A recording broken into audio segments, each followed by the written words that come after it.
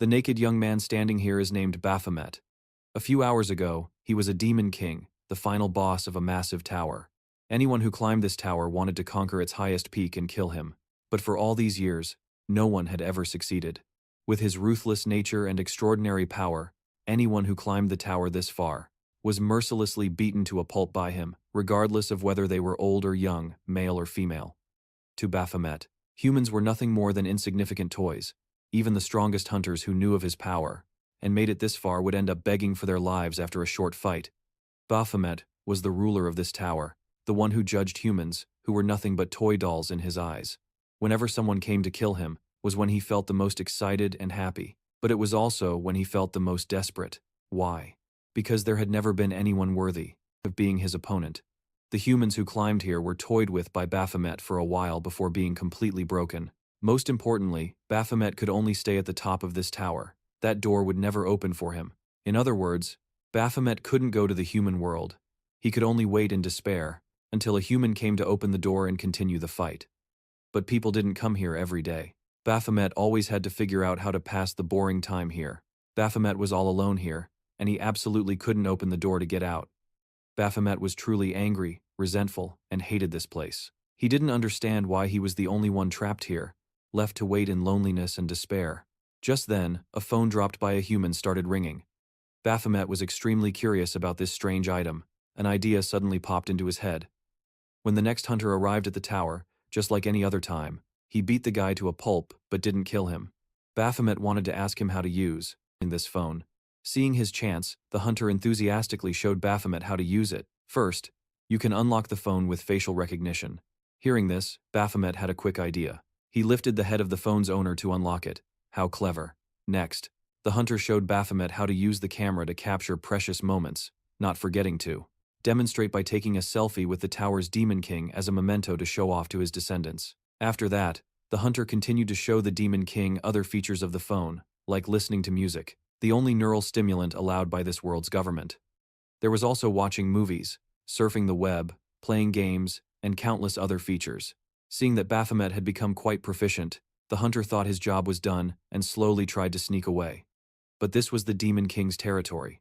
His usefulness had indeed run out, but so had his life. Baphomet was very intrigued by this human toy. It became his pastime in this boring tower. Looking at the mountain of corpses he had slaughtered, Baphomet thought he might be able to find other interesting items from the bodies of these guys. Acting on his thought, the first item he looted from the pile was a notebook titled Masterpiece Collection. Baphomet read it but didn't understand a single thing, so he immediately tossed it aside and continued to rummage. He found one ordinary human item after another, things he was seeing for the first time in his life. Sometimes, human items like this wedding photo of a bride made Baphomet stare and get a glimpse of life in the human world. The letters and messages kept popping up on the phone, but Baphomet paid them no mind. The more important thing to him was, the more he learned about the human world, the more he longed to see it for real, not just in his imagination. The human world has a belief that God can grant wishes. If God truly existed, Baphomet hoped he would grant him a wish too. Suddenly, this sentimental daydreaming felt unfamiliar to Baphomet. Just then, the tower suddenly roared, which meant someone had reached the highest floor. Baphomet returned to his throne. He no longer felt any anticipation. After all, the next toy, it would just break quickly like the rest. But this time, reality was far different from what Baphomet expected. The one confronting him, it was unlike the other hunters. It was Raven, a hunter of true strength. The moment he stepped in and they stood face to face, the power radiating from the hunter surprised Baphomet, making him exclaim, "Is this really all there is to the toy moving before me?" The two swung their swords and charged into close combat. After just a few simple swings, Baphomet could already feel a huge difference. This was the power he had been waiting for. It was absolutely top tier. Fighting Raven made Baphomet feel truly exhilarated. It was a feeling of joy and happiness that he had long forgotten. This was exactly what he had been searching for all this time, a worthy, explosive battle that he had always craved. It was a truly interesting fight. However, the longer they fought, the more Baphomet found himself being overwhelmed. The last blow sent him crashing to the ground. For some reason, Baphomet felt a sense of jealousy towards this toy named Raven. The battle grew more and more fierce. Baphomet regained his strength and launched a relentless barrage of attacks at Raven. But Raven was no pushover. He immediately countered with equally powerful sword strikes. His strength and masterful skill gradually put Baphomet on the defensive. In all these years, this was perhaps the first time he was about to lose to a mere human. Unwilling to accept defeat, Baphomet immediately unleashed all of his power. He was the Lord of the Tower, after all. He couldn't be defeated so easily. He used magic to create dozens of sharp weapons. They flew straight at Raven, but with a single, clean sweep of his sword, Raven easily dispatched all of them. Not content with physical attacks, Raven also launched a psychological one. So what if you're a lord? You're still trapped in here. Hearing this, Baphomet froze. Seizing the opportunity, Raven raised his sword to deliver the finishing blow, but Baphomet refused to give up, continuing to counterattack with his magic. An inferior toy daring to think it could defeat the lord of this place. But what Baphomet didn't expect was that Raven was no ordinary toy. Ignoring everything, he had already rushed forward and slashed at Baphomet's neck, delivering a fatal blow. Looking at his face and extraordinary power, Baphomet knew that Raven was a true human, a free and powerful human. He too yearned to be like him, craving to escape this place and become a human. Suddenly, a strange system appeared. The display showed the main quest: kill the hunter Raven. The reward: your wish will come true. At that moment, Raven's sword was already piercing straight through Baphomet's body. He had successfully cleared the tower, and it would soon collapse. It seemed that everything was over, but if that happened, there would be no story to tell. In his final moments, Baphomet seemed to gain a surge of new strength. He rose one last time, then coldly and decisively plunged his own hands straight through Raven's body. He succeeded in ripping the heart right out of his chest. In the end, Baphomet killed that bastard and came back to life after the tower collapsed. When the cleanup crew arrived, they saw him standing alone amidst the rubble and went over to ask for his name. Baphomet had completed the mission to kill the hunter, and his wish to become human came true. In this world, hunters were those who fought the monsters existing within gates and towers. However, back in those days, their social status wasn't very high. The phenomenon of unstable dungeons became more frequent. This happened when an uncleared tower collapsed, resulting in monsters escaping from the gate. This led to the decimation of the world's population. After that incident, humanity began training hunters to clear the towers. At that time, Baphomet was the ruler of the ABC Tower. Most hunters who came to conquer it died by his hand, and in the end, the one who had become fascinated by humanity decided to become a human himself.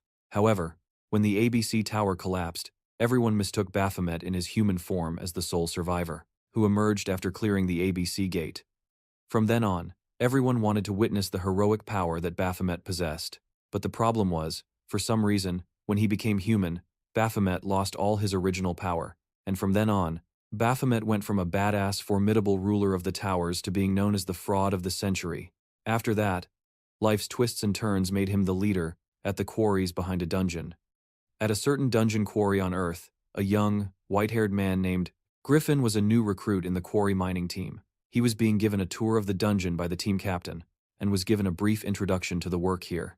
In fact, Griffin had visited this place a few months ago, but looking at it now, it seemed much larger than before. The captain explained it was all thanks to the hunters, who had expanded this area after they defeated the monsters. As for his job, Griffin would be responsible for working in Sector D, the place where the most gemstones were found. Suddenly, a loud voice shouted, "Everyone, make way! The big boss is coming through." The big boss mentioned here was none other than Baphomet, and these were his underlings who revered him as their leader. The captain leaned close to Griffin and whispered a warning. "You shouldn't get involved with that group because they're criminals who escaped down to this quarry. They're quick to beat up anyone they dislike, especially that guy Baphomet." Hearing this, Griffin felt a bit scared. It was unsettling to have people like that working here, but there was no other choice. The contractor really liked Baphomet because he was excellent at his job. Soon, it was payday. The captain cheerfully handed each person an envelope with their wages for the day's work. Of course, Baphomet got his share. The captain also mentioned he'd move that thing over to the other passage. Hearing this, Baphomet flinched and trembled slightly. This caught Griffin's attention. After getting paid, Baphomet's underlings cheerfully suggested taking him out to have some fun. Suddenly, one of them asked Baphomet where all his daily wages went.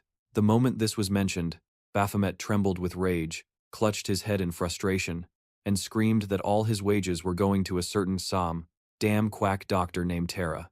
Back when Baphomet was branded a fraud and pushed to the bottom of society, he had been injured and needed surgery but had no money to pay. So she offered to let Baphomet go into debt, but advised him to work his body to the bone to pay it back. In the end, Baphomet had to slave away, breaking his back at this quarry to pay that damn quack. But on second thought, this situation was actually for the better. It was better than being filmed and photographed for that national fraud show every time he stepped outside. Still, it wasn't exactly perfect down here. Some things happened that annoyed him. A few of the guys had recognized Baphomet as the fraud who had been all over the media, so they were always trying to start trouble with him. Baphomet couldn't be bothered and just ignored them, but the more he did, the more they pushed him. Give them an inch, and they'll take a mile. Finally, unable to stand it any longer, Baphomet jumped in and taught those guys a lesson, beating the crap out of them.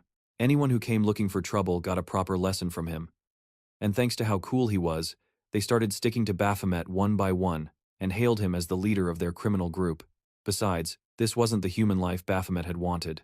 What he craved was a cool life, using his power to slay monsters like a hunter, not beating up a bunch of thugs. Even now, Baphomet still didn't know why he had lost all his power. Maybe it was because he had become human. Baphomet wanted to become human because he wanted to be as strong and free as the guy who had almost killed him in the tower. While he was lost, in thought, the words of an underling startled him. "To me, you look way cooler. Those hunters are nothing special. They're just ordinary like us. If we awakened, they wouldn't stand a chance." What Baphomet's underling said wasn't wrong, but to him, being a cool and strong hunter was still better. Hunters in this world also made a lot of money, and were quite famous, always living in luxury and extravagant mansions. One of Baphomet's young followers thought those hunters only got all that stuff through sheer luck. After all, money earned through hard work is much more valuable. It's true, the ones who get money easily are the ones who don't know its value. Watching his underlings cheerfully joking around, Baphomet suddenly smiled. He himself didn't know why. He could only awkwardly explain that seeing everyone happy made him happy too, causing them all to look at him in bewilderment. They even wanted to bet on who had what it takes to make their boss smile so happily. Baphomet, at that moment, suddenly realized this was the exact same feeling he'd had before. It was just like the feeling he got from playing with his human toys back in the tower. To be specific, it was the feeling of enjoyment. Baphomet was enjoying the pleasure of being with his friends. Perhaps he was craving power to experience the same joy he had in the tower. Baphomet was like a child, stepping into the world for the first time and feeling simple joy, even without his powers. However, since they'd been here, Baphomet's underlings didn't know his name, so they all just called him boss. Baphomet didn't talk or get close to anyone, so they were all eager to know his real name. Baphomet said he used to have a name, but he didn't use it anymore. Hearing this, the young underling was impressed, feeling like his boss had an incredibly cool past. The underling then asked Baphomet if he wanted to use his name instead. "My parents poured their hearts into coming up with that name for me, but I don't live up to it." Baphomet asked what his name was. Just as the underling was about to say it, a massive explosion suddenly erupted. The entire dungeon was now engulfed in flames. The sound of the explosion mingled with panicked screams. Baphomet could only stand there, frozen and dazed, as he watched. He didn't know what that terrible noise was, but he desperately wanted it to stop. A moment later, as Baphomet came to his senses, he clutched his stomach in pain, realizing he was injured. He looked at the scene of utter chaos and devastation before him. Baphomet was in shock and horror. As his hand fumbled on the ground, it touched something. He looked over and was heartbroken to realize it was the burning bodies of his underlings. Once again, his toys had been destroyed. Baphomet had only just started to feel the warmth of human connection from this cheerful group, and now it had all come to this. Filled with pain and resentment, he collapsed and roared in anger. Which bastard did this? A short while later, as the explosion subsided, the true culprit was revealed to be the new recruit, Griffin. His real identity was that of a poacher hunter, one who attacks and steals spoils of war. The two hunters in charge of this dungeon found out and immediately rushed over to fight him. It was 2 against 1, an overwhelming advantage. But Griffin didn't seem the least bit afraid, because to him, what the world knew was only half the story. Griffin was a B-rank hunter, while the hunters in charge of this dungeon were only C-rank. So despite their numerical advantage, they stood no chance of defeating him.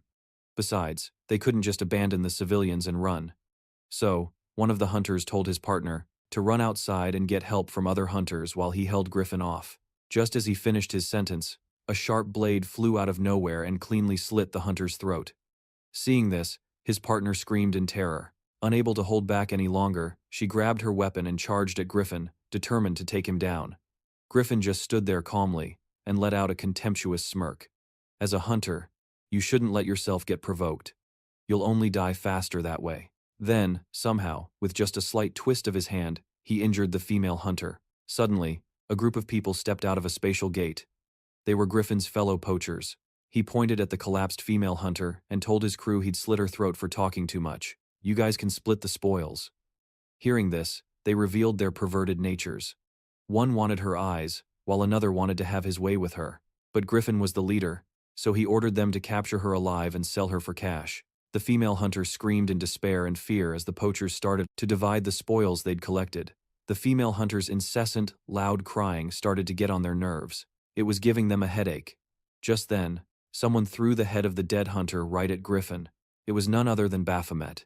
He had already beaten one of Griffin's unsuspecting underlings to a pulp. A few minutes ago, while Baphomet was still drowning in shock and despair, a system window had suddenly appeared. The screen displayed a hidden quest: feel anger on behalf of humanity.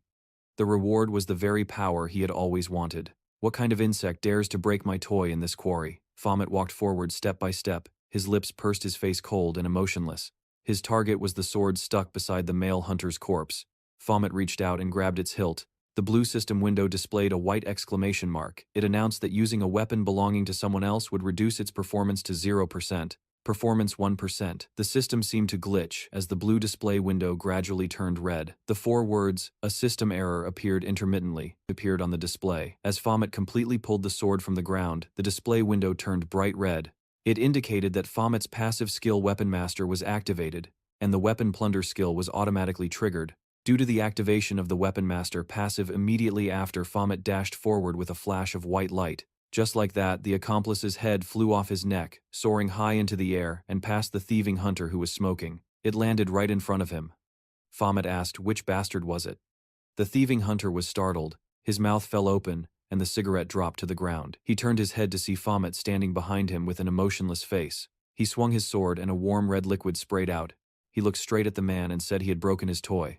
"You damn vermin." The thieving hunter, surprised and confused, repeated, "Toy." The two accomplices in front of him were terrified and tried to back away. Baphomet stepped on the corpse he had just taken down, his hand gripping the sword hilt. He looked straight at the thieving hunter, his lips moving slightly, asking if he was a survivor. The man smirked, not understanding what he was talking about. Baphomet glared at them. He asked, "Was it you guys?" The thieving hunter cupped his hands around his mouth and jeered at Baphomet, saying, "Aren't you too old to be playing with toys?" Baphomet didn't want to waste any more words and charged straight at him. The two accomplices in front of him panicked and tried to back away, but he angrily shouted at them, "You bastards, what are you standing there for? Get in position." He was a little surprised, wondering if that thug Baphomet was a hunter. "Is that so?" He laughed fiercely and said to Baphomet, "Let's see how strong this bastard is." The accomplice in front of him gripped the weapon in his hand, while the other gritted his teeth in determination. Baphomet remarked, "So much prey at once.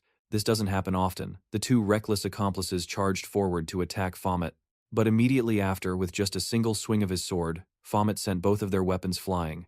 To their astonishment, the blood-stained sword in Baphomet's hand thrust straight towards the face of one of the accomplices. The other accomplice was horrified by his speed. He only had time to glance over and witness the other accomplice let out a single scream before the sword in Baphomet's hand pierced through his head. The remaining accomplice shouted in a furious rage, "Damn you, you bastard," and charged at Baphomet, who kicked the dead accomplice's body away. He forcefully pulled the sword back, glanced at the accomplice attacking him, and easily caught his arm. He looked terrifyingly cold at that moment. The blood-soaked sword in his hand swung up, and just as the sword was brought down, the remaining man's head flew from his neck. A warm red liquid sprayed everywhere, and half of Baphomet's face was shrouded in shadow. He looked up at the thieving hunter in front of him, his gaze incredibly sharp and cold. The thieving hunter remained standing in place. He was still in the mood to smirk, the corners of his eyes crinkling with a cunning glint. He felt a surge of excitement. He thought to himself, "You're not bad." He gripped his weapon and charged at Baphomet, who easily raised his sword to block. Their weapons clashed and vibrated continuously. He laughed, looking intrigued. He said Baphomet was better than he thought, and asked for his rank. Baphomet glared at him without answering as their weapons scraped together, creating sparks. They both pulled their weapons back at the same time. He guessed Baphomet was C rank, but then immediately denied it himself. No. He laughed loudly, his entire face seeming to contort, making him look even more terrifying. He said excitedly, "You're even above C rank." A gleaming sword strike flashed past Baphomet's neck as he leaned back just in time to dodge it. He noticed a new scratch on his cheek with blood trickling from it and flowing down from the wound. He remained silent as the thieving hunter in the quarry continued to ramble on. He asked why a hunter like him was hiding here and acting like a thug. "Don't tell me you have some business here too." He said mockingly sorry for the disturbance, then rested his weapon on his shoulder and grinned with squinted eyes, saying that's all you'll ever know anyway. He charged at him with his weapon and a sinister look, confidently saying because you're about to die. Baphomet calmly held the blood-soaked sword horizontally, his eyes warily watching the man in front of him. An elegant curved strike was unleashed. It was so fast that it couldn't be seen clearly, and could only be tracked by the flash of white light it left in its wake. Baphomet was surprised as another wound appeared on his shoulder, and then immediately on his cheek. It came so unexpectedly he couldn't react in time. But it didn't stop there. The next target was his thigh, and Baphomet raised his arm to block. A cut appeared on his bicep. A moment later, multiple slashes were delivered, accompanied by a series of continuous wounds appearing on Baphomet's body, but none of them hit any of his vital spots. The thieving hunter smirked coldly. At some point, his sword had separated into multiple segments connected by steel wires. It looked like it had transformed into a long, sharp whip. He continuously maneuvered the wire, whipping Baphomet repeatedly. That was the reason why so many wounds had appeared on his body.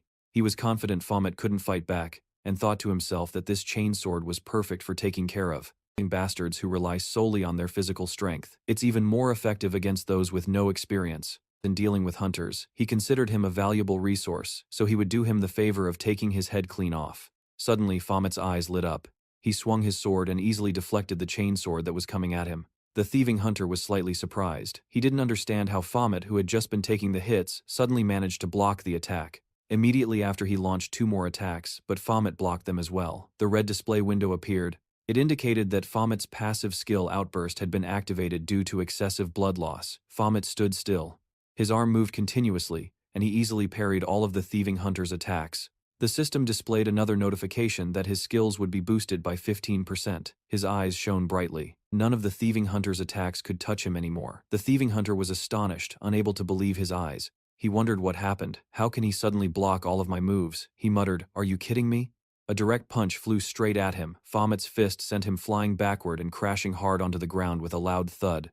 Dirt and rocks flew up as his back slammed into a rock ledge, cracking it. He groaned softly in pain.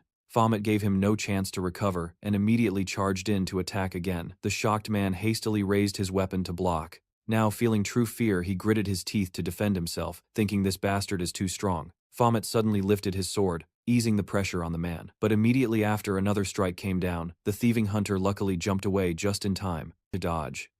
The boulder he had just been leaning against was shattered to pieces by Baphomet's single strike. His attack having missed, Baphomet glanced at him, his expression now truly terrifying. He gripped his sword tightly without a moment's hesitation, and charged at him, startling the man. He didn't expect him to be so relentless, he thought to himself. So you think your physical strength is superior? He struggled, gritting his teeth, and spat out. "Enough," he shouted, "stop this."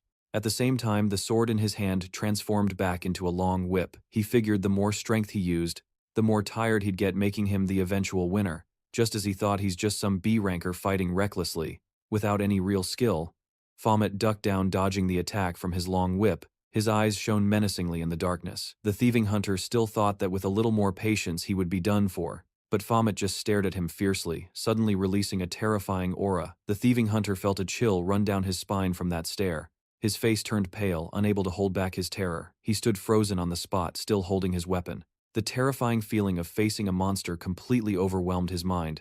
He wondered, what is this? What in the world am I fighting? It's like a monster. In that moment of distraction, Baphomet rushed forward and swung his sword. His arm fell to the ground. The man's face turned deathly white in shock. Warm red liquid splattered everywhere as Baphomet glared at him and said, "That one is for those who were always pushed onto the battlefield." He remembered the underling who led others to bully him when he first arrived at the quarry. He had once winked and smiled at him. The thieving hunter glanced at his severed arm as hot blood splattered onto his face. Unable to bear the pain, he screamed and cursed at him, calling him a bastard. Right after that, another sword swing came down. His other arm was also severed. Baphomet remembered his bald underling who always had a squinty-eyed smile. He said, "This hand is for the bastard," who was always silent. The thieving hunter let out a tragic scream, followed by another slash. Fresh blood gushed out profusely. Baphomet remembered the underling with a chubby round face holding a chocolate bar. He said, "This left leg is for the fatty who always brought food." The thieving hunter lost one of his legs. He could no longer stand and fell to the ground, his whole body trembling in pain. He whimpered in fear, begging Baphomet to stop. Baphomet stood before him unwavering. He said for the other leg, and remembered the scene before his brown-haired underling was blown to bits right in front of him. The kid had looked at him at a loss for words and told him his name was Shaminu. Hot blood shot out again, accompanied by the thieving hunter's terrified scream. His eyes looked like they would burst, his face contorted in pain. The thieving hunter, now missing all 4 limbs, lay in a pool of his own blood as Baphomet stood over him. He gripped the sword with both hands, aiming it at the man's neck. He said, "And this is." The man helplessly let out terrified hisses through his teeth. He looked up at Baphomet, his whole body trembling. Unable to believe he had been defeated and tortured into this broken state, his voice trembling, he asked, "What the hell is this? Who are you?" Baphomet ignored his question and slowly lowered the sword to his neck, and continued that this is the price for pissing me off. The thieving hunter's face showed extreme horror. Cold sweat drenched his face as his mouth uttered incoherent sounds. Baphomet didn't give him a chance to say his last words. He forcefully stabbed the sword down and then decisively pulled it out.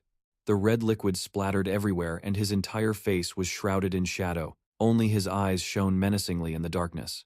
As the sword plunged into the thieving hunter's neck, it was also the moment Baphomet felt an unprecedented intense heat. He gritted his teeth and pulled the sword up, sending blood splattering everywhere. His entire body felt uncomfortably hot. He began to frantically slash at the thieving hunter's corpse in front of him. Blood splattered all over him, making him look terrifying. The red notification window appeared again, stating that those who constantly crave power will suffer a heavy consequence. Every cell in Baphomet's body seemed to be screaming wildly. He nearly lost control, becoming the monster. Baphomet of the tower, no longer a human. He needed a human to willingly offer themselves to him. The display window showed his current state was due to a berserk debuff. The bloodlust trigger was activated by the outburst. Baphomet held his sword in one hand and clutched his head with the other. His body screamed in heat. He needed a human, not these chunks of meat. A living person. Suddenly he heard the groan of a living person behind him. His soulless eyes lit up menacingly. He had found what he needed. He turned and walked to where the female hunter lay on the ground, pointing his blood-soaked sword at her. In his murderous bloodlust, he recognized her as a human. A living human was here. Something in his head screamed at him to kill them. Baphomet hesitated, his face shrouded in darkness and deep malice. It screamed that he was a creature born to slaughter humans. Kill them. He slowly raised his sword, controlled by the damned voice in his head. Suddenly, someone else appeared in the quarry, and it seemed to be more than one person. Someone was reporting to a manager saying there's someone alive here. The sound of the person talking attracted Baphomet's attention. The sword in his hand paused and his soulless eyes glanced toward the source of the sound. He heard the voice continue, "But the situation is strange. One survivor is trying to kill another." The manager asked if there were any corpses or a mess of blood and gore around. The man picked up his walkie-talkie. He continued reporting that he looks very similar to the person we are looking for. Just as he finished saying that, a hand suddenly patted his back. It was the manager he had just called who said, "I'm here now, so you can put the walkie-talkie away now." After saying that, the manager looked at Baphomet holding the sword. He was a little surprised when he got a clear look at his face. He said the person they are looking for doesn't look like this. Baphomet had nearly lost all self-control. In his mind, he only registered the humans in front of him, 2 of them. After realizing there were 2, he didn't hesitate, charging forward with his sword to attack them. The manager said he thought he had seen Baphomet's face somewhere before. Just as he said that, he realized Baphomet was charging at them. The glasses on his face flashed. The man who first spotted Baphomet widened his eyes in shock. A red glint flashed in Baphomet's eyes. He roared in fury, telling them to die. Suddenly in mid-air, a slender glowing hand appeared right in front of him. The hand held its thumb and middle finger together. Baphomet paused, confused. Someone lamented, "Do you have any idea how hard it was to catch you alive? I can't let you die yet." Right after that, the hand flicked his forehead, telling him to sleep well for a while. Baphomet was charging at the 2 people who had just appeared, but he suddenly stopped. His head snapped back from the flick and then he fell backward onto the ground. He completely lost consciousness, much to the confusion of the 2 newcomers. Baphomet was out cold. He wondered what that hand was. In his mind, a voice called out Baphomet. He saw himself as a monster with a goat's head. He was sitting upright in the tower, listening to his followers call him Lord Baphomet. They pledged to serve him forever. Baphomet stretched out his hand and commanded to kill all humans on Earth. He was a warmongering monster who loved to slaughter. He wanted everything to kneel before the name Baphomet. Suddenly, someone called him a frog in a well. A sharp sword pierced through him. Red blood splattered everywhere, staining the blade. He saw his human self being stabbed by Dragon, pierced by a single sword strike. Dragon's face was hidden in the shadows as he said, "You probably don't know this, back when you were the ruler of the tower." Jason's face was revealed, his expression frighteningly cold. He told him the truth, that he was just a weakling. Baphomet gritted his teeth resentfully. He heard Jason say the weak deserve to be sent to hell. Baphomet was jolted awake by the nightmare. His entire body was stiff, and he wasn't fully conscious yet. His eyes shot open, darting around. He wondered what was that. He was on one knee on the floor. He turned his head to look around, mumbling to himself, wondering where he was. He was supposed to be at the quarry. Suddenly, a mechanical voice rang out. The person asked if he could hear him saying, "You're finally awake." Baphomet listened but didn't understand. Elsewhere, the man speaking to Baphomet smirked as he heard Baphomet ask who he was. He didn't answer Baphomet's question, instead saying cryptically, "A rare miner." Baphomet seemed to realize something. He glanced in one direction. The other person continued to ramble on about how it was no wonder his face looked so familiar. "You're the miner who was arrested for illegally attempting to destroy the Hell Tower. Right.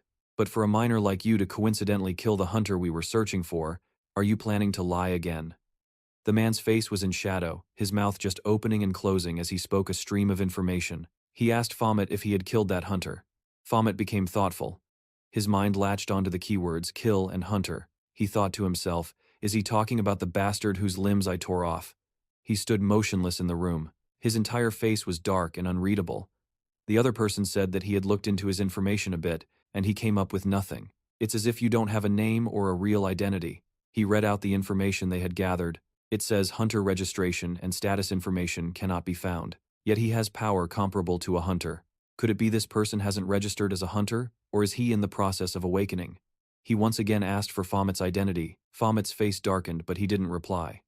Seeing this reaction, the man said they would decide what to do with him, based on the answer he provides. His sentence was cut short when a fist suddenly shot out. Baphomet, who had been standing still, suddenly punched the black glass panel installed on the wall. It created a small hole in the glass. Baphomet's fist remained pressed against it as cracks began to spread from the impact point. He coldly told him to stop nagging. Why was he asking so many questions from behind the glass? The man who kept asking questions was stunned into silence. Baphomet stood his ground before the glass, saying that if you want to know someone's name, you should introduce yourself first. But instead, you're locking me in a cage and casually watching me from behind a thick wall. At this, he couldn't help but call him a despicable bastard. His voice echoed across the room as he asked again, "A gold digger? Who was it that made me this way?" "It was them who first acknowledged me in the name of a hero. And the hunter you're all chasing?" He admitted to killing him. "So what?" he asked. "Am I supposed to sit here and reflect on my actions?" As he spoke, his eyes widened in anger, and his expression grew more ferocious. He asked why he should. That guy provoked him first, so it doesn't matter how many times he comes back to life. I'll kill him every single time.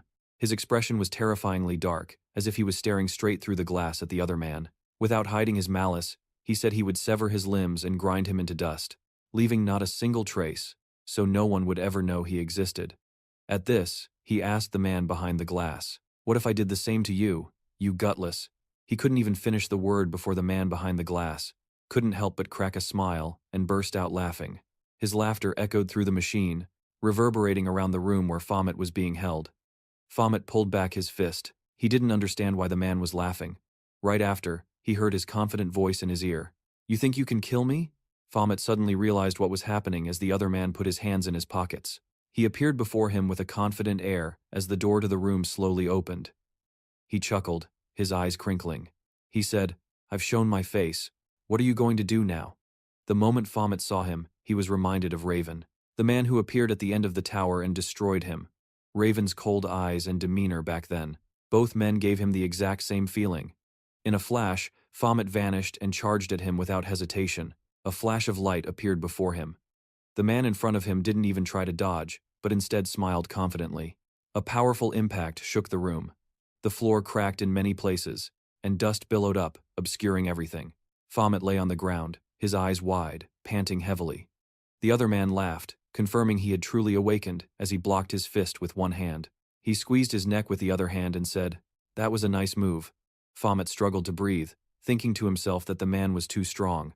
He kept Baphomet pinned down. Behind him stood another person, his subordinate, with his hands clasped behind his back. He turned a blind eye to his superior's actions. The man said he should introduce himself, explaining they were from a government organization. It was secretly formed to stop criminal hunters and was called Roju. His subordinate glanced down at them as the man said he would get straight to the point. The hunter you killed was the very person they were hunting, and he was to be executed upon capture anyway. The man's eyes crinkled as he smiled. He explained that the man's crime was committing inhumane acts. He had disguised himself as a death hunter. He preyed on innocent hunters and illegally trafficked their organs. The hand on Baphomet's neck tightened its grip. He gritted his teeth and his whole body trembled, but the other man didn't seem to care. He said there was a superstition among the wealthy. It claimed that eating the organs of an awakened one would grant a powerful body and immortality. It's unknown if Baphomet even heard him. He used his free hand to try and pry the man's fingers from his throat, struggling to get up, but it was useless, as he was clearly no match for him. The man said they were extremely grateful for his help, and for getting rid of that burden. But the fact that you killed people is undeniable. You slaughtered 5 of them. Their people examined the bodies, and the cleanup was incredibly neat. The killer had to be a highly skilled professional. He asserted that a newly awakened person couldn't possibly create such a scene without a moment's hesitation. Although some individuals have a natural talent for killing, his experience told him that cases like this. He narrowed his eyes, studying his expression, and continued, usually belong to veteran killers whose hands are stained with the blood of thousands. Baphomet gritted his teeth. His face trembled from the strain as he listened to the man say that since the only information he could find was about him being a con artist, he had tried to provoke a reaction to figure out what kind of person he truly was. Listening to him drone on, Baphomet just grew more and more annoyed. His vision filled with red. The other man continued, engrossed in his own speech.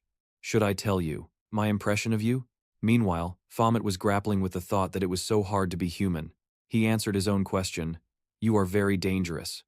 Baphomet, on the other hand, was wondering if he was allowed to just beat people like him to a pulp. Unaware of his thoughts, the man continued. You were truly born with the heart of a demon. If you aren't stopped, you might become a criminal hunter that we'll have to eliminate. Right then, Baphomet wished he had been his old self from the very beginning. He wished for a more liberated body. He remembered the hunter Raven in the tower, and thought about him and this rambling man. This seed of a tumor the man was talking about. In Baphomet's mind, he lumped the two of them together. He thought, this guy too. They will all be crushed under my feet. Suddenly, the man released his grip on Baphomet's fist. Hidden in the shadows, he laughed and said, must be eliminated. His open hand was right in front of Baphomet, as if it could crush him at any moment. He felt a wave of helplessness and resentment, and couldn't help but curse inwardly. In a towering skyscraper was the headquarters of the Hunter Management Center. Inside, many people were waiting in line. The clear, professional voices of the female staff echoed throughout the hall. They thanked a hunter and wished him well, then cheerfully asked if he wanted to continue paying the rental fee for his gun. A female employee called number 122 and looked at the person who approached her desk. With a professional smile, she greeted him and asked how she could help. Baphomet was now wearing a fresh set of clothes. With a bandage on his face, he stared at the employee without answering, his mind flashing back to what happened earlier. The man who had been choking him brought his face close and smiled like a cunning old fox. He poked him in the chest and asked, scared now? He then got off him, saying that even they wouldn't dare to do anything. So reckless. Besides, he said he quite liked his personality. Baphomet rubbed his aching neck. He watched him warily as the man said that someone with his talent could probably handle anything. He didn't understand what the man meant. Then, the man made him a serious offer, to become a hunter under Roju's command. That talent for killing should be put to use for Roju.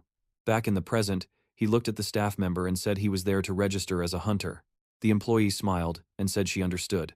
She then asked for his ID and his hunter aptitude test results. He remembered the man with the glasses saying they would make a small change to his identity. He would also contact the relevant agencies to help him pass the aptitude test. After a moment, the employee smiled and said the verification was complete. Thank you. Now you'll need to register an alias, she explained. That's the name you'll use as a hunter. He recalled the man with glasses mentioning the policy of creating a completely separate alias. It was to clearly separate hunters from civilians, and registration was impossible without one. The employee now asked if he had an alias in mind. It has to be different from your real name. If you don't have one, we can suggest some. Baphomet recalled the man's words before he left. The man with the glasses had told him that in this industry, many things had to be done in secret. The industry already drew too much attention, so he should try to be inconspicuous. Baphomet smirked to himself. He'll regret giving me this chance. I'll become stronger than anyone else. He looked directly at the employee and smiled. Then he stated his alias, Baphomet. He was confident that he would make everyone tremble in fear at the sound of his name. A wolf with snow-white fur opened its jaws wide, baring its teeth. Its sharp fangs looked ferocious, as if it were ready to tear its prey to shreds. With a single knee strike, Baphomet easily defeated it. Another wolf behind him snarled and lunged, trying to seize the opportunity to attack. As if predicting it, Baphomet quickly turned around and immediately fought the wolf with his bare hands. He easily grabbed the wolf and with a simple twist of his arm, he effortlessly took it down. Behind him, a few other wolves were still growling and baring their fangs. Not daring to advance, they knew they were no match for him, so they wisely retreated. Then, a huge beast's foot stomped down, making the ground shake. In the forest, the Wolf King's two eyes began to glow. Its massive body gradually appeared as it reached out a paw with sharp claws, intending to attack Baphomet. He suddenly raised his hand, asking it to wait a moment, causing it to freeze in surprise. It stared at him with eyes so wide they looked like they would pop out. Baphomet raised his hand into the air, wanting to test his summoning magic. He stood there and said, "Come to me now." But what he was waiting for never appeared. Nothing in the forest changed at all as he stood before the Wolf King. Looking like a fool, he held the pose and wondered to himself, "It's not coming?" The Wolf King probably thought it was being mocked. It lost patience and swung its paw down on him. But right after, as if realizing something, it flinched with its eyes wide open.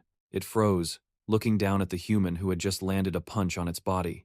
With just a single punch, all its internal organs felt like they had been shattered. Blood splattered everywhere. Against this overwhelming power, it clearly had no way to fight back. Baphomet stepped out of a magical portal, thinking it was just as he predicted. One hand was in his pocket, the other held open. He looked at his palm, feeling a bit disappointed because his power hadn't fully returned yet. And for now, there was only one reason for that. He looked at the bright red display in front of him. It read, "Hidden quest completed. Wrath in the name of humanity." The reward was, "the power you seek."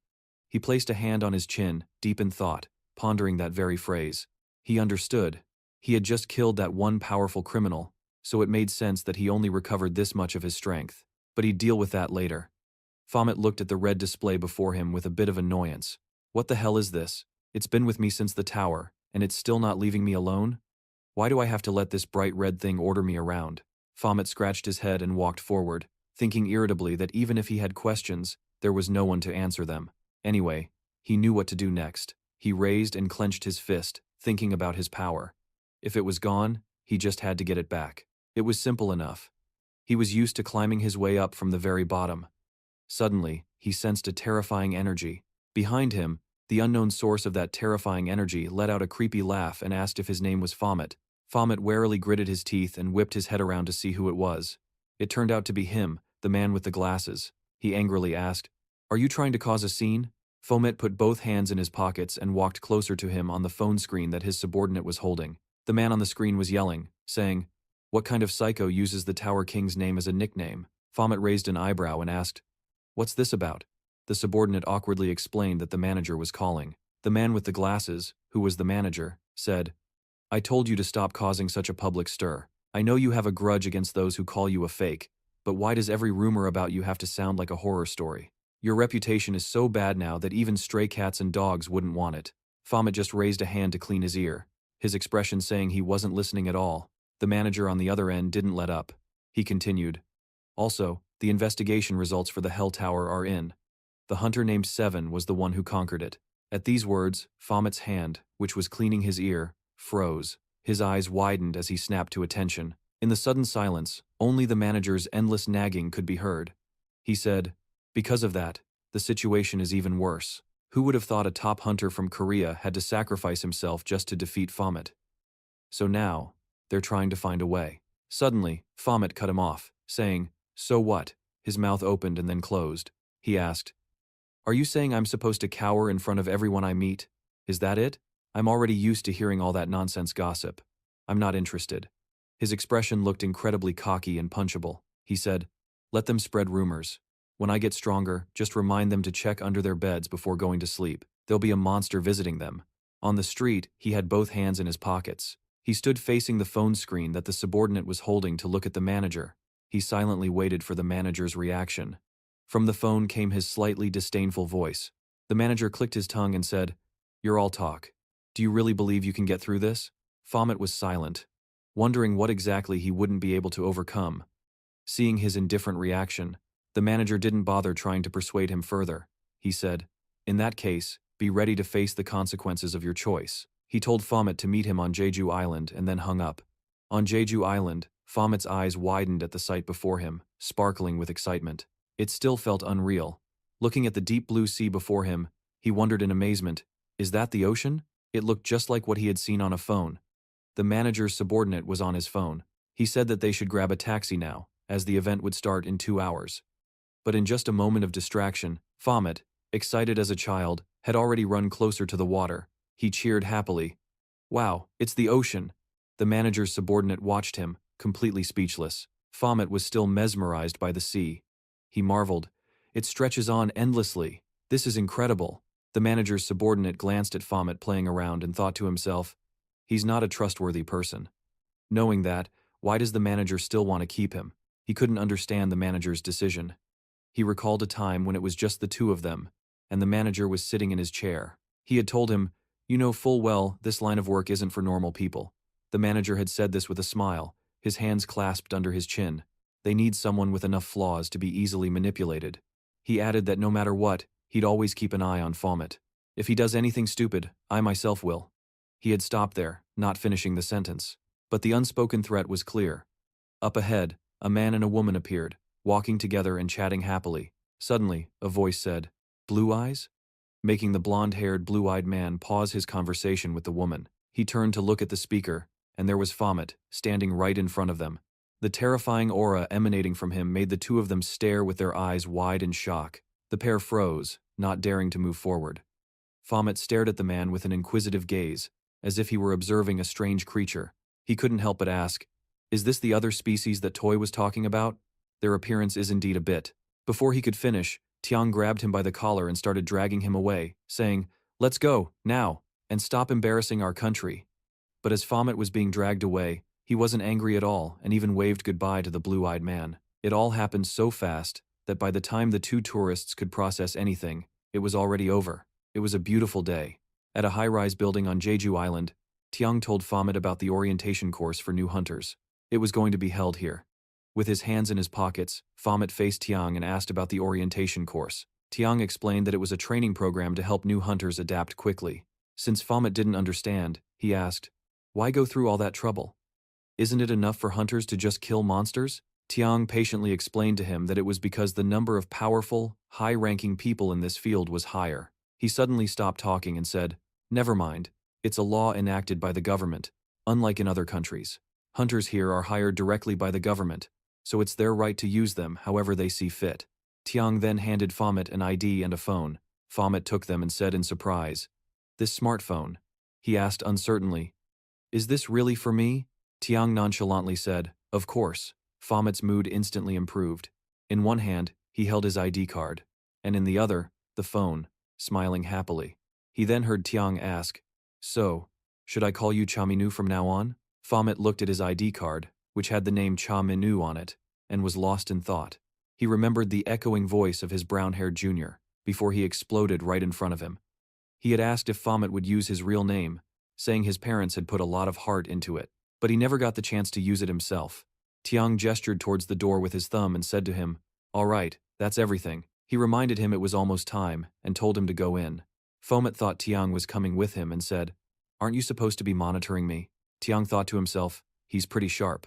Meeting Baphomet's expectant gaze, he looked him straight in the eye, and told him to just go inside and he would find out. Baphomet's eyes darkened. He was displeased but didn't say anything, with only that one phrase replaying in his mind. The managers, you'll find out soon enough. At the spacious auditorium, the manager stood on the stage and said, welcome, hunters. Then he introduced himself as the host of today's course. He grinned like a cunning old fox, saying his name was Ma Seong-un.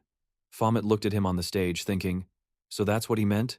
In the dining hall area, a few hunters were strolling by the food counters, helping themselves to the food. Baphomet suddenly spoke up, asking, what the hell is going on here? He glared at the manager, also known as Ma Seong-un, who was standing beside him, and asked, aren't you part of some secret intelligence team? Ma Seong-un broke into a sweat. He quickly told Baphomet to keep it down, saying people might hear. He then explained that on the outside, he's a member of the Hunter Management Center, and asked if Baphomet understood. Baphomet, without any courtesy, took a jab at him. You're pretty good at deceiving people, you know. He laughed shamelessly, saying it's less boring than being the hypocrite of the century. A displeased Baphomet asked, what did you just say? He tilted his head slightly, looking towards some people who were covering their mouths and gossiping nearby, and told Baphomet to look at them. He said they had been making Baphomet the subject of their gossip for a while now. He said their friendships probably became much closer after having to struggle against Baphomet. Those people, every one of them was looking at Baphomet with malice. One of the men asked the person beside him, "Isn't that the fraud over there? How dare he show his face here? On top of that, he's using the code name Baphomet."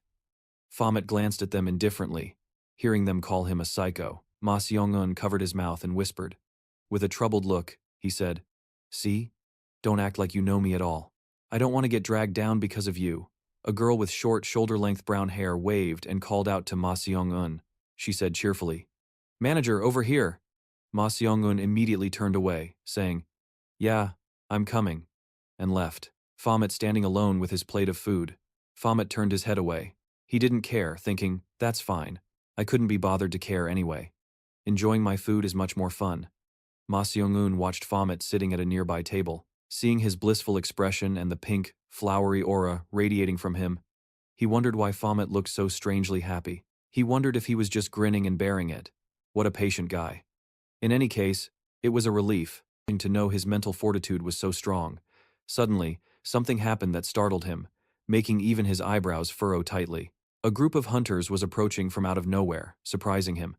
He looked at them and wondered, what is this? Why are A-rank hunters here? The group walked in arrogantly. A bad premonition rose in Ma Seong-un's heart.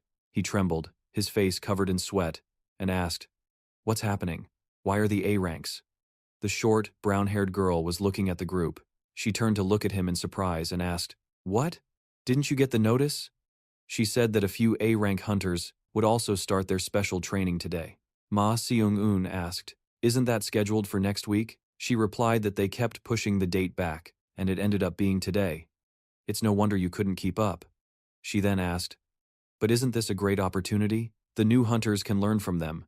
Ma Seong-un, sweating bullets, forced a smile and said, "That's right, everyone can learn something." He thought of Baphomet and realized, except for that guy. Baphomet was completely oblivious to the commotion, intently staring at the sumptuous food he had just gotten. His eyes sparkled with happiness, his cheeks flushed pink. He smiled joyfully. He remembered there was some kind of feature on phones for taking pictures of food, which really made him curious. After all, as a demon, he never needed to eat. He stared at the dishes and thought, "I've tried porridge and ramen already, but I've never had dishes like these. What are you supposed to say at a time like this?" "Ah, that's right," Baphomet remembered. He picked up his spoon, his eyes crinkling into a smile, and said, "Bon appetit." Before he could finish, someone poured a glass of water straight over his head. Everyone in the dining hall turned in shock to look. The person who poured the water on him sneered, "Aren't you the infamous Baphomet?" Baphomet froze, unable to react. Someone in the crowd asked, "Who is that?" The troublemaker raised an eyebrow, looking provocatively at Baphomet. "A pleasure to meet you. I've been quite curious about how formidable you'd be, but it turns out you're just a normal guy." Someone answered the person who was curious about his identity. "He's Leon, an A-rank hunter." His companion walked over to him, calling him Bang Ji-hoon, and asked what he was doing. Baphomet sat at the table, his face dripping wet, but he didn't react. Bang Ji-hoon's companion tried to stop him, saying he was acting rudely. "Everyone is watching." He angrily gritted his teeth and said, "How can I just ignore it after finally meeting this bastard in person?" Bang Ji-hoon's companion apologized to Baphomet on his behalf, but then criticized him. "You're not entirely innocent. We lost many comrades because of that monster, Baphomet." He said that for him to use that code name was like mocking all the other hunters. A cold drop of water trickled down Baphomet's cheek. His eyes widened in what looked like anger. The other man, however, didn't notice and was still, advising him to pick a more suitable name. Before he could finish, Baphomet grabbed the food tray on the table and dumped it over Bang Ji-hoon's head, to his stunned disbelief. Everyone around them was in shock, unable to believe what they were seeing. Ma Seong-un suddenly slammed his head on the table. He looked dead, as if his soul was trying to leave his body. The short, brown-haired girl, standing beside him, asked worriedly what was wrong. Bang Ji-hoon gritted his teeth in fury, hissing through them, "What the?" He angrily grabbed Baphomet by the collar and said, "Do you have a death wish?" Baphomet looked back at him indifferently. He opened his mouth to say, "You're making a big scene just because of a name. Don't worry, he's not going to come back to life just because I use his name." Baphomet's words only enraged him further. He asked, What did you say, you son of a bitch? Baphomet looked him straight in the eye without fear, and said with a smirk, if you cared so much for your comrade, why didn't you kill Baphomet sooner? Instead of going around shouting about how weak you are, Bang Jihon's companion peeked from behind him and said, what kind of nonsense are you talking about? Baphomet ignored him and focused solely on taunting Bang. Jihon, he said, I understand now. Were you too weak to do it, even if you wanted to? The moment Baphomet finished with, am I wrong? Bang Jihon's rage hit its limit. He stared wide-eyed at Baphomet. You bastard, have you said enough? Bang Jihon said with a terrifying look, clenching his fist to attack Baphomet. A blue screen appeared, indicating the activation of a physical strength enhancement skill. Ma Seung-eun raised his eyebrows in surprise. He didn't expect things to go this far.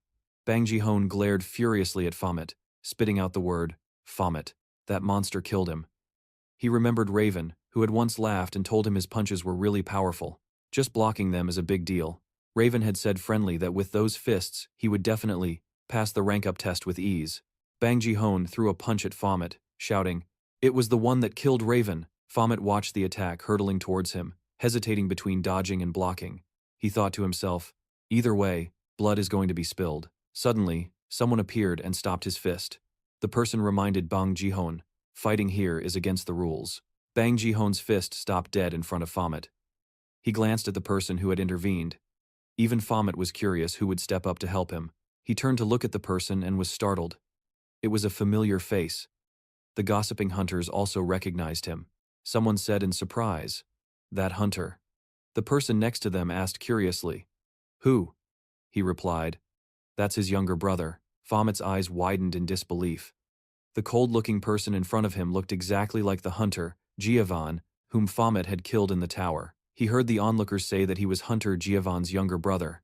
The question, Giovanni's younger brother, echoed, mingling with his own surprised look. The others also wondered and gossiped. Giovanni has a younger brother? You didn't know? He's really famous, a handsome young man who is the spitting image of his older brother. The youngest A-rank hunter, Griffin. Jihon frowned. He and another A-rank hunter standing behind him were also surprised by his appearance. Long time no see. I didn't expect you to be in this training session, but I'm happy to see you here. Before he could finish, Jihon stood in front of Griffin and said, against the rules? Are you seriously welcoming this son of a bitch? After everything he's done? The other A-rank friend beside him tried to stop him, saying, hey, Bang Jihon. Griffin calmly continued, he's not wrong if my brother had noticed Phoenix sooner. And if he had been a little stronger, he wouldn't have died in that tower. Daihon immediately growled in anger, this damn kid. Immediately, Seung-eun waved his hand to intervene before they could fight. Hold on, Hunter Nims. You can't do that here, can you? Seung-eun gave a forced smile trying to stop them. Is it really necessary to go this far? There are a lot of people watching, Ji-hoan asked. Why did you let him in? To that question he didn't understand, and asked back, huh? He frowned at Seung-eun and continued asking, as someone from the Hunter Intelligence Management Team, aren't you the one who approves scumbags like him to come here? The A-rank behind him felt helpless and held his head. Faced with the question, he just smiled lightly and casually said one word. Sorry, huh? My apologies. After answering, Seung-eun quickly turned to Min Yu and said, Hunter Nim, could you talk with me for a moment? He looked reluctant and replied, why should I? Before he could refuse, Seung-eun shut him up with two very gentle words. Shut up. With no other choice, Min Yu could only follow Seung-eun, ignoring everyone else. Following his footsteps was a sharp glare from Griffin. At the orientation course building, a female voice was making an introduction. Hello, new hunters, I am Han Yu-dong. I am the instructor for the system-related program. She was introducing and explaining the basics of the system to the new hunters. When you awakened, you all saw a blue system window, right? For hunters who are inexperienced in using the system window, we have linked it with a program developed by the management team, Hunter Intelligence, so it will be easier to. In front of her, Min Yu seemed to be listening, but in his mind he was thinking about Seong-eun's words, hit me. Earlier he and Seong-eun had a conversation. He suddenly said, I said hit me. Hearing those seemingly crazy words, he also wondered, are you crazy? What's wrong with you all of a sudden? But Seong-eun continued, if I hadn't recruited you in the first place, things like this wouldn't have happened. This is all my fault. He closed his eyes tightly, determined to take responsibility for his actions. So just hit me. At this point, Min Yu let out a murderous aura, warming up his hands while thinking and speaking to Seong-eun. This is a great opportunity. You're serious, right? You better not take it back. Seong-eun didn't think he would actually hit him. You look like you're really about to hit me. Why don't you have any hesitation at all? Min Yu withdrew his scary expression. So what do you want me to do now? You want me to go easy on you? After being humiliated like that, he was surprised to hear Seong-eun's answer, yes. Go easy on me, just until you become stronger. Seong-eun continued to explain to him, listen to me. As long as you become stronger, no one will dare to say such blatant insults to you anymore. To do that, you need to humble yourself a bit for now. He paused, then continued, even if there were 100 of you right now, you still couldn't defeat a single A-rank hunter. That's the truth. Before the flashback ended, Seong-eun's last words were, in other words, from now on don't say anything and learn to humble yourself. A hand held a phone with a not-so-good headline. As a voice spoke up, so, that piece of trash is a professional scammer, huh? 2 new hunters were reading the news and speaking with contempt. Who does he think he is to dare come here? It's because of scumbags like him that normal hunters like us get criticized. I was so happy to come here for training, but then pests like him make me. The conversation was cut short. When a fist slammed into the nearby vending machine, the 2 of them immediately fell silent, looking towards the source of the noise. A voice rang out, damn it, it ate my money. The owner of that voice was Min Yu, and he was glaring as a warning to those 2. Should I hit it really hard to make it spit the money out? The 2 of them were startled, their faces pale with fear. They immediately beat a hasty retreat. Didn't they just say, there would be a friendly match between 2 A-rank hunters? Yeah, I heard it's being held in room RGX, let's go. On the outside they seemed calm, but inside they were panicking. What the hell, since when was he there? Those words were aimed at us, right? Look at that bastard's eyes. It's like he's killed people before, not just 1 or 2. Min Yu rubbed the back of his neck. His expression returned to normal thinking that was enough to stop them without using his fists. He looked down at the vending machine and exclaimed, I didn't even put money in, but a drink came out. How lucky, Min Yu thought as he drank. Come to think of it, those brats just mentioned a friendly match between A-rank hunters. In a flash, it was already dark. Min Yu walked over and looked at the crowd, watching a young man fall to the ground in apparent pain. Ji-hoon stood proudly holding a blue cloth as an announcement rang out. Hunter Leon wins. The young man who had just fallen got up and said to him, as expected, I can't beat you, Sunbae. But I learned a couple of valuable things. He also offered encouragement. Your skills have improved a lot. The event staff continued the match. Currently, Hunter Leon has won 8 consecutive matches. Does anyone else want to challenge him? Faced with Ji-hoon's strength, everyone hesitated to challenge him. Meanwhile, Ji-hoon had his eyes on someone. He called out to Griffin, who was sitting and drinking water. Hey Griffin. He looked towards Ji-hoon when he heard the challenge. How about a match? Griffin removed a yellow band while Ji-hoon said, you know the rules, right? After that, Ji-hoon crossed his arms and weighted the blue cloth wrapped around his arm. At the same time, the event staff explained the rules again. The first person to take the blue cloth from the other's arm wins. The voice continued to announce the rules. Using passive or active skills is prohibited. Since this is a friendly match, if I see things getting dangerous, I will stop it. On the upper floor, Seong-eun walked over and asked 2 girls, event staff who were also watching the match, are they at it again? The girl named Yu-dung turned and replied, Captain. The girl spoke up, a lot of new hunters have come to watch. Seong-eun smiled warmly. Oh, is that so? The match will definitely have a positive impact on the newcomers, Seong-eun said while looking towards Min Yu. The long-haired girl smiled and turned to ask, Uni Hunter Griffin is really handsome, isn't he? She praised him while looking down at Griffin. He's been so charming lately. Should I ask for his number later? Faced with her infatuation, the other 2 could only make helpless expressions. Not knowing what else to say, Yu-dung replied to her infatuated junior. Of course. Hunter Griffin is very famous. How old is he? Captain Seong-eun rubbed his chin, smirked and answered, I think he's a 2nd year in middle school. After those words, all 3 of them froze for a moment. A loud, shocked voice exclaimed, What? At the same time, down below, Ji-hoon and Griffin had started their match. They were grappling close to each other. Ji-hoon said challengingly, should I check if your skills have improved?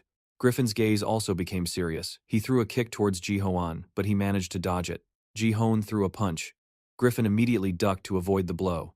Griffin glared at his opponent with a sharp look. He nimbly swiped his hand trying to grab the cloth on Ji-hoon's arm step by step. Griffin reached out attacking repeatedly, but Ji-hoon dodged each time by leaning back. The 2 resumed their ready stances. Ji-hoon thought his movements are still too slow. If it goes on like this, his hand reached for the blue cloth on Griffin's arm. He continued to think, almost certain he would grab it. However, Griffin wasn't as easy as he thought. He immediately ducked to avoid his hand. Ji-hoon turned his head in surprise. He's counterattacking. At the same time, Griffin successfully snatched the blue cloth from Ji-hoon. In surprise, everyone fell silent. They were all astonished by this result. Min Yu watched with a thoughtful expression. The announcer's voice rang out, Hunter Griffin wins. Griffin held the blue cloth he had just won. Around him were whispers and praise. Hunter Leon couldn't catch him. Did you see Griffin's movements? I couldn't see all of his movements, clearly. He's that good without even using skills. As expected of one of the A-rank hunters, the crowd continued to chatter. Getting promoted to an S-rank hunter there is just a matter of time. At the same time, his gaze shifted to one side as if he had found new prey. A hand reached out. The way you pretended to give me an opening but were actually looking for my weakness, Ji-hoon continued. You've grown up. If your brother saw this, he would be happy. Griffin's voice cut in. Supervisor, can I continue fighting? The event staff replied, yes you can, but the one he wants to fight is Comet, who has been watching the match from the sidelines. He was stunned to hear his name called what he didn't expect to be chosen, the event staff said in confusion. Checking the information, huh? With Hunter Comet. Yes, but he's not an A-rank hunter. He's just a newbie. I don't think this is possible. Before he could finish speaking, a voice came from above. The voice of CEO Un said, sounds interesting, CEO. Un spoke with an amused smile about the match, then he continued. We can gather data on the gap between amateur and veteran hunters, of course. This match can also be used as a combat simulation for new hunters, right? The event staff accepted. If the team leader thinks so, then suddenly CEO Un interrupted. But we will proceed by giving Hunter Griffin a handicap. Minu and Griffin both wore blue cloths on their arms to prepare for the fight. Minu thought, what exactly is he thinking? He's the one who told me to always be humble. At the same time, Seong-un from above was also thinking happily. Once he's defeated, he'll stop being arrogant. Minu looked at Griffin, sizing up his opponent. Watching Griffin crack his shoulders to prepare, so he's Giovan's younger brother, Minu understood his current situation. First of all, in my current condition, it's almost impossible to win. A glance was shot at him, but Minu didn't notice. Still calculating in his head, it's best to take a few hits and then throw the match. Before he could finish his thought, Griffin immediately charged towards Minu, who was off his guard. He gritted his teeth and blocked Griffin's fist with his hand. Griffin's hand gripped his forearm tightly. If I take a few hits, Minu continued to calculate, letting himself be thrown forward by Griffin. It's best not to die. A direct punch was just inches away from his face. He quickly dodged the fist to one side. Griffin's punch was so powerful, it shattered the floor tiles below. Minu looked up at the person who truly wanted to crush him. This damn kid, I knew it the moment he chose me. But facing his murderous eyes, he didn't hesitate to hit me. He's dead serious about beating me to a pulp. Everyone outside could see his seriousness, and said that he was even making his brother nervous.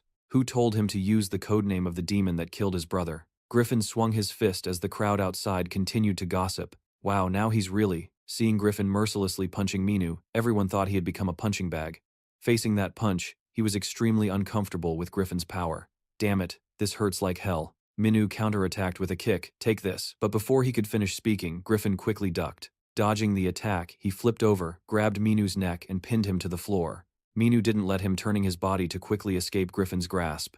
Minu suddenly realized he's just toying with me, looking at Griffin staring back at him. If it were the me from the past, this kid would have… Minu suddenly had a strange thought. But how pitiful, he thought while dodging the attacks. If only he wasn't bound by the handicap, he thought I could have witnessed his true skills. Minu continued to dodge Griffin's fists. His emotions when he fights, he took a punch to the face. But he still couldn't stop thinking, and the true power he possesses. His face flushed and he smiled with excitement. Minu's thoughts became strange. I want to see it. The arm rushing towards him suddenly stopped. What a question popped into his head. Did he just say he wants to stop? Griffin said. There's no point in continuing. The event staff came over. Is that so? I thought so. Since this is a special match, an announcement was made as if to end the match. Does anyone else want to participate in a friendly match? He stood there stunned. A voice echoed in his head. No. Streams of thought kept appearing. An urge in his mind. I want to fight. I want to keep fighting. Something else was trying to hold his mind back. But Minu thought about what Seong-un had said before. Even if there were 100 of you now, you couldn't defeat a single A-rank hunter. That's the truth. In other words, from now on, say nothing and learn to be humble. Minu thought he's right. I'm still too weak right now. But until when? A voice rang out with an image of the Earth's surface. But why do I have this feeling that I'm going so far off track? Did I do something wrong? The voice sounded like it was about to explode. Until when the image of the Earth, like his other self, was trying to stop him. Hey, stop it, you piece of trash. A deep laugh emerged as a dangerous glint appeared on his lips. Behind Minu, his original form, seemed to appear a demon who was once the most powerful ruler. He raised his middle finger with a hostile tone. You dogs. Griffin's eyes widened in shock. He felt a terrifying killing intent from behind him, from the hand of a demon about to grab him. He quickly spun around and kicked Minu away with great force. Unexpectedly, Seong-un and the two girls above stared with wide eyes. After regaining consciousness of his own actions, it was too late. Griffin just let out a gasp as a powerful impact from within sent him flying out of the building and landing in a pool below where some girls were standing. The girls screamed, "What's going on? What just fell down?" A startled blonde girl looked towards the sound. It looks like a person, right? The one who was just thrown from the upper floor into the pool was… Minu lamented his fate. How pathetic, I didn't think I would get wiped out like this. With just one hit, but I think I can picture his skills now, I'll be looking forward to it. Him kneeling before me. Ah, but the lack of air made him stop thinking and start struggling, trying to save himself before becoming the hunter who died, for the dumbest reason in history. How are you supposed to swim again? Minu panicked with his mouth open. I can't breathe, just as he realized he was done for. As his consciousness was fading, the figure of a blonde girl swimming towards him appeared. Minu opened his eyes slightly. A few questions appeared in his head as he saw the girl reaching her hand toward him. Blonde hair, blue eyes. The blonde girl reached her hand forward, swimming towards him. She opened her deep blue eyes. He looked back at her with an indescribable expression under the water. As their eyes met, it seemed a romantic atmosphere would develop. He let out a soft ah. That atmosphere was maintained until he grabbed a handful of her hair and thought, I can't take it anymore. Minu clung to her hair tightly like a lifeline, struggling without letting go. The girl who intended to save him was also startled and immediately panicked along with him, desperately wanting to be saved. I can't breathe, save me. The two of them just struggled with each other underwater, screaming indistinctly. The two girls on the shore saw the still water surface. Seeing no one come up, they said to each other, she's been down there saving that guy for a while now, hasn't she? Yeah. The water surface was still, and nothing was happening. Then a few long, silky strands of the girl's blonde hair floated to the surface. The two girls were immediately startled in horror. Panicked voices began to ring out, oh my god, what is this?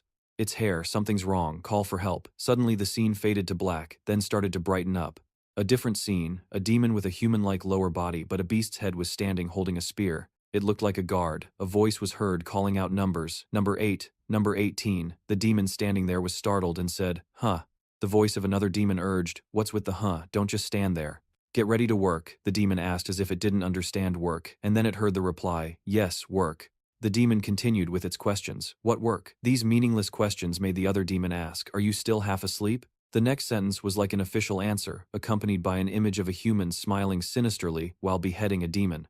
It's time for the humans to hunt. Minu opened his eyes, startled awake. Huh, he was surrounded by water. He must have been pulled out earlier. He gently held his head thinking about the dream he just had. Again, why do I keep having that dream since becoming human? But the dream just now, as he was thinking, Minu was suddenly confused when he saw a girl's pink lips. It turned out to be the girl, the beautiful blonde who jumped down to save him. She was lying unconscious next to him. Looking at her blonde hair and fair skin, he thought to himself, a foreigner. Now I remember when I was about to drown this person. Suddenly a sharp female voice warned, stop staring while I'm trying to be civil. When he looked up, he saw a girl with short red hair glaring down at him murderously and said, before I bury you alive. Minu scrambled to his feet and backed away. Suddenly he felt his skin brush against someone. He turned to look behind him and saw two girls standing there, looking at Minu with annoyance and contempt. He had no idea where they came from or why they were staring at him that way. What's with these girls? Just then Yujung and Seongun rushed in from the entrance panting as they asked, we're sorry, there was an issue at the end of our shift. Is anyone injured? Seemingly recognizing a familiar face, ah, Director Echidna of the Ak Hunter Guild. Songun explained, we didn't know you were here. Is anyone her? Before Seongun could finish, Echidna called out a name, Yoonhee. An arm shot up from the water in response. Hearing her name, she replied, yes, I'm here. Echidna took the strands of blonde hair that had been gathered from the water, from the girl named Yoonhee. Make sure you collected every single strand you hear, the cheerful girl replied, of course. Yoonhee seemed to enjoy it, as Echidna pinched her cheeks. She glanced at him while still pinching Yoonhee's face, leaving Seongun speechless and frozen in place. Echidna explained the situation. Ah, Hunter-Examiner.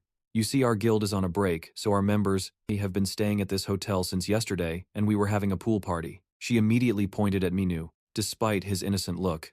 But that guy suddenly fell from the sky and ruined our party. I heard there's a career orientation happening next to this hotel, and that guy is a rookie, isn't he? And he's in the middle of training, right?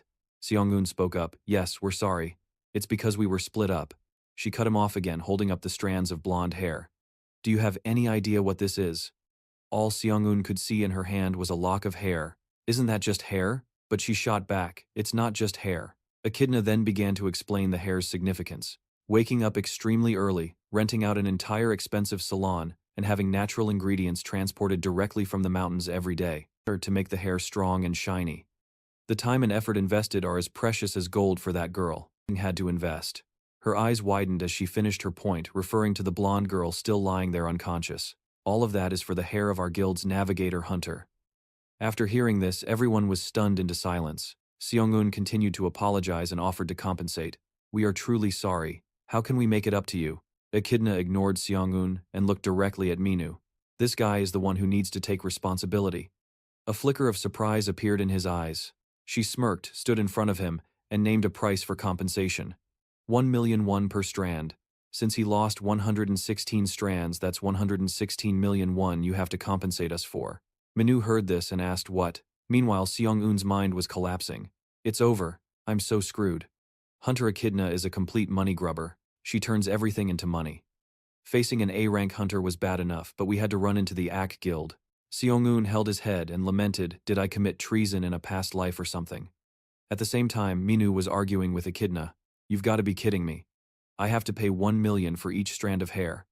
Echidna and the other two girls were startled to hear him say that, and who is that hunter anyway? Is she really worth that much money? Hearing this, the girls said, Ah, you've crossed the line now. You really don't know. Minu was puzzled by their reaction. What's with them? They began to talk about her. Codename Valkyrie, an S-rank hunter famous everywhere as the #1 hunter. From their introduction, she appeared like a top-tier hunter surrounded by a green aura. It's not just her skills, her looks are also top-notch, no question. The orange-haired girl continued to affirm Valkyrie's appeal, the #1 commercial model. She's a celebrity and any product she buys or uses sells out instantly. However, he didn't think so. What is this nonsense? Echidna's voice cut in, stop it. You're wasting your breath explaining to this rookie. Echidna pointed her finger and made it clear to him, you have to compensate us if you want to live in peace. It seems you're a hunter who hasn't been in the business for long. Pay up while things are still civil. If you want your hunter career to go smoothly, she continued, you can pay in installments if you don't have the money right now. Or you can work off your debt with your body for us. Minu was suddenly startled as something came to mind. Voices and actions from the past suddenly returned. Swirling in his mind, it had become his psychological trauma. You don't have the money to pay. Well, that's a problem.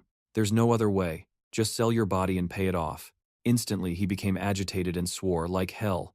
Do you think I'm that easy to bully? Hearing that, she became annoyed and angry, not expecting him to say such a thing. The hell? What did you just say? Minu began to analyze.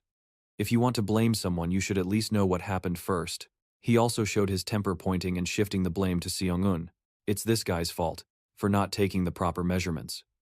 He then continued to talk about the next culprit who made him fall into the pool, and he's the one who kicked me down here. Griffith appeared as one of the reasons he ended up in this situation. The girls saw Griffith's appearance as a troublesome obstacle. Hunter Griffith. Why is Hunter Griffith here? It's bad if Hunter Griffith is here. Griffith is from the Nebula Guild, our rival. Echidna silently crossed her arms and looked at him.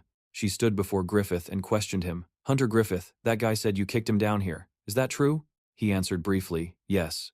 Yujung spoke up to clarify the situation. This was just a friendly match between an A-rank hunter and him, the new hunter.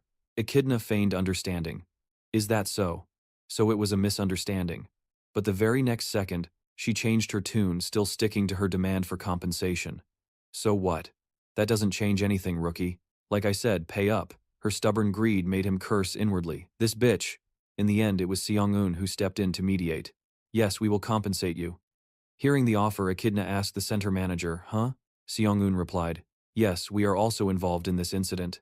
However, when it comes to compensation, monetary compensation violates government regulations, so. Echidna and the girls were all stunned by what he said next. How about exclusive rights to a tower? Exclusive rights to a tower can be understood as a system that allows a certain guild to monopolize one or more towers. Due to the nature of towers, the exclusive guild can infinitely mine magic, stones from the constantly respawning monsters until the tower is cleared.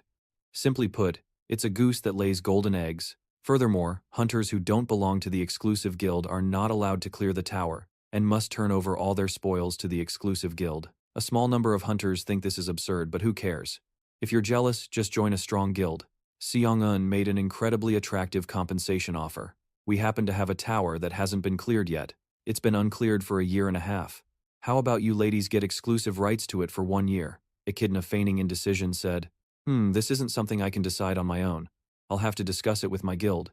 The girls behind her saw her intention. They admired her inwardly. Take 1 step back to take 2 steps forward. She's so good. While she was discussing with her guild, Yujung behind him hesitantly asked Seong-un, are we really giving them exclusive rights into our asset? Will that be okay? He thought on the bright side, it's good to have the Act Guild handle it for us. After a moment, Echidna turned back, cleared her throat, and made her decision and answered, "All right, we accept that offer." After hearing that, Seong-un and Yoo-jung gave a thumbs up and said with a bright smile, "An excellent choice." An unknown amount of time passed, and the sky had darkened. Finally, Valkyrie opened her eyes and woke up to the sound of concerned voices. "Kiri, are you awake?" Echidna asked as she saw her sit up. "Are you okay? What a relief. Let's go inside." When Kiri saw the others present, she wondered, aren't those the headquarters managers? Why are they here? The incident was too long and complicated to explain, so Echidna told her. How do I even begin to explain? Kiri and the girls started to leave together. Minu glanced at Kiri as she walked past. Kiri paused for a moment. She also noticed him looking at her. His eyes widened in surprise as she suddenly turned her head back.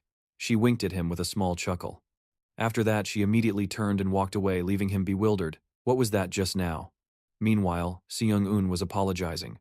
"We also want to apologize to you hunters." Suddenly, Seong-un and Yoo-jung bowed. "We should have been prepared for unexpected situations like this.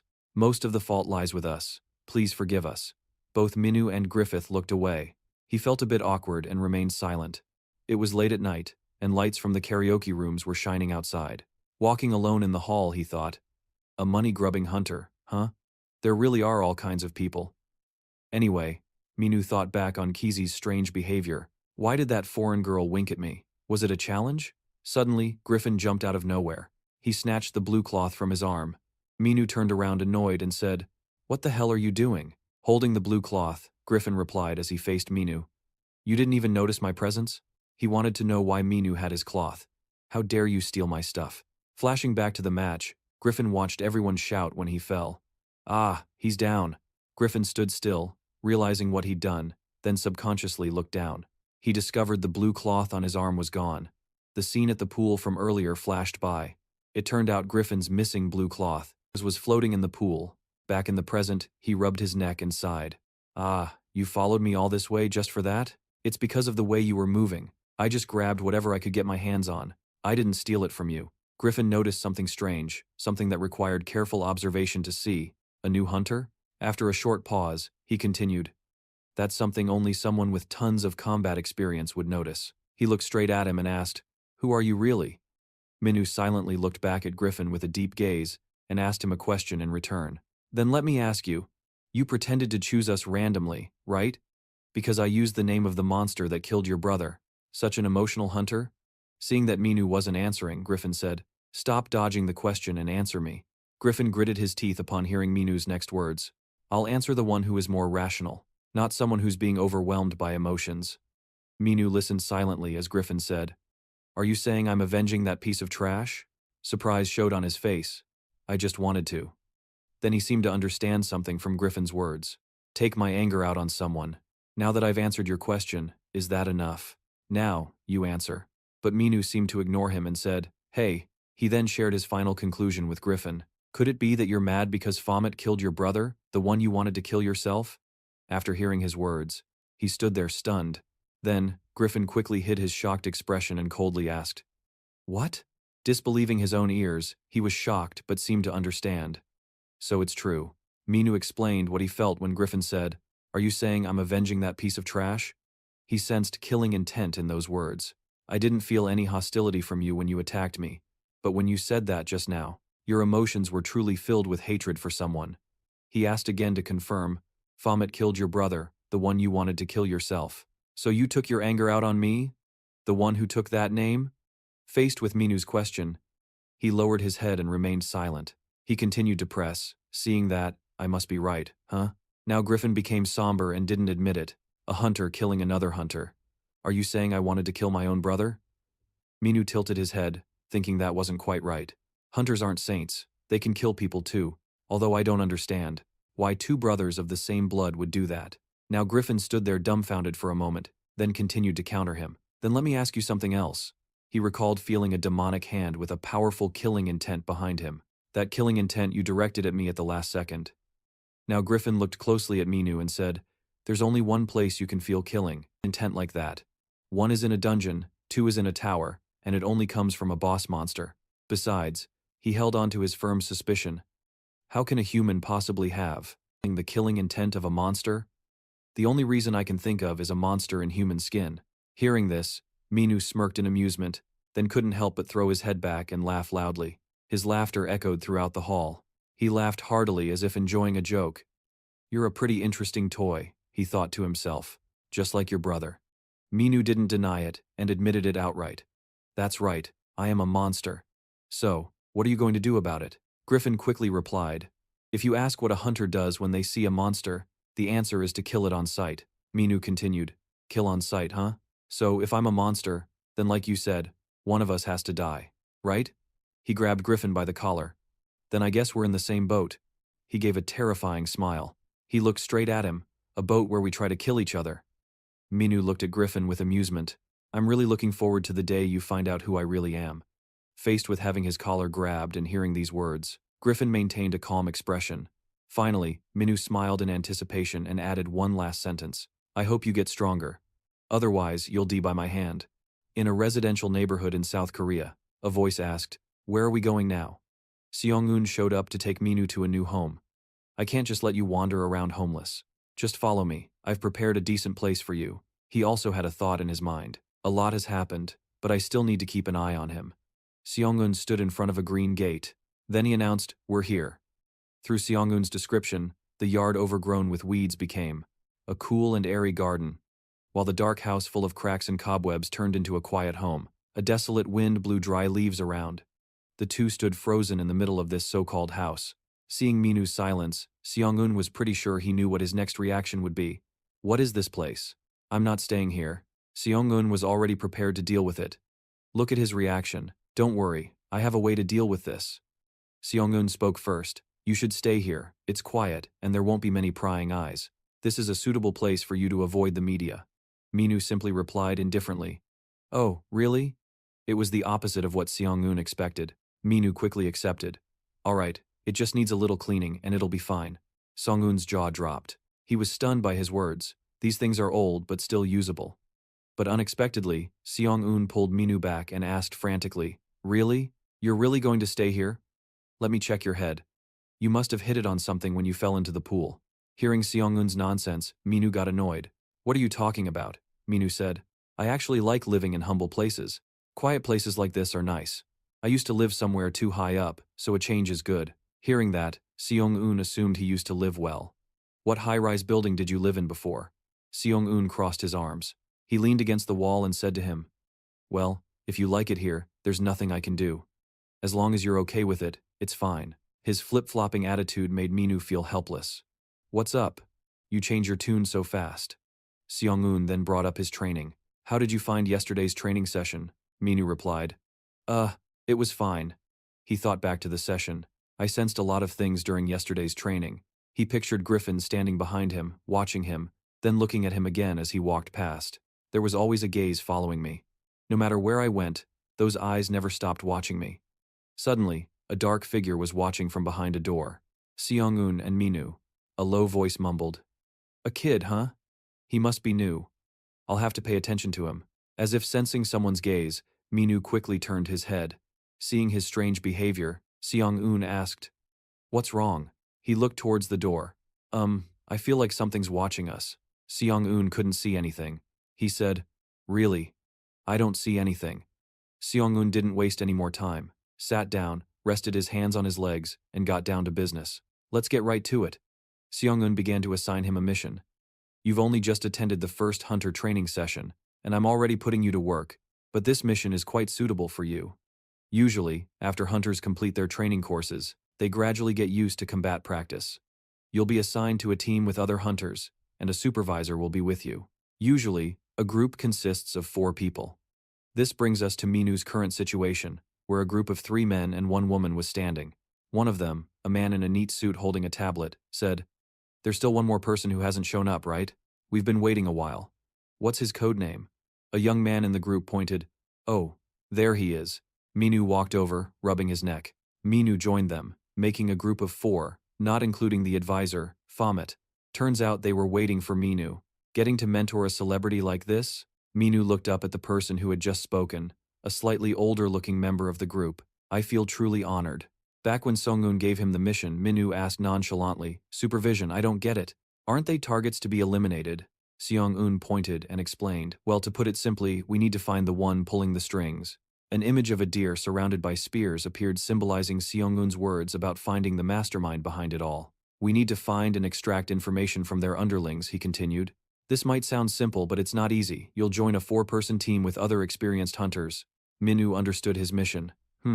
I get it. My job is just to follow them and catch the small fry. Minwoo was stunned by Seong-eun's warning. The highest rank in your team is a B-rank hunter, but the ones behind those runts, he could be of a higher rank, so you have to be careful. Back in the present, the most mature-looking person in the group of 4 smiled as he introduced himself. My codename is Quaazar. I'm a freelance B-rank hunter, but to make ends meet, I had to start working for the government, the friendly man asked him. We've all just met, do you have anything to say? Minwoo, on high alert, just replied curtly, nothing. The man just responded with a, and Quaazar began to talk about the job. If no one has anything to say, I'll explain the job. Minwoo looked at him thinking, is he messing with me? He recalled his conversation with Seong-eun. But you said I became a hunter to hunt other hunters, he calmly replied. Don't be so narrow-minded. This job is quite complex with many details to consider, is that so? Minwoo was surprised by the next sentence. You need to learn about your target before you can catch them. This mission isn't just that Seong-eun had instructed him, pay attention to that advisor, stick close to him and gain his trust. Find evidence linking him to the criminals, then bring him here, in a corner. Minwoo quietly smiled, thinking this job seemed interesting. He glanced at Quaazar and began to strategize. Capturing him alive won't be difficult. The hard part is getting close enough to gain his trust and find more information. After speaking, Quaazar called out to the group, all right, let's go. A glowing gate appeared. Quaazar explained, this is a D-rank gate. Simply put, there are D-rank monsters inside. You will clear this dungeon under my supervision and guidance. Under his direction, everyone observed the gate. The only girl in the group spoke up. Right now, another guy in the group asked, but there are D-rank monsters in there, and I'm only F-rank. Quaazar continued to answer their questions. Unfortunately for you, F-rankers' dungeons are D-rank and below. You should have learned this in class. The two looked at each other. Oh, really? Minwoo, who had been silent until now, spoke up. For E and F-rank monsters, conventional weapons can harm them. That's why D-rank dungeons are handled by F-rank hunters and above. I believe that's correct. Quaazar and the others were surprised, not expecting him to be so knowledgeable. Minwoo remembered Seong-eun's furious face. I didn't give a damn about any of that stuff. If I hadn't been forced, I wouldn't have bothered learning it. While Quaazar was talking, the other 2 members stared intently at Minwoo. Conventional military weapons are useless in a D-rank dungeon. That's why we hunters are in charge. You don't need to worry, I've guided many teams like you before, Quaazar pointed, instructing them to prepare to enter. Get your gear and weapons ready. When Quaazar noticed Minwoo wasn't holding a weapon, he asked, oh, you weren't given a weapon. He replied by showing his left fist. The man quickly understood. So you fight bare-handed. You must be skilled in martial arts. Quaazar led the way. I'll go in first. Everyone follow me. A guy from behind intentionally bumped into him. Move it. Confused, he turned to look. It seemed no one in this group liked him. They all glared at Minwoo with hatred. You bastard. He suddenly realized they were the ones who badmouthed him at the academy. As rocks appeared in the dungeon, a loud shout echoed. He swung his sword decisively, slaying the monster. He then turned around arrogantly. That was simple. He turned back to fight another monster. Quaazar observed each team member, all brawn and no brains. He looked at the other 2, then the girl. She slashed with all her might, but it had no effect. Why aren't my attacks working? He quietly stood to the side, assessing them, fighting thoughtlessly with no technique or real power. The other guy was using magic but couldn't control it. Argo missed again. He continued his assessment. It has power but no accuracy. Quaazar thought and then glanced over at Minwoo. The only one who hasn't done anything. They're all useless. He, on the other hand, looks relaxed. A strand of his hair was cut. It turns out he was dodging an attack aimed at him. Minwoo moved gracefully, weaving past each monster. 2 monsters faced him with menacing looks, then slashed at him simultaneously, but he quickly ducked, dodging their blows. Minwoo's expression turned serious. He stomped on a monster, using the momentum from the fatal blow to launch himself. As he landed near the smaller monsters, he grabbed one by the head with his left hand and another with his right. With immense strength, he crushed the small monsters' heads. Quaazar watched this silently, looking at him thoughtfully. Minwoo looked at his blood-stained hand and calmly said, "Got blood on me." After witnessing how he killed the monsters, Quaazar quickly made an assessment. Strength, agility, judgment, and precision are all perfect. He came to one conclusion: this is a special hunter. Noticing the stare, Minwoo looked back. Quaazar wondered to himself, he's only just started raiding dungeons and he's already this skilled. It's quite strange. Then he noticed Minwoo looking at him. He was taken aback by the sight of Minwoo raising a bloody hand while giving a terrifying smile. Turns out Seong-eun had taught him to do that. Just give a smile to be friendly. After all the monsters were dealt with, the other 3 team members were panting heavily. They looked messy and exhausted. Seeing this, Quaazar said, "It was tough, but you all seem to be okay, that's good." Minu told everyone, "This dungeon is almost cleared, let's take a break." However, he wasn't happy, gritting his teeth in frustration. So boring. He frowned in annoyance. He hadn't made any progress towards his actual goal. Fighting these monsters was incredibly boring. At that moment, Minu turned to look at Quaazar. This supervisor hadn't revealed anything yet. He's supposed to be a B rank. He's the real target. Seeing him laughing cheerfully, he thought he shouldn't rush and must wait for the right moment. To get close and gather the information I need. An idea suddenly flashed in his mind. That's it, why didn't I think of that before? Everyone was still waiting in the dungeon when someone asked, "Don't we just need to defeat the boss to clear this dungeon?" "Right, this is weird. I thought the boss would appear after we cleared out all the mobs." "Why isn't it appearing?" Quaazar replied.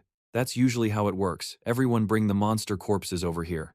Monster corpses and blood were strewn across the ground and everywhere else. All the team members gathered the corpses into one pile. "Is this enough?" he asked. "Yes, that's plenty," he replied. Quaazar then explained why they gathered the corpses. "One condition for the boss to appear is killing all the regular monsters." Minu was suddenly startled as Quaazar continued his explanation.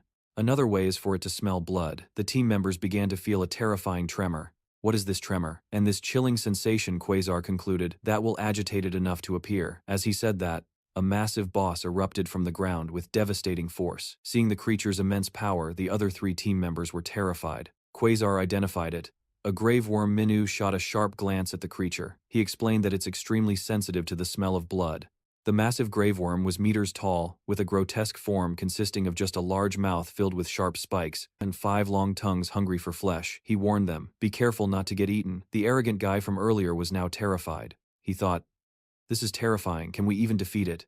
At least we have the advisor, I'll just attack first." Suddenly a foot kicked him in the face. "Get lost." Minu had kicked him aside and grabbed his sword. Seeing him get kicked into a stone wall by Minu, the others exclaimed in shock, "What the hell, he stole his weapon." Ignoring their comments, he charged forward with the sword. "Is that psycho on a suicide mission?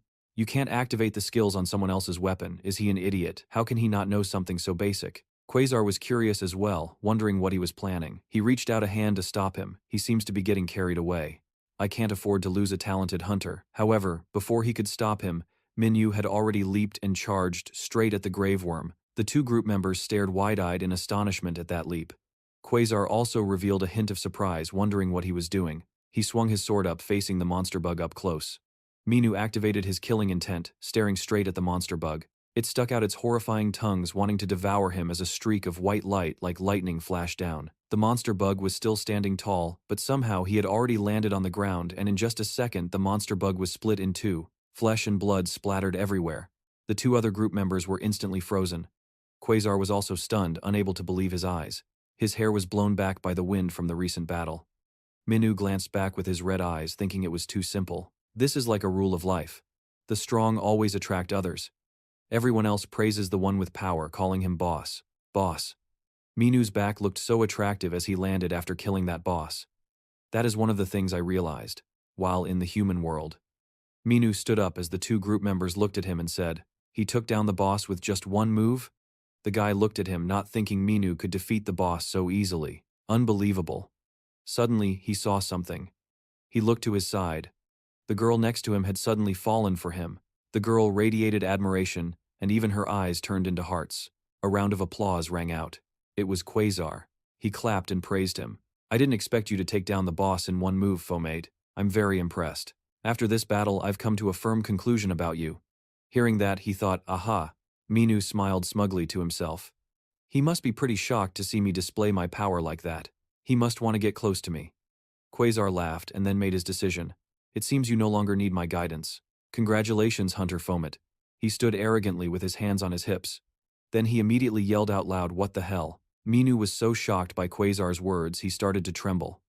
According to the Hunter Association's regulations, when a hunter is recognized by their supervisor, they can operate freely without any restrictions. Quaazar continued to congratulate him. "As far as I know, it's been a very long time in the Hunter Association, that someone has passed the evaluation test as quickly as you." However, Minu wasn't really listening and thought, wait a minute, how could this be happening? Quaazar continued to wrap up the trip. "The mana stones you all hunted in this D-rank dungeon, I will divide equally among everyone. You can sell them or exchange them for items you like at the shop. Congratulations everyone on a successful hunt." Minu cut in and said loudly, wait a minute. Minu spoke up to make an excuse for himself. Then he pointed to the group members behind him. I'm not what you think. I'm super weak. Taking down that boss just now was pure luck. If you don't believe me, you can ask the other hunters. They could have taken it down too. And Quaazar said while looking at the other group members, who looked speechless after hearing that. Look at their expressions after hearing you.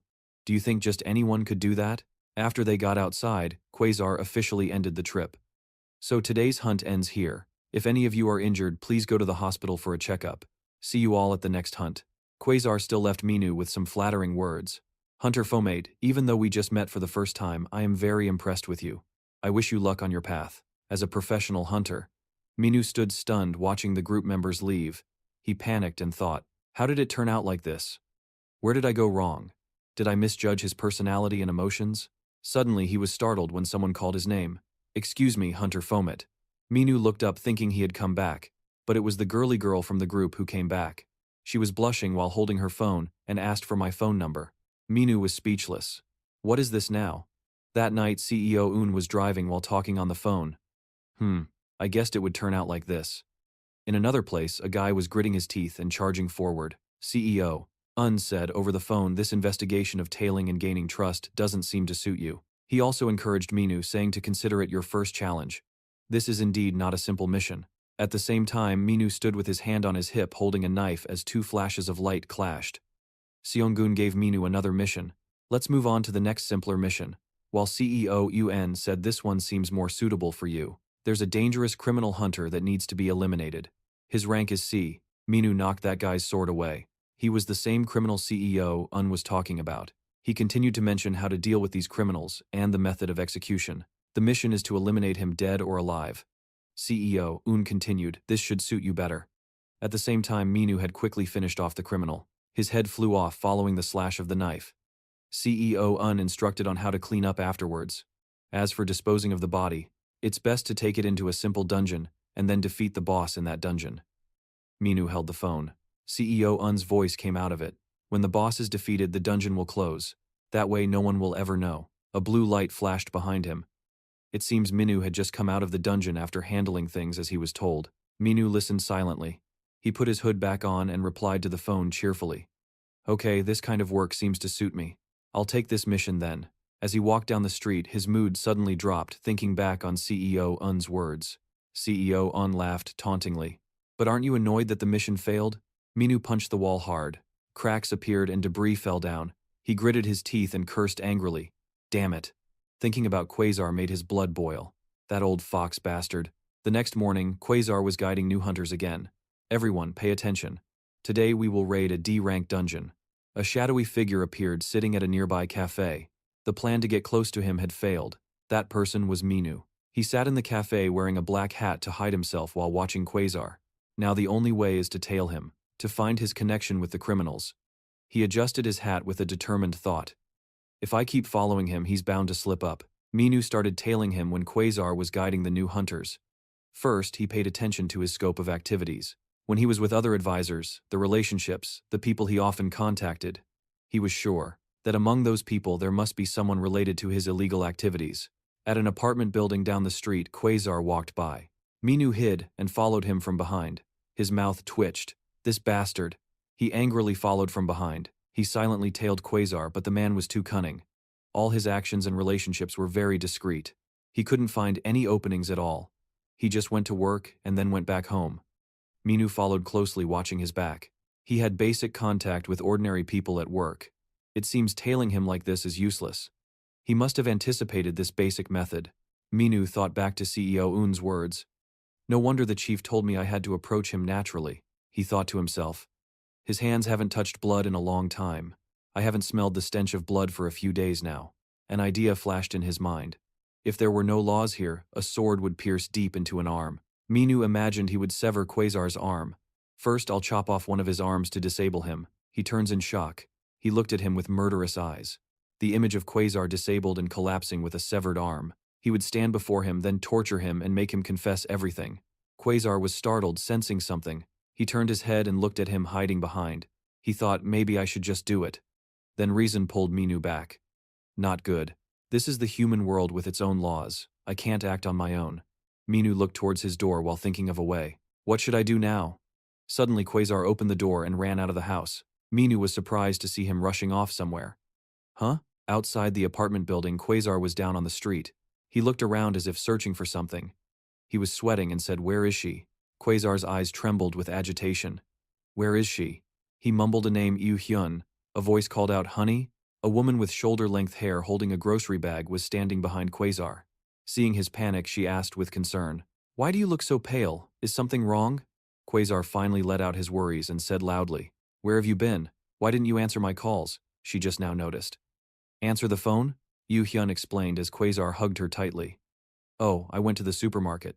I left my phone in the car, so I didn't know you were calling. I'm sorry." She was surprised to feel Quaazar trembling as he held her. Minu stood at a distance watching this scene. He was relieved to find Yu Hyun. "It's okay. As long as you're safe, that's all that matters." She raised her hand to hug him back as a reassurance. "Yes, I'm not hurt anywhere." He silently looked at Yu Hyun and said to Quaazar, "Let's go home." Suddenly, Minu smiled as if he had found the right path. This was it. His weakness was somewhere else. Meanwhile, another guy had collapsed. It was Tiang. He was on his phone, reporting that he had dealt with the criminals and the mission was complete. He reported to headquarters to handle the bodies. Tiang was surprised by a notification and quietly read the text on his phone. "Stage it as an accident." Huh? After a flash of white, a pair of dress shoes stepped onto the floor.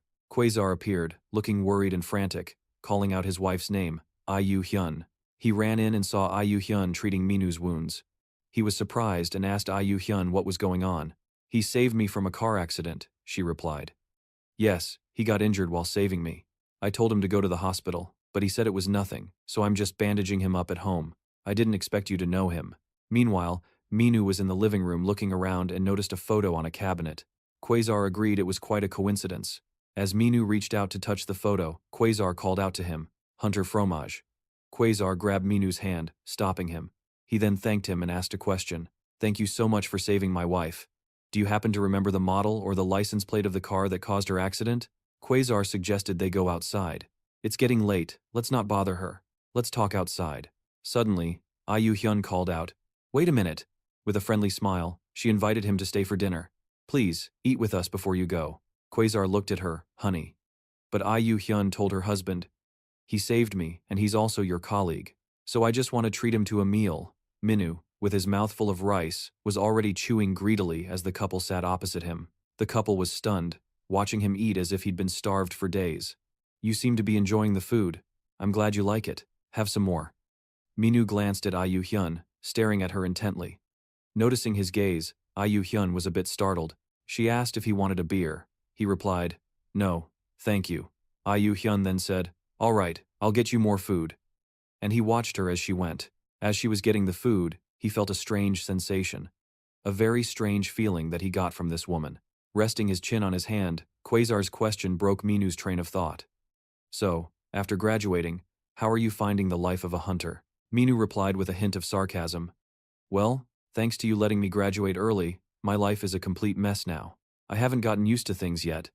Just as Quaazar was saying, "How can that be? With your skills, you're more than capable of being a pro hunter. It's always a bit awkward at first." Just as Quaazar was about to share some of his experience, Minu, a plate crashed to the floor. "Since you're new, as your senior, I can give you some advice. The hardest part of being a hunter is..." Minu immediately stood up and asked, "Are you okay?" As she bent down to clean up the broken plate, Yu Hyun replied, "No, I'm fine. The plate just slipped. Please, continue talking." Minu rested his chin on his hand, observing her carefully. Minu then asked him casually, "You really love her, don't you?" "Of course. Especially since I've already lost her once." Hearing that, Quaazar immediately crossed his arms, stared at him, and reacted. "What did you just say?" Minu smiled and said, "Earlier, you asked for details about the car." He continued, "Hand me a piece of paper, and I'll write it down for you," while looking at Yu Hyun's back. That woman. The Yu Hyun standing there had turned into a corpse. She had died a long, long time ago. The story begins in their childhood, with an image of a young elementary school boy and girl laughing together. We were always together. From elementary school, to an image of them older, during their adolescent years in middle school. It continued as they grew older, developing feelings for each other, and then through high school together. Finally, they reached their happy ending when they got married. It seemed like we would live happily ever after. Back then, Quaazar was more youthful and full of life. He asked Iyu Hyun, "Everyone always says I'm special. Do you want to know why?" And Iyu Hyun expressed her worries. When he wanted to become a hunter, I was very concerned. I didn't want him to do it. It's a job that brings fame and fortune, but it's just too dangerous. I was always afraid. But Quaazar reassured me. "Don't worry, with my skills, I can clear high-level dungeons with ease. I'll be able to get lots of valuable items, and soon we'll be living in wealth and happiness." But Iyu Hyun didn't agree. "But that's too dangerous, honey." She told him what she wanted. "I don't need that much money. I just want to live a happy life." Because of that wish, Quaazar gave up on becoming a hunter. For my sake, he quit the hunter's life. During a meal, Iyu Hyun asked him, "How is your new job as a consultant going?" Quaazar answered his wife honestly, "Well, I don't know how to say it, but it's pretty difficult for me. I don't have experience guiding people. There are so many of them, and each has their own problems. I can't possibly solve all of them. It's tough getting used to it, but I'll do my best for you." Hearing this, Iyu Hyun felt a bit more relieved. "Yes, you have to do your best." Iyu Hyun looked confusedly at the item in Quaazar's hand, so he explained it to her. "I have this item that's given out to hunters. I don't need it, so I'm letting you keep it. Simply put, it's an instant teleportation device for dangerous emergencies. When you press it, it'll take you to a safe place. It's better if you hold on to this." Quaazar instructed her. "Remember to use it if you're ever in danger." Our peaceful days seemed to continue, but they didn't. People on the street ran and screamed in fear. The scene was apocalyptic. Monsters were escaping everywhere. An unstable dungeon break had occurred. At that time, Iyu Hyun was covering her mouth, huddled in a corner, hiding from the monsters. Screams for help echoed through the streets. Terrified, Iyu Hyun suddenly remembered the device Quaazar gave her. "Use it when you're in danger." She fumbled through her purse. "I had forgotten about the teleportation device he gave me." She remembered thinking, "Luckily, thanks to that device, I was safe." But a voice asked, "Is that really what happened? Or did you die that day?" Iyu Hyun snapped back to the memory, startled by the scream of a girl facing a monster. "Help me!" She threw a bucket of water at the monster, then grabbed the girl's hand to run. "Run! Hurry!" But suddenly, Iyu Hyun tripped on a rock. Iyu Hyun fell down hard. Seeing her fall, the other girl rushed over, asking, "Are you okay?" Iyu Hyun was sitting on the ground. She quickly urged the other girl, "Go, run, I'm fine.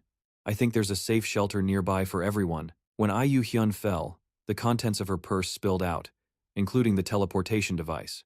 The other girl's eyes immediately lit up when she saw it. "This is a device that teleports you to a safe place." Iyu Hyun froze. The other girl picked up the teleportation device, her face full of guilt. "I'm sorry."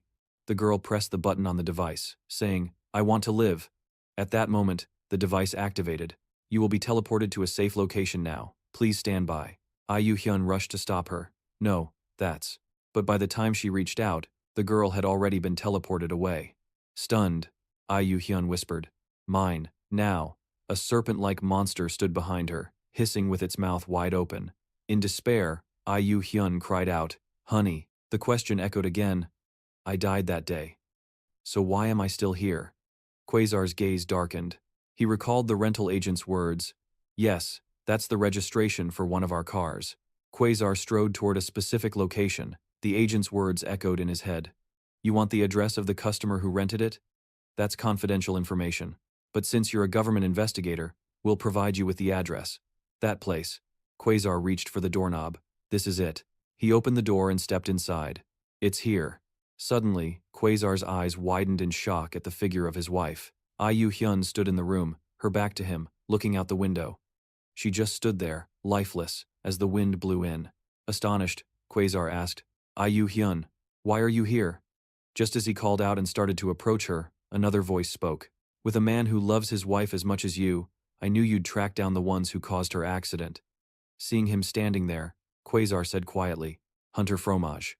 Then, Minu walked past Quaazar and added, "I'm very curious about you. I wonder what kind of close relationship you have with those criminals." Quaazar was taken aback by Minu's words and actions. "That part makes me very curious. But there is one thing I know for sure." As he spoke, Minu reached out and turned Iyu Hyun around to face them. "This wife of yours is already dead." Quaazar gritted his teeth. "You bastard, don't touch her." Minwoo raised his hand and poked Iyu Hyun's cheek. "It's quite strange. She usually acts like a living person, but the moment she realized she was dead, she just froze." Quaazar grew irritated. Get your hands off her. But Minwoo ignored him and kept pinching her cheek. I don't know how you brought her back like this. Quaazar, now enraged, roared, You bastard! In an instant, Minwoo pushed Ianu Hyun out the window. Quaazar rushed over, trying to grab her. But it was too late. He reached out into the empty air, his eyes filled with despair as he softly called out, Ianu Hyun. Quaazar collapsed to his knees in agony. Minwoo looked at him calmly and said, Don't be so sad. You just have to bring her back to life again. Seeing his pained expression, he continued, Well, isn't that all it takes? Quaazar looked up at Minwoo with a sharp glare. The system announced, A weapon has been taken from your inventory. Quaazar angrily drew his weapon. Minwoo remained calm. So you're finally making a move, huh? I have a mission to capture you alive. The system's voice rang out again. A weapon has been taken from your inventory. This time, Minwoo was also ready for the fight. As a reward for the tiring days I spent tracking you, he laughed excitedly and charged. Leave an arm for me as a prize. Quaazar also gritted his teeth and lunged forward. A massive shockwave echoed, sending stone fragments flying. Thick smoke filled the room. As the smoke cleared, Minwoo swung his knife in pursuit. Quaazar leaped out of the room with his scythe. Minwoo attacked as fast as the wind while carefully maintaining his defense. Not to be outdone, Quaazar immediately counterattacked. He spun his scythe and swung it swiftly towards Minwoo, but he successfully blocked it. With a serious look, Minwoo knocked Quaazar's scythe away.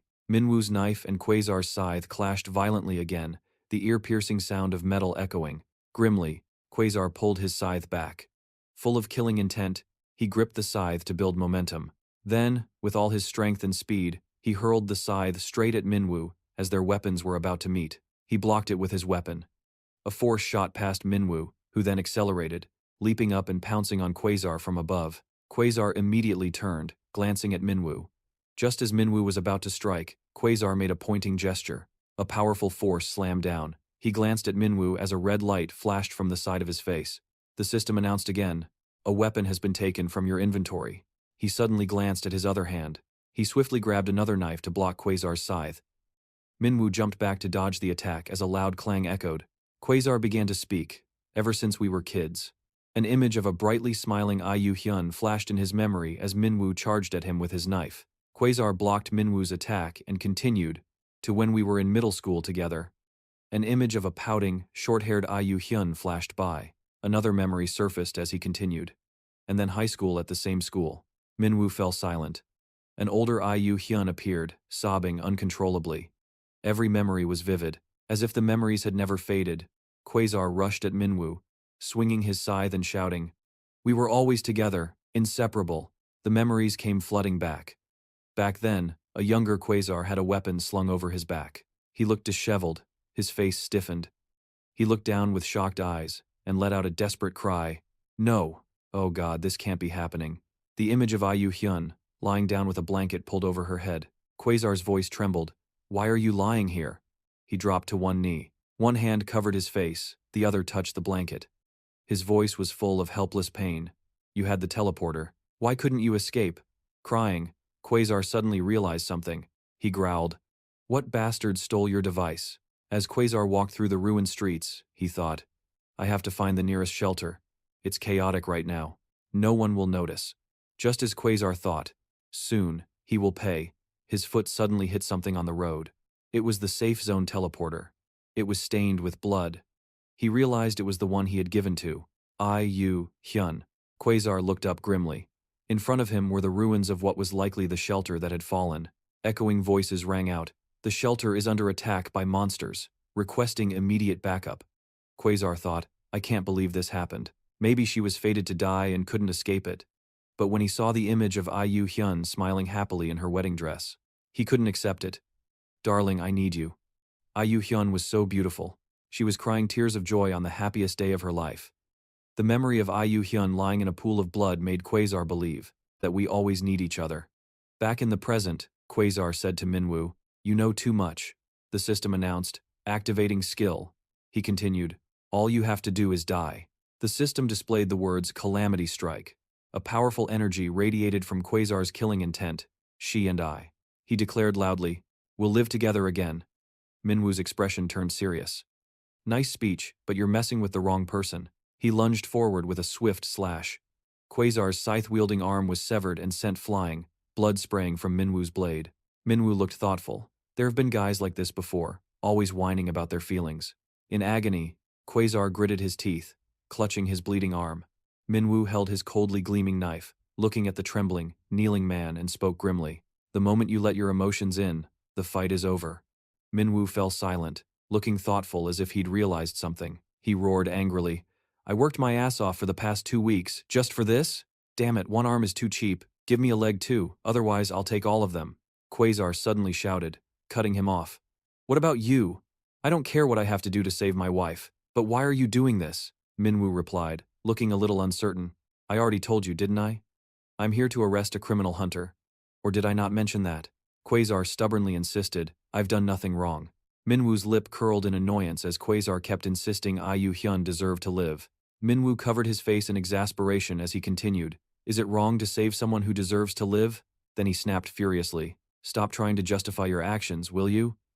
And Quaazar, clutching his severed arm, glared at him and continued to speak. I don't know the exact crime you committed, but it happened because you got involved in something you shouldn't have. Just like that.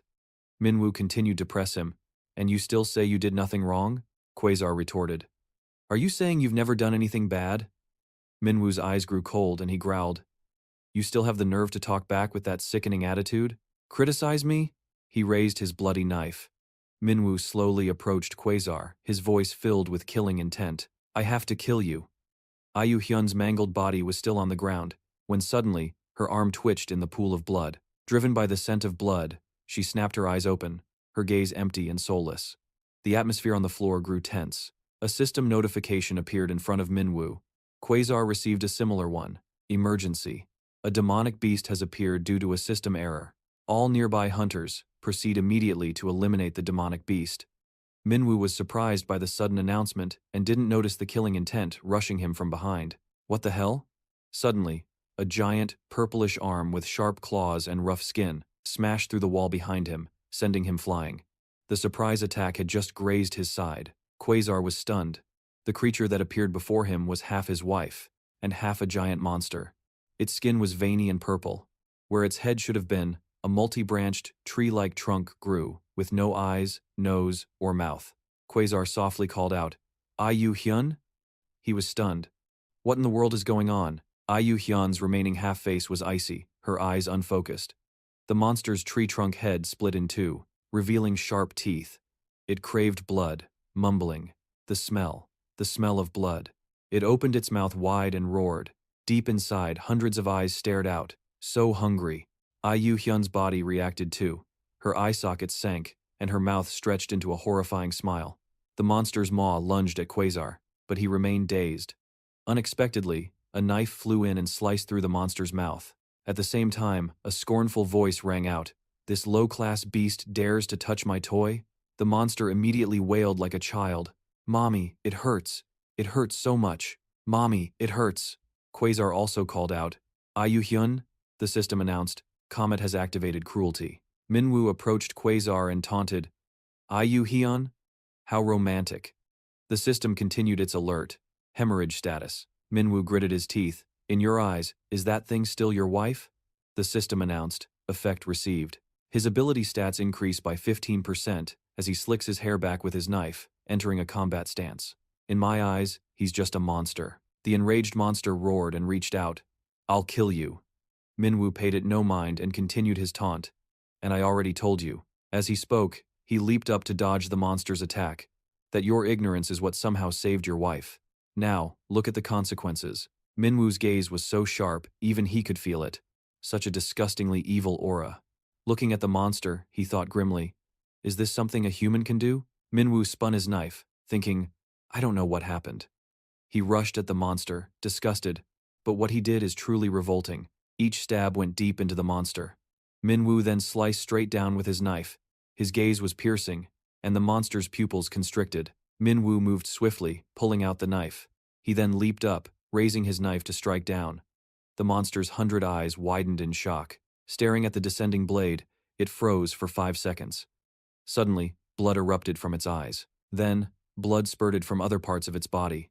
More and more wounds appeared as the monster was attacked too fast to retaliate. Gradually, It was riddled with holes like a honeycomb, and finally, completely destroyed. Amidst the mess of flesh and blood, a flash of light cut through. Minwoo emerged from the sea of blood, his eyes blazing. Quaazar stared blankly at a falling head, his eyes following its descent. The head landed with a thud. Quaazar stared in shock. Yu Hyun. It was his wife's head, lying in a pool of blood with a disfigured face. Quaazar screamed in despair, Yu Hyun. Beside the head, a piece of flesh with 10 monster eyes whined. So hungry. Hungry. A second later, it was stomped flat by a shoe. The system updated. The price to be paid for those who desire power. Minwoo held his head in disgust. This trope again. The system announced, cruelty has triggered bloodlust. Activating berserk effect. Minwoo gritted his teeth. This damn effect. He turned, his eyes wild. What does it matter? That's right, nothing matters at all. Losing control, Minwoo gripped his knife and charged at the kneeling Quaazar. I was planning to kill them all anyway. He shot forward like an arrow, thinking, if you want to live by clinging to someone like that, I'd rather just kill you myself. Lost in his grief and torment, Quaazar didn't notice Minwoo approaching, radiating killing intent. Then they can spend eternity together in hell, right? Just at the critical moment. Minwoo's vision blurred as a notification appeared. Danger detected. System initiating shutdown state. His entire body was paralyzed when he was just 10 centimeters from Quaazar. System information. Due to excessive ability usage, bodily danger level has reached 99%. Minwoo tried to move, confused. What is this? Why can't I move? The notification continued, as if answering his question, halting all of the user's bodily functions and effects, until the bodily danger level decreases. Minwoo was shocked. What? By whose authority? Quaazar clutched his wife's head to his chest and spoke, trembling. He turned to look at Minwoo with hateful eyes. If only you weren't here. Minwoo was furious. I didn't consider this. Quaazar stood up with his scythe, continuing to blame him. All you had to do was pretend you didn't know and walk away. Then I, you, and Yu Hyun wouldn't have ended up like this. Minwoo was silent, thinking, I just needed a little more. Quaazar raised his scythe, shouting, this is all your fault. Minwoo fumed. Does it have to be right now? Quaazar yelled in hatred, die. The scythe flew towards the paralyzed, teeth-gritting Minwoo. Did you do this on purpose, you damn system? The system responded, how could that be? They care about you more than anyone. Minwoo was confused. What? In the air, a leather shoe appeared, attached to the leg of a man in a suit. It kicked the scythe, breaking it and sending it flying away. Minwoo watched in astonishment, and Quaazar was equally wide-eyed with surprise. Seong-eun spoke grimly, Quaazar, my apologies. Before he could react, Seong-eun kicked him, sending him crashing into a wall. I'm going to have to knock you out for a while. Quaazar's eyes rolled back as he lost consciousness. His body slumped to the floor, blood pooling beneath him. Seong-eun calmly remarked, what a mess. He paused, looking at Yu Hyun's head, then continued, it seems I've found conclusive evidence. Why would a supervisor be involved in a crime? Seong-eun calmly said to Minwoo, it was a bit noisy, but everything is settled now. You've worked hard. Leave the rest to me. Minwoo grumbled indifferently. I was about to kill him. Yes, Seong-eun replied calmly. I see. What's your condition now? Minwoo thought in frustration, I should have killed him before the team leader got here. He continued to fume. If it wasn't for this system that's always bullying me. No, the real problem is this suspicious Seong-eun. I'm not sure if that blood is yours. Minwoo ignored him, lost in thought. If I were just a bit stronger, I would have killed him. Seong-eun said with a hint of reproach, your injuries are so bad you can't even. Minwoo suddenly interrupted. At least the arm, Seong-eun asked, confused. The arm? Minwoo shouted. Give me the arm. The city was now dark, glittering with streetlights. An unidentified voice asked, how is Minwoo? Seong-eun, sitting in the passenger seat, replied. He kept demanding to have the arm, so I sedated him and put him in an ambulance. What about your side? Thanks in advance, who was driving, replied. With all this chaos, it was inevitable that someone would report it. He paused, then added, a few nearby hunters showed up, so I gave a brief explanation and sent them away. Seong-eun rested his chin on his hand and frowned at the system notification. Emergency. A demonic beast has appeared due to a system error. Nearby hunters must immediately proceed to eliminate the demonic beast. The two discussed, it doesn't turn the living, but the dead into demonic beasts? What kind of ability is that? We'll have to investigate this for sure. Do you know anything about it? Quaazar, bandaged and with one hand cuffed in the back seat, remained silent. Seong-un pressed him for an answer. Your dead wife turned into a demonic beast. Who exactly was she? He remained silent, deep in thought. As the car drove on, Quaazar finally spoke in a vague tone. I only heard a rumor, so I'm not sure, that a special department will be assigned to handle this case. Seong-un listened without any reaction. I don't know about that. It seems it will be assigned to the ghost team leader. You have a very difficult and lonely road ahead of you. Seong-un replied indifferently. Yes, very difficult and lonely, and I will be the one to investigate and punish people I have known for a long time. So tell me, who is the one behind all of this?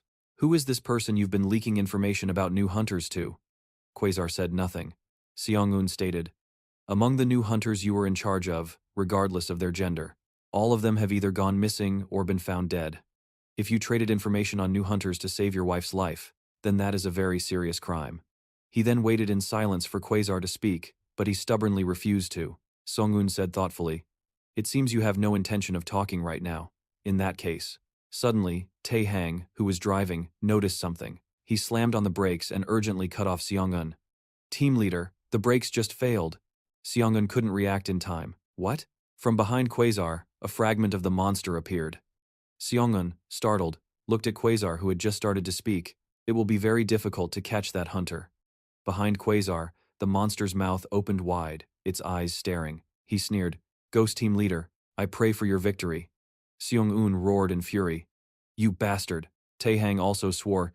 Damn it. The car sped forward, out of control, followed by a loud crash. Everything went dark. A moment later, after the silence, the monster fragment crawled out from the overturned car. As it crawled, it changed its form, eventually turning into an ordinary house cat. The cat walked away, ignoring the burning car behind it. It slipped through a window into an apartment. On the only table in the room, there was a tablet. The cat jumped onto the table, and the tablet screen lit up. It tapped on the screen for a moment, and a photo and personal information of Minwoo's face appeared on the full screen. The cat seemed to be memorizing his face. Meanwhile, the unconscious Minwoo felt a discomfort. Tensely, he frowned. So heavy. What is this? Feeling something pressing down on him, he couldn't bear it any longer and opened his eyes. He couldn't breathe. A fluffy white furball was lying on him. Minwoo was bewildered. What is this? This cat? A person in a white coat pulled back the curtain and walked in. Minwoo was still confused. Wait a minute. Where did this white cat come from? The newcomer, a mysterious woman, spoke. Oh, number 302 is awake? Faster than I expected. Hearing the name number 302, Minwoo had a good idea who she was. There's only one person who calls me that. Kim Jun-se squatted down beside him, winking and poking his chest playfully. Long time no see. Have you been doing well? You're as handsome as ever.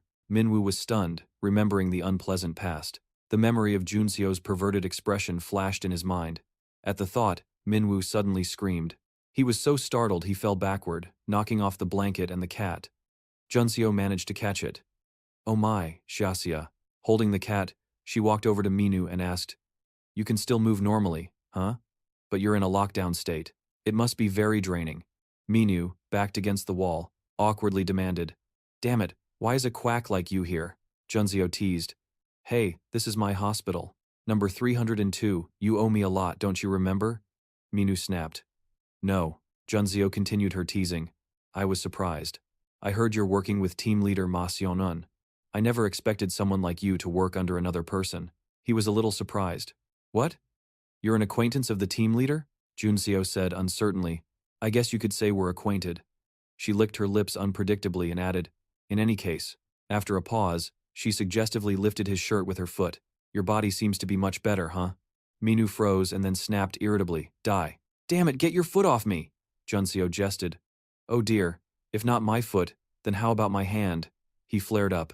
This time is different. I'm stronger now. I won't let you get away with this. She shamelessly retorted. What? Here and now? What are you even saying when you can barely move? Seriously. Minu gritted his teeth suspiciously. What trick are you trying to pull on me? Junseo pouted in disapproval. If anyone else heard that, they'd get the wrong idea. What did I do? Minu shouted in disbelief. What? Don't play dumb. Junseo gave a wicked smile. Oh? I don't know anything. Number 302. Let me tell you something while I have the chance. She sat down, draped her arms around Minu's neck, and emphasized every word. In a confined space like this, it's just the two of us. He shuddered, trying to pull away.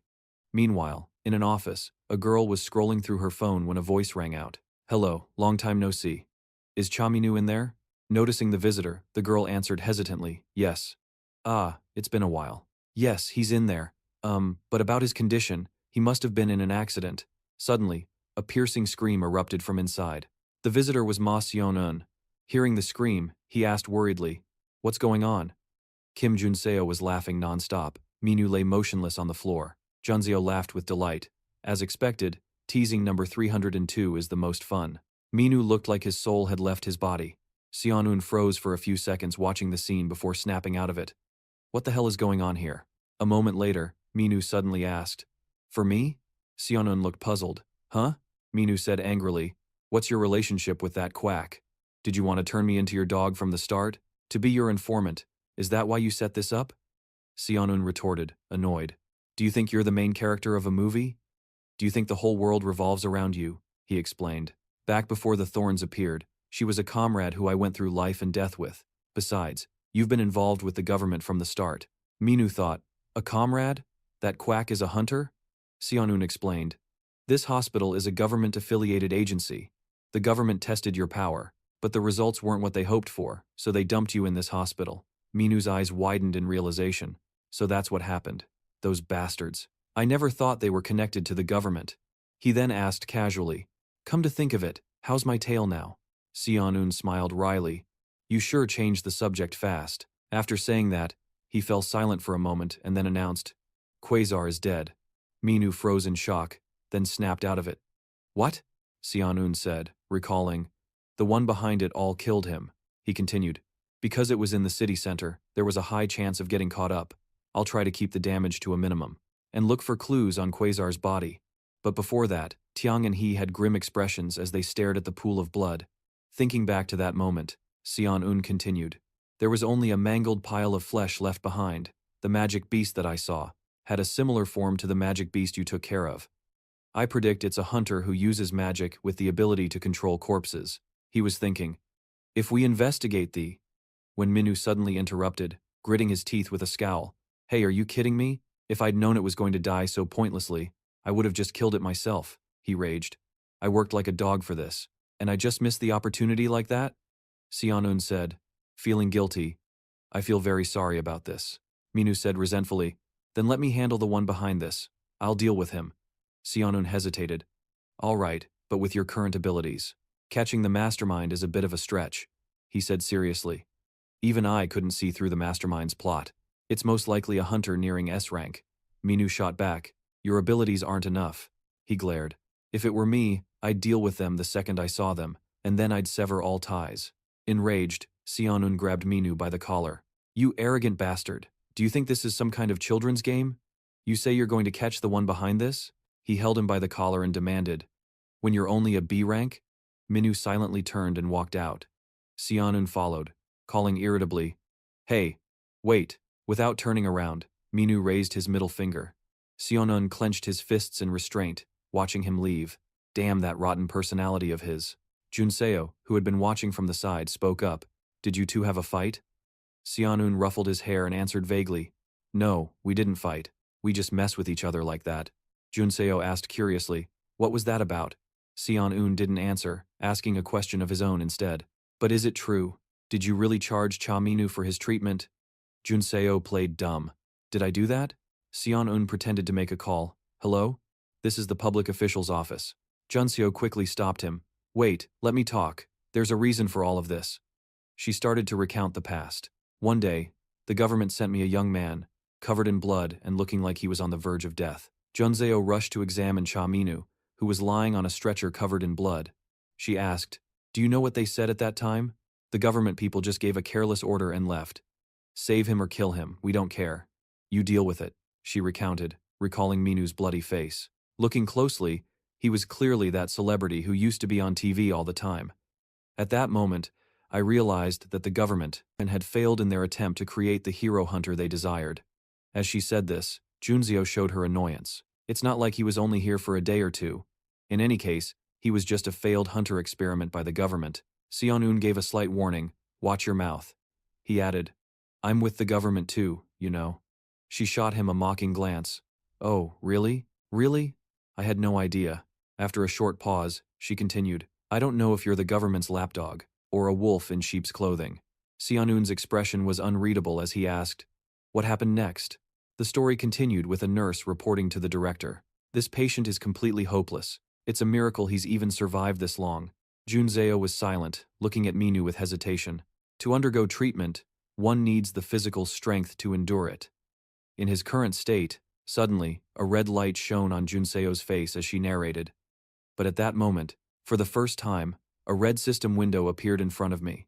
The system's notification stunned her. Xianun asked, red, not blue?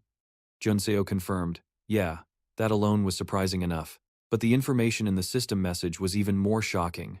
The system demanded that I must save him, if not, I would die as well. Junseo said proudly, that's why I poured everything I had into saving number 302. That day was when you were at your most magnificent. Xianun cut in, whoa, wait a second.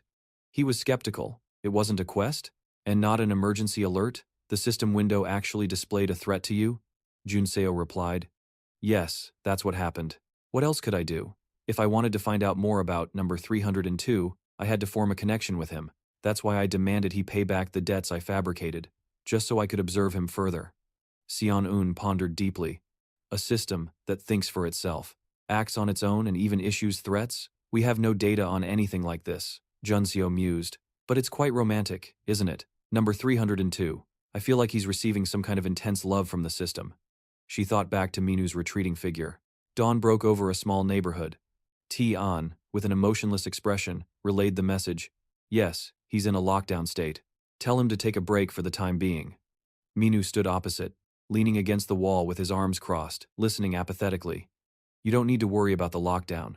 Other hunters have experienced this too. Just think of it as a rare vacation that you've never had before, so enjoy it to your heart's content. It's truly unfortunate for a combat-type hunter to fall into that state. Young was about to add something else, but then he remembered Xianun's instructions. Did you request to continue monitoring Cha Minu as before? Xianun didn't deny it, but this time is a bit different. He ordered him to monitor and protect him.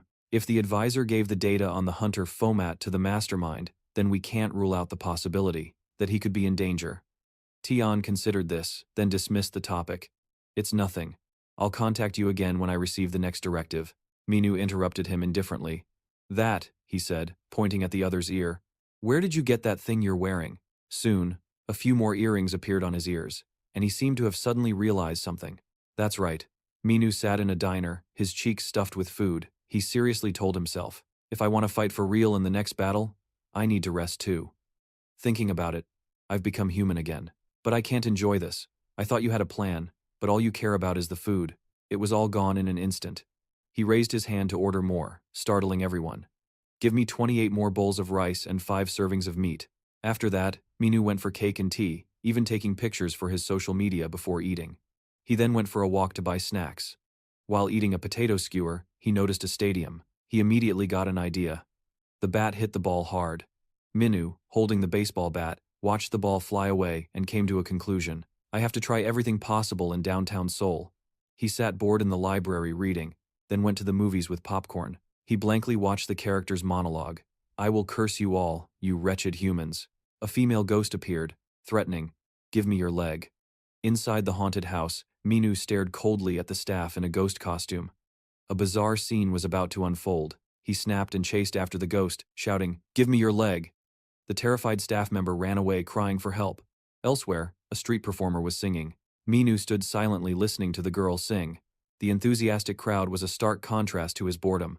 Uninterested, he walked away, gritting his teeth. He stood still, seething.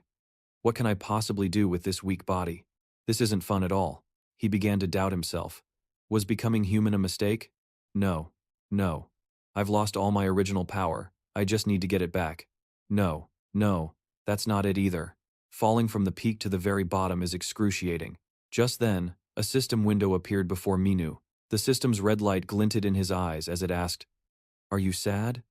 Minu covered his face and scoffed. This is insane. He couldn't hold it back anymore. He shouted, attracting the attention of people on the street. Am I sick? Do I need to take medicine or something? Ignoring everyone around him, he furiously questioned it. You're the one who messed me up like this. Why the hell did you do it?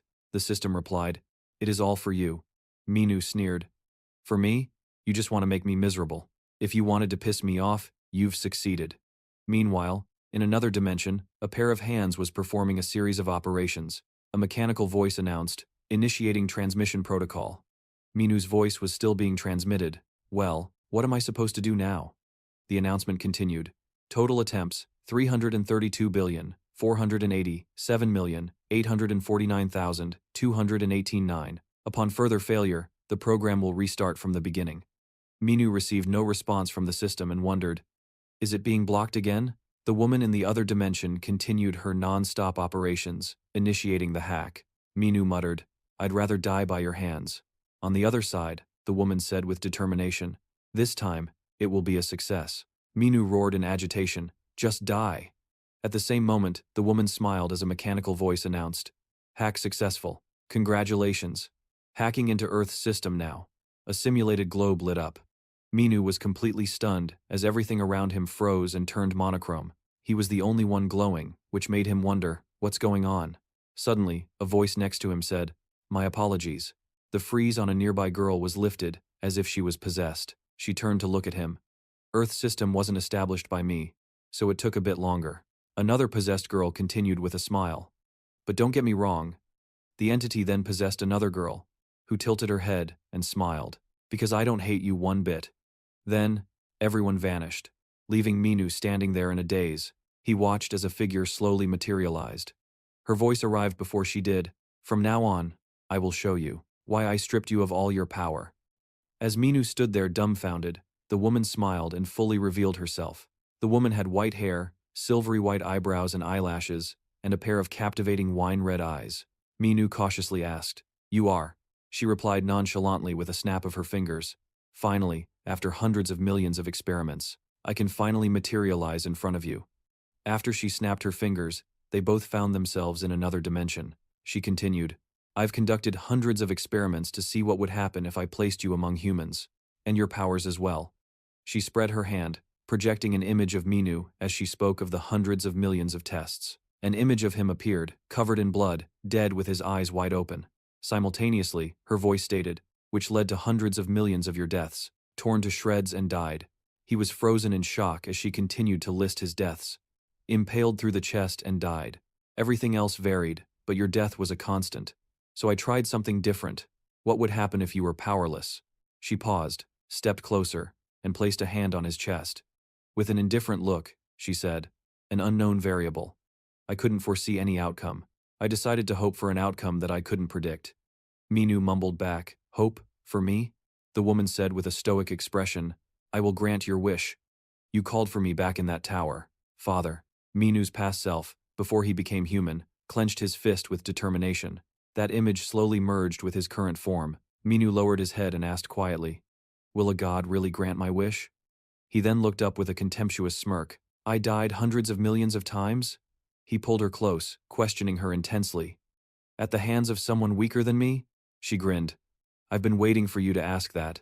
She turned and raised her hand, conjuring the silhouettes of 6 strangers of various builds, some tall and some slender.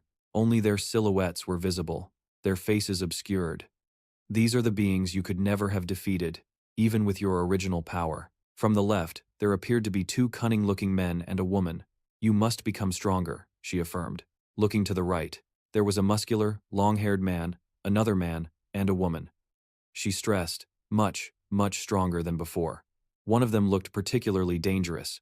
He stared, revealing 2 different colored eyes, one turquoise and one purple. Minu's expression darkened. Wait. He gasped in surprise. A booted foot materialized from thin air, gradually revealing the back of a man with platinum blonde hair. He tilted his head slightly, revealing his side profile. Minu couldn't believe his eyes. Gia Van. How? The woman moved to stand behind him. While Minu was still in shock, she embraced him from behind, her voice bewitching. You already know how to become stronger, don't you? Her eyes glowed red. Your ambition will make you stronger. Minu stood in a trance, her seductive words echoing in his ears. Unending desire. That is the source of your power. Make everyone tremble when they hear your name. In the void, a series of notifications appeared. Renewing format skills by executing the administrator's protection system. Weapon Master skill has increased to level 2. Proficiency with first-time weapons has increased to 100%. The passive skill Outburst has been upgraded. Ordinal is no longer affected by the Berserk debuff. New skill acquired. New skill acquired. New skill acquired. Everything is now as you wished. Minu returned to his original reality. It was as if nothing had happened, leaving him bewildered. What? He looked around and saw that all activities were carrying on normally. It was so confusing. Did everything just go back to normal? Just as Minu was wondering, the bright red system window appeared. A girl glanced at the notification. His face completely froze. What? Meanwhile, in a building with the lights still on, a hand held out a strange specimen, asking, "I don't know who this belongs to. Do you want me to investigate this?" Kim Junseong asked again. "What is this?" "It's a sample dropped by a magic beast captured by number 302. Across from her, Ma Seung-eun held the sample and requested, "Please help me analyze its composition." She agreed without hesitation. "It's not difficult. I'll have the analysis results for you tomorrow." As Seong-eun was about to thank her, Junseong cut him off. "Ah, about that, I already checked. Number 302's body. You know my skill. I just have to touch someone to understand every single detail of their body." Seong-eun clutched the report and hesitated. "This has to be a mistake, right?" She turned and frowned, annoyed. "What on earth are you saying? Are you doubting my ability now?" But Seong-eun was still skeptical. "No, it's not that. It's just... This is the first time I've ever seen results like this," he said, completely shocked. "He's been a hunter for less than a month, and his stats have already increased tenfold?" Meanwhile, Minu was still in a daze. Then, he chuckled softly. Before his eyes, the system issued a hidden quest. Judgment of Jiavan, Apostle of Wrath. Reward, Jiavan's special skill. He then said, "Things are getting interesting again, aren't they? A hunter's ability stats are the primary indicator of their strength. Based on these stats, they are divided into various ranks, from F to S. Some use basic weapons and simple breastplates. Others wield mid-tier weapons and have a few defensive skills. Meanwhile, those with high stats only need powerful magic and skills, which become a massive source of power. Although a hunter's stats increase just by existing, for those who actively seek power, this creates a massive gap between the diligent and the lazy. There are two main ways to raise one's stats quickly. One of the most common ways is to hunt magic beasts. Hunters use their skills and weapons to slay these beasts or undergo specialized training. Both male and female hunters can go to the gym to train physically. Additionally, some hunters can grow stronger through more mysterious means, but that was just a rumor that hadn't been leaked. Inside a room, Min Yu, Ma Seong-eun, and Kim Jun-seong were talking. Ma Seong-eun raised his middle finger to push up his glasses and asked, "Long time no see. You doing okay?" Min Yu, sitting opposite him, not to be outdone, pretended to be distracted and used his middle finger to clean his ear, saying, "Thanks to someone." Ma Seong-eun, still holding his glasses pushing pose, said angrily, "You didn't come here for small talk, did you?" Min Yu's action remained unchanged. "You asked me that, but you're monitoring me anyway." Junseong took a sip of water, feeling helpless at the sight. "You two grown men are so childish." Hearing that, Seong-eun quickly turned and gave a signal. She keenly picked up on it. She then walked over to Min Yu, placed a hand on his shoulder, and said, "Calm down, number 302. The captain has already apologized many times." He said irritably, "Hey, your hand." Junseong used her probing skill. While using her skill, she feigned regret. "Oh, how disappointing. We're not strangers, are we?" The blue system window announced it was acquiring the target's information. In Junseong's eyes, Min Yu was just a black silhouette drowning in a sea of data. He retorted, "What nonsense are you spouting?" After probing, she playfully tapped his chest. "So rude." Min Yu immediately jumped to his feet. "This quack." Junseong had already walked over to Seong-eun's side. She said to Seong-eun in a voice only they could hear, "As expected, his stats are above average." He replied softly, as if he already knew. Seong-eun said seriously, "You contacted me first, so what's up?" Min Yu got straight to the point. "Ah, about that." He looked at Seong-eun and thought to himself, Captain Ma has more information on hunters than anyone. Min Yu recalled the 6 mysterious figures and thought, if I can get a clue about them through the captain, I'll be able to handle it. He recalled the face of the woman from the other dimension, suspecting, could it be, and that this was fated to involve the captain from the start? She turned me into her puppet for her own goals. Just then, as if reading his mind, the system popped up a reminder. This is beneficial for you too. You will get to kill the powerful being who killed you. It continued. This offer is incredibly tempting for you. He glanced at the message. thinking, "Looks like you've decided to openly lecture me now, huh?" It replied, "Now the Earth system can be personalized without anyone getting in the way." Minyu crossed his arms and sulked. "If you're that capable, do it yourself." It flatly replied, "No." The forgotten Seong-un watched Minyu, who was about to speak, but then suddenly went quiet, closed his eyes, and crossed his arms in a confusing internal monologue. The system window continued to display its "I'm sorry, but I lack the ability to create or destroy. I can only take." Minyu's question was transmitted through the woman's voice across space. "So how exactly did you make me human?" The woman was silent for a moment, then calmly said, "That was also taken." Surprised, Minyu was about to ask, "What do you mean?" But Seong-un, losing patience, rested his chin on his hand and said, "So, what is it you wanted to say? I'm sick of waiting." At that, Minyu finally snapped back to reality. He continued, "Because I don't know if there's any work for me this time." Seong-un replied, "There isn't. Criminals don't pop up as frequently as gates do." Minyu scratched his head. "That's why this waiting period feels like a waste. For now, hunter missions." Seong-un cut in. "Focusing on being a hunter until the next target shows up isn't a bad idea," he replied. "Looks like you understand the captain pretty well." It was hard to tell if he was provoking him. Seong-un sighed with a bitter smile. "I've already given up on that," he thought to himself. "I'm also very curious."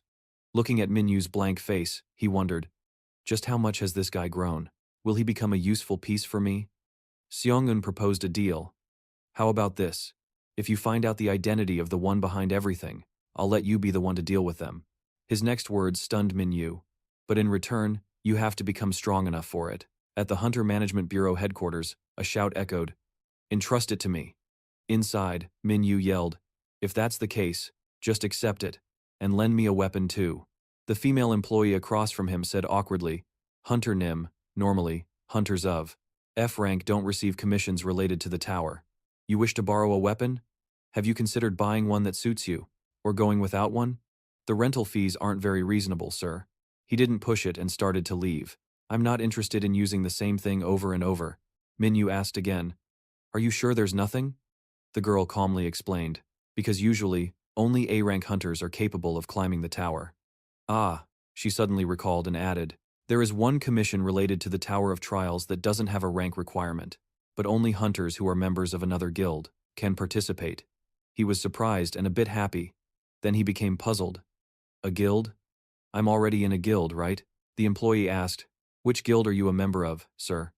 Minyu clicked his tongue and turned away. He couldn't say he was part of an unofficial government guild. Then, as if realizing something, he quietly said, "Huh?" The sky was clear and blue, with clouds like white silk ribbons drifting gently by the Milo Tower. It was a towering cylindrical structure against the sky. Outside the tower, Sujan stood behind a woman holding a microphone. She coldly announced, "Welcome, hunters. We are the Hyungung Guild." Her announcement reached every hunter in their varied outfits and gear gathered around. "As you all know, the Milo Tower is the exclusive property of our ACK Guild. Since we cannot rule out the danger of a gate shock, we will begin our tower clearing plan starting today." Someone couldn't help but wonder, what's up with the money-grubbing ACK Guild, giving away their exclusive rights? The female hunter beside him sneered. "It's for their public image, obviously." Ignoring the crowd's reaction, the woman continued her announcement.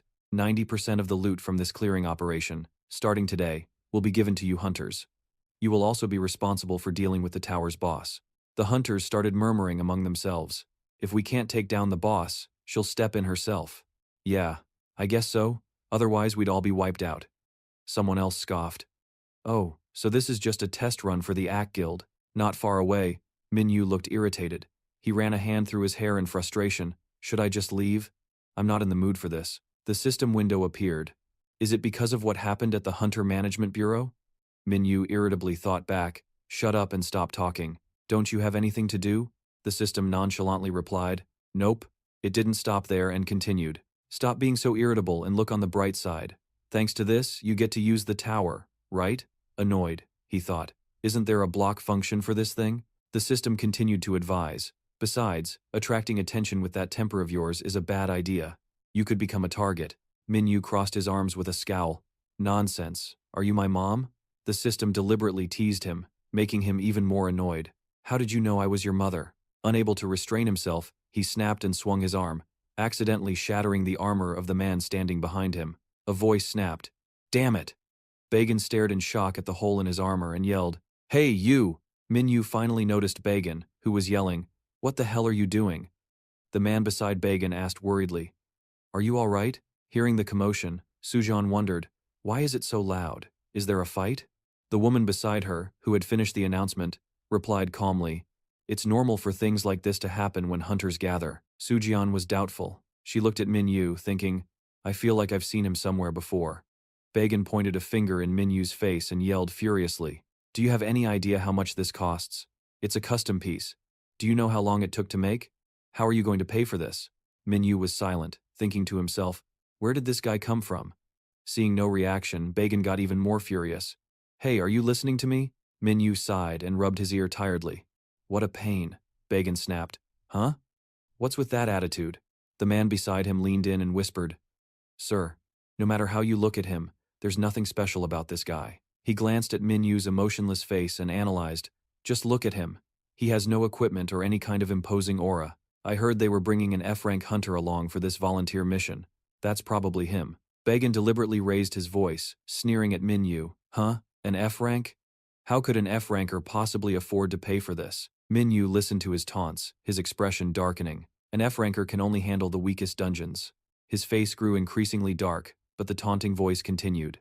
What is a weakling like you doing in the Tower of Trials? Suddenly, Minyu shot his hand out and grabbed Bagan's face. Minyu glared at him and warned in a cold voice, Keep talking. Let's see how embarrassing it is to be killed by this weakling. Suddenly, someone shouted, Sir. When he turned, Yunhee spoke coolly. What is going on? Are you going to ignore the enemy before us to fight an ally? Everyone. With me. Everyone followed her, but Bagan was still resentful. This bastard. This hunter, ruined my gear like this, Minyu coolly remarked. I should have ripped it to shreds. Bagan shouted. What was that? The man beside Bagan spoke with a strange tone. Aren't you from the Act Guild? How do you intend to clear the Tower of Trials? By picking an unknown F-ranker like him? Yunhee replied nonchalantly. Not all hunters will be moving as one group. He asked doubtfully. Huh? The other hunters also looked on in confusion as 3 doors appeared in the deep, endless darkness. She explained, The Labyrinth Tower has 3 doors, you must pass through them, and complete all the rooms before the boss room opens. Each entrance has 6 members. The hunters are fighting bizarrely shaped magic beasts. She analyzed that each gate has different characteristics. There is an area where you just need to defeat the magic beasts to complete it behind another door. 2 hunters stood before a ceiling formation discussing it. She pointed it out clearly. There is an area where you have to unseal a magic beast with a puzzle, then defeat it to complete. Next is a room full of traps with a magic beast guarding it. Her voice remained steady. There is an area with many traps. You must avoid all the traps to get through the door and meet the waiting magic beast. And only after defeating the magic beast can you pass. Just as Yunhee finished speaking, the man walking next to Pagan raised his hand to ask a question. I have a question. So which area will we go to? She smiled nonchalantly. I don't know, he was stunned, huh?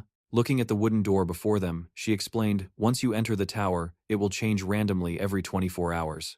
There are hunting areas and trap areas. You will only know which it is when you enter, because this is the Labyrinth Tower. Minyu yawned out of boredom at the same time.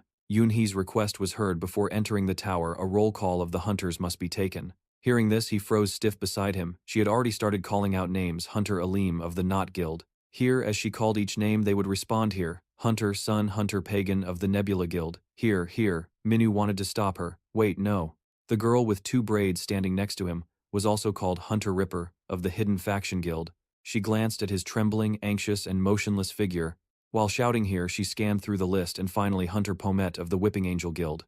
Minwu broke out in a cold sweat, his eyes wide. The atmosphere was silent. No one said a word. Suddenly he heard a cough next to his ear. Ripper looked at him, trying to hold back her laughter. CEO Yoon held a cup of water, astonished. Huh, you are putting number 302 into my guild. That guild was created just to collect government subsidies and get tax breaks for being in it. That guild only has me and the head nurse. She took a sip of water and asked, Did you talk to number 302 beforehand? CEO Yoon sat opposite her nonchalantly. He does not have the right to decide. He belonged to the government from the very beginning. CEO Yoon agreed, that is right. She sneered, but it does not really suit. Number 302 does it. CEO Yoon also smiled gradually, losing his humanity. That is why he has been calling my number since yesterday. Returning to the present, a loud laugh echoed. Pagan mocked, That guild suits you perfectly. Minu's expression darkened the corner of his mouth, twitching. He thought furiously. Damn it, that damn team leader, I will kill you. Yoonhee led the team closer to the door. Then let's go, she warned in a cold voice. If you die in the middle of this, the evil guild will not be held responsible. Everything in battle is the hunter's own responsibility. Her gaze paused on Minu for a moment, then she said, Then I will open the door. The door opened to a pitch-black space, contrasting with the outside, imprinting the silhouettes of the 6 hunters. The endless darkness was accompanied by absolute silence. Ripper broke the silence, speculating it is so quiet, which means Yoonhee interrupted. That is right. More or less this is not a hunting zone. An emerald appeared in her palm. I will use a light stone if there are magic beasts in the area. Light emanated from the stone, revealing a magic beast standing in the distance along with her voice.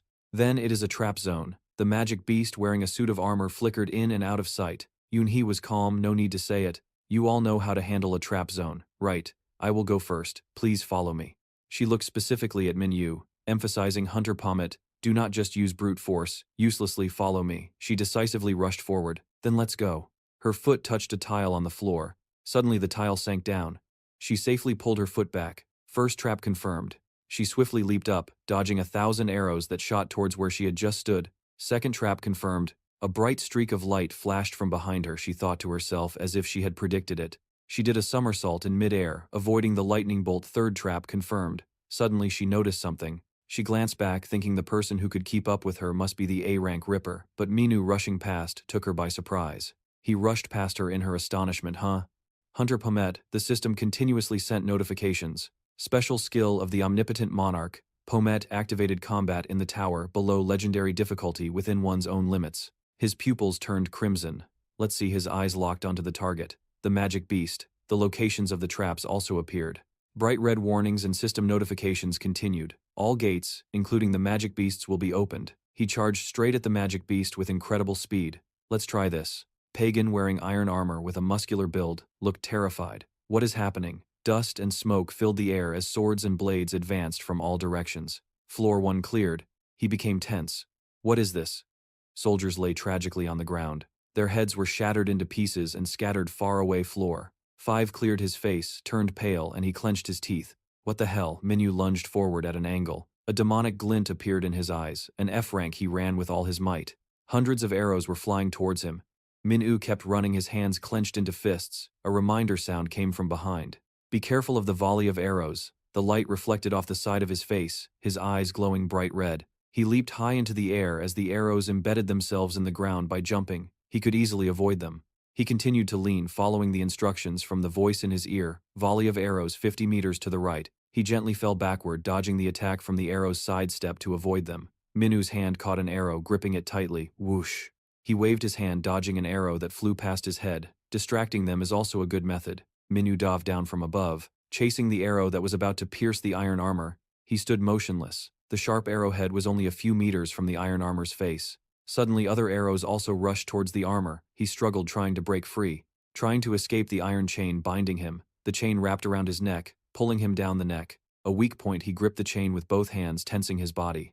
He pulled and tightened the chain on its neck. His face darkened, one hand wrapping the chain while the other gripped a sharp axe. On the other side, the chain had wrapped across the iron armor's face. The battle intensified. He swung his arm, raising the axe, preparing to strike it. In the darkness, his face appeared with a demonic smile. Have a good hunt. Minyu fiercely chopped off one of the iron armor's arms. Debris flew everywhere. Floor 15 cleared. Yoonhee and Ripper crossed their arms, rubbing their heads in thought. Is not he an F rank? Has not he changed to a new rank yet? It feels like he knew everything in advance, which is why he could avoid it. Both girls put their hands on their hips, pointing at Minyu and explaining. Pagan stood behind them, trembling. Does not he know that if he does not switch to his new rank, he will be penalized? Pagan frowned, gritting his teeth in annoyance. Secretary Kang behind him also clasped his hands behind his back. Yoonhee and Ripper tilted their heads, looking at each other. Are we on a picnic? Pagan pointed at Yoonhee and questioned. Stop wasting time playing around. Let's hurry to the next floor. Did not you hear what I said earlier? Everyone is exhausted. So we will rest for a bit before going up to the next floor. She was annoyed. Her face fell, showing her displeasure at his words. Only 15 floors and you are already exhausted. You are called members of the Evil Guild, but you are a bit disappointing. The scene shifts to a conversation between two hunters. Pagan, you do not need to repair your equipment. Only your armor was damaged. Right. No, that guy broke it. If an F-rank hunter can destroy it, then It is just a child's toy, is not it? What are you talking about? This armor is made from the core of Baphomet, the master of the sacred tower, really, in that case. Yoonhee looked at Minyu, an F-rank hunter. Your ability must be on par with Baphomet, right? Minyu glanced over, thinking, I guess so. Pagan was astonished, his mouth agape, shouting, What kind of F-rank is like this?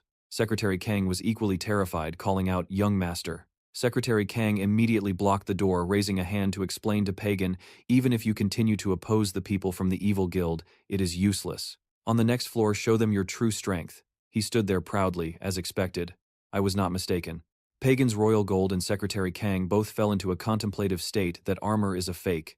Minyu and Ripper perked up their ears to listen what Ripper crossed her arms, leaning in to look at him face to face, her eyes staring intently. Items related to Baphomet's core have never been publicly traded. This means if anyone were to buy an item related to Baphomet, it would have to be an illegal transaction, right? Your royal gold. Pagan's face twisted into an indescribable expression. Secretary Kang was confused. What are you trying to say? A demonic smile played on her lips. The four of them were standing lively in front of the door, she speculated. I know about your little scam, but I will keep it a secret in exchange. Since we are in the tower, how about you lend a hand? Minyu was even more confused. What Ripper shifted her hands into a defensive-offensive stance towards that girl. A masked soldier appeared with a bow and arrows. He grabbed a sword and chopped off his head. His hand flew off, pierced by an arrow. He rushed towards Ripper and Minyu, holding a sword with both hands. His eyes were as cold as ice. She grimaced, resisting. Ripper lunged forward and attacked fiercely, tearing the soldier to pieces. A triumphant smile spread across her lips. The scene shifts to a skyscraper so tall it seems to pierce the blue sky. Minyu and Yoonhee are running with all their might. The sunset bathes the building in a brilliant pink glow. Inside, everyone is exhausted after the battle, except for the two girls who are still chatting away. As sunset fades, night falls and the sky darkens. Twinkling stars shine down upon the building. The sound of a horse is heard. A soldier is holding the reins while Bagan stands in front, sword in hand. Both man and horse fall back. His hair flows in the wind as he holds his sword. With wide eyes, Minyu dashed forward and decapitated the horse, splattering blood everywhere. He then accelerated and slashed at the rider. Bagan clenched his jaw, stunned as he watched him clear the 49th floor. Yoonhee emotionally sobbed and shouted out, We finally cleared the 49th floor. The guy with the sword stroked his chin, smiled, and said to her, It's only 49 floors, what's the big deal? Hearing that, she angrily retorted, It's useless to say that in our condition. He looked at Minyu, who had one hand in his pocket, tilting his head thoughtfully. Anyway, that guy. He looked up with pensive eyes while Bagan was still lost in thought. How is he completely unscathed? The tightly shut door ahead. There's something about it. His eyes darted around. Normally, this would be the final boss room, but, she said with her hands on her hips, a special feature of this tower is, this labyrinth doesn't have a boss. Instead, a magic beast of an unknown, boss-level rank is waiting there. She chuckled, teasing him. Seeing how freely you move around the tower, I thought you were familiar with this place, so I assumed you knew everything. But I guess that's not the case, huh? Turns out there are still things you don't know. He asked irritably, What is it? Do you know something about me? Ripper teased, You poor thing. He was surprised. What? Yoonhee couldn't help but chime in. All right, the break is over. The whole group moved forward. As Hunter Ripper said, Ahead of us is a magic beast with no known name or information. It's unlike any magic beast we've ever faced before. Placing her hand on the doorframe, she lowered her head. I'm not trying to scare you all. I'm just offering some advice.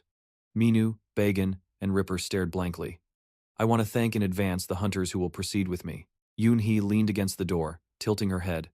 As I said before, protecting everyone's lives is a hunter's responsibility. I don't want to see anyone die by my side. We will provide full compensation, and for any dropped loot, so you don't have to worry. Bagan's and Ripper's faces went pale as they became pensive. Minyu clenched his fists, eyes shut tight. I don't care.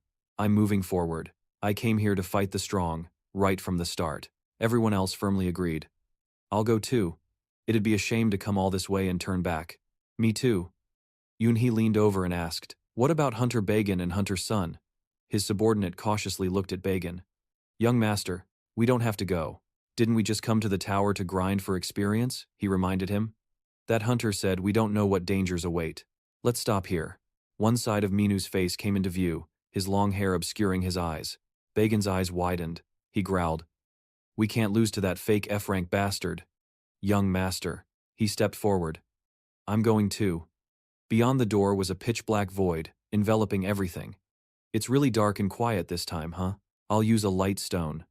Light spread out, illuminating everyone. In front of them were cylindrical stone blocks. Those round shapes are tall stone blocks emerging from the darkness.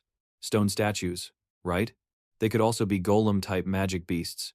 Everyone, don't stay still. If that's the case, don't get near them. Suddenly, to everyone's surprise, Bagan shouted, "Chess!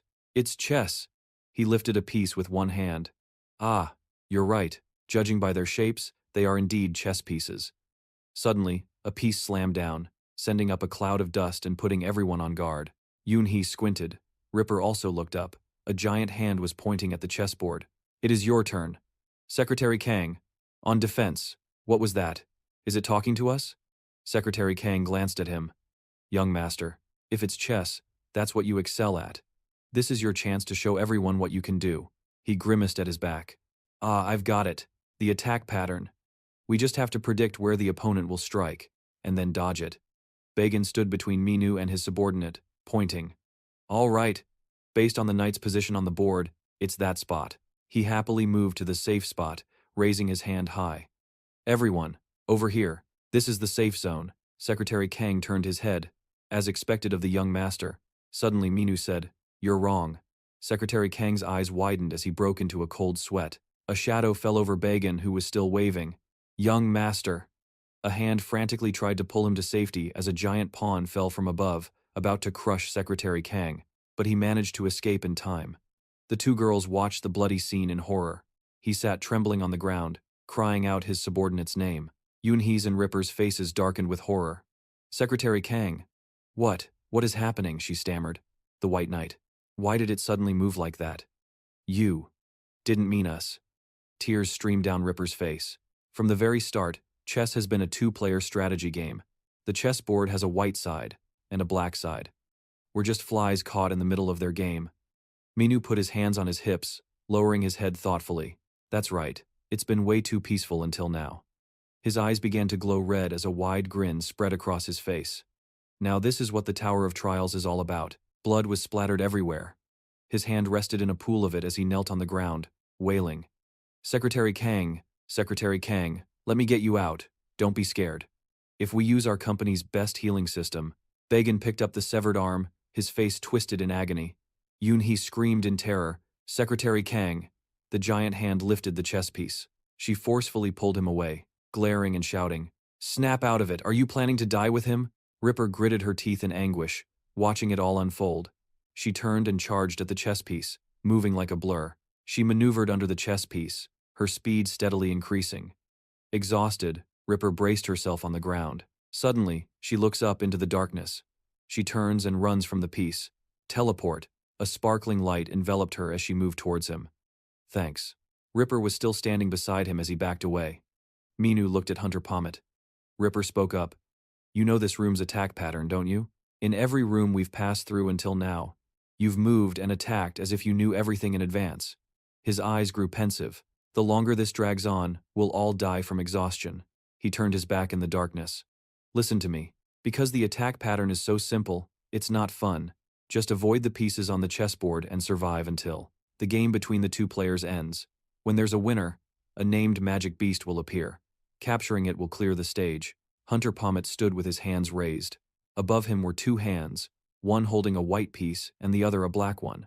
A chess piece appeared high above his head. That's right. This place is a trap. But, he smirked, do we really have to just stand by and watch until the game ends? He clenched a fist. It's simple. An immense power radiated from him as Minu leaped high into the air. If I'm right, this should work. A trembling hand reached out. Yoon-hee stood before him with a look of confusion. Bagan hung his head in misery. Hunter Pommet stood frozen, bewildered. He grinned, his white teeth flashing in the dark. A look of glee on his face, he said. Let's just smash them all. If there are no pieces left to move, the game will be forcibly stopped, and the master of this room will get angry and show up. Ripper stood stunned, her face filled with shock. What? What? Sweat poured down her contorted face. The game is to attack? How can there be such a foolish method? It's the best way. Yoon-hee spun, delivering a high kick. With a sudden spin, Her foot slammed into the ground, sending debris flying. She leaned over and called out anxiously, "Hunter Bagan, it's going to fall on me." A bright thread flashed in the darkness as she moved. The thread wrapped around the chess piece, lifting it. Easier said than done. Ripper also jumped high into the air, arching her back. With both hands, she manipulated the thread, shattering the chess piece in two. Actions like these require incredible stamina. A clear crack appeared on the chess piece. Suddenly, Minu's expression darkened as he swung his axe, sending the piece flying as he turned. He prepared to throw his axe at another piece. He stood silently in the darkness. His barrage of attacks demolished all the pieces. In the darkness, the opponent just stood there. He arched his body and kicked again, sending it flying.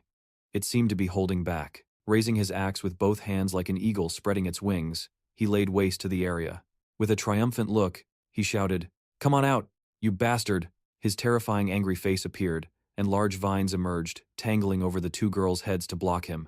Vines spread all around as he watched them. Minu lunged forward to attack. A giant hand reached out preparing to grab him. He managed to escape just before the hand snatched him. The hand clenched again. "Where are you?" The relentless hand continued to clench and search. Two hands slammed down, but he dodged them. Anyway, the chessboard should not be this chaotic. If that is the case, the axe head flew up. Too slow. This is different from chess. He gripped the chain, swung the axe around and launched it far away. "Where are you?" The endless chain flew through the darkness. The axe soared towards the mass of large vines where he stood with long vines growing from his body. "Foolish human," he seethed with anger. "How dare you cause chaos in my territory?" Darkness surrounded him. "You will pay the price," he smirked. "I am looking forward to it." Activating skill, Monarch Baphomet. Scene change, to a city of skyscrapers. Light shines from a window. Inside stands Asina Hunter. "Asina, you have worked so hard." The female interviewer with glasses bowed respectfully to Asina. "Thank you for agreeing to this interview even though it is so late. It was urgent but I survived thanks to you. If I am thanking you like this, you know what it means, right? Of course." As Asina smiled, "I will be sure to select content that is favorable to the Evil Guild, so do not you worry. I trust you, Editor-in-Chief." A blue-haired girl handed her a phone. "Guildmaster Hunter Shin Nin is on the line for you." "Shin Nin, is not he supposed to be in the Labyrinth Tower? Is he done already?" She took the phone. "Hello. Sister Iura, no Guildmaster," she reported over the phone, her face panicked. "That man from back then? The one from Su Yonggang's team who fell into the water." On the other end she rolled her eyes and thought, "He is taking part in the Labyrinth Tower clearing operation." The axe flew high, slicing through the monster's torso. It roared in pain, its eyes burning with fire. Parts of its body were sent flying from his attacks. An arm was severed, its head flew off. He spun around and slashed its body twice more. Minus' eyes glowed red. Activating skill, Monarch Baphomet Adina Lena. He braced himself. He swung the chain, wrapping it around the roaring beast. When Monarch Baphomet is active in combat, if the excitement level rises, all stats automatically increase by 30%. The monster reached out and swirled its hand. "What is this?" Thorny vines once again surrounded him. "It feels stronger than before." Its eyes filled with doubt as he moved his axe, slashing continuously. Each slash severed the thorny vines. Meanwhile, it kept its hand outstretched, controlling them. When fighting a designated target, damage taken is reduced by 50%, and damage dealt is increased by 30%. The monster stared at him. He has gotten even stronger. What kind of dark magic is he using? Minu watched with suspicion as the monster continued to swirl its hand. The axe flew at it, striking its neck. It winced in pain. He yanked the connecting chain with one hand. The axe was stuck in its body. Trees are flammable. The surrounding space burst into flames as he gripped the chain with one hand. "In that case, let us test out this feature." Back in the room, Asina shouted angrily into the phone. "No. Absolutely. Do not let him meet Vankiji under any circumstances." The girl on the other end pressed the phone to her ear. "We have to do this. Hunter Vankiji wants nothing to do with the person who messed up his hair." She listened, her expression changing. "It is not about that." "Geez, I do not know how to say this," she asked again. "Yes." In the gloomy forest, a phone rang. "What do you think is the percentage chance that an S-rank hunter with transcendent power would fall into water?" Hearing this, she hurriedly answered. "So you are saying..." Asina's jaw dropped. 0%. Jia Yun stood proudly holding his sword with his eyes closed. Special skill. His hair was a disheveled mess. He suddenly opened his strange pale blue eyes. Ziga. At the same time, Minus' blazing red eyes appeared. Raging flames burned him as he gripped the blazing chain in one hand, the fire roaring. He was engulfed in the massive flame, a fire that was about to merge with him. What a loud explosion erupted from within the brilliant fire. Laughter rang out from the fiercely burning flames. Ripper with his piercing eyes cracked a smile. Minu stood watching the fire empty-handed, laughing heartily. His face was beaming with unconcealed joy. "That is right, this is it, this is what a real fight feels like," he continued. "Come on, let us cut loose. I have been holding back for way too long."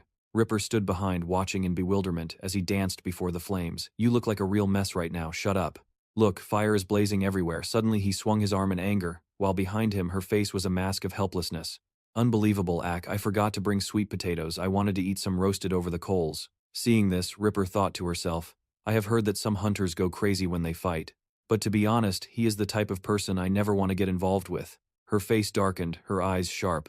But he scratched his head while she was lost in thought. Is not he a warrior? He just used magic, did not he? A magic swordsman then. But among all the magic swordsmen, that I know the only person who can cast magic with that much power besides Jayun. He held his head high. Everyone else stood there suddenly bewildered. Unhe and Ripper stumbled around worriedly as the place shook. Is the floor collapsing? Pulling this kind of stunt at the very end. Ripper pointed to a glowing window and yelled, "Over there, it looks like an exit, let us get out." Everyone ran towards the window. Pagan stepped onto the cracking ground and the fissure widened. He lost his balance. The tremor shook him around, causing him to drop Secretary Kang's arm. In that moment, his eyes filled with panic. He reached for Secretary Kang's arm, screaming. Secretary Kang Pagan recklessly dove after the falling arm. Everyone stood there, dumbfounded, as Minu shot forward along his chain. Like a hero, he caught the boy's hand. Gripping the chain with one hand and the boy with the other, he pulled him up, bracing his feet in the crack. His eyes were fixed with determination. On the other side of the forest, the girl was still on the phone. "How long has Vankiji been inside the Labyrinth tower?" She replied. "We cleared the other towers and came straight here. It has been about an hour and a half." Asina gripped the phone and replied. "With Vankiji's power, she has probably reached the top floor by now. If that hunter also made it to the top floor safely, then they have probably already met." Pagan had become an empty shell, the will to fight gone from his eyes. Even if he gets out of here safely, Minyu is trying to save him, but when they get to the next tower, he will not be able to fight, and will surely die. Esina bit her thumb. "I have to act." The look in Minna's eyes was indescribable. A warrior who loses the will to fight is disqualified. "Yes." She turned and asked Editor-in-Chief, "Do you know a lot of reporters?" "Yes." Minna's hand was still holding the boys tightly. "It would be better." Esina smiled, her eyes crinkling. "Could you introduce me to some reporters?" Minu let go of Pagan's hand. "It is better to let him die right here." The rumbling grew louder. As he held on inside the crack, he tilted his head and looked into the distance. Suddenly he spun and leaped up. His golden hair fluttered in the wind as he landed safely on the ground. On the other side, she had also managed to save Pagan's shadows, hid her face and her long disheveled hair. "You are not a bad person." Minu looked surprised. What Vankiji stood with one hand on her hip, carrying Pagan's large body over her shoulder, and smiled arrogantly. "Taming you would be fun." Meanwhile, Asina laughed, looking refreshed. "In any case, the reporters will help stop any scandals from breaking out." The reporter held up a piece of paper and began. "This is the question everyone is most curious about." Vankiji sat on the sofa, legs crossed. The beautiful woman listened quietly. "What is Vankiji's ideal type?" She rested her chin in her hand, thinking. "Let us see, someone who can understand me. I like men who are a little bit bad." The handsome man seemed to float against the blue sky. What, that man? His handsome face appeared in her mind. Is he my type? Night fell upon the empty room. The woman with the sexy figure stood before him as he lay motionless on the floor. She stared, stunned. Behind her, two other provocatively dressed girls ran over. "Are you okay, Thud?" She suddenly fell to the floor, shocking everyone. "Ah, I am suddenly feeling anemic." Asina gritted her teeth in anger. "This is insane. Is this part of Vankiji's plan? If I fall down sexily with a body like this, any man would be captivated, but Asina ruined it." Asina walked over to Minyu, ignoring Vankiji, pretending to be passed out on the floor. "Sister Iora, what are you doing here, and what is with your hair?" After assessing the situation, and trying to figure out how to pretend to wake up, I ended up falling asleep for real, without realizing it. The beautiful Vankiji stood among the men. She is as gorgeous as an angel with such a stunning face. This is the first time I have seen Vankiji in real life. "She is stunning, my idol." She smiled brightly, waving towards Minu and Ripper. "What a coincidence seeing you all here. I felt really bad about what happened. You must have gone through a lot. Your nickname is..." He tilted his head. "Pomet is not it." She burst out laughing, covering her mouth with her hand. "Using a name like Pomet for a nickname, you are really one of a kind." His face went blank when he heard her speak. She raised her index finger, her eyes wide and round. "What's the worst thing you've ever done in your life? Was it what just happened?" Seeing his helpless expression again, she burst out laughing, touching her cheek shyly. "I don't mean anything by it. My ideal type is a bad boy, and you're just too handsome." For the third time, he looked helpless. She was still holding her cheeks, smiling until her eyes were slits. But as she kept rambling on, Ripper and he exchanged a glance. "It feels like I'm talking to myself. I wonder if you remember who I am. Who are you? Why are you asking me that? She turned, shrugging angrily under the curious gazes of the people around them. I made such a strong impression on you, and you still don't remember? Behind her, people shot sarcastic glances. What a slut, she should know her place. The young men and women standing there darted their eyes around, biting their nails. The other hunters were all staring with envy. Van Kiji turned serious in front of everyone. Hello, hunters. I am Van Kiji. I'm sure everyone had a hard time getting here. Now, we will enter the boss room and expect to complete the raid. As everyone gathered here listened in silence, he announced that the Labyrinth Tower's boss was expected to be eliminated. Therefore, we don't need to prepare for a fight. But unexpected variables may arise, so please be ready to protect yourselves. A girl reported to Van Kiji, I will check the status of each team. For teams A and B, aside from the lightly injured hunters, everyone is in good condition. Upon hearing the next question, Eun-hee became quite sad. What about Team C? His lonely figure clenched his fists. Hunter son of the Nebula Guild has died in battle, so that was it. 3 girls stood by the door. So, everything is ready. Open the door.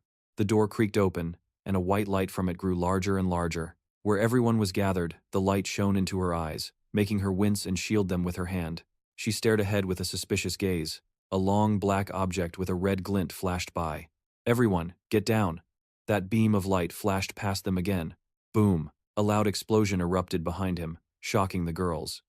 You finally made it here. Behind the door, he sat like an emperor. He held a majestic sword. My sword. I don't want it to be stained with any more blood. Callan, captain of the Labyrinth Knights, appeared. He stretched and raised his sword. Who will be my opponent? She gasped, covering her mouth and stumbling backward. You? Kim Woo-sok was also worried. Or you? Only he stood there, propping himself up with one hand. If not you, his face was filled with rage, his eyes bloodshot. Callan sensed something and stared as his sword burst into flames. Oh, what a strange, mixed bunch. In any case, the light from his sword pierced the darkness. It's best if I sort you out. A wave of darkness surged towards the group. Panicked, everyone got into a ready stance. Strange monsters emerged from the shadows and surrounded them. She worriedly called out, Van Kiji, what do we do? I know. A light flashed past him as hatred burned inside him. You bastard. Van Kiji lunged to attack them. He was left behind, stunned. His eyes held an indescribable expression, as if he was mesmerized by her beautiful side profile. This is a great chance to seduce him. She grabbed her sharp sword and charged into battle. You'd better take a good look at who I am. He stood up with his massive sword. You're quite impatient. I was still in the middle of sorting you out. There's no need for that anymore. She leaped up, radiating an angelic aura. Protection of Vanadis. Van Kiji activated her unique skill. Everyone was enveloped in a shimmering barrier. As Van Kiji activated the protection of Vanadis, all allies were enveloped by a protective barrier. He frowned from inside the barrier. It blocks both magical and physical attacks. A beam of light flashed back and forth. Your opponent. She was now covered in exquisite armor. Her hair billowed in the wind like a warrior's, her eyes sharp. Is me. She arched her body, reaching out as her hair whipped in the wind. Protection of Vanadis, Phase 1. A continuous barrage of attacks rained down on him. For 300 seconds, all basic stats increased by 30%. He spun around to counter. For 300 seconds, all skill power increases by 30%. Streaks of light cut through the darkness. The two sides clashed fiercely, perfectly matched. Immunity to all status ailments increases by 30%. The tip of her blade shot out as she spun through various attack stances. A large streak of light flashed by. The attack made him even more ferocious. He stared intently as she leaped up, holding a sharp spear with a fiery aura. You arrogant fool! She charged straight at him. He looked up as she dove down from above. The fingers of her sharp armor pointed down. Boom! A loud sound echoed as light burst forth. The light enveloped everything. Her face slowly came into view. So this is the power of an S-rank. He was safe inside the barrier. Even an epic-grade boss is just like a normal magic beast in front of an S-rank hunter, huh? Inside the protective barrier, Minu became lost in thought. He thought, as Callan counterattacked, something feels a bit strange. The battle between the two raged on endlessly. The fight continued in the darkness. As the two faced off, his eyes glowed red again. His towering figure lunged forward with his sword. A piece of something fell in the darkness. Her critical hit sliced past him as she skidded to a halt. Behind her, he shattered into pieces. She had a victorious expression and a piercing gaze. You have defeated Callan, the knight captain. All eyes were on the radiant woman. The other girls ran to her side. That was absolutely perfect, as expected of Van Kiji. She stroked her chin in confusion. What's wrong? People in the boss room started whispering amongst themselves. Why was an epic-grade boss so weak? She didn't even need to use a high-level attack skill. Isn't it just because Van Kiji is that strong?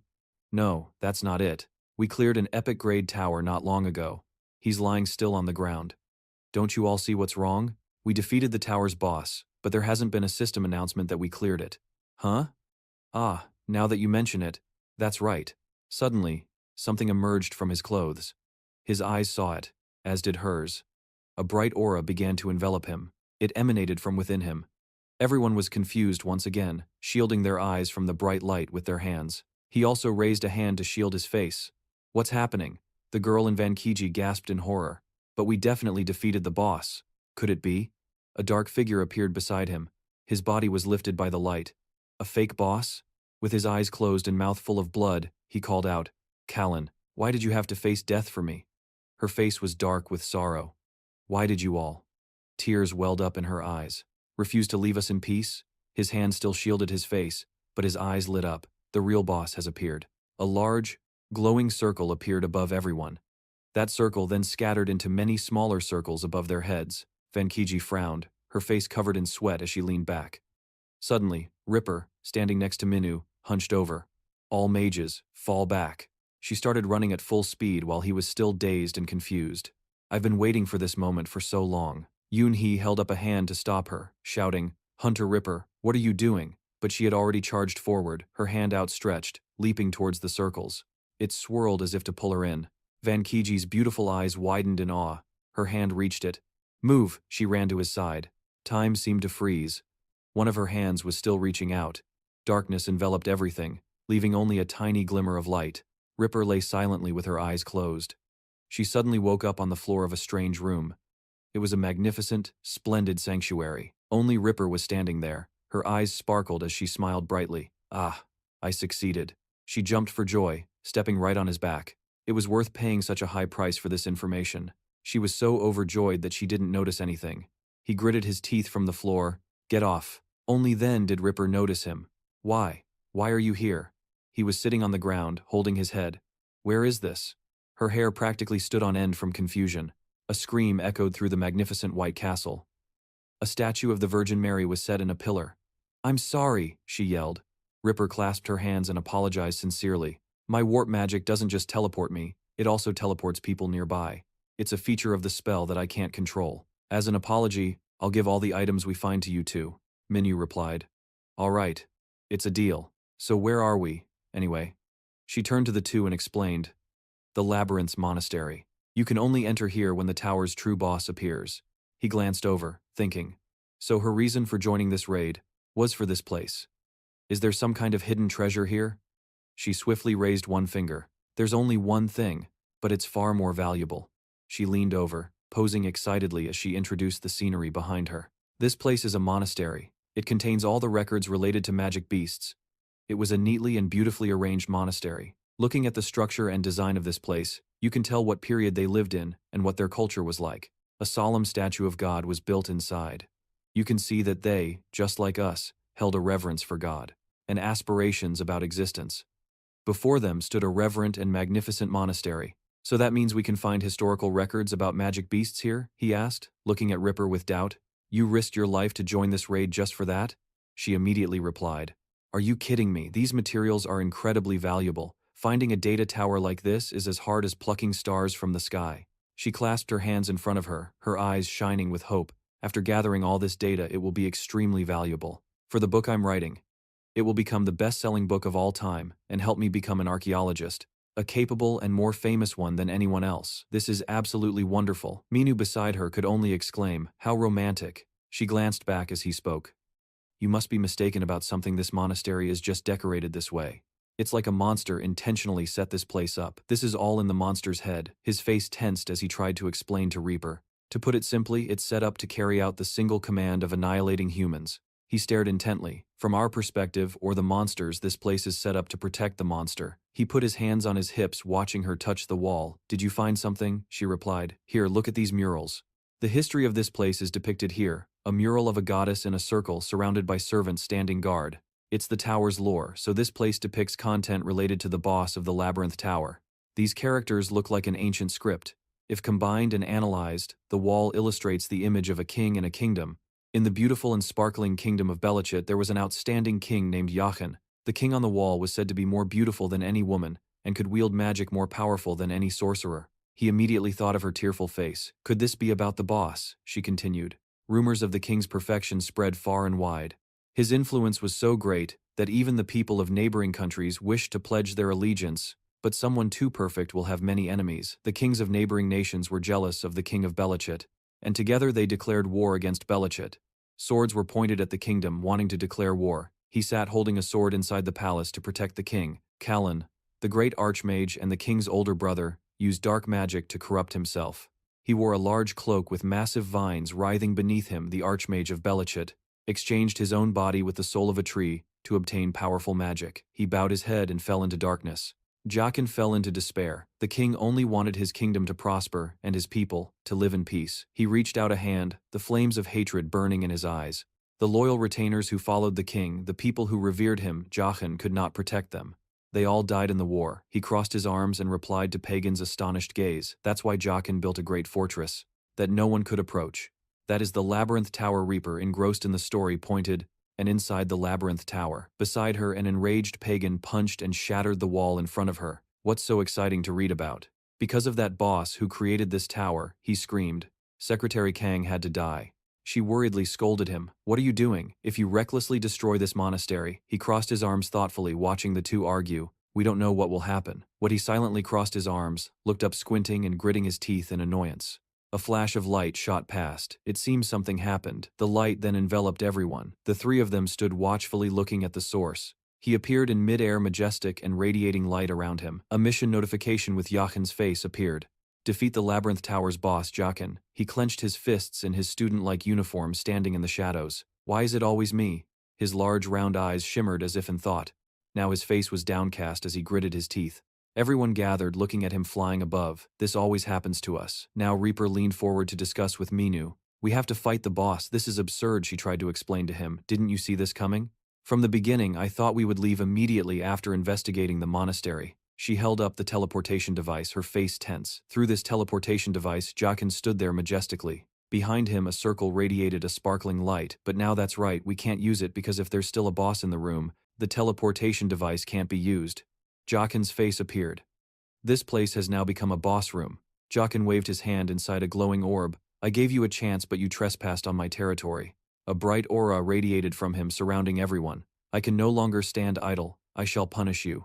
Minu blocked with his hand, looking at this petty guy. I only damaged one small wall. The last sentence read, he became a god within the Labyrinth Tower. Jachin blinked, controlling a powerful energy stream to become their savior. His hand pushed a beam of light, attacking everyone. So what god would be pleased to see their own temple destroyed? He looked up. Move aside. I've always felt it. Why are gods such selfish beings? Reaper blocked with her arm, wincing. Huh. A stunningly beautiful girl with big, round, crimson eyes. He smiled cheerfully, saying, it doesn't feel hot. Her face was somber. Oh, the bright energy was still attacking everyone. Everyone struggled to rise. The flames flickered, growing larger and larger. A brilliant spark also flashed in his eyes. He worriedly held her in the fierce flames. She had fainted in his arms. He turned his head away. This girl. The black cloak behind him billowed. What is this situation? Do you have regrets? Jachin's face appeared from behind the cloak. The greatest regret of your life will be reenacted by you yourself. You killed one of the most important people to you. His face was anxious in the sea of fire. You didn't want to kill that person. But besides death, there was no other choice, right? He was confused. Holding the girl, he questioned the kneeling. Jachin, I killed someone. Jachin continued. I understand you cannot accept this. His eyes shone like jewels. I will help you. The mistake you made, I can help you fix it. He tilted his head thoughtfully. Fix it. His eyes still shone like jewels. That's right, start over. His eyes widened again. He looked down at her lovingly. What if I don't? A crack appeared in the sea of fire. She quickly got up, shielding herself from the flying debris with her hand. Her eyes were doubtful. Don't be so smug. Is this an illusion? He waved at her, the debris flying as he gave a sinister smile. You should have picked the right target. Why are you playing these pathetic tricks on me? He said slowly, his features sharp. Sorry, but that's not my memory, so how on earth did you become human? Her face fell into shadow. Because I stole everything. His face also dissolved into the darkness. This is the memory of the original owner whose body I stole. Her body radiated light in anger. Let's start over. I'm sick of your games. The light obscured everything. There won't be a second time. He joyfully leaped forward to fight. Great, just when my body was itching for a fight, he burst out laughing. Let's play a round. Ah, Reaper's eyes widened in tension, screaming, ah. She blinked and slapped him. I'm sorry, she said, repentantly standing before him. I'm sorry.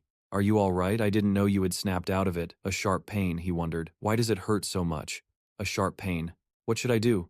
Light seeped through the cracks of the building. What do I do now? Where is this? We were all hit by the boss's mental magic. I just snapped out of it myself. I don't know where this is either. It seems so, he yelled. She grabbed his hand, looking dazed. You woke up before me. Your mental fortitude is quite impressive. He and she stood there thinking, while Pagan just stood there stunned and blushing. Is that over there also a product of the magic? How long until he wakes up? No matter how I try, he won't wake up. I've tried everything, but… His face turned red as he glanced at her. There's still one method I haven't tried. She thought of something. Raising a hand, she recalled her uncle, saying that spot is a man's weak point. A strong young man will collapse instantly if hit there. He looked on confused and suspicious as she turned into a punching stance. Just one hit, a single hit. I wonder how it'd look if it were me. Do you want to try? You're a guy after all. So you can aim for other more effective spots, Minu replied coldly. No, she was fired up, clenching her fists, closing her eyes and jumping. So what should we do? What if he only wakes up after a mental breakdown? Can we use physical force? It's not that simple. From the start with mental magic, you did the same thing in the monster Namet's room. It's like shattering a rock, you just have to break this the same way. But as she tried to run, he grabbed her hair. If you won't do it, then I'm useless. He grabbed her hair and explained that mental magic is incredibly hard to dispel. If the mage who cast it doesn't dispel it, we can't do anything. Now we can only hope he wakes up on his own. She looked up at him, her heart heavy. What if he can't wake up on his own? This all happened because of my greed. Bagan fell into a daze, his eyes vacant and lost. His entire body was submerged in darkness. Suddenly he called out, "Where is this?" He watched as doctors and nurses rushed down the hallway to save someone.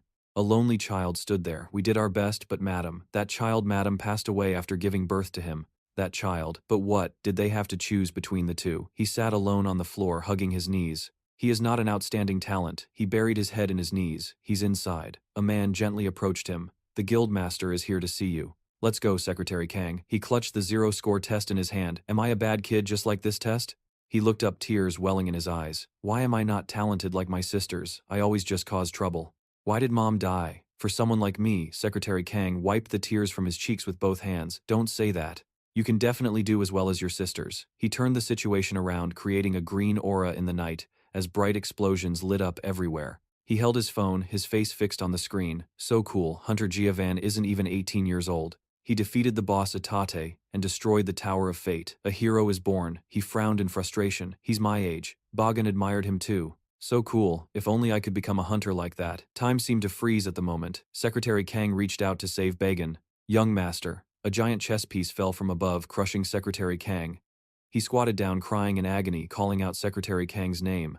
It felt like a pair of hands were tightening around his neck. This bastard, another version of himself, was strangling him. He felt his heart tear apart. Because of you, it's all your fault. Because of your ambition, Secretary Kang had to die. Master, the figure turned away, its lips parting. If it weren't for you, Mom would have. The image of Secretary Kang appeared again along with the backs of Minu and Ripper. Because of you, 2 more hunters will die. A hand reached for his neck. If you had never existed in the first place. Bagan collapsed, clutching his head in agony. Her figure appeared behind him. If you had never been born, then everything. Her jewel-like eyes appeared again. You are like me. I am the same. Because of my existence, my subordinates, and my people all had to die for nothing. Her hand touched him. I will help you. The mistakes you have made, I can help you fix them. She gave a cunning smile. You will be reborn. Fragments fell in the darkness, a face full of anguish, eyes turning lifeless. He lay there screaming, tormented from within. Meanwhile, Minu and Ripper stared at him, bewildered and wondering what was happening. Bagan was in extreme pain, his eyes lifeless with no pupils visible. Minu and Ripper blinked, looking at him. They both decided to charge into the darkness to free him. Ripper grimaced and lunged forward. A dark figure was standing there. What is that? A monster appeared. What on earth is it? The monster's tail swung powerfully, sending both Minu and Ripper flying. Ripper stabilized herself as she landed. Facing this figure, she couldn't believe her eyes, thinking to herself, Hunter Bagan. Before she could react, the crazed Bagan charged again, but a chain axe flew through the air. It wrapped tightly around the monster's threatening tail. Minyu leaped into the air, controlling the chain whip, drawing both of their attention. He stared at it with cold eyes. The monster reacted just as quickly, and they immediately clashed, exchanging powerful counterattacks. Minyu retracted the whip, his gaze locked on his prey. He bent his knees, launching himself forward again. The two clashed head-on in an explosive impact. They immediately and quickly separated. Minyu leaped backward to land while the monster powerfully braced itself in a defensive stance. Suddenly, he smirked, his laughter growing uncontrollably louder, leaving Ripper stunned and confused. His face was strangely excited. "I guess I can't win now," his words made her panic. "What?" He looked at the enemy and explained. "Dodging is easy, but the power gap is too wide. All its abilities are enhanced, and it's using magic simultaneously." He told her, "If you and I team up, we might have a chance." Ripper, bewildered, asked, "So we can stop Hunter Bagan?" He cut her off. "The only way to stop him is to kill him." A system window appeared on his hand. "Stop using weapon," Minyu explained. "Like I said before, another mage has to reverse this spell. Only then can he return to normal, but as it happens, the mage who cast that spell on him is the master of this tower. Only a mage of the same or higher rank than the boss can do it." He asked her, "Can you do it?" While dodging an attack, Ripper exclaimed, I can't possibly dispel it." She hesitated to act. "Then what do we do? Is there really no other way than to kill him? If we capture the boss, can we dispel the spell on him?" Minyu calmly replied. "That only applies if we can catch the boss." "But where is the boss now?" she asked, trembling. "So is that really the only way?" He coldly watched the clawed figure charge. "There is only one way." He gracefully flipped through the air, dodging the slash. "You have your reason for entering this tower, and I have mine." He calmly analyzed the situation, even while hanging upside down in midair. "There's still one skill I haven't tried." He leaped back, dodging a slash. "The first condition for the skill is to be on the highest floor of the tower." He spun to dodge another attack. "The second condition is to face an unbeatable opponent." The blade swung just over his head once more. "And the final condition." With a quick dodge, the monster missed again. He landed right in front of Ripper. "You have to do it," he said softly. His words made Ripper's pupils contract in fear. She stammered, trembling, "No way, how can you ask me to do that? What if something goes wrong?" As the monster prepared to charge them again, he tried to persuade her. "Your dream is to become an archaeologist. If you die here, that dream dies with you." She tried to object, but Minu's expression was terrifyingly dark, his eyes devoid of any light. "Otherwise, I'll kill that bastard myself." He leaned close to her ear, his voice dripping with manipulation. "If I use all my strength, I can kill him. Isn't being kidnapped enough? If you add murderer to your resume, that would really be something to see." Ripper's body went rigid, as Minyu gave a wicked smile. Just then the monster lunged at them. She gritted her teeth, glaring at him with hatred. "You bastard." Without hesitation, Ripper struck him hard in the chest. Minyu staggered backward from the impact, coughing up blood. Just as the monster's claws were about to touch his neck, he gave a faint smile. The Chernobyl skill erupted with a blinding energy from Minu's body. Ripper was caught in the light, completely confused about what was happening. A white light gathered around his body as if he was being reborn. The system announced, "First activation condition. Highest floor of the tower met. Second activation condition. Confronting a powerful enemy met. Third activation condition. Receiving a fatal blow from another hunter. Met body data has been destroyed." Reconstructing a new body compatible with the power, Ripper was still trying to call out to him. "Hey Minyu, are you okay?" Minu's body slowly regenerated from the energy stream. The system counted down 5-4, just as she was trying to ask, "Hey." His eyes snapped open, blood red and veined. The countdown was nearing its end. 3, 2. As it reached 1, Ripper peered into the energy source, searching for him. Hunter Baphomet. Suddenly, his voice echoed. "It's better if you know nothing." With those words, he struck the back of her neck. Her vision blurred, and she began to lose consciousness. She finally passed out and collapsed. From the shadows, Minu's hand appeared. "But as for you..." His eyes glowed a demonic red. He raised a hand. "We have business to attend to." He was pointing at the monster. The monster lunged, weapon ready, charging towards him. As its blade cut through the air, Minu's cold voice rang out. "The price for saving you." He had suddenly appeared behind the monster, twisting and breaking one of its arms. In an instant, he gave a wicked smile. "Is your leg?" The monster turned around in disbelief. Minu's face now looked demonic, with 2 long horns and eyes as red as blood. "I will take it." The system displayed. "Skill successfully activated, duration of demon god Baphomet, until the tower is cleared." In the shadows, someone panicked. "No, it can't be. How did you get your power back?" The person witnessing his transformation exclaimed. Baphomet Minyu was satisfied with his current strength. "It's been so long since my entire body felt this full of power. It's back. My power has returned. But this skill can only be maintained while inside the tower. The duration is 31,536,000 seconds. This left him very displeased. And when I returned to being human, I couldn't use the skills I learned. That's why I said such selfish things. He turned to the struggling, bound monster and said, "Hey, don't move. It's been a while since I've used this, so I might accidentally kill you." Minu got closer to observe it. "Anyway, I can now clearly see its form, distorted by magic." His words startled the one in the shadows. "Since things have come to this, it would be better to hand him over to me." He raised his hand and coldly said 2 words. "Come out." In response, there was only a dead silence. His calmness turned to irritation. "Silence? I told you to come out. Are you defying my words, you damn fly?" A roar erupted as the monster revealed itself. A 4-horned beast with a long snout like an anteater, a hairy neck, and an ugly, armored body. It screamed, "Damn it!" It angrily cursed him. "I barely managed to escape, and it's you again, Baphomet." He remained calm in the face of its terrified expression. "It's been a while, hasn't it? Since the time with Beelzebub, the former boss of the Abyss Tower." "That's right. The boss of the Abyss Tower is widely known as Baphomet, but Beelzebub was originally born with a golden spoon and was the master of the Abyss Tower. Before that day came, right before Beelzebub's reign, one day, he saw someone panting as they climbed up. It was Baphomet, carrying a bundle larger than his own body. Damn it, I'm finally here. Why does he live on such a high floor? This climb is exhausting." He asked the reigning Beelzebub. He sat leisurely and asked, "What is it?" He realized the newcomer wasn't a gatekeeping monster from the first floor. It was Baphomet. How on earth did that gatekeeping insect get all the way up here? Baphomet was born a low-level monster with a dirt spoon in his mouth. He had defeated the others.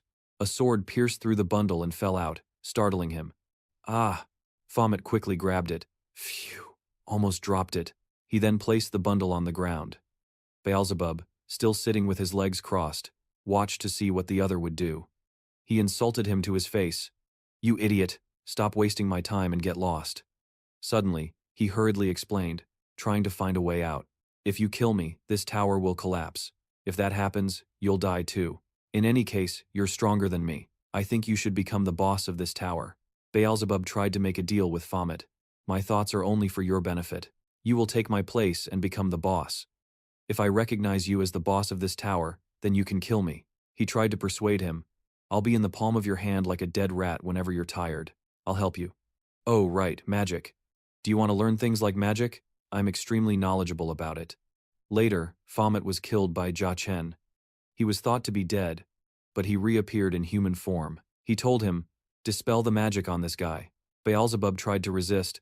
"Why should I do that for a mere mortal? What's this? Are you resisting?" "No, sir." Beelzebub was very dissatisfied. He's as persistent as a fly, but he still had to obediently cast the dispel magic. Suddenly, he was a little surprised. "Humph, this magic," Minu asked.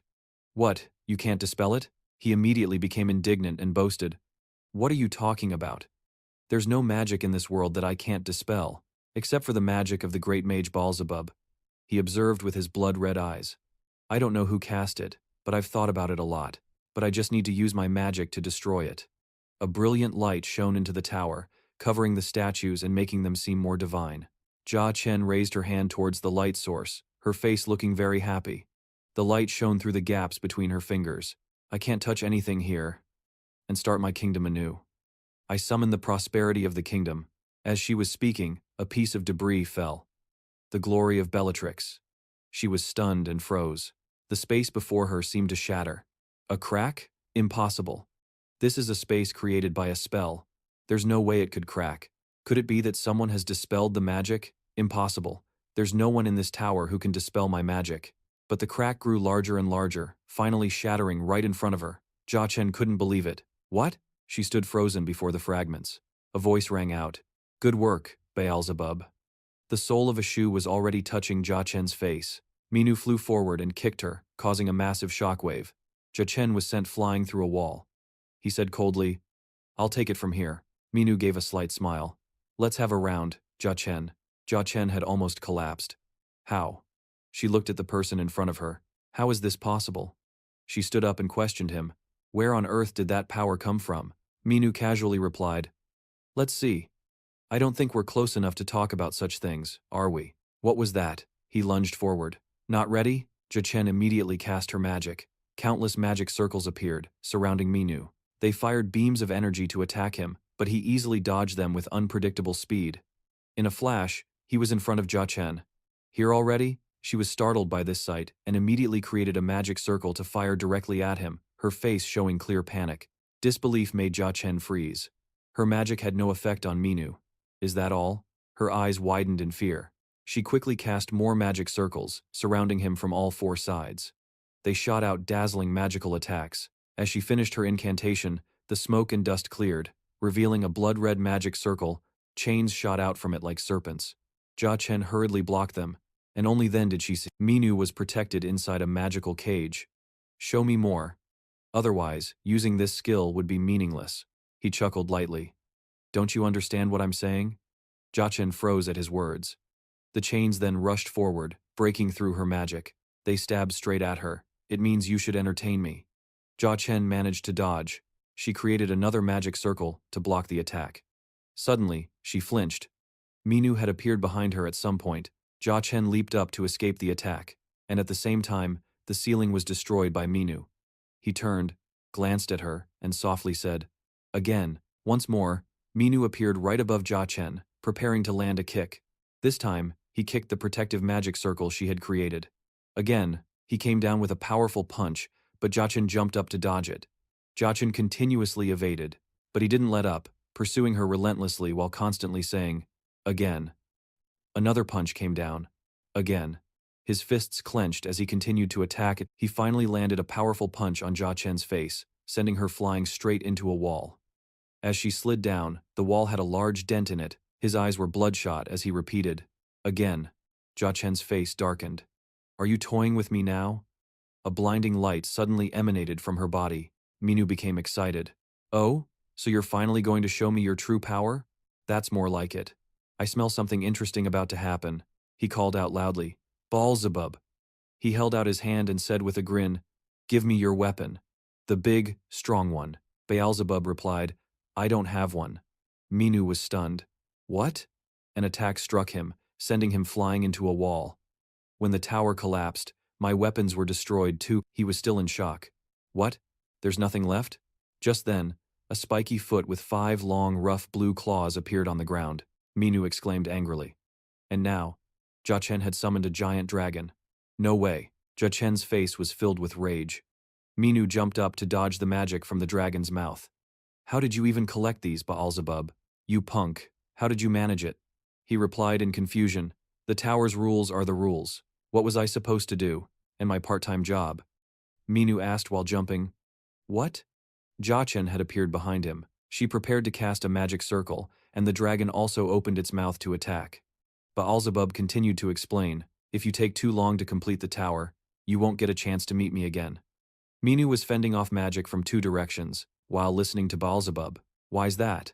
That skill can only be used inside the tower, and its cooldown is extremely long, so, I almost never get a chance to see you. He said this to him like they were his last words.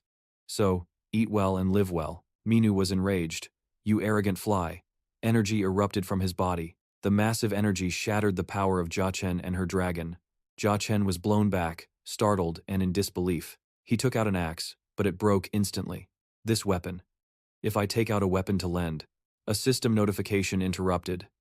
Equipment destroyed by user's power. He muttered to himself.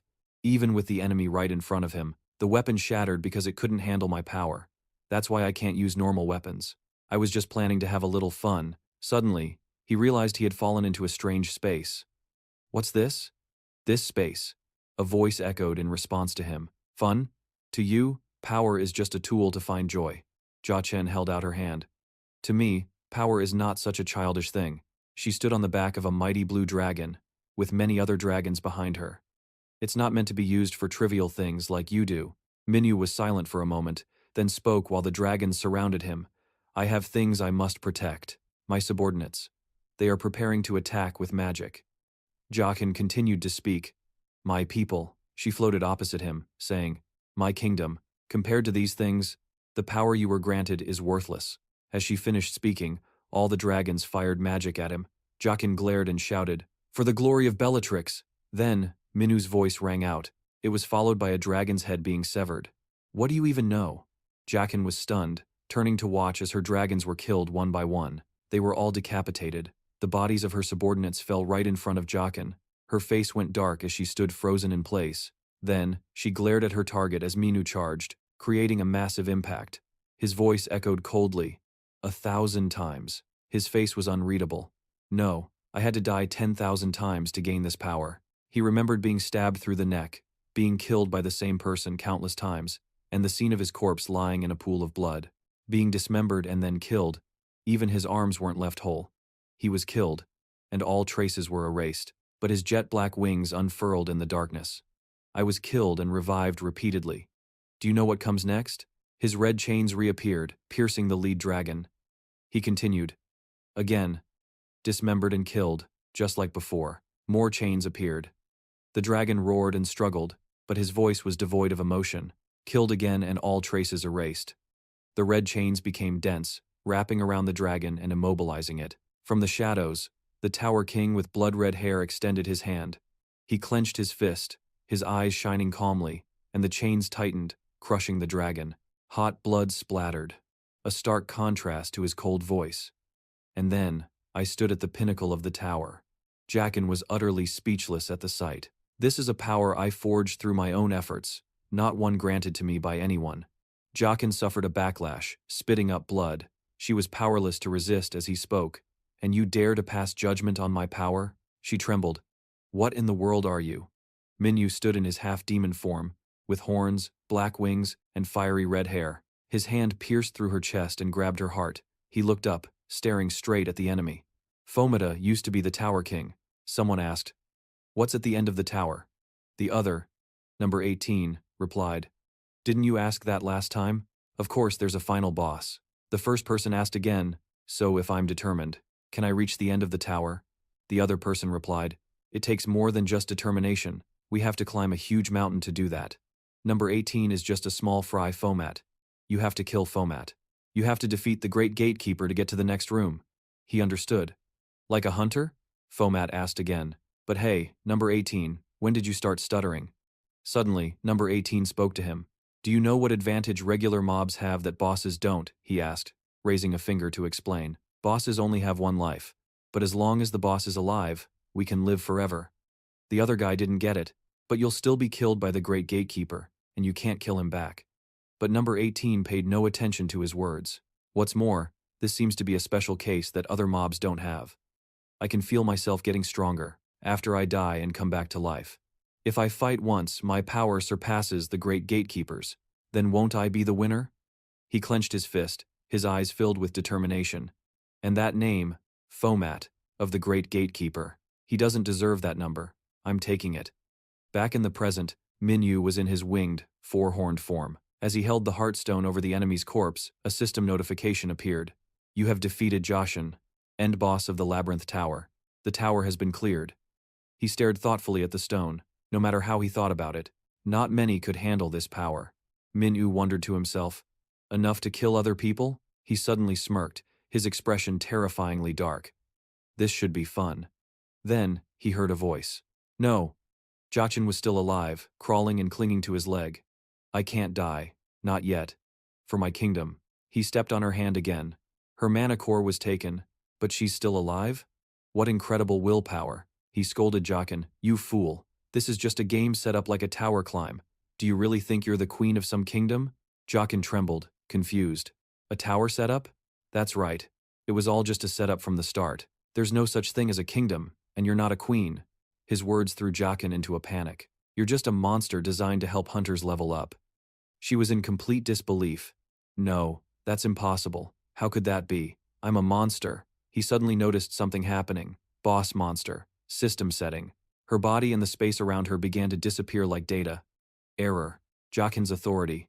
Minyu didn't understand. What? Critical error detected. Deleting. A brilliant light erupted, forcing him to shield his eyes. He gritted his teeth, muttering, What the hell is going on? Minyu then spotted a cloaked figure, who had appeared out of nowhere behind him. He walked closer to the figure. I sensed something was off. Besides me and the boss, I could feel someone else's presence in this space. It didn't seem like a threat, so I ignored it. But he looked down and stared, startling the stranger. You're that hunter from Team C who was with me, aren't you? His voice was threatening. You. The cloaked figure trembled as he asked, What were you doing hiding there? Outside the tower, a light suddenly cut through the darkness of the night. A woman's hand emerged from a portal. A party of 3 stepped out. It was Van Kiji's team, a team member asked. The exit gate opened. What happened? On top of that, we received a notification that the tower has been cleared. What does this mean? Van Kiji noticed something. She looked behind them. Another portal had opened. A head of black hair emerged from it. She gasped, her eyes widening in shock. The one who appeared was Minu, carrying his 3 teammates. Hunter Fomat. At Minguk Medical Center.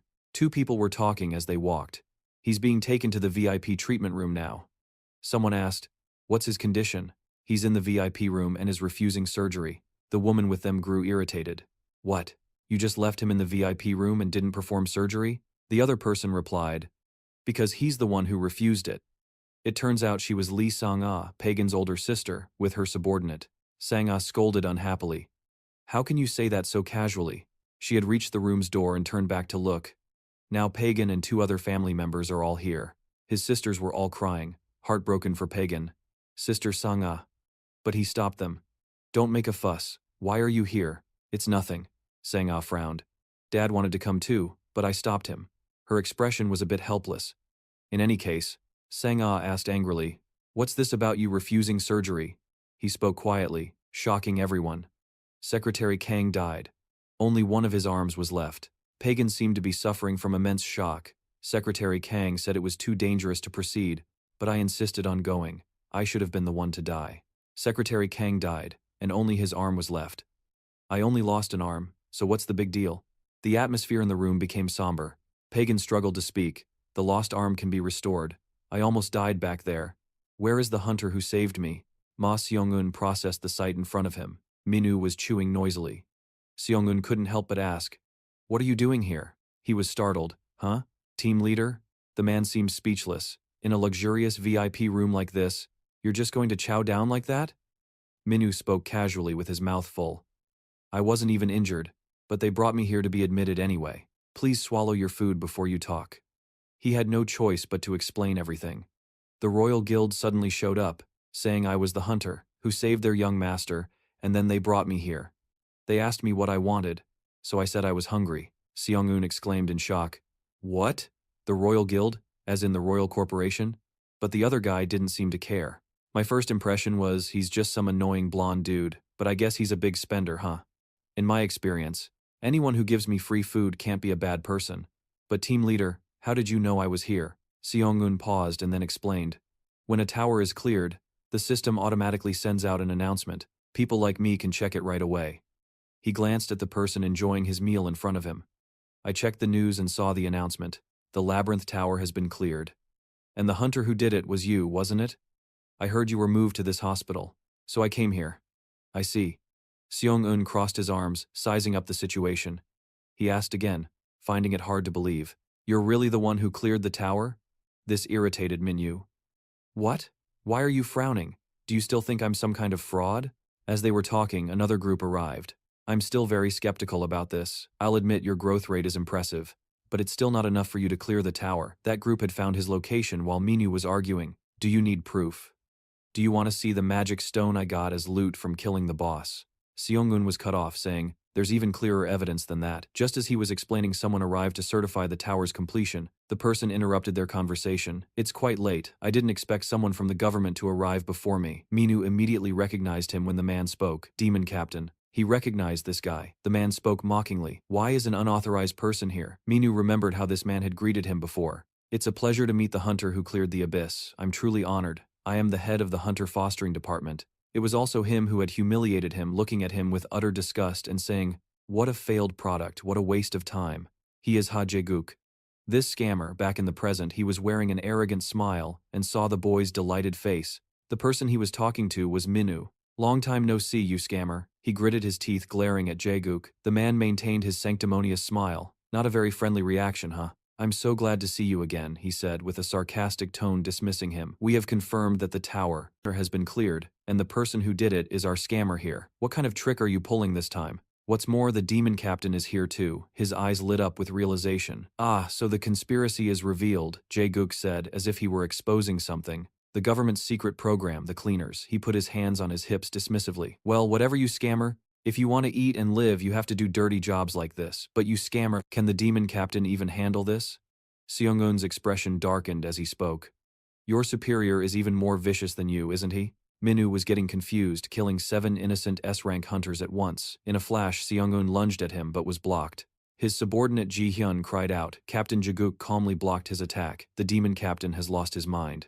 Don't you know this entire hospital will be gone if we fight here? Seong-eun growled, warning Ha Jaguk.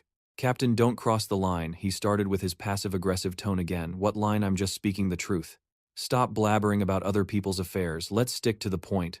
We both came here to verify something, right? Did Hunter Fromage really clear the Labyrinth Tower? Suddenly, he scoffed. So that's it, a red system window appeared. All right, I'll show you what you want to know, he said, standing before them. The tower completion certificate. A small orb emitted an aura. Magical power floated in his palm. The Labyrinth Tower certificate obtained from the boss, Rachin. At first, I didn't know what this was used for, but it turns out it's meant for times like these. He leaned in, looking straight into the man's eyes. Do you still think I'm a scammer? Jaguk seemed truly shocked. He gritted his teeth, veins bulging on his face. You think I'd bet my own judgment on a failed product like you? Suddenly a voice spoke up. Isn't the failure on your side? He whipped around, startled. What? The ones who appeared were the 4 pagan siblings. Ji-hyun quickly whispered to his captain. Those are from the Royal Guild. His expression instantly became welcoming. Oh, who do we have here? If it isn't the next chairman of the Royal Guild Director, Lee Sanga. She closed her eyes and replied coolly. So, it's an old acquaintance. He spoke again. I was just about to contact you about a business plan. I never expected to meet you here.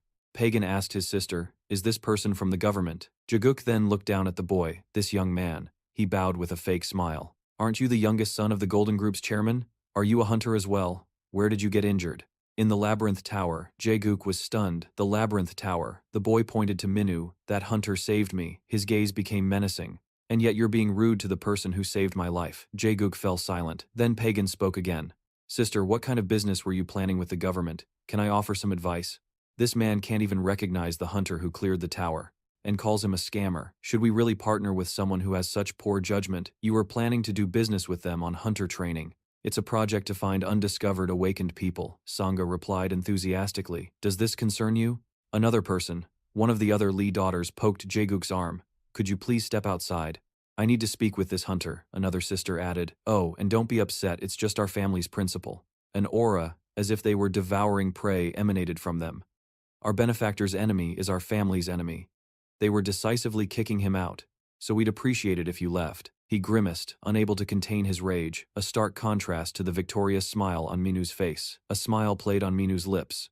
What in the world is this situation? It seems like that kid is on Hunter Minu's side. Could this be a good thing? Look at Department Head Ha's face. It's all twisted. Let's all laugh at him. Minu's face flashed in Jaguk's mind. He furiously kicked a nearby chair. That damn bastard. Ji-hyun rushed to stop him. Department Head, please calm down. Calm down. After being humiliated by that failure.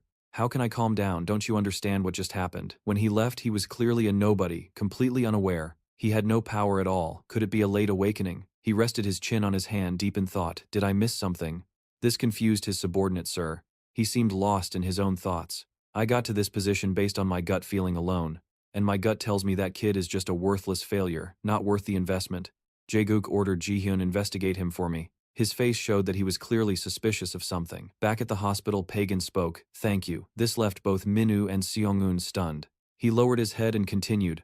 Honestly, I had lost all my will to live back then and should have died. On top of that, I did something disgraceful. Thank you for putting up with it and saving me. In response, he simply gave Pagan a deadpan look. It seemed like he couldn't care less. As long as you understand, I was just going to let you fall. One of the Lee sisters said to Sangha, let's let them talk privately first. We should step outside for now. She agreed. That seems like a good idea. Then she turned to strike up a conversation with Seong-eun. You're the government representative in charge, correct? I'd like to discuss some business with you if you have time. He understood and followed, smiling awkwardly. My department mostly deals with public services. That's good. At least they're somewhat interested. The door closed and the room fell silent. Min-woo rubbed his head wearily. To be honest, I didn't plan on saving you. I only did it for the female hunter. Ripper Pagan listened silently. Min-woo explained. She thought we both got dragged into that situation because of her, so she did everything she could to save us. So I made a deal with her to save you. The boy fell into a thoughtful silence. Besides, I figured in your condition at the time, you couldn't continue climbing the tower, so I just left you. That's why I want to be frank with you. I wouldn't have cared if you had died, but Pagan's reply stunned him. On the contrary, I'm just relieved that everyone survived. Thank you for saving me, he sighed, slumping down and resting his cheek on his hand, asking with a puzzled look. I really don't get you and that girl. I'm busy just trying to survive, but is someone dying in the tower really something to be so concerned about? The tower is a place where death is always right around the corner, he thought to himself. I really don't understand people. After saying that, he stood up again and asked, is there anything else you want to say? The reason I came here wasn't just to receive an apology and be done with it. Now Pagan got to the main point. Regardless of how it happened, the fact remains that you saved my life, so I want to repay you. Just tell me what you want. I'll do anything I can to repay you. Minu didn't seem particularly interested. Perhaps what happened just now was enough. He crossed his arms and shrugged. I had no intention of accepting your thanks anyway. Then he pointed to the feast on the table. First, can I eat all of this? Pagan was a little taken aback, at a loss for words. That's for you. You can eat it all or throw it away. He then asked, and what about the armor I broke? The boy answered decisively, I'm not going to make you pay for it. Besides, Hunter Ripper said it was a fake. He looked at him, confused. Is that all? You didn't even have to bring that up. Minyu seemed to be pondering something. Do you have a lot of money? A young hunter panted heavily. It's no use. Before him stood a massive, terrifying magic beast. With his current strength, he couldn't take it down. It opened its huge mouth, signaling his inevitable defeat. Damn it, if only I had a teammate. The young man gritted his teeth and shut his eyes tightly. If I just had a teammate, a beast like this. Seiyun appeared like a god, happily looking for teammates. Don't worry. The two shared a high five full of camaraderie. There's now a team matchmaking system for hunters. The commercial even features a fairy godfather giving away skins and a system for renting necessary equipment. Gold or silver? I'm a fighter. The ad played continuously, advertising a loan service exclusively for hunters, with lower interest rates than banks. What? Can't see the light of day? A 24-hour treatment system for hunters is now available. Depending on your contribution level, various benefits and welfare programs are available exclusively for hunters' families. Hunters can now focus on hunting monsters without worry. The final scene shows Seiyun and the actors cheering together.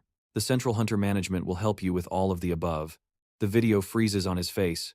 The sponsor's text appears, showing this commercial is a collaboration with the government. Minu holds a drink can, his face full of disgust. He stands in front of the TV, commenting, I've seen that a few times and still can't get used to it.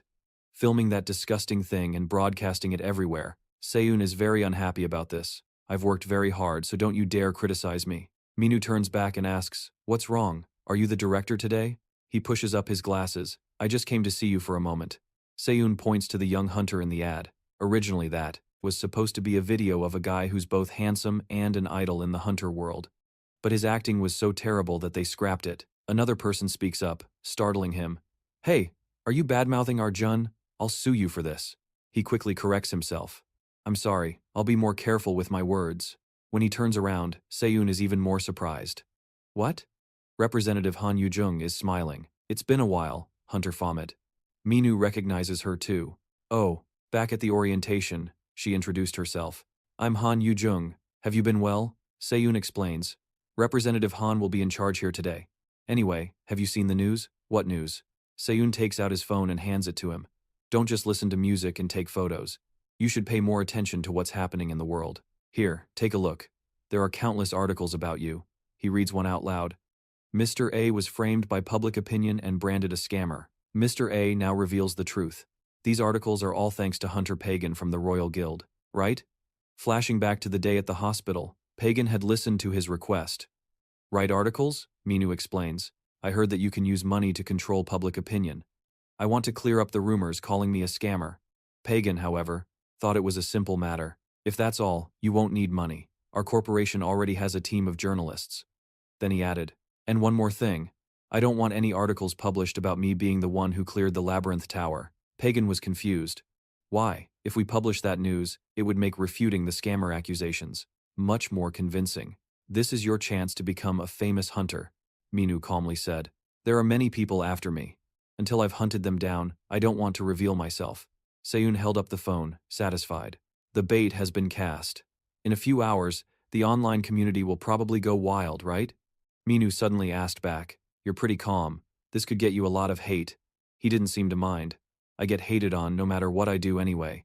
Besides, my department isn't the one that has to deal with the complaints directly. Anyway, Representative Han, I'm leaving Hunter Baphomet to you. He said his goodbyes and left. I have something important to do, so I'll be leaving first. Yujung also commented in surprise. Chief Ma, on second thought. Ah. It's nothing. I mean, he seems quite concerned about Hunter Fomet. It's rare for him to get involved in matters like this. She turned to ask Minu, what is it? He crossed his arms, thinking, let's see. This made her inwardly certain that something was going on. Well then, Yujung said, shall we get going? Minu followed and asked, I didn't expect this facility to be here as well. I thought it was only at the Hunter Training Department. She explained that the Hunter Training Department is a specialized division and is very busy, so this matter was handed over to us. The performance is exactly the same, so don't worry. Now, Hunter, please come this way. She pushed open a door. Inside was a man in a white lab coat. As Yujung opened the door, she explained, before we begin the test, allow me to introduce the doctor who will be conducting the test. The man in the room spread his arms as she opened the door, welcoming them in. The man charged out aggressively, yelling, this damn cockroach. Yujung was stunned, and the man was charging right toward Minu. The doctor, startled, couldn't stop in time and crashed right into him, tumbling to the ground. Dr. Gusiak awkwardly scratched his head, laughing. How embarrassing. He tried to explain his behavior. I had to catch that fly. I couldn't let it get inside. I must be careful to avoid any critical errors. He then added with admiration, but it would have been bad if he hadn't sensed it and dodged, right? It turns out, when Gusiak had charged at him, he had reacted just in time to dodge aside. What was that? Gusiak wondered. Chief Ma is as cold as they say. Minu looked displeased. People must talk about me behind my back a lot. The doctor quickly changed the subject. Anyway, he introduced himself. I am Kim Gusiak, and I'll be in charge of this hunter's rank evaluation. He explained the test. Usually ranks are determined by statistics, but for a low-ranked hunter, who suddenly clears a high-level dungeon like you did. Minu listened as he continued, in such a special case, we will evaluate and determine your rank based on your actual combat abilities. The test consists of 3 stages, and you can give up at any point. He smiled. Shall we begin the test now? Minu said calmly. Let's start. A sphere covered in data appeared. Stage 1. Gusiak began his instructions. You just have to choose the blue sphere and touch it. Minu calmly scanned the area. Besides the blue sphere, touching a sphere of any other color will result in a 1-point deduction. You're not colorblind, are you? Minu glanced and said no.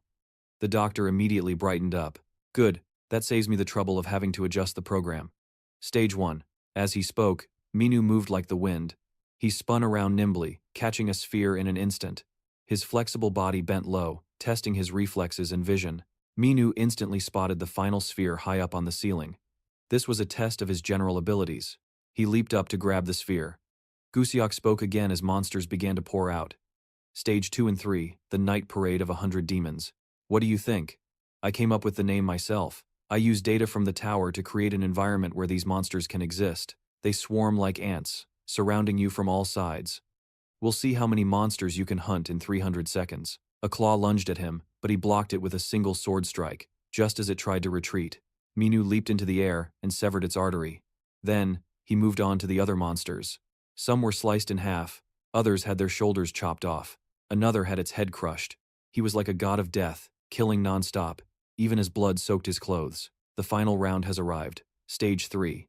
Since this is the 3rd stage, it has to be special. Now I'll summon the boss. A monster's foot appeared. By fighting this boss, we will test the hunter's destructive power. His gaze froze. And if the situation is judged to be dangerous, the creature that appeared was that familiar dragon-like monster. Gusiak said the test would be forcibly ended. Minu realized it was the same beast that had nearly killed him back then. This thing. His expression darkened, but then a delighted smile spread across his face. It's been a while. Back then, I was too weak and had to beg for my life. But now, the sword in his hand was still dripping blood.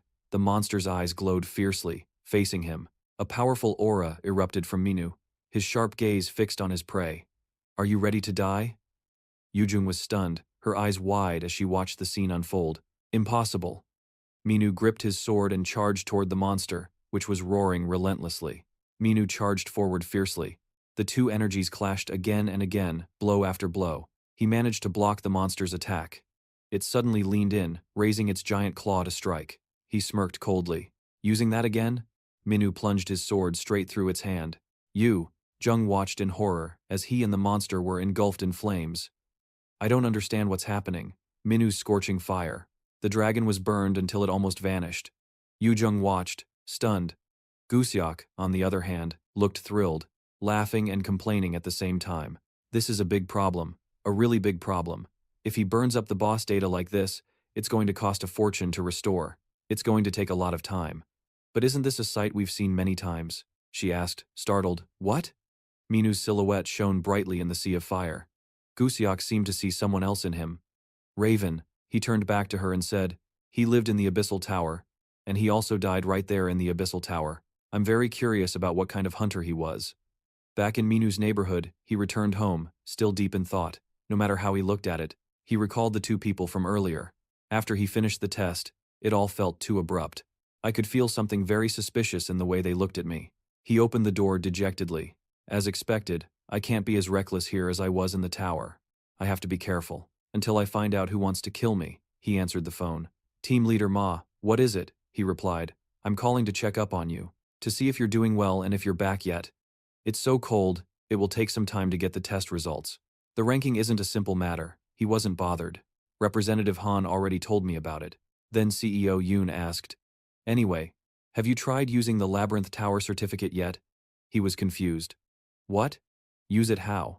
This left the CEO speechless. As expected, you've completely forgotten what I taught you. Just use it. You'll like it, Cha Min-gu. Wondering what it was, he opened the system window.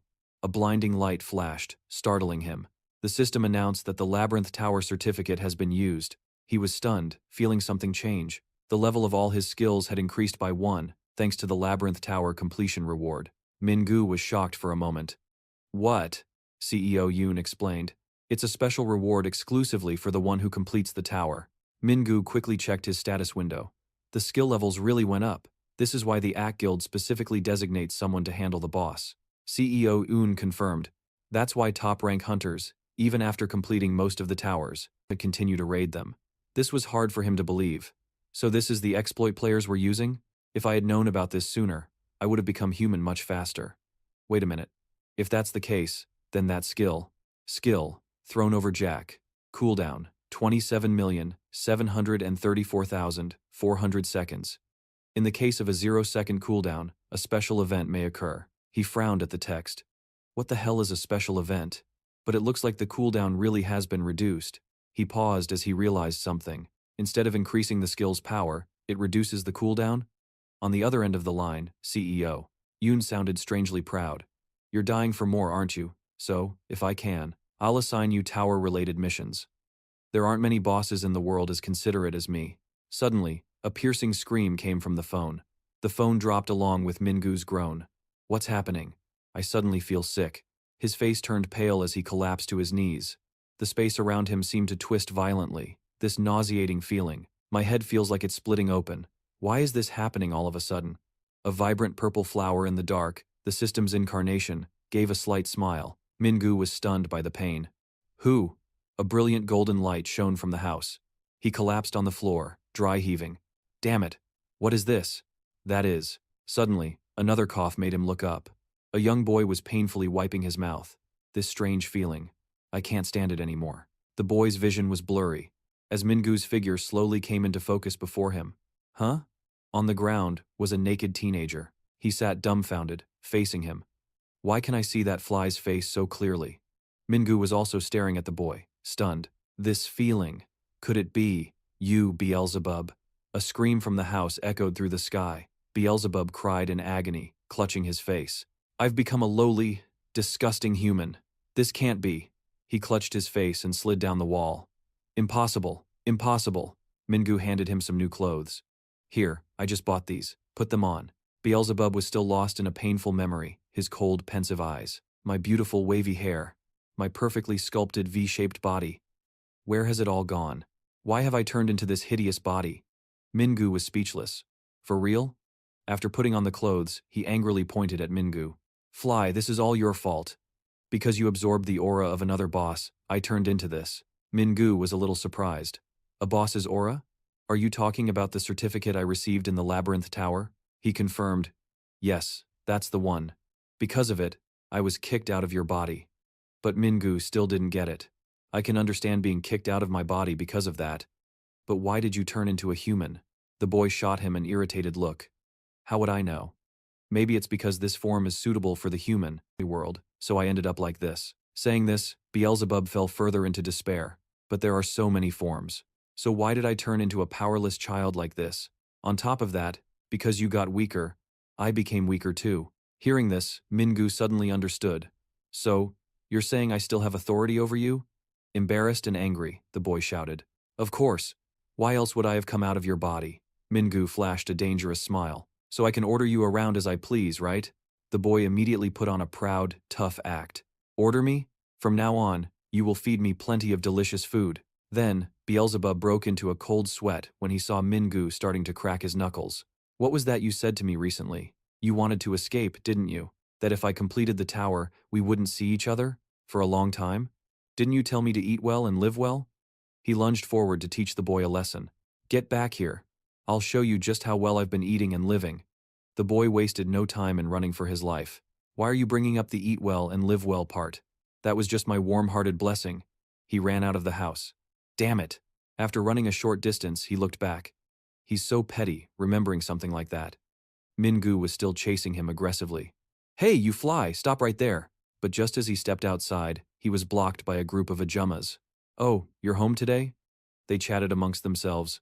What was his name again? I think the real estate lady said it was Cha. Right, Mingu. A middle-aged woman then beckoned to him. Come on, Mr. Cha, follow me. On the way to the old woman's house, they kept talking, though he didn't understand a thing. Have you been here long, ma'am? No, your call was quite sudden. Why do you look so out of it? What's wrong? He realized they were the ladies who lived in his neighborhood. Why are they suddenly dragging me off like this? The ladies continued their conversation. It's no bother at all. Oh, really? The woman in the lead stopped him. In that case, let me take Mr. Cha first. Mingu was baffled. Then, a look of stunned realization crossed his face. It still works, but it's broken. What now? He and the woman were standing in front of a broken electric scooter. Hurry up and try to fix it. He sighed, then shouted in frustration. What is this lady talking about? Why should I be the one to fix it? And who are all of you anyway? The woman calmly introduced herself. I'm Kim Yonja. The two from earlier were Mr. Park from next door and Mrs. Song from downstairs. He couldn't contain his anger. That's not what I was asking. The woman feebly massaged her own shoulder. Look, I'm old and don't have the strength to fix it myself. I was hoping a strong young man like you could help. But he turned to leave, and she quickly called out, Hey, Mr. Cha, he muttered irritably. Do they think I'm their errand boy? Why should I have to? Just then, the system window popped up. I think you should accept the request. He froze in place, staring in horror at the glaring red system window. What? Quest. Fulfill the requests of those around you. Penalty for refusal. Death. He flew into a rage, cursing at it. Are you kidding me? What kind of messed up quest is this? And death upon refusal? It replied nonchalantly. Because as you said, I am very selfish. Mingu froze. Wait, back in the Labyrinth Tower, when I called you selfish. You held a grudge all this time? It replied, seemingly mocking him. Who knows? I'm just being selfish, as you put it. He groaned in despair. But why are you acting this way? The system proceeded to explain. I've been thinking about how you could develop affection for humans through a different method. He was taken aback. What? Affection? The system's incarnation smiled cheerfully. Because not everyone's methods can be the same. Therefore, to properly interact with humans, you must find your own way. He couldn't comprehend it. Stop telling jokes. What the hell is affection? Then what were all those things I've killed up until now? She held out her hand and spoke. Of course, this and that are two different things.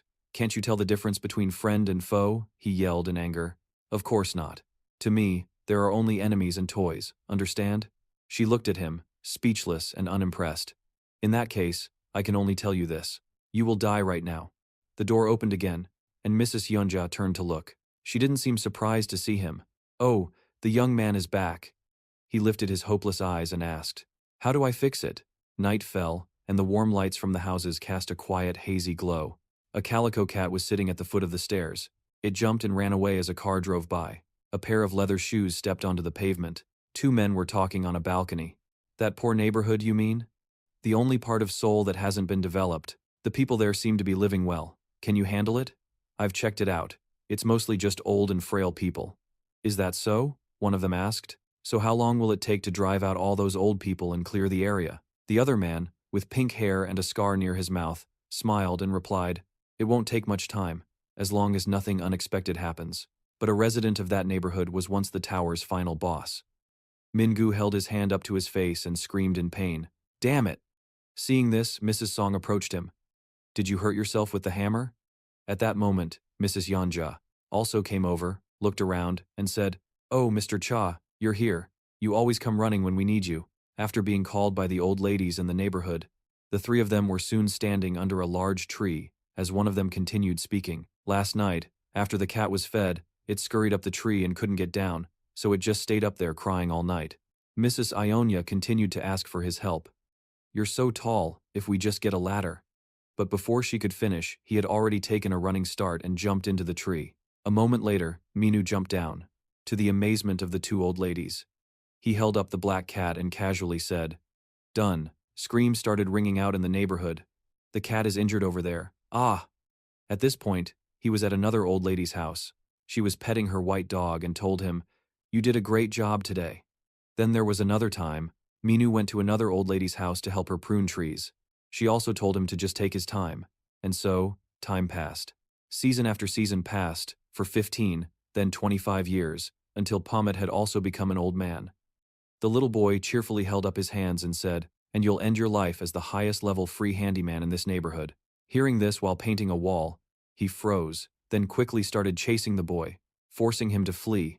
At a rather luxurious house, Minu, holding a box, looked over with disgust and said, What are you doing, Jin? Yu, lying on a large piece of cardboard, was reading a book and replied, I'm reading something humans created called a novel. It's very interesting. For such insignificant beings, this is actually pretty good. The boy then sat up excitedly and continued, Baphomet, now I kind of get why you want to become a human. Hearing this, he said irritably, You're noisy. Get to work. The boy heard him and casually replied, I'm still too little to carry heavy things. If you force me, you'll be reported for child abuse. He retorted in annoyance. What are you talking about? An old lady appeared behind him, and seeing her, the boy's tone instantly changed. Ah, Grandma, he said, taking his book and approaching her with a cute expression. I've finished all these books.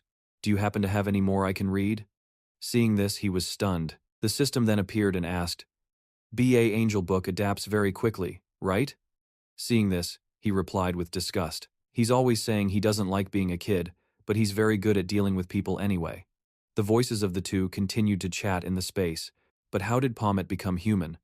Hearing his question, the system replied, Let's see. Annoyed by that answer, he asked again, Let's see? You don't know about God's existence? Hearing that, the system explained, I only hacked into Earth's system. It continued, So only the creator of this Earth would know. Minu put the box he was holding in its place and said, He glanced into the air and warned, Please stop this charade. How long do you plan to annoy me with this? The system then announced the main objective, main quest. Find ways to help and earn the affection of the citizens. Seeing the request, his voice rang out. Besides, that's too vague. The system replied, It's very useful, nonetheless. Hearing that, Chaminu scoffed. Useful, my ass. It's not like it's about illness or medicine. He remembered the times he helped the old ladies in the neighborhood, like when he fixed Mrs. Ayanja's cart. He said, I've fixed it. She replied, Well done, I'll use it now. Another time, an old lady called him on the phone. Why isn't there any hot water in my house? Hearing this, he could only reply, Please wait a bit, I'll ask someone I know to come fix it for you. He continued helplessly, Why in the world do I have to do all this stuff? Just then, Mrs. Song spoke up from behind him. A few years ago, there was a young man about your age, Cha, who lived in that house.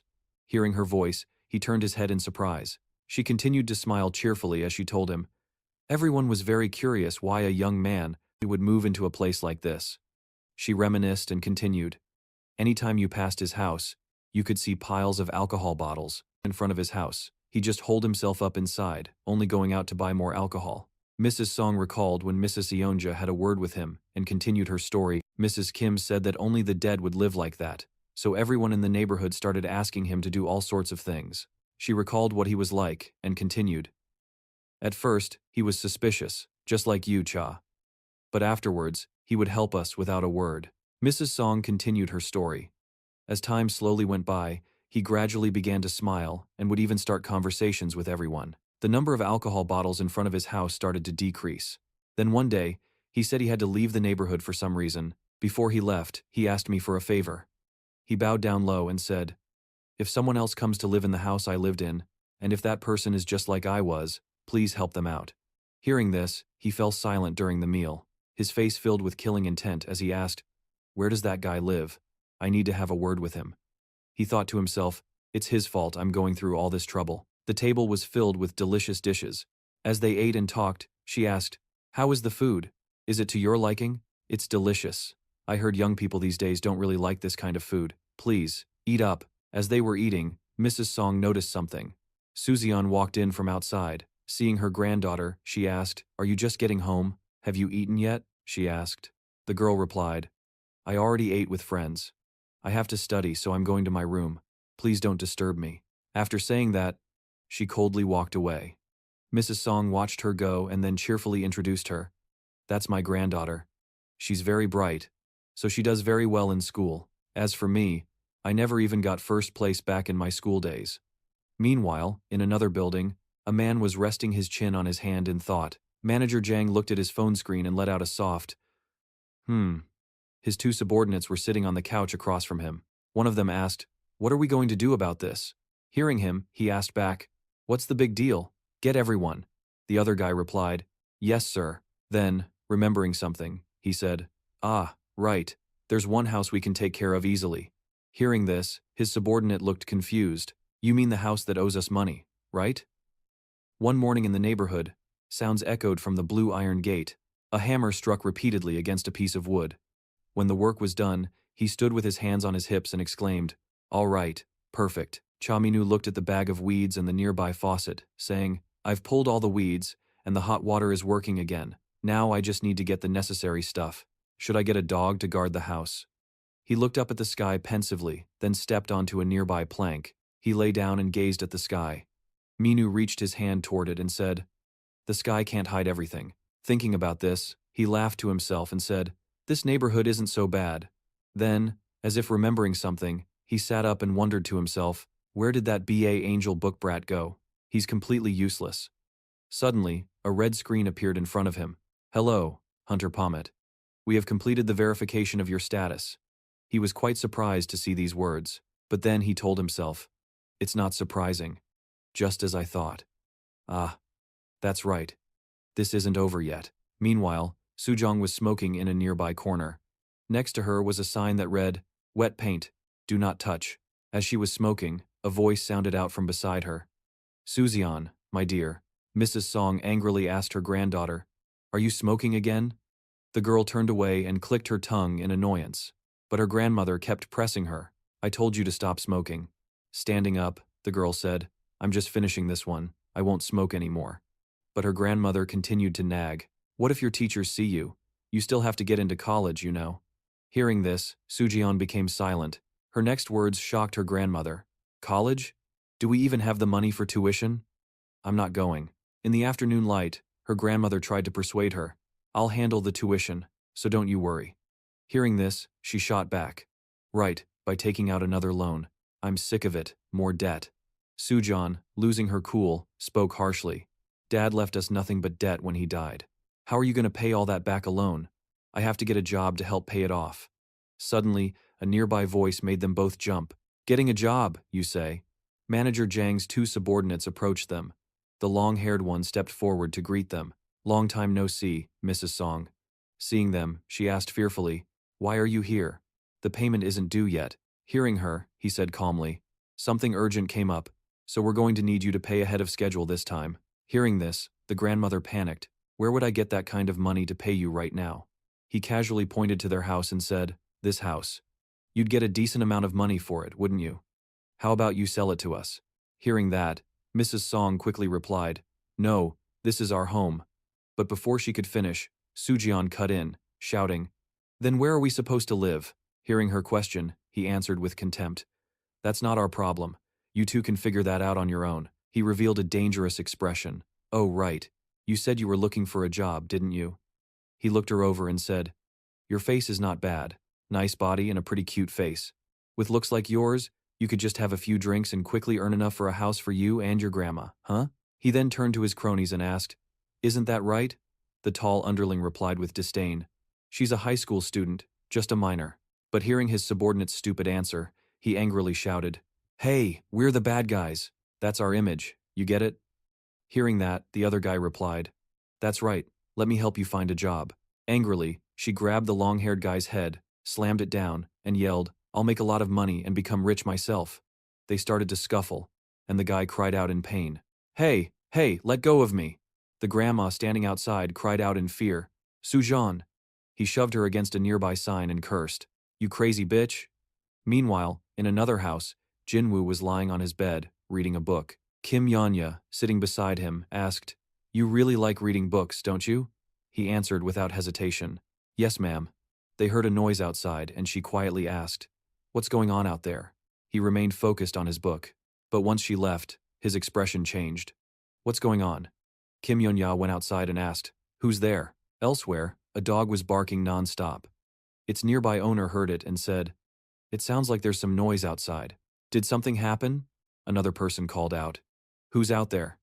Minu came outside holding a wooden plank. His face was alarmed as he shouted, "What are you all doing?" Looking at the 4 people in front of him, his voice trembled. "What's going on?" He held a bucket, pointed at the wall, and said angrily, "The paint isn't even dry yet." Seeing him, the long-haired guy scowled and spoke, "There's a young guy living in this neighborhood? I had no idea." He continued to lament over his wall. "I just painted it and you guys ruined it." He ignored Minu and ordered his cronies, "I don't care who you are. Don't butt into this. Junior, take care of him." The other guy replied, "Yes, boss." Minu was extremely indignant. "I was even planning to take a picture as a memento." The other guy immediately threw a punch at him, but Minu stood perfectly still. A blue barrier appeared between them. At that moment, the big guy felt something was off. It felt like he had punched something that weighed thousands of tons, and was sent flying backward. He flew towards his cronies, and the long-haired guy could only stand there blinking, his eyes slowly widening. A dark figure rushed at him. The gangster was stunned as he appeared right in front of him. Minu then threw a punch at him. The man clutched his injured nose in pain and said, "I've never seen anyone so fast. Is he a hunter?" Manager Kang was still looking at his phone. "I heard you used to be a hunter too," he replied. "Yes, sir, but I've already quit." Their conversation echoed in the room. The other man asked why he quit, and Manager Kang replied, "Because there are too many talented hunters." Without looking up from his phone, Manager Kang analyzed, "This reminds me of my last mission. As a hunter. Back then, I had to face an incredibly strong hunter. He felt like an impenetrable wall, or something else just as solid." That's right, things suddenly took a different turn. It's very likely he's a hunter too. Hearing this, the other guy asked in astonishment, "How is that possible? What kind of hunter looks like such a wimp? What should we do now?" Manager Kang said with a dangerous expression. "First, investigate his identity." Meanwhile, Minu was standing in a corner as the people of the neighborhood were talking amongst themselves. "They destroyed my house. Mine too. My house as well." Another person said, "They destroyed my field." Someone else added, "They destroyed my garden too." As he listened to their complaints, he wondered, what on earth are they trying to do? If they keep this up, where are we supposed to live? After a moment, he started to walk away, but a voice called out from behind him, "Mr. Cha." Then, Sujian, leaning against a wall, nervously asked, "You're a hunter, right? Hunters get paid to complete missions, don't they?" She approached him and continued, "This is all I have for now, but I'll give you more when I can. So please, do me a favor." She spoke quickly, as if afraid he would refuse. "If we get kicked out of our house, my grandma and I will have nowhere to go. Please, don't let those thugs take our home." Hearing this, he spoke. "You don't need to do that," she asked in surprise. "What?"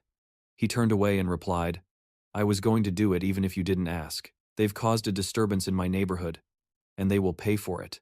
Chamanu put on a cap and then a jacket. As he walked, he thought, "I figured this would happen, so I made a move first." He recalled what Jinwoo had told him. "When those strangers attacked, I was at Mrs. Kim's house. I attached a familiar to one of them. His familiar was a purple, glowing insect." He continued, "My familiar will lead you to them." As Minu left his house, Tain saw him running off and asked, "Where are you going?" Standing on the stairs and looking down at him, he added, "No killing, unless it's during a mission." Hearing this, Minu asked, "Not even those sons of bitches?" He replied coldly, "Especially if they're civilians." Minu pondered for a moment, then asked, "What if I just teach them a lesson without killing them?" Hearing that, he replied, "In that case, it's not a problem." After getting the okay, Minu hurried off. After Minu left, he took out his phone. Tyene watched his retreating figure and made a call. Yes, Captain. Cha Minu has just left. In a shabby old house, a man held out a white envelope and said, "Here's today's payment." The man in the orange shirt happily took the envelope. "Oh, thank you." The long-haired guy said, "We'll be counting on you next time." The other man replied confidently, "Just leave it to me." "But what happened to your face?" The man stammered. "It's a bit," the other person cheerfully said. "These guys are always ready for action." The man bowed deeply and said, "Well then, I'll see you soon." Behind him, one of the thugs had already been taken down. Screams began to ring out, startling the two men. "Huh? What was that? Who are you?" His hand smashed into a gangster's face, slamming him onto the ground. In his other hand, he held a knife. He stabbed the knife straight into the arm of the man on the ground. The man screamed in agony, to the horror of his comrades. "My arm! My arm!" Minu slowly stood up. The remaining thugs looked at him in terror. He glanced at them, and they broke out in a cold sweat. He held the bloody knife in his hand. The man in orange shouted angrily, "Who is this bastard? What are you all standing there for? Get him!" Following the order, a guy in a hat grabbed an iron pipe, and another did the same. They all rushed towards him. They all swung their iron pipes down at once. Streaks of light flashed through the air, and he had already severed both arms of one of the attackers. Agonizing screams rang out once more. He kept moving, slicing off another man's arm, and then many more after that. Seeing this, the long-haired guy grew fearful. His face filled with worry as he watched Minu fight, thinking to himself, "That guy." His thoughts continued. He took down Junior so easily. He looked into Minu's terrifying eyes. He wondered, is he a hunter? Seeing his men defeated, the man in orange also pulled out a knife and walked towards him. This crazy bastard. Seeing this, the long-haired guy shouted, "Hey, wait!" A spray of blood splattered across his face. The man in orange's arm was cut off, and he fell to the ground screaming in pain. Minu's eyes were filled with killing intent as he asked, "Do you know me?" The guy stammered, unable to answer. "Huh?" A bag was thrown in his face, startling him and making him yell. What is this?" Minu said coldly. "You coward. Put them in." The man asked, "Put what in?" Minu crossed his arms and calmly replied, "What do you think? Put all the scattered arms in here." He did as he was told, thinking to himself, "What the hell am I doing? Why does it have to be me?" Minu leaned against the wall behind him and asked, "Are they all in there?" The man jumped and quickly replied, "Yes, sir." Minu's voice then echoed, "What's this? There's one space left." The man replied in confusion, "Sir?" Minu's next words left him stunned. "It's for yours." Dawn was breaking, but the light in the room was still on. The tall underling stood guard at the door when a figure suddenly appeared, startling him. He gritted his teeth and said, "You." The phone on the desk started ringing, and Manager Kang answered it. "Hello?" The person on the other end said something. After listening, he looked at his phone and asked angrily, "What? Is this some kind of joke?" Suddenly, his tall underling appeared above him. He looked up, stunned, and said, "Did he really fly up like a feather?" The tall underling landed right beside Manager Kang's desk. Minu stood there silently as the manager stared at him in shock. Minu placed the sack full of arms on his desk. Manager Kang stared at the sack in silence, his eyes filled with murderous intent. He said to just piece them back together like a puzzle, and be careful not to let the hands get stuck. Manager Jiang smirked and asked, "So it's you, the hunter who lives in that neighborhood?" He kept asking him questions. "What a weird hobby. Is this a warning?" Hearing that, he replied, "You've meddled in my territory. This price is a bargain." Hearing this, Manager Jiang laughed loudly and replied, "Your territory. How interesting, I never expected to hear those words from a hunter." Then he said something that surprised him. "But are you all right? I wanted to know more about you, so I sent people to watch your house." He continued to ask, "There's a kid at your house too, right?" Hearing that, he was about to say something, but the man kept pressing the issue. "You look so young, it's probably not your son but your younger sibling, right?" Hearing that, he smirked. Manager Jiang continued smugly, "By now my men should already be inside." He couldn't help but laugh out loud. His laughter surprised and confused the man. He brought his face close to him and asked, "Now who should be worried for whom?" Meanwhile, at his house, Manager Jiang's subordinates were standing in orange beams of light as a voice echoed in the space. "Why are humans such foolish beings?" They were now sweating in fear. Jinwoo sat on the nearby wooden porch. Looking at them, he continued, "Rushing in without understanding your opponent is the same whether you're inside the tower or out." He kept his eyes on his book and continued, "I mean, it's like small specks of fire overlapping and condensing. To put it simply, it's like the lasers that humans invented." Then he gave a warning, "If you move, you'll end up like that guy." Nearby, a man screamed in pain. My leg, Jinwoo's voice continued to echo. Actually, using magic this way is extremely inefficient and troublesome. But if I make a mess of this place, Baphomet would throw a fit, so I have no other choice. He gave an innocent chuckle. They stood still amidst the light beams as his words continued. You guys, until I finish reading this book, you have to stand still, got it? One of them glanced back at his pocket as the phone inside it vibrated. Manager Jiang was now trying to call his men, but the phone just played a message. The person you are calling is unavailable, please leave a message. He gave a helpless laugh. The man thrusted his knife at him, but he quickly blocked it. He looked straight at him with contempt as he said, I used to be a hunter in my youth too. His eyes were sharp as he continued his sentence. Since I know the names of some hunters living there, I was thinking of getting back into the old business. In his mind he thought, what's with that? Gaze sharp as a knife. The fight between the two began, but the thoughts continued in his head. This isn't normal. What rank is he? Watching him fight, he thought. As I expected, he took out some kind of device, as his thoughts continued. Betting on a fight without any information on the opponent, he held the device out in front of him. Strange characters appeared on it. Just as the knife was about to hit him, Manager Jiang raised both hands and shouted, I surrender. Hearing him, his movement stopped. He watched him laugh innocently. Well, I won't touch that area anymore. His subordinates were lying on the ground, foaming at the mouth. He continued, I'll overlook the fact that you cut off my men's hands. So let's end this peacefully, shall we? How about it? Hearing this, the man gave a scornful laugh and then swung his knife down hard. He calmly accepted it, saying, unbelievable, an A-rank hunter. Later, he was in the hospital calling someone. We can't proceed anymore. His two close subordinates were in the same room listening to the conversation.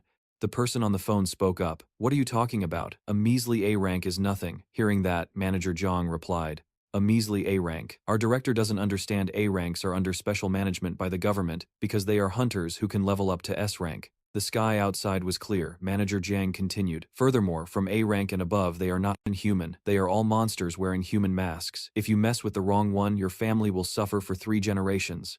Because my hand was cut. I'm in critical condition right now, so I'm hanging up. Goodbye, director. The person on the phone panicked. Hey manager, Jiang manager. After Manager Jiang hung up, the long-haired man asked, are we just ending the deal like that? He kept looking at his phone screen and replied, the deal's off, we have to live, don't we? His subordinate continued to ask, but did someone really send you a message? He calmly replied. It sounded a lot like that guy who made a prank call to me. He then recalled the phone call he had received before. The person on the phone had said, there's a hunter coming your way, be careful. In his mind, he thought, where have I heard that voice before? He looked at his phone. There was a message that read, curious about that hunter's rank. He's an A-rank hunter. Looking at it, he said with certainty, the person who called me knows that hunter very well. On the other side, the sender was also holding his phone, rereading that message. Ma Xian-un held his phone, smiled, and exclaimed, oh my, what do I do about this? Just then, Kim Yeon-ra came out of the house and spoke. If I knew you were coming, I would have made you a meal. Hearing that, he waved his hand and replied, oh, there's no need. I ate before I came. Today I just dropped by because I wanted to see you for a bit. Hearing that, she looked at him with a serious face and asked, have you been drinking a lot lately? Hearing this, he smiled and replied, yes, but apart from important occasions, or company dinners, I don't drink at all. The conversation between the two echoed in the space. Xianun asked, how is that friend Cha Minu? Hearing the question, she replied, he's quite skillful so he can do anything you ask of him right away, but he always complains while he works. She finished with a final sentence, even so, he's a kind person. Hearing that, he was stunned. Kind. Then he burst out laughing. Kind, yes, that's right. Yes, kind. His attitude confused her. He spoke again. Well then, in the future? Elsewhere, Cha Minyu was staring blankly at the system. The system announced that he had completed the quest. Seeing this, he was stunned and spoke up. When was this quest completed? Hey, is there no reward? Minyu was a little angry and grumbled. Even the old ladies in the neighborhood give me something, but what kind of god are you? I'm not trying to call you stingy, but I have to say it. At that moment, Sionun's voice appeared. Cha Minyu, please help him out. A man with a stomach injury was cowering in a corner, saying in fear to the person in front of him, wait, this is different from what we agreed on.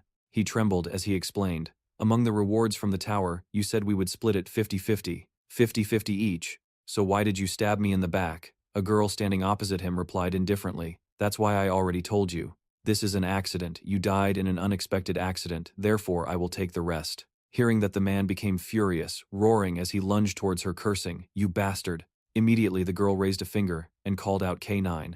As soon as she finished speaking, a giant furry monster appeared behind her. Following her command, the monster bared its sharp teeth. Eat. The man was scared out of his wits by the sight. At the same time, as a horrified scream rang out, blood splattered everywhere. Minyu clicked his tongue in dissatisfaction. What? The equipment rental price doubled. Hearing his question, the female employee sitting at the computer desk in front of him froze. Then she laughed and told him, "Just kidding, one-time weapon rentals aren't like that. You can joke with a hunter like that."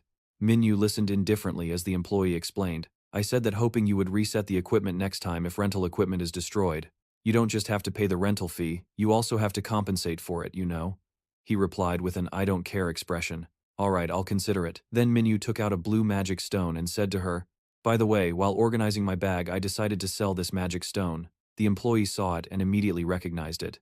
"That's a Boss Jagan magic stone." Then she explained some terms and conditions to him. Usually in the case of a magic stone dropped by a boss, it's transferred to other hunters by being used as an auction item. Of course, if a hunter needs money urgently, I can appraise it and buy it at a corresponding price. If you auction it, you'll probably get a better price. Anyway, the auction price will definitely be much higher. Hearing that, he decided, "Then let's auction it."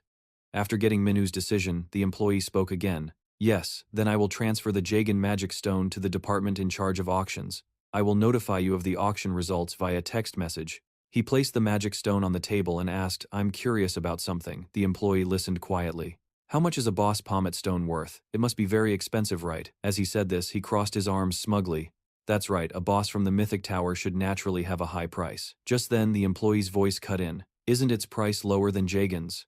As soon as she finished speaking, Minu suddenly yelled, making everyone look over. "What? Why is she explaining this so calmly?" "It's due to the difference in stored mana," she continued. "Jia-Chen is a magical beast created from a magic core. But Baphomet wasn't created from a magic core, but from a physical one. Of course, physical cores can also contain magical beasts that store a large amount of mana. But according to the investigation results on Baphomet from the Abyss Tower, Baphomet's magic stone only stores a very small amount of magic. I mean, it's a monster that's completely focused on physical strength." Minu recalled that Baalzebub had once said, "You have no talent for magic. I had a hard time just acquiring the chain magic." The female employee gave a wry smile. Because high-grade equipment is made from magic stones, they are heavily influenced by the amount of magic, so there's no other way. Minu was still listening. "So, in reality, Baphomet's magic stone isn't worth much. So I heard no one even looks for it." "What? That guy Jiayun." Suddenly, he remembered something. "What? In my memory, I remember that scene. Jiayun didn't take my magic stone. He acted like there was no tomorrow. The magic stones of all colors and sizes, they are the equipment that sustains the life and infinite matter of a magical beast. Even if a magical beast is destroyed, as long as the magic stone doesn't disappear, the tower won't collapse." He thought, "But where are those things now?" The female employee still maintained her professional smile. "I'm not sure about that either. Anyway, is there anything I can help you with?" When she received his vague answer, she smiled brightly again, and continued speaking. "Great, then I'll help you organize your bag as requested." She sent a synchronization request to his system. "I'll send a request to synchronize the government system and the hunter system for you." "Agree." He followed the instructions. "Please touch all the items you want to sort, then press the button on the system screen." He pressed the sword symbol that Jiayun used to stab him. A locked symbol appeared. While he was thinking to himself, a small ball slowly rolled to his feet. "It's locked. Moreover, items of the weapon type. Where did this thing come from?" He looked down at his feet and saw a black dog. It had come to pick up the small ball. A voice called out from somewhere, "K9. A short-haired girl and a guy walked over. Hati spoke to the rather gentle-looking guy. "I already told you, if you don't have any space, you have to hold on to it properly." I know. Minu glanced at the guy who was petting the dog's head and heard him say, "I'm sorry. Let's go, K9. Let's go play in the park." Watching the group come and go so easily, Minu was speechless.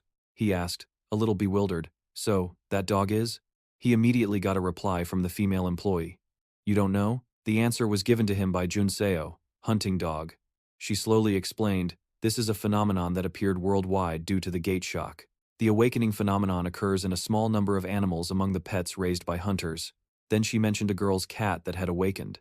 This phenomenon was discovered when it happened to the cat of a famous Hollywood actor. No one knows the reason for this phenomenon. She looked at Minu. "It's believed that it might be due to the gate shock. So the pets converted the power of love into real power to protect their owners." But she jokingly concluded with, "I guess so." Minu slammed his hand on the table. He didn't care about that anymore and immediately changed the subject. "Disband the guild. I don't want to be in a guild with such a weird name." Hearing that, she replied, "What's wrong with the Sweet Pink Angel Guild?" Of course, Number 302 is a cool-toned person, so he probably thinks he doesn't fit in with such a warm-toned name. But then, Junseo suddenly placed an envelope as thick as a brick in front of him. And this. Before he could react properly, she had already slipped behind Minu and reached out to touch his chest. The money that number 302 diligently mined and asked me to hold. I've put it all in here. I'm not that heartless. Then she leaned in close to his ear, her lips almost touching it, and whispered, "So please, stay in the guild. Anyway, you need a guild to enter the tower." The two started bickering loudly. "Of course I'm taking this money back. And I'll find another guild too," she whined. "It's very hard to meet a guild master with a perfect face and body like me. Are you trying to ruin my good time?" Angry at Junseo's attitude, he yelled, "Let go! What are you talking about?" Just as he was speaking, Thanks in advance walked in and interrupted. "Anyway, I'm leaving the guild. Just know that probably won't be possible." Hearing the sudden statement, Minu asked back, "What?" While Junseo gave a flippant greeting. "Long time no see, Taeyoung." Seeing him arrive, Minu snarked at him. "Stalking me again?" Hearing this, the other two sighed one after another. Oh my, is there no other word besides surveillance? After that, Taeyoung took out a folder of documents. "It's a mission." He began to explain in detail. The target is a hunting party of 3. Under the pretext of compensation, they lured an innocent hunter to clear the tower. Then they eliminate that hunter and finally steal all the loot. 2 of the 3 hunters are B rank, and the other hunter is presumed to be an A rank hunter. While Minu was still reading the document, Junseo and Taeyoung were bantering back and forth. It's a presumption. He hasn't come to get his rank reevaluated in a long time. Therefore, based on observation, it's highly likely he's an A-rank hunter. While Thanks in Advance was still talking, Minu muttered, "This mission is quite difficult, because they are very suspicious people, so it's very difficult to approach them. And there's one special thing about these guys." Then Minu held up the information sheets of the people in the document. "Aren't these the guys from the Central Management Bureau just now? It's Hati, the gentle-looking guy, and the dog." The scene changes to the Heaven Building. In what appears to be a large room, Hati was extremely annoyed, looking at the scene in front of her. She was trembling with anger, grinding her teeth as she said, "This crazy bastard." In front of her was a chaotic scene. The gentle-looking guy was passed out after a night of partying with 3 other girls. Hati furiously yelled, "What the hell is this bastard doing?"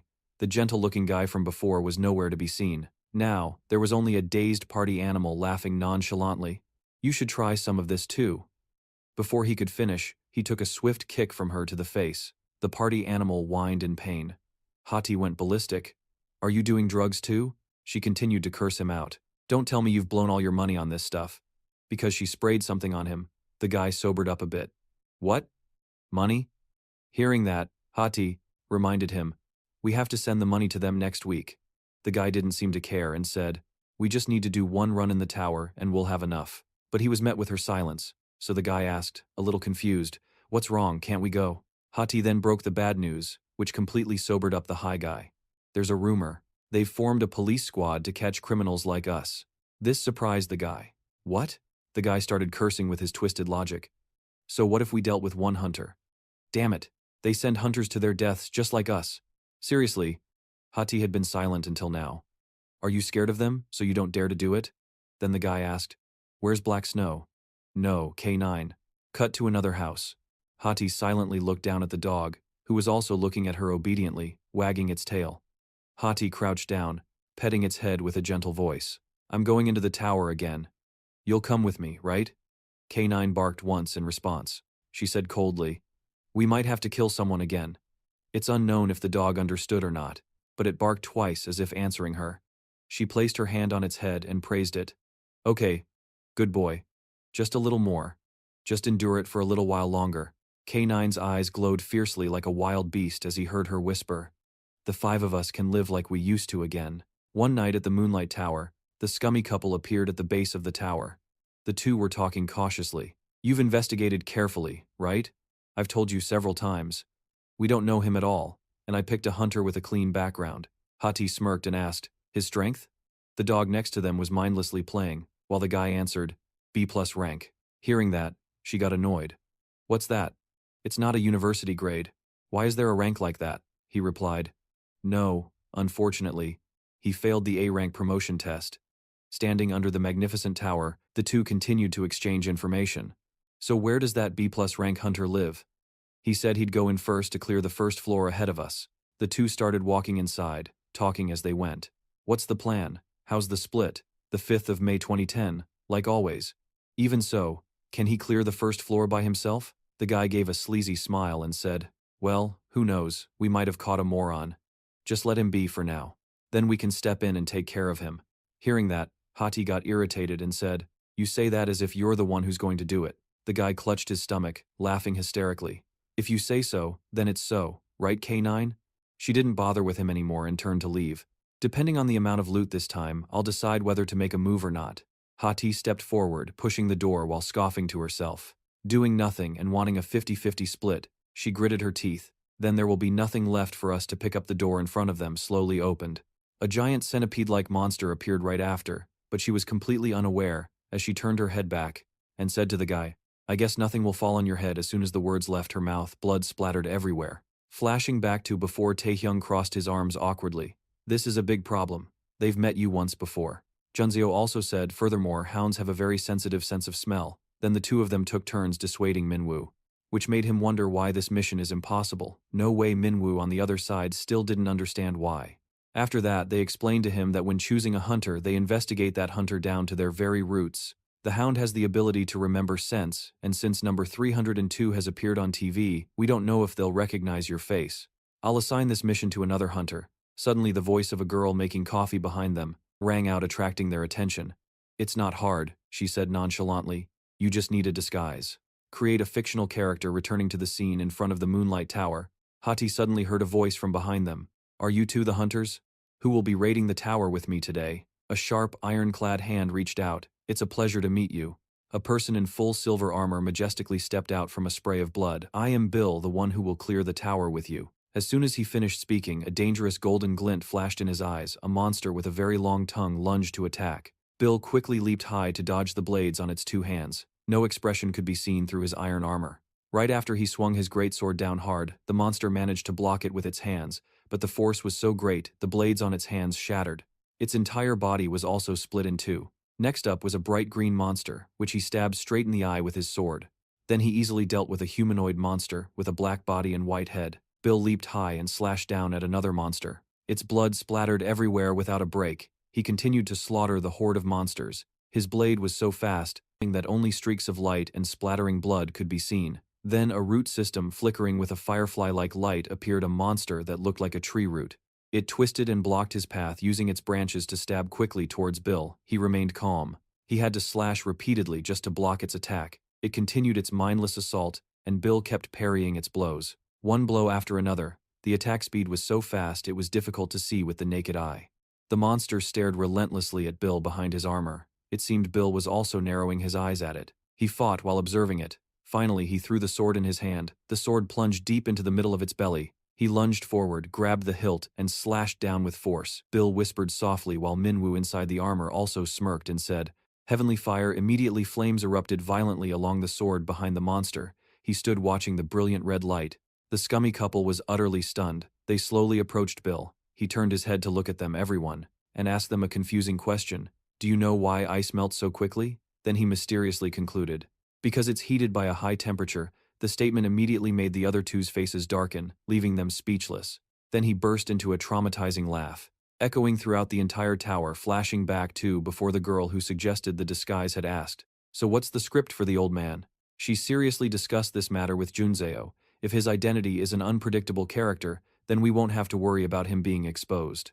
Will it work? Can room 302 pull it off? Looking at Minwoo's clueless expression, the two of them sorrowfully denied it. It probably won't work. No way. Then they came to a conclusion, so basically just talk seriously, that way you'll come off as an old man. Back in the tower, Hati glanced at Bill with annoyance. Don't joke like that. It's not funny at all. Old man. The other guy had to laugh awkwardly and try to mediate. Hey, why are you so serious? It's just a joke to ease the tension. Right, bro. As for Minwoo, he just went along with it, but secretly thought to himself, this isn't what I wanted. Then he looked over at K9 standing next to his leg. He started asking and chatting with the guy about the dog. This dog is a hunting beast. It's the first time I've seen a dog like this. Are they rare? Hati glanced at the guy and continued to explain. I heard they can live for 70 to 85 years, just like humans. Not only that, they're also very intelligent. Hearing that he was impressed and bent down to pet K9. That's amazing. Can I pet it for a bit? He's very gentle, don't worry. Suddenly K9 made a small noise. Hati also seemed to notice something earlier. Junseo had given Minwoo a small bottle. This is a perfume I made for room 302, she said, while holding it in her hand although we can't smell it. Hunting beasts with their keen sense of smell. Then she gave him a mysterious glance and spoke cryptically because of the scent and Junseo's words. K9 was avoiding him like the plague. This perfume stinks so your identity won't be discovered. Hati looked confused at the strange scene in front of her. The more the man called it, the further it moved away. What's wrong, K9? He called its name one more time, but it acted as if they were mortal enemies. Back to the fight, Bill was still slicing through monsters like tofu. Hati also charged into the battle at this moment. Suddenly the other man's voice rang out. What do you think of that hunter? She didn't understand. When she turned to ask, the man clarified his meaning. Could K9 beat him? Hati replied in frustration. What are you talking about? I already told you that's impossible. Then they looked towards Bill, who was fighting, and continued their conversation. So he seems to be on par or even stronger then. What exactly are you trying to say? The other man turned to her with a smile. I have an idea. Do you want to hear it? Arriving at a place with an ornate ceiling and flickering firelight? Bill was a bit pensive. You mean? Then he held out his hand and asked to become my teammate. Hearing this, the other guy immediately began his pitch. Yes, that's right. We can form a temporary party to conquer this tower anyway. The two of us haven't been able to conquer it alone. If you join us, it will be much simpler. Isn't that right? Finding a skilled hunter like you is quite difficult, so we want to take this opportunity to form a party. Then the guy held up a finger and pointed at him. So the loot split will be 6-4, you get 6 parts. While the guy was asking for Bill's opinion. What do you think? Hati frowned in annoyance, thinking at first we have to give him the bigger share, remembering what the guy had told her earlier. When we've built up a better level of trust, we'll hand over K9's duties to him. K9's job is… Then he used the benefits to persuade her. Isn't that a good thing for you? He pointed to K9, who was sleeping. You hate making K9 do that work. Right at that moment, Bill's voice rang out. 6-4. Huh. She cut Bill off. That's fine, I agree. Hearing that, the two men turned to look at her. Can you show us your face? She sat with her legs crossed and casually stated her reason. We need to trust each other to work together. How can we be teammates if we don't even know each other's faces? Minwoo recalled his earlier conversation with Taehyung. Your mission isn't to take care of all of them. Do you remember the mission after the last orientation session ended? You mean the previous advisor? That's right. Approach them just like you approached the advisor before. The voices of the two echoed in the small alley. Find the one behind them. Okay, then find their hideout. The other man, seeing her being so direct, was a bit flustered and advised, hey, let's take things slow. Before he could even finish, Bill, sitting beside them, had already raised his hand to remove his mask. This is no big deal, but be careful, you might be startled. Hearing that, Hati scoffed. Why are you incredibly handsome or ugly? Suddenly she looked horrified and her pupils contracted.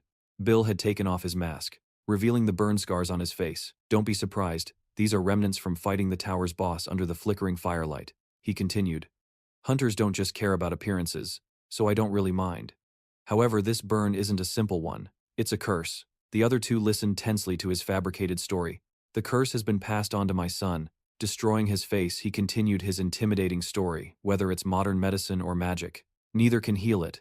He widened his eyes amidst the web of scars. As long as I can heal my son's face, I would do anything. As soon as he finished speaking, silence fell upon them as he put his helmet on. He thought to himself, did I overdo it? Suddenly he was surprised to hear the man beside him say, our meeting like this might be a stroke of luck for the both of us. The man smiled like a pyramid scheme recruiter. We know how to break that curse. After that, he continuously unleashed his high-level MLM skills. The reason my partner and I are trying so hard to conquer this tower to earn money is the same as your reason, because our parents need money for medical treatment. That disease was a consequence of the dungeon outbreak back then.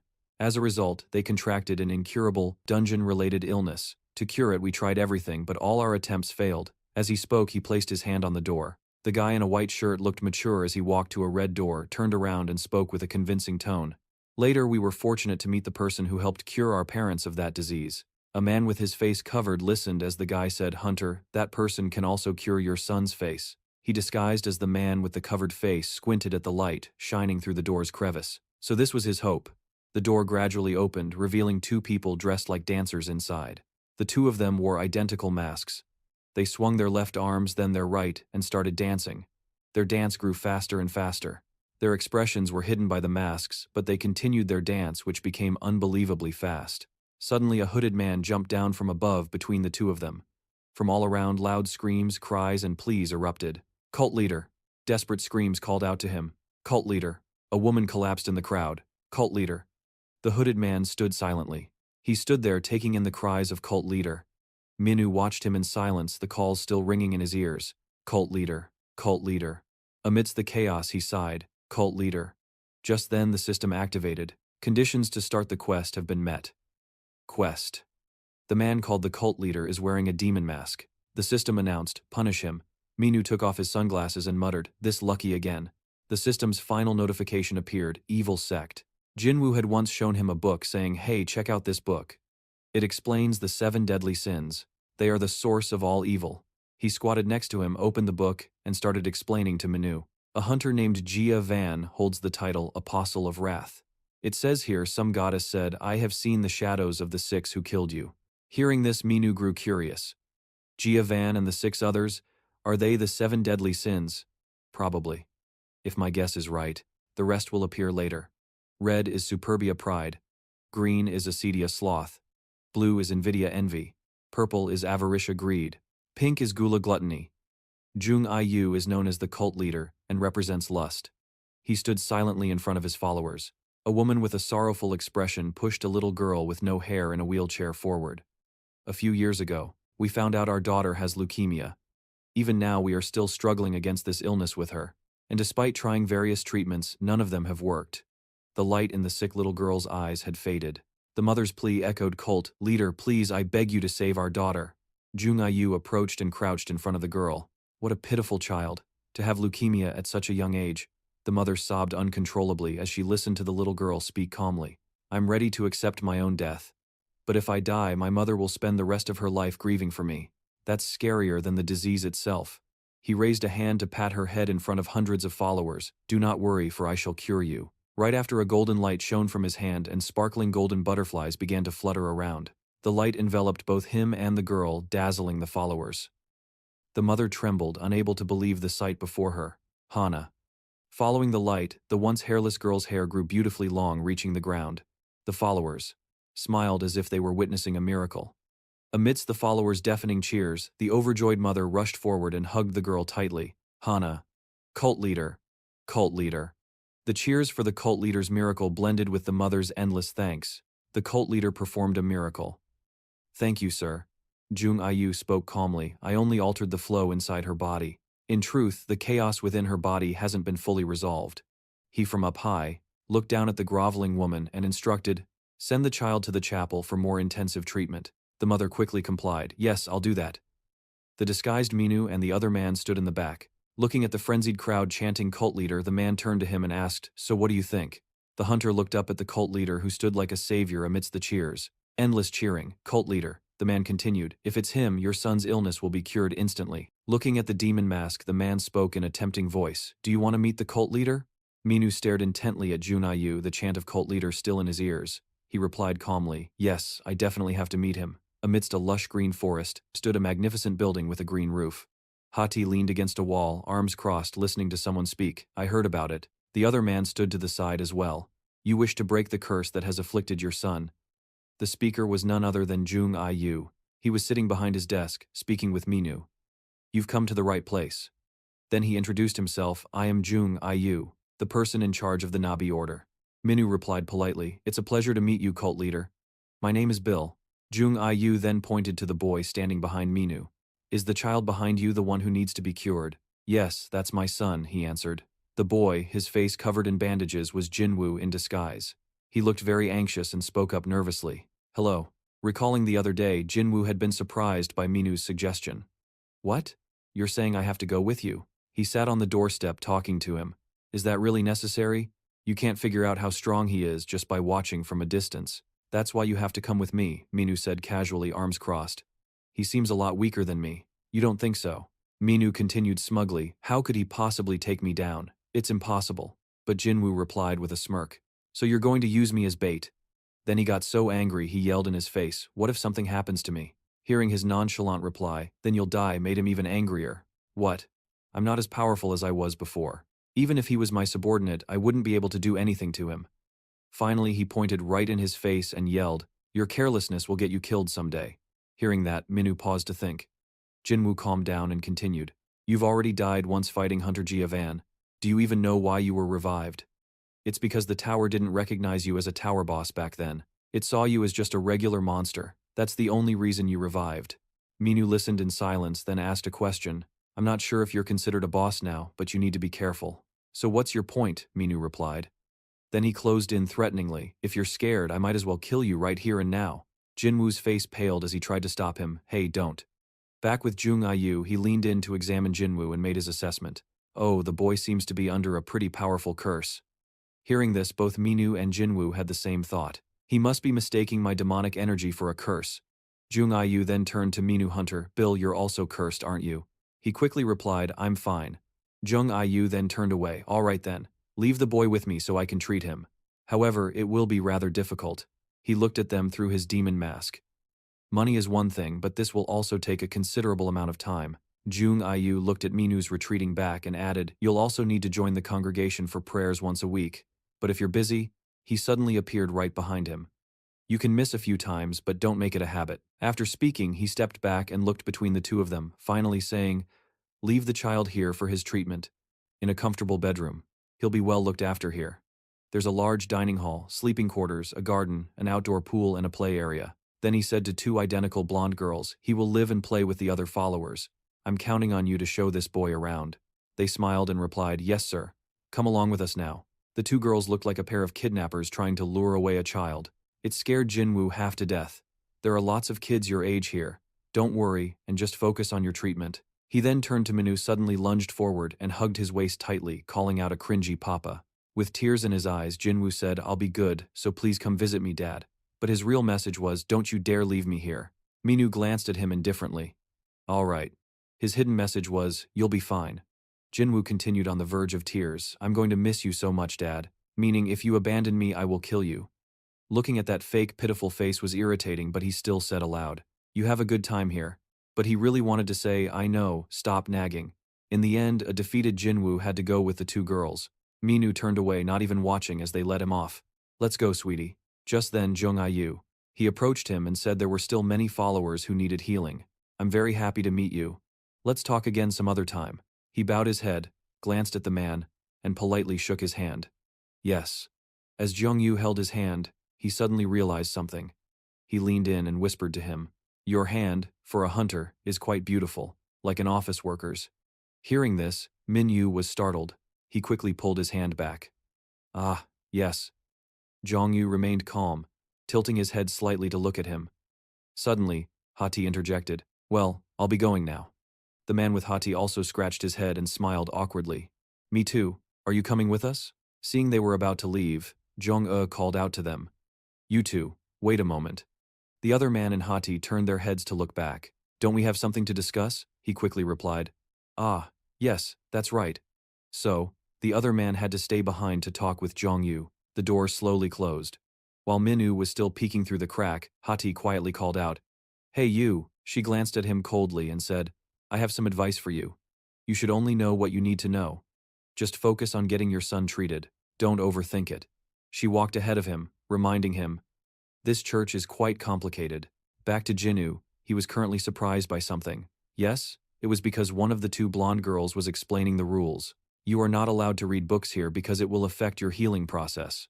Oh, so what kind of entertainment is there here? Hearing the question, the girl smiled gently. You can play with your friends. The friends the girl mentioned were the other children living there. They were smiling happily, sitting at a rather lavish dining table. Oh, Jinu also changed into the same clothes as the other children and sat down at the dining table with them.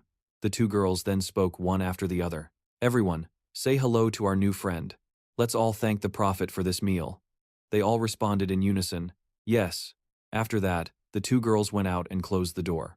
While Jinu was observing and thinking that the twins were quite strange, a little girl with long hair and a heart-shaped clip, sitting next to him, started a conversation. I'm Kim Jak-young. Hi. He immediately turned towards her. Although he thought to himself that she must be one of that prophet's minions, he still put on a very fake smile and greeted her. I'm Jin Yu. Nice to meet you. After the brief greeting, he thought that first, he should. His crimson, spiraling eyes activated the demon's eye, and to check the information on that prophet. He hadn't expected this. The moment he looked, he was shocked. He stared in horror at the scene before him. What is this? The children. The children at the dining table, who were so cheerful just a moment ago, were now slumped over, lifeless. It was as if they were all dead. This isn't what I saw at first. Juno had uncovered this secret. Elsewhere, the followers were kneeling gratefully. Thank you, sir. Others were also smiling, constantly saying, Thank you, Prophet. Thank you so much, Prophet. The couples all knelt reverently before Jiangyu. Thanks to you, our child's illness has been cured. Thank you, thank you. Zhang-O sat on a high platform, listening to their words of gratitude. We will never forget this kindness. He looked at each couple before him. So you wish to repay my kindness? They quickly replied, Yes. Then they were bewildered when they heard his condition. Then show me your enthusiasm. Golden butterflies emanated from his body. A follower below asked him, Enthusiasm, sir? He replied, Your passion. Yes. The demon mask seemed to hypnotize them with lust. As soon as he finished speaking, the couples below went into a frenzy, pouncing on each other. Yes, we will show you. Zhongyu sat up high, watching the chaos before him. He raised his hand to the demon mask. All right. Then he bowed his head and began to laugh, shaking uncontrollably. He laughed so manically that the demon mask fell to the ground, revealing his true face. It was a blond man with pierced ears. He smirked and mumbled. What a magnificent sight. Truly, someone with experience does things differently. He reached out and grabbed something. This isn't a bad thing. Then he wrapped it around himself. It's just human nature. 2 large, red-eyed, white snakes coiled around his hips. It's just a little fun. Zhang Yu's handsome yet incredibly wicked face was revealed, for entertainment, and to prepare for necessary future tasks. Someone asked about Minyu's situation. How is that hunter, Format, that you recruited? The one asking was the Hunter Bureau's chief, Baek Songjin. He was sitting sternly behind his desk. Opposite him was Song-un. He stood at attention to report. He is working very well. But in his mind, he silently added, although sometimes he doesn't follow any rules. Hearing that, Songjin was quite pleased. His skills are also improving day by day. I heard his level is now approaching A rank, isn't that right? Team Leader Ma, you have a good eye for people. I hope he improves even more soon. As for Seong-un, he just stood there silently. He pursed his lips and listened as Songjin continued his instructions. But you also need to be careful. Being hunters, there are ups and downs. We can't completely control all of their actions. Therefore, you need to observe them carefully to have appropriate and timely reactions for each situation. Driving away, Seong-un made a phone call to someone. The person on the other end of the line quickly answered. Can you report on Cha Minu's work situation over there for me? Everything is proceeding smoothly. The person on the other end continued. He has successfully infiltrated that church. Hearing that, Seong-un was satisfied. Good. The person on the other end also praised him. He's carrying out this mission much better than usual. Looking at the car's dashboard, Seong-un quietly said, Is that so? The person on the other end asked again. When things change, how should we respond? He seemed to think for a moment before answering, looking up at the clear blue sky ahead. I will take action myself. Bill was looking at a tiny fly perched on his finger, saying, It's all an illusion. The fly was transmitting Jinu's voice. I've infiltrated the enemy's den. This entire place is covered by an illusion. It deceives the human eye. To maintain such a large illusion, his mana must be constantly draining. This is when he is at his weakest. Hati appeared from somewhere behind Bill while he was still listening to Jinu. That bastard is luring people here to his church to cure their illnesses. But in reality, he's just using them, trapping them in an illusion he created. In the end, their fate is only death. Huh? Suddenly hearing him let out a sound, Bill asked suspiciously, What is it? As the other side continued to report the situation, Hati called out. Bill turned his head. Another child has died. A pregnant woman just entered the church. I'm going to observe the situation. I'll report back if anything happens. Hunter Bill. Hati, arriving late, apologized. You must have been waiting for me for a while, right? Let's go inside now. Seeing that she had come alone this time, he wondered, Where are your little brother and the puppy? They went to visit my parents. Some of the followers being treated in the church don't like dogs, or are allergic to dog fur, so my brother can't always bring him in to visit my parents. Today is an exception. They can go in. I see. The two of them entered one after the other, talking as they walked. Will it be difficult for us to raid the tower? It's fine. We're not raiding the entire tower today anyway. Bill walked straight inside without looking back at Hati, who was still at the door, and said to her with full confidence, The two of us are enough. Cutting to the Nabi church building. One of the twin girls was clapping. The twin sisters, one holding a hand, and the other squatting on either side of the little girl, Ja Kyung, smiled and spoke in a tone used for children. Everyone, let's congratulate Jokyung. She has recovered from her illness. She gets to go back to her parents today. The children, including Jin-woo, all smiled and clapped to congratulate the little girl. Congratulations, have fun with your family. But when Jin-woo used his demon's eye, the children in front of him looked like soulless mannequins. He was the only one clapping. What a bunch of bastards. Jokyung was a corpse that couldn't even stand steady. The twin girls looked like two demons, with dark, empty eye sockets and long, snake-like tongues. It was all an illusion. The little girl was already gone. Watching what was happening, Jin-woo couldn't help but feel disgusted. This is where you see that humans can be just as wicked as monsters. Just then, Jokyung's parents arrived to pick her up. Jokyung, sweetie, Jokyung. The little girl shouted with joy and threw herself into her parents' arms. The family had a happy reunion. Our Jokyung's parents.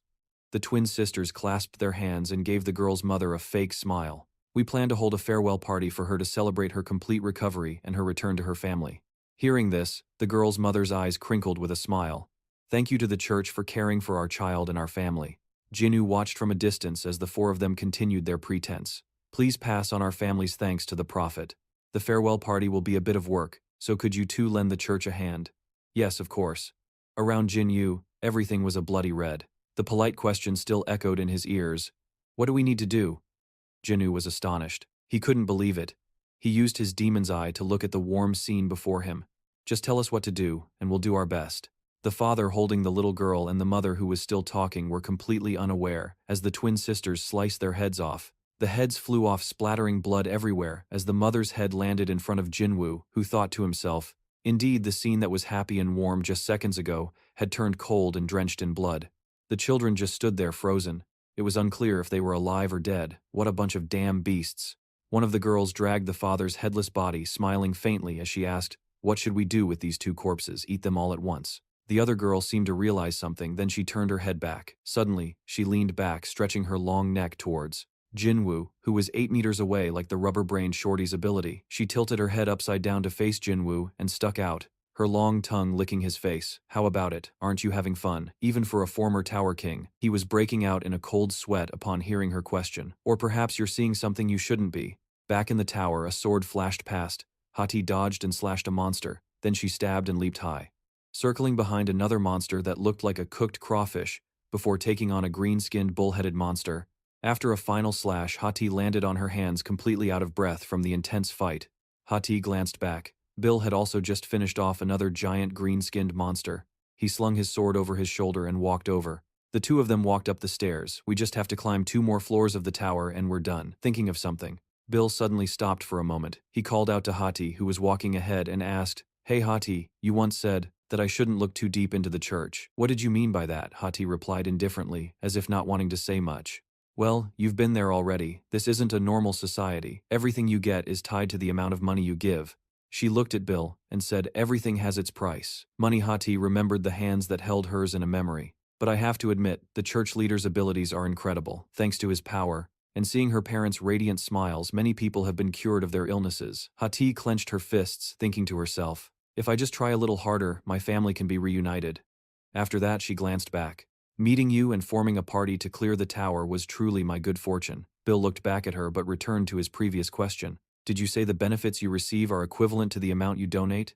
The torch on the wall flickered brightly. Their voices continued to echo slowly. As you can see, you need money to cure illnesses. But what if you don't have enough to donate? Hati shrugged, as if it were obvious, and replied, then you have to do other things like provide entertainment to get the church leader interested. Basically, you'll understand eventually. Hearing this, Bill sighed. This is so difficult, I'm not sure what to do. You'll figure it out eventually. He suddenly realized something as Hati explained. For followers like us, we have our ups and downs. We can't always be lucky enough to have enough money to contribute to the church. If you don't have enough to donate, then the only way is to offer your body to entertain the church leader. That's what it means. Then she continued nonchalantly. I was a bit surprised when you said you'd do anything to heal your son's face, Hunter Bill.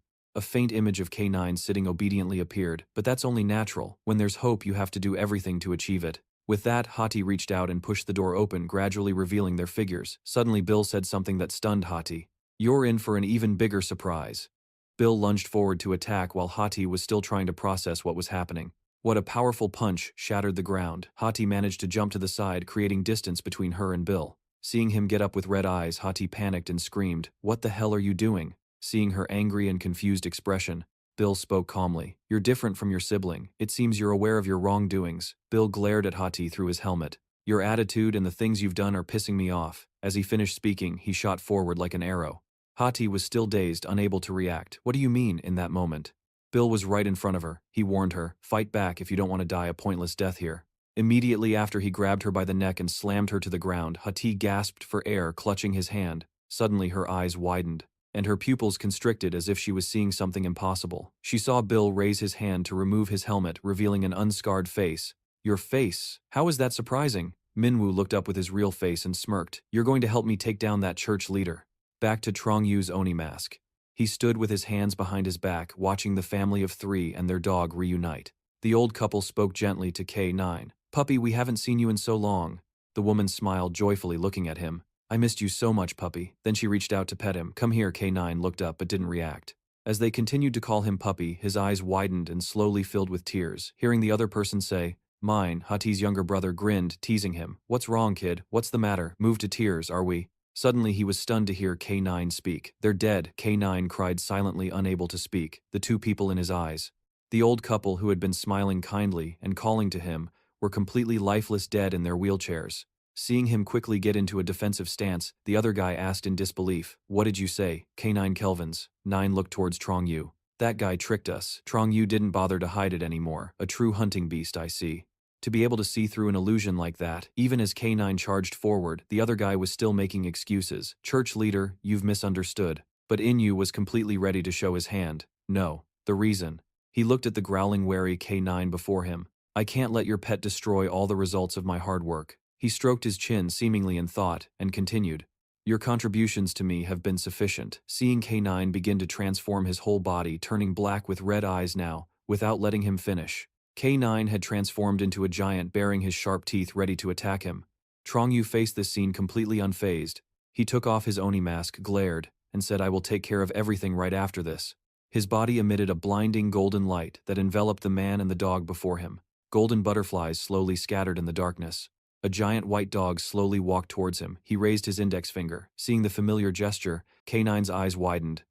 The golden figure had transformed into Hati and was calling out to him, K9. He immediately fell for the illusion and sided with Tronggyu, obeying his command. Kill him. His next action surprised him, making him say, huh. The other guy was also in disbelief, letting out an before he could realize what had happened. He stared blankly, as his severed torso was in K9's mouth, crying out its name, K9. His pupils contracted as he asked, why did you? But K9's blazing red eyes were now completely devoid of consciousness. Tronggyu took off his mask and burst out laughing. He looked up and said to the other guy, quite a surprise, isn't it? Just then a white serpent slithered up from behind him, coiling around Tronggyu. A hand still covered in snake scales gradually appeared. She whispered something in Trongyu's ear. He looked surprised. He looked at the twin girl hugging him from behind, and they exchanged words in a low voice. What? So what do we need to do? Tronggyu asked again, as if to confirm, are you telling the truth? Then he let out a scoff. Then he looked at K9's rampage and burst into maniacal laughter. He laughed until K9 looked up, a mouth full of blood dripping down. After having a good laugh, he let out a dark sigh. He brushed his bangs to one side, his lips curling in anticipation. I'm finding this quite amusing. The girl behind him also narrowed her eyes dangerously. How does our master find everything? The scene changes to Minwoo. To deal with Minwoo, we'll need to prepare a few things to welcome them, won't we? Standing before him is Jinwoo. The two stood facing each other. They were the ones who would perform the prayer ceremony today. Minwoo called out softly. Jinwoo was standing still. The father had been struck by a curse that also burned his son's face. Seeing that he didn't react, Minwoo looked around in confusion. What's wrong, kid? A member of the church was still explaining their situation. With the desire to heal his son's damaged face, the followers below grew more and more excited as they listened, calling out to the church leader, a father's love is so noble. At this moment, someone stepped forward. Therefore, the church leader was also moved and wishes to heal the boy. Tronggyu walked towards the two. As the narration continued, today, what kind of miracle will we the followers witness? Hearing this, the followers, as if they'd been shot with adrenaline, roared with excitement. Church leader, church leader. Amidst the roaring cheers, the cult leader Ianu leaned close to Minwoo's ear and whispered, aren't you happy? Where is your trust in me? He reached out, while the cultists kept chanting his title. He grabbed his chin and pulled, and said something that stunned him. I don't know what you and this kid are scheming by coming here, staring at him through the demon mask's eye. But take a good look, Hunter Bill. then called out a name that shocked him. "Oh wait, no, I mean Baphomet, right?" After saying that, he let him go, leaving him to stare blankly as a red light gradually appeared in front of him. Minu frowned at the scene and quietly asked, "What?" Juno, who was standing silently across from him, had opened his demon eyes. Then he flew into the air, summoning a blazing red magic circle behind him as a ferocious pressure radiated outwards.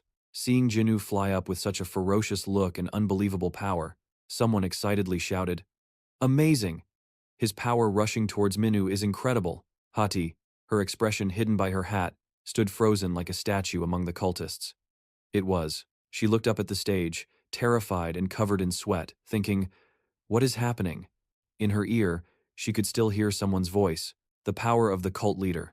Seeing the two of them start fighting above with booming explosions, Hati couldn't suppress her horror. What the hell is going on? Hati remembered back to when she was in the tower. After hearing what Minu said, she lost her composure and screamed, "You're lying." Hati's face showed complete disbelief. How can that be? Was everything I saw at the church just a deceptive illusion? She remembered her parents' warm hands, their love and joy. Remembering their gentle smiles, her parents' smiles, were they all fake? Hati's eyes filled with despair. Weren't those genuine feelings real? Giving her no chance to deny it, Minu leaned in close, shattering that tiny spark of hope. "Have they ever gone outside the church with you? Or did you only meet them inside the church?" Hati mumbled painfully. "Everything my sister and I worked so hard for," he immediately finished her sentence, "was all meaningless." Then Minu turned his head and casually continued. "This time the cult leader allowed K9 in, so he probably wants to kill it. K9's sense of smell is too sharp. It can realize that it's an illusion and see that your parents are already dead." He said this to Hati's shocked and pained face. Then he dropped the final bomb. "Your brother went with K9, so it's unlikely he'll be able to keep his life either." Hearing this, Hati lost all strength and collapsed to her knees. Minu calmly watched her crumple in front of him and began to persuade her. "I'm telling you this today of my own volition, violating the safety protocols of the government's action team, because I'm afraid more people will lose their lives there. Therefore, cooperate with me. Opposing the church and exposing the cult leader will also help lessen your criminal sentence." Remembering those words, Hati became lost in thought. Then, she gritted her teeth as if she had made a decision. At that moment, on the battlefield, the unconscious Juno raised his finger, summoning black holes, voids of space. The black holes gradually connected, surrounding Minyu. He was startled to see the void spreading before him. Instantly, Jinyu opened a confining prison, swallowing him into the black hole. Inside the void, it looked like a starry sky. Minyu was trapped inside. He was shocked to find himself floating in this space. Suddenly, something black rushed towards him. It quickly swiped across his face, knocking his glasses off. From behind, another one shot out. It stretched out to stab him, but he nimbly leaped up, did a flip, and dodged it. Immediately after, a strike came at his leg. Then another from below knocked his hat off, followed by an attack from the left. He ducked to avoid it, but a surprise attack from below couldn't be completely dodged, tearing his mask. Up on the stage, Jin-U silently watched the black hole, raising his hand to control the attack, his blazing red eyes having lost all sanity. Suddenly, he opened his eyes again, still blazing red, but now with pupils. He was confused to see that he had returned to his old form. It's Beelzebub sitting on the throne of the tower. He looked around in shock. "What's going on? I was definitely at the church, testing the cult leader's power. Am I in the tower from before?" Suddenly, the voice of a man carrying a sack rang out. "I finally made it." It was the scene where Baphomet first met him. He carried a sack of weapons, trembling as he climbed up in front of him. "You're on such a high floor of the tower. Climbing here was exhausting." Seeing him, he wondered, "What's with that face?" Looking at that extremely familiar face, he growled resentfully. "It's that bastard Baphomet, and he's a demon?" He was too stunned to react. This can't be happening. Then he realized with horror, it was a regression. Is this like what happens in novels? Thinking that, he burst out laughing, leaving Baphomet completely confused. "I already know your strength. Now I'm back in my own body," he shouted excitedly. "So this time, I won't lose to you. You will suffer the consequences of what you've done, Baphomet."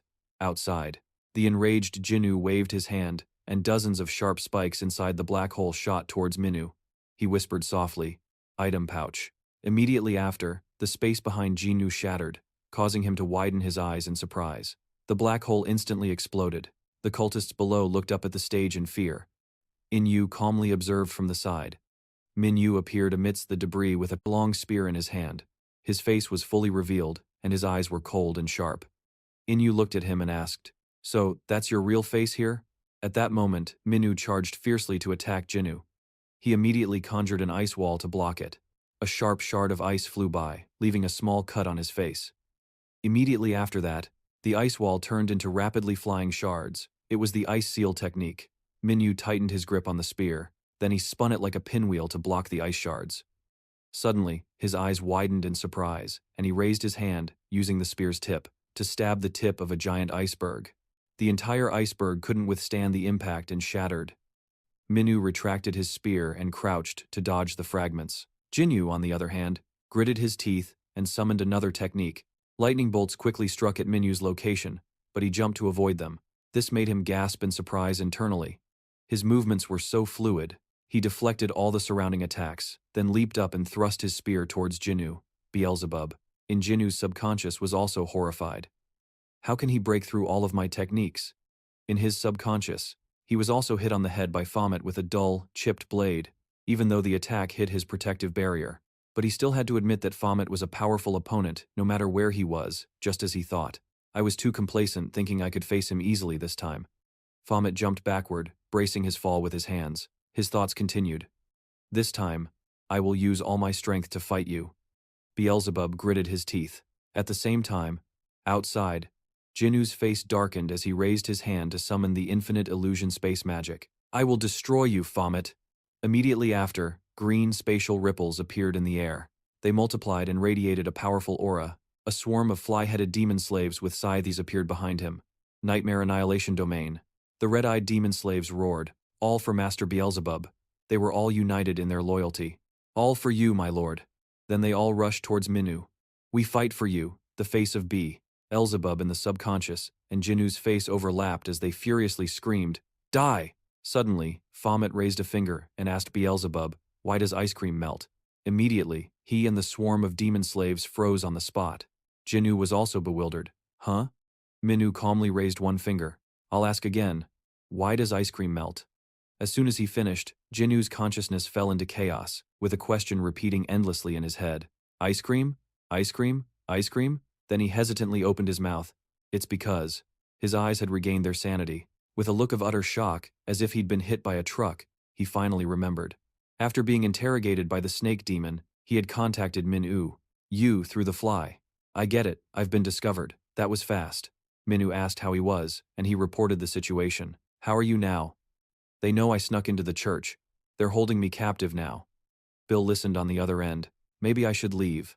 I shouldn't let them find out my true identity right now. If they know, you'll be in danger too. But Bill didn't think so. He said something that surprised Jinu. It's fine, even if they find out about your power. What? He said that's actually a good thing. His voice continued to echo through the fly in the dilapidated room. When they find out your true power, they will consider keeping you to work for them instead of eliminating you. Use me? Jinu sounded gloomy as he continued the discussion with him. That means the cult leader will have to expend even more energy to maintain the illusion to control you and make you work for him. This is tough. I have the demon eye, so it's hard for me to fall for illusions. Now hearing this, Bill immediately proposed a plan. It's simple, you just have to pretend he's controlling you. Pretend it's not that easy. So what if you cast a spell on yourself? Cast a spell on myself. Jinwoo was startled to hear his affirmative answer. That's right. With a plan in mind, the two continued to discuss it. Okay, but I might not be able to wake up. I need something that can wake me up when needed. Something to help you wake up, huh? Basically, it could be a phrase or a magical item to break the spell for me. Beelzebub remembered what Bill had told him. A magical item, I understand. Then use this. It was the question, why does ice cream melt? At that moment, Beelzebub thought to himself, it seems your strength has truly surprised me. He looked at Baphomet's majestic appearance back then. His magic and combat skills were quite good. Seeing his determined and resolute expression, you truly made it difficult to fight me. That's why I lost the position of Tower King to you. Back to the battle in the arena. Minu's entire body glowed with a brilliant red light. A powerful pressure descended upon the cultists below, Hati included. Suddenly he spoke to Baphomet below. Baphomet looked over while Jinu was still shielding himself from the pressure. He explained the source of his power. As soon as he finished speaking, he raised his hand using Great Earthquake to punch the floor hard, causing the arena to crack and shatter. Below the floor quickly cracked apart and Minyu fell through. In mid-air he tilted his head and looked down. There was a yellow orb of energy like a small planet in the universe, emitting rings of power. Looking closer, the surface of the energy orb had vein-like patterns protected by magic circles. He kicked the air, flipping over to land on a large rock and turned to face it. In the energy orb, his pupils glowed bright red, and the system window appeared. Baphomet had used the skill Adelina 2. Juno suddenly sensed danger and thought in astonishment, how can this be? At that moment, the tip of Minu's spear was close to piercing his yellow energy orb. The instant it shattered a corner of the orb, an intense pressure erupted in an instant. A yellow light shot into the sky, blowing off a corner of the mansion. Minu gripped his spear and charged forward forcefully. The sharp tip of his spear pointed directly at the enemy's source of power. The aura and energy from the attack radiated everywhere. When the spear tip collided with the sphere, it sent surrounding rocks and debris flying. Blinding flashes of light erupted. From the site of the battle, people nearby could only stand stunned. The waves of wind and blinding light affected them. They cried out in fear. Just then a voice called out from behind, "It's dangerous here." It was Hati. She urged everyone to move back. "You could get hurt if you stay close." Then she continued to shout, "Everyone run from here now." Hearing this, some people started to leave hastily. Suddenly a woman spoke to her friend, catching Hati's attention. "What should we do now?" Seeing this, Hati impatiently snapped, "What are you talking about? Why are you still here? Hurry and leave this dangerous place." The people replied, "But my child is inside, mine too." To her bewilderment, the two of them ran in the opposite direction. They're being treated by the high priest inside. Minu's words suddenly echoed in her mind. "Helping me fight the high priest is an opportunity for you. It will help lessen your crimes." With that thought, she said decisively, "A hunter's duty is to always put the safety of the people first. That is a hunter's reason, purpose, and duty." Then she commanded, "Leave it to me. I will find the children trapped inside." "Everyone get out of here now." One of Loki's demon slaves cried out in panic, "My lord." Then both demon slaves exclaimed, "He's down there attacking your mana vessel. If that vessel is destroyed, my lord, your power will." They were tormented by guilt while Loki remained silent. "We're sorry, my lord, it's our fault. We failed to react in time." Meanwhile, Minu was relentlessly attacking Loki's power core, shouting, "I was the one who was tricked." When he collided with the sphere again, he realized its magical power was terrifying. Is this the vessel containing all of his power? If I destroy this, that high priest's power will be weakened considerably. With that thought, Minu became determined. I have to do this quickly. Even though it's a shame I can't fight him at his strongest. Then his eyes filled with killing intent. But this is necessary. There's no more time to hesitate. He swung his arm with all his might and destroyed the sphere. I can't miss this chance just for a fleeting wish. The sphere split in half like a cracked macadamia nut. The condensed power escaped. Without a moment's rest, Minu quickly looked up. Alright, what's next? Suddenly someone was free-falling from the hole in the wall. He immediately recognized Beelzebub. He groaned weakly. "I'm out of mana. I can't fly anymore." Minu looked up and cursed under his breath. "Those damned demon slaves are already here." He was stunned by what he saw. The demon slaves were jumping down right after Juno. The two of them had stone-cold faces. They seemed intent on killing him. Seeing this, he couldn't even react in time. Minu remained calm even as Juno screamed in fear. He stepped forward with his spear in front of the two demon slaves and launched an attack, but they blocked it. Below, Juno was still falling, shouting, "Help me." He quickly looked back, then created a rock just large enough for Juno to land on. Fortunately, Juno landed safely. Just then, the two demon slaves tried to launch a sneak attack from behind Minu. He immediately spun around, swinging his spear to push them back. His face remained serious and cold, not showing a single opening. He swung the spear in his hand once more, forcing them to dodge quickly. Suddenly, their eyes turned pitch black in an instant. Their heads transformed into ferocious white snakes and attacked fiercely. Lying on the ground, Juno couldn't help but exclaim in surprise. Seeing this, he began to worry about his own fate. "I'm so dead." Up above, the battle continued to rage fiercely. Suddenly, Juno felt the ground begin to shake. He sat up and looked down. The fight had temporarily stopped as Minu took a defensive stance. The demon slaves were also on guard. Suddenly a figure appeared. It was Loki. He appeared and immediately praised, "You're quite skilled." Then he continued, "I underestimated you, Baphomet." His face remained cold, seemingly without any emotion. Elsewhere, someone else was approaching. Hati also felt the tremors, and thought to herself, "Is the building shaking because of the shockwaves from their battle?" Then she peered into the darkness ahead. "It's too dark up ahead, I can't see a thing." She thought worriedly, "I wonder where the trapped children are." Suddenly a child appeared with bandages wrapped around their head, saying, "Help me." Seeing this, she anxiously ran over, took the little girl's hand and asked, "Are you okay? You don't need to be afraid. I'm here now." Looking at the child, she thought, the girl looks so dazed, it might not be from the spell but from being in this place. "The children's spirits must have already been broken." Hati asked about the others, and the little girl answered politely, "Where are the other children, dear?" "They're over there, ma'am." "Okay, follow me," she said, taking the child's hand and walking down the dark hallway. After a few steps, she suddenly saw something. It turned out they had found the others, Hati said joyfully. I see them, all the children are here, thank goodness. They're all okay, she eagerly said. Kids, hurry, and follow me to your parents. From the darkness, a giant creature with a ferocious face and sullen, bloodthirsty eyes appeared, overjoyed. And in tears, she exclaimed, K9, is that you? Hati emotionally cried out. So you're still alive. Memories of when K9 was still unadopted flashed through her mind. A girl said, this puppy is so cute. Honey, let's choose this one. The other person replied, it's small now, but it might not stay that way when it grows up. Is that so? Then I don't want it to get big.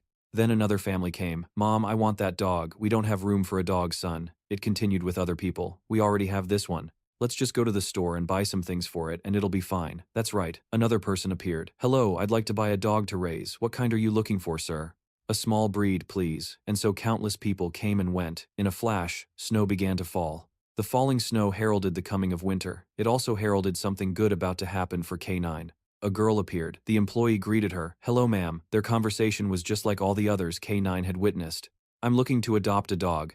Yes, what specific breed are you looking for, ma'am? Well, as she was speaking, her gaze suddenly stopped on something. The girl saw K9 and exclaimed, oh, there's a dog here. Has no one adopted him yet? He looks so cute. Then she immediately made a decision. I'll take this dog. She immediately reached out her hand, calling, hey, sweetie. The girl started talking to it. Come home with me. At that moment, K9's eyes lit up. It seemed to feel a warmth it had never known before, so it closed its eyes. It couldn't believe this was really happening. It had been adopted, and when it opened its eyes again, it was a miracle. Now, it was sitting comfortably in its new owner's house. It sat still as a statue, its eyes glued to the door. Then, Hati finally came home and gently called, K9? It happily accepted her affection, its eyes squinting with joy and its tongue lolling out excitedly. It even raised its paw as if wanting to shake. The beautiful memory of a handshake fades, returning to the dark basement where children are imprisoned. K9 coldly stomps on the children, slaughtering them. Hati, who was standing to the side, froze in shock. Her face was covered in cold sweat, unable to believe what was happening right in front of her. Looking at her beloved pet, she screamed in anguish, K9, what's wrong with you? Its eyes suddenly flashed a terrifying red. Its paw swiped past Hati's right side. She seemed to be completely unaware of anything. The right half of her body was gone. Meanwhile, Loki was rambling on about something. I'm quite confident in my intuition. I can tell what people are like and what they're thinking with just one look. I sense that you're just like me. Baphomet stood silently, listening to him speak. Loki continued his reasoning. You're probably not a very good person either. You're not doing this for justice, are you? He sneered but was cut off. I can see that you've done far more evil than I have. Shut up, Baphomet retorted. Who'd be like a bastard like you? A sicko who gets his kicks from killing people? How could I ever be like you? He immediately retorted. What do you know about my purpose? I just want to achieve something great. Minwoo scoffed. A bastard like you is just satisfying his sick pleasures. What's so great about that? His words infuriated Loki, who threatened, your words make me want to kill you right now.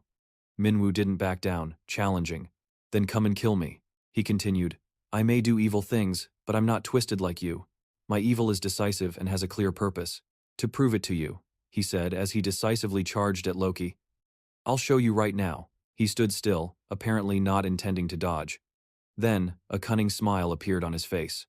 From out of nowhere, K9 suddenly appeared and attacked Minwoo. Its claws gouged the ground. It stood protecting Loki, its eyes glowing a ferocious red. Seeing K9 like this, Baphomet exclaimed, K9! From a dark corner, a blood-covered Hati appeared, saying, it's not the same anymore. She looked up, her face covered in tears with blood trickling from her mouth, and spoke to him in agony. K9, kill it. As K9 charged forward like a beast, Hati said, for my ambition, I've killed too many people, she said as a shockwave hit him. Now, it's time for me to atone for my sins. K9 was still charging as Hati. Though it broke her heart, she urged Minwoo, kill it. She was already very weak, trying to whisper, so it doesn't have to be controlled anymore. She could no longer stand. Please, free it from its miserable life. An impact occurred, kicking up clouds of dust and smoke in all directions. K9 raised its claws high and quickly swiped down at Minwoo, but he dodged it with ease. He moved to the side, and it immediately struck again, sending a large chunk of the wall flying towards him. Minwoo remained calm, his expression unchanging. He immediately shattered the chunk of wall with his fist, breaking it into tiny pieces. It seemed to be no problem for him at all. However, right as the debris cleared, K9 lunged at him with its sharp fangs. Suddenly, he vanished from K9's sight. It stood there, confused, not understanding what happened. Then, it looked up. It saw him poised in mid-air, preparing to counterattack. He held his spear firmly, the spear tip aimed directly at K9. He dove down, thrusting the sharp spear towards it, but a light suddenly appeared. It made him falter. It was a skill. Turns out K9 had used its shadow shield. It blocked his attack. The tip of his spear stopped right at the shield on its skin. It was unable to inflict any damage. He used a special move called Enveloping Shadow Arrow. He unleashed a barrage of attacks aimed directly at K9. K9 quickly raised its claws to counterattack. With his keen senses, he managed to block it with his spear. Suddenly, a few cracks appeared on his spear. Seeing this, he was utterly shocked. Huh? The image of the receptionist who had warned him earlier flashed in his mind. If your equipment gets damaged again, you'll have to pay for the damages on top of the rental fee. Just then, his spear snapped in two. It's broken again? He was immediately sent flying back like an arrow. He crashed through numerous boulders before finally stopping. Jinwoo saw this and called out worriedly, "Baphomet, behind you!" Instantly, two of Loki's minions appeared. A thunderous attack was unleashed. They paused to survey the scene. The two subordinates managed to save Jinwoo. Now, they were observing their opponent. One turned and asked, "Lord Beelzebub, are you all right?" He struggled to reply. "I used the last of my magic to summon you. I'm not feeling well. Take me somewhere safe." Hearing this, they asked in return, "But what about Lord Baphomet?" He screamed. "Forget Baphomet, I'm dying here. Just leave him, he'll survive." Mid-sentence, Jinwoo coughed up blood. "I don't have the strength to help him." Ugh. And with that, he passed out. Seeing this, his two subordinates panicked. "Huh? Lord Beelzebub.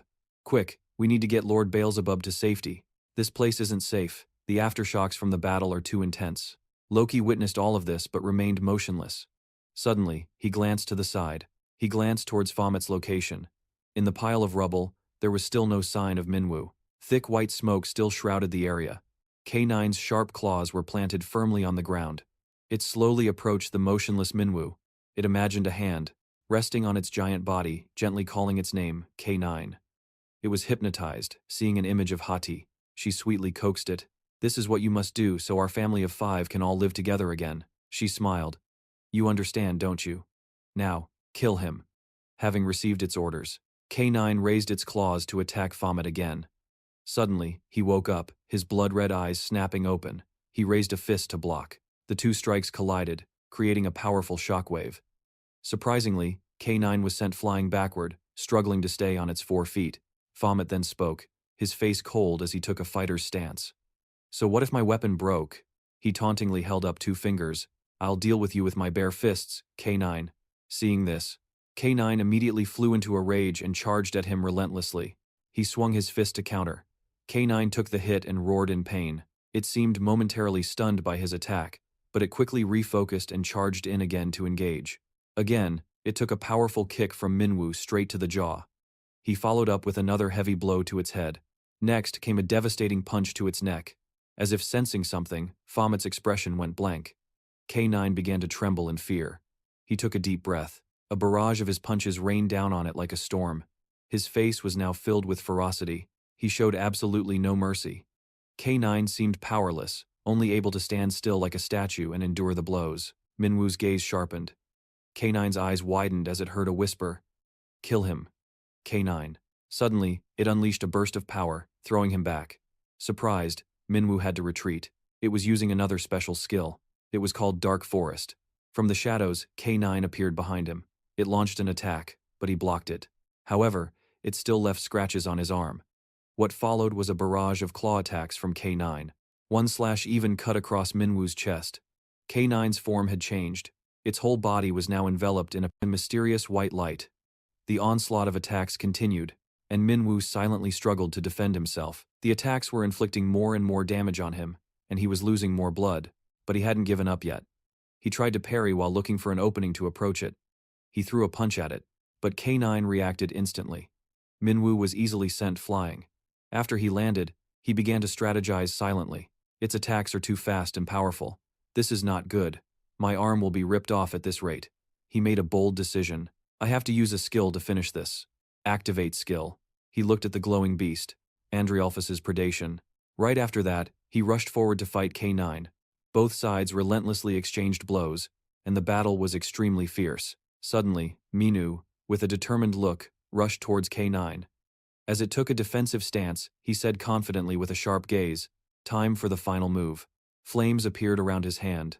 The fire became more and more concentrated as the distance between him and the creature closed in. He shouted "Hellfire" as the technique made contact with K9. A deafening explosion erupted upon impact, creating a sea of flames. K9's silhouette could still be seen through the flames, its eyes ferocious. He shouted powerfully, "It's over!"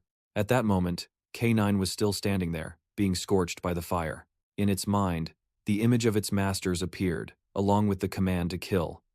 It seemed as if it had given up, but the image of its master remained, ordering it to kill. Its eyes glowed brightly in the sea of flames. Finally, Hati's silhouette appeared.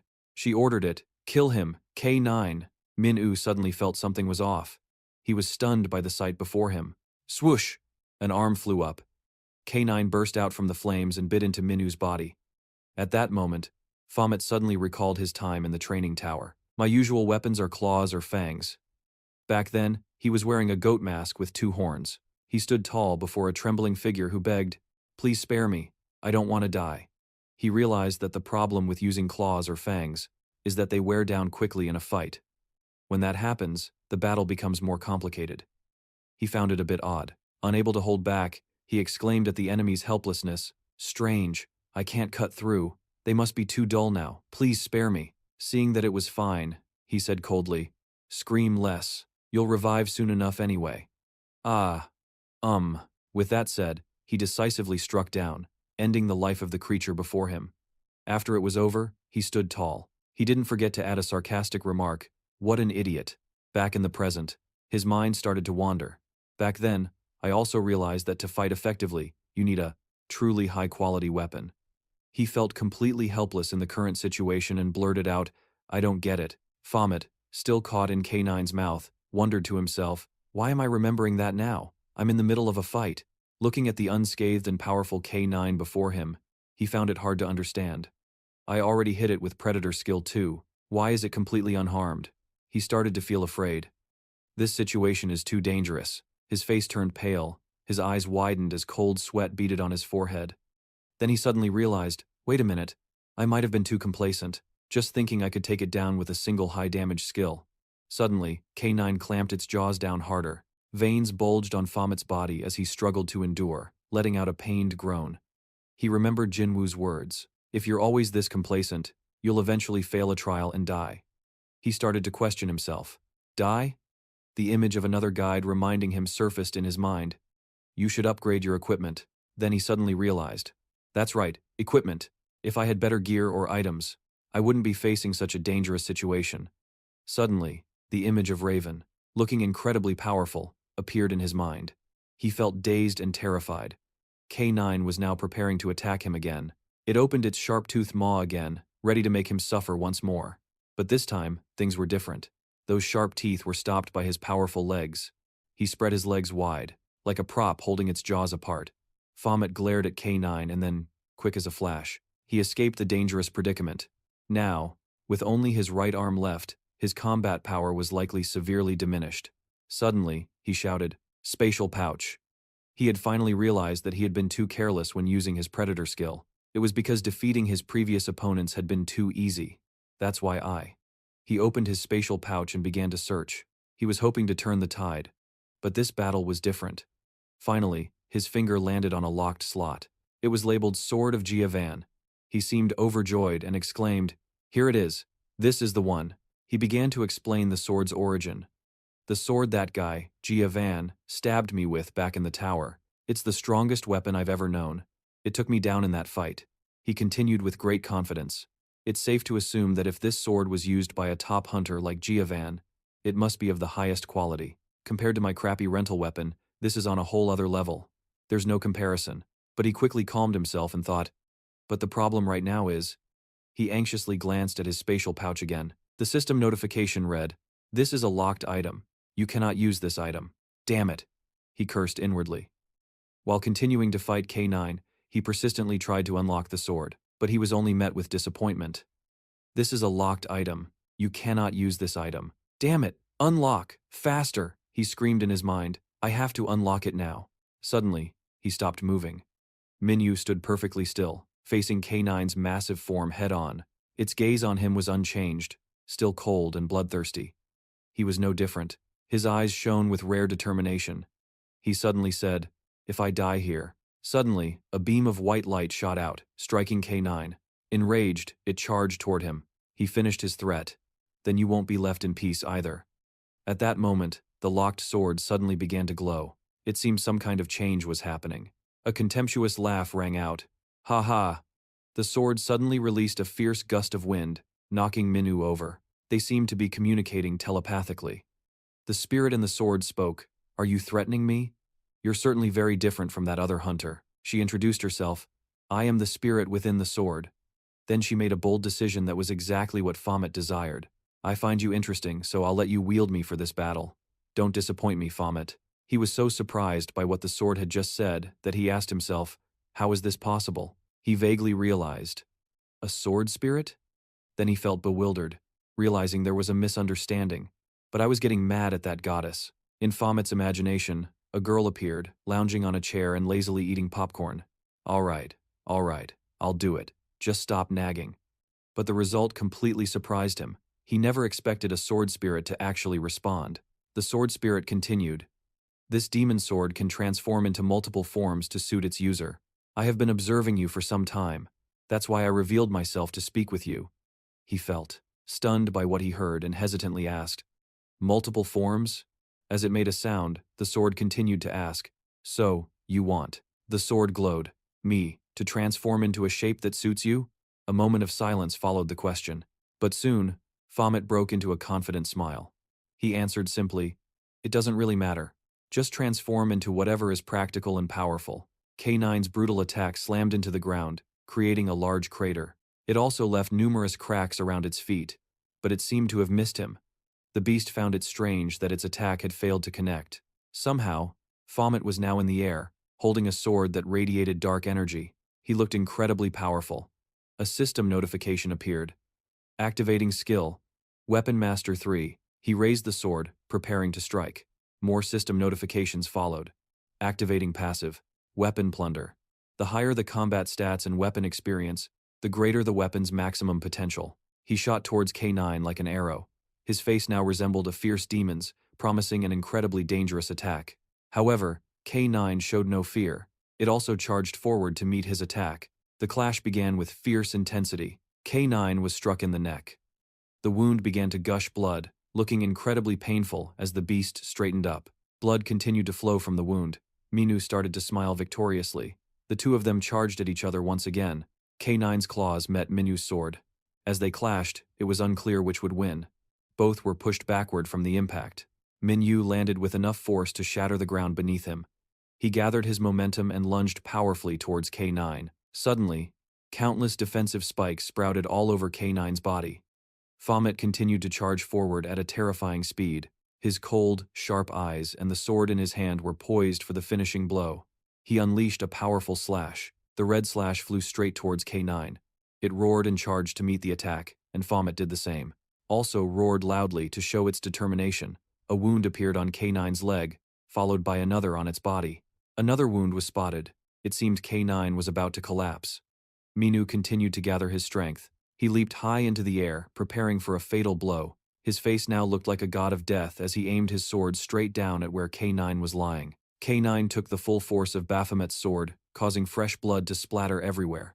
K9 howled in pain and despair. He confidently raised a finger to the sky to celebrate his victory. But wait, the light in K9's eyes suddenly returned. It quickly struggled up and threw Baphomet away. It trembled, trying to stand firm on its legs. It seemed to be heavily injured. Even so, it still tried to charge forward with its battered body to attack once more. It opened its jaws wide, roared and lunged. It remembered its master Hati. Hey my dear puppy, she said gently to it. You have tried your best, now rest. K9's ferocious gaze suddenly softened. It must have felt that warmth again. The warmth from the first time it was adopted. The battle was now decided. K9 had been sliced to pieces by Baphomet's sword. In its final moments, it suddenly saw its past self. In the moment it was closing its eyes. It suddenly opened its eyes. Had it truly been reborn? Suddenly a gentle voice called K9, its beloved owners whom it longed for day and night, had now appeared before it once again. Come here to Mom and Dad, hurry up, let's go home. It seemed content, smiling a happy smile. Now it was as if it had a soul and its own voice. That's right, it slowly fell with its final thoughts. There is no need to fight anymore. It had officially fallen for everyone in its family. It saw an image of its family reunited. Being together again, there was a faint sound. The sound grew louder, and then an even louder noise came from behind Loki. Baphomet stylishly stepped out from the rubble. Loki couldn't believe his eyes and praised. Not bad. Minu powerfully declared, now it's your turn, you bastard cult leader. He did not forget to call him a pervert. Mason was surprised by the scene before him. He looked to his left, then to his right. Then he put his hand on his forehead to check his temperature. His face was covered in sweat. He seemed a bit helpless and very troubled by what was in front of him. He slowly walked towards Baphomet, who was standing tall over a pool of blood, and asked hesitantly, What is all this? He was still hesitant, unable to speak when he saw the defiant look on Baphomet's face. Hunter Baphomet, Mr. Minu coldly replied. I was about to ask you the same thing. Flashing back a few hours earlier, Loki mockingly asked Minu pervert. Is that simple sentence all you can say? Enraged, he rushed at him shouting die. His attack was quickly dodged, but then in just a moment, he realized the power from that blow was not simple. He was stunned and amazed for a second. Seeing the situation, the two demon slaves behind him worriedly called out. Master, the older sister, seemed furious. Seeing her master get hit, she immediately rushed forward to attack Baphomet, frantically calling him a bastard. Pure white serpents, with blood-red eyes full of anger, charged towards him at unstoppable speed. Facing them, Baphomet gritted his teeth. A stream of red energy enveloped his scratched body. He used one hand to hold his sharp sword, blocking the attack of the ferocious serpents while questioning him. What do you want now? Then he forcefully threw the older sister away. Seeing her sister being attacked, the other demon slave furiously charged forward. You bastard. However, it seemed like a futile effort as Baphomet only needed one blow. To instantly defeat that demon slave, he immediately declared the two annoying disciples are gone now. He then turned towards Loki. The two faced each other directly. Loki stood proudly looking at him without a hint of fear. Suddenly a figure flashed forward like lightning. A swift slash was unleashed by Baphomet towards Loki. A long dark red streak appeared on his muscular body instantly. His body was split into two butterflies also emerged from the gash. Then his entire body unexpectedly transformed into butterflies filled with light. They gathered to form two different Lokis. Baphomet looked around. It seemed the number wasn't just two, in total 8. Lokis were standing around Baphomet. They formed an 8-petaled flower shape, he said smugly. How about it, Baphomet? If I had known you would interfere in this, things would have been even more fun, he said while opening his palm. But it's not too late yet. Simultaneously, all of his clones aimed their palms towards Baphomet. A powerful field from all of Loki's copies forced him to struggle to evade. You and I can still have some fun together. Suddenly right beside him, butterflies began to gather in a few short seconds. Loki had reappeared right next to him making a declaration. Let's stop this pointless fight, shall we? Then he and his clones surrounded him. He said boldly, Why do you and I have to fight to the death? Do you see that I'm not interested right now? Then he suddenly said, Well, that can be changed easily, saying that he transformed into Julia and gently asked how about it in this form. Baphomet immediately roared and attacked him, but he was dodged. The transformed Loki suddenly praised him. Not bad. Then as he lunged to attack with a terrifying face, he spoke threateningly. You are not easy to fool. Are you? What a shame. He continued to attack and said, but think about it again. He kept trying to persuade him. Hunter Baphomet, why must we fight to the death? Wouldn't it be better to have fun together? He continued in a condescending tone. I do not give such a good opportunity to just anyone you know, Loki concluded. With an unbelievable offer, become my personal servant. In response to all of this, Baphomet just swung his sword and said, Bastard, you talk too much. Loki had a stunned expression, not understanding what just happened. He spat out a mouthful of blood, looking at his heroic back from behind. Perhaps Loki still found it hard to understand. Suddenly Baphomet turned back, giving him a bad premonition. Could it be? And that premonition was confirmed with Baphomet's next slash. He can sense my position. The older demon slave lying on the ground suddenly stirred. The younger demon slave leaning against the cliff did too. Both of them turned into snakes and shouted Master. Then they combined and lunged to attack Minu, but luckily he dodged it. Although the attack missed, they came back again. They opened their sharp jaws wide, wanting to bite his whole body, trying to run, That guy was as fast as lightning, and dodged once more. He did a perfect flip to land right on top of their heads. They had two heads. One of their heads was pinned down by him. Baphomet raised his sword high, preparing for the finishing blow, but they were truly formidable. The other head quickly attacked him to provide support, but he was just as fast and managed to escape. He landed, turned his head back and used his cold, sharp gaze to look at the two demon slaves in their snake forms. The two demon slave sisters were not to be trifled with either, looking back at him with extreme hostility. Baphomet raised his voice to warn, "Get lost." The two sisters acted as if they heard nothing, standing there defiantly without moving. Not only that, they also opened their jaws wide and roared back at Baphomet. The frame turns completely black. And of course everyone could guess the ending. A bloody snakehead appears. No, wait.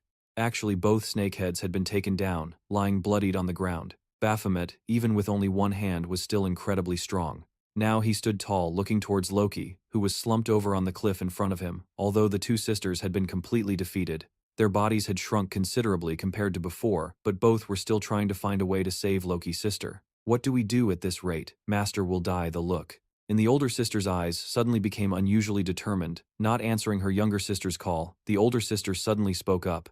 "Listen to me. You have to do as I say at this moment." The tip of Baphomet's sword was pointed at Loki's face. Death was truly near for him. Suddenly, it was as if Baphomet's mind was flooded with thoughts. At this moment, all his past actions seemed to appear. In his mind, he remembered when he died, how he died. He remembered the image of Loki, laughing triumphantly at his suffering and how much pain he had to endure. The scene of Baphomet being trampled on the ground appeared vividly, along with the thought. It was all like a movie replaying in his mind. Along with all his inherent hatred, he raised his sparking sword. "It's you," he struck, and with it an intense killing. "Intent, you will die the same way." Surprisingly, one of the two sisters rushed in to take the blow for him. Its head was sliced off, burning brightly like a firework. Baphomet, having been blocked again, was furious and cursed. "These damn pests are so annoying." Suddenly, he was alarmed by something happening in front of him. It turned out the remaining one is trying to swallow Loki to protect him. Seeing this, Baphomet hurriedly shouted, "What? No." Just then, the older sister immediately noticed him. He started moving to stop Loki from escaping. "It took me so long to take him down." He charged forward like a moth to a flame, still enveloped in red energy and filled with his rage. He swung a sharp sword strike while shouting, "How dare you try to escape with his head? I can't let that happen."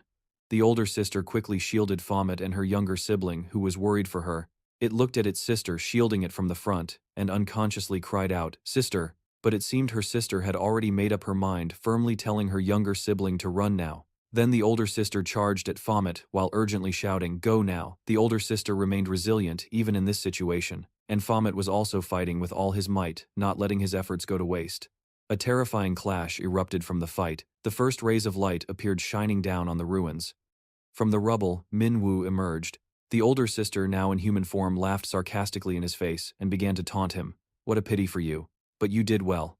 I was surprised you managed to take down our master. But that's it. He will." Minwoo stood silently listening before bursting into laughter. His laughter grew louder and louder, echoing throughout the area. The older sister asked suspiciously, "Have you gone mad with disappointment?" He quickly turned and made a move. The sister's eyes widened in utter shock as his sword came slashing down, killing the sister instantly. Her last words were a call to her master. Baphomet mercilessly struck again. Fresh blood splattered everywhere. His hand and the sword's hilt were now covered in crimson. His entire body was covered in it as well. He cursed, "Damn it," looking extremely furious. Maintaining his slashing stance, he continued to curse. "This pisses me off." He looked up his eyes, turning unusually bloodthirsty, and let out a loud roar to vent. Seong-eun questioned Minwoo. "You infiltrated that cult's organization, but they found you out, so you had to fight and eliminate them. Is that your story? You think I'll believe you?" Minwoo was silent for a moment before replying, "If you don't believe me, that's on you." "But it's the truth," he was rebutted. "How can you be so irresponsible?" Assistant Tiang already briefed you on this mission. Seong-eun was highly suspicious. "If you were discovered during the mission, you could have retreated and reported back to the organization." But Minwoo stuck to his story. "I didn't want that to happen either. But by the time I was discovered, my life was in danger, so I had to act right then and there." However, Seong-eun wasn't convinced. "What are you saying? This doesn't sound like the you I know. You have a sense that detects danger before it even happens." Minwoo stared back at him in silence. Seong-eun recalled Sung Jin's earlier advice. When managing hunters, there will be times when one can't control them. Every hunter has a different personality and mindset, making them very difficult to manage. Therefore, we need to use a mix of soft and hard tactics to keep them in line. So when you lose patience, the thought in Seong-eun's mind was, "It seems I've been far too lenient with him." Facing Minwoo, Seong-eun started to think, "If he doesn't follow orders, and always acts on his own, then he's no longer useful to me. A hunting dog." that disobeys its master must be put down. Seong-eun placed his hand on the table and the energy in the air started to hum, slowly approaching Minwoo. He thought he's grown too powerful too quickly. I need to take precautions before he becomes too strong to control. Perhaps I should just get rid of him now. This potential disaster can't be left alive. But before he could act, suddenly behind Minwoo, the figure of a white-haired girl appeared. She floated in mid-air, and apparently only Song-eun could see her. The girl opened her hand and flew towards Seong-eun, making him take a hesitant step back. Outside the interrogation room, two girls, Junse and Hyun, were yelling at a man named Tiang. Opened the door, but he stood his ground and replied, "The hunter is currently being interrogated. No one is allowed inside without a superior's order." Junseo snapped, "What are you talking about? I'm involved with him too, he's my patient. After coming back from a combat mission, he hasn't received any treatment.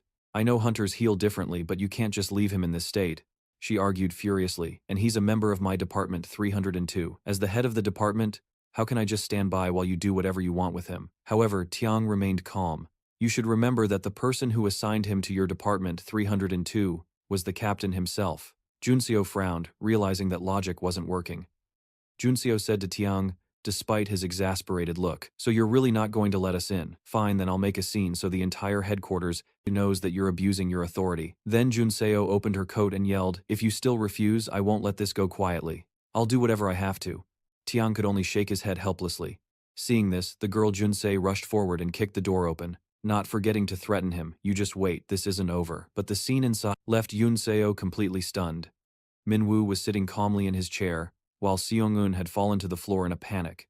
With a pale face, Seong-eun stammered, "A ghost, was that a ghost?" A while later, Junseo and Seong-eun went somewhere private to talk. Seong-eun, holding his forehead, explained, "It was the system's ghost." Junseo listened with her arms crossed. "The system's ghost? You mean you actually saw it? I thought that was just an unverified rumor." Seong-eun replied shakily, "I don't know about that, but I really saw it. The ghost was floating and had white hair." Junseo asked, "So it was a woman?" Seong-eun nodded, still holding his head. Junseo pressed on, "What did she look like? I was in a panic at the time, so I didn't get a good look.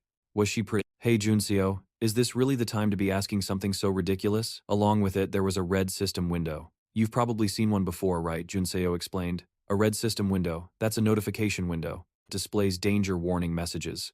"Did the window have a message threatening you?" Seong-eun went quiet. "I'm not sure how to explain it, but it wasn't exactly a threat. The system ghost had this stiff smile, and the message said, 'Don't kill him, because if you do, you'll only be losing your own power. He is the one fulfilling the requests that I require, just as he works for you.'" Seong-eun hung his head. "That system ghost can read my mind." Seeing his hesitation, Junseo pressed, "You said it wasn't a threat. So, what exactly did it say? Why did you stop talking?" Seong-eun considered. "To be precise, it was a persuasive argument. That's all you need to know. It's hard to explain further. That's why I let him go. I'll keep him in Department 302 for now, and just observe him." Elsewhere, Jinwoo was surprised to see Minwoo return. "Oh, you're back. You seem to be in much better shape. That battle must have been tough. I've already finished all the chores." The main character slowly walked forward, ignoring Jinwoo's mumbling. He got a little flustered. Hey, don't be mad at me, okay? It's not that I didn't want to help you during the fight, but my magic was completely depleted at that time. I wanted to help you, but I was powerless. That damn cult leader got away. It's a shame, but I'm sure we'll run into him again." Minwoo calmly cut him off. "Be quiet for a moment." Suddenly a laugh echoed out. It was the voice of the sword spirit. "Ha ha ha, it looks like it's my turn to appear. Hunter Baphomet, I lent you my power in the previous battle." The sword hovered in the air, emitting a purple glow. It looked down on Minwoo and the other person from above and spoke arrogantly. "Now it's time to settle things between us, right? And let me remind you, it's not like you can use my power whenever you please. You must pass the trial of strength that I've prepared for you. If you pass, we can talk more. Now show me your true strength." Minwoo didn't let it finish. He lunged and grabbed the sword. It was shocked. "Huh, what the hell, what are you doing, Minwoo?" Just spun it around and around. Meanwhile, Jinwoo squatted on the side watching. Then he used a magnifying glass to reflect sunlight on it, making it more uncomfortable by first heating it up, then plunging it into ice water, and when it got too cold, he hammered it. "It hurts so much. Why are you doing this? Stop it right now, you bastard. Why are you destroying me? Stop, I can't take it anymore." After repeated attempts, Minu used physical methods to tame it, and it finally collapsed on the ground. It sighed. "All right, fine, I surrender to you. You've won." Minu picked it up and threatened. "You were talking big before. Do you know who you're dealing with now, huh?" From now on you will call me Master. Understand it, obediently replied. Yes, Master. Jinyu watched this scene and felt, serves you right. Why did you have to provoke that guy? He suddenly wondered. But it's weird, how can a sword soul even feel that kind of torture? It replied, what's so strange? He tortured the physical sword, so as its soul, I feel the same pain that it does. Minu observed it. So you're the sword soul from Ga's sword, huh? Your power is influenced by your user then, it replied. That's right, the user's strength, personality, how they use me, and their fighting style. Special talents and actual power have a great influence on me. Minu pondered this. Jin Yu stroked his chin. Your old master Ga used you quite well, didn't he? It confirmed. That's right. He was able to draw out almost all of my power. However, he never once used my versatile transformation feature. He only used me as a regular sword. Seeing Minu's face darken, it immediately began to suck up.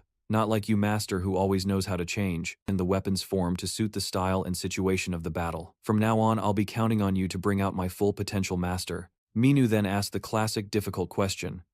You said your power depends on the user, so between me and Ga, who is a better fit to wield you in combat? It fell silent. Jinyu also broke out in a cold sweat before it finally answered. That's actually quite simple. To bring out my full potential, my master needs to be powerful. The more powerful, the better. As you already know, Master, during the battle in the Tower of Trials, you lost to Ga, didn't you? Jinyu flinched and thought, damn, why is this thing so stupid bringing up his defeat like that? It must have a death wish. It continued its honest assessment, even in the previous battle with the two snakes. If it had been Ga, he would have simply sliced them in half, and that cult leader wouldn't have been able to escape death either. The atmosphere suddenly became terrifyingly quiet. Jinyu covered his mouth in silence, practically crying for it, while Minu's face turned grim. After a long moment, he let out a breath and calmly accepted it. So that's how it is. It's probably because I'm still too weak to bring out your full power. Seeing this, Jinyu sighed in relief.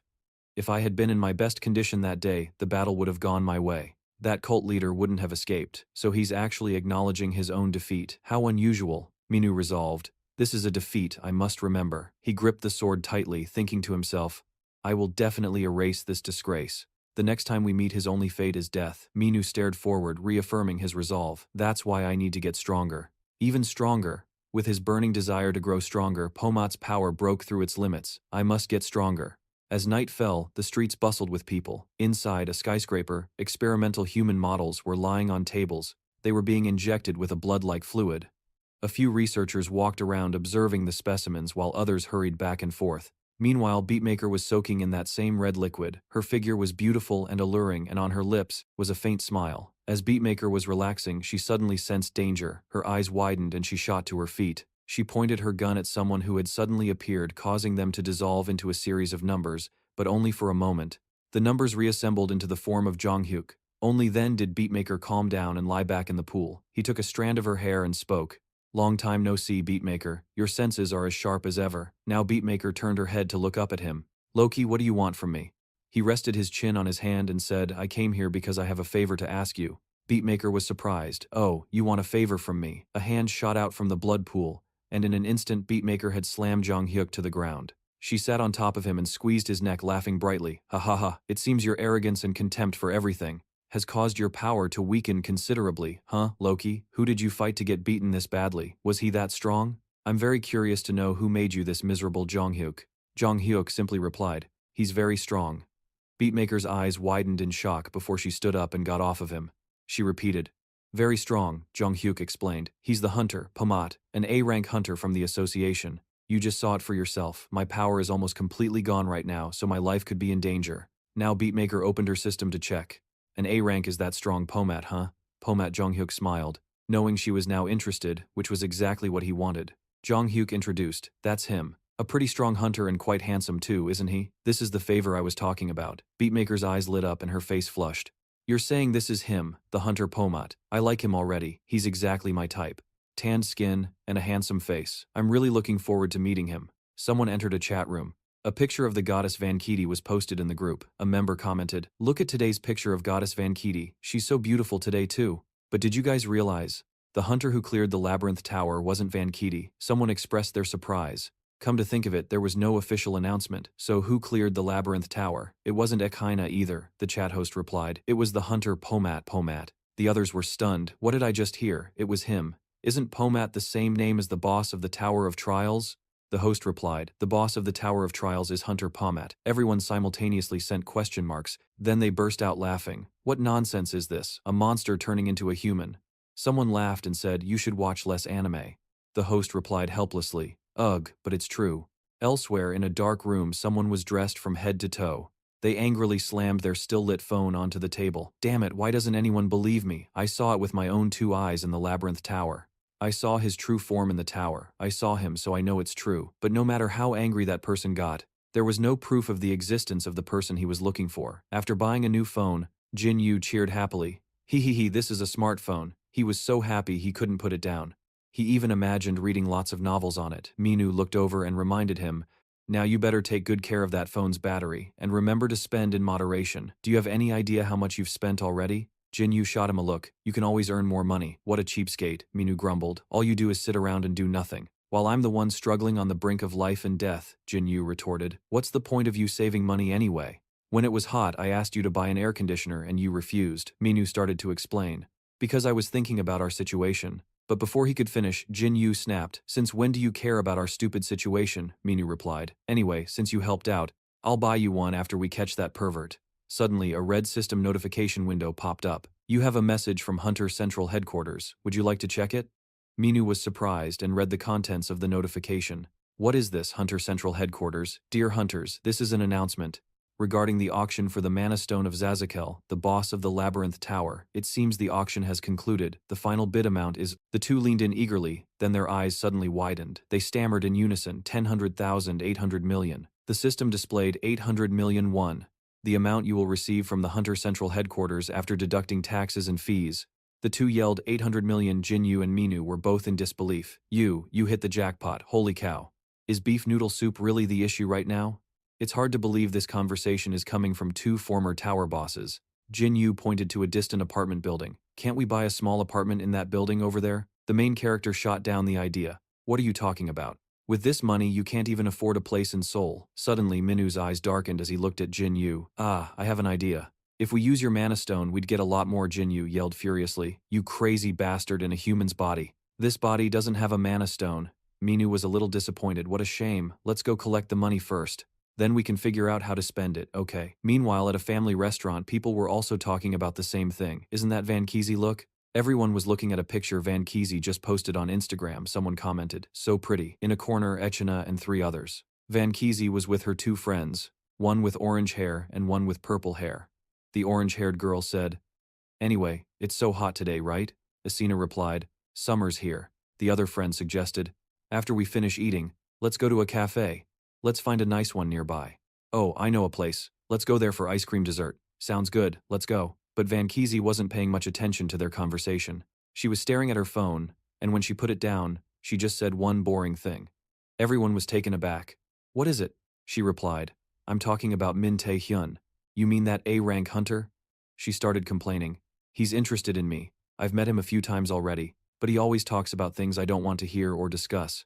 Anyway, while we were playing golf, he told me he had participated in a charity event for the poor, and then he put on a show, acting all choked up with emotion. He has 0 acting skills. Anyway, he's not my type at all." Asina, who was looking at her phone on the side, who seemed to not be paying attention, suddenly cut in. "Like Hunter Fomat, right? But didn't he already reject you?" Her words hit a sore spot.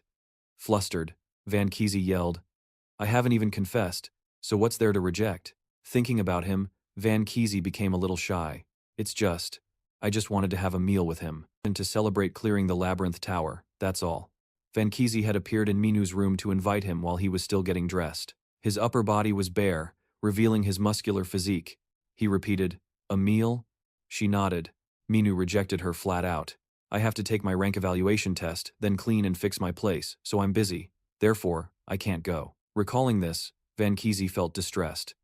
And he said even if he eats alone, he doesn't see any problem with it. Both of her friends reacted, "What's with no problem eating alone? That sounds like something a person with 0 romance cells would say." One of them speculated, "Maybe he's dating someone else?" "No way. Don't tell me he likes men?" Van Kizi, still trying to save face, stammered, What? He didn't even look at you from the start." Asina chimed in, "If not, then it seems Kizi is just not his type. It's also possible he's already dating." The more she heard, the more annoyed Van Kizi became. Meanwhile, the very person they were talking about was suddenly called out by Ilium, Hunter Fomat. Minu and Jinwoo looked over in surprise. Ilium greeted them. After the Labyrinth Tower. It's been a while. Do you remember me? The scene changes, and the two of them are invited to a meal at a luxurious restaurant. The restaurant was called The Heaven, with countless delicious dishes. They stammered, "What is all this?" She crossed her arms and smiled. "If you want anything else, feel free to order." "It's my treat," Minu asked. "Why the sudden generosity?" She replied, "I heard that you led everyone safely out of the Labyrinth Tower.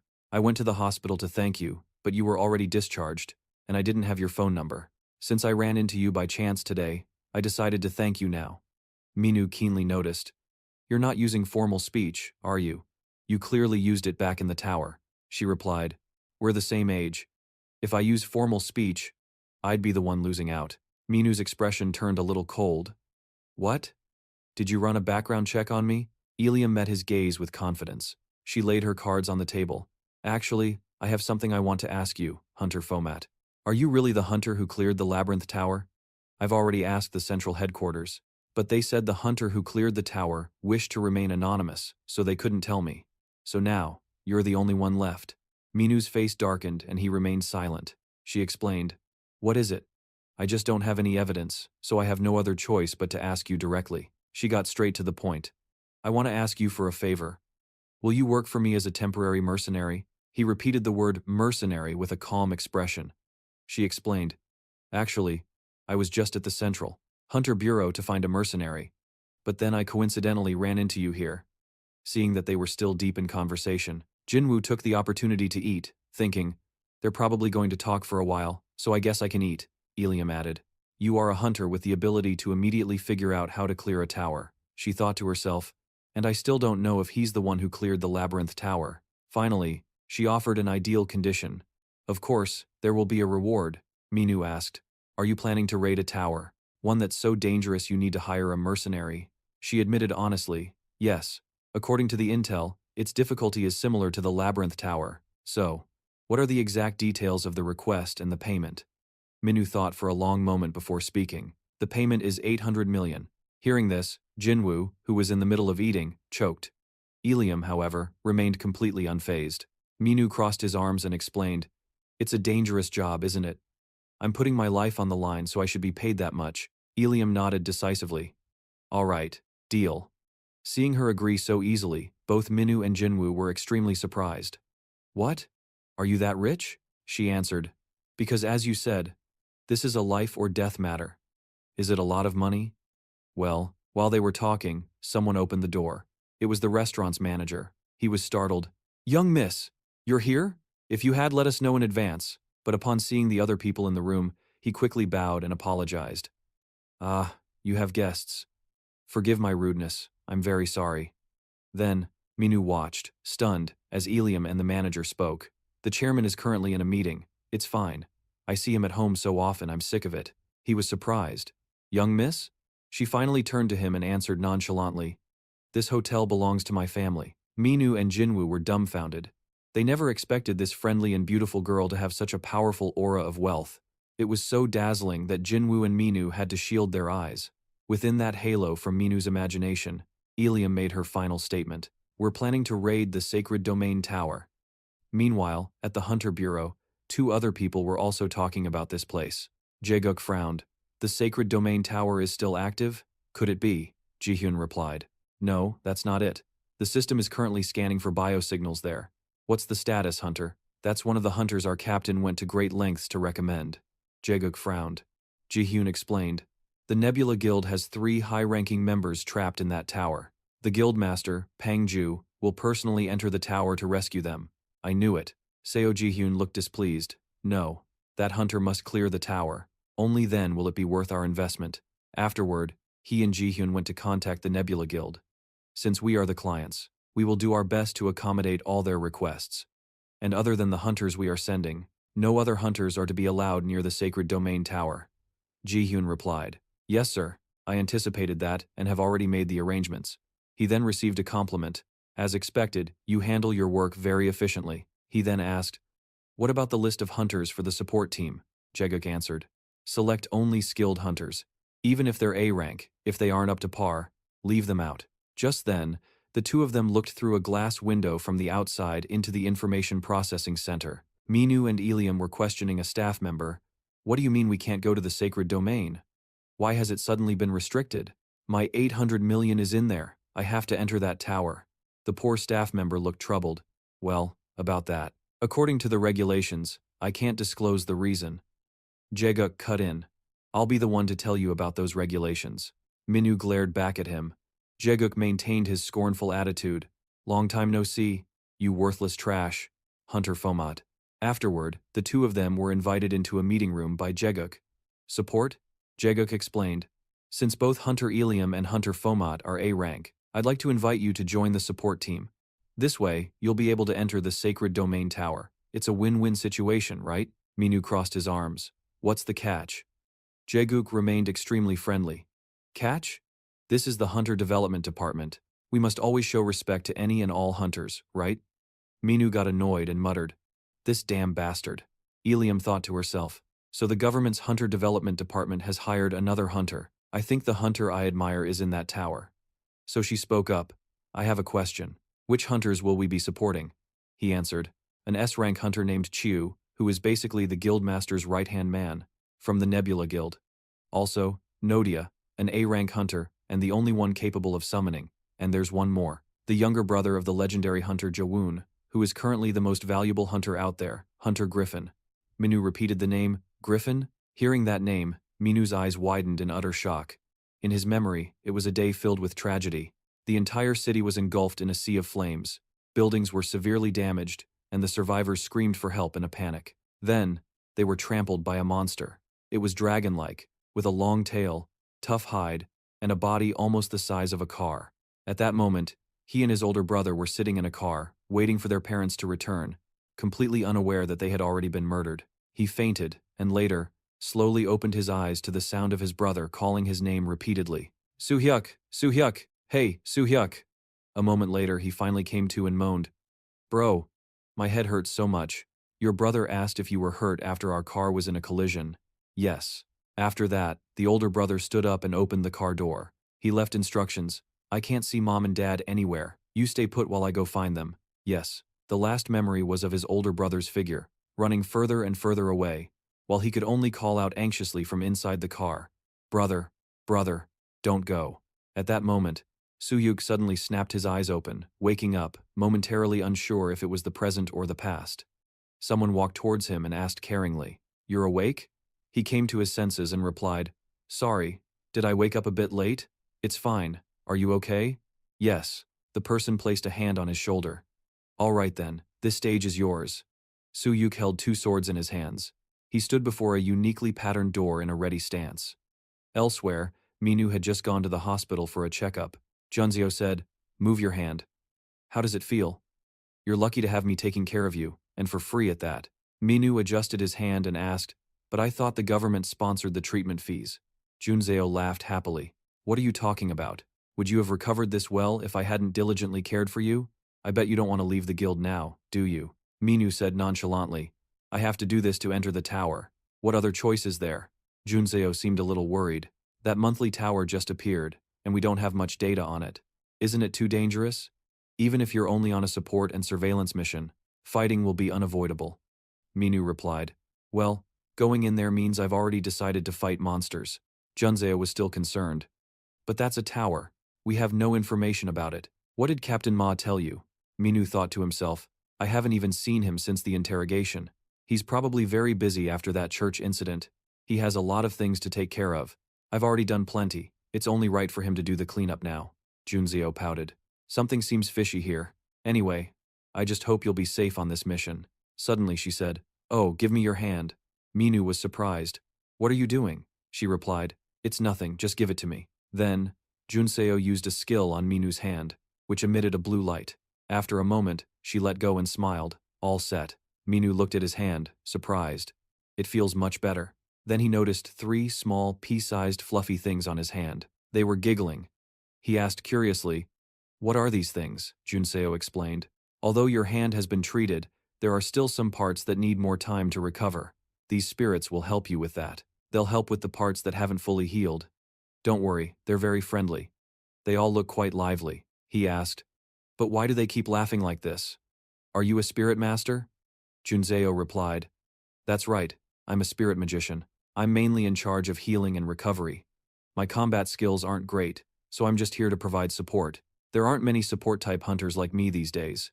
People like us are often called support healers. On another clear, cloudy day at the church, the priest stood above and began his sermon. Everyone, in your souls, why not cultivate a pious heart? A person with a pious heart will always be blessed with good fortune in exams, work, and a bright future. All of those things can be achieved. The reason we are here, living happily, is because He has granted us this life. We must thank and have faith in the Lord. If we do so, at the end of the service, Beatmaker approached the priest to talk. The Lord will bless us even more. Ha, that was great. A truly wonderful sermon, Loki. Where did you learn all that? It turns out this priest was Loki in disguise. He replied, Oh, I just learned from some old acquaintances. Beatmaker was also surprised. You even dyed your hair? He replied. This priest needed to look authentic. If you're going to do something, you might as well go all in. However, there are some things I don't need to do. Beatmaker chuckled. Looks like this is one of your hobbies, huh? Seducing that mother and daughter. And then took over this priest's position. The man who was the priest has vanished. Following their gaze, a middle-aged woman and a girl were standing there. Looking back at them, Beatmaker realized, it looks like you've hypnotized that mother-daughter pair. Seeing her still calmly resting her chin in her hand, he was extremely surprised. But there's one thing I don't get. Why are you so relaxed about this? He turned his back to her and warned, letting our friend Fomath run free and do as he pleases, without any supervision, that doesn't seem right. But she was still incredibly confident. My dear friend, you don't need to think about that. Everything is within my control. Elsewhere, Ilium crossed her arms, looking angrily at him. Why are you so late? Minu calmly asked. I'm already this early. What are you complaining about? And Ilium clasped her hands behind her back and smiled. I was just kidding. The earlier, the better. Minu didn't really get it. You seem way too excited. How long do you plan on messing around? Exploring this monthly tower won't be easy. And Ilium awkwardly looked away. No, I'm not as relaxed as you think. We're one of the first teams to explore this tower. Minu looked at her, noting her sparkling eyes and excited aura. There's no known information about this tower. It's all just vague guesswork. How exciting, she said. He thought to himself. That's dangerous, not exciting. And Ilium continued to ramble on. To explore this tower, I've prepared a lot of things. Drinking water, food, magic scrolls, plus many items for combat support and recovery. My inventory wasn't big enough, so I had to spend money to expand it. Don't worry. Everyone can use the items I've prepared. For a long time, like several years.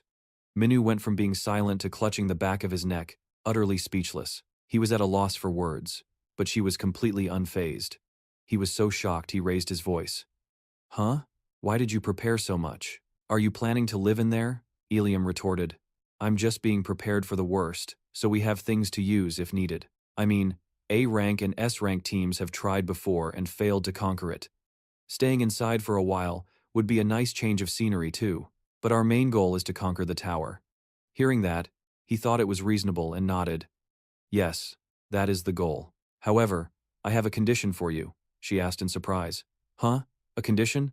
Flashback to their previous meeting. When she asked for his condition to work as her mercenary, he stated, I will not use any of my skills while inside that tower. Back then, she was extremely surprised. Huh? You mean you won't use any skills inside? But how will you be able to fight? He said, I want to challenge myself to improve my combat abilities. If I rely too much on my skills, I'll never get any stronger. Recalling this, her enthusiasm waned a bit. I understand, but I hired you to fight in there. He reassured her. Don't worry. Since you hired me for 800 million, there's no way I'd let you be in any danger. She mumbled. How touching. He then said, Shall we go now? She replied. There's still someone who hasn't arrived. He asked dumbfoundedly. Huh? There's someone else? Just then, a young man in blue landed next to them. The person said, Sorry I'm late. He looked at this person, who seemed familiar. He asked uncertainly, You are. Also the other day, after Jaegu convinced Minu and Ilium to go to the Holy Tower, he gave an order. Jihyun, you will go with them. She was surprised. Me? He instructed. Keep a close eye on Fomath and see what information you can gather on him, and how he's been. We haven't made any progress on him in a while. She accepted the mission. Yes, I understand. Then he asked with concern. It's been a while since you've challenged a tower. You seem worried. She shared her thoughts. No, not at all. My combat skills are more than enough. But Fomath might realize the captain's true intentions. I'm worried that my involvement could affect things. Jaegu said calmly. It's fine. The whole point of me doing this is to let him know he's being observed. By having you go in with him, we can get more information on how he fights. You need to gather as much information on him as possible. Introducing herself. I'm Ji-hyun, a B-rank hunter. I was assigned to enter the Holy Tower with you both. Let's work together. Ilium was extremely excited. Yes, let's do our best. Meanwhile, Minu was silent, muttering under his breath. Surveillance, huh? Ji-hyun then admitted. You could put it that way, but I won't be a bother. My combat skills aren't half bad. Seeing the tension between them, Ilium waved her hands and glanced at Minu. All right. Now that everyone's here, shall we get going? The group. Minu stood on the ground, looking up at the diamond-shaped tower with silver rings encircling it, floating in the sky. Ilium was surprised. The tower is floating in the sky? Ji-hyun pointed to a pillar of light in the distance. That's likely the entrance to the tower, like a warp gate. The two of them stared at the spot, one with arms crossed and the other stroking their chin. Then Ilium called out, Hey, 800. Minu was slightly irritated. Her intention to have him test it was obvious. Minu replied, Fine. He stepped on the glowing position, and then his whole body suddenly shot up into the air, flying straight towards the tower. Ilium exclaimed in surprise, Wow, it's really flying. While the two of them were still bewildered by the unbelievable scene, Minu had gently landed from above. Ilium quickly asked, What's wrong? He replied, Let's go straight to the tower's waiting room. Ji-hyun cracked her neck. Well, let's go up then. Ilium was flustered. She already went ahead. Minu turned to ask, Aren't you going in? The girl looked confused, stammering. Ah, yes, but I'm a bit scared. I guess I need to prepare myself a bit mentally. However, without giving her any more time to hesitate, Minu rushed forward, lifted her onto his shoulder, and jumped straight into the teleportation circle. The two of them were immediately launched into the air. In the blink of an eye, the three of them appeared at the entrance of the tower. Inside was a gloomy, dark space, with only a few scattered lights. Both Minu and Ji-hyun remained calm. Meanwhile, Ilium's expression was not very good. He commented, It's really quiet. I can't see the way to the next floor. There was only one pillar standing tall in the middle of the room, with a blue crystal embedded on top of it. The two girls looked surprised. Or do we have to do something with that column to get a way to continue? Maybe press a button? Hey, do you know what this button is for? While they were still discussing and deducing, Minu did not hesitate to press the button directly. The two of them immediately turned pale. Why did you press it? Immediately after, a bright red system screen appeared. First floor trial, Holy Tower. A huge tornado appeared, and countless monsters poured out from it. The system announced, Within 10 minutes, destroy all the magical beasts. While the other two were still confused, Minu smiled excitedly, drew her sword, and shouted loudly, What are you two waiting for? Take out your weapons and fight. Hearing that, Ji-hyun immediately summoned her sword, closing her eyes to concentrate. When she opened her eyes, her pupils had turned white.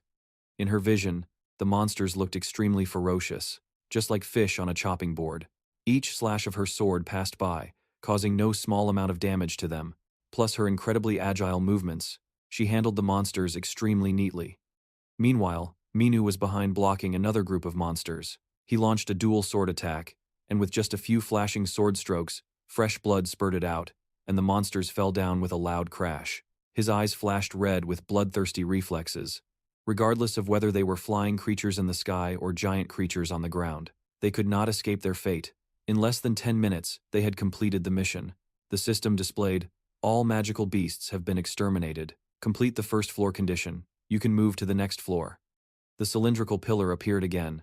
Minu just reached out, but before she could press it, Ilium quickly stopped her, glaring at her. Hey, before you do anything, you should ask the two of us first. Minu calmly replied. Why do you need to ask? Pressing that button will make the magical beast appear. Just kill all the monsters and it'll be over.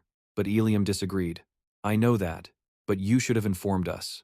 So we can prepare ourselves mentally for battle. How can we react when it's so sudden?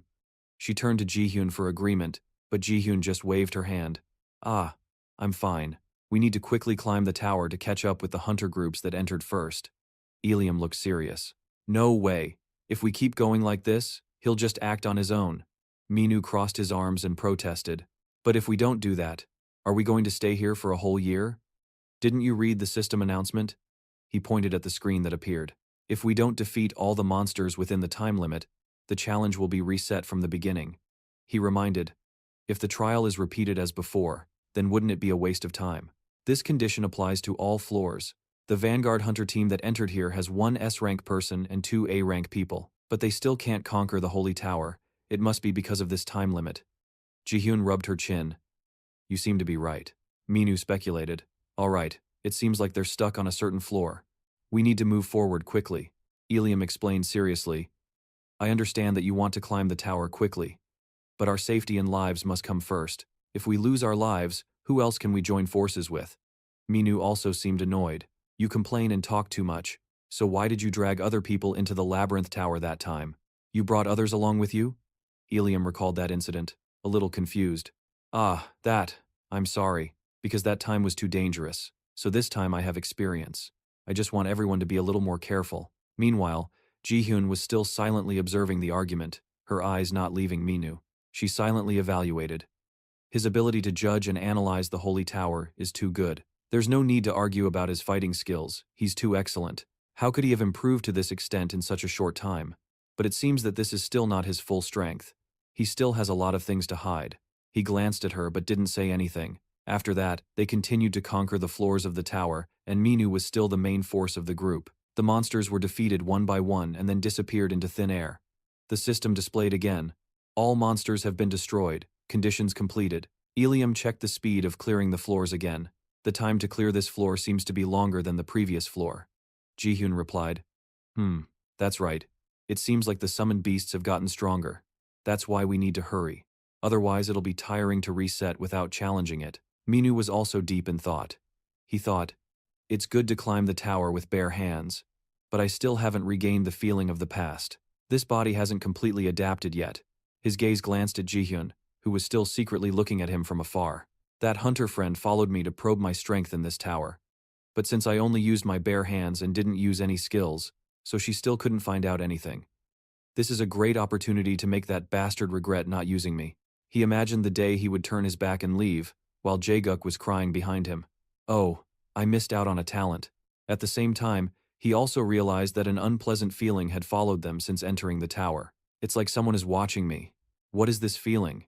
He raised his head to look at the ceiling of the tower, and the feeling became even more intense. At the same time, a pair of mechanical eyes were observing him from afar. Suddenly, there was a scream. Ah, ah! He turned his head to look, but then he was stunned when he heard her praise. It looked so beautiful. In front of them was a majestic waterfall. On top of the waterfall was a silver circle. In the middle was a helmet. Water poured out from inside the helmet, pouring into a deep hole below. Ilium happily shouted, I have to take a picture right away. Meanwhile, Minu crossed her arms and grumbled, Where is this? Why do you still care about such things? She calmly replied, But the previous rooms were no different from the other towers. But this room has many special things, like it's the unique feature of this tower. Meanwhile, Jihyun was still staring at the diagram. Minu extended his hand to Ilium. Okay, take a detailed photo and show it to me. It seems like this floor will be the one we have to pay special attention to. Ilium replied, I will save it and post it on my personal page. He urged, Okay, hurry up. After that, they discovered a triangular object floating on the ground. One of them spoke up. But that device looks different from the ones we've seen before. Minu opened her phone to review the photos she had just taken. While analyzing, like I said, this room is different from all the rooms so far. Jihyun glanced over and asked, I know that, but do you have any clues? Minu finished looking and threw the phone back to Ilium. All right, time to get back to work. Stop taking pictures and focus on observing everything. Get ready to fight. With that, he placed his hand on the center of the object. The system displayed, 20th floor trial, Holy Tower, begin. Everyone was extremely surprised when they noticed something rushing towards them, carrying a silver streak of light. Minu leaned slightly to avoid the attack. At the same time, these attacks also tore apart the wall, revealing an iron hook. The system displayed the request. Time limit, 10 minutes. Destroy the magical beast. Doc M. High. The monster on this floor is in the form of a robot dog. In addition, everyone was also surprised by the accompanying condition. Failure will result in being pushed down to the first floor and having to climb the tower again from the beginning. Everyone shouted, What? I don't know who the owner of this tower is, but these challenges really piss me off. The robot dog seemed to have a premonition. It glared straight at Minu, and he glared back at it. Immediately after that, it charged straight at him. He also immediately summoned his sword to receive its attack at close range. The robot dog was many times larger than him.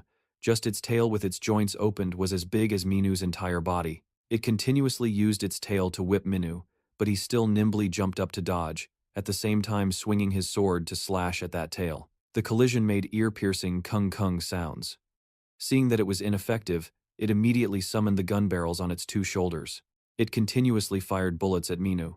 He accelerated to avoid it, and at the same time jumped into the air, taking advantage of the position to slash a fatal blow at the robot dog. However, a protective shield suddenly appeared on its body, blocking this attack. Minu saw this and immediately retreated. He was a bit surprised. Creating a shield? Then, he shouted, "Charge together, we must break that shield to destroy it." Hearing the command, Eliam and Jihyun immediately drew their weapons and charged forward. The system's countdown continued.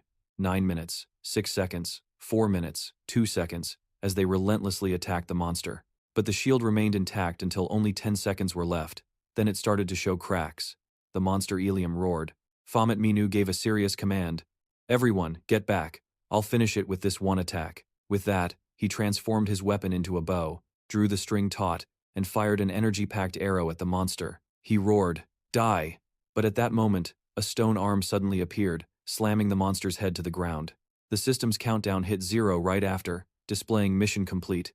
To the utter shock of the three of them, Minu was furious. My finishing blow. In front of them was a faceless golem, complete with all 4 limbs. It looked rather goofy. Someone asked curiously, "What's with that golem? It doesn't seem to be a magic beast." A cloaked figure emerged from behind it. Lowering the hood, it revealed a pink-haired girl who looked like she was struggling. Eliam was surprised. "Huh? A girl?" Jihyun was startled, suddenly realizing, "Aren't you Hunter Nelia?" And Eliam also remembered. "She's one of the hunters who went ahead of us." Meanwhile, Minu was still seething with anger. He couldn't hold back and went to confront her. "I was about to take it down. Why did you appear?" Someone tried to stop him, but before he could shout another word, Nelia slowly collapsed and fainted. Minu was startled. "Huh?" Eliam quickly shouted, "Are you okay, Miss Hunter?" Then he turned to Minu and said, "Why didn't you catch her?" He casually replied, "Why should I?" But he was still trembling. Jihyun came over to check. She seems to be injured. Suddenly, a rumbling sound was heard. Someone wondered what it was, as another rumble came from her body. After a moment, Nelia lifted her head, her face completely pale. She grabbed Jihyun's hand and struggled to force out a few words. "Hungry, I'm hungry." Jihyun and Eliam were both stunned. "Huh?" Minu just yawned boredly. A few days later, in the J Group's office, it seems they had visitors. A cup of tea was placed on the table. The man stood up and began to speak. "I apologize for making you come all this way. Our Hunter Association is always very busy, so we don't have time to travel elsewhere." He walked towards them and explained, "The reason we invited you two here isn't anything new, but you responded, and that you didn't understand the method for clearing the Holy Tower. Therefore, we took this opportunity to invite you here for an explanation. To support the clearing of the Holy Tower, in addition to the Vanguard team that has already entered, we have sent in 2 more skilled hunters, along with a staff member from our organization to assist them." He then sat opposite them with a confident smile. The reply was, "So 2 reinforcements were sent in? They are both very capable. One of them possesses very special skills. He was promoted to A rank in a very short time.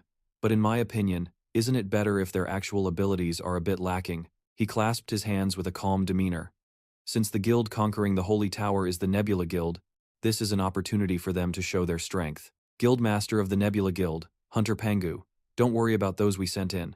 I believe they've already met up with the Vanguard team by now." And as expected, at that very moment inside the Holy Tower, Suhyuk and Minu had come face to face. He pointed his sword at him, grinding his teeth. "What a surprise. Why are you here?" A few hours earlier, Minu's group silently watched as Nelia ravenously devoured her food. Only after eating did she have the strength to speak. She held her face and cried out in joy, "Oh, I'm so happy. It's been so long since I've eaten anything." Eliam asked with concern, "You must have been starving, huh?" Nelia replied, "I've been in this holy tower for about a month, so I haven't eaten in about 2 weeks." Eliam was surprised. 2 weeks? That's such a long time. It's amazing you were able to hold out. Nelia explained, A normal person couldn't have survived this, but hunters have a different physical constitution. She then asked, "Why didn't you let the tower reset the trial so you could return to the first floor and escape?" Nelia replied while eating, "I wanted to, but the two hunters with me didn't want to accept failure like that. That's why I had to go down to the lower floors to get supplies. Fortunately, I met all of you here." Hearing that, Ji-hyun remembered. "Going down? You could have just used a teleportation device." Nelia pointed out the reality. "That's true, but that's not possible in the current situation." Minu, standing aside, took a bag of sweet potato snacks, opened it, and explained as he ate. "Because the teleportation devices don't work. The ones in this holy tower are no longer operational." Nelia narrowed her eyes. She rubbed her chin, staring at the bag of chips in Minu's hand, and voiced her opinion. "It seems that way. Simply put, some towers have poor teleportation devices. They're often buggy." Ji-hyun added, "Our government and the Hunters Association have already taken note of this issue." Ilium was also curious. "But there are too many towers now. How can they all be managed? By the way, what floor did you come down from?" Nelia replied, "I came down here from the 49th floor. Ji-hyun then asked, "So that means you're about halfway there, right?" But Nelia disagreed. "Halfway? I don't think so. I estimate there are still many more floors to go." Nelia added, "We believe this holy tower has more than 100 floors, and we're currently stuck on the 49th. Suddenly, Nelia's gaze shifted to Minu, and she asked curiously, "By the way, what's this hunter's name?" Minu introduced himself. "I'm Baphomet." She bombarded him with questions. "Huh? So what's your class? How tall are you? What weapon do you use? Sword, spear, blade?" Minu answered each question, getting irritated. "I'm a warrior, 186 centimeters, and why are you asking which one? I can use all of them." "What of it?" Nelia suddenly smiled. "That's good." She then stepped forward confidently. "It seems that everyone's presence will make conquering the holy tower much easier. Everyone, gather around." Ilium asked curiously, "What do you mean?" Nelia then began to explain, "I'm going to show everyone my skill. It's considered a special skill that can be used in this tower. Thanks to this skill, I was able to rank up and become an A-rank hunter." Next, she gave everyone instructions. Each person's left hand should hold the right hand of the person next to them, forming a closed circle. In your minds, everyone think of a place you've already been to that you want to return to. They were confused. Minu frowned. "What are you talking about?" But right after that, the spatial magic activated. A blue light shone from beneath their feet, a portal opened, and they were teleported. The light grew brighter, enveloping them. At the same time, Soo-hyuk failed to clear the stage once again and was kicked out. He sat slumped on the ground, his eyes dark as terrible memories surfaced. He recalled Diego's earlier warning. "It seems your strength hasn't changed. At this rate, you'll never become an S-rank hunter." Back then, all he could reply was, "Yes." Diego continued his lecture. "Hunters like you, Hunter Griffin, who possess special physiques and skills, always know how to better develop their own strength, thanks to their current motivations. Although I don't know what drives your efforts, Hunter Griffin. I'm guessing that right now, you seem to have lost that drive, as well as your goal. Hunter Griffin, you must quickly find your motivation and purpose again. Otherwise, your strength will stagnate." Soo-hyuk leaned his back against the door. In the gloomy atmosphere, he muttered to himself, "Where did I go wrong?" Suddenly, he sensed something. He quickly jumped to his feet, bewildered. A magic beast's aura is getting stronger. Where is it coming from? Where? Suddenly, he felt a chill run down his spine. When he turned around, a blue light flashed behind him. He acted fast, launching an attack toward the light. But when the light faded, it wasn't a magic beast that appeared, but a person. It was Minu. He had once told him fiercely, "You need to get stronger. Otherwise, you will die by my hand." Nelia, appearing with them, was shocked to see Soo-hyuk pointing his sword at Minu. Soo-hyuk shouted with hostility, "Why are you here?" Nelia was flustered. "Hunter Griffin, what are you doing?" Seeing her, he then asked, "Hunter Nelia, weren't you supposed to be looking for a rescue team?" Nelia answered, "That's right. I met them on my way down. They're the support team sent by Captain Ma." Soo-hyuk sneered. "Support team? You?" Minu replied just as coldly, "Long time no see." Nelia was surprised. "You two know each other?" Just then, a voice called out from behind them, "Hunter Nelia, you're back." Ilium was startled. "Huh? That's Hunter Civil."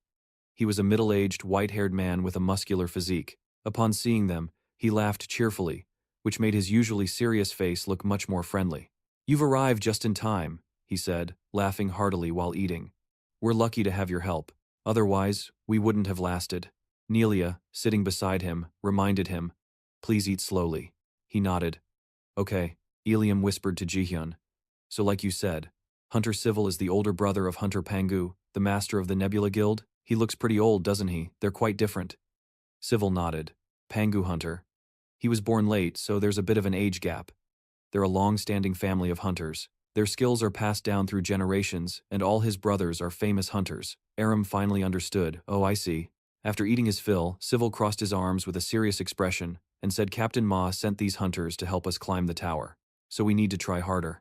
Nelia pointed at Minu and whispered to him, oh, by the way, what do you think of that hunter? Then they started assigning roles to clear the floor. Minu asked, so I have to go into this room alone and defeat the boss in there? Nelia explained, well, how should I put it? Hunter Griffith will be doing the same. Minu asked again, so the two of us? Nelia explained, more precisely Griffith, he will enter the door. On the opposite side over there. Minu was puzzled, I like to fight, but why does it have to be me? Your party has recovered now, so why don't you fight on your own? Besides, you've been here for so long and still haven't been able to pass? I can do it, but… Nelia's confidence stunned Minu. You can do it, he asked, then why can I do it? But Nelia remained calm and continued with the arrangements. First, just go in there and defeat them. When you come out, I'll explain. And so Minu and Suhyuk stood back to back. They simultaneously entered the two symmetrical doors. He glanced towards Griffith, then slowly stepped into the room. Inside it was pitch black. A pentagonal light appeared, and from it emerged a towering golem. He gave it a defiant look. So you're the one I need to defeat? Let's fight and see how strong you are. With that, he charged forward to battle it. In just a moment, he was kicked outside. He fumed. Why was it so weak? Then was surprised to see Griffith. When did you get out? Nelia spoke up. Oh, you're already out? Hunter Fomat, you came out about a minute later than Hunter Griffith. He couldn't believe it.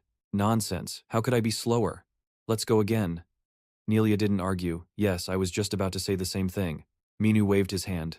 Okay, one more time. But why haven't we moved to the next floor? I already defeated the monster. Only then did Nelia explain the reason. There's a condition. It seems these two doors are interconnected. The monster in Hunter Fomat's room is identical to the one in Hunter Griffith's room. They seem to be twins. Therefore, it seems they are affected by the time taken to clear both rooms, Civil explained. To put it simply, both sides have to defeat the monsters at the exact same time without even a 0.1 second difference. That's the condition. Minu finally understood. So that's why you told me to just go in and come out, and that you'd explain later. It was for this reason. Nelia proposed a plan, yes. That's why we have to test different hunters, and to find a pair with the right synergy to clear the stage. From now on, you two will work together. Hunter Griffith and Hunter Fomat, please do your best. Zipper froze speechless at the scene before her. In front of her was a pile of used garbage left on the ground. Fomat really is a glutton. Seeing him eat at the hotel, I knew this would be nothing for him. She thought to herself cautiously, looking at the scene. I saw this coming, so I brought extra food for Fomat. But seeing that everything was wiped clean, Zipper exclaimed, Hunter Griffith eats a ton too. It must be because he's a growing boy. Plus, he was starved for 2 weeks. While she was lost in her own thoughts, Z walked by. I should have brought more supplies. Do you need help cleaning up? Ah yes, thank you. And so the two girls worked together, moving from side to side. The group talking over there happened to catch Z's eye. She started watching them intently and asked, do you think those two can pull it off? Hearing this, Zipper replied, huh? Oh, you mean Hunter Fomat and Hunter Griffith? The two of them then started their discussion. They have to complete the mission in both rooms at the same time without any mistakes. No wonder they've been stuck on the 49th floor for so long. The Vanguard Hunter team must have tried many times, but it wasn't very effective. Z looked on with a sharp gaze. But now that Fomat is here, this might be their last chance. Fomat remained engrossed in his conversation while Creeper's eyes hadn't left him for a second. Suddenly she spoke, startling Z, who was standing nearby. I knew it. You came along to monitor Hunter Fomat, didn't you, Hunter Z? She froze at Creeper's words. Was I that obvious? I thought only Hunter Fomat would notice, but you saw it too? You're not a good liar, are you, Hunter Z? Everything is written all over your face. Z fell silent, and Creeper continued her explanation. Actually, when I was investigating Hunter Fomat, I found out about his relationship with Captain Haji Hyok. I heard they don't get along. She gave Z a friendly smile. Since Captain Ha is always watching Fomat, it's understandable that he sent you here, Hunter Z. But working under a difficult man like him, someone like you must have a hard time, right?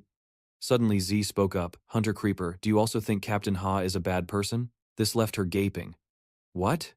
Z continued with a dejected look. It seems that in other people's eyes, our captain seems like a bad person. But he's not like that to me. I will carry out all of the captain's orders. Her eyes filled with determination as her expression darkened. If anyone dares to interfere with his work, they will be the bad guy in my eyes. Creeper was momentarily silenced by her attitude. And just at that moment, the scattered garbage had been neatly bagged. We can't leave trash in the waiting room. If we put it in our inventory. Oh, about that. Creeper gave a mischievous smile. I have the perfect item for that. This piqued Z's curiosity. What is it? She immediately took out a small object like a Rubik's Cube, surprising Z. Anything we put inside this cube, the Cube of Oblivion will disappear without a trace. It's the myth-grade item from the Sin Hoa auction. So many people were bidding on it, yet you managed to buy it? Hearing that, she gave an even more smug smile. Creeper held the item with delight. This thing can erase all traces of any unrevealable secret. There was no reason for me not to buy it. Z covered her mouth in surprise. It can even erase secrets. She then asked, can I borrow it later? Creeper casually agreed, sure. Meanwhile, Baphomet was still discussing how to defeat the monster and ascend. It's simple. We'll set an alarm and a stopwatch. Hearing this, Nelia immediately objected. That's not allowed. The condition states that we can't use electronic devices in that room. Baphomet argued back. Then should we just attack with full force as soon as we enter? Civil also disagreed. Our abilities are different. We can't predict the exact time the monster will die. He put a hand to his forehead, growing impatient as all of his suggestions were shot down. Or we could just fight it until it's exhausted. But they just said, just do as we say. A voice from behind made Baphomet turn around. It was Griffin leaning against the wall with his arms crossed. We know this tower better than you do. He glared back in response. So you're telling me to shut up and follow your orders? He opened his eyes and looked straight at him. You're being a bit negative, but that works. Baphomet grew confrontational. What is it you want? This prompted Nelia to interject, ahem, hunters, please calm down. You two shouldn't be arguing like this. You're supposed to be cooperating. At that moment, another sterner voice interrupted. It drew the attention of the two who were about to clash, Hunter Griffin and Hunter Baphomet. A pair of gloves was taken off and thrown to the ground. You two are too aggressive. Your teammates, you shouldn't be acting this way. Civil slammed his fists together, looking very intimidating. Instead of fighting each other, how about you take me on? A frustrated Baphomet shot back. Why? In contrast, Griffin was more obedient. Hunter Civil. With the time you spend fighting, we could try clearing the stage again. His eyes remained intimidating. What, not confident you can beat me? He continued to provoke them. Looks like you're just a couple of cowardly A-rank hunters. This was an attack on their pride. The two of them then charged at him at the same time. Meanwhile, the two girls were still in a world of their own. Then a strong gust of wind blew past them. They turned to witness the fierce fight and wondered aloud, what's happening? Civil successfully blocked their attacks. Is that all? I'm rather disappointed in your A-rank hunter reputation. Hearing his words, Baphomet gritted his teeth in anger. In contrast to him, Griffin had a look of clear surprise on his face. This is absurd. Leaving Griffin behind, he recklessly charged forward again. I'm just getting started. He then stopped attacking and stood still, observing the fight that was unfolding. Baphomet didn't take long to approach him. As fast as lightning, he threw a punch, leaping high to gain momentum, ready to bring it down on CV. But before he could act, a second later, he was thrown back by the man. Baphomet gritted his teeth in utter frustration. At CV's words, you're a skilled fighter. Your combat power is quite strong. His eyes lit up menacingly. But you lack any refined techniques. He clenched his hand into a fist, a powerful blow sending Baphomet flying. Luckily, his combat experience allowed him to hold on. But before he could think of anything else, just as he stood up, CV was right in front of him, preparing to deliver another devastating blow. The ground shook with CV's strike. He couldn't help but greet the floor. Taking advantage of the man focusing on him, he closed in on CV from behind, but these two were too green for the old man. With a slight turn, he easily dodged. Griffin only had time to glance at him before his eyes widened in surprise. Civil flew out of Griffin's attack range. In the most perfect way possible. He smiled and praised Griffin. That's some good speed. You have technique too. But a second later, Griffin's face was parallel to the ground. The girls who had been watching were holding their breath, following this unbalanced match. Their movements were flashy but clumsy. Just like that, the two men were rolling on the ground. Seeing this, everyone had to admit, he's truly S-class. Afterwards, Civil dropped his act and chuckled, your skills are top-notch. I have high hopes for this world's future generation of hunters. He rambled on afterwards, but it seemed the two didn't reply. If you two want, You can find me for training anytime. Nelia gave CV a sidelong glance. He'd done it. Scene changed to the Holy Tower. Reaper was engrossed in writing something down. It had been a few days since we gathered with the Vanguard Hunter team, as Hunter Nelia suggested. Monsters sometimes appear in the waiting room where we are. Nelia had really talked a lot about this. If you don't want to deal with the ones that spawn naturally, we have to periodically attack the named monsters in that room. Nelia continued talking to the expressionless guy in front of her. Back when it was just the three of us here, we took turns doing it. Civil had a serious expression. The monsters always act according to a pattern, so we must also handle them with the exact same pattern to have a higher success rate. Each fighting style and skill has its own unique characteristics, so we should avoid using skills and use a single, unified fighting style. Each person can enter one room at a time. Whether or not we can successfully climb the 49 floors of the tower depends on the hunters. Baphomet and Hunter Griffin. Although the tension had eased, as for Griffin, he still maintained a certain arrogant attitude. Let me follow your lead. Griffin thought he misheard and asked again. What? He didn't rush to explain. You've probably killed these monsters hundreds of times. You must know when to take them down. Baphomet humbled himself. Let me see. I'll learn from you. At the same time, Griffin picked up a steel bar. Gently and fundamentally, Griffin performed a few light moves to demonstrate for him. After finishing the demonstration, Griffin's eyes looked towards him. Finally, he tossed the steel bar to him, signaling him to try. He only advised, "It doesn't need to be too precise." Baphomet nodded, listening to him. "Anyway, I don't think you'll be able to copy it in just one try." Suddenly, Baphomet's eyes widened, glowing a brilliant red. Griffin's eyes widened in amazement. In just a single, brief observation, Baphomet successfully replicated the exact moves he had just demonstrated. After finishing, Baphomet asked again, "Was that okay?" But the other three were speechless. Reaper said nothing, only silently assessing. The movements weren't just similar, they were a perfect replica. With this level of skill, I think they'll succeed no matter what. The door swung open. As a natural reflex, Baphomet immediately took a defensive stance. As for the other guy, he probably knew what it was, so he just crossed his arms and watched. Then, Nelia walked in. "Hunter Baphomet, you're a bit slow. Again." "But it wasn't very smooth, so do it again," Nelia requested. He did it again, but received the same repeated phrase, "again." At some point, Nelia lost her patience. Her voice grew sharp. "Again." This stunned the two men for a moment, but Nelia was still not satisfied with their current level. "Again, again," echoed in the hall. It continued like this. "Again." Until at one point, Nelia paused. Nelia's eyes shifted to the right. The two hunters were already drenched in sweat from the continuous practice, so she decided to let them off for now. Take a break. On the dark brick wall, rays of light slipped in through the ventilation ducts. In this same place, Baphomet stood in front of it, drying off his sweat and the heat. Behind Baphomet, a voice rang out, making him turn to look. "You spoke with such confidence." Although a hint of arrogance emanated from Griffin, his next words were truly surprising. "Perhaps I should have followed your lead instead." As soon as he finished speaking, Griffin walked away, while he was still watching his back. "Hey, you bastard!" After that, Baphomet probably wanted to say something else to him but was stopped by a voice. Baphomet. The owner of the voice was, unsurprisingly, Reaper. "I will pay you in full." Hearing this, Baphomet couldn't believe it. "What?" Seeing his attitude, she leaned against the wall and explained, "In any case, you came to this tower as a mercenary, so I will pay you. Even if you give up halfway and leave, I won't deduct any of your pay. Forget it. I came here to conquer this tower anyway." "All right, if you say so. You seem pretty rich. That's not a small amount of money, yet you're willing to pay me. Is archaeology that interesting?" Reaper showed a slightly annoyed expression.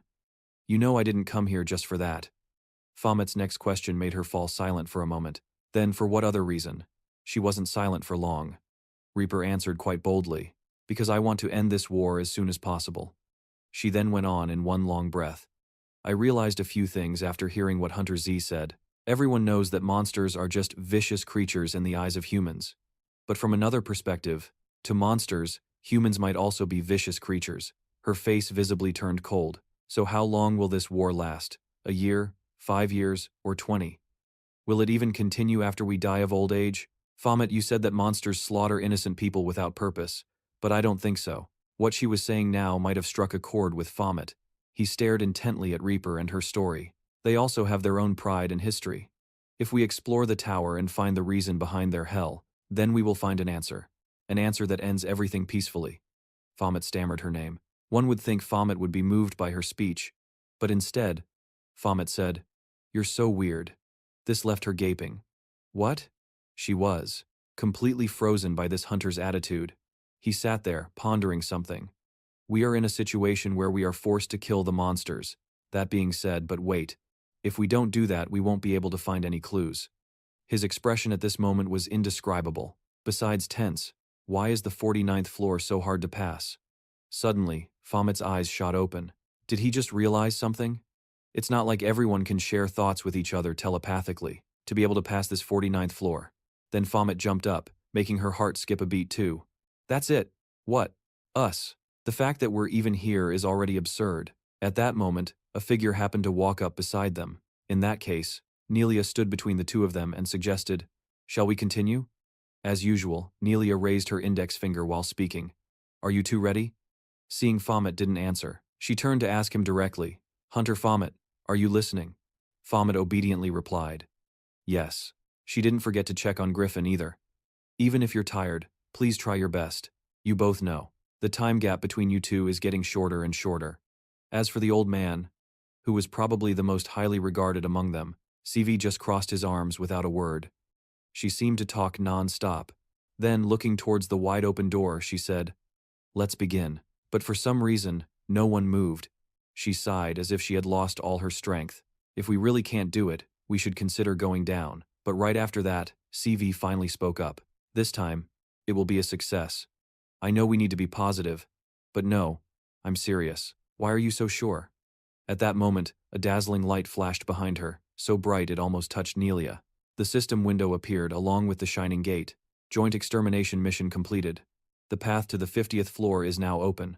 Baphomet crossed his arms, his expression serious. How could you possibly know that those two gates are linked? His question successfully made Griffin and Civil fall into deep thought. At that moment, Baphomet brought Nelia into the conversation. "Did Hunter Nelia tell you? So there's a flow of mana between the two gates, like a thread connecting them. Have you thought about severing that connection?" He immediately replied, "Hunter Nelia has already tried to do that. But she couldn't sever the connection completely." He replied, "Then let's just forget about it. What about using those mana pathways to share information?" The two people opposite him both showed expressions of confusion and surprise. Civil asked, "What do you mean, how could that be? You think it's possible to use those mana pathways to share information?" He closed his eyes and asked back, "Why not?" Griffin probably thought this guy was crazy. "Are you serious?" he asked, looking angry. Impatience was clear on his face. He didn't hesitate to launch into a rant. "This sacred tower belongs to the demonic beasts. Therefore the traps and trials are all designed to help the demonic beasts. These towers are set up to make things difficult for hunters. It's impossible for us to take advantage of those mechanisms." But right after that, Baphomet retorted, "That's just your subjective opinion." This made Griffin pause. "What did you say?" He began to present arguments from his own line of thinking. "That's not right.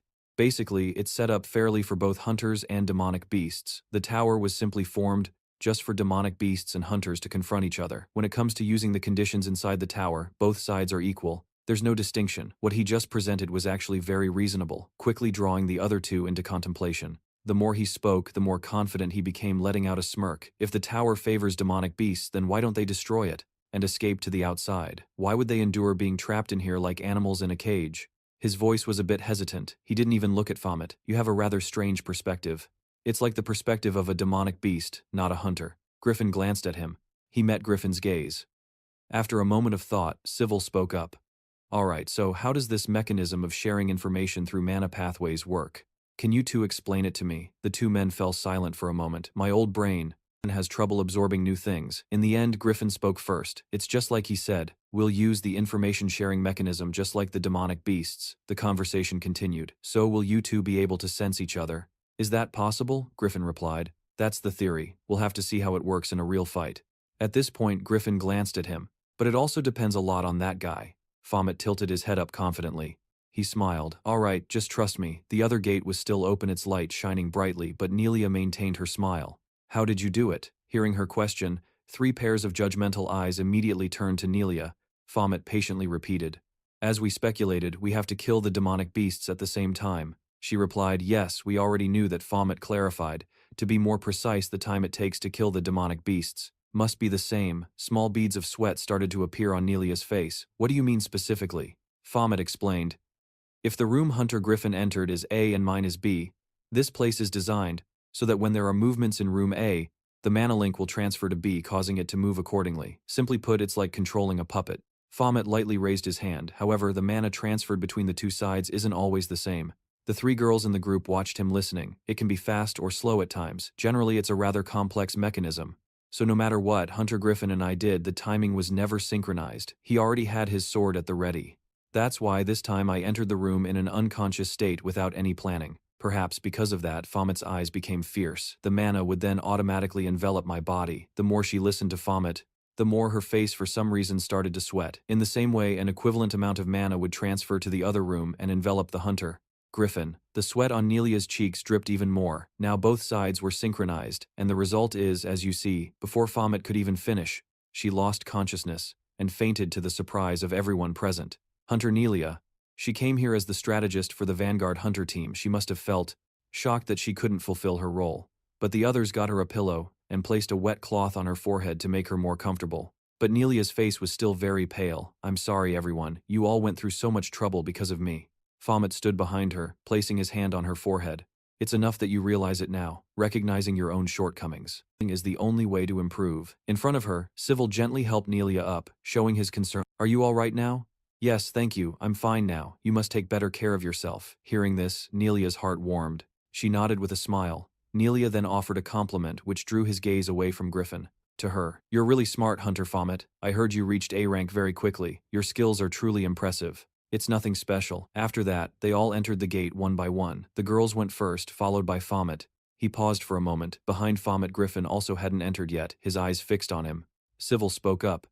"That kid did a good job. He only just reached A rank, but his skills and judgment are already outstanding." And Griffin added, "When I was in that room with him on the mission, I could feel a difference. He's so young and can already do something like that, I'm guessing before going inside with him." Griffin looked back one last time. His knowledge and experience in this tower surpass all of ours. The gate quickly transported them to a desolate, ruined place. She stepped out of the gate, bathed in a sparkling light. She truly looked like a goddess descended to earth. Reaper slowly opened her eyes, surprised by her surroundings. "What is this place?" It wasn't just her. Baphomet also looked surprised. It was clear to see that this place was filled with high-rise buildings and unfinished architecture, but everything was in ruins and heavily damaged. Could this be a city? It looks like it's been abandoned for a very long time. He was stunned by the desolate scene. Reaper, still in awe, asked, "Is this a floor inside the tower?" At that moment, the system displayed a message. "This place is a virtual reality simulation. Complete the mission to advance." Seeing this, they began to murmur, "Virtual reality? A mission?" Griffin and Baphomet's eyes widened in astonishment. While the three girls' attention was still focused on him, not noticing what was in front of them, Baphomet suddenly shouted, "In front of you!" A white thread from out of nowhere came swinging. As expected of skilled hunters, it didn't take them much time to dodge the attack. But at that moment, he was the one in real danger, as a huge crimson demonic beast closed in on him. Smoke billowed from the ground. Baphomet's foot rested on the beast's rough skin, completely unscathed. He stood handsomely on the massive monster. What's going on? Another purple snake targeted him. Standing nearby, Civil was the next target. Civil had also found his own opponent. All the team members engaged in combat without hesitation except for her, who stood frozen. Her face was filled with fear once again. In the ruined city, a large number of monsters were now gathering. Monsters of all kinds were rampaging and attacking. Suddenly a small hand reached out, and before his widened eyes, the person spoke. "Are you a hunter?" It was a girl with a grimy face crawling on the ground, trying to grab onto Baphomet. "Please save us." Seeing this, Baphomet asked humans. As for Creeper, her limbs trembled. "How can this be?" Creeper's face turned pale. From behind him, Griffin spoke up. "You mean you didn't know about this?" His eyes grew much colder. "You knew so much about the tower below, so why are you so surprised about this place?" Nelia clenched her teeth, her face completely drained of life. On the other side, Civil wasn't faring any better. His face was covered in sweat, his expression growing much more serious and wary. It seemed this ruined landscape was already a familiar sight to them. It's reenacting the previous gatebreak scene. In a place that doesn't look quite the same, a luxury car is parked on the road. "It's okay, don't worry. Our hunter team has gone to provide support." In the car, Haji Hyok is on the phone. "Soon enough, you'll see the hunter team conquering that holy tower. You can rest assured." After saying that, he hung up with a sinister smile on his face. Just a moment ago, his words were so sweet, but after hanging up, he did a complete 180. This Nebula Guildmaster is so annoying, bothering me just because his brother entered the tower. Just as the rumors say, these family members always care about each other. The rumors aren't wrong. Just then, a figure walked past the front of his car. Oh well, I don't need to think about that anymore. That man was incredibly stylish, looking like an intellectual. A demon captain? His eyes widened when he saw the man's car was heading in the same direction as his, making him wonder about his destination. The two cars drove along in the same lane. Why is he heading the same way as me? The scene shifts to a house with a classic, ancient feel. A phone screen is on, and its owner's voice can be heard. Talk is cheap. Haba was sitting with his legs crossed, looking none too pleased, but with a relative involved, how can one not worry? The Nebula Guild. Haba. He looked out to the balcony where a white-haired man was standing. Since he said so, we just have to trust him. He already sent in an additional hunter team for support. The man replied, You trust those bastards who work for the government? Haba replied, I don't trust them either. But it's already been done. The man, with a mysterious air, couldn't help but ponder about the tower. I feel quite uneasy, because there's something different about that holy tower. Something strange. The mysterious man stood with his arms crossed. Finally, Haba looked at his phone. He reluctantly said, All right, I'll call for more people. It was already dark outside, and arrangements for more backup had already been made. Now I just need to call them over. Are they skilled?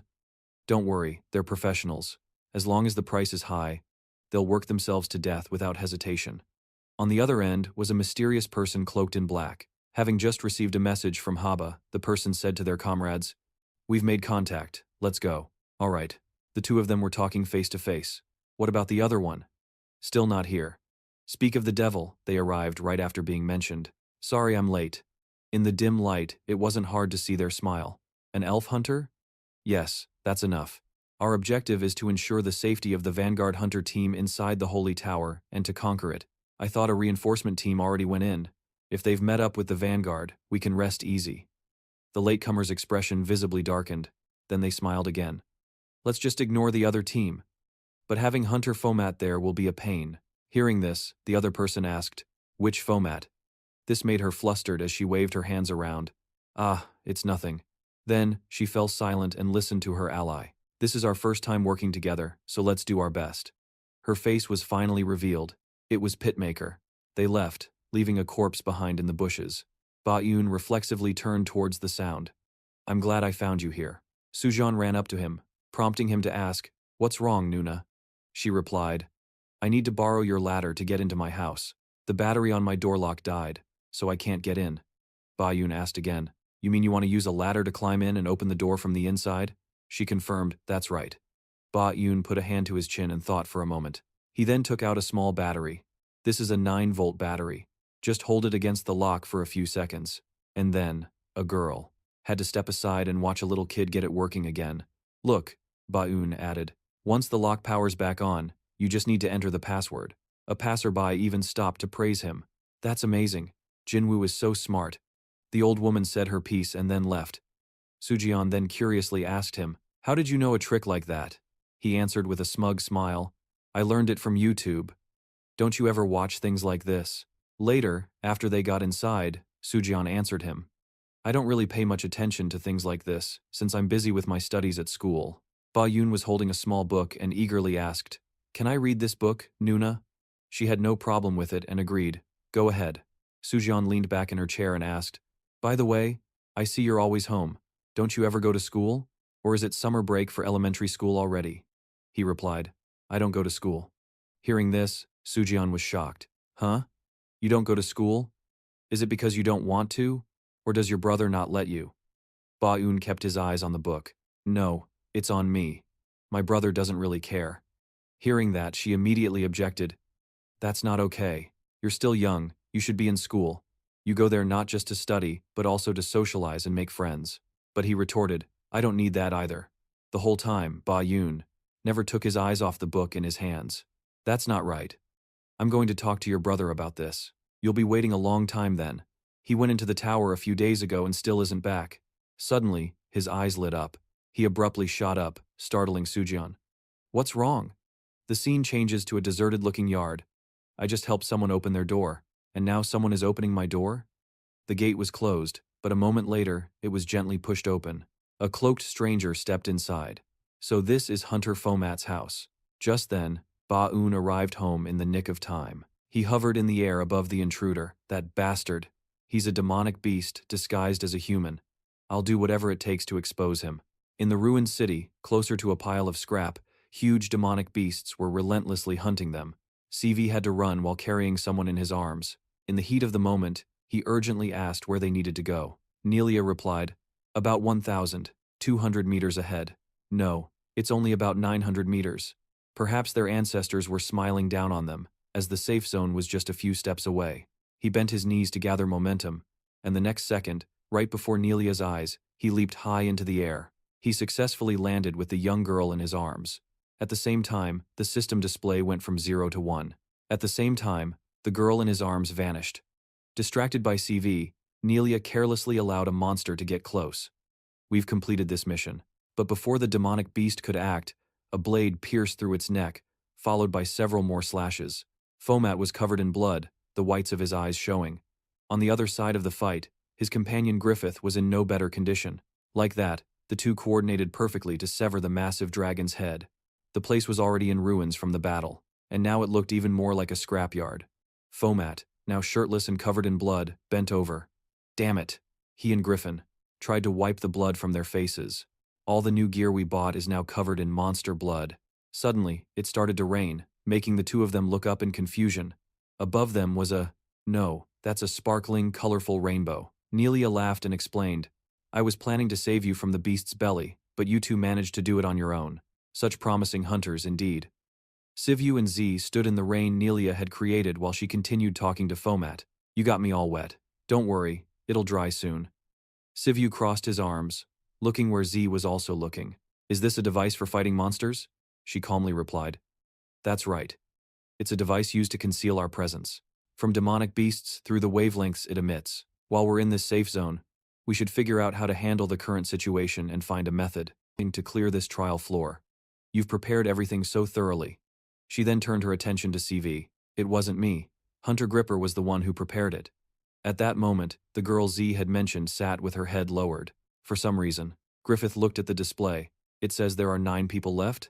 He glanced at Nelia beside him. "I wonder what the next trial will be." She answered hesitantly, "I'm not sure either. This is my first time seeing a trial like this." Baphomet, with his muscular body, was looking incredibly ripped. "Are you asking if the next stage is the next floor?" Nelia replied. "If that's the case, once we get to the next floor, we'll find out, won't we?" Baphomet glanced sideways. "I wonder if the next floor will have the same format and environment as this one." "You mean the 51st floor? Will it have the same kind of environmental simulation? I also don't know how long these trials will go on. But if I were the final boss of this holy tower." Griffin crossed his arms and fell silent. Seeing Griffith's gaze on him, he laughed. "Ah, it's just a hypothetical." Once again they looked at the dilapidated buildings. "Isn't it too wasteful to use this place just once and then abandon it?" Nelia's eyes were fixed on Baphomet because if they keep this simulated broken gate setting and let more monsters attack us again, it would be very convenient, right? Then they wouldn't need to design a new tower stage. Nelia suddenly interrupted Hunter Baphomet. He paused at Nelia's words. Then she said, "You seem really calm, don't you?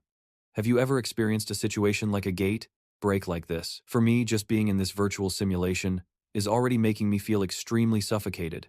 Then after a while, Reaper finally looked up. The person reflected in her eyes was Z. At a time like this, people with a weak mentality could even suffer psychological trauma. But as for you, it seems like nothing happened at all, right? Baphomet was silent for a moment. "A gate break. How could I have possibly experienced something like that? Are you feeling a bit better now?" Reaper and Z's surprised gazes quickly turned towards him. Seeing Nelia there, Reaper finally spoke. "Ah, I'm sorry. I'm a hunter, but I'm so weak compared to everyone else." Hearing this, Nelia comforted her. "You don't need to blame yourself. A gate break like this is extremely dangerous, so it's normal to feel overwhelmed. Everyone's experiences and endurance levels are different." Reaper's face fell. She looked very sad. Nelia simply looked at her and smiled gently, then began to tell her story about when the gate break occurred. "I hadn't been married for very long. That day I was on a date with my husband after we had both been busy with work for a long time. We were shopping for clothes in a mall when it happened. It was a monster attack." Nelia's memories of that day came flooding back. "When I regained consciousness, I saw my husband was injured. He got hurt protecting me. I did everything I could to get him out of the danger zone. And luckily her eyes became distant. I awakened right at that moment." Nelia smiled as if it wasn't a sad memory. "With that power, I managed to get him out safely. In a certain room, the sound of a conversation echoed. The doctor told me you're pregnant.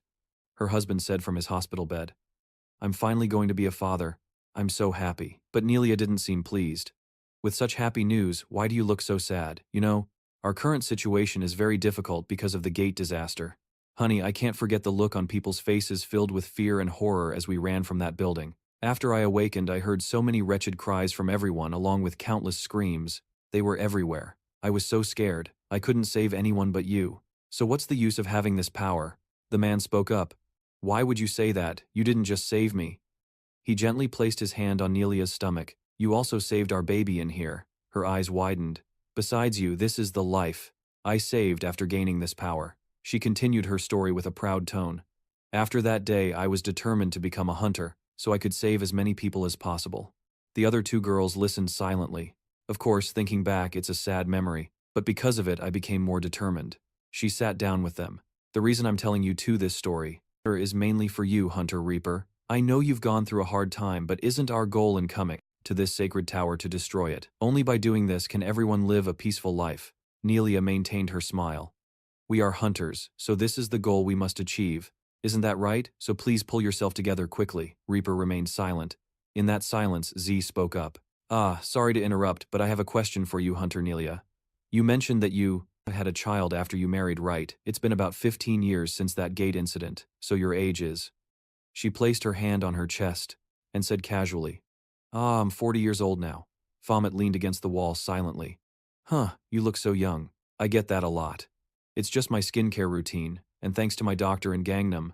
Which doctor is it? Don't worry, after we get out of this tower, I'll introduce you to. Once you meet him, we'll all stay young and beautiful for a long time. The last man was finally safe, and the mission went smoothly. The group watched as the man disappeared into the light. The system then appeared once more. Now it was their turn to leave for the next trial. They all departed in a brilliant flash of light. Scene change. Everything blurred as the light successfully transported them to another place. Seville and Nelia were both blinded by the light. The scenery was the same as the last time, just as Hunter Baphomet had predicted. We had moved to another simulated broken gate area. The number of people to rescue this time is 9. Z spoke up.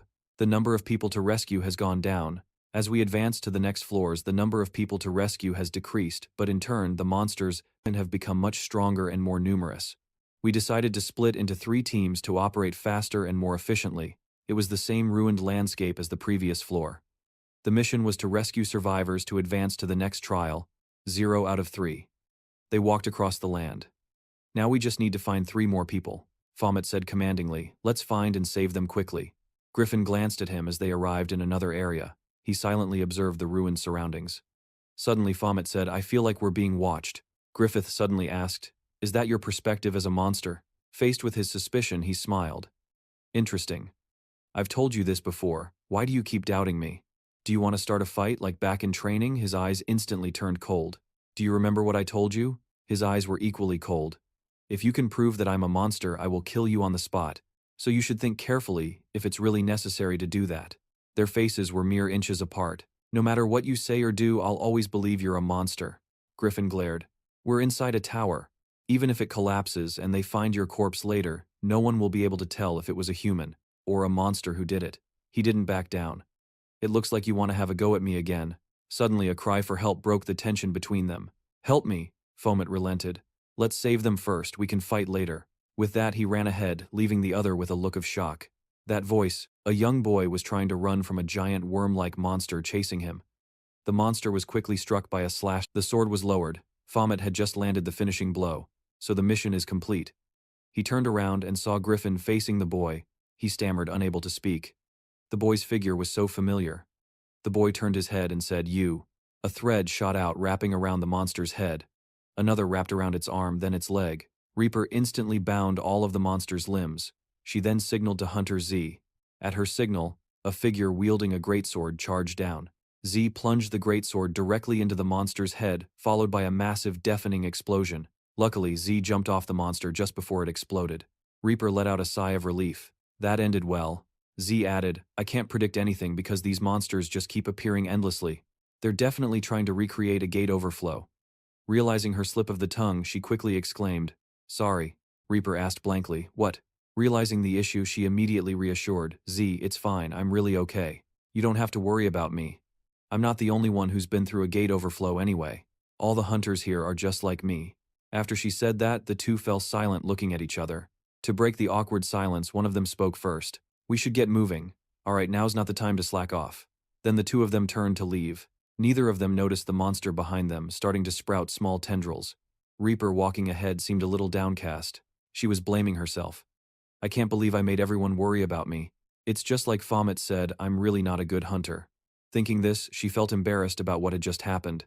Reaper turned to speak to Hunter Z about earlier. When she turned, she saw the monster rising up behind Z. Reaper immediately panicked and yelled Hunter Z. A moment later, Nelia sensed something while playing with a small fox. It was Reaper helping the injured Z inside. Leah immediately examined the wound. This is a rare poison that causes paralysis. I don't think ordinary potions will work. At that moment, Z spoke up guiltily. I'm sorry. It's just that I was too careless and held everyone back. Leah gently comforted her. Come on, we've prepared for times like this. You should stay here until you recover. Here. Leah placed a cute creature on Z's wound. This little one has healing abilities. Seeing it, both Z and Reaper had the same thought. It's so cute. The scene then shifts to the desolate city outside. After treating Z, Leah was taking a walk with Reaper. She stretched refreshingly and said, Since you're not feeling well either, let's just walk around and look for survivors. Suddenly, Leah turned around, confused to see Reaper smiling. Why is our beautiful hunter Reaper smiling like that? Well, because you're very cute. Oh my, even though I'm just an ordinary woman in her 40 seconds, how are your summons so cute as well? Speaking of which, Leah revealed, my summons are influenced by my son. They didn't look like this in the beginning. She started to recall a scene of her son being clingy. Mom, please show me your summons. I want to play with them. To indulge her son, Leah summoned two majestic beasts. Seeing them, her son was stunned and stood frozen. Then, the boy screamed in terror, They're so scary. The flashback ends, and Leah reluctantly said, After that incident, I changed my summons appearances to be cuter. She then explained further. Hunters who specialize in weapons might not know this, but the bond between a summoner and their summons is very important. The stronger the bond, the greater the power. Reaper, seemingly enlightened, replied, I see. Then, Reaper remembered something and brought it up. I heard before that when you summon them, they do everything they can to protect you, Leah continued. That's a really rare case. I've only seen it happen twice. She recalled for a moment, then added, It was from a young hunter. Many people advised him to stop, but he was very determined. Leah calmly shared what she knew. I was curious about what happened to him, so I looked into it. That person is now an S-rank hunter and the guild master of a famous guild. She paused for a moment. Anyway, Leah turned and asked Reaper, You look more relaxed now. Are you feeling better? Ah, yes. Sorry for making you worry. There's nothing to be sorry for. At this, Reaper confessed her feelings. I don't know why, but I always feel anxious, even though this is just a virtual reality. If another gate overflow occurs, I won't be able to help anyone with this cowardly nature of mine. Leah immediately cut her off. What do you mean? She confidently encouraged Reaper. There won't be any more gate overflows because we're doing our best to conquer the towers. Then Leah said with an amused smile, But first, we have to conquer this tower. She paused for a moment after saying that. Besides, Leah's demeanor suddenly changed as she glanced behind them. We've searched every nook and cranny, but we still haven't found any survivors. Reaper agreed. You're right. There should at least be a few people. Just as they spoke, a little girl appeared from behind a door. Seeing the trembling child, they exclaimed, Oh my, a survivor. It's a child this time. Leah quickly approached the little girl. Are you okay? Don't be scared, we'll take you somewhere safe. The little girl stammered, My leg. Leah noticed the girl's leg and exclaimed, Oh, you're hurt? She knelt and opened her arms comfortingly. Don't worry, this auntie will carry you. How old are you? I think you're about the same age as my son. Hearing her mention her son, Reaper smiled gently from behind. Looking at you reminds me so much of my son. Suddenly, while listening to Leah, something splattered onto Reaper's face. If we conquer this tower quickly, I can take my son out to play for 2 whole weeks. When she looked again, a drill had pierced through Leah's body. Leah dazedly looked at what had impaled her, while Reaper was stunned, speechless. Patterns appeared on the child's body. It gave a sinister smile. Right after Reaper's scream, a huge explosion went off. Hunter Nelia. The blast was so powerful it reached Minwu's location. As he wondered about it, a faint, weak sound cried out.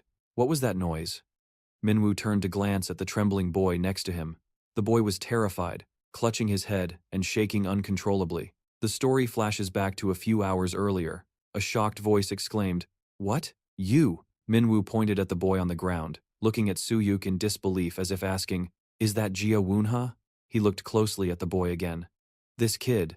And sure enough, Minwoo could see the resemblance of Jia-woon in the boy. He asked blankly, "Is that Jia-woon?" Minwoo was rendered speechless. A series of questions flooded his mind. Did he dye his hair? Wait, does that mean Griffith is also? Little Jia-woon suddenly spoke, interrupting his train of thought. "Please save me, my parents, and my little brother." A confused Minwoo asked back, "What?"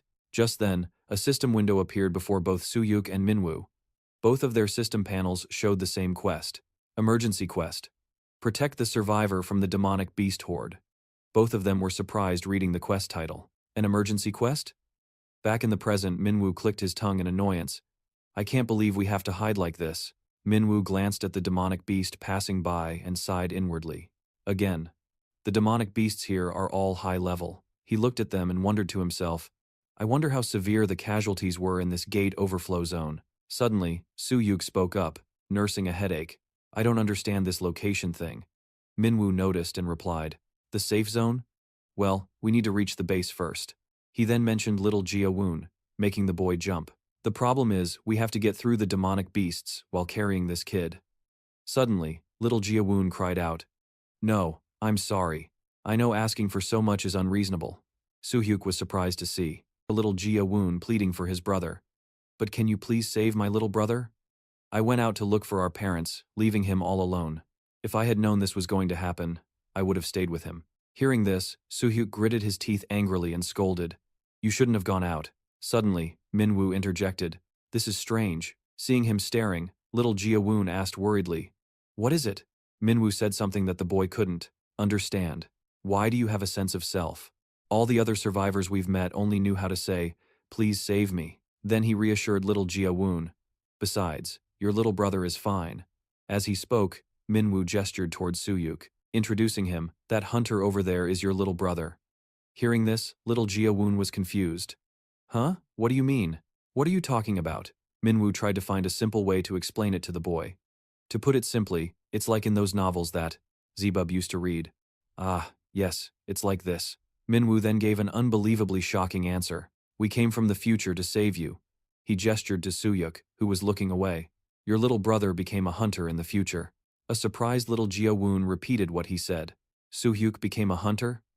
The boy fell silent for a moment, then cried out in denial, "No way." Little Jia-woon's objection made Minwoo freeze. There's no way Soo-hyuk would dye his hair such a flashy color. Hearing the boy say that, Minwoo struggled to keep from bursting out laughing, while Soo-hyuk just clicked his tongue. Immediately after, Minwoo started to explain. Whitening is a phenomenon that occurs in the specific areas where gate overflows happen. This phenomenon only occurs in the survivors from that area. He recalled the moment he and Soo-yuk charged in to save the boy.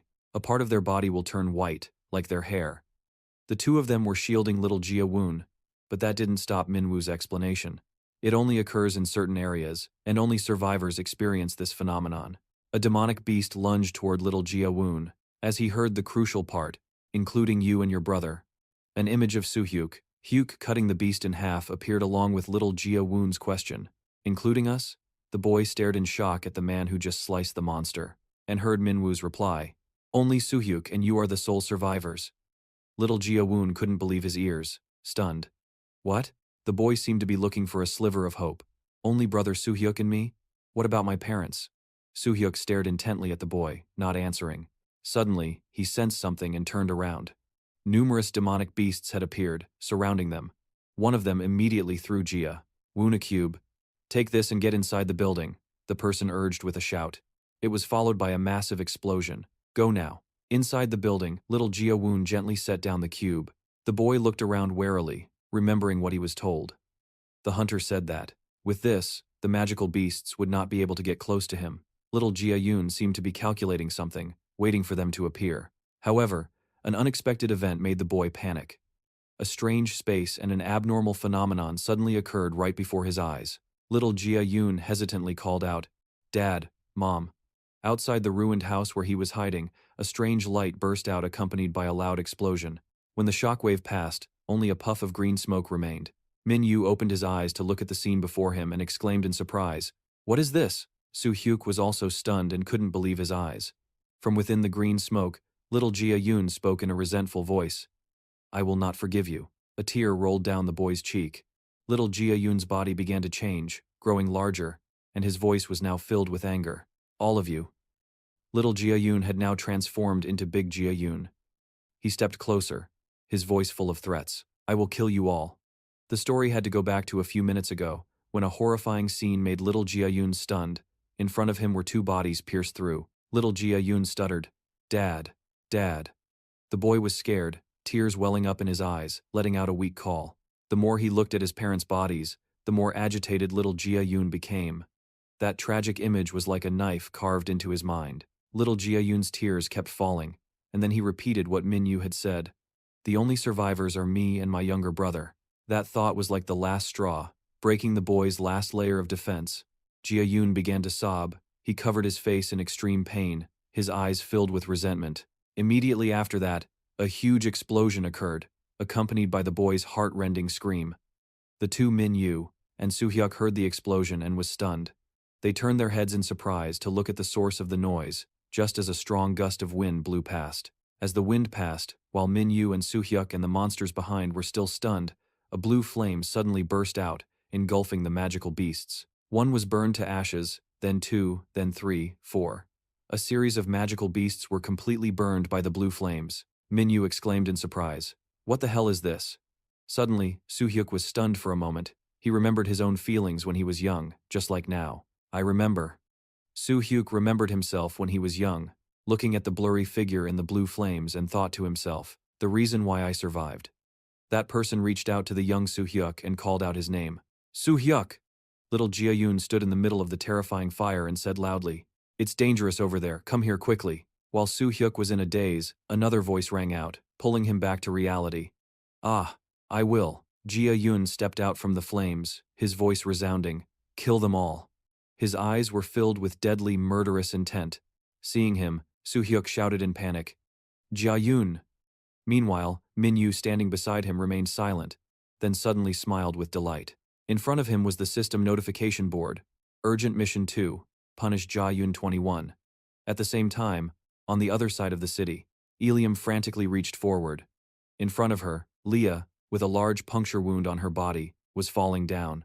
Time seemed to stop for a moment. As Ilium rushed forward to catch Leah, the monster behind looked at them and let out a terrifying laugh.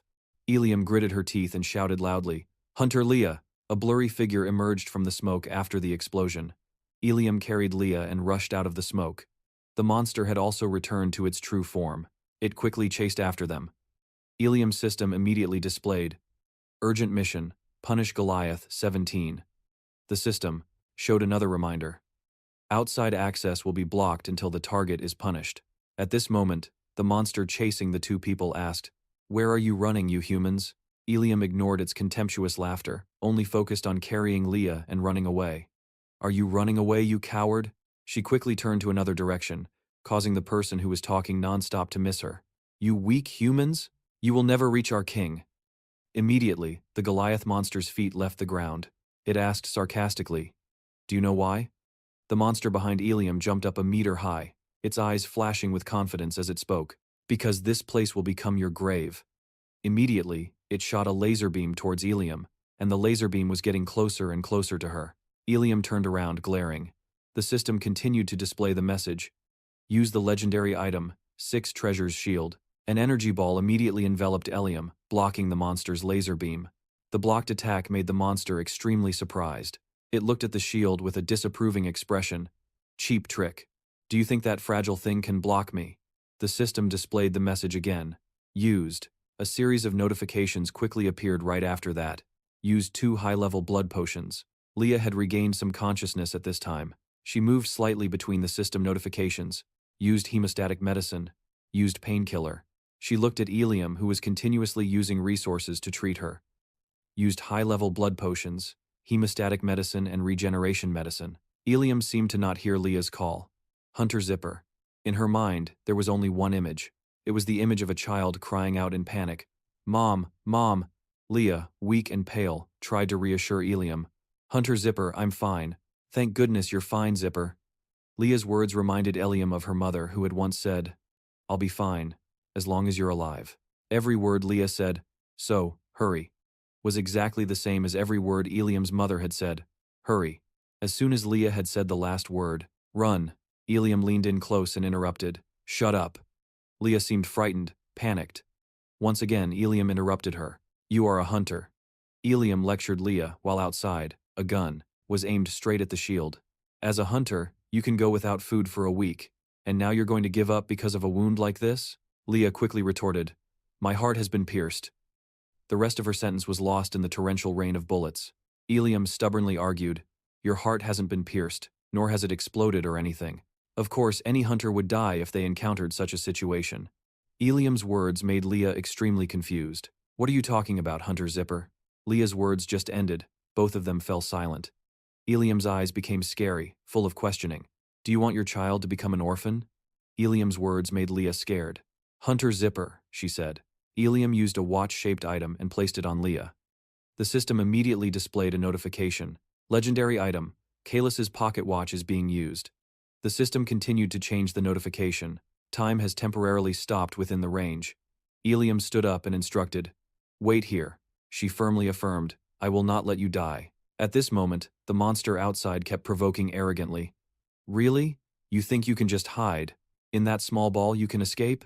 It was full of contempt, likening it to a mouse hiding in its own hole. At this moment, a voice suddenly rang out. "You." Ilium gradually appeared from the sphere, her cold eyes asking back, "Say who is hiding in the hole." The monster saw her appear and excitedly shouted, "Finally you're coming out, you dirty rat." Without saying much, it immediately stabbed its tentacles with sharp blades towards her. Ilium quickly dodged, at the same time releasing its threads. The threads wrapped around the monster's tentacles one after another. It laughed loudly, its voice full of contempt. Ilium was not fazed by its laughter. Seeing her nimbly dodge the attack, it exclaimed, "What a surprise, human!" Ilium continued to shoot out threads. Some threads stuck into a stone slab, others also stuck tightly to another stone slab. Ilium stretched the threads. She threw 2 large rocks at the monster. Just as they were about to hit it, the monster released rays of light. The rays of light shattered the 2 rocks. It angrily stomped its feet on Ilium's position and roared, "Human! How dare you!" Ilium, without a trace of fear, continued to release threads. She controlled them to attack in one direction, but missed. Seeing this, the monster laughed mockingly. "When did you get hit? The technique is great, but the accuracy is 0. The monster kept provoking. "I'm here." But Ilium's face did not change color. She continued to attack, despite its talk. She missed again. Around the buildings, only the monster's voice echoed, "What the hell are you doing?" It seemed like it was taking this as a pastime. "I'm here." After a while, Ilium's threads intertwined right above the monster's head. It quickly jumped to the side to avoid. Too slow. At this moment, it seemed to think of something and said, "It seems you're deliberately missing?" And at this moment, it realized there was a net right above its head. "Since when?" The monster was surprised. "Since when?" Only then did Ilium speak. "I never intended to hit you." Hearing her words, the monster was surprised. "What?" At the same time, the system displayed a notification. "Skill activation conditions have been met." The monster had indeed fallen into the spiderweb trap set by Ilium. She softly uttered, "Skill, Azarane Sanctuary." As soon as she finished speaking, the space around the monster immediately changed. Suddenly, everything became dark. It looked around in panic, wondering, "What the hell is this place?" Ilium stepped forward from behind it, her calm voice resounding, "I am not a combat-type hunter." The monster relied on sound to attack, but Ilium had already dodged. She continued, "Whenever I enter the tower," and she gently appeared from another direction, startling the monster as it continued, "I've always been afraid." Ilium shot it a terrifying glare, stating, "I don't want war. I've always believed there's a way to reconcile the issue between humans and demonic beasts without fighting, that is peace." The monster paused for a moment, turning to look at her. It then immediately fired beams of light everywhere, loudly retorting, "Absurd. We cannot coexist with you." Its voice was filled with confidence. "We were born for this war, and we will be the ones to survive." But suddenly its voice started to stutter, losing its former power. "We will stand above humanity and rule them. This is our mission." Its words were choppy, as if being suppressed by something. At some point the monster had been pierced and lifted by Eliam's threads. It uttered weakly in bewilderment. Eliam rested her chin on her hand, looking at it, and remarked, "That's what you think, and I respect that." The monster struggled, questioning, "Human, what did you do?" "I can't move." As she undid her hair tie, Eliam answered, "You'll make a good test subject." The moment her beautiful hair was released, the threads inside the monster pulled taut. It panicked and screamed, "Stop!" But without giving it a chance to beg, Eliam tore the monster to pieces, her eyes cold and resolute. She softly uttered, "For peace." In the silence of the Azazel sanctuary, the system interface appeared. A notification appeared with the steady sound of footsteps. "Mission successful. You have killed Goliath 13. The beautiful Eliam walked on as a notification announced, restoring the separated dimension and the surrounding space returned to normal. Eliam glanced behind her at the monster she had torn to shreds. Suddenly a mysterious voice rang out, "You hypocrite." A girl suddenly appeared beside Eliam saying something strange. "Now that I think about it, you definitely did something." But when Eliam turned back, she saw no one. While she was confused, a voice called out, "Hunter Zipper," snapping back to reality. Eliam ran towards the caller. Hunter Leah saw her and immediately praised her. "You're amazing. I can't believe you defeated a demonic beast all by yourself." As expected of an A-rank hunter, Eliam worriedly asked Leah, "How are you feeling?" She looked at Leah, assessing her condition. "There's no perfect treatment method in this world. You need to leave the tower and get proper medical care." Leah smiled gently and replied, "I wonder if I should." But her next words caught Eliam's attention. "What is that green wall?" The two of them looked at the green wall, assessing it. "It doesn't look natural, right? It's like this place is a completely different dimension." A completely different one, Eliam thought in confusion. The separated space is supposed to return to its original state after an emergency mission. This is impossible. A suspicion arose in her mind. Could something similar be happening elsewhere? A strange scene appeared. Jinwoo was holding out a phone, teasing, "Is this true love?" "Your keyboard is autofilling." Jawan's name, Minwoo, who had just stepped out of the bathroom, angrily snatched the phone away. "Who gave you permission to take my phone, you brat?" Though scolded, Jinwoo calmly replied, "I get it if you want to know more about that guy." He looked at Minwoo, who was listening intently, and slowly said, "But he's dead. Jawan is gone." Minwoo lowered his eyes and clicked his tongue. "I know who doesn't. It's just a regretful thought surfaced in his mind. He just wanted to fight him one more time." Just then, Jiawen appeared from a blue flame, pulling him back to reality. As Jiawen attacked, the system displayed an emergency mission, "Eliminate Jiawen 21. Both Minwoo and Suyuk leaped away to dodge. The system's reminder continued, "Until he is eliminated, you are not allowed to leave this area." Suyuk had just landed when Jiawen appeared at light speed, startling him. Luckily, Suyuk's reflexes were quick enough to block Jiawen's sword. Jiawen's eyes were brimming with killing intent. Suyuk gritted his teeth, sweating as he glanced at the blade right at his neck. Instantly, he ducked, deflecting Jiawen's sword, wreathed in blue flames, quickly lunged again. Suyuk skillfully dodged every one of Jiawen's strikes. Jiawen's gaze remained unwavering, fixed on his target. He raised his sword with both hands, preparing for a direct thrust. Suyuk was now in a tight spot. Gritting his teeth, he watched the blade aimed straight at him, when suddenly a familiar voice rang out, "You shouldn't have ignored me." The tip of a sword shot towards Jiawen's face. He immediately swung his own sword to parry it, knocking the chainsword back. Minwoo quickly caught it. It was his weapon. Minwoo, with his characteristic handsome look, flashed an amused smile and said, "Long time no see." Jiawen silently stared at him. Minwoo's every word carried a killing intent that sent a chill down Suyuk's spine. "Even if you're just a wandering soul, I've always wanted to see you again." Minwoo's lips curled as he uttered dangerous words. "I should treat you with some respect, shouldn't I?" At the same time, a notification appeared. "Locked passive skill has been activated." Minwoo's gaze bored into his opponent, his expression one of keen interest. "Because when I'm fighting you, I can't afford to do anything stupid." The system showed one last notification. "Locked active skills can now be used." As the notification disappeared, the atmosphere around him instantly changed. Minwoo's expression grew serious and fearsome. Without a word, he leaped forward, flinging his chainsword towards Jiawen. Jiawen quickly leaned aside to dodge. Immediately after, he crouched down, then launched himself directly at Minwoo. As Minwoo retracted his chainsword, he skillfully dodged Jiawen's attack. The two exchanged blows continuously. Minwoo frowned, gritting his teeth as he dodged. The memory of fighting Jiawen in his Baphomet form flashed through his mind. Minwoo thought to himself, "This feeling is so familiar." He let out a few chuckles of amusement. Minwoo quickly landed on the ground, with Jiawen landing right after him. Without a moment's rest, Minwoo raised his chainsword again. Jiawen tilted his head to dodge the chainsword that was thrown at him, but immediately, another chainsword shot down from above towards him. Jiawen instantly leaped up to avoid it. As he jumped, Minwoo crouched down. He dashed in front of Jiawen, taking him by surprise. Minwoo immediately swung his blade down at his head. Jiawen calmly watched the blade descend. With swift reflexes, he lightly stepped aside. Using the momentum, Jiawen immediately swung his leg high above Minwu's head.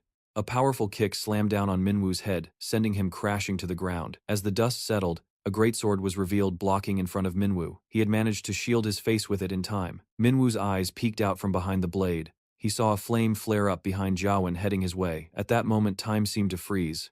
The moment Jiawen looked at Minwu, Minwu was stunned by the look in his eyes. Jiawen looked at Minwu, and Minwu looked back at Jiawen. Then Minwu broke into a satisfied smile, thinking, just as I expected. He immediately raised his greatsword. Minwu slammed it hard into the ground, raising a wall of earth and rock. Just then, Jiawen launched his flaming sword at the earthen shield Minwu had created. Right after Minwu sliced the stone shield in half, behind the blue flame was Minwu's dangerous face as he yelled out, "This is fun." He immediately sent the stone fragments flying towards Jiawen. Jiawen calmly sliced through the incoming rocks. A greatsword emerged from behind a bisected rock. Minwu had used the large, newly split boulder to appear. Closing in on Jiawen, he taunted, "Come on, entertain me some more." Jiawen 21 let out a cry in response. A piercing clash of metal rang out between them. Minwu then pulled back his sword, raised it, and changed his angle of attack. Jiawen quickly parried. Minwu spun and raised his greatsword again. The massive blade came down swiftly, and Jiawen instantly blocked it with his own sword. Then Jiawen's smaller sword moved. Now it was Minwu blocking Jiawen's attacks with his greatsword. Jiawen attacked, Minwu blocked. Minwu attacked. Jiawen countered. The two clashed, moving all over the place. A joyful voice rang out, "This is so much fun." After a while, Minwu landed on the ground, followed by Jiawen. Minwu's body was trembling from exhaustion, his eyes wide as he stared at his opponent. He screamed internally, but Jiawen, completely unfatigued, slowly approached Minwu. He frowned slightly, his lips pressed tight. An unsettling thought filled Minwu's mind. Why do I feel like something is holding back my fun? It must be. Without hesitation, Minwu lunged at Jiawen. He saw Jiawen calmly, allowing him to approach. As Minwu got closer and closer, a hand suddenly shot up in front of him. Right after that, Minwu was sent flying by an invisible force as a thought echoed in his mind. That body of his hair fluttered gently in the wind, following the stream of disdainful thoughts. So weak. Minwu was knocked back with no sign of stopping, a bewildered look on his face as he cursed his own ridiculous weakness. Then, Minwu crashed into the wall behind him with a loud thud. Jiayun remained still, watching attentively. Suddenly, he glanced to the side. Suhyuk was now rushing from behind to attack Minwu, who was pinned to the wall, cursing inwardly. Damn it, he lamented resentfully. If it were like before, he wouldn't stand a chance against me. Minwu thought as he watched the two figures fighting. This is the perfect chance. There won't be a third or fourth one. He squinted at the scene in front of him. A series of thoughts ran through Minwu's mind.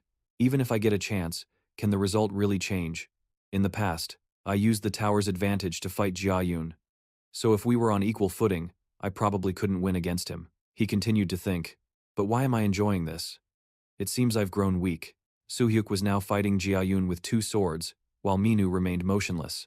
On one side, Suhyuk leaped to dodge the flames from Jiayun. On the other, Minwu's mouth parted slightly, his hands clenching as he cursed. But who cares? A stream of thoughts flowed through his mind. Am I always like this when I fight? Of course not. I always kill my opponents. A pair of mysterious eyes slowly opened, widening to a normal size. Minwu cried out internally, "That's the kind of person I am." As he finished the thought, his eyes snapped open, revealing they were blood red. Then, a menacing aura enveloped Minwu as he dangerously declared, "This is Baphomet." On the other side, a cloud of dust rose from their battle. A sword was pointed at Suhyuk, who lay on the ground. Jiayun stood still, sword pointed at him, but something was off. Suhyuk looked at him in confusion. Jiayun's face was pale, as if in fear. Something was moving within the thick smoke. A terrifying power radiated from behind Jiayun. The figure of Baphomet slowly became clear. Jiayun anxiously turned his head. Glowing red eyes and a looming figure materialized. Baphomet had appeared. In the tower's control room, a robot wondered to itself. Has he gone insane? Through the large machine before it, the robot observed everything, judging the humans who used the tower's system to clear its floors. Clearing a floor is one thing, but this is going too far. Suddenly, the manager robot's voice changed and it yelled, "Unbelievable, someone hacked the system. Are you trying to steal power from my tower?" It looked at the image of Minwu, who was starting to transform. It growled his name, Baphomet. Minwu's eyes were now bloodshot red, and a system notification appeared. Ruler, Baphomet, unique skill. Second advantage, domination. The system continued. You can hack and utilize the tower with a 15% success rate. Do you wish to use it? Minu whispered decisively. Yes. At that moment, his knuckles started to twitch. The system fell silent for a moment, then announced, "Skill has been activated." A small reminder popped up. The skill's current effective range is insufficient. The system then displayed a warning about unforeseen consequences, due to lack of stability and the skill's low level. But Minu didn't care. He gritted his teeth and endured the transformation. The system kept displaying notifications. As the level increases, the skill will become stronger, and you will be able to dominate the tower. Level up. Seize the throne. Minu's eyes were wide and completely blood red. His body shook violently, and then there was a moment of silence. The system's voice rang out, "Sit like a supreme king, my lord Baphomet." Immediately, a massive explosion erupted behind Jiayun. A terrifying aura surged toward him. The figure of Baphomet slowly rose, becoming a tangible being. A chill went down Jiayun's spine as he slowly turned his head. Baphomet's bloodshot eyes stared straight at him as a familiar face was revealed. Seeing the towering figure appear, a stunned voice cried out, "Baphomet?" Minu looked at the astonished Suhyuk and thought to himself, "I can see Griffin's doubt." He looked into Suhyuk's wide, disbelieving eyes. "I can see that he's trembling in fear." Minu thought in surprise, "I've never seen him afraid before." An image of a boy standing in a sea of blue flames flashed through his mind, not even in the past, when he awakened inside that shock gate. He then recalled the moment Suhyuk stabbed another tower master, or even when he cleared the tower alone. Minu observed his emotions, assessing what Suhyuk was feeling. A flame seemed to ignite with his every word. It's rage, nothing but rage. Then Minu asked himself, "But what should I do now?" Even the fake Jiayun is reacting so realistically. He looked at Jiayun's trembling sword and mused, "The end of this world is shaking." Minu looked up into those deep eyes. His eyes are filled with rage and a mix of other emotions. He inwardly exclaimed with delight, "Jiayun, the incarnation of rage, is scared." Minu, as Baphomet, stepped forward and declared internally, "Because I am Baphomet." A thought flashed through Suhyuk's mind as he looked at the monster before him. Baphomet? Baphomet? Suhyuk stared blankly at the scene. The king of the Hell Tower? The one who defeated and killed Jiayun? He suddenly wondered, "Don't tell me I'm trembling because he's Jiayun's killer." Suhyuk thought back to Minu and the terrifying aura he gave off. The amount of magical power he's emitting is about the same. Then he suddenly exclaimed, "I knew it." Suhyuk's shout startled Jiayun next to him. "You're a demonic beast, aren't you?" Suddenly, Jiayun turned and called his name, startling him. "Suhyuk." Jiayun stepped forward and asked, "Are you Suhyuk?" Hearing that, Suhyuk was confused.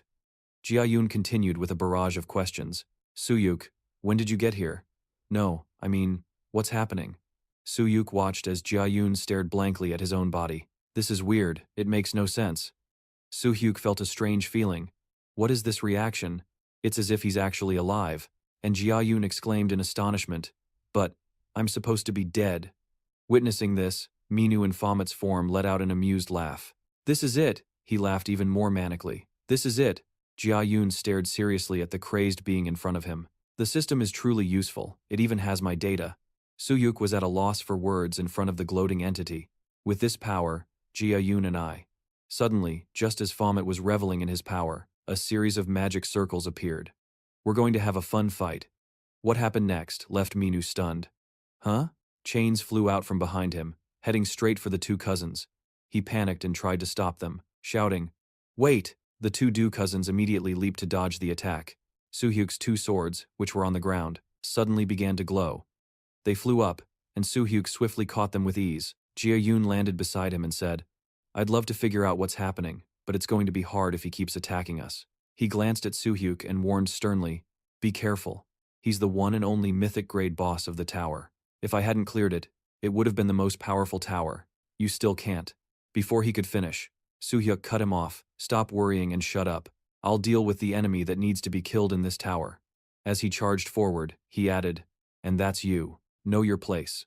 As Suhyuk rushed forward, he calculated in his mind, Baphomet and Jiayun. If this goes well, I can take them both out at the same time. Suddenly, a mysterious voice echoed in his head. "Nothing has changed. An S-rank hunter is still too much for you at your current level." With that voice, an image of a mysterious man in a shirt appeared. Thinking of that image, Suhyuk paused for a moment. His sword hand was enveloped in a blue aura as he whispered, Skill. He immediately unleashed 2 slashes at Baphomet, shouting "Wind Slash!" Baphomet casually blocked the attack with his hand. Seizing the opportunity, Suyuk attacked from directly above Baphomet, but unexpectedly, his sword was caught with ease. Suyuk was stunned. Then, Baphomet forcefully flung him away. Just as Suyuk was about to crash into the wall, he nimbly twisted his body, planting his feet against it to push off.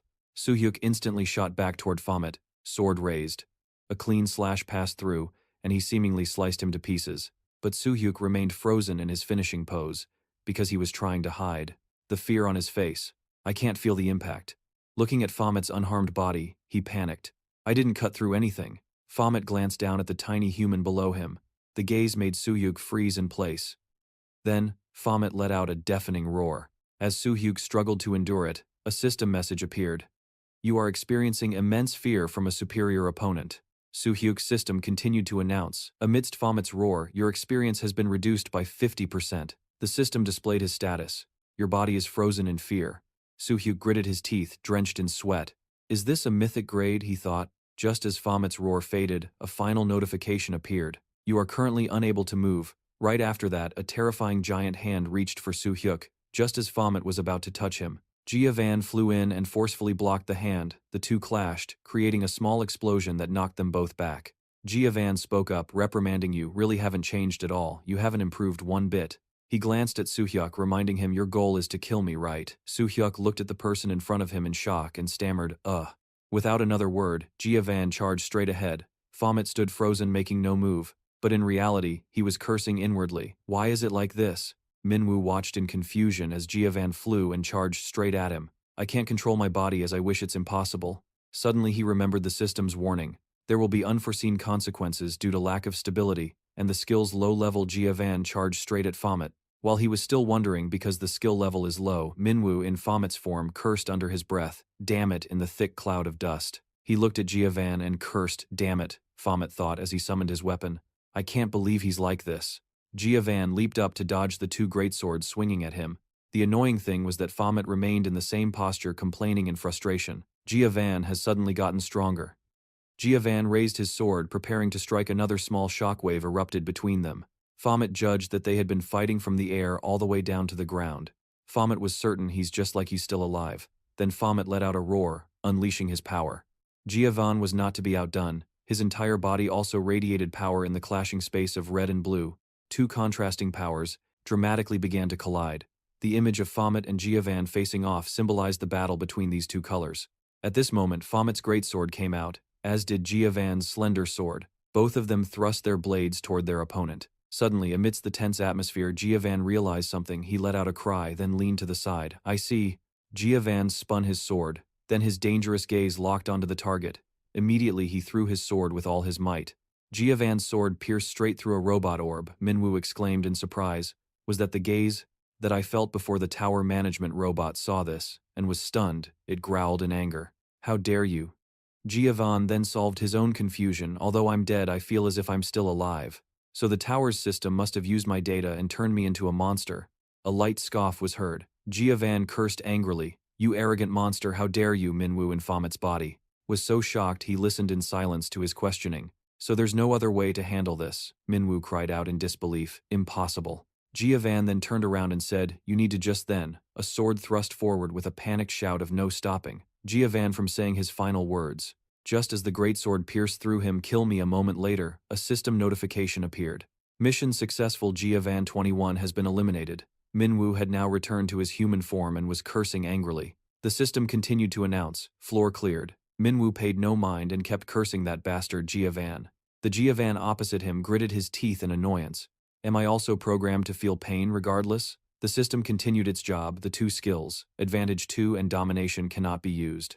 On the next floor, skill usage time has ended after the system message disappeared.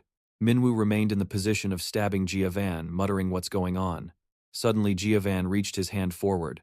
He grabbed Minwoo's collar and pulled him closer. Van struggled to speak. You've become human. Baphomet. But how can a monster become human? He didn't want to dig deeper and said lightly, well, in this chaotic world things like this can happen, but I'm also curious how you became human. Van's question startled Minwoo. Was it because of a quest? If so, then anything really can happen. While he was still talking, his body began to dissolve. Because it's also thanks to a quest that I'm here. Jia Van lowered his gaze slightly to look straight at Minwoo and continued to ramble on. When you became human, it seems you couldn't retain your true power, huh? That body isn't yours either. Jia Van asked him sarcastically, but even with that human body, your power can only reach this level. Hearing this, Minwoo was stunned. What at this point, Jia Van's body was fading away even more. He gently criticized it. Seems you don't know how to use that body at all. Right before his voice completely faded, he said something. Minwoo was astonished. He stared blankly at the fading figure in front of him. Minwoo stood there in silence. A moment after Jia Van completely vanished, he finally reacted. What did you say? Then a deep, steady voice was heard. I see the hunters had now gathered back at the base. Seaview asked for clarification. A named monster appeared in every district. Hearing this, Eliam was surprised. It was the same for you too. Hunter Seaview recalled that moment and replied, yes, they pretended to be twins until they found my opening. Then they revealed their true nature. After saying that, he calmly reassured them. But luckily we managed to kill them all. Eliam continued, yes, we've cleared it, but although Hunter Leah's condition is no longer life-threatening because I gave her emergency first aid, she can't continue moving like this. Leah was now weakly leaning against the wall. Her summoned beast was hugging her and crying. Seaview assessed the situation before walking over to Leah and speaking, Hunter Leah, can you endure it? Yes, I can still continue clearing the tower with everyone. Please don't worry. Few was silent for a moment. Then he made his decision. Let's go back. Leah frantically tried to stop him. You don't have to do that because of me, Seaview immediately retorted. Do you think I can't see your condition? We've been working together ever since you joined the guild. Q reassured her. We can clear the tower next time. Your health is the top priority. Leah hesitated worriedly. But just then someone spoke up in refusal.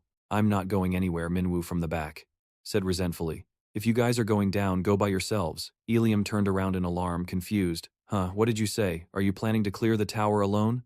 Minwoo didn't answer, just glanced at her with an annoyed expression. Eliam was stunned, thinking to herself, he's been in a bad mood for a while now.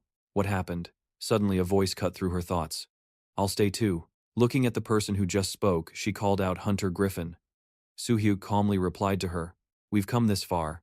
It would be a waste to go back. Now he looked over at Minwoo, and there's something I want to know. Suhyuk's terrifying gaze was fixed on Minwoo. Minwoo didn't back down and glared right back at him. Hearing the wishes of the two, Kivyu could only agree. I understand. Besides Hunter, Baphomet and Griffin, does anyone else want to stay? Z spoke up. I'll go down with you if it weren't for my injury, Hunter. Leah wouldn't have been so badly injured. She looked at Leah full of self-blame. I won't be at ease until Hunter Leah's injuries have stabilized. Hearing her self-blame, Leah quickly comforted her. It's not your fault. Then Kivyu asked Eliam, and what about you? Ah, me. Eliam glanced briefly at Minwoo, then let out a soft sigh. Finally, she decided, I will climb the tower with Hunter, Baphomet, and Griffin. Suddenly a hand shot up, interrupting Eliam. Me too. Michael eagerly raised her hand to volunteer. I'll climb with you too. She gave a mysterious and amused smile. Michael quickly passed by Eliam, who was starting to speak to her. Well then, Hunter Goblin, she approached Minwoo and cheerfully started a conversation. I'm looking forward to working with you at this point. Kivyu gave the orders. So it's decided, Z, Leah and I will descend the tower. He instructed them, you all will continue until Hunter Leah's injuries are better. I will climb the tower again. Z approached to remind Eliam, be careful, Hunter Ripper, you too, please take care of Hunter Leah. Then Z glanced toward Minwoo and thought, I'm sorry, sir, I couldn't complete the mission you gave me. A moment later, a bright light appeared in the air, a space portal opened, and 3 figures stepped inside. Then the portal gradually shrank when the portal disappeared. Minwoo turned and said, let's go. Eliam thought to herself as she followed them. Will we be okay going alone? This tower is rated epic grade. But I'm the one who led Hunter Baphomet into this tower. She bit her lip firmly, so I have to go. Eliam's eyes were filled with resolve. I have to hold out until Hunter CV climbs the tower again. Although one moment she was determined, the next Eliam was crying and running away. I was about to do that, but Eliam screamed as a giant monster chased them from behind. What the hell is this? Then another monster hand appeared. Eliam silently cried out, please. She fought alongside Minu, please. Then a swarm of robot bees appeared. Eliam groaned, please, as she watched them fight fiercely. She prayed, please, I beg you.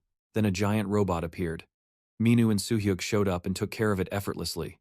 At that moment, Eliam was so frustrated that she screamed loudly, startling them. Please. The other 3 turned to look at her in confusion. Eliam, feeling dizzy and faint, asked, can we rest for a bit? Then a light flashed in the darkness. The system then appeared on the glowing golden cup. You have used the magic item Golden Sensor. The system continued to explain the cup's effect. The stamina of all party members, including yourself, will slowly recover. At this moment, Eliam was silently giving thanks. Thank heavens we're in a waiting room. She opened her system to check. The floor we just cleared is the 89th. The results are pretty good. Suddenly Suhyuk stood up, catching Ilium's attention. Where are you going? Suhyuk replied, staying still is a waste of time. I'm going to warm up. He glanced at the person next to him, pausing briefly. Then Suhyuk spoke with annoyance, referring to Minu. Being in the same place as him is disgusting. Hearing this, Minu retorted unhappily, Are you talking about me? Suhyuk didn't reply, only staring at him silently. Minu stared back at him seriously as the atmosphere between the two grew tense. Ilium worried, why did the mood turn so sour? What just happened? Flustered, she quickly spoke up, hey everyone. She glanced at Michael next to her. Then Ilium stood up and began to introduce everyone.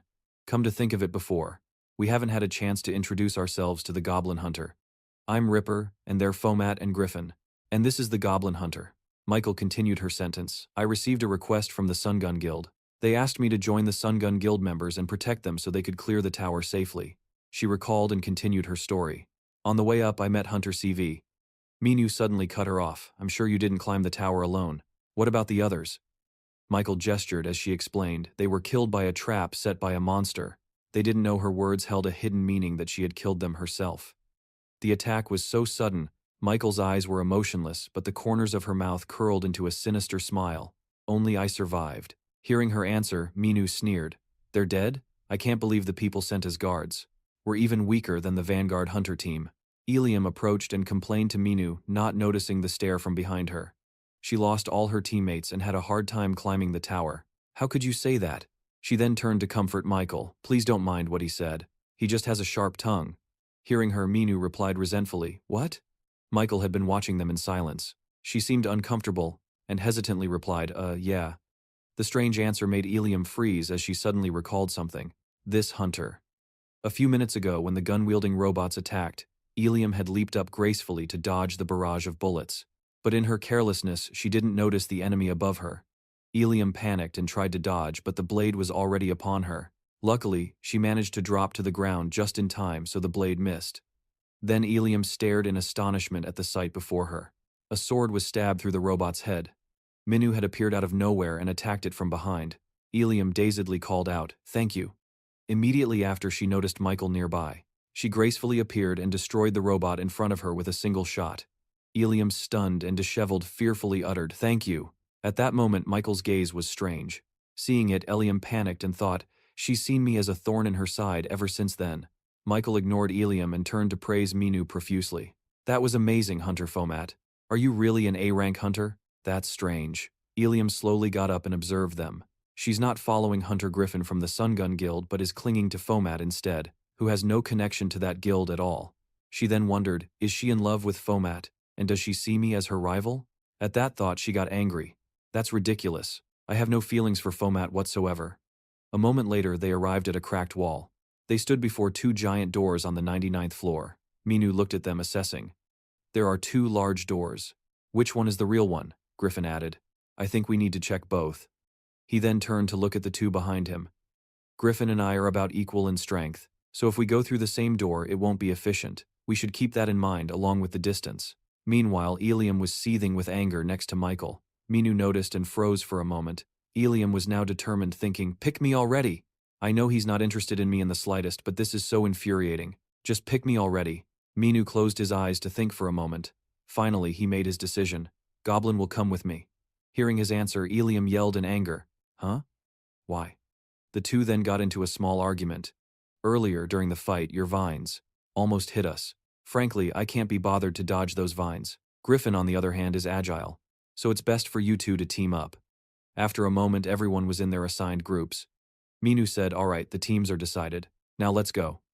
Ilium watched the two of them walk past her, and she saw Michael give her a challenging smirk. Seeing that smirk, Ilium seethed with anger. This little witch. Watching her back, Ilium made up her mind. She's very suspicious. I don't want to doubt a teammate. But Ilium's expression was grim. She silently commanded activate skill identity. Suddenly her eyes shot wide open. It's unclear what she saw, but her voice was filled with shock. What is this? After Minu's group entered, Minu looked down the tunnel and sighed.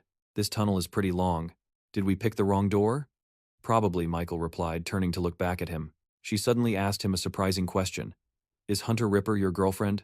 Minu replied nonchalantly. Huh? Of course not. Michael paused to think, then replied, I see. But she didn't drop the subject and kept asking, do you have a girlfriend? You probably do since you seem so popular. Minu asked, confused. Why do you keep talking about other people? What? He then stepped closer and said suggestively, it's just the two of us here. Hearing this, Michael looked confused and asked, huh? What do you mean by that? Just then Minu lunged forward, thrusting a dagger at her. In the dark, long tunnel, Michael swiftly dodged his blade. He managed to graze her face. Minu voiced his suspicion, you're no newbie. In the tense atmosphere, Minu slowly advanced. You approached me for a reason, didn't you? He said grimly. That's fine by me. I'm sick of dealing with brainless idiots. Minu's eyes glinted dangerously as he suggested, should I just cut your head off right now? A few minutes earlier, before they entered the gate, Ilium had approached Minu to stop him. Wait a moment, Fomat. He turned back, confused. Why are you staring at Michael like that? Just then, a system notification appeared. Hunter Ripper has sent you a direct message. Do you wish to accept? With a puzzled expression, Minu opened the system panel. Ilium had sent him a strange message. Something feels off about the goblin hunter. I don't think she's an official hunter. Minu, not understanding, asked, what do you mean she's not an official hunter? Ilium replied, I think she's an unregistered hunter. After reading the message, Minu spoke, startling Ilium. I see. I thought she was a bit suspicious too, but… He then leaned in closer, making her flinch away. What are you saying? What's going on? Right after Minu suggested, when we're done here, let's go grab a bite to eat. Ah, so that's why the later events unfolded. A foot lunged forward, met by the opponent's equally fast kick. Michael pulled out a gun and aimed. Minu gracefully used his threads to deflect the bullet. He quickly closed the distance and slashed at her, but his face showed a flicker of surprise. Michael had instantly switched weapons to block his attack. Right after, a gun was aimed at his face and Minu immediately used his threads to deflect the bullet. Minu's eyes were bloodshot and full of killing intent. He spun around, raising Juju high behind him, and immediately Michael leaped into the air. Dodging Minu's slashes in midair, she took out a gun and aimed at Minu, who was pulling his hand back to gather momentum. Then just as Michael fired the bullet, he struck out, knocking it away. Right after that, Michael raised her leg. Minu also raised his fist. A fist and a leg collided with each other, creating a small shockwave between them. After that small shockwave, both Minu and Michael were knocked back. Michael landed lightly on the ground, watching Minu skid to a halt. Minu glared at her, annoyed, but Michael remained calm with an irritating smile. Suddenly his weapon, Juju, spoke up. Hey boss. That woman can change weapons at will, but I don't think she's using a weapon with its own consciousness like me. The speed at which she changes weapons from her inventory is too fast. He looked at Michael in front of him and answered it silently. She's an illegal hunter, not on the government's list. I heard she's using an illegal system to avoid the eyes and ears of the government. Juju voiced its suspicion. Could it be because of Minu's sharp gaze narrowed as he silently speculated? It seems this isn't her first time acting. He looked at that eerie smile and was certain that she had killed countless people. At this moment he probed, did you hide your identity and sneak in here for me? Michael immediately replied, you're quick on the uptake, that's right, I have some business to settle with you. Baphomet. Minu got straight to the point. Are you here to kill me? Hearing his question, she softly replied. Yes, then she suddenly changed her answer. Wait a minute, or maybe I should just tell you straight. Let me explain. She looked at him and revealed someone requested me to kill you, but you see, when I take on missions like this, I have one condition. It depends on whether I feel like doing it or not. Michael placed a finger on her chin, feigning shyness, and said, but I think it's such a waste. She looked at his body and wondered to herself, is it really necessary to kill you? Then she looked at his handsome face and decided, or maybe I should just eliminate all the factors that make you dangerous and let you live. Her words echoed eerily in the air, because that's what my grandmother did. Michael recalled an image of a broken teddy bear. My grandmother always said that in her childhood memory she stared blankly at the scene before her. An older woman beside her was whispering something to her. In front of them was a man tied tightly to a chair. Michael recounted every word. Playing with a living toy is much more fun than a dead one. Back in the present, Michael hugged herself, trembling, and said, so I plan to let you live and take you home. A perverted, ecstatic look appeared on her face. I'll definitely love you so much after I cut off your arms and legs. Then she gripped her cloak tightly and said, so remember this carefully, from now on your master isn't the goblin. Michael threw off her cloak, grabbed her gun and rushed forward boldly, declaring, but Michael.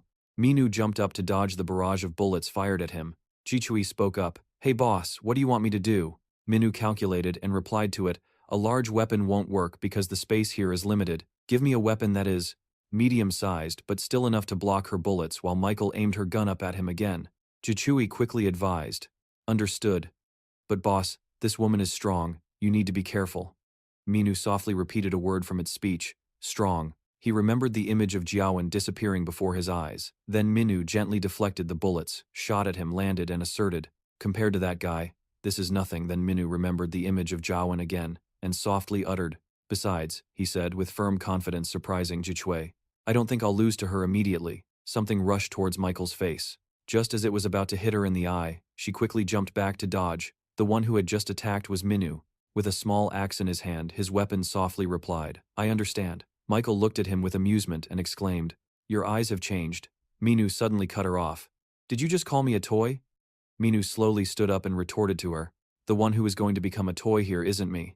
Then he suddenly closed in on her and said menacingly, "It's you, Michael." She quickly leaned back, dodging Minu's slash without a moment's pause. He quickly jumped up and Michael immediately used the body of her gun to block his axe blade. Minu gave an amused smirk, while Michael struggled to force a smile. Immediately, she weaved and jumped backward. As soon as she dodged, he also quickly landed at that moment. She changed her weapon again, saying, menacingly, "You've gotten stronger, haven't you? It seems I have to fight you seriously." Now, her next weapon was a whip. She immediately cracked it towards Minu. He turned and skillfully dodged.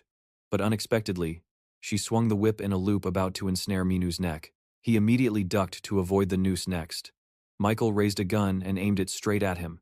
The gun fired straight at his leg. Minu instantly dodged. He skillfully avoided her whip attacks. Michael's smile now showed a hint of worry. After a while of dodging, Minu was now a meter away from her, looking cool and unfazed at his target. At this moment, a thought crossed his mind. "Ever since I met Jiawen, my mind has become strangely calm." Minu gently raised his axe, smashed the rock in front of him, and charged forward. He took powerful steps towards Michael. She immediately raised her hand, smashing the rock in front of her to attack him. But it missed. Michael noticed something unusual. Minu was nowhere to be seen in front of her. Somehow he had appeared behind her. A strong will flashed in Minu's mind. "I don't think I'll lose," and then he immediately landed a kick on Michael. She looked at him with interest, and exclaimed, "You're a tough one." Then she immediately cracked her whips towards him, shouting, "Taming you will be so much fun." In that thick cloud of dust, Minu stomped his foot hard on the ground, telling himself, "But I still can't help but long for it."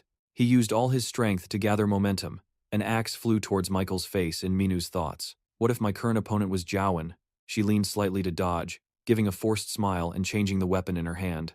Minu dodged while asking himself, "What if I were a little stronger?" He glanced at her and raised his axe. He immediately threw it towards Michael, while asking himself, if I had another chance to fight Jiawen, what would happen? Missed. Michael glanced behind her, her eyes widening in surprise. Suddenly streaks of blood shot up into the air. Minu reached out and caught his axe. Michael's legs buckled slightly while Minu still stood tall. Michael was now clutching her injured arm, staring at him in a daze. His crimson eyes looked at her coldly. Michael let out a small laugh. Then she started laughing loudly. Her mind seemed to have collapsed at this point. Minu silently watched her laugh maniacally. Then the sound of Michael's laughter seemed to quiet down before going silent. She was now frantically in denial. No, this can't be. You were supposed to be my toy." She tilted her head and looked at him. Just like the image of her in the past, both of them questioned the person in front of them in unison. "Why won't you listen to me?" Her dark eyes looked at him, and together with the scary child from her past, she asked, "Do you want me to punish you?" Then Michael raised her hand and cursed idiot. She summoned a giant gun, truly an idiot. She angrily pointed the gun at him and said, "Honestly, I didn't want to do this." Both her present and past self frantically blamed the person in front of them.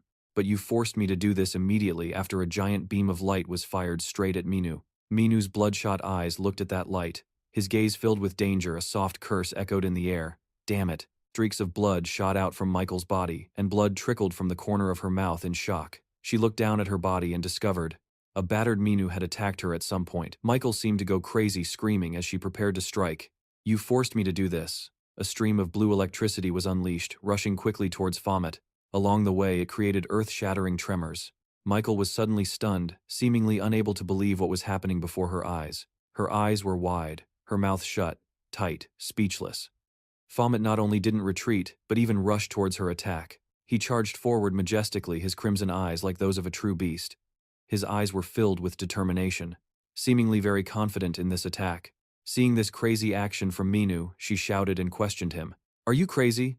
Are you planning to block it head-on?" A clear thought appeared in her mind. No hunter of rank A has ever survived this skill of mine, and yet he swung the small blade in his hand, preparing to strike. She found what he was doing increasingly unbelievable in her mind. She exclaimed, "Impossible." Then Minu rushed forward and launched an attack at her, but luckily she managed to block it. She was pushed back. The collision created intense shockwaves. Baphomet now readied his stance, holding two small daggers, and prepared to charge and attack again. Peacemaker really didn't understand. She wondered how in such a short time he had gotten so much stronger. He quickly threw the two daggers, which spun into a red circle, and flew swiftly towards her. She quickly dodged them with her senses and glanced behind her, predicting he would attack from behind again, but suddenly he appeared in front of her. She gritted her teeth in anger. Her hand holding the gun had already reacted, but it seemed too late, as Minwoo had already readied his fist for a strike. As the attack landed, her gun flew from her hand and blood splattered from her body. She opened her eyes wide. It seemed she could feel death approaching. She looked down at her body and found a hole where he had placed his hand. Her pupils contracted as if feeling an immense terror. Then she collapsed to the ground. Blood stained the floor. She screamed, "It hurts."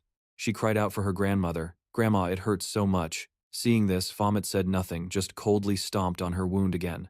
Then he suddenly noticed the quest window didn't appear.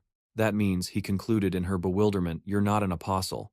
"An apostle? What are you talking about?" His foot pressed harder on her, making her scream in pain. Then he questioned her, "But you said someone asked you to kill me." "There's only one person who wants to eliminate me that badly, someone who's doing everything to stop me from killing him first." The image of Loki appeared in his mind, along with the label of that pervert. Hearing this, she was like a drowning person clutching at a straw. She hastily tried to bargain with him. "A pervert? Are you talking about Loki? Are you looking for Loki? Then I'll tell you where he is," she boldly proposed to Baphomet's suspicion. "But in return, please spare me." "How do I know you're telling the truth?" She humbly tried to persuade him. "I won't run away. Besides, you've already seen my face. If I don't keep my word, you can just kill me, right?" He looked at her silently without saying a word. Her face was covered in sweat. Her expression was tense and fearful. "Please, I'm begging you." He remained silent, seemingly in thought like a bucket of cold water. He bluntly refused to her astonished face. "Forget it." As he explained, his hand had already taken out his purple scythe. "I have my own way of finding him, so I don't need you to tell me. For now, I'm ignoring him, because I'm preparing for him to disappear from this world forever." He even bluntly stated, "In the meantime, you're just a sacrifice." Seeing that there was no more room for compromise, she immediately jumped up quickly. She pulled out one of her guns, preparing to fight back. She looked straight at him and shouted, "No way, I'm going to be your sacrifice." However, a sword strike as fast as lightning flashed by. Looking again, her head was already severed from her neck right after that slash. Once again, she hadn't seen it coming. She only had time to let out a cry. She could feel her own life fading away. "Grandma, am I going to die?" Her eyes were lifeless, as if she had understood her fate. Tears began to well up in her eyes. An image of her as a child suddenly appeared in her mind. That moment when the man swung his arm. She had wondered, "That man is so cool, who is he?" That man turned his face away coldly. Who was it that killed Grandma? Then Minwoo's cold image was deeply imprinted in her final memories. He gently turned and walked away, ignoring Peacemaker's headless body lying motionless in a pool of blood on the ground. Then he began to think and talk to himself over Peacemaker's corpse. Was it okay to just kill her like that? Someone told me that. There's no way to know if this was caused by a demon beast. Besides, I needed a place to vent my anger. Peacemaker's corpse, and he continued to argue. "You're right, but killing her is such a waste. We could have used her to find that pervert. From the beginning, the one who gave the order was the demon manager, so he should be the one to find that guy, and Beelzebub." He suddenly noticed Peacemaker's body. He looked at her corpse for a moment, questioning himself doubtfully. "What's that red light? Don't tell me it's a time bomb." Her corpse continued to ask, and Baphomet calmly replied, "Hey bro, is that a..." "It seems to be the type of time bomb that activates once the user dies." Then he coldly turned away. Screw it. A huge explosion occurred. Suddenly, a drop of water fell from somewhere onto someone's head. It was Reaper. She screamed in fright. Pagan heard the noise and turned his head, making her quickly explain, "I'm sorry, it was just a drop of water." Then she expressed her worries. "Hey, it's so dark in here that even with glowing worms, we still can't see anything. We can't even see the ground. I don't know if I should feel relieved. I wonder if Baphomet and the Goblin Hunter are in the same situation as us at the other gate." Then she remembered her conversation with Baphomet. "Is Baphomet okay? I already warned him. And those words of his, he probably said that to reassure me, right?" She started to imagine and overthink things. He definitely wouldn't say that for no reason. But if it wasn't to reassure me, then it could only be because he's interested in me. It's a pity, but you're not my type, Baphomet. The two of them suddenly stopped in front of a system screen. Pagan pointed at it and said, "That's the record of the Holy Tower, isn't it?" She and he assessed it. Actually, this record is quite detailed. Based on it, it seems we are very close to the highest floor. Is that so? And Reaper began to think. She assessed Pagan in her mind. He knows quite a lot about the tower and his skills are good too. I wonder why he hasn't reached S rank yet. A speck of light suddenly appeared from nowhere. It slipped between the two of them. Their footsteps suddenly slowed down. Reaper was puzzled and Pagan started to speculate. What's wrong? I think he guessed that there's an entrance there. The spot they had just noticed opened up. Both of them were stunned by what was before their eyes. They saw the outside world, and normal people were walking around. They even saw children happily running and playing together. Unable to hold back, they exclaimed, "What is this?" They quickly realized an amusement park. It seems this is also part of the virtual reality. Suddenly, a girl running while shouting loudly caught their attention. It's a misunderstanding, Director. Then the girl and the man she called Director argued with each other. What misunderstanding? No, you're mistaken, sir. I have nothing to do with that person. They continued to Pagan's sigh. Let it go. I don't want to talk about this with you anymore, Secretary Kang. Director, what the heck? He suggested they should stay away, but looking over, he saw she was seriously watching the drama. I think it's best to keep our distance from them for a while. Amidst Pagan's judgmental gaze and reminder, Reaper shouted, Why don't you give her a chance to explain? Why are you so serious? She continued to add fuel to the fire, as the director walked away and the girl was chasing after him. She wants to clear up the misunderstanding between them. Let her talk to him. They need to talk it out clearly. She said very seriously. That's the problem with romance dramas. If they just sit down and talk to each other, the misunderstanding can be cleared up, but they just keep dragging out the trouble for no reason. A drama buff, huh? Suddenly a voice rang out, startling both her and him. Oh my, you guys think so too? Suddenly something like a washing machine fell from above, crushing the director from before. The girl fell to the ground in fright. Then she screamed in terror. Tiny dots appeared in the blue sky. It turned out to be Jezebel, and that thing from before seems to be its weapon. It looks like a die. Seeing this, Reaper exclaimed, It's a named monster. The people below were still unaware and naively asked, What the heck is that? It looks interesting. Is it an event organized by the amusement park? Jezebel remained motionless in the sky, then it suddenly declared, along with its attack, I'm bored, so all of you get lost. In Reaper's mind, she suddenly noticed the surrounding light abruptly turning pitch black. Along with her thoughts, it disappeared. She stood motionless, looking forward, then turned around to investigate. Suddenly, it was as if she fell downwards right in front of Pagan. He called out Hunter Reaper. Then he quickly felt something strange. He realized that he couldn't feel its presence. In the darkness, a voice said finally. And Pagan stood still, seemingly unaware of what was happening. A red hand reached out from the darkness. Jezebel's voice rang out again as Reaper was trapped in a birdcage. The casting process is complete, she shouted while it remained very calm. What is happening? I'm tired of watching the virtual stories created by humans. It continued, resting its chin on its hand with an interested look. You all better show me an interesting real story, so I can be entertained.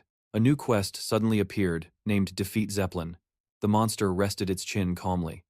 Now what genre do you guys like? Do Soo Hyuk is running through an endless darkness as the monster's voice echoes. Detective, no action, comedy, fantasy. He looked a little worried as it said, but you have no other choice. It leaned its hands on the table, ending its story. Because I like a romantic story. Nerium channeled her strength into her leg and delivered a powerful kick to the wall in front of her. Seeing her rampage, the monster yelled, How rude, what do you think you are doing? Let me out, what are you scheming? She thought to herself, I put all my strength into that kick, but it had no effect at all. Item inventory. Her system window appeared, but it was full of static. She was shocked. What is wrong with the system? Seeing her reaction, the monster laughed and explained. The most important step when casting a play is to do your research on the actors. Ripper, I know you are a hunter who likes to use various items, so I tinkered with your system a little. It paused to think for a moment, then continued speaking. And the villain is? It looked at him and said Griffin, the younger brother of the legendary hunter Jia Woon. But unfortunately, your power is nowhere near your brother's. His eyes widened in shock when he heard that. Nerium stood inside an iron cage watching the monster and thinking, so they are actually using virtual reality here. Unlike in other towers, the monster in this one has information about the outside world. A worried expression appeared on her face as she began to speculate, but I have no way of knowing how much information they have on us. It is best not to act recklessly. Something shot through the air with a flash of light. It slammed into the flamboyant monster's head. Witnessing this, she yelled in shock, Hey, Hunter Griffin. He held his pose. Do Soo Hyuk slowly lifted his head, his expression dark. She froze in place, slightly surprised. The monster was still reeling from his action. After a moment it burst out laughing and said, "Looks like you are all ready."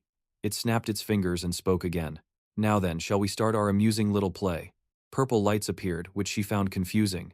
It began to introduce its play. Once upon a time in a village there lived an ugly girl.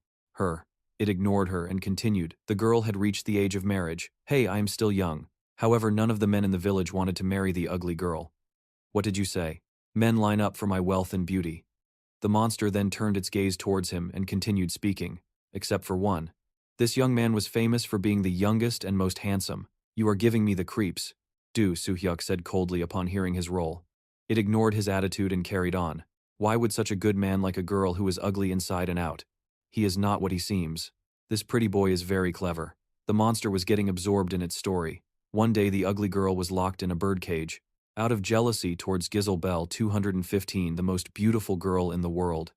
He was now floating through an empty void. Will the young man be able to rescue the ugly girl? His face remained emotionless. The voice echoed again after he saves her. Will they live happily ever after?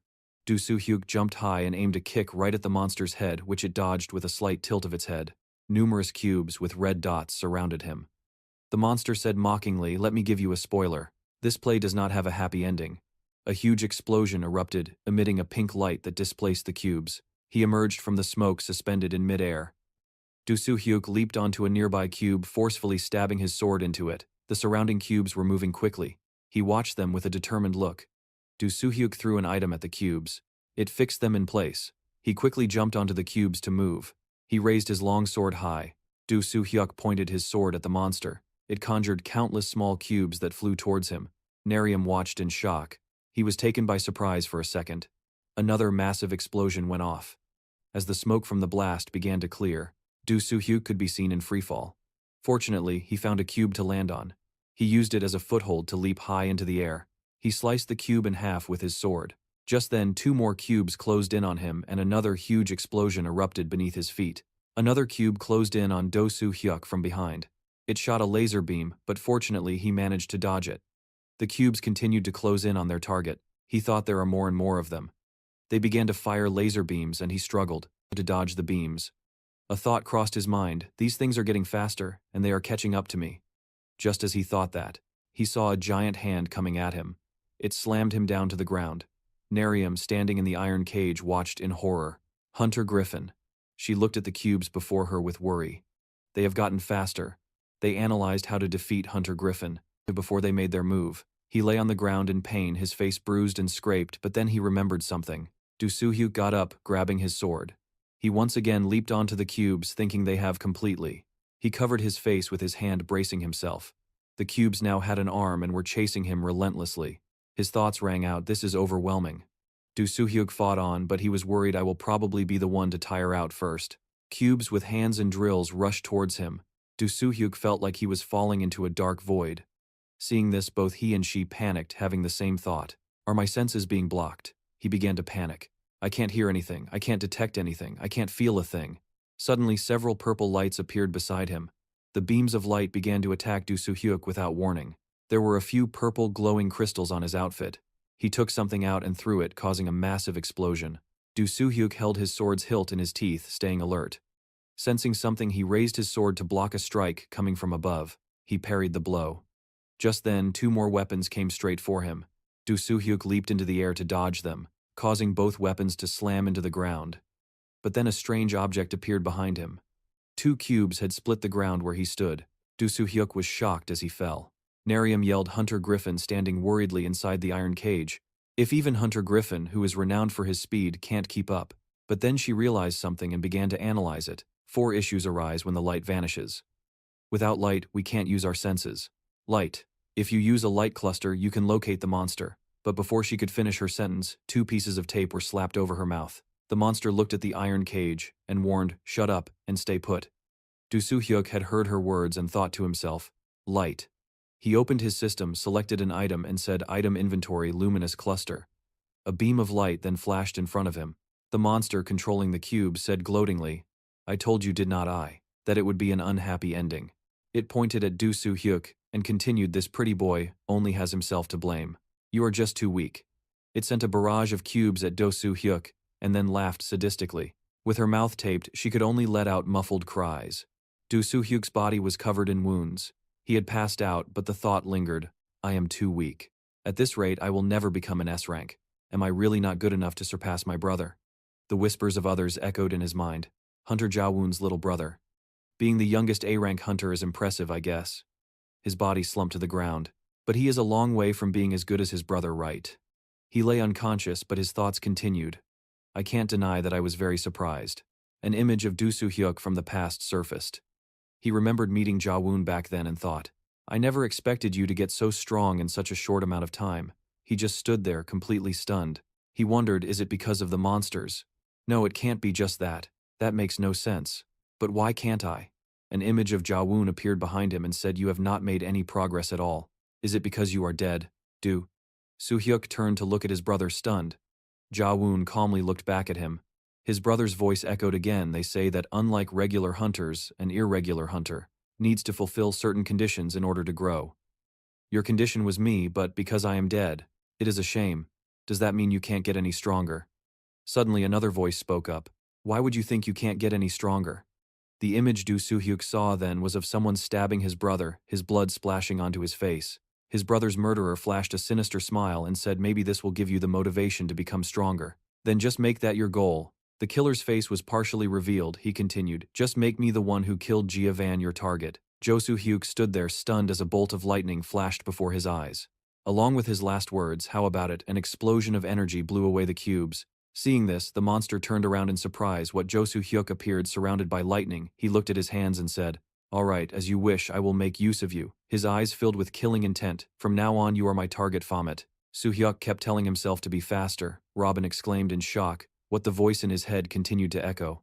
I need to get stronger and fast. Witnessing this scene, Ilium couldn't help but stammer and worry. Hunter Ilium, meanwhile, Soo-hyuk was lost in his own thoughts. That bastard. Soo-hyuk thought to himself, I must. As Minu's face appeared clearly, a flash of killing intent was etched into Soo-hyuk's mind. Kill him. At that moment the lightning flared up even more intensely, radiating terrifying power. A second later Soo-hyuk opened his eyes. His gaze had completely changed. He then placed his hands on the ground. Bolts of lightning precisely targeted each of the floating cubes, completely destroying them. Seeing this, Robin was so terrified, it couldn't react in time immediately after. It sensed the killing intent from him, and immediately shouted, stop him. But Robin's defensive stance was completely useless against Soo-hyuk's direct attack. Then, out of nowhere, a bolt of lightning reached Robin's body. A second later, a barrage of lightning bolts struck it, and the pain from the attack made it scream endlessly. Under this attack, Robin collapsed, twitching uncontrollably. Rabin wondered in amazement, there's lightning that this body can't withstand. Meanwhile, Soo-hyuk showed no signs of stopping. A stream of thoughts constantly urged him to act. I hear voices in my head. They're telling me how to use this power. Unwilling to accept its recent defeat, Robin shouted as it launched a counterattack. I don't know what just happened, but didn't I tell you? This play won't have a happy ending. As the cube approached its target, Robin roared, die. It looked at the rubble ahead, puzzled. Robin wondered to itself, why don't I feel anything from within the darkness? A bolt of lightning suddenly flashed, and it grew larger and larger, immediately after Soo-hyuk punched forward as the cubes completely enveloped him. Suddenly, lightning bolts appeared all around. A second later, Soo-hyuk unleashed his power. He broke through the encirclement and escaped. Robin's last attack didn't seem to have scratched him at all. Even Robin couldn't believe the sight before its eyes, but not long after, Robin seized the opportunity to launch another attack. Faced with the large object hurtling towards him at high speed, Soo-hyuk remained calm, quickly extending his hand forward before pulling it back. With eyes full of killing intent, he carefully watched the object. Soo-hyuk paused to gather momentum, and just as the object was in position, he swung his hand and slashed it apart. He continued to unleash a barrage of powerful attacks as Soo-hyuk's lightning struck the surrounding cubes, slashing them in half. Much to his opponent's astonishment, faced with Soo-hyuk's current frenzy, Robin involuntarily exclaimed what filled with rage. Robin's voice trembled as it said, how dare you? As it finished speaking, its entire body transformed gun barrels covered its form, all aimed directly at him. Completely enraged by Soo-hyuk, it screamed, how dare you, you arrogant bastard! Immediately after, streams of power from its body were immediately fired straight at him. Just then, Soo-hyuk's voice rang out, what do you think you're doing? He had appeared behind Robin without a sound. His eyes filled with killing intent, stared down his opponent. Robin stammered, when did you get behind me? Hearing this, Soo-hyuk gave a malicious smirk and growled, die. Immediately, countless lightning bolts struck Rabin's body. It struggled to force out the words, So, the unhappy ending was for me. As soon as it spoke, Raven exploded into pieces. At the same time, a system notification appeared. Mission successful, target eliminated from behind Ilium's footsteps. Quickened witnessing what had just happened, she couldn't help but exclaim, "Hunter Griffith, that was amazing, when did you get?" As she got closer to him, Ilium exclaimed in shock, "You're bleeding." It seemed even Soo-hyuk himself hadn't realized it. He replied slowly, "It seems my body is still trying to get used to this new power." After defeating Robin, Soo-hyuk didn't rest and proceeded to eliminate the remaining enemies with a single wave of his hand. He sent Ilium's 3 subordinates on their way, then he frantically cleared the remaining obstacles as the scenery began to change. Soo-hyuk suddenly announced, "Let's head to the next floor," watching him walk away. Ilium thought to herself, based on his attributes, he seems even stronger than my brother the hunter. He's amazing. I can just follow along without doing anything. Oh well, whatever. She continued to look around, wondering, it feels like we've arrived, but why aren't we at the boss room yet? I wonder if Baphomet's group is okay not far away. A familiar figure appeared. He spoke up, "What took you two so long?" It was Minyu. Seeing him, Ilium quietly said, "Baphomet, thank goodness you're alive." She looked around as if searching for someone and asked, "Where's Hunter Goblin?" He replied, nonchalantly, "She's dead." At Minyu's announcement, Ilium was so shocked she could only exclaim, "What?" And right after that, Soo-hyuk's and Minyu's eyes met. Soo-hyuk wondered suspiciously, did he make it here all by himself? Minyu also noticed something different about him and thought, "Oh, look at him, he leveled up." Then Ilium suddenly asked, "Was Hunter Goblin killed by a monster?" Minyu replied with some hesitation, something like that at his answer. She found something incredibly strange. Then Minyu placed his hand on the gate behind him and said, "I can't open this door by myself." Hearing that, Ilium walked over to examine a small nearby device and said, "I think this is a biometric scanner." Then she pointed ahead and added, "There's another one over there. Does that mean we have to place our hands on both at the same time?" "I guess so. That means at least 2 people had to survive to make it here." After she spoke, all 3 of them fell silent in thought. Minyu suddenly spoke, "Can you feel it?" He paused for a moment before continuing, "The boss is on the other side of this door." After Minyu said that, Ilium felt a shiver of fear and thought, the boss, even with the 3 of us being A-rank hunters, we can't possibly clear this floor. She quickly suggested, "Let's just wait for the healer. I'm sure he'll be here soon." At the same time, Ilium thought it's better to be safe, but then a strange sound suddenly echoed. A second later, a notification appeared on the gate entrance to the Tower. "King's challenge has opened." Hearing this, Ilium froze. She then came to her senses and hurriedly yelled in an accusatory tone, "What the hell were you thinking? You too, Hunter Griffith. There's no way the 3 of us can clear this floor alone. What was going through your minds this place?" But the scene before her immediately silenced her. Strange arches appeared before them, along with large stones erected all around an unidentified object. It was constantly emitting a bright light, drawing their attention. A deep voice suddenly echoed from out of nowhere. "So you finally arrived." The 3 of them reacted instantly, looking up. Immediately, a tremendous sound echoed, accompanied by powerful gusts of wind. Ilium instinctively raised her hand to shield her eyes. Just then the pharaoh appeared before them. It scoffed, "You're too slow. I was getting bored to death waiting for you." But the pharaoh didn't hold back on its praise. "You two seem quite skilled. You managed to defeat all of my subordinates." "That monster was, but I've already collected all of your data. From your fights with my subordinates, no matter how much you struggle, you're just dancing. In the palm of my hand I hear you rank your strength by letters. 3A ranks. I can already see the outcome of this fight. I will give you one last chance to serve under me. Instead of remaining weak humans, I will grant you the most advanced technology." Before it could finish, a voice cut in, "What are you talking about, you pile of junk?" This was completely beyond Pharaoh's calculations. It stood frozen for a moment without reacting. Then Pharaoh's voice spoke with a hint of anger. How Minwu gathered power in his hands and replied, "Is your stomach plated with diamonds or something?" Over here, Soo-hyuk also got into a ready stance. He added, "We'll find out once we split it in half." Both of them were ready for battle. Minwu spoke with an excited voice. "Well then, let's go see what it's got." Hearing this, Pharaoh said in a deep voice, "Oh, you two seem confident." Then it aimed its gun barrels straight at them. Provoking the 2 of them, it said, "Let me see the extent of your power. Bring it on." As soon as the words left its mouth, the clash between Pharaoh, Soo-hyuk and Minwu had truly begun. Meanwhile, elsewhere a conversation was happening. A slightly surprised voice rang out, "Oh my goodness. Why are you still here? You haven't gone home yet." Hearing that, Mizu replied, "I'm working overtime today." Immediately after, her colleague's voice continued, "That's rough. How about this? When I get back, let's grab a coffee in the lounge." Mizu heard her colleague's suggestion.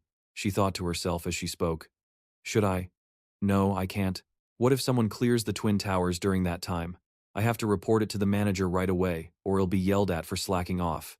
Seeing this, her female colleague offered, "Well, do you want me to bring you some coffee?" Hearing that, she smiled awkwardly and replied, "Thank you so much." A moment later, Mizu suddenly exclaimed in a surprised voice, "Huh, what's going on?" Her curious colleague asked, "What is it?" She hesitated. The tower was just created a short while ago, but someone has already." Immediately after, shattered fragments of the crystal rained down onto the ground. Through the monitor, Mizu exclaimed in amazement, "The holy tower, it's been cleared." Amidst the towering skyscrapers.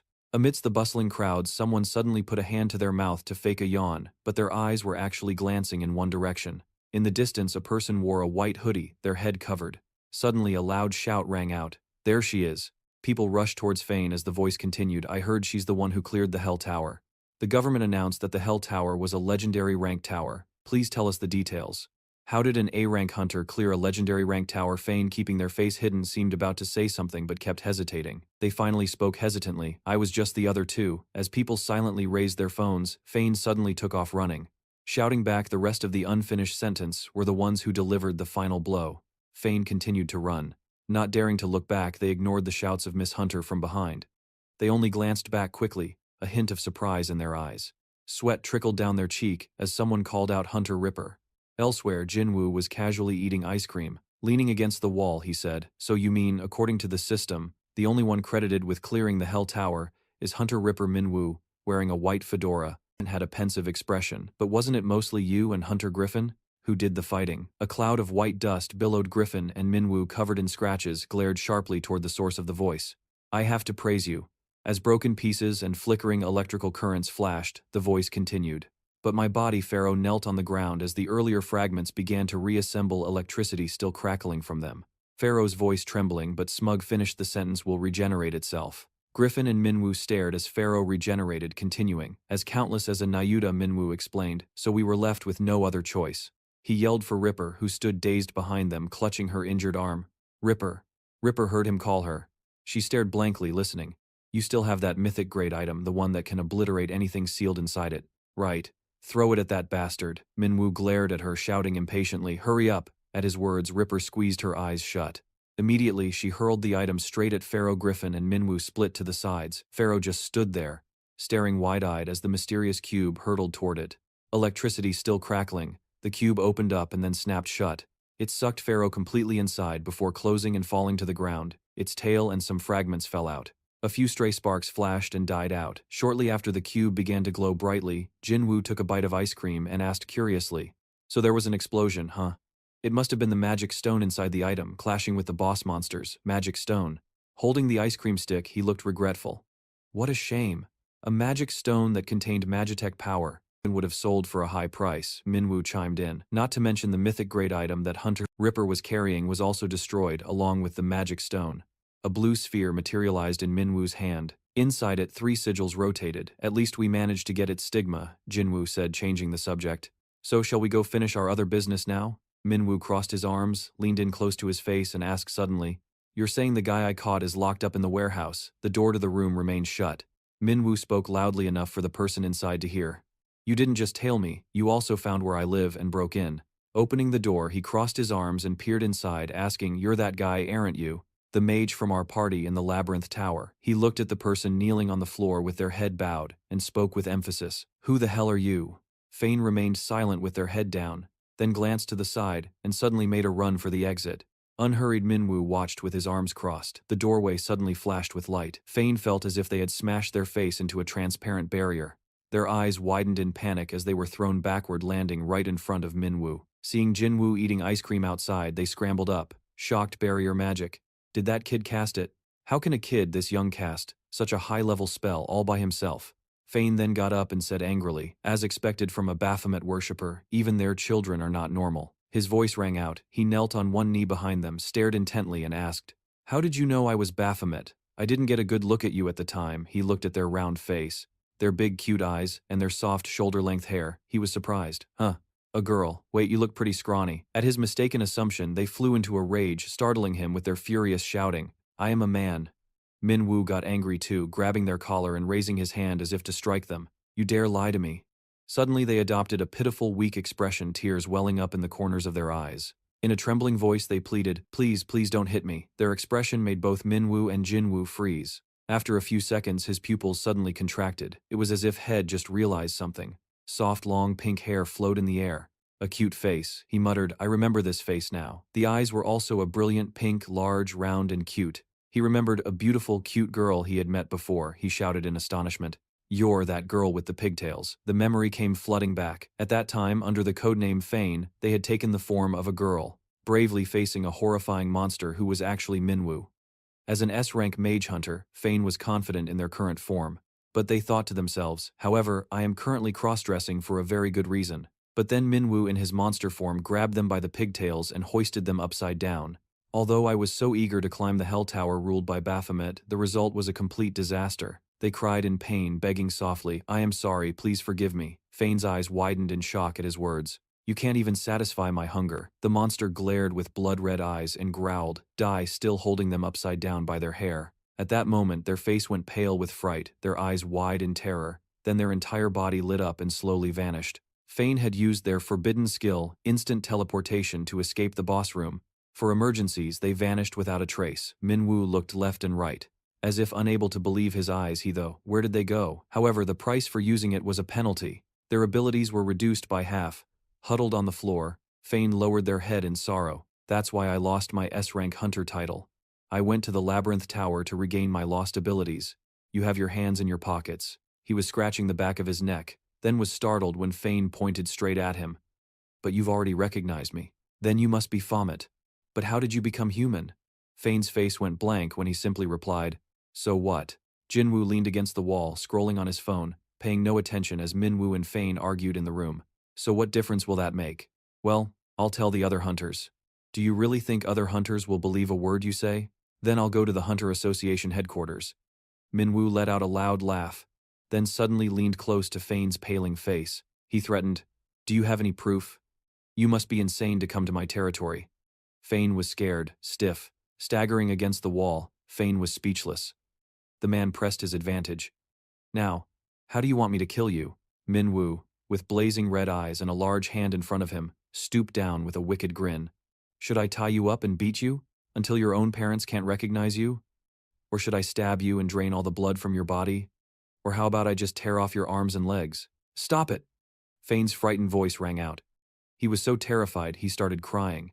Tears streamed down his cheeks, his voice trembling with occasional sobs. What are you going to do to me? Seeing him like this, both Jinwoo and Minwoo looked a little taken aback. A black hood was suddenly pulled over Fane's head. As he waved his hands around, a voice said, Be quiet and listen to me. If you want to live, listen closely. You need to do two things for me. He stood there, raising one finger. First, you must find a hunter named Rocky. Fane was surprised. Rocky? The man continued without pause. You won't be able to find him through conventional means, because he's most likely not a government-registered hunter. Second, you need to find the bastard in this sketch. Fane waved his hand. Wait a minute. You want me to be your informant? Minwoo stuck his foot out as Fane yelled, You think I'd work for a demon like you?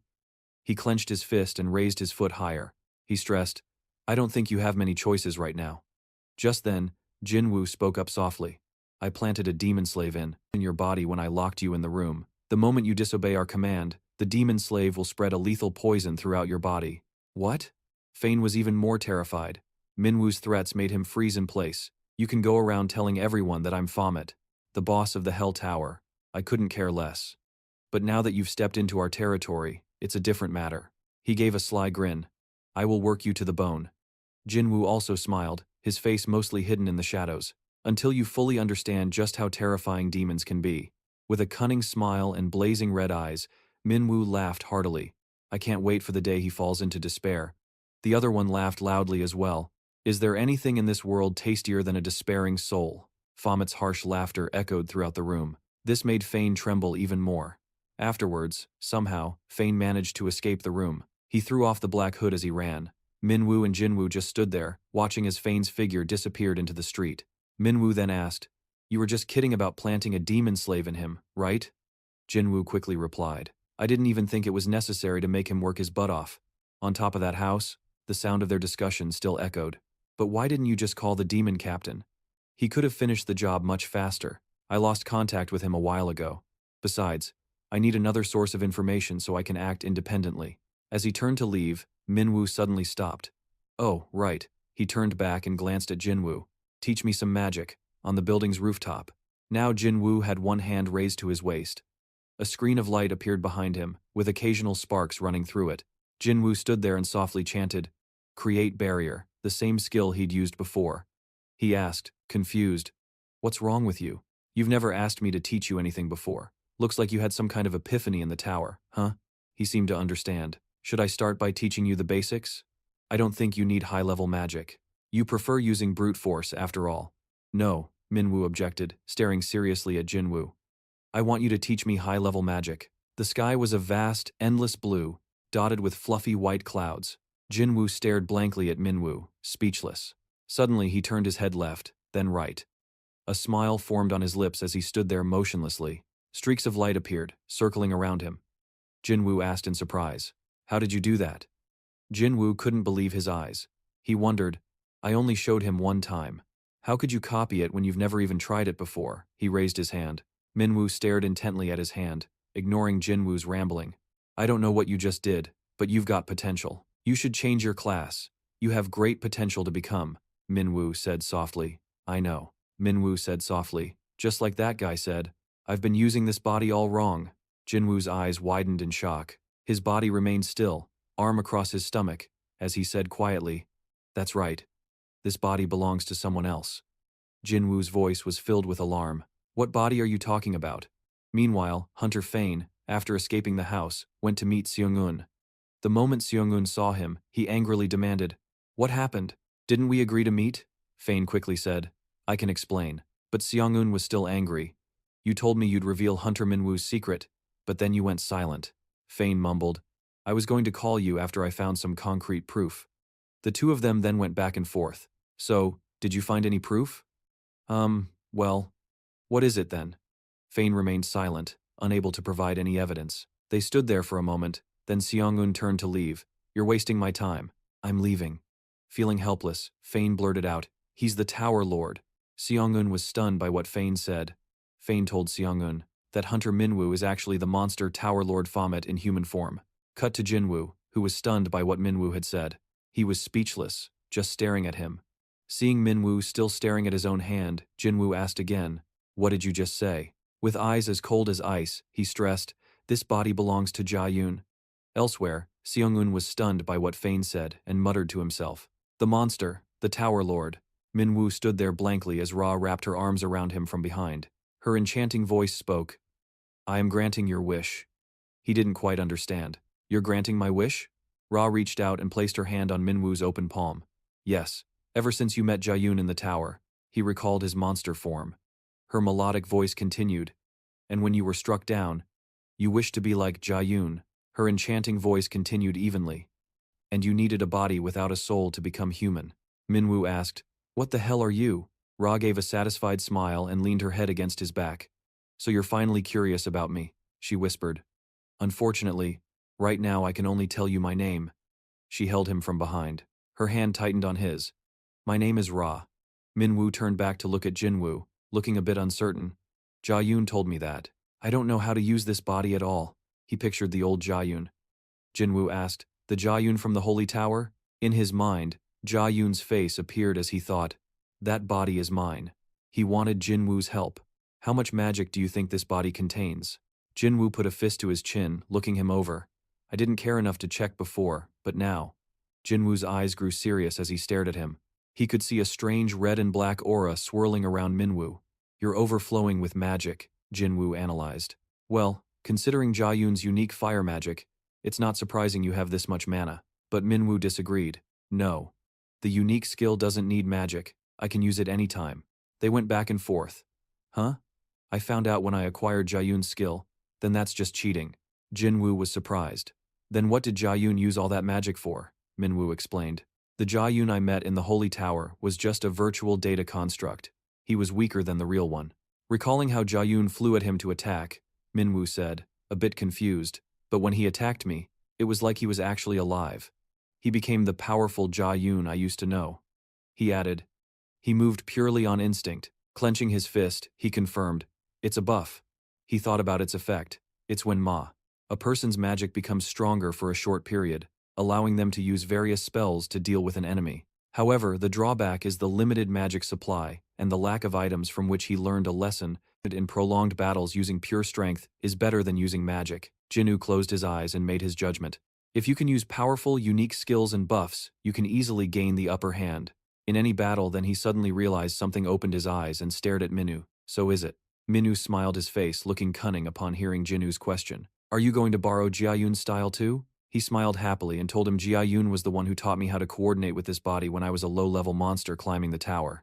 I was killed countless times by the magical beasts guarding the floors, so I learned their skills. It's the same this time, he emphasized. I will follow your advice. Minu's eyes were thoughtful and his serious voice spoke up. I have a buff skill, but it only activates. Under certain conditions, the one Jiayun uses is more like a direct buff skill. Seeing Jinu dazed, Minu continued, That's why you should teach me buff magic. He suddenly asked like an innocent child, What's a buff? He remained calm at his feigned ignorance, then lunged at him, making him run for it. The two of them chased and argued loudly. You little brat, you just don't want to teach me, do you? What you need is a strength buff.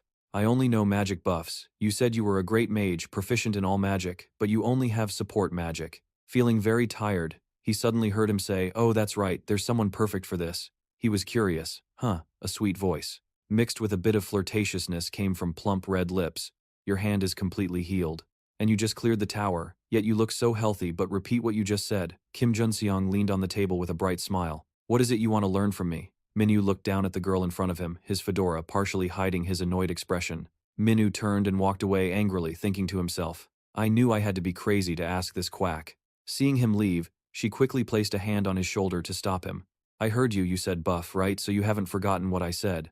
And you remember that I'm a support healer in the past. Kim Junseong had once told Minu that instead of a hunter, they should call her a support healer.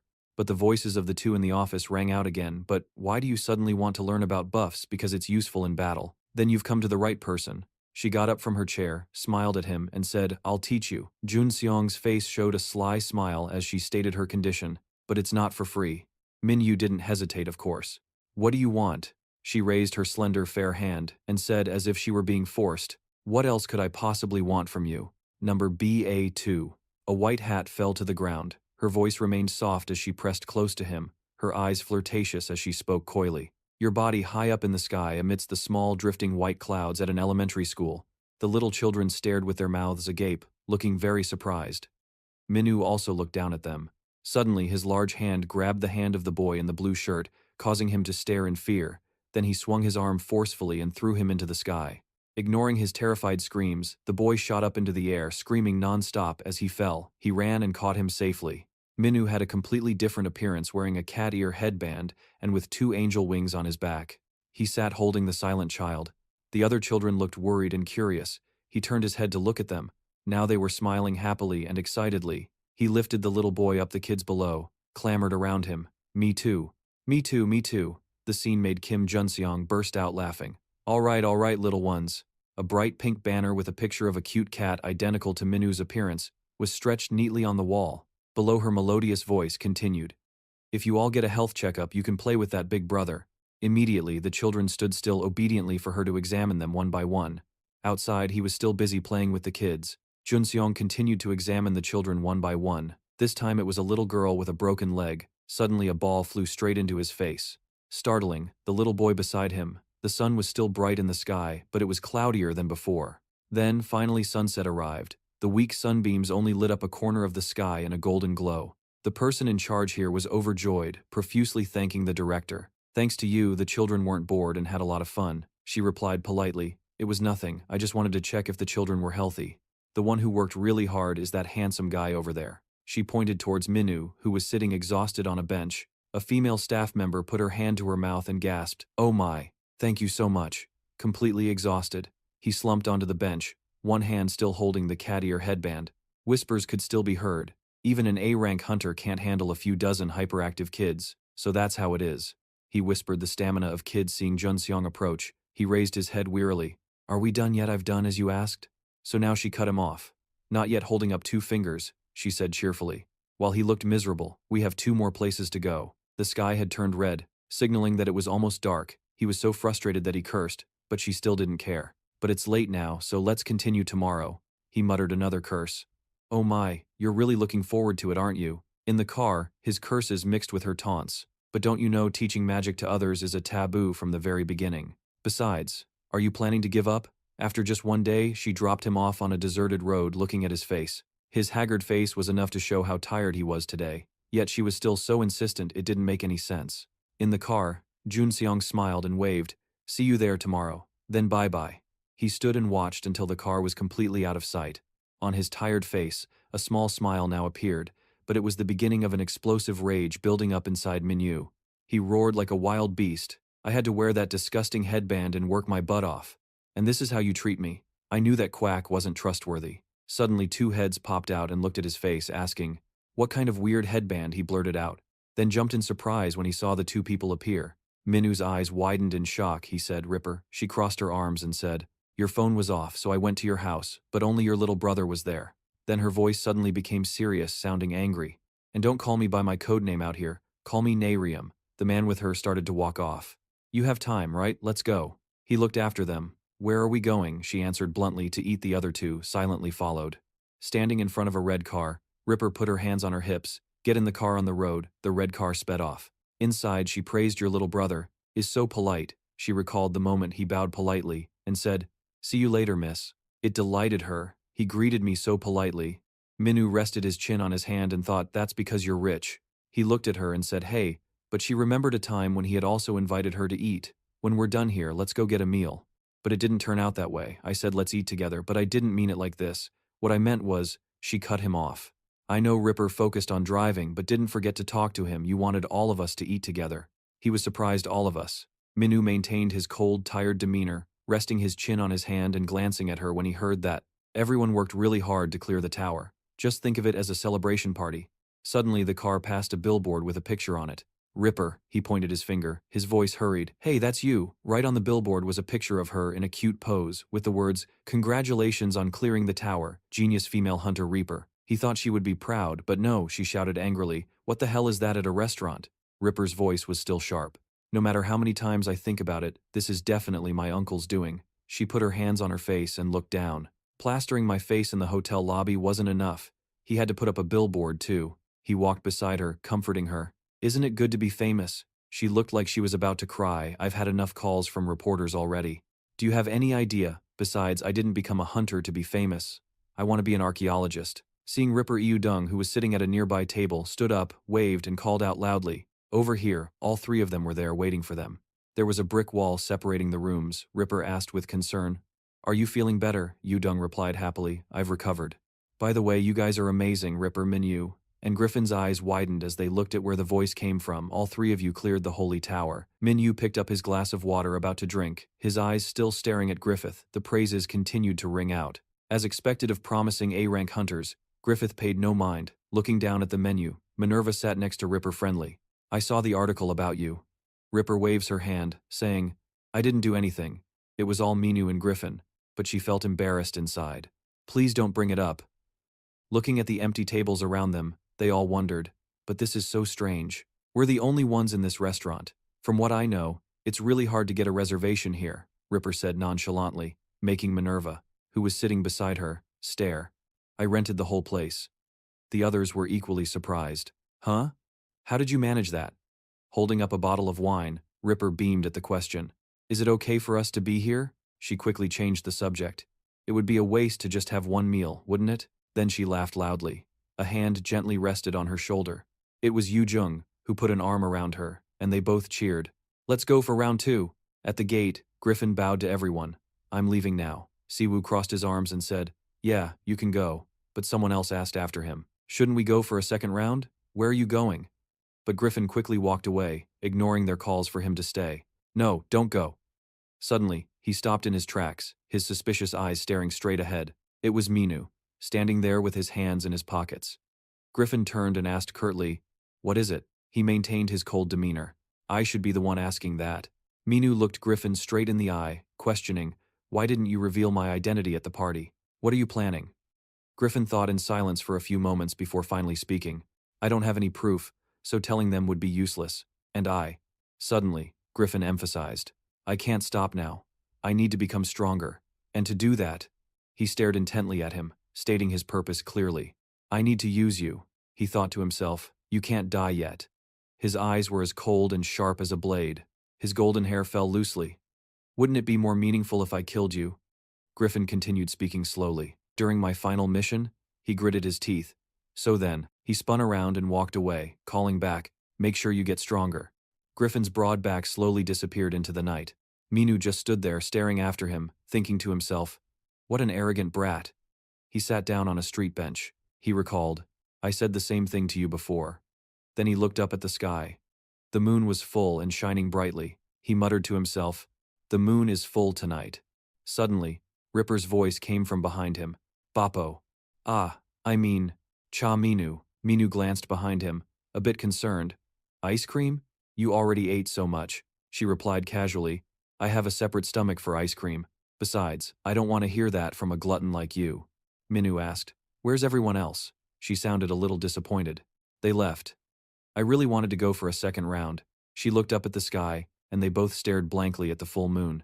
It cast a gentle light down. A full moon, huh? Ripper said. It's midnight. I should go to bed. He raised his hand to wave her off.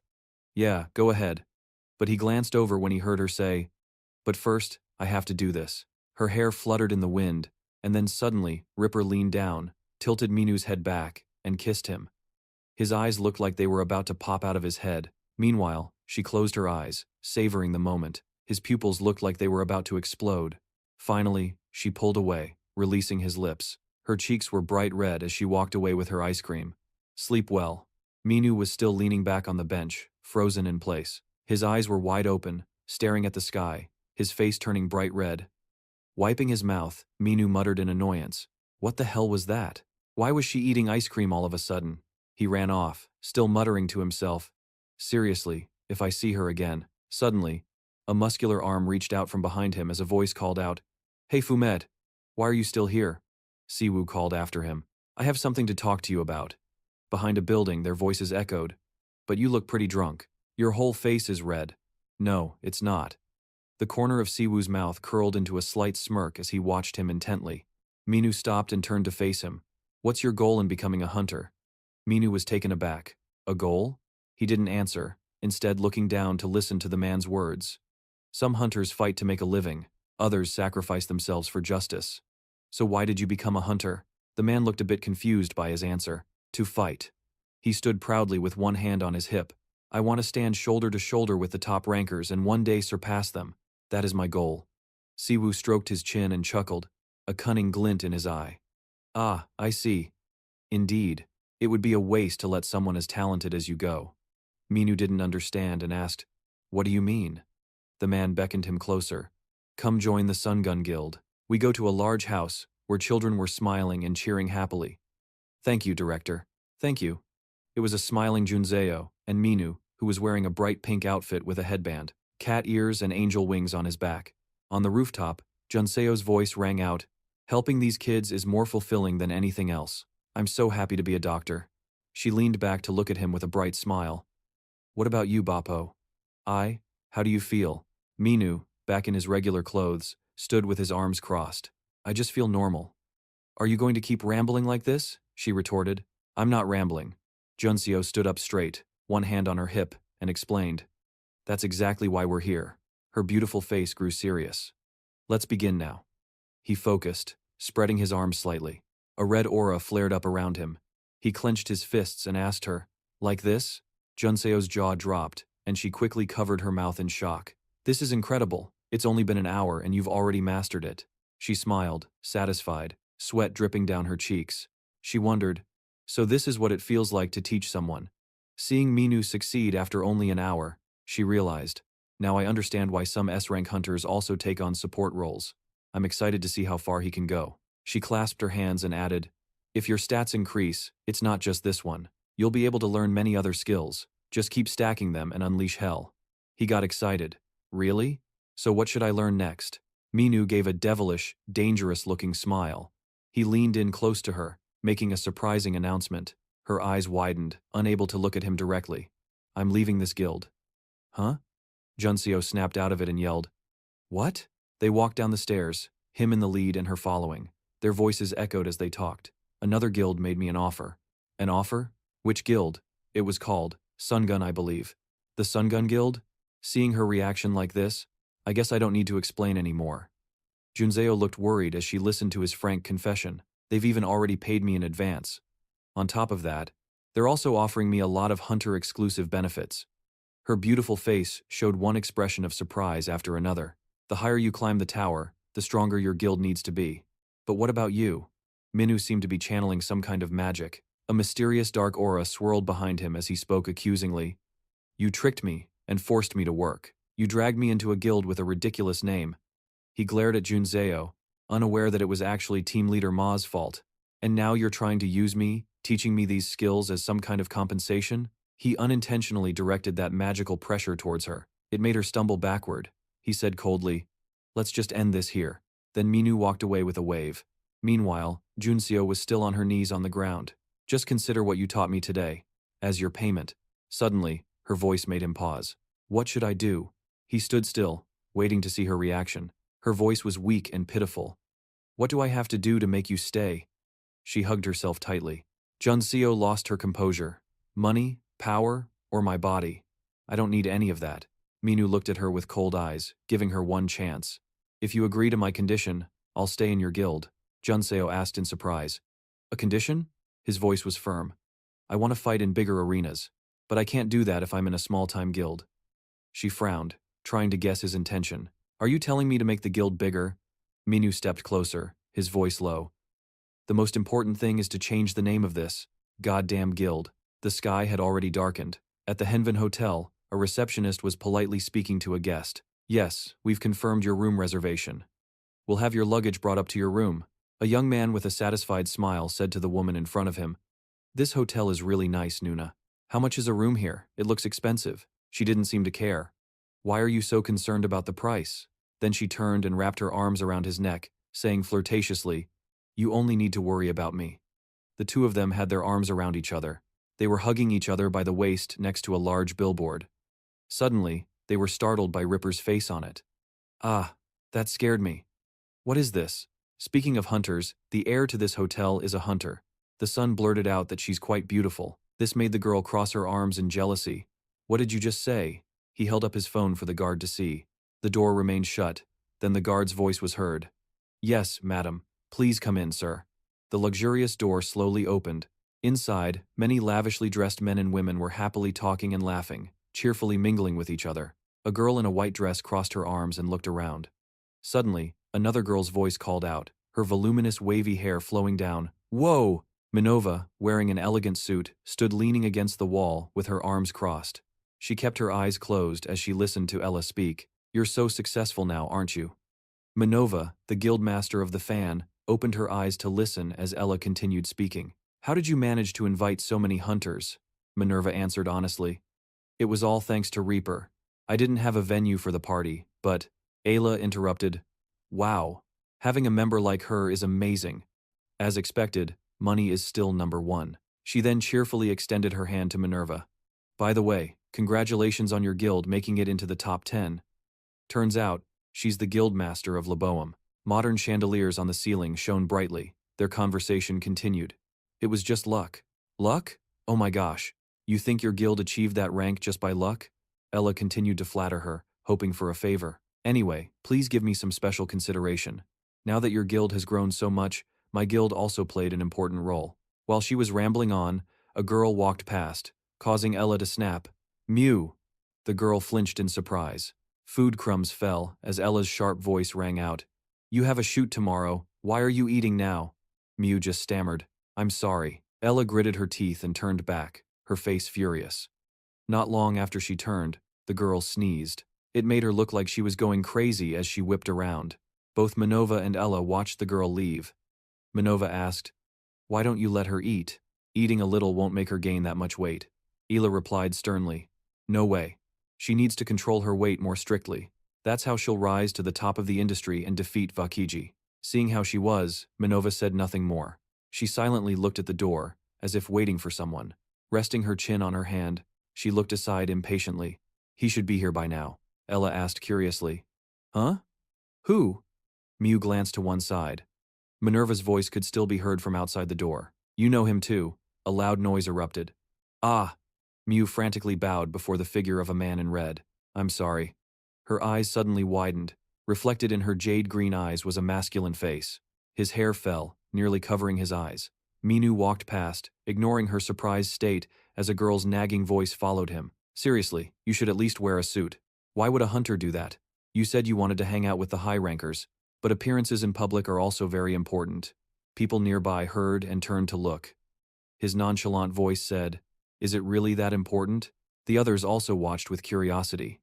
The current generation has to be mindful of public perception. Minu walked behind Jun Seohong, still slightly annoyed as she reminded him, "There are other hunters here too. You need to be clear about who you are." Suddenly, a loud voice called out to them, "Jun Seohong." Several plates of fresh fruit were on the table. "I called you last time, but you didn't come." The three of them, Minerva, Junseong, and Ella, were now sitting in the same room. Ella spoke up. "Looks like you're planning on taking things seriously now. You said you only formed a guild to avoid taxes. And what about the Wild Guild? What happened to that adorable name?" Jusong covered her face, crying. "Someone threatened me that if I didn't change the name, they would leave the guild."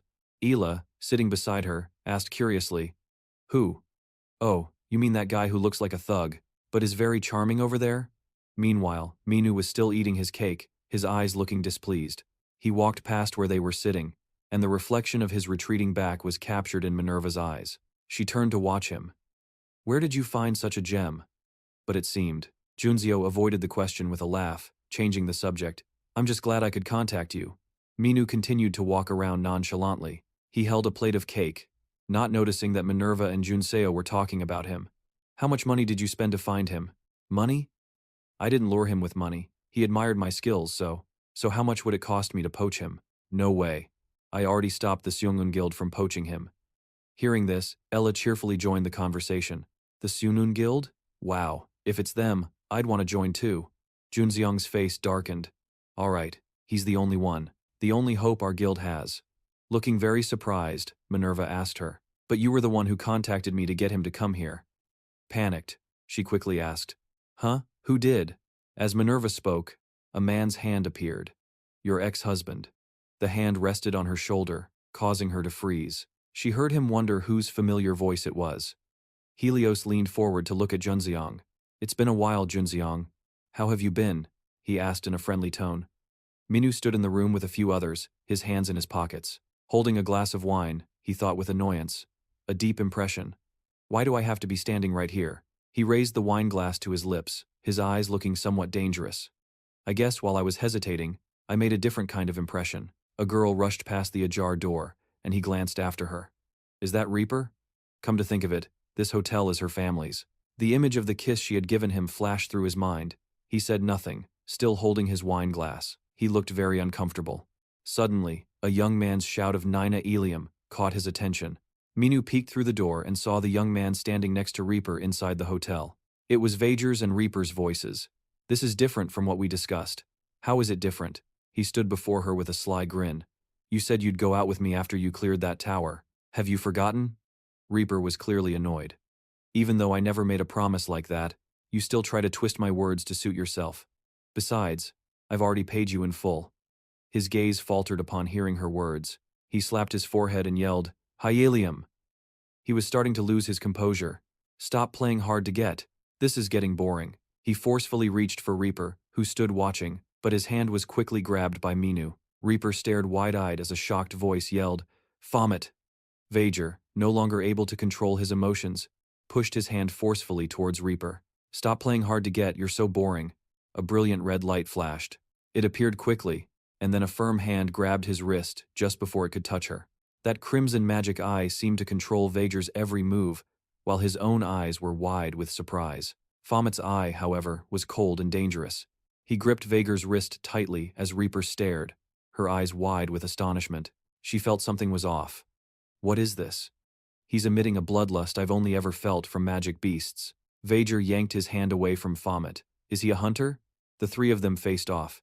Vager looked at Baphomet curiously, asking, "Are you her?" She looked at him, wondering why he was here, while he only seemed concerned about her. "What's wrong? Shouldn't I be here?" He seemed to feel disappointed and jealous seeing Reaper's reaction. She asked happily, "No, it's just, I didn't think you were the type of person to come to a place like this. I'm really happy to see you." He chuckled, but his sadness was palpable, as she only had eyes for Baphomet. By the way, do you mind? He asked.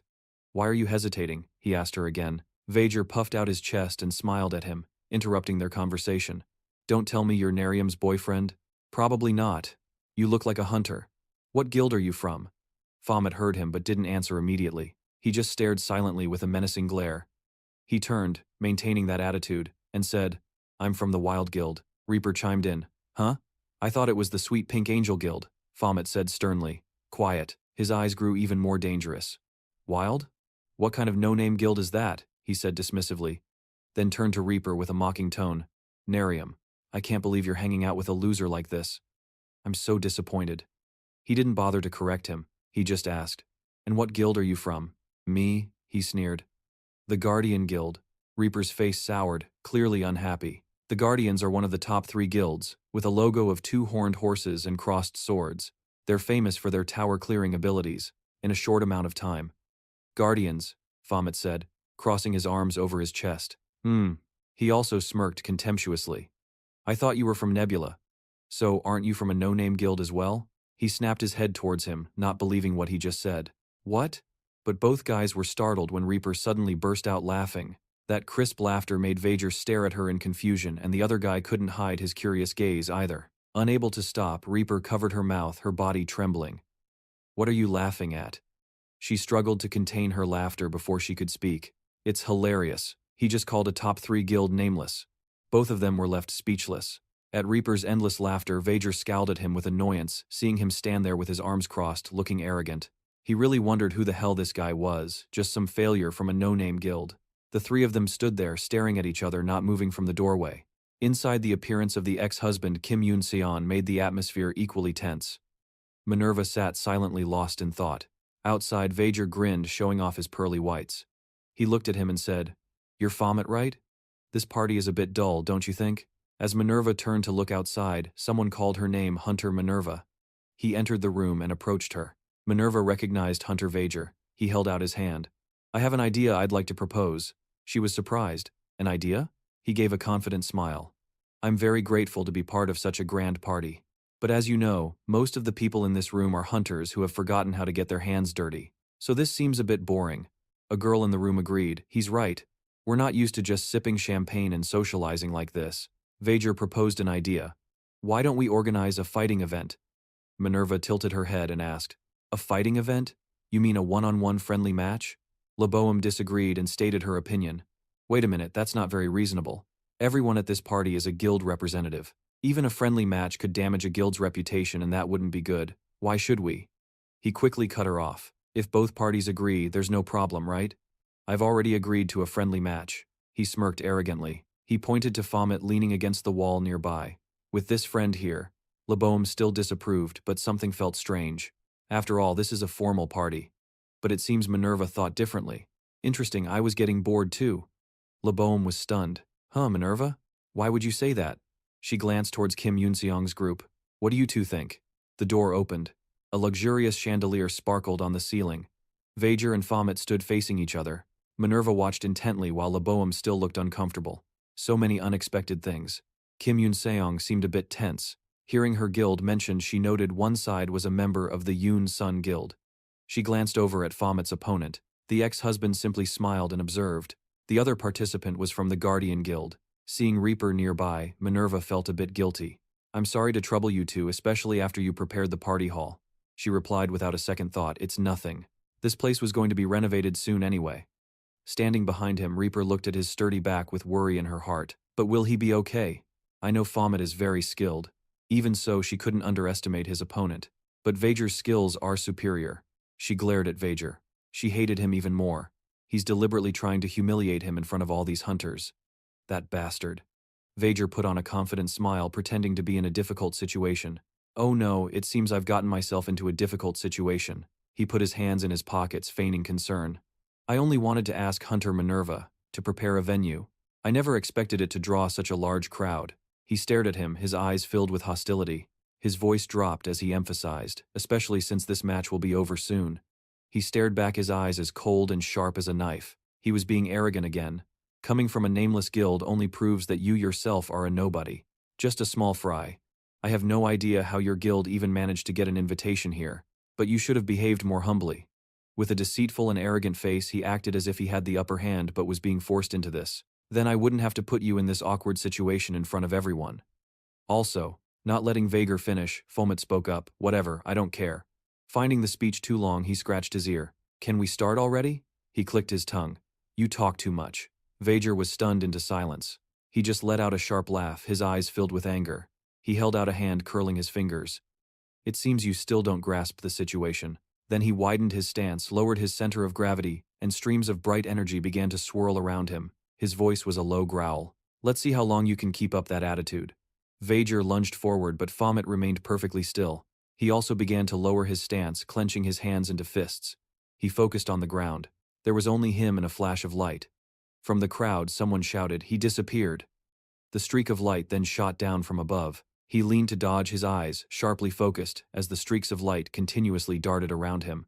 All he could do was dodge. It seemed speed was his specialty. He'd appear for a second, then vanish, his hair flying back from the momentum. Vager screamed, "Die!" The situation seemed disadvantageous for him, yet he put a hand into his pocket. But he was unusually calm. Compared to that bastard. He recalled fighting alongside Griffin against Bill. His face was blank, as if he was waiting for something.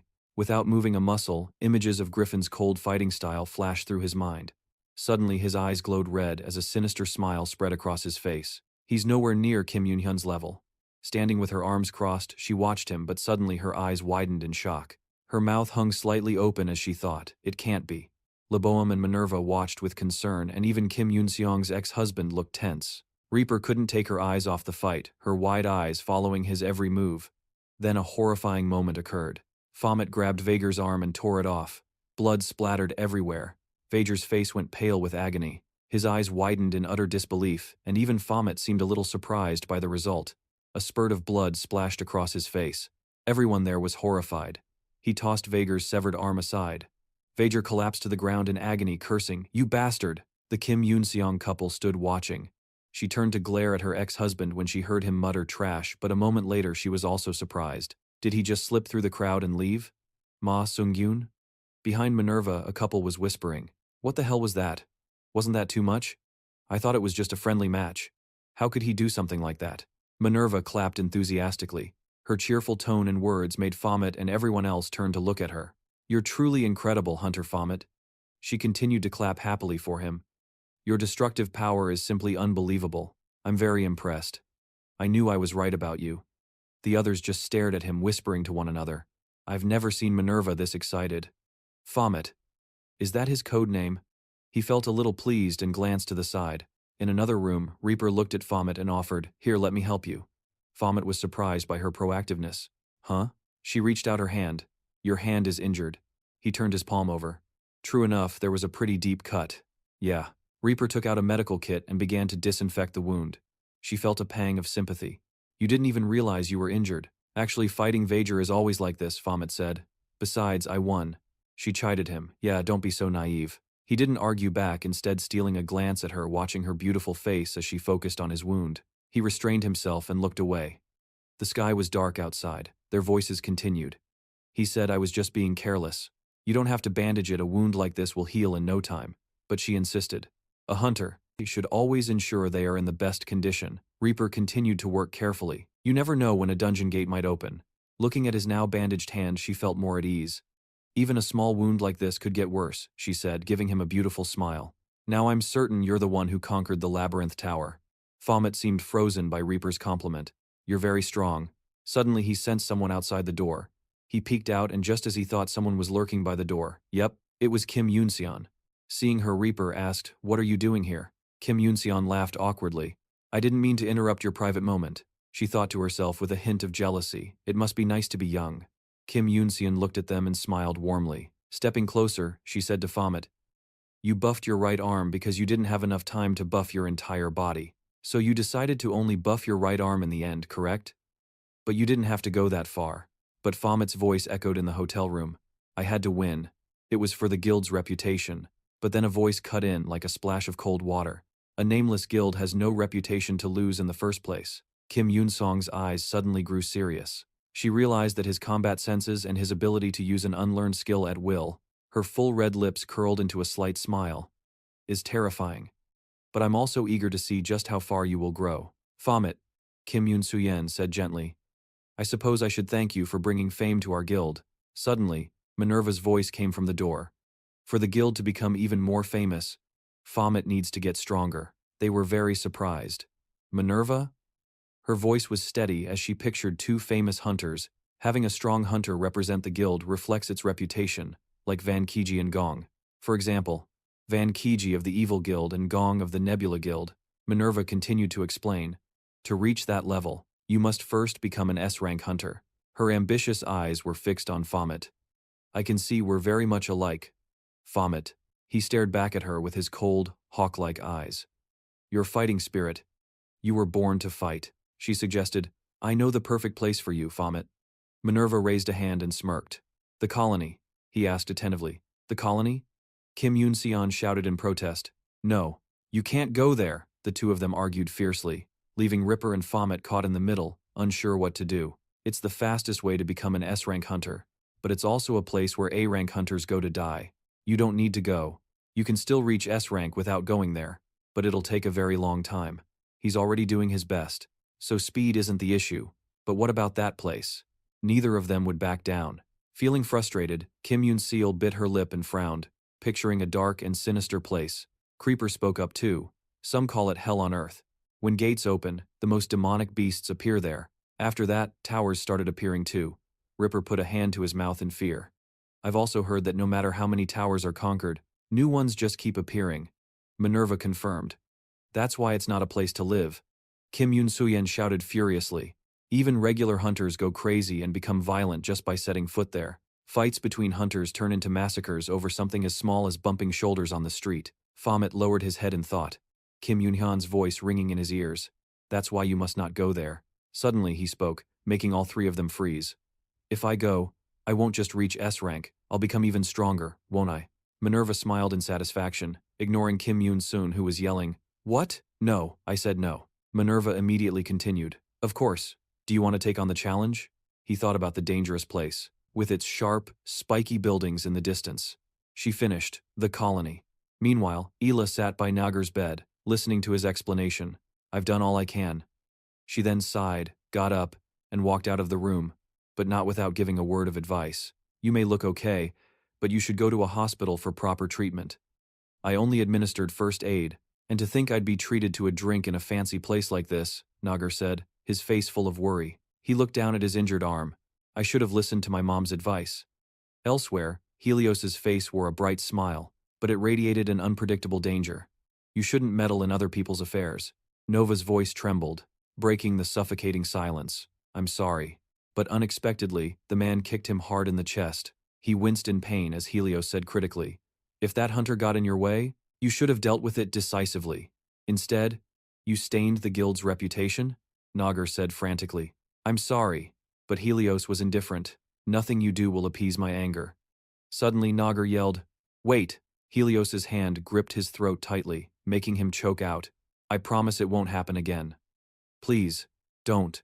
In a total panic, Nagar waved his hands frantically, begging, Please! Ma Seong-un was standing nearby. He placed a hand on Helios's shoulder, stopping him and saving Nagar from his vice-like grip. He smiled appeasingly. That's enough of a warning. Why not let him go? Still not satisfied, Helios growled at Ma Seong-un. He then angrily knocked his hand off his shoulder. As if he'd been freed, Nagar quickly grabbed his jacket and fled under Helios's furious gaze. Helios glanced over, watching Nagar run to the door. Then, his mood flipped in an instant as he said cheerfully, Well, it's been a while. Helios extended his hand in a friendly gesture. I hear you're working as a government agent. What a waste of talent. Ma Seong-un replied, half-jokingly, I'm getting annoyed now. You say that as if working for the government isn't an important responsibility. He gave an awkward laugh. Oh, my apologies if I offended you. Helios smiled and was about to suggest something, but his phone rang, vibrating in his breast pocket. It's been a while since we've seen each other. Why don't we have some tea together? Ma Seong-un was taken aback, as Helios looked down at his phone and then politely said to him, Oh, please excuse me. He was then forced to listen to Helios's pointless phone conversation. Hello? No, it's all right. What is it? Right now? I don't think I can come over immediately. No, that's not what I meant. What's going on? The voice on the other end replied, Are you that excited to reunite with your first love after all this time? He pulled the phone away from his ear. Helios looked displeased, his eyebrows furrowed, as the voice from the phone continued to echo, Looks like your wife hasn't changed one bit. Out in the quiet hallway, Helios and Ma Seong-eun went their separate ways. With a hint of anger on his face, he thought to himself, He already knew I work for the government. Frustrated, he cursed under his breath, and he still behaves that way. That old fox. Just then, Kim Yoon-seon walked up. She stopped and asked, Who's an old fox? Ma Seong-eun jumped, annoyed. Geez, you scared me. What are you doing here? Kim Yoon-seon replied. That's what I was about to ask you. What are you doing here? He answered. I came for an important meeting, but I heard the Dyphon Sea Guild was having a party here, so I decided to drop by. She looked at him doubtfully. I see. Then she grabbed his wrist tightly and yelled, No, that's not it. Stop number 02. He also shouted, Wait a minute. What's with that tone? She turned away angrily. He placed a hand on her cheek. Are you still mad at me? She shuddered. That's disgusting. Kim Yoon-seon told him. Number 02 is trying to enter the colony. Ma Seong-eun asked doubtfully. The colony, she said urgently. We have to stop him from entering that hellhole. He was nonchalant. That place isn't so bad. She was stunned. Huh. He stroked his chin thoughtfully and said slowly. Because he'll get much stronger if he goes there. The scene changes to a coffee shop. Two young men were sitting at a table, looking very tense. Baphomet, wearing a hoodie with the hood pulled up, propped his chin on his hand in boredom. He saw Fane dressed as a girl in a long dress, with pink hair and pigtails, and asked curiously, What's with the outfit? Holding a coffee cup, he asked, What do you mean? By the window sat a lush, green, ZZ plant. You look like a cross-dressing pervert, Fane replied irritably. Can't you see I'm working? Baphomet scoffed. Working. Suddenly, two teenagers approached them, scratching their heads shyly. Excuse me, are you the hunter Fane? I'm a huge fan. Can we get a picture with you? Fane agreed amicably. Of course. Baphomet just glared in confusion as Fane struck a cute pose with the two teens. Baphomet crossed his arms, annoyed. What the hell is this? Still waving goodbye to the two, Fane answered him. They're my clients. I announced on my fan site that I'd be at this cafe today. Baphomet listened, holding his coffee. I have to do this kind of fan service every once in a while. He asked curiously, Do they even realize you're a guy? He spat out his coffee when Fane nonchalantly replied. Of course, he replied smugly. How else do you think I got into this business? This world is full of all sorts of people. Then, his tone became serious. All right, enough small talk. Baphomet asked just as seriously. Have you found him yet? Fane held out his phone and replied. You mean the blonde pervert? I found him, but he's changed a little. Baphomet held the phone, looking at the picture. Fane added. He's the leader of a cult now. So it seems he dyed his hair, he added. Even so, he went into hiding right after you asked me to find him. Fane looked at him and held up a hand. But don't worry, even though this isn't my specialty, I can ask my fan club to track down that pervert for you. As for your second request, he pulled out the strange drawing, looking exasperated. What is this supposed to mean? I can't figure it out.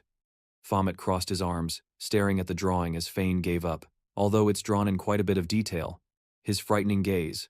He pictured the figure of the advisor as vague thoughts surfaced in his mind. That was my first mission.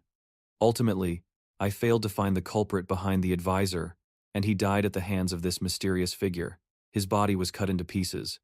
I remember Manager Ma once said, he did it to hide his identity.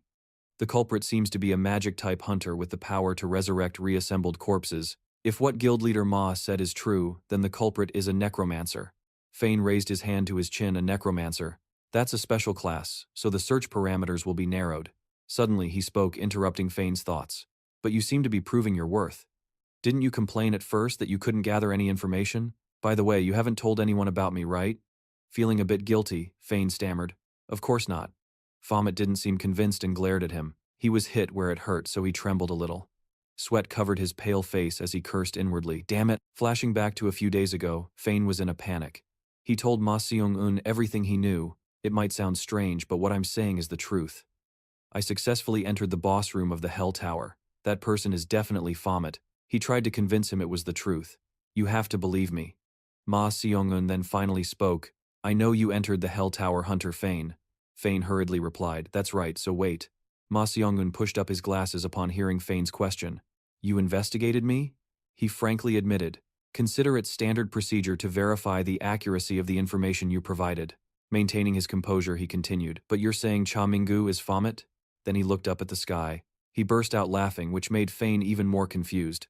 Thinking he wasn't believed, Fane got irritated. You don't believe me. I knew it, he quickly replied. No, I believe you. He explained with a bright smile. It's just that I have a feeling, like we're being manipulated by some secret entity, he said. But that doesn't mean I'm blind, or that I'll blindly believe what you say. It's just that my information matches what you've provided. Back in the present, Fane felt a surge of anger as he remembered guild leader Ma's words, looking at the gentle-looking Baphomet resting his chin on his hand. Ma Seongun's words echoed in his mind. You can help him. At the time, he didn't understand and had replied hastily. But that guy's a demon. Ma Seongun leaned in close with a cunning smile. Surprised, Fane leaned back. But I'm indebted to him. Suddenly, Baphomet was staring intently at his phone with a strange expression. Fane thought to himself about that demon named Baphomet. He just smirked at the screen. Why is this quack so full of himself? Fane wondered. What the hell is on his mind? The sky was getting dark. In a large house, Asina's voice was speaking steadily. Use the product for a week, then give me your feedback. I'm sure you have plenty of time, especially during the off-season. Asina trailed off, looking helplessly across at Lee Jury, who was still engrossed in her phone, just scrolling away. Asina asked, Are you listening to me? Lee Jury gave a half-hearted reply, Yeah, I am. Asina then asked curiously, what are you doing? Without taking her eyes off her phone, Lee Jury replied, I'm fighting a boss. Should I spend money on this? This boss is too hard. Asina smiled helplessly, thinking to herself, there she goes again. Lee Jury was still completely absorbed. Oh no, I can't do it. Then she said in frustration, Whatever, I'm too lazy for this. Asina knew her all too well. Her lazy spell is back. Around this time every year she gets incredibly lazy and puts off everything she needs to do, although Asina thought she's really good at ticking people off, but what can I do? She's the star of our guild, so I just have to endure it. But Asina tried to sound cheerful. You're right, you've been working constantly. Why not take this chance to go on a relaxing vacation? Jury's voice was full of exhaustion. Slumped over the table, she perked up a little at Asina's suggestion. Europe sounds okay, or the nearby Asian countries would be nice too. Asina suddenly recalled, oh no, I think we have that photo shoot in Bosakai. She lost all interest and said listlessly, never mind, I'm not doing it. It's too much work. Asina couldn't take it anymore. Asina shot up and yelled, Hey Lee Jury, that's enough. At this rate, you're going to lose your #1 spot to that hunter, Mujin Mood or whatever. Lee Jury immediately deflected. Mood. She's pretty cute. That made Asina even more mad. Yes, she's pretty, but that's not the point. Utterly frustrated, Asina sat down and crossed her legs. Fine, do whatever you want. But don't take too long. You have many advertising contracts waiting. Lee Jury wearily propped her head on her hands, listening. With a sad face, she seemed to be contemplating something. Not wanting to talk, Lee Jury suddenly brought up, By the way, I heard you're working as an advisor in the colony. You seem really dedicated to it. Asina replied, I have to be on the lookout for talented individuals to join our guild, and also to clear up some misunderstandings. She thought of her 2 male members. Jury quickly guessed, oh, you mean the rumor that the evil guild only recruits women? Even though you have 2 male members. Actually, the evil guild has both male and female hunters, even if there are only 2 men. Asina, while typing, asked with concern, Why the sudden interest in the colony? Jury replied, It's just that you're working so hard on it. Asina said, I know you're looking for motivation, but give it up. Lee Jury's face fell, and she pouted when she heard Asina say, That place isn't suitable for a kid like you. Jury wondered to herself, the colony. I wonder what it's like that she'd say it's not a place for me. Standing before a mirror, she looked at her reflection and thought, Even though I have this appearance, I'm still an S-rank hunter. She walked away sullenly. Suddenly she froze for a moment. She saw something. Hiding behind a wall, she peeked out and saw Baphomet walking behind a beautiful woman. The woman was telling him, just be quiet and follow. She wanted to shout, Baphomet, to think she'd run into him here. She continued to watch them. The beautiful woman looked at a shop and exclaimed, Oh my gosh, they're having a massive sale. With his hands in his pockets, Baphomet asked, Are we here to shop? Jury was very curious about the woman. Who is she? Is that his girlfriend? She could only watch from behind the wall. She felt a pang of self-pity. She tried to console herself. There's no way he would wear an outfit that shabby on a date. But she knew that if they had been dating for a while, it would be perfectly normal. Trying on a bright red backless dress, the woman commented, I think the bottom of this dress is a little tight.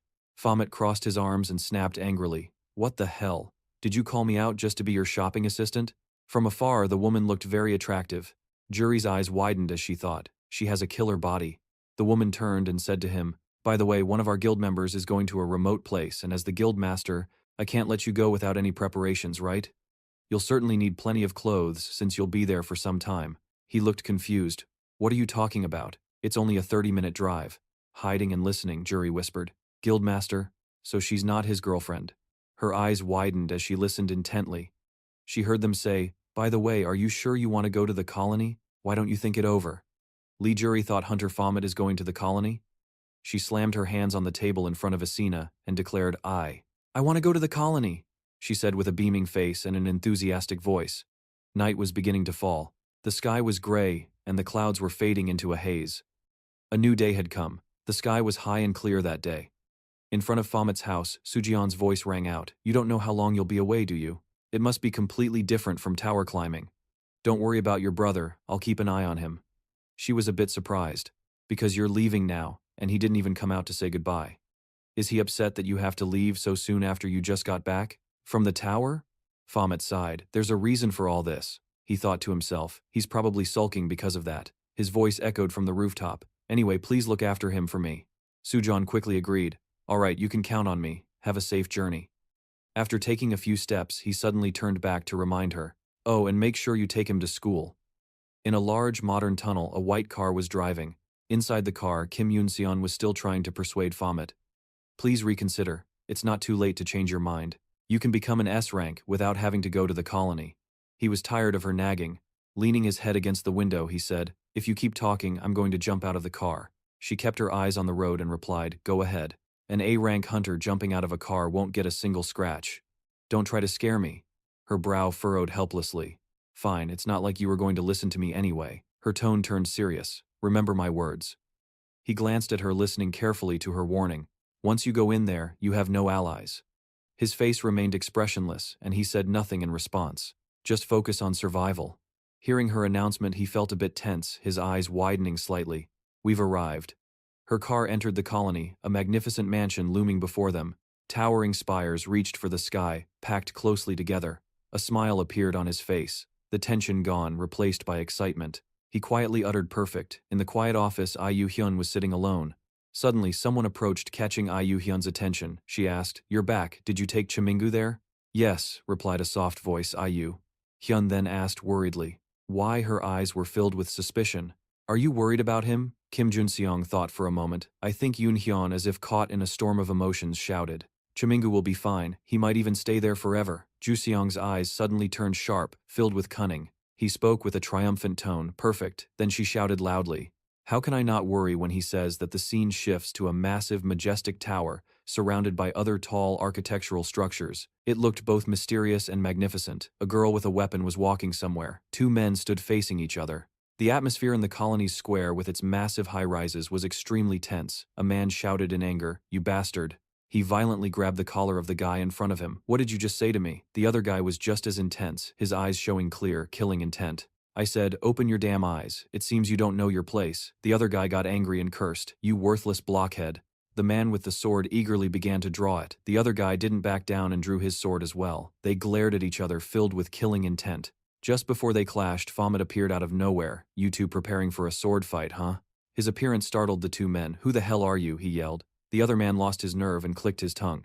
The tension in the air died down a bit, but the two guys were still fuming. The man pointed his sword and made a threat. If I see your face again, you're dead meat, you hear me? The other guy shot back. Just you wait. Baphomet watched them leave, feeling a bit let down. It's over already, how boring. He looked around silently, assessing the place. This place is just like they said. People jump into a fight at the slightest provocation, and everyone here is an A-ranker. He carefully observed each and every person. He immediately confirmed it. Everyone here has a reputation. His eyes suddenly became incredibly serious. Moreover, everyone is holding a weapon that should have been kept in their item storage. Suddenly, something whizzed past Baphomet. In front of him was a young man bleeding from his head, his body on the verge of collapsing. A voice from behind caught Baphomet's attention. A direct hit to the head. Hey, you all right, pal? It doesn't hurt that much, does it? The guy looked furious but was powerless to do anything. The others kept mocking him, but you should know to be careful. Suddenly, the faces of the two mockers filled with resentment. That failure is scared of dying and wants to leave the colony. Baphomet silently watched with great interest. The voices continued to ring in his ears. So when is a failure like you finally leaving? When can I finally stop seeing that pathetic face of yours? Those words intrigued him greatly. So they call those who want to leave failures. Out in the real world, A-rank hunters are held in high esteem despite being the same rank. It's their individual skills that set them apart. He smiled his face, showing obvious excitement. He stood there inwardly pleased. I'm starting to like this place, someone shouted. Hunter Baphomet from S.A. Kang Haru and Kim Miju were driving toward him, shouting, "There you are." On a building's rooftop, Kim Miju politely introduced herself. "Hello, we're from the colony shelter. My name is Kim Miju." The person beside her, Kang Haru, introduced himself. "And I'm Kang Haru." Baphomet spoke up, annoyed. "Do you two have any idea you almost hit me?" Miju and Haru shot back without missing a beat. An A-rank hunter wouldn't die from that. "But we didn't expect you to dodge it that way. You're just as ruthless as the rumors say. We received the report from headquarters. Have you ever been to the colony?" The three continued walking. Baphomet spoke up. "I only know that the towers keep on spawning. So this is the fastest way for an A-rank hunter to become an S-rank." The two nodded in agreement. "It seems you already know what to do." Haru and Miju glanced at Baphomet. "Even so, it's our duty to explain how the colony operates, so please listen briefly." The two continued their explanation. Rooms in the colony are designed for 4 people. Additionally, an S-rank hunter will volunteer to act as an advisor for the team. Hearing this, he asked an advisor, "You mean someone who guides new hunters?" Haru replied, "Close, they're more like literal advisors." Miju continued after him. "The S-rank hunter's duty is to advise the A-rankers, and also," she paused for a moment, then spoke softly, "they are also responsible for preventing A-rank hunters from pushing themselves too hard. To prevent any potential casualties." He asked casualties. Miju patiently continued, "I mean hunters who recklessly charge into potentially fatal battles." Baphomet slowly began to speak. "That's what I was wondering. Once you're inside the tower, isn't it all the same? Who's to say if a hunter was killed by a monster, or at the hands of a teammate?" Their next words irked him. "The rule here is to go in alone." Baphomet stammered. "What did you say?" "You just said a team is made of 4 people, Haru and Miju patiently replied. "I was talking about the dorms. The rooms are for 4 people. A hunter must enter the tower and clear it on their own." Haru politely gestured to the door. "Please go inside, manager. No is waiting for you." The door slowly swung open. Inside No, Ja-kyung was calmly smoking a cigarette. "So you're Hunter Baphomet." She had an incredibly dangerous look on her face. "Welcome, I'm No Ja-kyung, the manager of the colony shelter." Baphomet glanced at the person next to her. "It seems you've already received the explanation." Suddenly his eyes widened in shock as if he had realized something. Seeing this, the other guy also turned to look at him. Unlike Baphomet, he wasn't surprised at all. Instead, looking rather disgusted, Baphomet pointed at him agitatedly and yelled, "What are you doing here?" No, Ja-kyung looked at them, confused. "Oh my do, you two know each other." Ji-yeon angrily yelled, "What?" Hunter Griffin entered the colony by himself. Ji-yeon urgently said to Ji-hyun, "He's on his way to becoming an S-rank. Based on his data, did you accidentally say anything you shouldn't have?" Ji-hyun quickly denied it. "No, of course not." "How could I possibly have information that only managers know?" Jae-guk mused. "If so, then someone must have—" Suddenly the two of them fell silent. Jae-guk asked suspiciously, "Manager? I haven't seen Manager Ma recently." In the room, a voice called out Hunter Griffin and Hunter Baphomet. "You will both be escorted to your respective lodgings." Ja-kyung, sitting on a swivel chair, calmly told them, "Our staff will escort you and explain everything on the way so you don't have to worry." She continued, "Both of you look very confident." Baphomet listened carefully to every word. She moved her cigarette closer to the ashtray. "The hunters here are all that confident until they get swallowed up by the atmosphere of this place." She continued, "To become an S-rank, you must become the one who devours, not the one who is devoured. Many hunters have reached S-rank through this colony. A classic example is Raven." This information made the two of them curious. "Raven." Jae-kyung's expression turned more sinister as she let out a small laugh. "Based on your reactions to the name Raven, the strongest hunter, it seems both of you came here intending to get stronger. So what do you think? How does it feel to breathe the air in this colony?" No, Ja-kyung looked at Joki. "I'd like to hear from Hunter Griffin first." Joki replied gently. "I don't feel a thing." Joki's eyes suddenly wavered. "Even so, I've come to realize something." After seeing the countless towers, he glanced at Baphomet. "I will reach S-rank after defeating all the monsters in all of those towers." Hearing that, Baphomet smirked. Jae-kyung praised him. "You're as courageous as the rumors say. And you, Hunter Baphomet, I want to hear your thoughts as well." Baphomet heard her but showed no reaction, his expression one of slight annoyance. "To get to S-rank, I just have to clear all the towers, right?" Joki kept his eyes fixed on him. Hearing Baphomet's words, she let out an interested sound. He clenched his fists in determination. "What do I think of the colony, you ask? I want to fight." He was dead set on fighting every single hunter here. Joki continued to stare at him intently. Ja-kyung gave a mischievous and meaningful smile. Suddenly she burst into laughter. It broke the tense atmosphere in the room. Ja Kyung gently reminded him, "That's not something a hunter would normally express." "Very well, I'll be watching you two to see who can conquer the colony and achieve S rank," her voice echoed. "Good luck," Baphomet muttered to himself with each step he took. "So I'm the one who has to face that bastard Griffin." He thought to himself, "This can't be a coincidence. Is he following me again like at the orientation?" He looked up at the house in front of him and wondered, "Is this my place?" He slowly opened the door. The scene inside made him a bit suspicious. It was completely dark around him, without a single ray of light. He slowly walked inside. The house is so dark. Is anyone here? Suddenly, a voice rang out, "I'm here." He flinched, blinded by the light that suddenly appeared. In front of him was a mysterious masked figure. Someone was holding a strange object. Suddenly, a loud bang startled him. Hyper cheerfully said, "Surprise." Hyper looked at him happily. "I've been eagerly waiting for you, newbie with the codename Comet." 3 people on the couch watched him with great interest. Keeper laughed loudly. "Your codename really fits the colony." Lunatic spoke up. "Let me introduce myself. I'm Lunatic, an S-rank hunter assigned as your advisor here. The others are A-rank hunters who will be staying with you." Judy smiled brightly and introduced herself. "I'm Judy. It's a pleasure to meet you." Beside her, Jackal gave a gentle greeting. "I'm Jackal." Hyper cheerfully introduced himself. "I'm Hyper. We're the same age, so feel free to talk casually with me." The 3 of them looked at his frozen figure and wondered, what's wrong with him? Is he that surprised? Maybe he's just a bit nervous. The best cure for anxiety. Juti excitedly held out a bottle of liquor, saying, "Is this?" Seeing his dazed expression, they told him not to be shy. He watched as each of them kept telling him to drink, but deep down, he remained on high alert. Who are these guys? Why are they being so friendly? In a daze, Comet heard someone call, "Hunter Comet." When he opened his eyes, only Lunatic was beside him. "It seems you had too much to drink last night. Wake up. It's time for you to climb the tower. Everyone is already prepared." Still unable to grasp the situation, Comet asked blankly, "Huh?" A notification popped up. "Rat's tower has been conquered." Comet, feeling exhausted, tried to recall what happened. "I don't even remember how I climbed the tower." He slowly opened the door when a voice pulled him from his thoughts. "Hey, you're late." Comet looked at the 3 people at the table in confusion. "What?" He focused, listening carefully to what Lunatic was saying. "Listen up, Hunter Comet. The others have created a competition system in this area. The first hunter to clear the tower gets 3 points, the second gets 2, and the third gets 1, Lunatic explained, pointing to the board behind him. "The last one to finish gets nothing. Do you understand the rules?" Comet stared at the scene, momentarily speechless. Judy let out a loud, sarcastic laugh. "So, stop messing around. How can a hunter get that drunk?" Mocking laughter echoed in his ears. He let out a soft chuckle, a smile spreading across his face. Suddenly, he slammed his fist on the table, shattering it to pieces. To the utter shock of the other 3, he didn't hold back. "Are you guys messing with me?" Comet gave a meaningful smirk. "I'm starting to like this." He couldn't help but curse.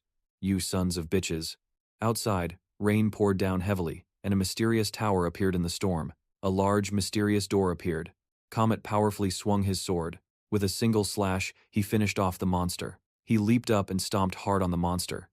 Without stopping, he proceeded to attack the other monsters. Comet kicked the door hard, shouting, "Come out."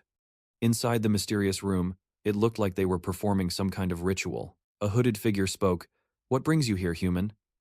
Suddenly, he started to levitate slowly. A brilliant red light enveloped his body as he rose, continuously spouting threats. "You will regret setting foot in here." At his action, the others lost control, their bodies writhing in agony. It was as if they were being consumed by fire. A crimson magic, like fresh blood, continuously materialized and enveloped him. Something bulged out from the right side of his cloak, and then the other side began to emerge as well. His body continued to transform as his eyes flew open, revealing a brilliant red glow. He looked just like a bloodthirsty predator.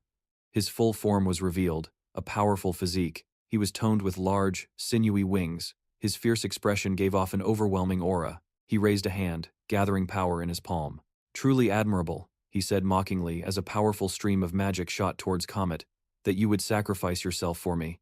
Comet showed his disdain openly. "You transformed after barking all that nonsense, so I thought you'd be strong." He glanced at him contemptuously. "But it seems you're nothing special."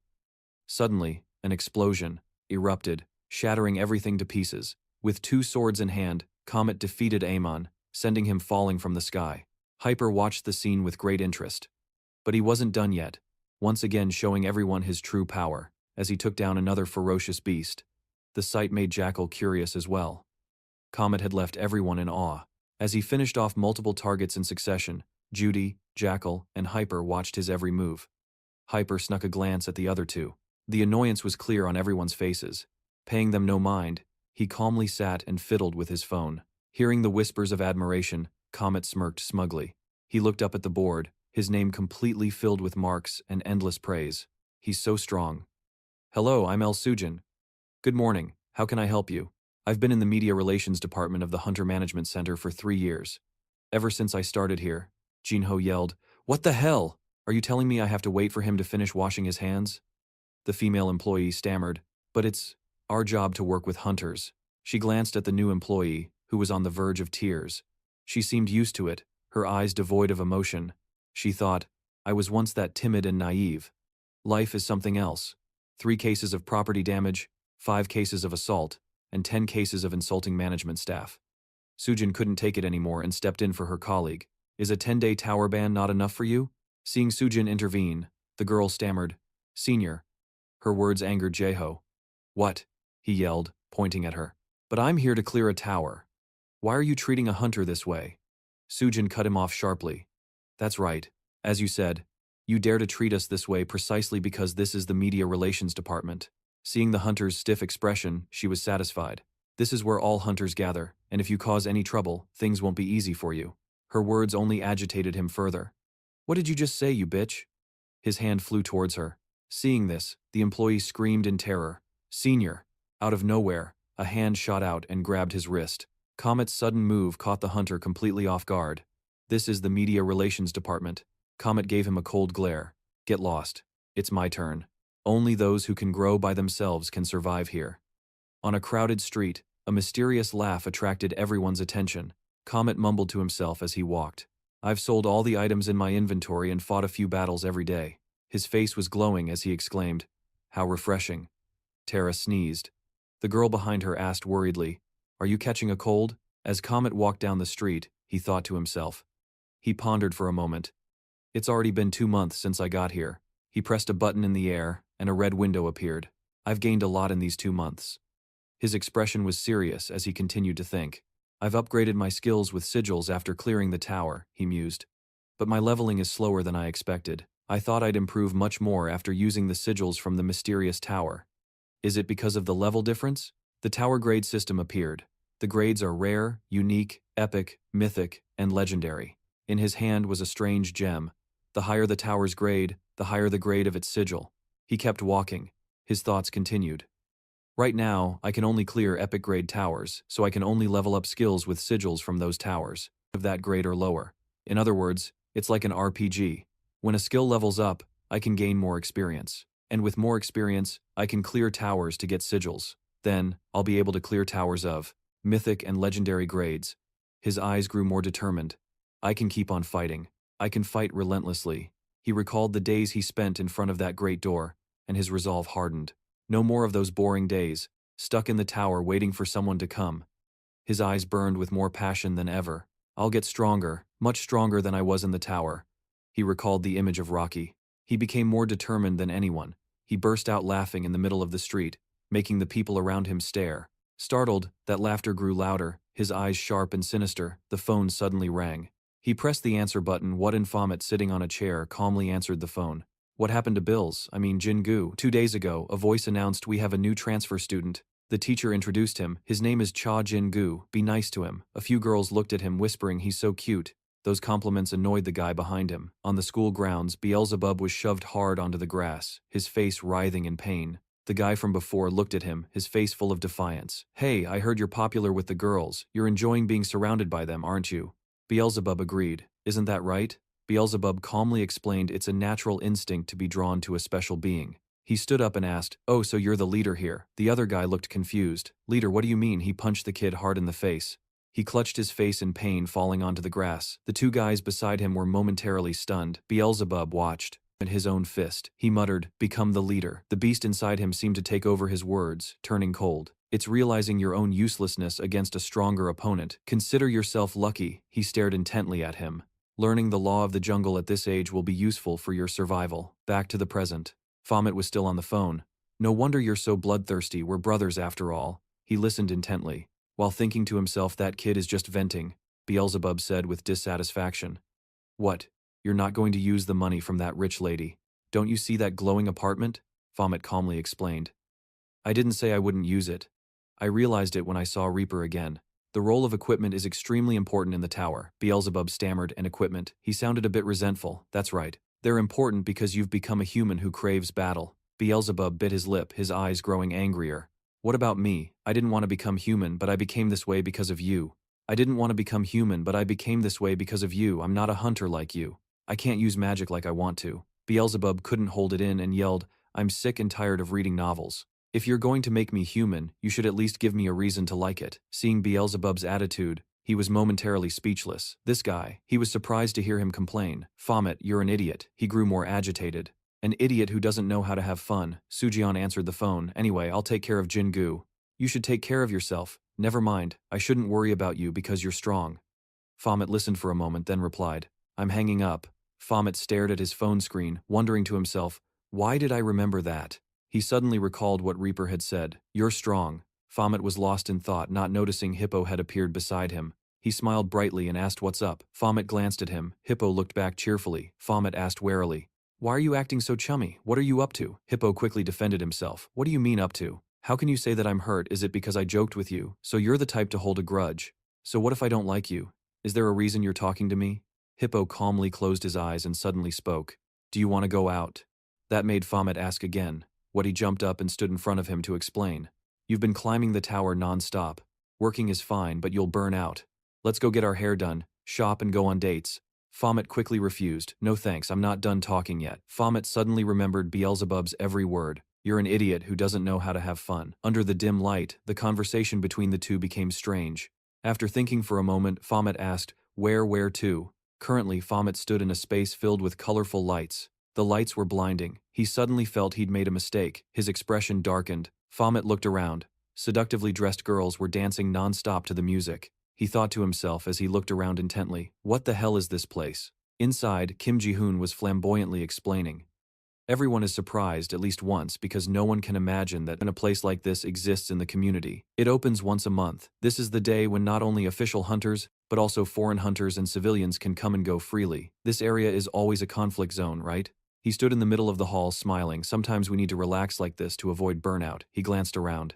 Everyone was enjoying themselves. He continued to observe everything carefully. People were dancing to the music. Kim Ji-hoon approached and asked, why are you just standing there? It's like this is your first time here, Chaminu casually replied. It is. Kim Ji-hoon swayed and replied, you boring guy, really? So it's your first time? Kim Ji-hoon was shocked as if he'd misheard and asked, first time? No way. You're criminally handsome, Chaminu asked. Is that a compliment or an insult? He looked around the place and said, but the interior looks familiar. It's similar to a hotel. I've been to. Kim Ji-hoon peeked out from behind him. This used to be a hotel. The shock wave from the gate almost destroyed it, but this building survived.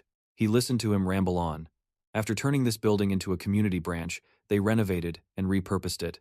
He suddenly asked, confused, so why are we here? Kim Ji-hoon said cheerfully. It really is your first time then, he explained. All you have to do is vibe like everyone else here. He pointed out you can also drink. He continued to suggest. At a big party like this, or Kim Ji-hoon said, suggestively you can also approach people who are here for a specific purpose. Chaminu didn't understand. What purpose? Kim Ji-hoon explained. The community is a gathering place for hunters. When he was asked, don't you want to do that? He was genuinely confused. Do what? Kim Ji-hoon pressed on. So what's your type? What kind of girl do you like? Chaminu asked hesitantly. Girls, Kim Ji-hoon answered for himself. I like the submissive, older type. Ah, Kim Ji-hoon suddenly had an idea. There's an old way of putting it. What's your ideal type? Chaminu didn't understand. What do you mean? He saw two people laughing together. Vager also looked his way. He stared intently, then gave a sly smile and winked at him. He was confused by the man's look. A powerful slam hit the table, followed by a shout from the red-haired man. Are you messing with me? He put a foot on the table and said, look here ladies, are you trying to trick me? The girls seemed unconcerned by his accusation.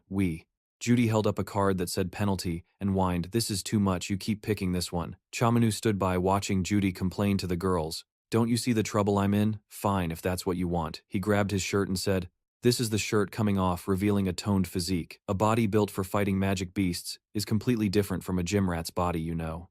Shaminu watched the scene feeling bored. Kim Ji-hyun spoke up. It takes about 1 to 2 hours to get here from Seoul. He walked past Shaminu saying it's not too far, but we still have to go through a hassle to get here.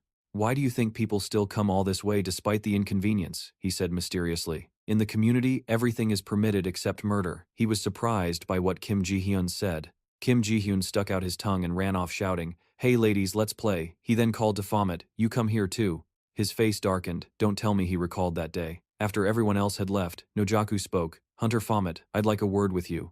He wondered, "Talk, is there something else I need to do?" She continued. "The purification department, that's what I heard." He was surprised. "You know I'm in the purification department, you." Before he could finish, she cut him off. "I won't elaborate."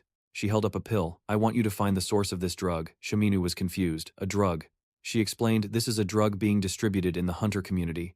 "You're saying this is a drug consumed by hunters? That's ridiculous. Can't you catch some weakling yourself? Why ask me?" Nojaku explained, "The community is a place where its own laws and order have been established under the influence of hunters. Except for heinous crimes, they'll forgive minor offenses," she said coldly. "But this is a different story. If it involves civilians," Chaminu was confused, "this drug is getting to them too." Nojaku waved her hand. "You can do whatever you want. We'll show up before you soon." He nodded in agreement. "Well, all right. If it's spreading among hunters then. The hunter must be the source then." Chaminu thought. "It seems you have other ambitions. I have a question. If I find the person spreading that drug, can I just kill them?" She seemed pleased with that question.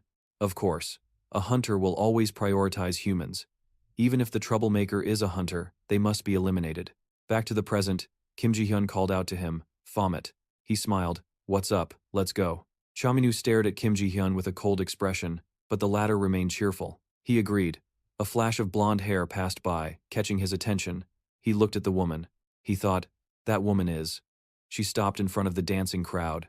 Everyone looked up, mesmerized by her beauty. She smiled and started dancing with everyone. That girl was Lee Yuri. 1 month ago, someone asked, "Hunter Vankies? Are you okay?" She whispered, "Yes, I'm fine." Another person remarked, "She's gone completely pale." Agatha asked, "Fighting an A-rank hunter must be tough, huh?" Nen also replied, "Because they all have big egos." The two chattered on. "But are there no decent ones among them? You mean Hunter Griffin?" They were a bit puzzled by her question about Hunter Griffin. Lee Yuri introduced herself. "Hello, I am Hunter Vankies, and I will be in charge of everyone," she said hesitantly. "I'm really looking forward to it." In return, she was met with hostile glares from everyone. After she finished saying she looked forward to working with them, they started talking amongst themselves, much to her surprise. "Wow, guess who it is? The famous Vankies. I can't believe a noble like her came to this dump. Is this the end of the community?" No one gave her a friendly look. Meanwhile, a silver-haired boy observed them. "Even that immature brat is here." They laughed mockingly. "This isn't a school where kids can just come and go as they please." He spoke up. "Hey, you old geezers." His eyes glared at them. "If you have a problem, then come over here." Nen made a sound. Agatha said, "So that's what this is about." But Agatha grabbed Jury's hand and said, "Someone like Hunter Vankies came all the way to the community to be a role model for other hunters. Hunter Vankies is an S-rank hunter and a royal lord. Yet she still came to guide hunters in conditions like these. As terrible as this." Jury let out a confused sound. Nen also said, "The hunters I'm close to also said they came to the community after seeing Hunter Vankies in action." Jury was now looking dazed. She continued to explain, "The A-rank hunters in the community really respect you. They just don't show it." Both of them said in unison, "We'll help you, so don't worry." She wondered why this was happening. She thought, "I only came here to seduce one person." It had been 2 months. Jury pursed her lips. "But I still haven't seen Baphomet." She recalled someone's words. "Someone with their head in the clouds can't survive in a place like this." She ran off. "Where is Hunter Baphomet?" she screamed. Agatha rushed out, asking, "Hunter Vankies, what's wrong?" She stammered, "There are bugs in the water, so I." Agatha was silent for a moment, then she said, "The community's water system is a bit run down, so this happens quite often. It won't be fixed for another 5 days." Jury was shocked. 5 days? Does that mean I can't shower for the next 5 days? Agatha pointed and said, "There is one way for you to wash up. See that path?" she continued. "Just follow that path. You'll see a cabin. I heard it was used for surveillance in the past. The water there flows down from the mountain. It's very pure, so you'll be fine." She immediately got ready to go. "Really? Then I'll go take a shower. Agatha reminded her. Oh, by the way, you're not allowed to use your hunter abilities there, Jury asked. Why? Agatha explained. Because that's the only area like it in the community, so causing any damage is forbidden. Lee Jury asked. So I have to walk to that dark place all by myself? A silence fell between the two of them. Agatha spoke up. If you're scared, I can go with you. Before she could finish, Lee Jury declared firmly. No, I'm an S-rank hunter. I'll be right back. The sky was dark. Lee Jury walked alone in the night. Maybe I should have just asked her to come with me, she thought. She was on the verge of tears. It wouldn't kill me to not shower for a day. I'm so scared. Suddenly, a noise came from the forest. Lee Jury looked around, thinking, what's that sound? She felt like someone was getting closer, like a hand was reaching for her. Lee Jury spun around, lifted her leg, and kicked Shaminu hard. Then she looked at the person. Then she panicked. Lee Jury yelled, Hunter Baphomet! Shaminu, despite the pain, said something.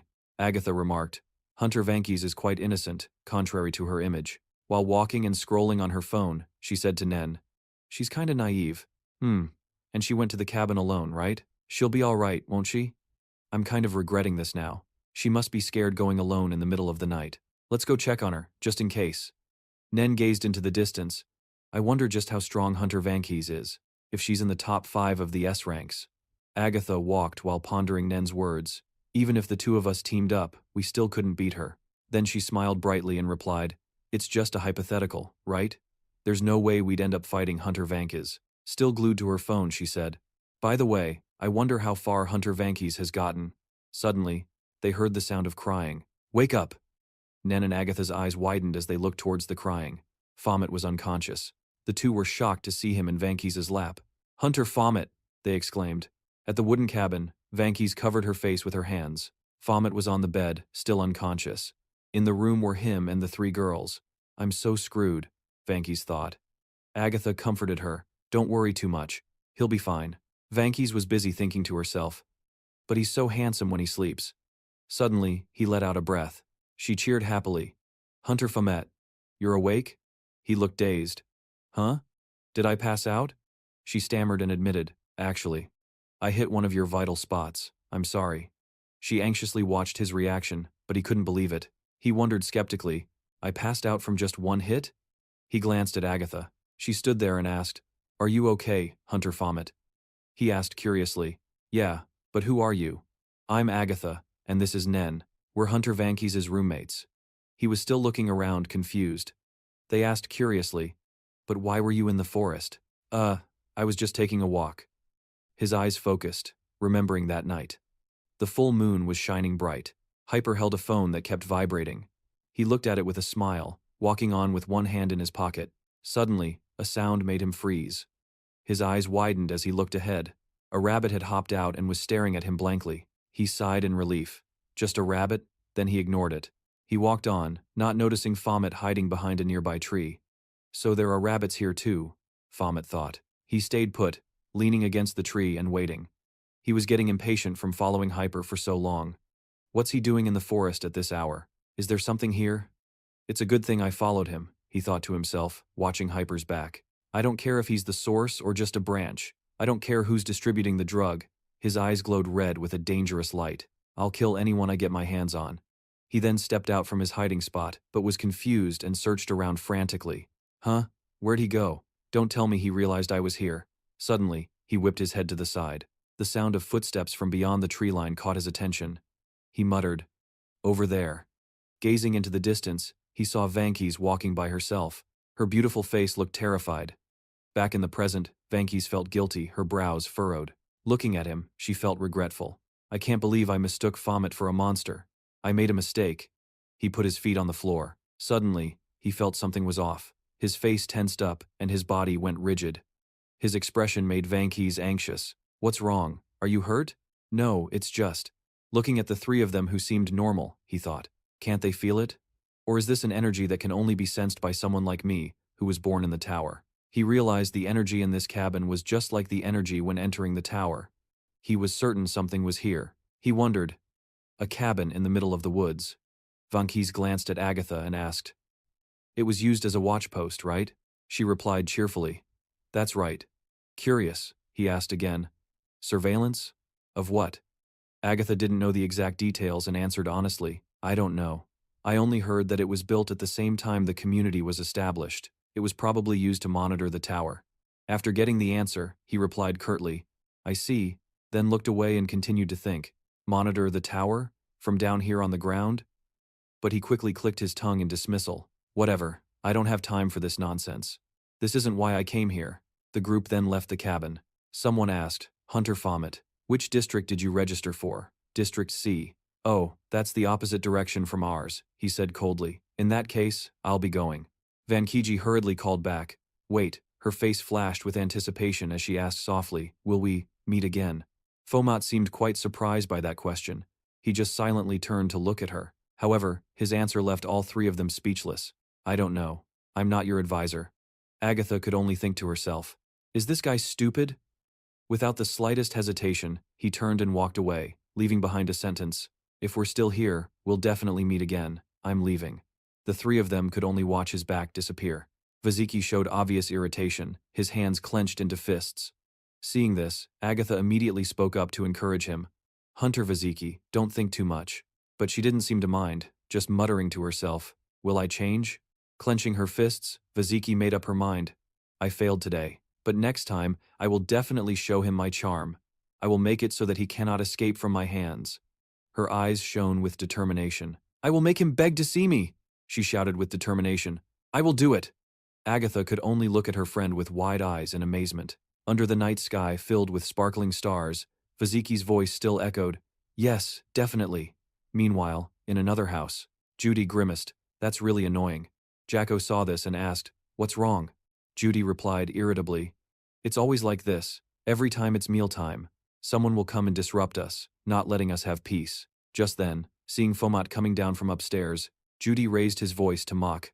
People say that when you mention Cao Cao will come, and it's not wrong. Did you sleep well, you idiot? Baphomet didn't bother to reply, causing the other two to angrily throw him a sharp look. He walked straight to where Hyper was glued to his phone. Baphomet stared, his mind focused on thinking, I've searched the entire forest yesterday, but still no sign of him.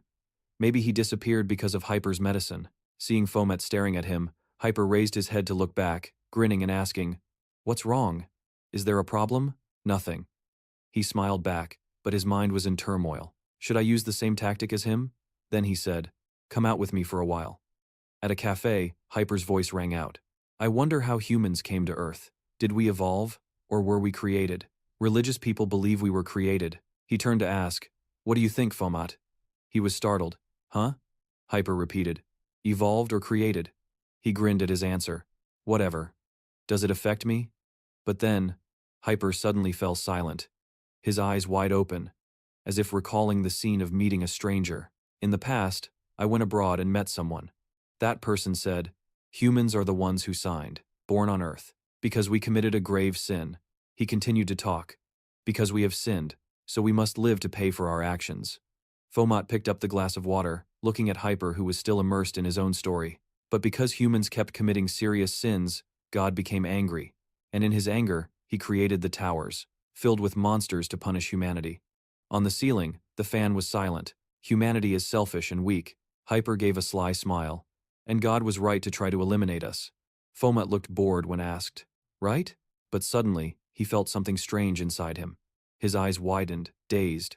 When he woke up, he was extremely surprised to find himself lying in the middle of a field of grass. He looked up at the blue sky, the leaves sparkling in the sunlight. He was startled. Huh? He sat up, raised his hand to knock on his head, his face grimacing. My head. What the hell happened? I think I'm going out drinking with that bastard Hyper. He opened his hand and found a piece of paper with a code printed on it. What's this piece of paper? He looked to the side, saw the phone ringing, lying around a distance away. He quickly picked it up and answered, hello, but he still secretly felt strange. Why did my phone fly so far away? The voice on the other end of the line rang out, you finally picked up. This voice sounded familiar. He suddenly remembered, Reaper? What's the matter? Why are you calling? She immediately interrupted, what do you mean?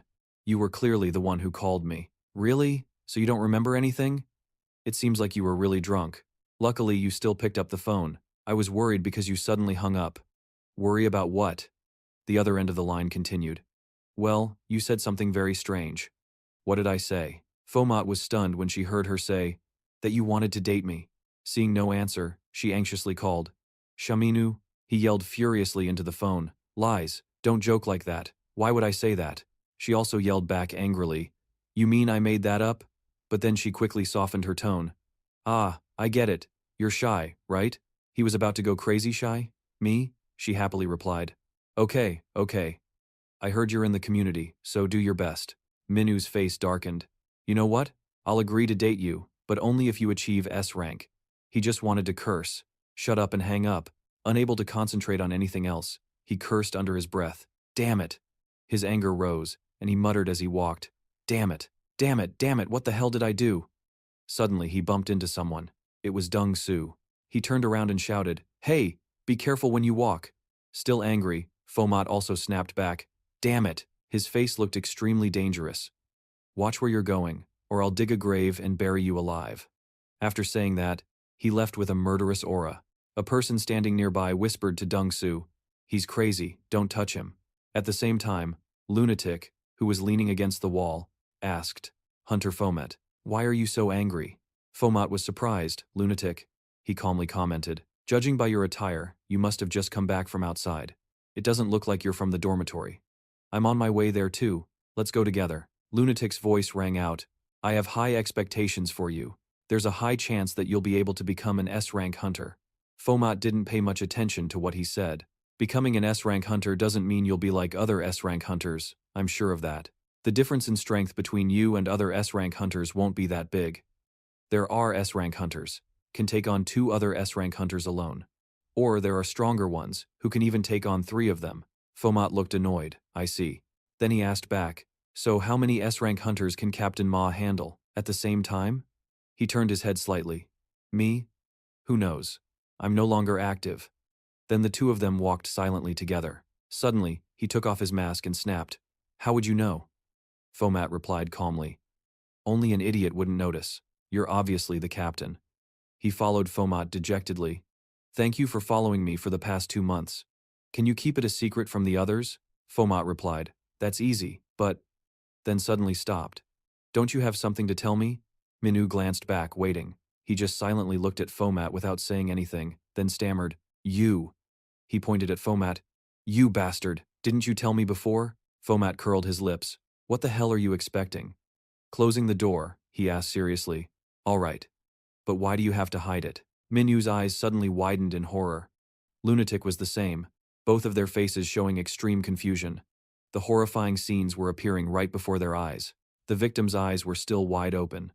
Both of them shouted, "Ra-Yul!" Baphomet's eyes shifted to the right again. Another victim died tragically.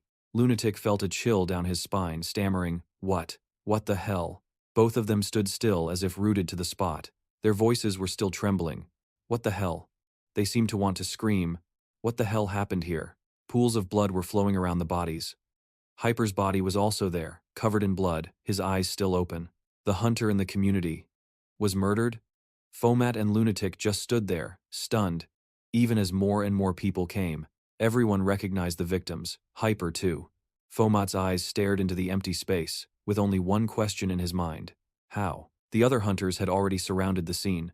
Unbelievable. Hunters killed in the community? This has never happened before, right? Suddenly, someone's voice rang out. But Kipper died in a large pool of blood, his eyes still wide open.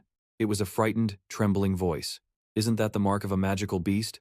Minu gritted his teeth, his face darkened with anger, wondering, "Who is it? Who dared to kill my prey?" Kangharu shouted, "Everyone, please disperse." He looked serious. "We will handle this." Kim Miju also raised her voice, "Request all hunters to leave here to protect the scene." The other hunters were upset. How could a murder happen right here? How can we turn a blind eye? Those words made both Kim Miju and Kangharu silent, not knowing how to respond. Suddenly, another voice rang out, "We will consider all A-rank hunters living in this house as suspects." This statement made Min-U and the others feel uncomfortable. What? Min-U was angry but did not say it out loud, only thinking, how ridiculous. He looked back at the tragic scene and began to analyze. If this was caused by an A-rank hunter, then there must be traces of resistance. This overwhelming one-sided power means they were ambushed. Both Kangharu and Kim Miju widened their eyes in surprise. This was done by an S-rank hunter. Minu didn't understand, and asked again. They were killed without being able to fight back? And yet you two still think it was caused by an A-ranker? Kim Miju frowned. Hunter Minu, please. Don't make such comments in a situation where we can't determine whether it's right or wrong. Kang Haru also agreed. And that's just slander. Minu still argued seriously. Slander? That's just my hypothesis. If he can kill 3 A-rank hunters, he must be very strong. He continued. Among the people here, I confidently assert that no one can do that. The others also began to stir. Yes, this is absurd. Just as he said, this was definitely the work of an S-rank, and then, Kang Haru and Miju couldn't avoid being held responsible. Even if it were true, it would still be their fault. For slacking off during a mission, the two of them stammered. When suddenly a voice shouted, "That's enough." She stood with her hands on her hips, drawing everyone's attention. It was Nose Kyung. She glared at Hunter. Minu, I want to talk to you. Lunatic watched silently from behind. At a fortified building department head, No's voice rang out. You don't need to investigate anymore. That's enough. He was bewildered. What's sitting in her chair, she admitted. We also know that Hunter, Hyper was involved in drug trafficking, but he was suddenly killed, he hurriedly said. Shouldn't we be looking for the culprit? Why? He was left speechless when she asked, and what if that person is truly an S-rank? Do you think you can handle it? She placed her hands on the desk and seriously suggested, just leave it to us and focus on improving your strength like the other hunters. Thank you for your dedication. His unwilling eyes stared straight at her. Nose Kyung also glared back warningly. Stepping out of the building, he stood with his hands on his hips looking off to one side and thinking, this is really strange. He felt suspicious of this person silently calling out team leader Nose Kyung's name. Minu walked while trying to remember what happened yesterday. What if he was killed right after we separated? He slapped his head, blaming himself. Damn it, I can't remember anything. What the hell happened and why? He sighed, trying to recall what Hyper had done to him. A small piece of paper appeared in his hand. After a quick look, he wondered, what's this? Staring at it, he suddenly remembered what Hyper had said. Look at this. I know you approached me with a purpose, but I won't harm you. Because I know you'll understand me, Minu suddenly realized. This is it. I passed out after seeing this. But I don't feel any magic on this piece of paper, or does it only work once? He concluded, perhaps this is the key to this case. Minu kept his eyes glued to the paper. Seeing him, Lunatic called out, Hunter Minu. He was startled and a little surprised. Team leader Ma, the sky was clear. Under the shade of a tree, two people whispered. The bodies of Hunters, Guitali, and Jackal have been brought to the headquarters. What did team leader No say? She knows I'm part of the cleanup team, so she assigned me the job. But then she suddenly told me not to get involved anymore. It's related to Hunter Hyper, right? Yeah. Minu looked up and asked, you know something, don't you? Otherwise, why would you go to the trouble of coming here? Team leader Ma was honest. I came to see how strong you've become, but you're right, I also came here for personal reasons, he asked directly. It's related to the S-rank who killed Hyper, isn't it? Lunatic was a bit surprised.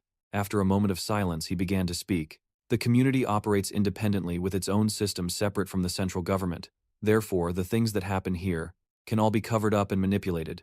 Min-U guessed, you mean this is related to the community's branch office? Lunatic didn't respond, just stared silently. After a moment, he answered cautiously. It's possible that team leader No was the one who killed them. Minu froze upon hearing this. An image of her appeared in his mind. She's been here since the community was founded. She's the one who understands the system best, and the only one who can use it at will, the cautious voice continued. I came here to find evidence of team leader No's crime. The two of them focused on their discussion, so team leader No used me to deal with Hyper. But because things went wrong, she took matters into her own hands. But there's something strange. It's as if she let her emotions get the better of her right. She didn't even bother to hide the bodies, but Minu was still hesitant. It can't be. For team leader No to use the system to do this, someone else must have been involved. The only people we can trust are the two of us. Minu and Lunatic were lost in thought. No one said a word. They thought, I hope there's someone else we can trust. Van Kiji, holding a cup of water, was shocked. What? There was a murder in the dorms. Agatha, sitting opposite, recounted 3 hunters who shared a room with Hunter Fomat were killed. She was even more surprised and asked Hunter Fomat's team. Nen clenched her fist and punched the air. Damn it, she said angrily while walking. 3 promising A-rank hunters. 2 girls saw her and whispered, Hunter Nen. Her face was filled with sadness. Agatha explained, Nen and I joined the community as advisors not long after it was founded. We sympathize with the A-rank hunters more than the other advisors. Van Kiji listened with wide eyes to Agatha's sorrowful gaze. She kept staring down. Before the gate break incident, the status of hunters wasn't as high as it is now. There were only a few hunters who were strong enough, and 1/3 of the population died, making it a terrible disaster. Nen leaned her hands against the wall helplessly. The sad voice continued steadily. Nen and I were there. So many people wouldn't have had to die. If there had been more strong hunters, she angrily gripped the faucet. The community is the most suitable place to train such hunters. Strong hunters. It's unbelievable that A-rank hunters were killed right here. Van Kiji and Agatha slumped down, dejected. Someone called their names Hunter Agatha, Hunter Nen. In a high-end multi-story building, Kang Haru formally announced, "As you know, you are the only one left in Hunter Fomat's team. I will let you know once we have more members for your team." He sat with his arms crossed, not paying much attention. "I hope you can continue to clear the tower and grow." Minyu shot her an annoyed look. "Are you done talking? Are you guys even going to look for the culprit? We are currently searching for them." He clicked his tongue dismissively. "Fine." Lunatic also followed suit. "Fine." His voice was flat as he said, "Good luck." The two of them were left alone. He crossed his arms, taking the chance to close his eyes for a nap while the other man stood watching with his hands behind his back.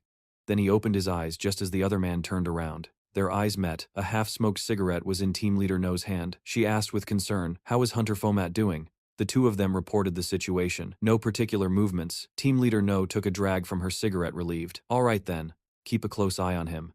The two hadn't left yet, and took the initiative to ask her what's wrong. "Is there anything else?" "Well, we were just wondering if you were okay, ma'am." "I'm fine, you two can go." "Yes, ma'am." Just as they turned to leave, she said, "Oh right, I have a job for you two." Then she changed her mind. "Never mind, I'll do it myself." The door opened. "All right then." Team Leader No sat lost in thought. Then she picked up her phone and called a mysterious person. She said, "Are you ready? I have a request." The voice on the other end replied, "I'm sorry, I can't do it." Agatha on the phone answered, "I already knew." Keeping a focused expression, she said politely, "Ma'am." The sky was gradually turning dark. In the wooden cabin area, long, straight, silky blonde hair was draped over a chair. Vakiji sat listlessly thinking. She was a little scared. I can't believe a murder happened within the community. Suddenly there was a noise outside the room. The sound also caught Minu's attention. What was that sound? He suddenly remembered Lunatic's words. "First, we have to find proof that she killed those 3 hunters." He also appeared there, and an opportunity. Min-U crossed his arms. "I don't know about any opportunity, but I know a place that's very suspicious." He quickly asked, "Where?" Suddenly Lunatic received a call. "Team Leader No is calling me." He was surprised. Min-U asked worriedly, "What are the chances that Team Leader No knows your identity?" He guessed about 50%, but since she's calling now, it's probably around 51%. The suggestion came, "Let's split up from now on." Min-U considered. "While I was tailing Hyper, I lost him in the forest where this cabin is."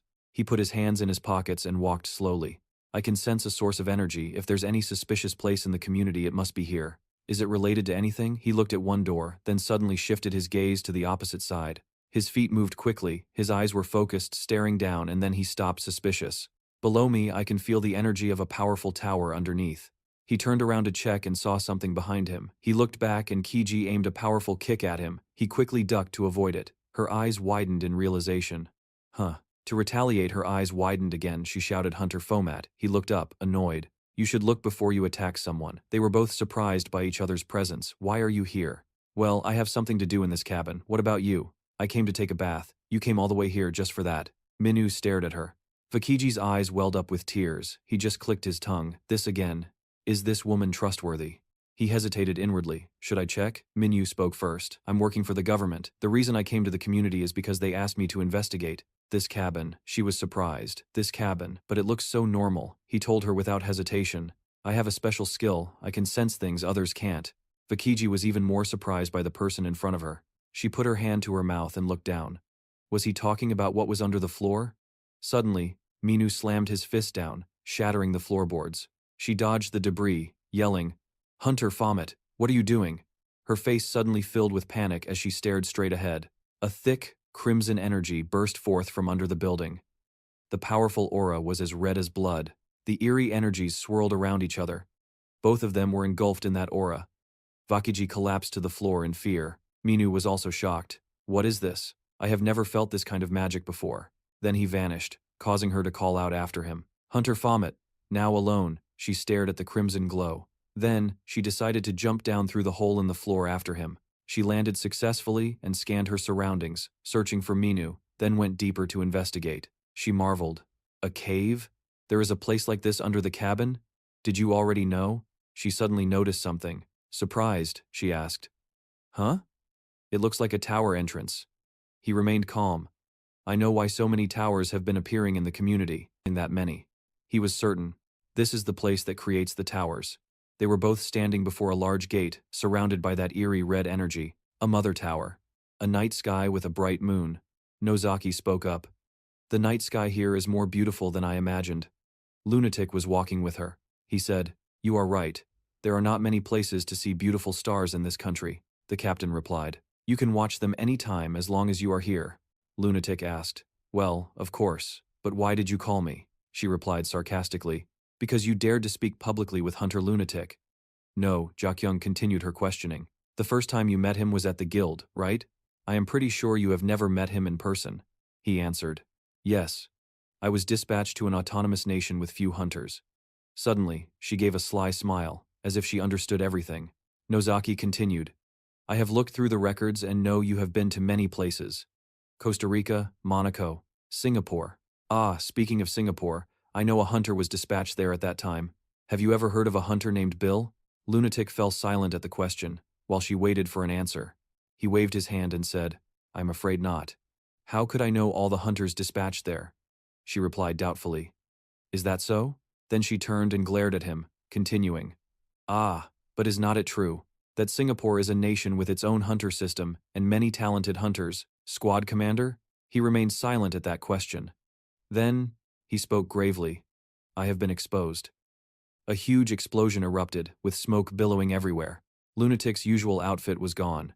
He grimaced in the acrid smoke, barely able to open his stinging eyes. Gradually, he saw the figure of Nojakyung emerge. She had a grim expression and sharp eyes. Behind her was a large, ghostly figure. Lunatic stood before her silently. He spoke, asking, "Did you really kill all those A-rank hunters?" Nozaki feigned surprise. "Why are you here, squad commander?" Lunatic shouted, "Answer me first. Did you kill them?" Nozaki snapped. "This is for a greater purpose, so do not you dare get in my way." He asked again, "A greater purpose? I do not give a damn what the reason is." He lunged towards her to attack. "You betrayed me." No, Jakyung stood there silently. Two figures jumped out to block his attack. He leaped back from their assault and looked at the two who had just attacked him. The A-rank hunters were now soulless, no different from puppets. Lunatic was shocked. A-rank hunters. He immediately asked Nojakyung, "What did you do to them?" Her expression was cold as she looked up at him. He called her name, Squad Commander. Meanwhile, Lee Jury was surprised. She asked, "A mother tower?" Shaminu replied, "Yes, a mother tower." He was also filled with questions. He was amazed. "I cannot believe there is a hidden mother tower in a place like this," he continued to think. But before that, Chamanu stood in front of the mother tower's gate. "How did I know that?" Lee Jury spoke up, "A mother tower. If the one behind this is one of the guild's members." Of the guild. She resolutely stepped forward. To his astonishment, she said, "Then we have to take care of it." Shaminu asked in surprise, "Take care of it?" Lee Jury put her hands on her hips and said, "If it really is a mother tower, should not we eliminate it? That way, the guild will be safe, and there will be fewer towers." He thought to himself, if we eliminate it, the guild will become useless. He hesitated. "And if that happens," Shaminu spoke up, to her surprise. He said, "We cannot do that." She turned back, questioning, "What are you talking, Abu?" Before she could finish, he cut her off. "If we eliminate it, where are A-rank hunters like me supposed to train?" Lee Jury retorted, "There are other towers scattered everywhere. And our duty as hunters is to protect the people, not for personal reasons like that." She was even more surprised when he said, "But to do that, hunters have to become stronger, do not they?" He said bluntly, "What if a gate suddenly appears and the hunters are not strong enough? Then many people will die." Lee Jury countered with her own logic. "Things are different now. We can detect their presence. Our top priority is to ensure that gates do not appear unexpectedly," Shamanu replied. "But what if a gate appears right now? We do not know if eliminating this tower is the right thing to do," she retorted. "That is just your hypothesis. As hunters, we cannot just leave this tower be," he shouted. "That is enough. The squad commander does not want to hide this because there are others who think like you." Lee Jury was surprised. She said, "That is right." Shaminu gritted his teeth and said, "Commander No is still trying to maintain the guild, to create powerful hunters." An image of No Jakyung appeared, with her mask and red eyes. He said, "Even if it means casting herself as the villain." Lee Jury wondered, "Are you saying a squad commander in charge of the guild is hiding and ignoring this mother tower? Why would she do that?" What Shaminu said made her realize the issue. She is doing it so that if a gate suddenly appears, it will not cause any damage. She recalled what Agatha once said, "And I was there. So many people would not have had to die if there had been strong hunters back then." Shiminu concluded. In short, it would be a waste to eliminate it. Hunters can use it to train and become stronger. He remembered his 3 friends, constantly wondering, but why did the 3 of them die? Remembering his old comrades, he thought, why? Chamanu got angry and gritted his teeth. Hearing this, Lee Jury said to him, let me be clear. She was determined. There is no reason for me to leave. I am still going to handle this place. He thought to himself. She is still clinging to those righteous principles. At that moment, she held out her hand to use her skill. That is what I find so annoying, he thought. Suddenly, the gate emitted a gust of wind before her skill could hit. He wondered, there is a barrier? She replied, wait a moment. She gathered power in her hand. Lee Jury glared, preparing to strike. She punched the gate. She used all her strength to hit it. Shiminu watched silently as the gate pushed her back. Lee Jury yelled, I cannot break through it with my strength, so how are we supposed to get in? A voice echoed, resonating in his head. Come here. The gate seemed to be inviting him in. I am waiting for you. Come here. Shiminu was frozen by the call. He walked forward as if hypnotized. Lee Jury asked questioningly, Hunter Baphomet? He reached out his hand, to her astonishment. His hand slowly touched the gate. He touched it lightly. The diamond-shaped symbol on the gate changed color, turning into its characteristic red. Suddenly, a large eye appeared and opened there. A bright light with many electrical sparks shot out. The gate opened. Lee Jury was stunned. She shouted, It is open. She tried to enter, but bolts of lightning blocked her. Lee Jury then said, I cannot get in. It keeps pushing me out. Shiminu stated bluntly, I am the only one who can enter. She wondered, what? At that moment, he thought he could hear someone calling him from inside. Shiminu said to her, I will go in and take care of everything. Lee Jury questioned, what? You do not even know what is inside. Suddenly, a sound was heard. Lee Jury wondered, what was that sound just now? He looked up. The sound was from outside. Shiminu thought for a moment, then said, I want to ask you a favor. He continued, protect him until I am done. Lee Jury asked, what do you mean? Shiminu gave her a look and said, you will understand as soon as you see it. He walked into the gate, ignoring her calls of Baphomet. After walking for a while in that red void, he finally set foot in the room. He looked around at the interior. The room was surrounded by carpets with a distinctive red pattern. He noticed a bright spot at the end of the room. He wondered, is that a tunnel? Should I follow the light? Shiminu decided to walk towards the tunnel. A red notification panel appeared before him. On it were the words, do you really wish to enter? Shiminu put his hand on his hip and said sarcastically, it has been a while since you last stopped me, huh? Is this a place I should not enter or something? The panel displayed more text. No, but your arrival here is part of the plan. That was all the text. A voice spoke out. It is too early for you to be here.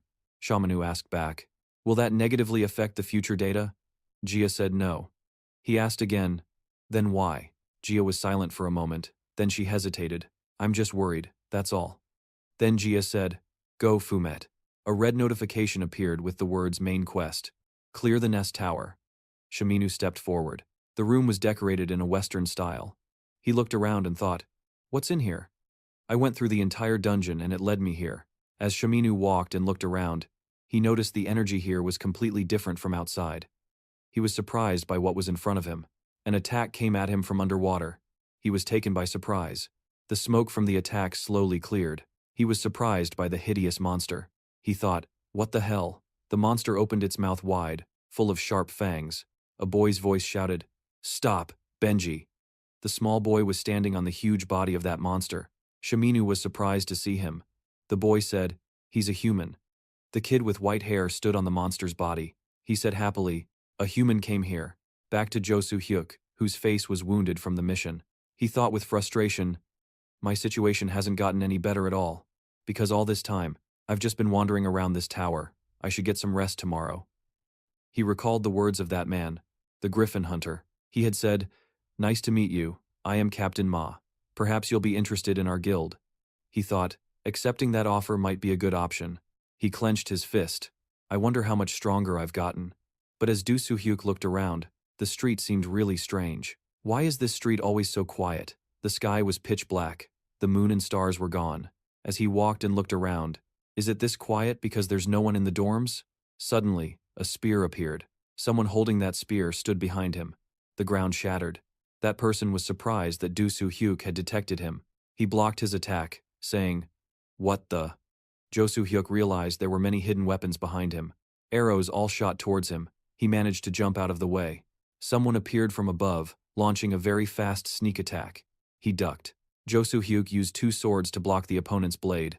Their weapons clashed, sending out sparks. His face darkened. Staring intently, Josu Hyuk unleashed a move, sending the person flying with a single strike. That person landed, regaining their balance. All three of them stood before him. Josu Hyuk couldn't help but be surprised. He looked at them like soulless corpses, thinking, what is this? He was a bit wary. What's wrong with them? Their eyes look so strange. At that moment, Josu Hyuk thought of Chamanu. He said to himself, I don't know what's going on, but this is a chance for me to test it. Josu Hyuk unleashed his skill. Blue lightning sparked around him. He challenged them. Hey, you guys. Josu Hyuk's eyes turned blue. He looked at them.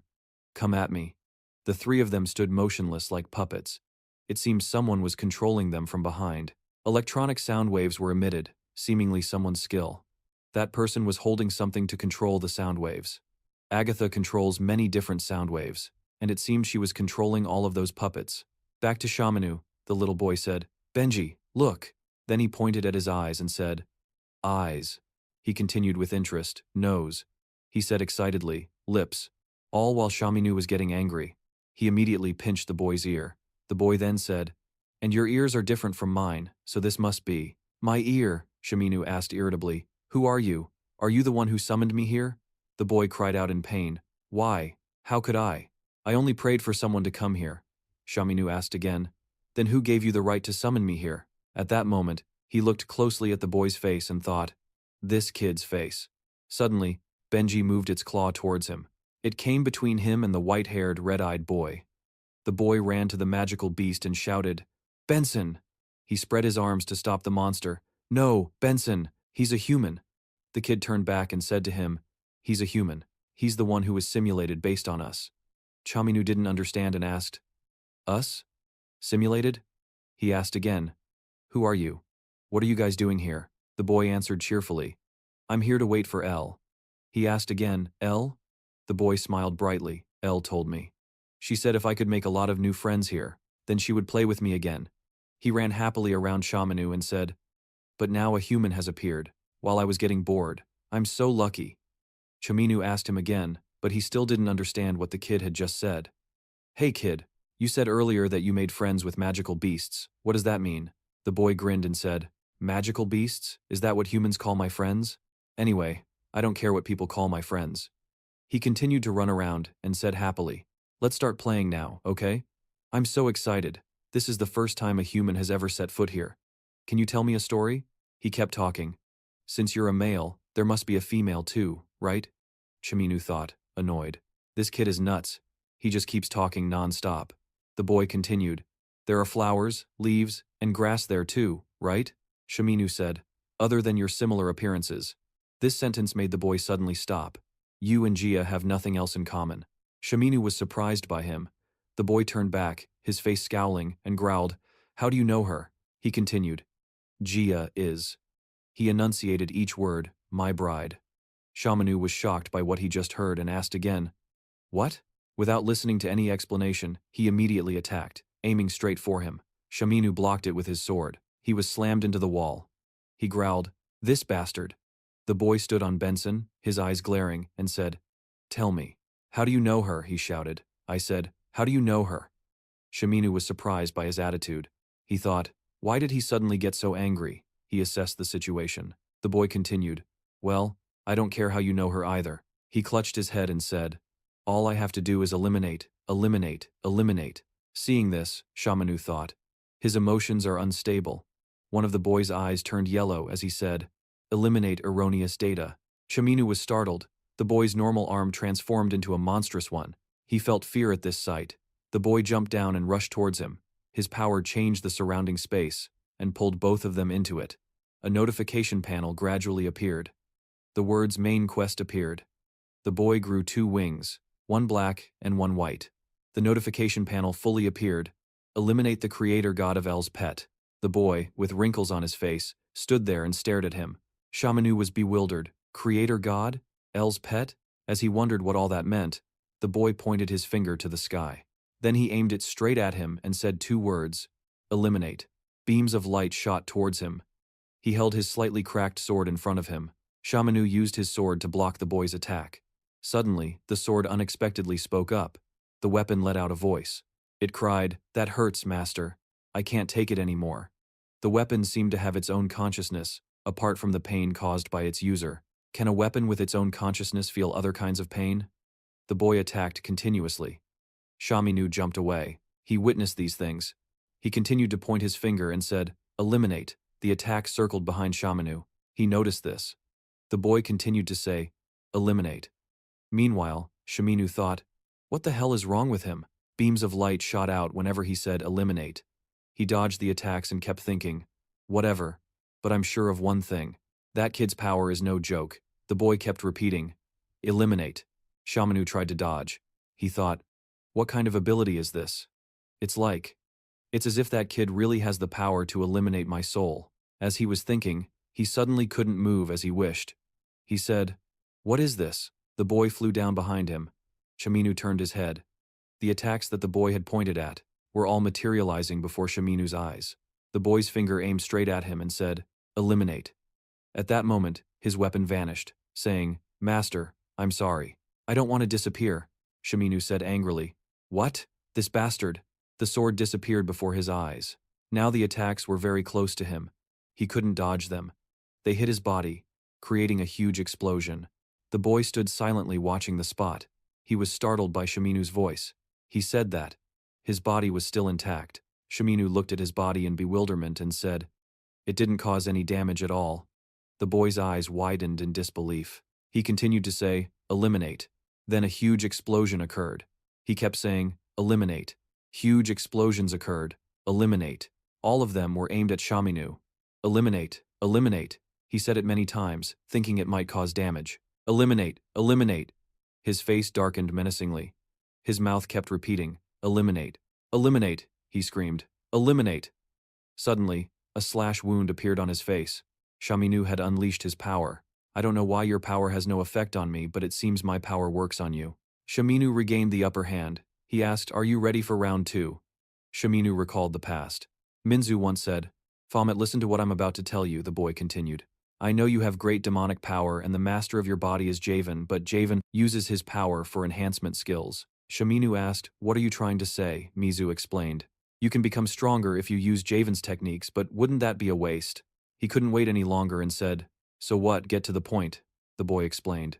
Magic is the convergence of supernatural forces. You can create mystery, he said with a cheerful expression. Or you can bring destruction, as a harbinger of doom. Magic is a romantic force. It helps you create your own universe. So what I want to say is he cut him off. No, Mizu whined. I haven't even told you my main point yet, Shaminu replied. You want me to become a mage, don't you? He challenged, you want me to become a pathetic mage, with a weak body. And just move one hand to cast spells. No way, the boy frowned. Hey, take that back right now. Do you know how much effort we put in? Magic requires delicate and brilliant techniques. Unlike someone who just throws punches mindlessly, he got angry too. My techniques are brilliant too. I'll kill you for saying that, Mizu retorted. If you compare it to what we do, then you're just average. He then threw a slipper at the boy as he ran away. A moment later, Shaminu spoke while the boy was covering his face. Anyway, I have no intention of becoming a mage, and you said I needed magic that could help me in battles. The boy replied, but about that, Shaminu immediately said, I've already learned something that can help. End of flashback. As he stood there, he was surprised by the attack rushing towards him. Seeing that, he said, isn't that just ordinary magic? Suddenly Shaminu dashed behind him. He punched him, sending him flying to the ground. His face flushed red as he looked at him. He launched a kick, but the other guy dodged it. Shaminu glanced at him. The other guy gritted his teeth in fear and said, you're too arrogant, you human. He pointed his hand at him and said, destroy. But Shaminu was unharmed, which made him ask, why aren't you dead? Then a huge explosion occurred. A lot of smoke filled the air. Shaminu gradually emerged from the smoke. He set up a barrier and said, perhaps you're not as strong as you used to be, he continued. You said your power couldn't do anything to me, right? The guy struggled in pain and Shaminu was cut by his wing. He noticed the damage he landed on the guy's large arm and thought this guy is too weak.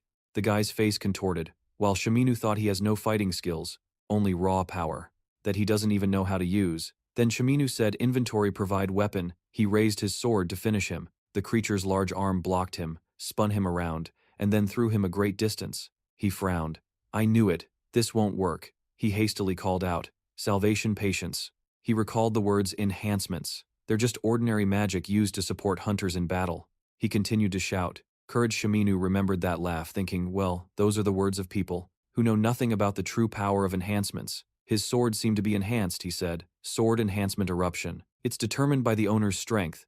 Those words were etched into his mind. The stronger the owner he prepared to fight, the more effective it is. That's a simple rule, isn't it?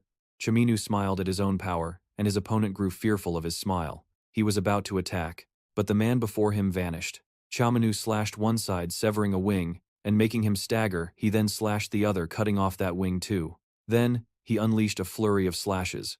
The creature was stunned, thinking, I can't see a thing. Its knees hit the ground, clothes tattered. He collapsed to the ground, letting out a groan.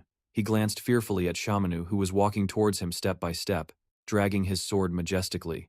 Shaminu said, You said you were curious about the outside world, right? While you were creating towers in here, the people outside were always finding ways to grow stronger. How does it feel? The feeling of being helpless, unable to do anything. Shaminu said, How ironic. Just because of the towers you created, the people outside were treated like monsters, and I am one of them, he said bluntly. But you know there shouldn't be too many strong people, regardless of whether they are weak, strong, or ordinary.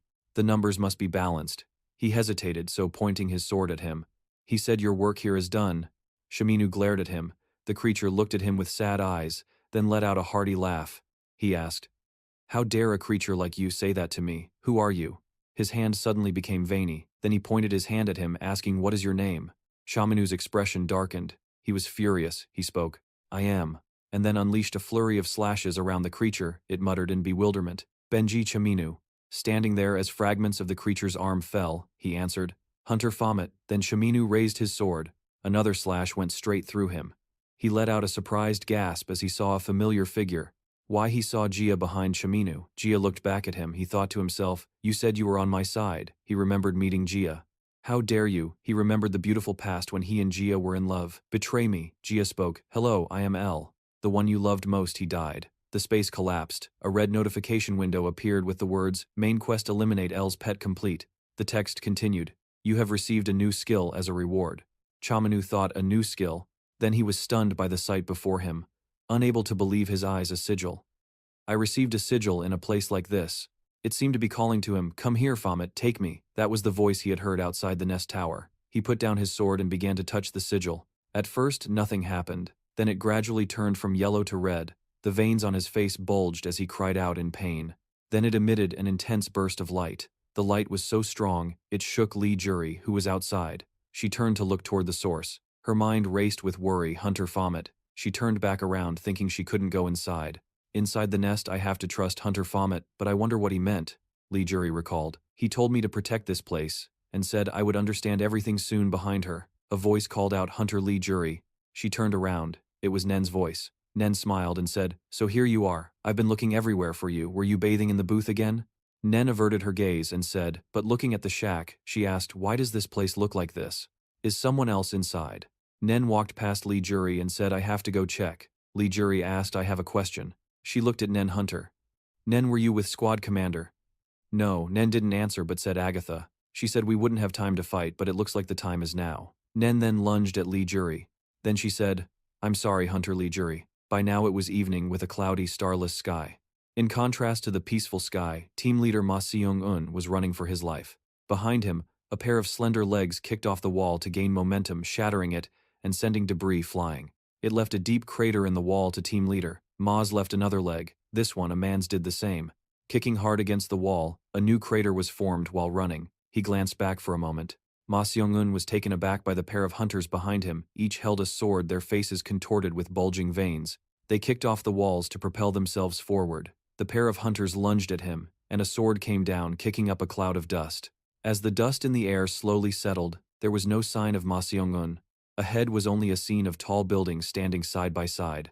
The two stood motionless, their eyes completely white without pupils, their faces covered in bulging veins as the dust settled around them. After the two landed with a powerful strike, Ma Seung-un's voice came from behind, surprising the pair. You two must be skilled. A-rank hunters hearing his voice, the pair turned to look at him with expressionless faces. Still with those white pupilless eyes, a gloved hand formed a chop, aimed at the pair team leader Ma struck, appearing from behind them. Ma Seong-eun chopped the back of their necks with a powerful blow, knocking them both out and sending them sprawling to the ground.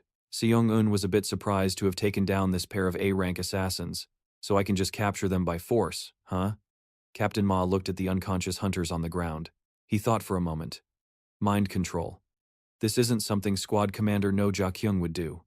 Ma Seong-eun's eyebrows furrowed. His expression grew more serious as he thought of another hypothesis. It seems there's another S-rank hunter besides No Ja-kyung. Come to think of it, I also heard her sister. No Ja-kyung's sister is also in the colony. Ma Seong-eun stood there, hand on his forehead, trying to recall something about No Ja-kyung's sister. She used to be a mage, I think.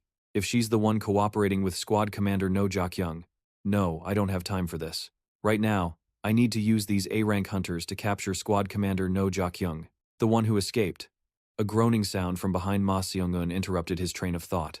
Seong-eun turned to see a crowd of people behind him, walking aimlessly and soullessly. Ma Seong-eun watched them as they slowly approached. Come on, I'll take all of you down. Turning completely around, Captain Ma was startled by the sight behind him. Beads of sweat formed. There are more? Behind them, the sound of shuffling footsteps as more people approached, bumping into one another. Dust filled the air. The crowd trudged on soullessly with steady breaths. The puppet-like group was getting bigger and bigger. They moved closer and closer to Ma Seong-eun, making him flustered by the sheer size of the mind-controlled crowd. Ma Seong-eun could only stand and watch as the crowd surrounded him. Huh? Wait a minute. How can I possibly take down all of you when there are so many? Not to mention the crowd was still slowly advancing. Some with swords, some with spears, and others ready to cast magic. All the hunters here are A-rank. The smile on Seong-eun's face became more awkward. Oh boy, things are starting to get troublesome. All of a sudden, the crowd jumped, weapons in hand, and charged straight at him. Seong-eun stood there frozen, still processing the situation. Are they all being mind-controlled? A slender hand reached out from the shadows, and a female voice echoed as if calling someone's name. Then, a blue light appeared, forming a dome that sent the controlled hunters flying. Come out and help me. The hunters below were also affected by the magic dome. They began to sway, losing their balance. The awakened system voice rang out. All abnormal statuses have been purified. The hunters collapsed to the ground one by one. They lay scattered on the ground. A large black cat wearing a green cloak, with a bell on its tail, appeared in front of Ma Seong-eun. He stood there, stunned by the large cat before him. Is that a spirit? The large black cat with pupilless eyes, wearing a green cloak, made Ma Seong-eun feel a bit panicked. To summon a spirit with this much magical power, the summoner must definitely be a high-rank hunter. Seong-eun glanced around, searching for the owner of the powerful spirit that had just appeared. The only hunter capable of summoning such a powerful spirit could only be. Long, slender legs and green high heels stepped forward. The sound of her shoes echoed as she approached Ma Seong-eun. Echidna approached, her face a mask of surprise and bewilderment when she saw Ma Seong-eun. Captain Ma? Both were shocked and pointed at each other. Unbelievable. What are you doing here? Ma Seong-eun looked at Echidna with a helpless expression. She looked at him with a slightly disdainful expression. I should be the one asking that. Me too. Wait, what's with your clothes? Why are you wearing those leggings? They're not leggings. Suddenly, a foul smell hit Ma Seong-eun's nose, making him jump. Hunter Echidna also noticed the smell after Seong-eun's helpless cry. What is that horrible smell? Did you swim through a sewer? This isn't the time to be concerned about that. Right. Tell me why you're in the colony. Suddenly, a huge tremor occurred. The ground shook, catching both Ma Seong-eun and Sung-yuna off guard and leaving them confused. What was that? Outside, a purple shield was gradually enveloping the colony, causing the ground to tremble. Sung-yuna looked up at the completed purple dome. What is that dome? Ma Seong-eun helplessly put his face in his hands. Echidna was still confused about what was going on. What I was afraid of has finally happened. It seems Squad Commander No Ja-kyung has finally activated it. She activated the colony's reinforcement function. Reinforcement? What do you mean? Seong-eun's expression turned grim as he looked into the distance. This colony is surrounded by towers. If another gate incident were to happen, the number of magical beasts that would pour in would be unimaginable. That's why they created a function to contain them. Those magical beasts outside the colony. Sung-yuna's expression grew even more astonished as Ma Seong-eun explained. In short, we can't get out of here anymore. Meanwhile, in the room where Commander No Ja-kyung and her accomplices were, a man sat in front of the colony's system control panel in a room bathed in red light. Commander No's voice was heard. I sympathize with your situation. Two staff members were tied up, sitting close to each other. Their mouths were sealed with black tape. Our enemy has hypnotized skilled A-rank hunters. Commander No Jakyung stood there, turning around. But I need you to endure this a little longer. She looked straight at the tied-up staff on the floor, along with two other hunters. For the purpose of nurturing the colony's powerful hunters, reinforcement function, activate. All the tied-up staff members on the floor had passed out. Only one girl remained conscious, her eyes filled with fear. She wanted to struggle free but couldn't. All you need to do is stay here, and wait until this is all resolved. When it's over, I will let you go. After saying that, she turned to look out the window. Her expressionless face suddenly turned to one of panic. Her pupils contracted sharply. She ran and violently opened the window, causing the two hunters with her to become confused. Commander No Jakyung? They asked, bewildered. A pillar of red light appeared from within the dome. No Jakyung just stared, speechless. The two hunters asked in confusion. It's coming from the location where the towers were created. What's happening over there? The commander's panic was written all over her face. Mixed with a hint of anger, she thought. Hunter Nen was supposed to be closely monitoring that location. Meanwhile, at the source of the red pillar of light, Nen was in a fighting stance, her fist slammed into the ground, raising a cloud of dust. What is going on over there? Nen slowly lifted her head, her gaze sharp. The air was thick with a dreadful tension. I did everything to hide my presence. Opposite Hunter Nen, Van Kizi stood in a combat stance. One hand gripped her sword hilt defensively. Nen's voice held a hint of mockery. But it seems I couldn't ambush the esteemed Van Kizi. After all, the system's light flashed. Lee Jury had a serious expression, ever ready for a fight. The system voice announced, summoning weapon from inventory. With a grim expression, Van Kizi slowly stood up. What do you know about this colony's secret? Jury drew her sword, pointing it forward. She remained silent, slowly straightening her posture. Nen's gaze sharpened once more. There's someone else inside, isn't there? She asked interrogatively. Van Kizi's gaze remained cold as she looked at her without saying a word. Jury's silence only made Nen more irritated. Nen's voice rose from a steady tone to a shout. So you refuse to answer me? Fine. Then I'll make sure you can't do anything else. Nen's shout startled Jury, putting her on even higher alert. Nen charged straight at her. Jury stared wide-eyed as Nen charged at her, confused. What do you mean? Nen smirked. Oh, so you suddenly want to talk now? A powerful punch slammed into the flat of the sword, creating a loud clang. The force of the blow sent dust flying everywhere. Nen's eyebrows furrowed. It doesn't matter who's in there, she said harshly. They can't get any further. Van Kizi struggled under the weight on her sword as she replied firmly to Nen. No, you're wrong. He's already inside. Hearing that, Nen's eyes widened in surprise. What? Another punch flew towards Van Kizi as Nen continued her assault and questioning. Who is it? But this time, Van Kizi dodged. Evading Nen's attack, she moved like a snake to get behind her. Van Kizi immediately retaliated. Her sword clashed against the armor on Nen's arm as she delivered another straight slash at her opponent. Van Kizi's determined eyes were locked on her opponent. Nen dodged the blue light from the skill she unleashed and taunted her. Van Kizi's expression turned to shock at Nen's words. As expected of the sword prodigy. While parrying Van Kizi's attack, Nen once again brought up Jury's past. I heard you missed your chance to become the nation's representative. An unwanted memory of Julia's resurfaced in her mind, her eyes filled with fear.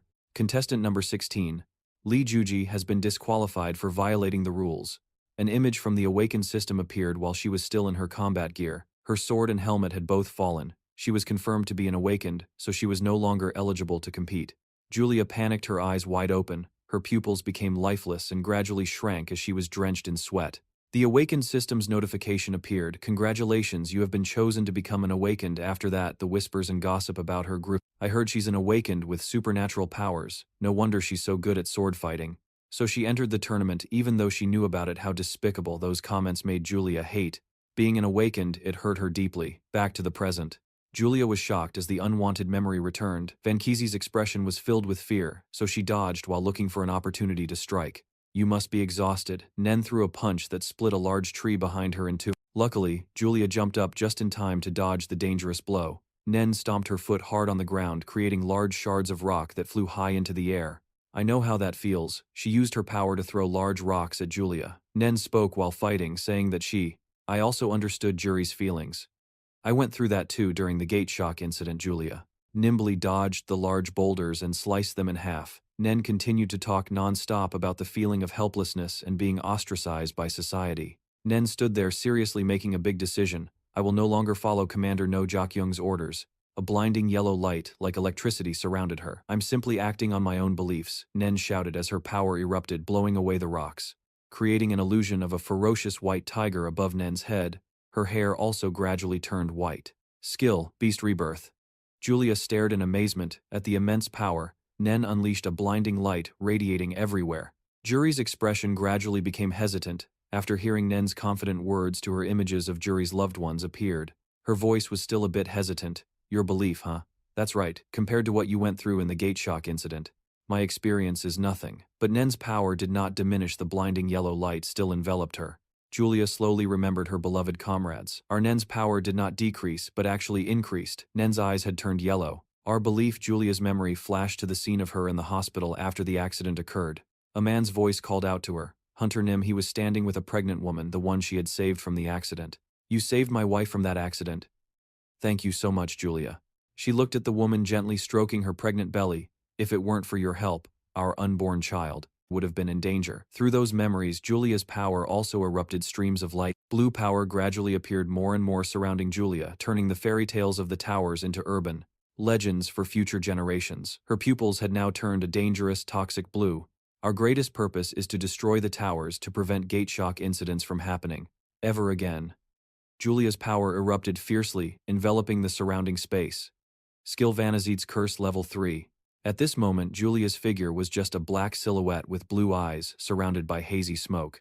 Power increased by 500%, agility increased by 500%, and my belief. The system's voice continued to announce Julia's power. Julia's form now resembled a goddess wielding a cursing power, with an extremely high energy state, immune to all status ailments. Energy enhanced defense decreased by 500%. My purpose is to destroy Hunter Nen's belief, surrender before the god Vanazit. The two stood opposite each other, the atmosphere tense after they both unleashed their power to a higher level. Then they both rushed to fight each other, creating a huge shockwave in a white room. Only Nen was standing there. I knew it, the rumors were all true. Nen's expression was very calm now. How unlucky for me to have to witness Van Kiese's true power in battle. Nen turned her head to look away, her expression still cheerful and calm. You're really strong. Her black hair suddenly turned white. Blood trickled from the corner of her mouth. Agatha, you asked me if we had a chance of winning if we fought Van Kiese, right? Nen turned back with a bright smile. It doesn't matter if we fight together, or fight alone, we would lose anyway. This time Nen's head was bowed, looking at the ground. Blood from her head trickled down. You know what? I'm a little tired. I'm going to rest my eyes for a bit. Then only Nen's raised arm was seen. I'll leave the rest to you, Agatha. Back in the present, Nen was unconscious with her body battered and bloody on the ground, not moving. Van Kiese stood looking at Nen lying on the ground in her powerful black armor. I'm sorry, Hunter Nen. At this moment, Aquino and Ma Seong-eun were trying to run from the crowd of controlled people. No way, how could Commander No Jakyung do this? Is there a way to stop the reinforcements? Once this operation has started, it can't be stopped. It will last for about a year. The two jumped onto the roof of a nearby house. If that's the case, perhaps we should find a way to contact the outside. Ma Seong-eun took out his phone. But there was no signal at all. Ma Seong-eun tried to send a message to make contact, but it wasn't possible. The two had to keep running to find a safe place. Even a text message is blocked, but maybe the commander's team is facing the same situation. Before they could take a step, a blade blocked their path. The two had to stop. Let's try every possible way first, but first two A-rank hunters stood before them. One was a mage, and the other held a sword ready to fight. We have to defeat these A-rank hunters first. After a while, the two A-rank hunters were lying motionless on the ground. Ma Seong-eun and Aquino looked on suspiciously. Ma Seong-eun thought for a moment, then was startled. Just how many A-rank hunters are they controlling? It could be the entire manpower of country. Ma Seong-eun thought of Baphomet, whose current whereabouts the commander himself didn't know. Aquino also blurted out, don't tell me they brainwashed Baphomet too. I knew it. Baphomet is also in the colony. Baphomet, wait, how do you know he's here? When Aquino got flustered and didn't dare to speak, I find you very suspicious. Ma Seong-eun stepped closer with a suspicious look on his face. Aquino could only back away, not daring to answer. Only authorized hunters are allowed in here. But how could you enter on your own? Under Ma Seong-eun's questioning, Aquino had to look away, but while trying to change the subject to avoid more questions. Don't tell me you're involved in some illegal ring, are you? Shouldn't we focus on the problem at hand? A sound caught Aquino's attention, but Seong-eun didn't believe it. Hey, there's a sound over there. Stop changing the subject. A figure suddenly dashed towards Ma Seong-eun holding two swords. The intense killing intent made Commander Ma take notice. One of Griffin's swords came down clashing with great force against Seong-eun's specially made boots. When they saw each other's faces, clearly they both stared in surprise. Commander Ma Hunter Griffin landed safely. Griffin then looked to the side where Aquino stood, with a horrified expression. He saw this and asked about her, but no one answered. Hunter Aquino is here too. Out of politeness, Aquino had to ask back, but his expression did not change. But he had many questions. Griffin, are you okay? Are you hurt anywhere? I'm fine, but what's happening in the colony? The alarms are blaring, and then there are these A-rank hunters acting strangely. Aquino and Seong-eun looked at Griffin. He didn't have a single injury, which made them suspicious while he just stood there confused. But you're also an A-rank and you seem perfectly fine. She's right, he doesn't look affected at all. Ma Seong-eun fell into deep thought again. It seems they're only mind-controlling some A-rank hunters, but what are the conditions for being mind-controlled? From behind the two A-rank hunters who were just defeated were slowly getting up, putting Aquino and Commander Ma on guard. Aren't those the two I just took down? Aquino's expression became annoyed while Seong-eun was worried and on high alert. Thanks to a few of Aquino's words, Seong-eun found some clues. These zombies will probably keep attacking us until their leader is eliminated. Looking at the soulless A-rank hunters in front of him, Seong-eun figured it out. The reason Griffin isn't affected like them is because he just arrived here a few months ago. But why are they doing this? Ma Seong-eun stood in deep thought, wondering what the purpose of this army was. With a serious expression, he asked Echidna for help. She was still dazed. Echidna, please trace the flow of magic for me. We will find the one controlling these A-rank hunters. Meanwhile, elsewhere, there was Agatha, a woman with black hair. She was the one controlling the A-rank hunter zombies. Her power of control was symbolized by magic circles. The magic circles glowed green. Back in the real world, she was in a large room. She turned her head and glanced behind her. She asked, "Is everything in order, S-rank professors?" Behind Agatha stood the S-rank professors. With uneasy faces, they looked at her. An S-rank professor spoke up. "Agatha, you told us to temporarily control the rebellious elements, but what should we do when they wake up? Moreover, this place has already been infiltrated by the government. Are you sure this is okay?" Agatha smiled at them, her voice steady and devoid of any worry. "We can persuade them to join our side." As for the secret investigator who infiltrated this place, her expression changed from a smile to something more sinister. Her tone was not fearful but grew colder. "If we can't negotiate, then just kill them." The frightened men turned to each other and began to whisper. Agatha sighed at the S-rank professor's worries. "Is that really okay? They're from the government after all. What if something goes wrong?" Suddenly she yelled, her face contorted with irritation. "You bunch of cowards." Everyone present flinched. She then spoke with a disappointed voice. "I'm so disappointed in you. After experiencing the shock at the gate, you're still acting like this?" Her tone became more and more mocking, like a madwoman's. "Then what did you all come here for? Wasn't it to train stronger hunters? But if that place is discovered, this entire tower will be gone. Your dream of becoming stronger will be nothing but a fantasy. Didn't I tell you that from the start?" The group could only look at her and each other in silence. Agatha reached out and took the hand of an S-rank hunter from the crowd. Gently and sweetly, she said, "My dear hunters, no matter what, we must stand united. Let's persevere and become the pillars for the ideal generation of hunters." Agatha smiled cheerfully, answering questions from the group.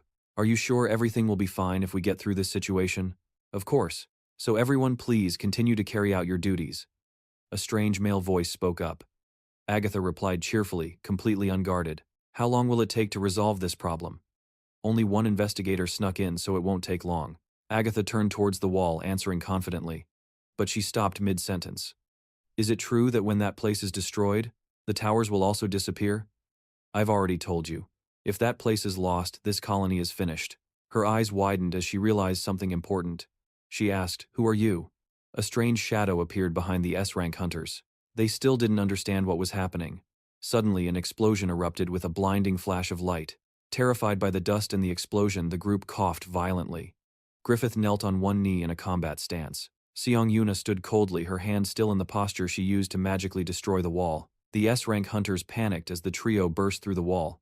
Ma Seong-eun was already grabbing Agatha by the neck. The S-rank hunters shouted in trembling voices, "Who are you?" They panicked when Echidna threw the question back at them. "Who are you?" "I'm the one who should be asking that." Ma Seong-eun's face was cold and calm as he questioned the S-rank hunters. "What are S-rank hunters doing here? Have you sided with these traitors?" Agatha's face was now filled with fear. She winced in pain as Ma Seong-eun lifted her by the neck. "Hunter Agatha, you're Commander No Jak-young's sister, right? You're the one who turned those A-rank hunters into disposable pawns, aren't you?" Ma Seongun's face grew colder and more frightening. It seems Commander No Ja-kyung approved this as well. You did all this to use the A-rank hunters as a diversion to help her escape. But I'm still wondering about one thing. Commander Ma's hand still held Agatha's neck tightly. I understand you wanted to use them to lie low for a while. So why haven't you released them?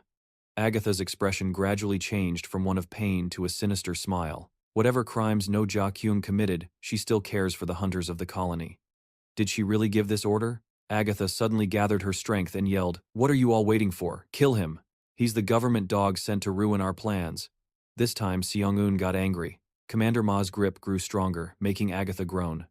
Ma Seong-eun gritted his teeth. He understood everything. Hunter Agatha, so you were behind all of this. The S-rank hunters yelled and charged at Commander Ma. Let her go, even if you are a government agent. The S-rank hunters finally assumed their battle stances. There are 5 of us S-rank hunters here. Ma Seong-eun slowly turned his head, his hand still holding Agatha aloft. He calmly looked at the defiant group. 5 of you? What do you think you can do? Hearing this, Griffith suddenly realized something very important. Ma Seong-eun's voice continued. Griffith turned to Echidna and stammered, "Hey, that recent rumor about Hunter Echidna. My energy." Echidna then realized her energy was slowly draining away. She panicked slightly. This is Mana Burn. Commander Ma's hand tightened on Agatha's neck as he spoke. Echidna could only stand there watching her energy, and everyone else's is draining away too. She now understood the rumor about an S-rank hunter who single-handedly killed 7 of his peers. Commander Ma, could it be you? The S-rank hunters started to panic, as they felt their own energy draining. Oh my mana. Ma Seong-eun's voice grew colder. Shall we test that rumor? The S-rank hunters froze. Of course, those who willingly confess and surrender will be considered for leniency. Agatha's expression grew uglier as she was deprived of air. Commander Ma continued to speak. Commander Ma glared, his voice still cold. This is not a suggestion, it's a threat. Back with No Ja-kyung, 2 A-rank hunter zombies charged at them, one with a bow and the other with a knife. In a flash, Kang Haru and Kim Miju took down the 2 zombies. Commander No Ja-kyung approached the bodies on the ground. They were motionless. She then walked over to Haru and Miju. You just knocked them out without injuring them, right? Yes, but what's happening? Why didn't those A-rank hunters recognize you, Commander? They've met you before. What did Hunter Agatha do to them? Faced with their question, No Ja-kyung simply looked away in silence. In her mind, she was utterly shocked. Not recognizing me is one thing, but why are they wandering around so lifelessly? Agatha, what have you done? The 3 of them stood in silence. Suddenly Kang Haru spoke up, pointing to a pillar of light. Commander! The red light from the forest is gone. No Ja-kyung looked toward the forest worriedly. Could Nen have finished things already? I can't get in touch with Nen. The booster system is blocking all signals. From behind them, the familiar footsteps of an assassin approached, but no one had noticed yet. Let's get to the cabin and assess the situation. Then we'll see how Commander Ma Seong-eun is doing. Just then, a large familiar shadow slowly approached Commander No Ja-kyung. Startled, she spun around to look. With a panicked expression, she looked. Kang Haru and Kim Miju also spun around in surprise. The shadow was Baphomet. It was Baphomet, but strangely his eyes were lifeless. He silently advanced like one of the zombies, slowly approaching the 3 of them.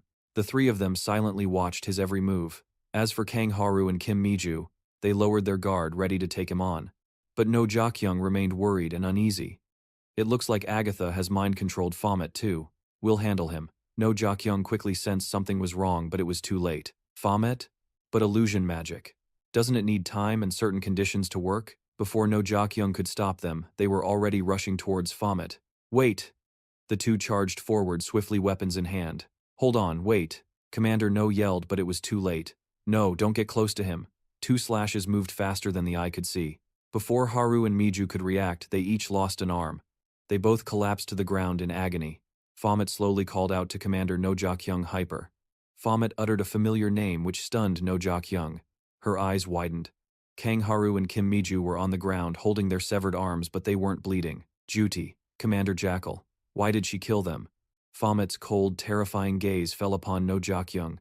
Is it because of the tower's base? No, Ja-kyung panicked. How do you know that place? Baphomet charged directly at the commander. It's over. Don't tell me the red light vanished because of? I won't let you have your way. Do you have any idea how much effort I put into protecting it? Now it's all gone to waste. I destroyed it.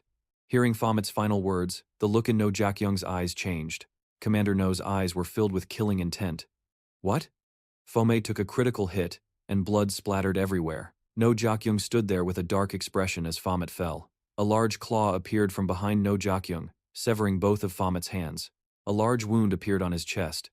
No Jakyung was both bewildered and shocked. Impossible. Neither I nor the other S-ranks could get in there. Baphomet lay trembling on the ground. How did an A-rank hunter like you get in? A flicker of fear crossed No Jakyung's face as she shouted, "That place is crucial for training A-rank hunters." Baphomet's words made No Jakyung realize something. So that's it. So that was your motive. An image appeared of a dead boy with wounds identical to Baphomet's. He struggled to sit up. The evidence for murdering those 3 hunters. No, Jakyung looked at Baphomet with disappointment. You had so much potential, Baphomet. But he just laughed and retorted, "Do you know why I put up with all this nonsense? Because my skill requires certain conditions to activate." Commander No's cold expression returned. But you've gone too far. Baphomet's face showed fear, but also a hint of mockery. First, a one-on-one duel with a strong opponent. Second, receiving a critical hit from a hunter. Jakyung paid him no mind and continued, "If you had just looked the other way, you could have become even stronger." Baphomet didn't back down and continued speaking, regardless of whether Jakyung was listening. And finally, reaching the final floor of the tower, Commander Jakyung shouted, directing the claw towards Baphomet.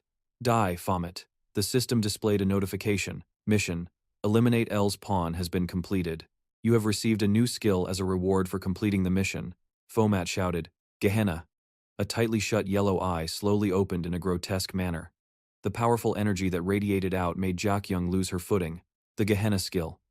Jakyung was surprised to see the system notification. The surrounding area will be altered. According to the characteristics of King Baphomet's Acropolis, the area affected by Gehenna will automatically receive the tower's challenge. Jakyung panicked when she saw the system notification. A mission appeared, featuring a strangely transformed Baphomet. What the hell is this? Urgent mission. Defeat Baphomet, master of the Hell Tower. Baphomet laughed mockingly. He reattached the 2 hands Jakyung had just severed. He almost touched his neck, his face showing annoyance. I was already dead. About an hour earlier, Juri had just been released from her combat skill, and was slowly descending. She slowly opened her turquoise eyes and looked down. Then she walked over to the battered corpse. She hesitated before speaking. "I'm sorry, Black Hunter." Suddenly, an unusual sound came from the wooden cabin behind her, followed immediately by a massive explosion. Startled, Juri braced herself against the blast while trying to observe. Suddenly, her eyes widened in shock. She quickly landed and cried out, "Hunter Baphomet." She immediately ran toward the epicenter of the explosion, wondering, "The door is gone. Did Hunter Baphomet clear the stage? But where is he?" Juri looked around anxiously. She thought, if the progenitor tower has the same system as this tower.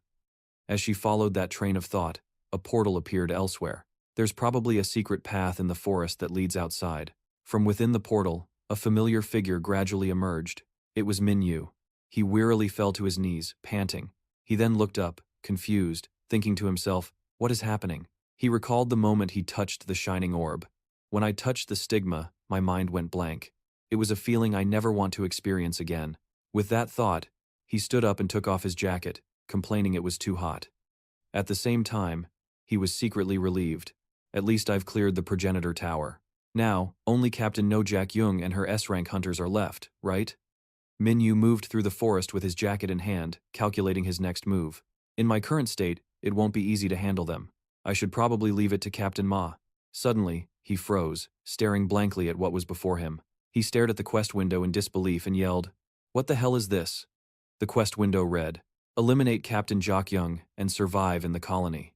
Minyu complained irritably, "Are you kidding me? That's the same as telling me to go die." After saying that, he paused, thinking, "No way." He immediately shouted, "Skill window." Instantly, a symbol appeared with its stats. Level 9. Time remaining, 447 years, 1,199 seconds. Maximum level, 11. He looked at the symbol and thought to himself, Time Break is the skill that allows me to absorb the power of demonic beasts. Then he recalled the battle with Jia Chen and wondered, was the Labyrinth Tower the last place I used this skill? Although I managed to reduce the cooldown time with the stigmas I collected while conquering the colony tower. Minyu looked at the small light on his hand and commanded, Inventory. Progenitor Tower Stigma. He gazed at the stigma that appeared on his hand. He thought to himself, Ra has never given me an impossible mission. In that case, I'll need to use this. but his words brought him back to the reality of the fight with Jakyung. I guess it's time to gamble. Minyu sighed lightly, thinking it was all right. He rubbed the back of his neck, gritted his teeth, and said, "If I hadn't been lucky just now, I would have been dead."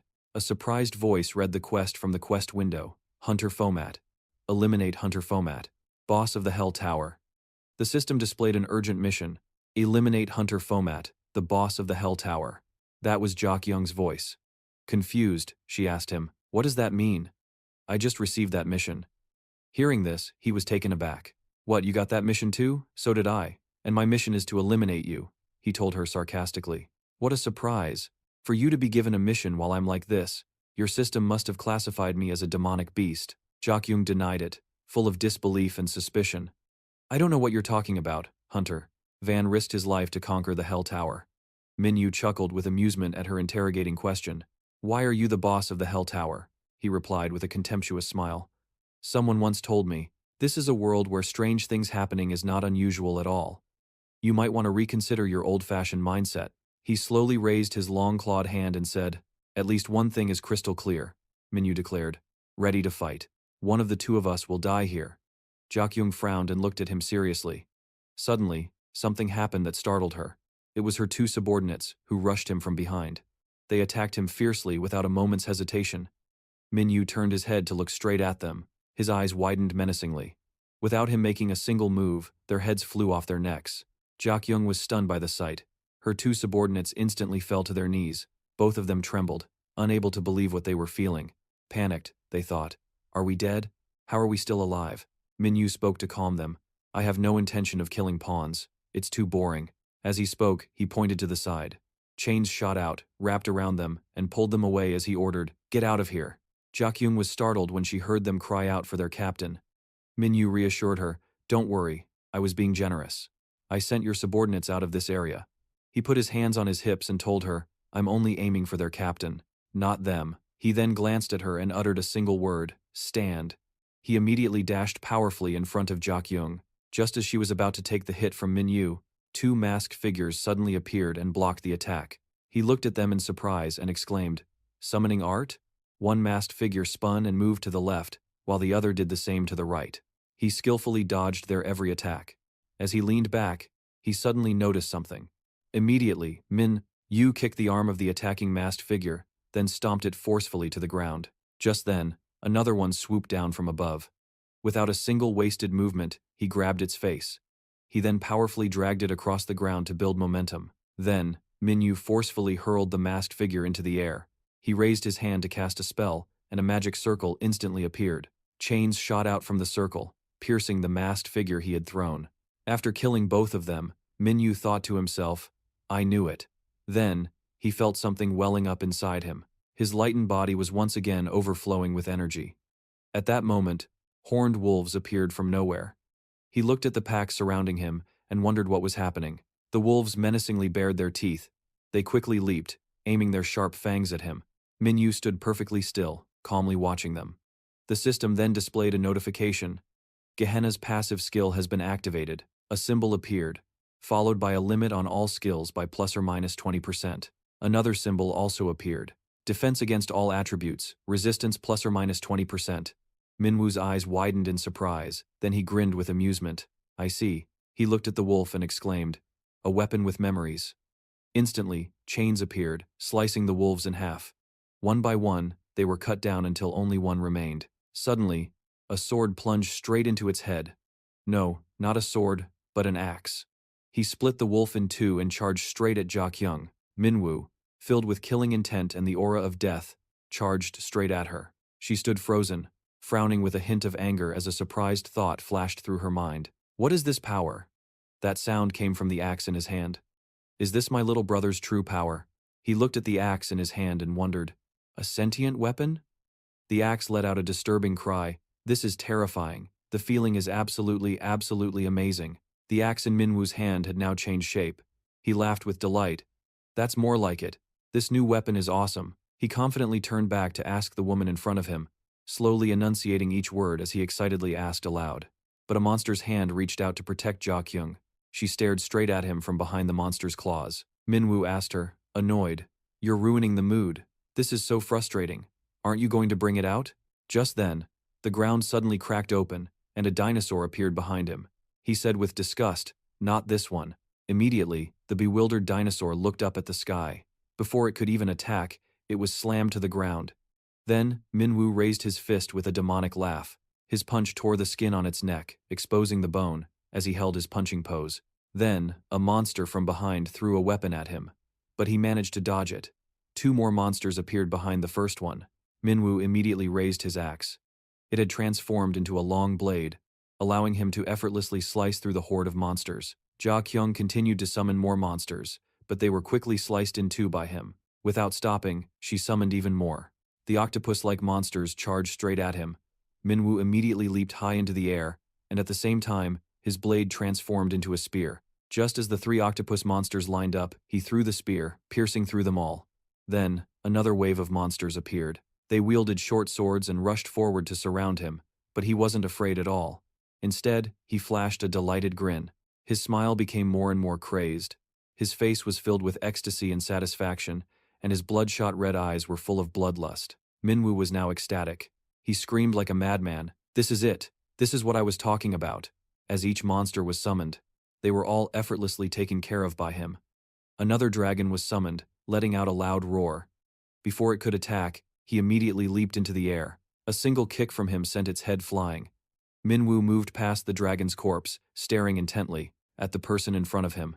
And then he launched his chain blade towards Ja Kyung, shouting, "Stop hiding! Come on out!" The chain blade wasn't aimed at her, but flew past her, rushing towards the space behind. The chain went taut, as if it had been caught by something in the dark space behind her. A hand with sharp claws and a pair of crimson eyes appeared. The monster he had been waiting for had finally revealed itself. It opened its mouth wide, revealing sharp teeth. Seeing it, Minwoo laughed in delight. What happened next was just a blur in the darkness. A monster's arm slowly fell down. That arm, along with the other three, all covered in wounds, came crashing down. At the same time, a familiar pair of shoes appeared. With his blade in hand, he landed on the monster's body. Minwoo frowned, lowering his gaze to the body below. Then his eyes widened in shock. A soft but sharp voice spoke out, "Die." After saying that, he placed his hand on the monster's corpse. In that deathly space, a stream of blood flowed from the monster's body. But in another cosmic space, No Ja Kyung suddenly appeared. She was standing within that universe. She stood as if looking at something in this cosmic space. Suddenly, a monster's corpse appeared before her. She wasn't afraid of the monster at all. Just then, another figure holding a blade appeared in that universe. It was Baphomet. He tilted his head slightly, looked at her, and smiled. She calmly reached into her pocket and pulled out a cigarette and a lighter. No Ja Kyung lit the cigarette. She took a drag and exhaled, white smoke billowing from her mouth. She spoke, "It seems you weren't lying. I never thought Baphomet would become immortal." He replied calmly, "I told you so. You need to get rid of that old-fashioned way of thinking." His expression was no longer calm as he asked seriously, "I'll ask one last question. Why did you kill Hyper and the others?" Her lips curled into a smirk. She laughed loudly. "Ha ha ha, how ridiculous. Are you that shocked over the death of a single commander? Don't tell me you actually had feelings for them. Who would have thought a monster could be so sentimental? Did you fall in love with a mortal?" He remained silent, letting her continue. "Is that why you transformed into a human?" she said while smoking. As for why I killed him, I don't really like confiding in a demon." She took the cigarette from her mouth and said, "Hunter Kim Ji-hyun was the survivor. The first one I saved during the dungeon outbreak." He was surprised and listened as she continued to speak. "Before that, hunters, we were never treated the way we are now. In a city, two people were chatting. Is the food there really that good? It really is. I heard that during lunchtime, there's always a long line of people waiting. Hati and Dagang were walking and talking about that great restaurant. If you go with me now, we won't have to wait. That's good. I rushed to the tower earlier without eating anything, so I'm starving." When they arrived, they saw a sign on the door that read, "No hunters allowed." The two of them stood there, staring at the words in silence. She continued her story. "Back then, hunters were treated like a foul plague, shunned by everyone. Even though it was proven that hunters were not a threat to society, why did people still believe those baseless rumors?" After returning home, the two cooked many dishes. Dagang rested her chin on her hand and said, "It's so strange. We were born as normal people, too." They both fell silent, but Hati was the first to speak up and break the quiet atmosphere. "Let's eat." "Ah, I really want to try that dish. Later that day, Hati was walking down the street, thinking about dinner for the evening. Fried tofu or stewed tofu? I don't think I can make curry. Besides, she's sick of that dish already. As she thought, she glanced around. Should I cook at home on my day off? Or just order takeout? She stopped and looked over. Isn't this the restaurant Dagang wanted to try the other day? It's not mealtime yet, so it's not very crowded. She looked at the sign and thought, they don't deliver at this hour, but they do takeout. The sign says takeout is available from 2:30 to 4:30 p.m. She looked down at her clothes and thought, I'm dressed like a civilian. They probably won't realize I'm a hunter. Then she looked up and made a decision. I'll order from here today. If I buy it now and put it in the fridge, it'll be ready when Da Gang gets home. Suddenly, something made her panic. She looked up and saw a monster had crushed the restaurant. What was that? I suddenly sensed a monster's presence. She continued her story. At that time, a dungeon break occurred. Cries for help echoed everywhere. Help us. Perhaps, deep down, I had always wished for this day. To save people who were screaming and begging for help in desperation. Hunter, please save us. That alone was enough to make me feel proud. And right in front of me, she shouted with a panicked expression, Are you okay? She sat next to the boy, who looked at her with a terrified expression. That was when Hunter Kim Ji-hyun was born. A tall, muscular man spoke. You want to propose going back there? Haven't all the survivors been rescued already? The people nearby were gossiping about the boy, that child.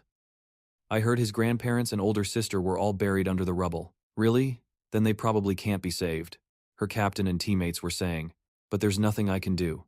I've been assigned to the next area. It's next to the red zone, and I heard it suffered significant damage. So far, they've only found 2 survivors, and I'm heading there now. What about you guys? If you don't go, we won't either. She immediately spoke up. I want to help with the rescue operation. A young man looked at her and her teammate, saying, Hey, what are we supposed to do without the captain? She said, We have the location. If we go in, rescue them, and leave immediately, I don't think it will be too dangerous. As she was speaking, a hand landed on her shoulder. It was Jung-soo, who put his arm around her and said casually, Go wherever you want. She looked at him as a teammate commented, Yeah, this useless bum. He just smiled at her, ignoring the comment. He'd do anything for his girlfriend. A while later, he was lying on the ground, his eyes wide open. She sat next to him, trembling, as she called his name, Jung-soo. A teammate said, Damn it, I told you not to come here. Her eyes widened with tears welling up as her teammate said it was all her fault. The teammate yelled in her face that he died because of her. Back at the base, she told the little boy, and he asked her, You couldn't save them? The boy asked her, But you promised me you would save them, why? Her face was incredibly cold as she said nothing to him. The boy's eyes widened in surprise. He yelled in her face and said, Liar. She continued her story. The monsters from the red zone swarmed our area, and because of that 70% of our team died. After that, I couldn't do anything anymore. I just lived like a soulless corpse. Later on, she sat alone and thought, if only I were stronger, if only I were a more powerful hunter. Suddenly, a beam of light shone on her, and someone called her name, Noja Kyung. Tall towers appeared, and someone was saying this place is known for having the most towers for some unknown reason. But the towers kept appearing. That was the captain standing next to her. The captain looked at her, and she spoke. Their connection looks like a colony. She and the captain walked on. The captain said, Colony, huh, that's a good name from now on, that will be the name of this place. But the captain said something that surprised her, Noja Kyung, from now on you will be in charge of managing this place. The captain continued, There are countless hunters living unemployed just like you. The government wants to give them a chance to work. Noja Kyung, I acknowledge your abilities as a hunter. From now on, use those abilities for the government. She had now become the manager of the colony, and a thought always appeared in her mind. This place can create a powerful hunter. She continued her story, I bet everything on the colony, and began to gather 10 factions.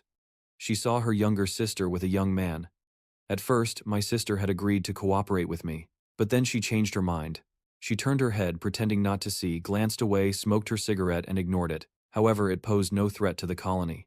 Everything was going smoothly according to plan. If only we had never found the tower's nest. Someone approached her and said we noticed something strange, so we dug down and found this. She and the 2 workers went down. She was surprised by what was in front of her. The worker said, We don't know what this is, do you know what it is? I immediately understood this was the reason behind the tower's appearance.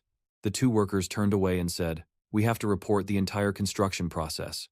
I'll call someone from the government. This made her turn back and look at them in surprise. Report to the government, she thought they won't let this go. She turned back with a terrifying expression and looked at the two of them. Then the existence of the colony will be at stake. I have to silence them.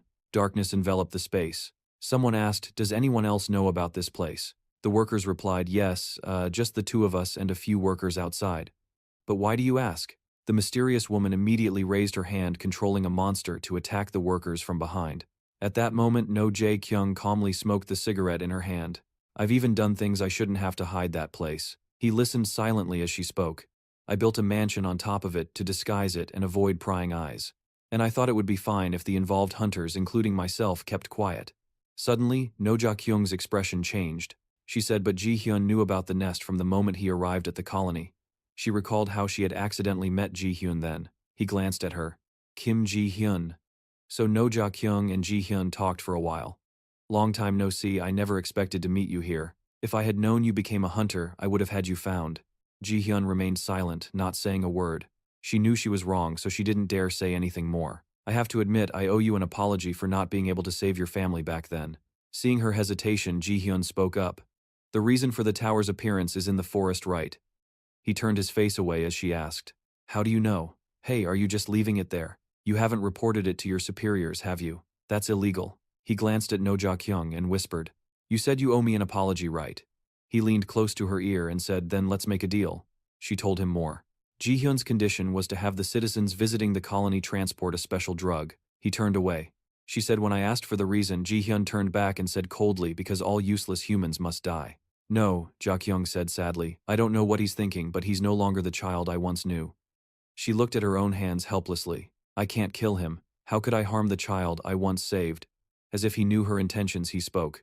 So, you want to use me to kill him? Heartbroken, she clenched her fist and admitted, that's right, I want to involve you to get rid of Ji-hyun. He still said nothing. How ironic that my plan was ruined by you. Back then, Ji-hyun had said, do you want to use Baphomet to kill me? At that time, No Ja-kyung was very quiet and calm despite his harsh words. For old time's sake, I didn't intend to go this far. But I have no choice. Do you know the government has planted someone in the colony yet? Although she was cold on the outside, but No Ja-kyung was thinking I knew this would happen sooner or later. Ji-hyun yelled, you're about to face all the criticism. She wondered, but how does Ji-hyun know? She looked at him thinking it's already very strange that he knows about the nest. He smiled sheepishly, it was me who reported it. After saying that, Ji-hyun left, leaving No Jae-kyung screaming. Kim Ji-hyun, stop. Why did you do that? Why have you changed so much? Ji-hyun glanced back, looking at No Jae-kyung coldly. What on earth are you thinking? He said one thing that jolted her. If you had saved my family back then, I wouldn't have ended up like this. Suddenly, a pool of blood splattered out, surprising Ji-hyun. His body fell apart, slumping against a nearby wall. Someone screamed, huh? Two young men standing nearby asked Commander Hyper, what's wrong? No Ja-kyung, with her ice-cold face, said nothing. She instinctively turned to look at them with regret. You shouldn't have come here. And so she killed those two as well. This is the truth you wanted to know, Baphomet. She asked him, what do you think? He wasn't sad at all, but instead had a bizarre smile on his face. He chuckled and said, it's disgusting. No, Ja-kyung gave a forced smile. Can I take that as a compliment? Immediately, her smile disappeared. She threw the cigarette in her hand aside. The cigarette fell, and she said, you're right. I am a disgusting human being. But she started to challenge him. If I'm going to die, I should die like a hunter, right? A hunter who hunts and kills monsters, she said proudly. He closed his eyes, preparing to fight. Baphomet took his stance. She was still smiling, tilting her head slightly as she spoke. Thank you, Baphomet. No Ja-kyung touched her chest, clenching it tightly. She began the summoning ritual. The summoning point is right inside this body. A massive light radiated out powerfully. He watched closely with an excited smile. From the white coat fluttering in the wind, a bizarre shape emerged. She had become Jezebel. She summoned a few beasts, saying, you're too strong, Baphomet. He was excited. As expected of an S-rank hunter, it remained calm. Don't disappoint me. He was very excited and yelled, entertain me now. The monsters charged forward. A fresh morning arrived. A tall building was half ruined, as if a chaotic battle had just happened somewhere inside. Inside, hulking figures were walking around. They were definitely not human. They were bizarrely shaped zombies. They were looking somewhere. One of them raised a bleeding human arm. That was the product of the chaotic battles. It proudly roared to let its kind know. Suddenly from the sky, a giant foot stomped down, crushing the monster and splattering blood everywhere. The terrified zombies looked up and screamed. It was a huge monster, with a bull's head and a human body wearing only white briefs. It was extremely ferocious, its eyes wide open. It glared down as if it wanted to eat the zombies alive. Just as it roared, suddenly slash marks appeared all over its body. In its dazed, half-dead state, it faintly saw the figure of a girl with a beast, a rhino monster behind her. Nelia charged forward. Nelia watched them die without any regret. Her eyes were indifferent, thinking of nothing. Nelia stood there looking up at the soft light shining into the building. The scene changes to another place where Jezebel is absorbing some kind of energy into its body. It whispered some rather mundane words. In the lair, Jezebel walks through a galaxy saying flowery words. It's still very beautiful, even in the area that I created. It smiled, satisfied with what was happening. A long, winding sphere revealed many sharp mouths hanging high above. Trapped in chains. Zeppelin asked, "Isn't that right, Baphomet?" Chains from his body slammed hard towards Zarabin, as if trying to kill it, but unfortunately, Zarabin was one step faster. The chains tightened around Baphomet, causing him immense pain. Zarabin taunted Baphomet, "You're too sentimental now." From midair, a large man holding a 10-kilogram sword charged straight down at Jerez Ben. He charged extremely fast, intending to end Jerez Ben's life, with a single swing of his sword despite the long and powerful slash coming at him. But Jezebel remained very calm as black ribbons rushed in from somewhere, gathering into a sturdy wall. It blocked the blow for Jezebel, but the sword's power was greater, piercing through the wall and causing a massive explosion. But it was unclear if Jezebel was alive or dead, as Cha Minu silently watched the situation, glaring and growling at Jezebel. "You're right, I am sentimental." Jezebel not only dodged the attack but also turned around to lecture him.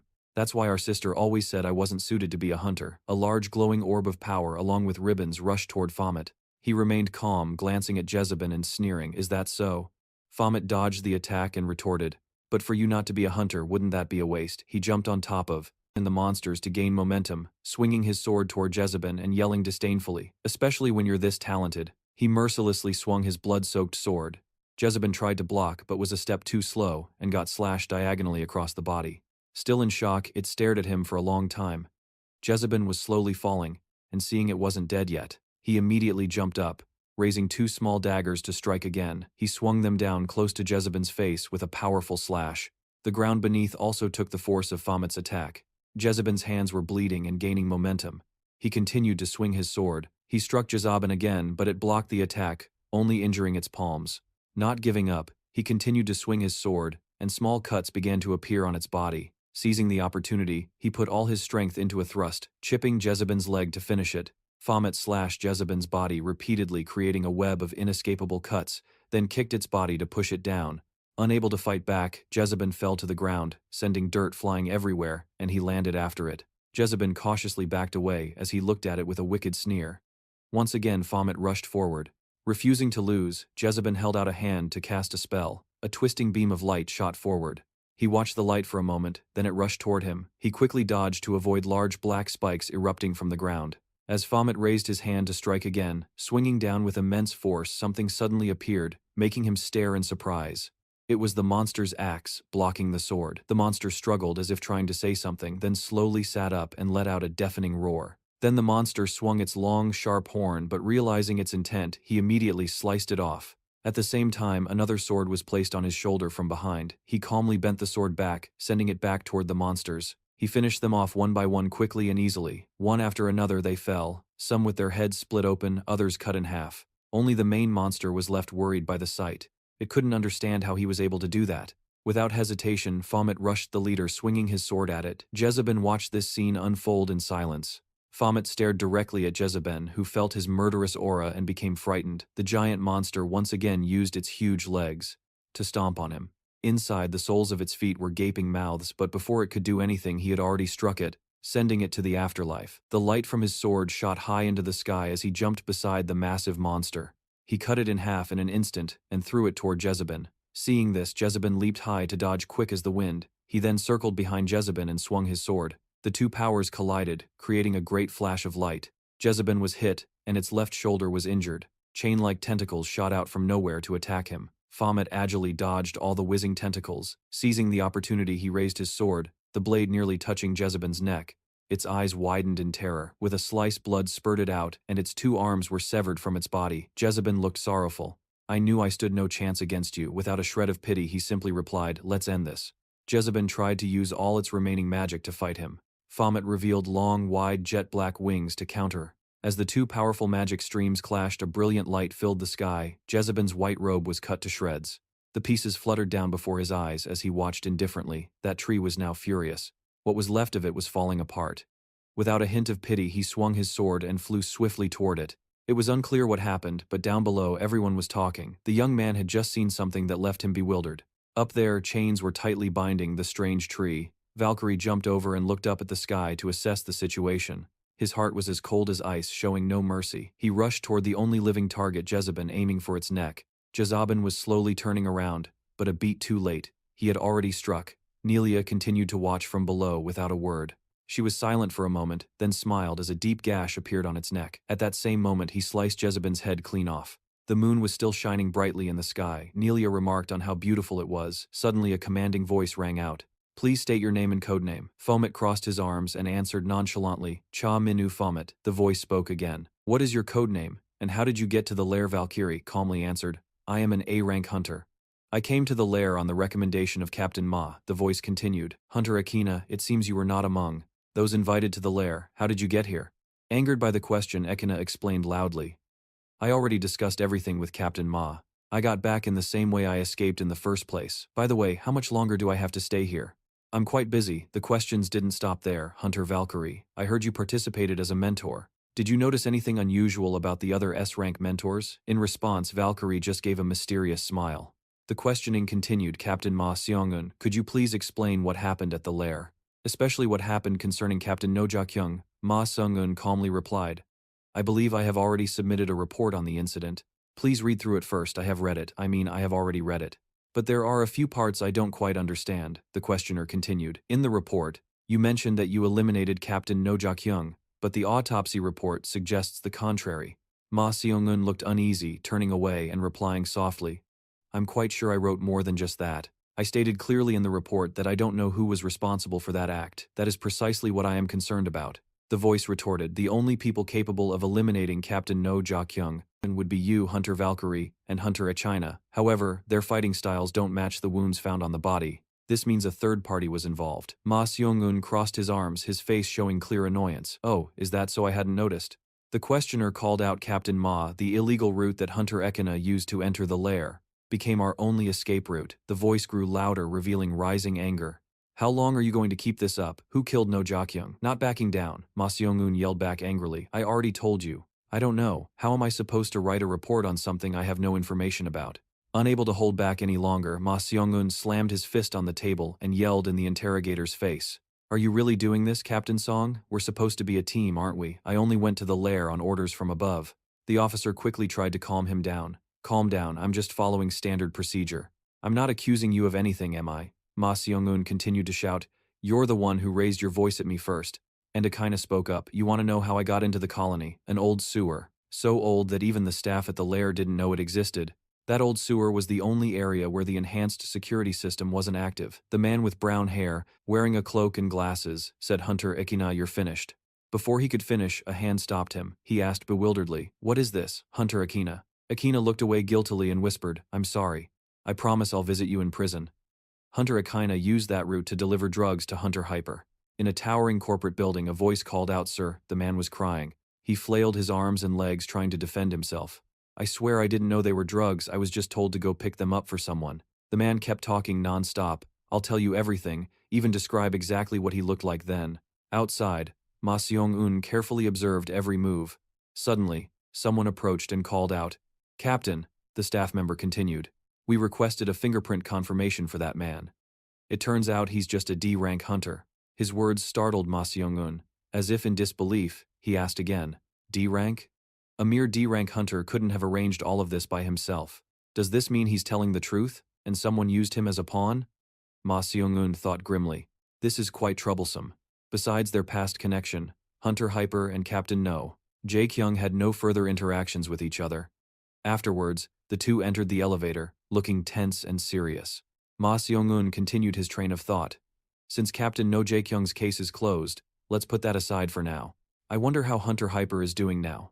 Although Ma Seong-un didn't show much, countless issues were popping into his head. Since he's an A-rank hunter, it seems unlikely he's trafficking drugs because he needs money. If Baphomet's statement is true, he's distributing those drugs out of contempt for humanity. In that case, he's just a monster. Has he always been doing whatever it takes to satisfy his own desires? As Ma Seong-eun walked and thought, this isn't good. We have to locate the drugs that Hunter Hyper has distributed. However, the more pressing concern was. He stopped at a room, observing everyone inside. How can we get these A-rank hunters back to normal? Ma Seong-eun observed the dazed and listless faces. Most of the A-rank hunters at the hideout were in a state of severe delirium. They were like people with no life left in them. They constantly made unintelligible sounds. Suddenly, someone held up a bag containing a small but terrifying insect. The doctor continued speaking. The main cause is this thing. The hunters. A-rank hunters are having mental breakdowns because of these parasites in their bodies. A woman with long hair frowned. She wore a robe, and her voice continued. An S-rank hunter with the codename Agatha, right? That hunter's ability is to control these parasites, Taeza explained seriously, bit by bit. Initially, these insect control techniques were mainly used to apply debuffs and control monsters, but she used it on hunters. Just thinking about it disgusts me. Ma Seong-eun asked, is there no way to cure them? Baphomet and Griffin listened intently to her every word. She sighed and continued. These parasites cause severe damage to the body and brain, so even if we cure them, I'm not sure if it would be meaningful. Right now, all we can do is wait for their cells to repair themselves naturally. The hunters who got infected by the parasites are actually quite lucky. Otherwise, they would all be dead. Baphomet asked, then why are Griffin and I completely fine? Taeza slowly explained, it's because the parasites need a lot of time to fully adapt to a human body. At least, that's my conclusion. Pausing for a moment, she continued to remind them. However, to be safe, make sure to use the suppositories to flush them out. Hearing those words, the two of them shouted, what? She calmly advised. Everyone knows the intestines are a favorite egg-laying spot for these parasites. Every word she spoke was like a thunderclap to the two men, their faces turning dark. Ma Seong-eun covered his face in horror. Taeza emphasized, you can't let the parasites lay eggs in your intestines, right? She gestured toward the medicine boxes on the table. Turning to the two, she continued, I'll leave the suppositories here. Make sure you use them today. Before you leave. Hearing that, Ma Seong-eun gulped. He advised the two men, I know it's hard for you, but what other choice do we have? It's the doctor's orders. Baphomet and Griffin cut him off, calmly announcing, what are you talking about? You're using one too. As soon as the words left their mouths, Ma Seong-eun's face changed drastically, showing clear fear. Taeza, a bit confused, asked him, what does that mean, Yoon Seong-eun? Ma Seong-eun stammered, isn't this only for A-rank hunters? She calmly replied, you said you choked Agatha, right? Since you had contact with her. There's no guarantee that you're safe, Taeza said while looking at the two struggling behind her. We found evidence that she was also plotting to do that to S-rank hunters. Why else do you think those people used it in the first place? Echidna spoke up, annoyed. Hunter Baphomet, let's meet later. Suddenly being called out made Baphomet a bit uncomfortable. He looked confused at the sight of Echidna dragging Valkyrie away. This caused many people to gossip. What's wrong with Hunter Valkyrie? Don't tell me she's infected with parasites too. She's completely out of it. That incident at the hideout must have been a huge shock to her. Valkyrie whined as she was dragged away. I'm so hungry, sister. Is it because I emptied my stomach? Echidna replied helplessly. Wake up, young lady. Suddenly, a clap echoed. She said in a stern tone, all right, everyone. Don't just stand there, get back to work. When you're done, make sure to have it double-checked. As soon as she finished, she went to her desk, sat down, and focused on a report. Suddenly, a glass of water was placed on the desk in front of Taeza. The other person spoke, here, have a drink. Seeing Ma Seong-eun, she asked quizzically, didn't I tell you to go use the suppository? He replied with some reluctance, I'll use it today. I still have some unfinished business. Ma Seong-eun gave a slight smile, but his face was covered in sweat. He asked, I'm sorry, you must be very busy. How's your hospital? Taeza replied calmly, I've already called a doctor to cover my shift. Of course, I also remembered to have the Hunter Association pay the fees. She closed her eyes wearily but continued to speak. Besides, one of my guild's precious members is also involved, so it's only natural that I came. I also have a strained relationship with the government because of that past. Ma Seong-eun was silent for a long while, then continued. That strained relationship started because of me. Taeza's voice grew a little softer. I also bear some responsibility for that incident. She thought of the woman who was completely tied up and continued. Instead of wasting time here, why don't you go to that woman and ask her how to turn the parasite-infected hunters back to normal? Agatha chuckled lightly, her eyes showing helplessness as she whispered, oh dear. She looked straight at the young man before her and said with amusement, "It seems I've got a young inspector this time." Despite that, he calmly said, "Hunter Agatha, you will not be able to use your abilities in this facility under any circumstances. If you try to use your abilities, the collar around your neck will detonate. And even if you manage to disable the explosion," Agatha smirked. She cut into his unfinished sentence. "The countless lasers around us will shoot through my body. Is that what you were trying to say?" She smiled brightly and continued, "The inspector before you already explained it to me." A little embarrassed, the inspector cleared his throat. He pointed at her and continued, "All right, then I'll begin." Agatha's eyes showed clear amusement, as if she had discovered something. She didn't let the inspector continue. She put on a sympathetic face and quickly asked, "Oh no, Inspector, did you just break up with your girlfriend?" A voice spoke up, "Are they interrogating Hunter Agatha in there?" The man sitting on the chair was startled by the noise. Seeing Ma Seong-un approach, the man hurriedly asked, "How's the Hunter hypercase going? Found any leads yet?" Ma Seong-un put his hands in his pockets and calmly replied, "Not sure yet. Everything is still very vague. Go guide Taeza in interrogating the D-rank hunters and those related to them," the man continued. "You mean the drug-dealing hunters, right?" Ma Seong-un plopped down on a chair. Very elegantly, he listened calmly. "Yeah, I've been thinking a lot today, just like you. If you think your case is that important, then why don't you try as hard to solve my case as you do yours? Who exactly killed Captain No Jae-kyung?" Ma Seong-un, as if not hearing those words, casually replied, "I already told you, I don't know. But the other person wouldn't let him go. What are you trying to hide? Are you trying to protect someone?" To end the conversation, Ma Seong-un quickly changed the subject. "Oh, by the way, have you gotten any information from Hunter Agatha yet, like any way to turn those A-rank hunters back to normal?" As if used to this, the man said helplessly, "You're trying to change the subject again, huh? We still don't have any leads." Marcel-un asked puzzled, "What? So what have you guys been doing this whole time?" Suddenly the door to the room opened, interrupting their conversation. Catching the attention of both men, an inspector ran out of the room shouting, "I don't think I can continue this interrogation anymore." "I'm sorry," he said, as he ran while wiping away his tears. That action startled Marcelun. He hurriedly asked, what happened?" In contrast to his alarm, the man beside him seemed used to this. He calmly said, "It's happening again. That's the fourth inspector to run out crying." Unable to believe it, he asked again. "What?" The man slowly explained. That woman is calm on the surface, but he remembered her deceptively innocent face, and continued, "Every time she opens her mouth, only venomous words come out." Ma Seong-un stood confidently before Agatha with his glasses and a determined expression. Seeing his arrival, she said cheerfully, "Oh my. Look who it is, if it isn't Captain Ma," she chuckled amusedly. "I was really looking forward to seeing you again." Hearing those words, Ma Seong-un chuckled me. "I didn't know I was your type, Hunter Agatha." She continued speaking. "The feeling you left on my neck, I can't forget it." The smile remained on Ma Seong-un's lips as he said, "Oh, you must like it rough." Ma Seong-un calmly crossed his arms. He continued, "It seems you're quite the talker. Was Captain No Ja-kyung like that too?" Agatha replied without hesitation, "Only on the surface. My sister was a very gentle person. Since you two have spoken before, you must have noticed, right?" Hearing this, he let out an interested, "Oh. Didn't that inspector tell you?" Ma Seong-un slowly enunciated each word. "Captain No Ja-kyung is dead."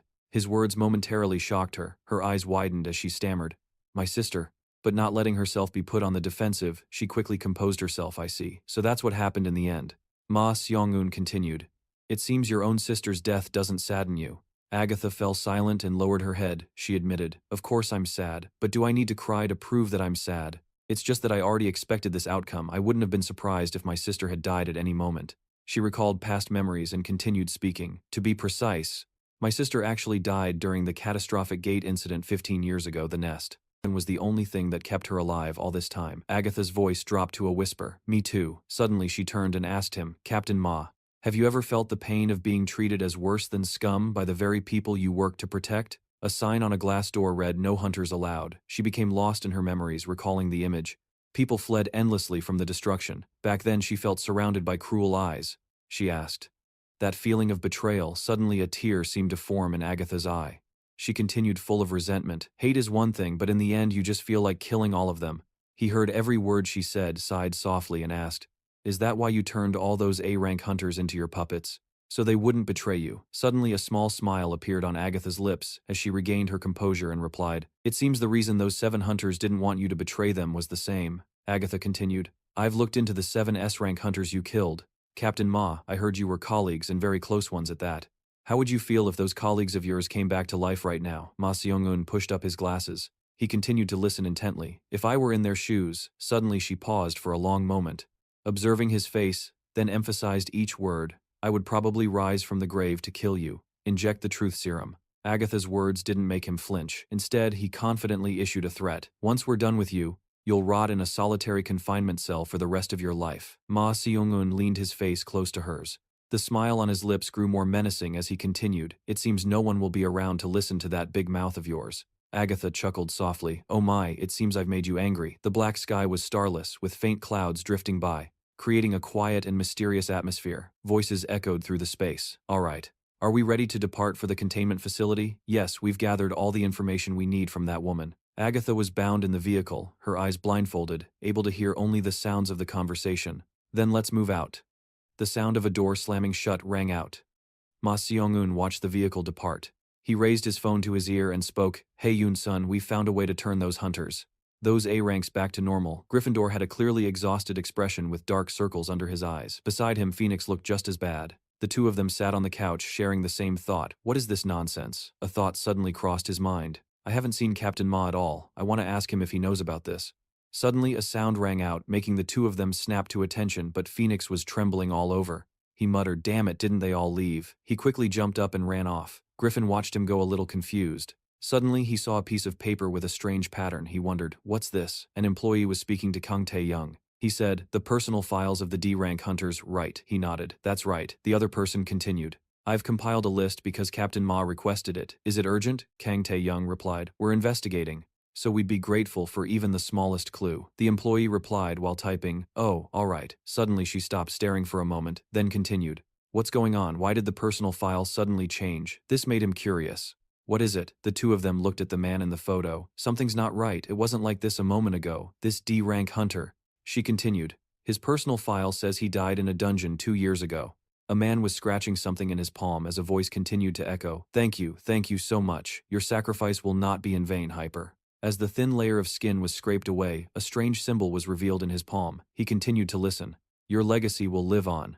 Suddenly the man gave a slight smile, as the skin on his face began to peel off. A terrifying explosion suddenly occurred. A voice rang out amidst the chaos. All the weaklings should just disappear. Agatha's words rang in Seong-eun's ears. I've looked into the 7 S-rank hunters you killed. They were all your colleagues when you were still active. What if they were still alive? Seong-eun walked out of the room. His mind kept replaying her words. If I were your colleague. His expression was extremely calm, as if he was ignoring it all. But in truth, Agatha's words still affected him. I would come back to kill you. He suddenly stopped in an empty hallway. Seong-eun's voice suddenly echoed. If they were still alive, I'd want them to come and kill me too. The ringing of his phone snapped Seong-eun out of his thoughts. He slowly answered the call. Hello Tae-young, what's up? The panicked voice on the other end said, Captain, we're in trouble. That D-rank hunter isn't a D-rank. Seong-eun asked, confused. What do you mean? The person on the other end replied, it's a fake, we're in danger. What? A terrible sound came from above, followed by a tremor that startled Seong-eun. He tensed up and yelled, Tae-young. What was that sound? The tremor was felt in many places, and Minwoo in the bathroom was no exception. He wondered in confusion. Was that an earthquake? A vicious blow landed squarely on the face of the fake D-rank hunter, as he stood proudly amidst the motionless bodies of the government hunters. The imposter lowered his head, then looked up. A gleeful smile was plastered on his ordinary face. He suddenly turned around, and behind him appeared a figure in a baseball cap. Minwoo looked around and asked, what happened here? Minwoo raised an eyebrow at the other hunter and asked, aren't all those hunters from the main headquarters? Who are you? Could it be that you're the one who beat them? The imposter asked in return. Are you a hunter who escaped from the association? Hearing this, Minwoo growled, I can't believe you did this to them. That's pretty reckless of you. The imposter casually replied, they're all A-rank hunters, so what's the big deal? Then he leaped straight towards him. As the distance between them closed, the imposter's face peeled off like a lizard's skin, revealing a head of pure white hair and tea-colored eyes. Minwoo's eyes widened at the familiar face, a name coming to mind. Jaeyoon. The imposter, wearing Jaeyoon's face, charged toward him. But Minwoo didn't freeze in shock. Instead, he lowered his head, rubbed his neck, and sighed. Ha, this bastard. His eyes suddenly glowed blood red. He gritted his teeth and said, you've crossed the line. In an instant, the imposter's pupils constricted as he glanced to the side. With inhuman speed, Minwoo flashed past him, severing the imposter's right arm in the process. He asked angrily, How dare you impersonate him in front of me? The tremors started up again. Soo-hyuk watched in confusion as the headquarters hunters hurried away. Suddenly, he heard someone call out for Hunter Griffin. Seeing it was an acquaintance, he calmly asked, "Team Leader Ma, what's going on?" A frantic Seong-eun said, "There's an internal problem. You go on ahead." It was then that Seong-eun noticed he was alone. He asked in alarm, "I thought you were with Baphomet. Where is he?" Coincidentally, his eyes fell on the piece of paper in Soo-hyuk's hand. His eyes, usually half closed behind his glasses, suddenly shot wide open. He didn't care about anything else and just asked, "Hunter Griffith, what's written on that piece of paper?" Soo-hyuk explained, "It's not mine, this is." Before he could finish, the paper was snatched from his hand. Soo-hyuk looked at Seong-eun in astonishment and exclaimed, "Team Leader Ma." He only heard Seong-eun ask, "Who gave this to you?" Elsewhere, the dripping blood had formed a small puddle. The one-armed imposter stared at his missing limb without a word. Finally, he asked, "Do you hate my appearance so much you had to cut off my arm?" Minwoo, holding the severed arm, just let out a sigh. He tossed the arm aside and said with a frown, "It's not that I hate it, it's because a bastard like you is imitating him." The imposter chuckled and said, "Is that so? My apologies." He once again tore off the peeling skin and said with a laugh, "Well then." In the blink of an eye, from Jiayun's face, he transformed into a woman with braided blue hair. He raised his leg, preparing for a downward kick, and asked, "How about this then?" The downward kick was unnaturally hard, not like human flesh and bone. While dodging, Minwoo asked, "So are you a man or a woman?" Right after, he took a direct punch to the gut but still managed to answer, "It's all the same." The punch was so powerful it made him break out in a sweat. The imposter groaned in pain, saying, "You're really a handful." The force of the blow sent him flying back. The imposter immediately regained his balance and rushed in to attack again. He once more used his teeth to tear off the peeling skin. This time, he became a young man with black hair who knelt down and raised his hand, gathering a blue light in his left palm. He fired a powerful laser-like beam towards Minwoo. A huge explosion shattered the floor tiles, sending debris flying and creating a thick cloud of dust. The imposter looked ahead smugly, not noticing that Minwoo was completely unharmed and had already leaped forward, aiming a kick straight at his head. His knee slammed hard into the imposter's face, sending him flying back and smashing him into the wall with enough force to punch a hole right through it. The imposter was terrified by his incredible speed and power. Blood splattered from his face. The imposter went limp, seemingly defeated. Minwoo looked down at him and asked, "What form are you planning to show me this time?" The imposter suddenly started to laugh. Minwoo was startled, realizing something was wrong. He hesitated, saying, "This body." The imposter then exclaimed, "You're really strong. Are you really an A rank?" "Your code name." He looked up at him with pitch-black eyes and asked, "Is Baphomet?" Just then, Seong-eun ran over, calling out, "Hunter Baphomet." Minwoo looked at the newcomer in surprise and exclaimed, "Team Leader Ma." The imposter laughed and said, "You've arrived." Seong-eun was startled when the imposter suddenly declared, "My mission is complete." Seong-eun hurriedly shouted, "Hunter Baphomet, stop him!" Minwoo let out a confused, "Huh?" But then he immediately understood Seong-eun's intention and quickly turned around. The imposter was smiling as he bit down on a piece of paper with a strange symbol on it. He said, "I just needed to make an impression." Minwoo was startled, thinking to himself, "That is." The imposter looked like a puppet with one eye missing. Looking utterly wretched, he tore the paper with his teeth, smiled brightly, and said, "See you later, Baphomet." Suddenly, as the paper tore, the imposter's head also exploded like a smashed watermelon, splattering everywhere. Minwoo was too stunned to speak or react in time. Seong-eun was in a similar state, exclaiming, "What the hell?" Hunters from the headquarters rushed to help those injured in the incident. Staff members bustled back and forth, talking amongst themselves. Detailed portraits of the three faces were placed on the table. Minwoo asked, "Is this enough?" The female employee with glasses exclaimed in surprise, "Wow, room 302, you're a really good artist. Did you ever study drawing?" Minwoo rested his chin on his hand and replied, "When I was in the tower, if I wasn't fighting, I'd just sit and draw." His statement made the female employee let out an "Oh." Seong-eun picked up the drawings and gave an order. "Taerang, take these and compare them to the hunter profiles, see if you find a match." The other person replied seriously, "Yes, sir." Minwoo, watching this, spoke frankly, "I don't know if this investigation will be of any use." The female employee asked, "Why do you say that?" He looked at the busy Seong-eun and said, "It felt like he was wearing an oversized suit." That corpse was a bit strange. I think there's a separate host. He recalled the scene of the imposter self-destructing earlier, pondering his last words. His last words were, "See you later, Baphomet." Seung-eun, beside him, agreed with Minwoo. "You're right. If that was his real body, he wouldn't have thrown his life away so easily." Then he turned and said, "Yoon Junseo, can you examine that corpse?" Upon hearing this, Junseo grumbled, "The corpse too? Do we really have to go that far?" Seung-eun didn't give her a chance to refuse, saying, "I'm counting on you." And so, the only woman in the room left, leaving the two men behind. Both Seung-eun and Minwoo remained silent. Amidst the silence, Minwoo suddenly exclaimed, "Ah!" Then he said frankly, "I want to ask you something. I think this case is related to it, so..." "Huh? I remember putting it in my pants pocket. Where did it go?" Seung-eun placed the paper with the strange symbol on the table and asked, "You mean this?" Minwoo asked in surprise. "Did I drop it?" Seung-eun suddenly cut him off. "Hunter Baphomet," he said. "In that case, come with me. We need to talk." Seung-eun began to tell his story. 8 years ago, I was a hunter. I made a living in this profession back then. I used to think making friends was a luxury. Then, those hunters appeared before me. They taught me everything. They taught me how to communicate, how to read emotions, and how to express my own feelings. He said proudly, "They were the hunters who taught me how to be human when I had lost my memory and was wandering aimlessly. And they..." He turned his head with a bitter smile and continued, "also died by my hands." Seung-eun held the piece of paper out in front of Minwoo and said, "It was all because of these bastards." The two stood before a wide doorway, looking at each other. Seung-eun spoke. "Go on in." Inside were giant glass tubes, each containing a glowing rectangular shard. Similar tubes were lined up in rows everywhere you looked. As Minwoo followed Seung-eun, he curiously looked from side to side. Glancing sideways, a portrait of a person suddenly came into view. It was a young man with short, messy hair and bright eyes, smiling brightly at the camera. He thought to himself, "I feel like I've seen him somewhere before." Minwoo asked, "What is this place?" Seung-eun replied, "This is where we preserve the records of the cleared towers.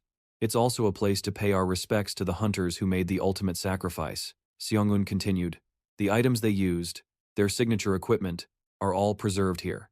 You must have seen the doors, as we walk down the corridor. The records for each tower are behind one of those doors." Minwoo, still not fully grasping the situation, asked, "So, which tower is this?" Suddenly, an image made his eyes widen. A half-unsmiling face with a black string earring. That person was Ji-Yoon. Seung-eun, standing before Ji-Yoon's glass case, answered, "The Tower of Hell." Minwoo exclaimed in shock. "The Tower of Hell?" Seung-eun continued. "The Tower of Hell is quite famous. You must have heard of it. That tower has claimed the lives of many hunters over several generations. South Korea's strongest hunter, Ji-Yoon, conquered and sacrificed himself in that very tower." Seung-eun placed his hand on the case holding Ji-Yoon's picture and said, "But ironically, we were never able to find Ji-Yoon's body. A funeral was held, but he left nothing behind. Only his file remains empty."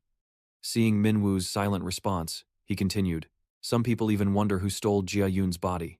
Minwoo suddenly asked, "What does what you just said have to do with the Tower of Hell?" But Seung-eun changed the subject.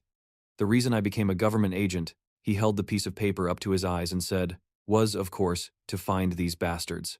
Then he clenched his fist, crumpling the paper, and said, "If you're a hunter, it's difficult to come across the special cases involving them. The fastest and most direct way is to work from within the government. As a government employee, I did whatever they assigned to me." He continued, "From the cleanup crew to being a spy." Seung-eun explained, "That's how I climbed to the position I'm in now. As the leader of JoJo, a government-affiliated organization tasked with eliminating criminal hunters," he added. "At first, I also thought the existence of those towers had nothing to do with me. Until the Hell Tower appeared, the towers were open to any hunter who wished to conquer them. But the Hell Tower is the only one where hunters must meet a condition to enter." He walked past Minwoo, saying some hunters love this because it makes them feel special. Then he added bluntly, "Even if they don't know it's a death trap." Minwoo repeated in surprise, "A death trap?" Before Minwoo could get over his shock, CEO Un spoke again. "We are investigating the hunters who entered the Hell Tower." CEO Un started vaguely, then stated bluntly, "All the hunters on record for that tower are criminals." He said to Minwoo, "Promet, the people you killed were all criminals capable of murder." Then CEO Un said, "Gates and monsters appeared." He looked at Minwoo and continued, "But the results are quite hard to accept." He began, "Monsters and humans." CEO Un, stood before Giovan's picture and said, in other words, after examining the corpses of monsters and hunters, all their body parts have the same structure, except for the heart. This information truly made Minu's eyes widen in terror.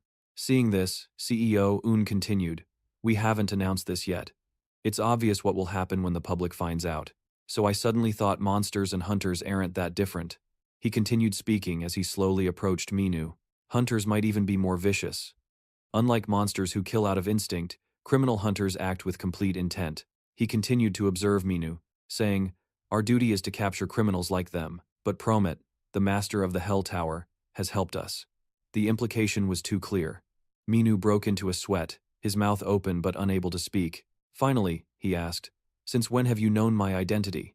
And CEO Un answered without hiding anything. Hunter Fane told me. Minu asked in surprise. That crossdresser? CEO Un replied. Of course, I didn't believe it at first.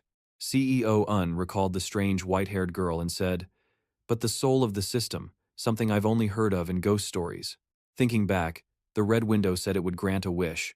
He then added, and the red system window. After explaining, he spoke. So from that point on I started paying attention to you. And today I've decided if you, the one who kills criminals in the Hell Tower, the two faced each other as CEO Un asked, and I, the one who punishes criminals, could meet. Is it a coincidence? He held up that piece of paper again and asked, is it a coincidence that you have this? CEO Un's eyes widened behind his glasses, a rare sight, as he said seriously, my goal is to annihilate all criminals so they disappear from this planet. If you grant this wish of mine. He stared directly into Minu's eyes at close range and declared, I am willing to sell my soul to the devil. He finished concisely, trust me, Promet. Just then, Minu's system interface appeared with an announcement. A new quest has been updated, accompanied by the image of the symbol on the paper. This was a clue-finding quest. Minu was startled as the system announced, due to the new quest update, you have unlocked the affinity level system. His eyes widened as he looked at Seong-un in front of him, and the system's message continued, your affinity level with Seong-un has changed from wary to friend. At that moment, CEO Un said, I've been investigating them for years, but I've had no results. You are the key to this, Promet. Minu awkwardly rubbed his neck, thinking to himself, damn it, I don't understand what's happening. But he asked, have you told anyone about my identity? About me being a monster? CEO Un replied, to me, monsters and criminal hunters are the same. Minu simply thought about it without replying. Finally, he asked, I have a question. If that bastard Fane entered the Hell Tower, does that mean he's a criminal too? CEO Un answered, Hunter Fane is clean. The proof is that he's still alive. He continued, Hunter Fane is probably part of the ghost's plan. Hearing this, Minu immediately thought of Gia. He wondered to himself, Gia, just how many steps ahead did you plan? After their exchange, the two looked at each other silently. Minu finally asked, then what about the late hunter Gia Van? CEO Un understood what Minu was asking. He hesitated before saying, yes, the one everyone praised and looked up to. CEO Un continued, but we didn't know what to do about him. He did many things wrong. He recounted, he killed a stranger, the very hunters who conquered the tower with him. Remembering Gia Van's blood-stained face, he continued, after losing his family in a gate collapse, he murdered his aunt's entire family, the very people who took him in. Minu was stunned into silence. In a flash, something made him narrow his eyes. It was an image of a happy family with a father, mother, and younger sister flashed before his eyes. The image of the mother smiling weakly with a horrifying wound on her neck, and the image of the younger brother standing there stunned. That face belonged to a young Suhyok, filled with tears of horror and disbelief. Seeing his strange expression, Seong-un called out with concern, Promet? Minu replied. No wonder Griffin hated his brother enough to want to kill him. Hearing this, Seong-un said, so Hunter Griffin already knew. At this point, Seong-un brought up an issue. We could never understand his motive for killing. Usually, even a madman has a purpose, or simply enjoys the act of killing. He remembered witnessing something before. Giovanni was laughing and talking cheerfully with others. He had a gentle smile like a normal person, but in a flash, a hint of sadness appeared on his face. CEO Un silently concluded. But Giovanni looked very lonely. He continued. It felt as if he was acting on someone else's orders. Minu thoughtfully repeated. Orders? He also remembered Giovanni had once said, because I have a mission to complete. He repeated again. A mission? This time, CEO Un heard him and asked back. Huh? What mission? Flustered, Minu tried to change the subject. It's nothing. What's the next step? Seong-un asked again. You're the one with the paper. You should know better than me. Minu replied in frustration. I don't know either. The bastard who used it. CEO Un listened thoughtfully and summarized. Hunter Hyper and another hunter attacked the headquarters. CEO Un asked. The unidentified hunter said he wanted to make an impression, right? Minu replied. Yes. But coming all this way just for that is too strange. CEO Un agreed. It makes no sense at all. Minu speculated. Maybe there's another reason? CEO Un replied. That's likely. But we have learned something, he calmly analyzed. Their goal is a hatred for humanity, with the exception of other hunters. They are an anti-humanity criminal group, a dangerous group engaged in organized activities. Perhaps they are gathering hunters who think the same way. At this, Seong-un looked terrified as if he realized something and quickly turned away. A confused Minu called out, Ghost Captain.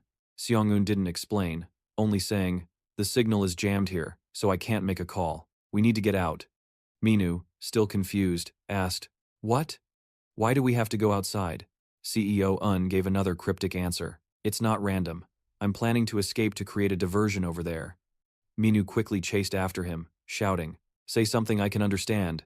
CEO Un suddenly said a name that startled Minu, Hunter Agatha. Under the dark, silent sky, a transport vehicle was overturned, with dead bodies scattered all around. Noda Rang was tightly bound and slumped over. Suddenly, she heard a voice call out, Hunter Agatha. The voice continued, You have a negative attitude towards normal people. The suspended Da Rang was startled and wondered to herself. The person spoke again, if you remember.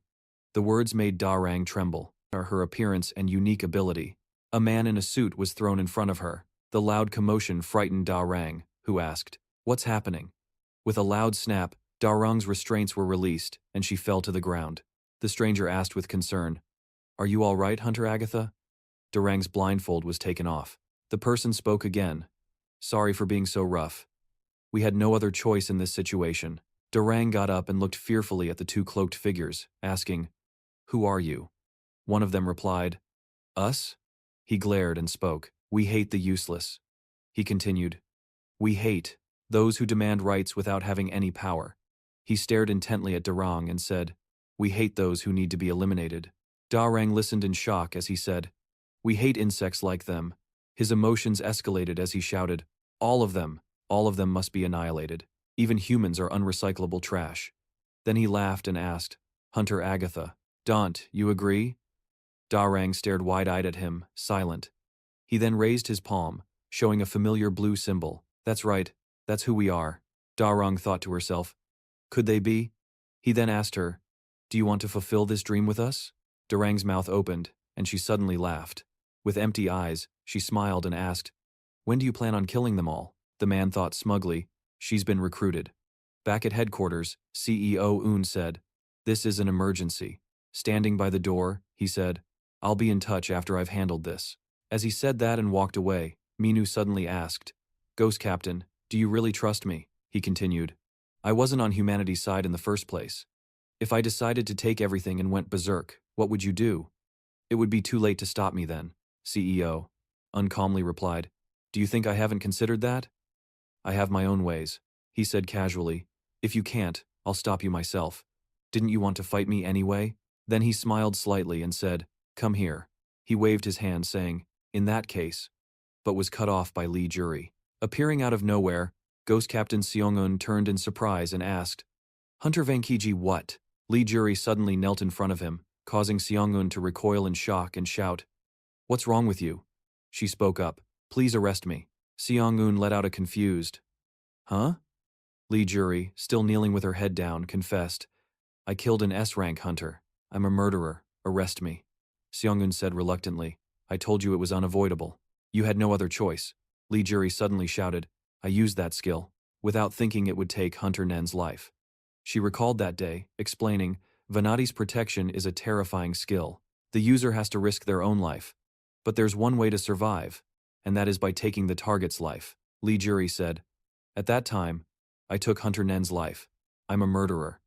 Minu frowned at her and suddenly spoke up. Hunter Nen was targeting you because she wanted to kill you. Lee Jury, startled, asked. Huh? He continued. That hunter was just acting on her own accord. It was just unfortunate she ran into a strong opponent.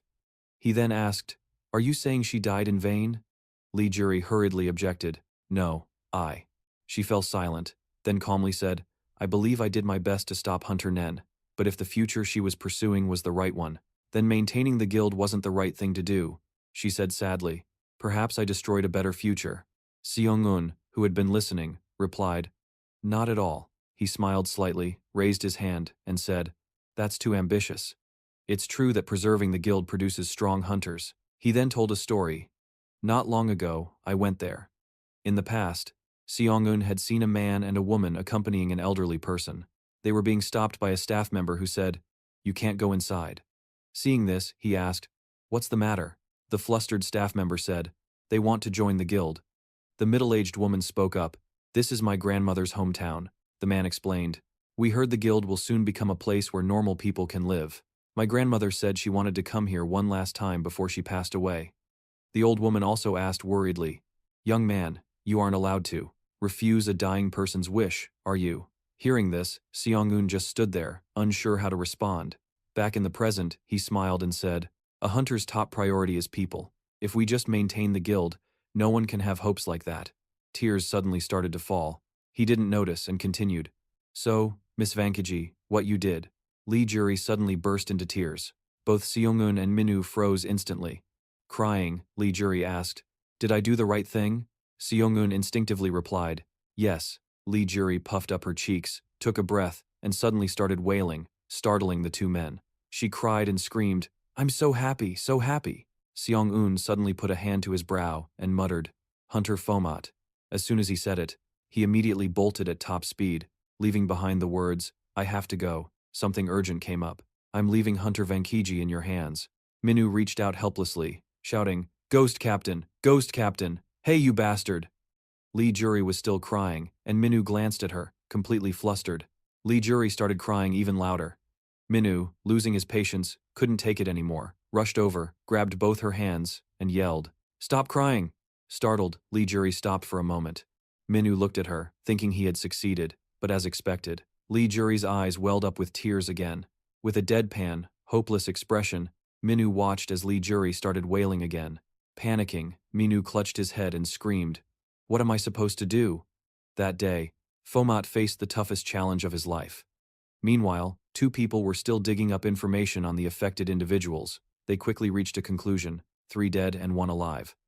Not seeing the information he wanted, Seong-un asked, What about Hunter Agatha? His colleague replied, We haven't found any trace of her. It'll take a while to find her. Seong-un sighed, I see.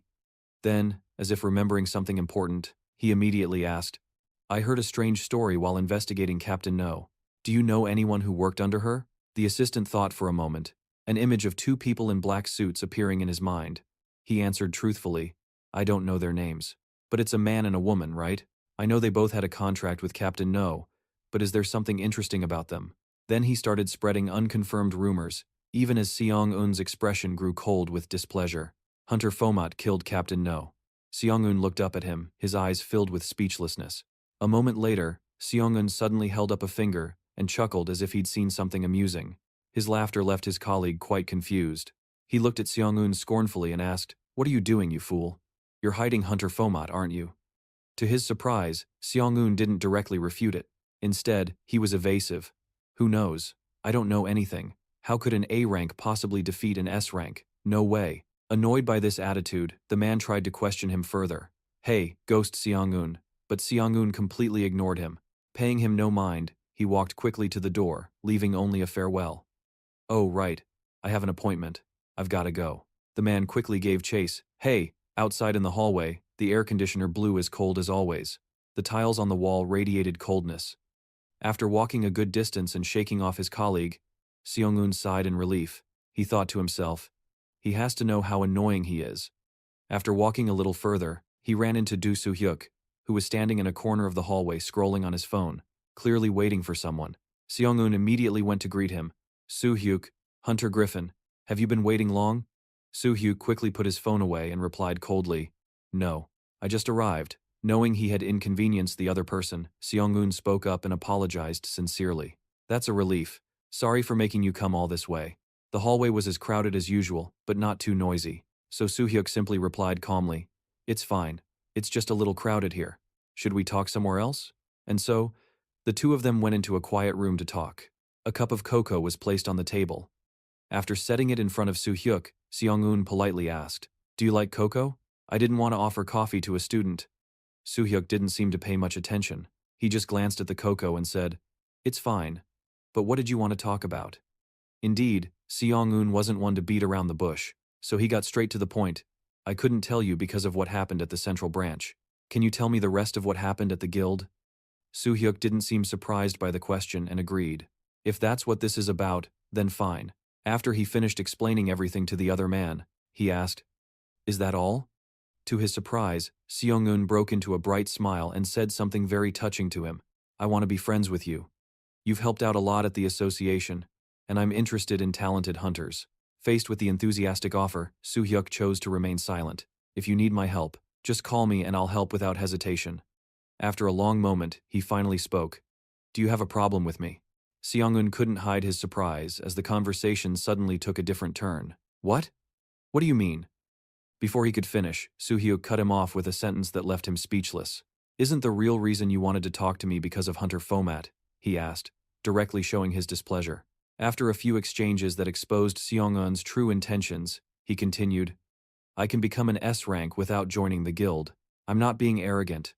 I just feel like you're trying to approach me for a reason. I only joined the guild out of curiosity and the desire to fight constantly, he continued. That's why I agreed to your offer. His voice gradually grew sharper, expressing his dissatisfaction. But it seems you want me to stick close to Fomat. Seong-eun, still taken aback by the pace of the conversation, tried to regain his composure. Huh?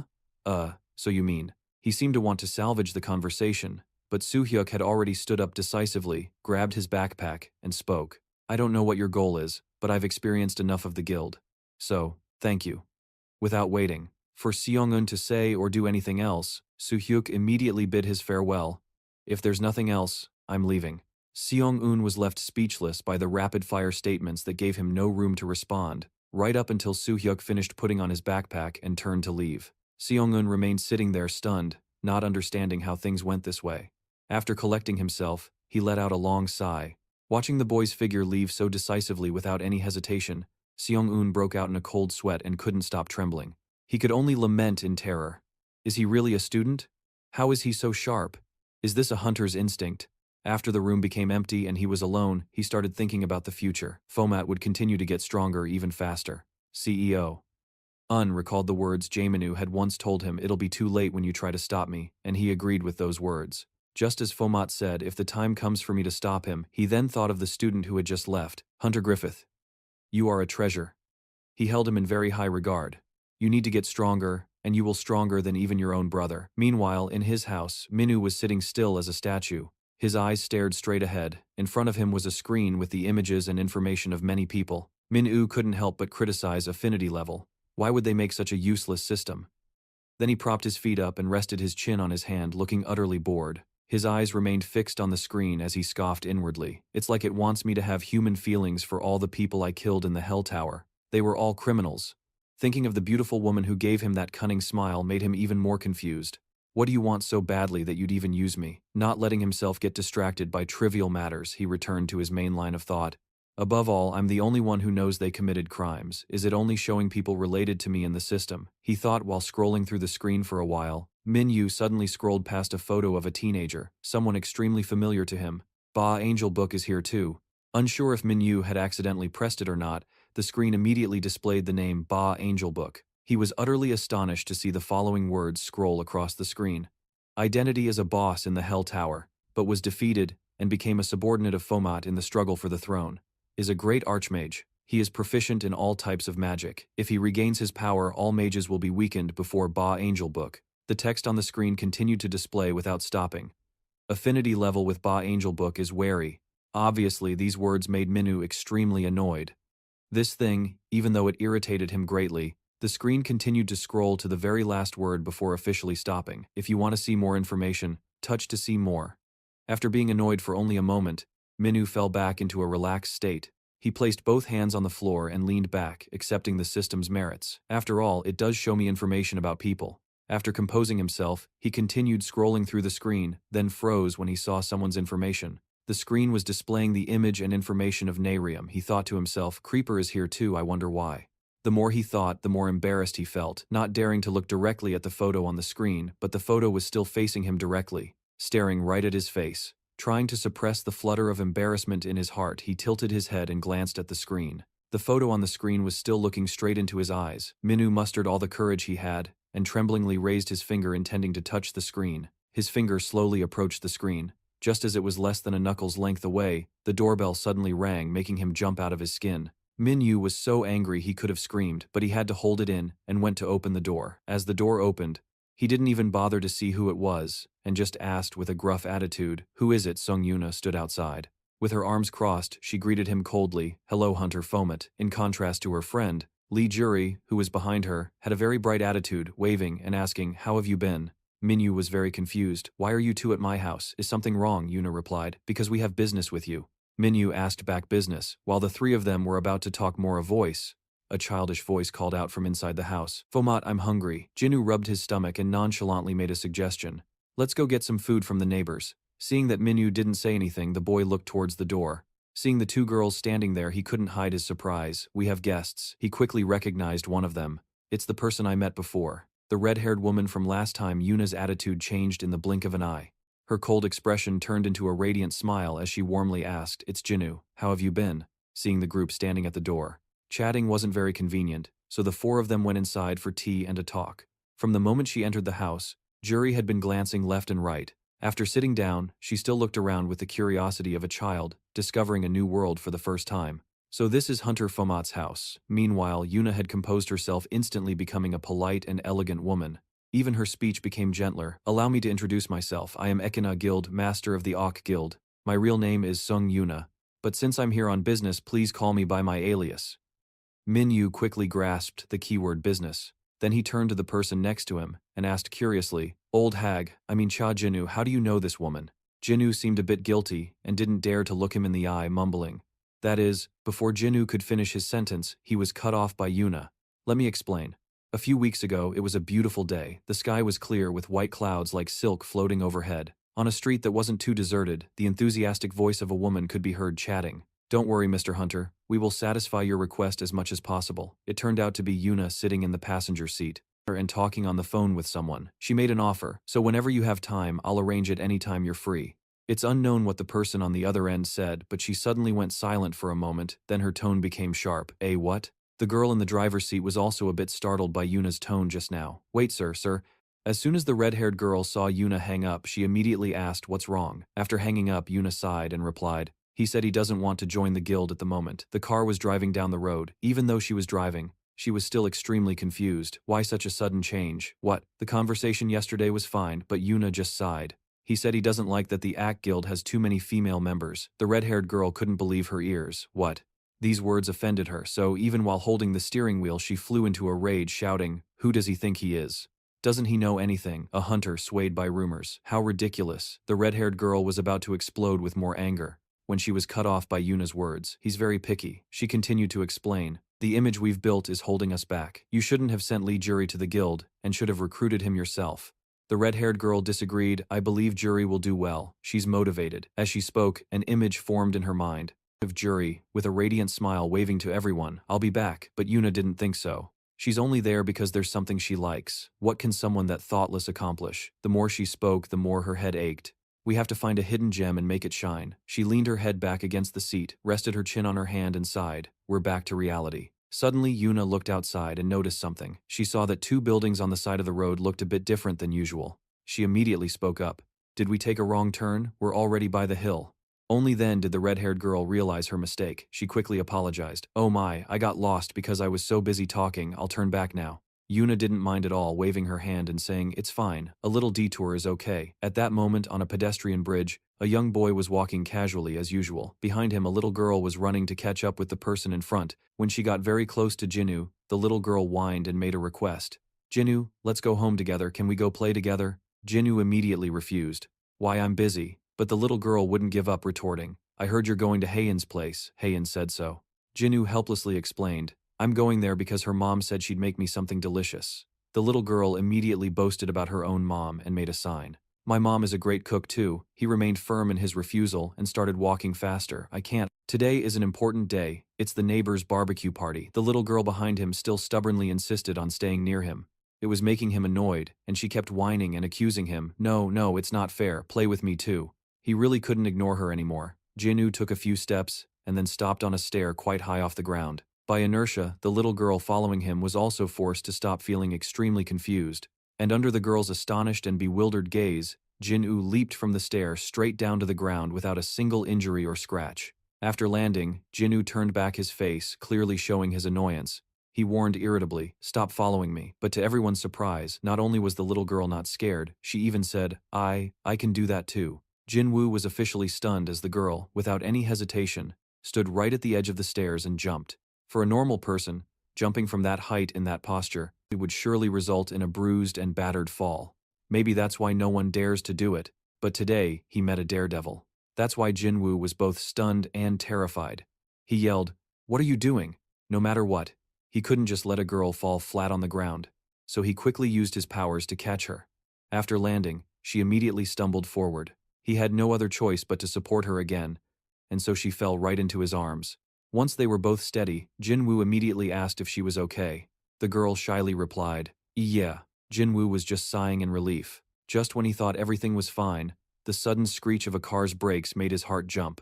Yuna, from inside the car, had seen the whole thing.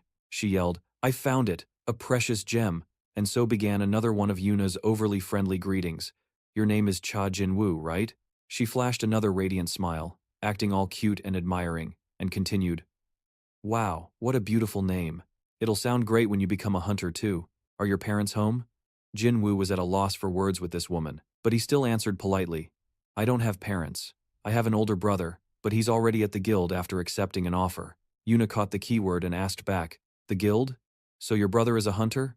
Jin-Woo nodded. Yes, a perfect plan was already forming in Yuna's mind, just waiting to be set in motion. If he's a hunter in the guild, he must be very talented. If I'm lucky, I might be able to recruit his brother as well. Acting on her thought, she immediately pried into the brother's identity. "Is that so? Do you know your brother's nickname?" Jin-Woo replied. "It's Baphomet." She subconsciously repeated, "Oh, Baphomet," before she could even finish. The air suddenly fell strangely silent. It was as if people and things had frozen in time. It wasn't until a moment later that the red-haired girl snapped out of it, stunned by this unexpected twist of fate. She covered her mouth and uttered each word. "Sis, isn't that him? Your motivation? Jury?" Yuna suddenly pulled a fast one. Her expression did a complete 180, so drastically that even Jin-Woo was shocked. Damn it. Back to the present. After recounting the entire story, Yuna concluded with an extremely polite statement. "And that is how I met Jin-Woo." Jury muttered dazedly. "So, you're in the guild." Minu immediately seized the main point of the story and turned to interrogate his brother. "Why did you use magic?" Jin-Woo knew he was in the wrong but still tried to justify his actions back then. "Well, what was I supposed to do? It would have been a disaster if I didn't use it." And with that, Yuna suddenly became serious. "I'll get straight to the point." She pushed a folder in front of the two brothers and made her offer. "I want your younger brother to become a student at the Hunter Training Academy." She began to explain it to them. After the gates appeared 15 years ago, the age restriction for hunters was lifted. The government also wants to foster young hunters. After a bit of explaining, she lightly tapped the folder for emphasis and continued. "Therefore, the Hunter Training Academy is where talented children are gathered and trained from a young age. Even though it's a new institution, it's more organized than you might think." At this point, Yuna clearly stated her purpose. "I want to invest in your brother. We will provide full support for everything he needs at the academy, including tuition fees." She then glanced at Jin-Woo, who was listening attentively, and added, "But after he graduates, he must become a member of our guild." At this, Yuna became extremely animated. She offered words of praise and a solemn promise. "Your brother will become the greatest archmage in the hunter world." "He's already an archmage." After her incredibly enthusiastic and passionate speech, the two brothers remained completely silent, just sitting there. Just as Yuna was wondering if she should say it all again, she heard a sentence from Minu. "Is that all?" she asked back, surprised. "What?" Every single word Minyu said next was like a ticking time bomb that made her break out in a cold sweat. He exposed her true intentions. You want to raise my brother to be one of your own? Isn't that too little in return for what you're getting? Minyu was furious at this unfair exchange. He angrily shouted back, who would be foolish enough to kill the goose that lays the golden eggs? This confrontational attitude made Yuna quite tense. She thought to herself about how to deal with Baphomet, but a moment later, she understood the reason for his resistance. He's still holding a grudge about what happened at that lake. After venting his anger, Minyu returned to his seat and sat down. He crossed his arms, intending to engage in a battle of wits with Yuna, but he faltered mid-sentence. There's a saying, a gentleman's revenge. Jinwoo had no choice but to quietly prompt him, is never too late. Only then did he complete the sentence. 15 years is not too late. Faced with the two girls' silence, Minyu immediately laid out his own plan for his brother. I can also send him to the academy under my own protection. Then he decided to rip her mask off himself. I don't want to hear another word unless you start telling the truth. Hearing this, how could Yuna not understand what he wanted? She let out a small laugh and said, I knew it would be like this. After speaking, she immediately pushed the folder aside and slammed her hand on the table. Before the two brothers' dumbfounded eyes, Yuna quickly laid out a series of irresistible benefits. A lifetime VIP membership to a super luxury resort. A spacious and luxurious private jet cabin appeared before them as she said, a lifetime VIP membership for a private jet. A luxurious hotel, looking like something out of a movie, came into view. She continued, a lifetime VIP membership to a 5-star hotel.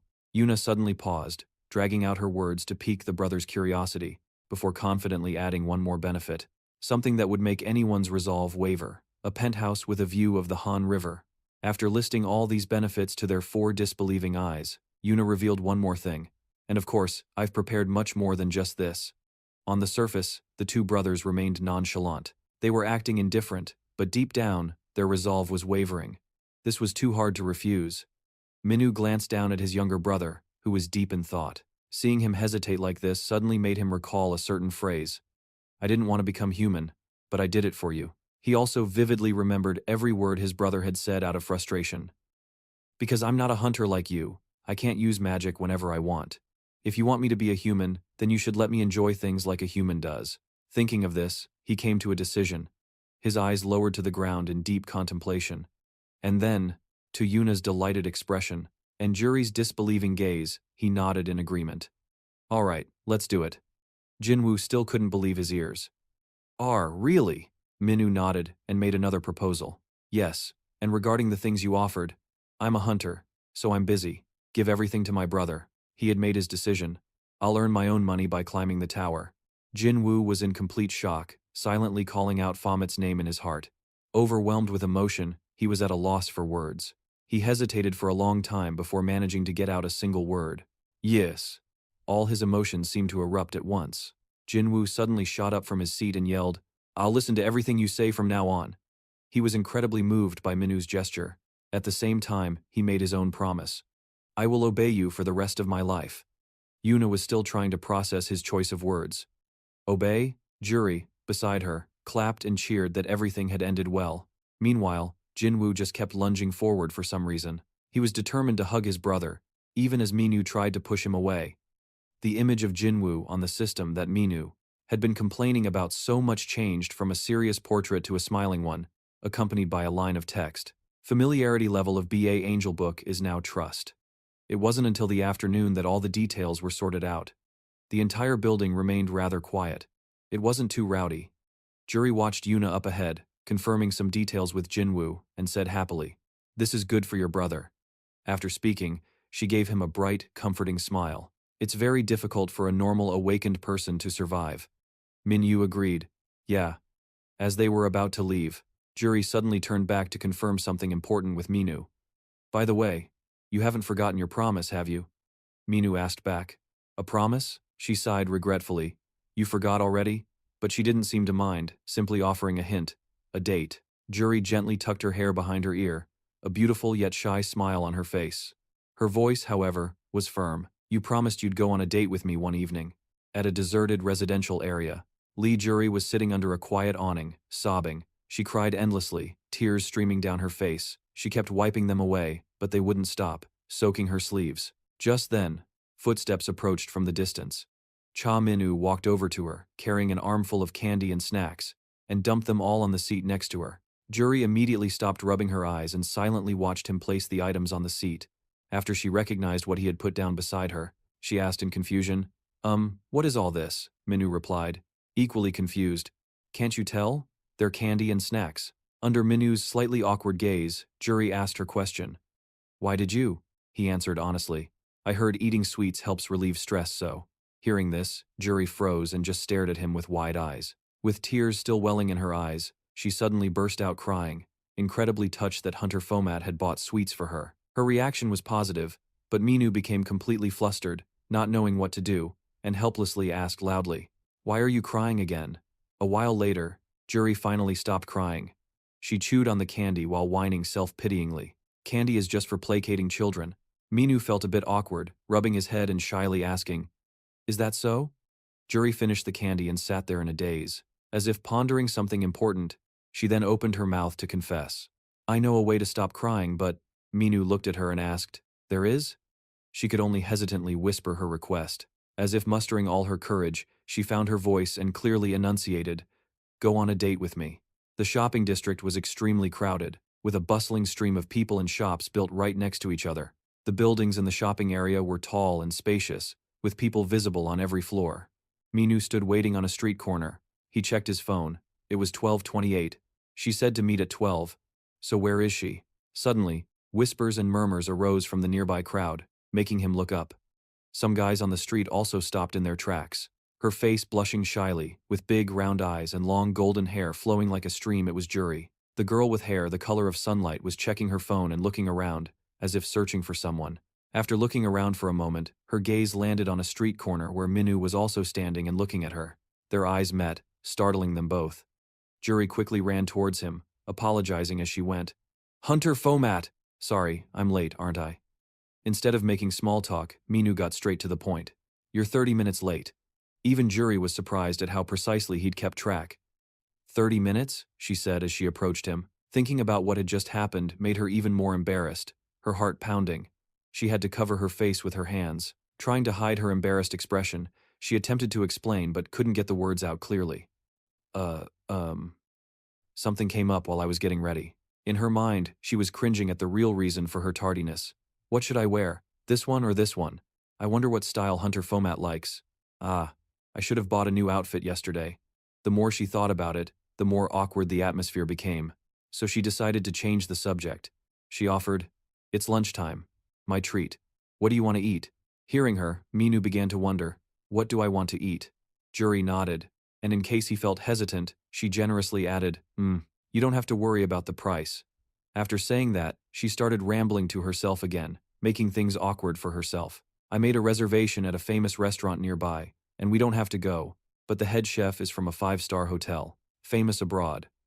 We don't have to go there, though, because we'll go wherever you want. Minu didn't pay much attention to her mumbling. He just glanced around for a moment and then pointed randomly at a restaurant. Let's go there. Jury asked to confirm. Huh? That place? So the two of them headed into the restaurant. Jury was staring wide-eyed at him without even touching her chopsticks. Minu immediately noticed something was off. He swallowed his food and asked, Why aren't you eating? Being called out, Jury felt a bit awkward and replied hesitantly, Oh, I'm eating a lot. As she put some food in her mouth, she watched him distractedly, thinking, He seems to like meat, but what man doesn't like meat, anyway? Unlike the distracted Jury, Minu was eating heartily. He glanced down at his empty plate. To Jury's astonishment, he loudly called out to the owner. He ordered very naturally, 4 more servings, please. After they finished their meal, it was time to pay. The cashier announced a truly shocking price. That'll be 1,130,000 won. After leaving the restaurant, Jury was still staring at the receipt, questioning her very existence. Minu, on the other hand, was completely at ease, not feeling the slightest bit awkward about being treated to a meal. He even rubbed his stomach as they walked. I'm so full. But very quickly, Jury came to a conclusion that she could accept. So, Hunter Fomat has a big appetite. After letting his food digest, Minu turned to her and said, Thanks for the food, since we've finished eating. Right then, he said something that completely caught her off guard. Am I free to go now? Jury stared at him, unable to believe what she was hearing. Having just recovered from one shock, she was hit with an even bigger one. Though her mind was a mess, she still tried to stop him. She tried to make him understand. We're on a date. If I just wanted us to have a meal together, I would have just invited you for a meal. Minu finally understood. Oh, is that so? But she misunderstood his response, as dismissive and disrespectful. Jury, slightly annoyed, shot back. What do you mean? Is that so, Hunter Fomat? Have you never dated anyone before? I'm not kidding. Minu immediately admitted, never. Jury sighed, ready to accept any explanation. She unconsciously replied, yeah, I know. But halfway through, she reacted. Wait, what did you just say? Her eyes widened as she looked up at him, her face filled with disbelief. Her voice trembled as she asked for confirmation. Seriously? You've really never dated anyone? Minu was a bit embarrassed but still answered honestly. Jury, still finding it hard to believe, decided to ask again. With a face like that? He just nodded. Yeah. Hearing his answer, she suddenly mustered all her courage and looked him straight in the eye. Then she asked a bold question. In that case, have you ever been in love? Minu rubbed the back of his neck, squinted, and shook his head, honestly replying, no. Why do you ask? She immediately covered her face. Even so, her eyes screamed, no way. Her reaction was so obvious that it annoyed Minu. Why are you looking at me like I'm some kind of rare species? Jury thought to herself. He's never dated or been in love. She looked at the irritated man in front of her. She still couldn't believe it. Hunter Fomat has been single this whole time? She was so surprised she didn't know what to say. Does a guy like him really exist? In her imagination, the Minu in front of her suddenly put on a pair of black sunglasses. I didn't realize it because he wears glasses and is so quiet. And of course, she was lost in her thoughts again. It was just her imagination, of course. His appearance changed again, looking incredibly sexy. And I'm the only one who knows how hot he is. Same rule as before. It was all in her head. Jury, who had been staring at him, suddenly turned away, covering her face with her hands and grinning from ear to ear. She radiated the adorable shyness of a girl with a crush, but Minu had no idea. He just saw her turning away and making some weird little gestures, and thought irritably, what on earth is she doing? As if she'd discovered some new, amazing truth, she spun back around, a thought racing through her mind. Wait a minute, that means... Jury realized a crucial point. Does this mean everything we do from now on will be his first time? Her imagination started running wild. In a state of pure excitement, she thought, I'm going to be his first love. Then she ran a little distance away. She ran while giggling, hands clasped to her chest in celebration. Minu couldn't stand it anymore. Her bizarre behavior was really starting to annoy him. He started to ask, Venkiji, what are you? But she cut him off before he could finish. Lee Jury. She stood before him with the shy air of a schoolgirl. She said gently, please call me by my name, not my code name. Seeing his confusion, she explained sweetly, because today we're not hunters, we're just a man and a woman. To demonstrate, she said, making him pause, Cha Minu. Their next stop was the aquarium. As they were looking at the fish, Jury suddenly spotted something interesting and ran ahead. Minu watched her quietly from behind. It turned out she had spotted another viewing area that looked beautiful and serene, dreamlike, so she ran over to take a look. Seeing her go, he slowly followed her to the tank. He looked up at the fish swimming in a school, then, as if noticing something, his gaze shifted from the fish to what was in front of him. It was Jury, who had been gazing at him this whole time. In that moment, their eyes met, surrounded by the dreamy blue glow of the aquarium. It was beautiful, like a scene from a fairy tale. Moved by the stunning view, Jury broke into a gentle smile. It wasn't her usual big laugh, but it held an irresistible charm. After the aquarium, they went to a shooting range together. The moment she held the gun, Jury instantly switched into her hunter mode. The shy girl from earlier was gone. She decisively loaded the gun, aimed, and pulled the trigger. The shot hit the bullseye, not bad at all. After her shot, she looked satisfied and turned to the person beside her with a challenging look in her eyes. The challenge was laid down. Minu calmly accepted, quickly picking up a gun himself. A smug smile crept onto his lips as he returned to his usual self, decisively raising the gun and firing a few shots. He watched proudly as every bullet hit its mark. Even Jury next to him was gaping in astonishment. With a win some, lose some attitude, Jury wasn't arrogant at all, and as soon as he put the gun down, she immediately clapped and cheered, while he naturally enjoyed the admiration. Afterwards, the two went to the prize counter, but the two employees apologetically pointed to a sign that read, "Please understand, there are no prizes for hunters." This made both of them very unhappy, and Minu was about to get annoyed. To quell their anger and unhappiness, the employee made an offer. Since you've already participated, we'll give you this. Minu dangled the black cat keychain in his hand, the consolation prize he had just received, while Jury held hers. She smiled brightly and subtly hinted, "Mine is the white one." As the two were walking side by side down the street, they suddenly heard a loud cry. It turned out to be a little girl who had lost her mother, crying loudly on the side of the road. "Mommy, where are you, Mommy?" A while later it was quite dark, but luckily it wasn't raining. The little girl who was crying because she lost her mom was now holding two cat keychains in one hand and an ice cream in the other. Since she had found her mother, she was no longer crying. She even smiled brightly and said goodbye. The little girl's mother also bowed and apologized for causing them trouble. On the outside, Jury cheerfully said goodbye, but inside, her heart ached. Goodbye, matching keychains. After everything was settled, Jury turned to Minu and asked, "So, shall we go get dinner?" He replied curtly, "Yeah." Unbeknownst to them, their conversation had caught the attention of a red-haired teenager. Jury continued to ask, "What do you want to eat tonight?"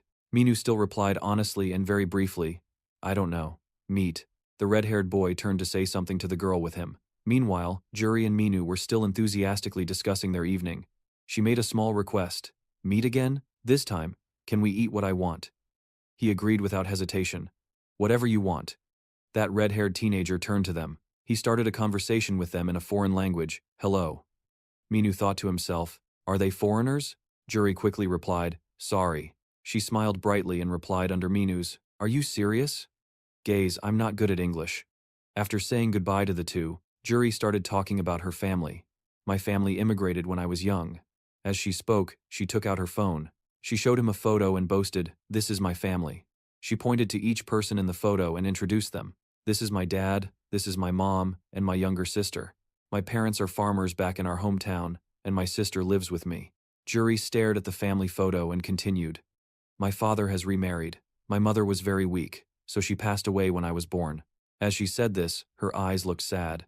She looked at the screen, thinking of her deceased biological mother, and also revealed her name to him. "My English name is Julia, and my nickname is Julie, which is why my Korean name is Lee Jury." After saying that, Jury continued her family story. "My father loved my mother very much, and his loneliness grew, so he decided to live in a foreign country, to forget about my mother." Looking at an affectionate couple standing close together, she said, "After that, my father met my stepmother, and they got married." She looked up into the air, thinking about her situation, and expressed her pride. "I've always wanted a mother and a younger sibling, so I'm very happy every day."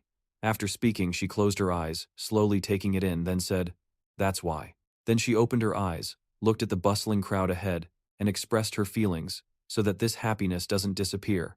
She looked over at the families playing together, the happy couples together. She also felt the positivity from them and said, "And people like me who like happiness don't get sad." She then resolutely stated her current and future goal: "I will continue to be a hunter to pursue that." After speaking, Jury smiled so brightly that her eyes squinted. That smile was as radiant and warm as the Sunday even Minu, who seemed not to be paying much attention, was affected. He couldn't take his eyes off her. Realizing that staring at someone was a bit rude, he immediately looked away. But he still mustered up the courage to tell her, "You look much prettier when you smile than when you cry." Remembering their earlier deal, he immediately changed how he addressed her, which made Jury's heart flutter in this moment. He said again, "Ah, no, Lee Jury." It was predictable that Jury's face now was nothing but shy and bashful. Red as an apple, her whole body didn't dare to move, just standing still there. To break this unnatural atmosphere, he turned and walked away, saying as he went, "I'm hungry. Let's go eat. Where's that restaurant you mentioned?" But after walking a short distance, he didn't see her following. When he turned back, he saw she was still standing there. Minu immediately called out loudly, "Hey, didn't you hear me? I asked where the restaurant is." Jury heard his words. She gave herself a mental pep talk, gathered all the courage she had, turned around, and facing his back, she shouted, "I like you." She shyly made a proposal, "Can you?"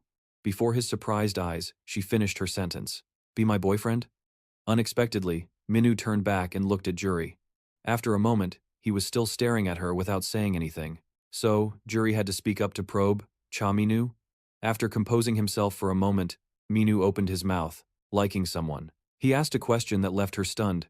"What does that feel like?" Jury was truly helpless and speechless.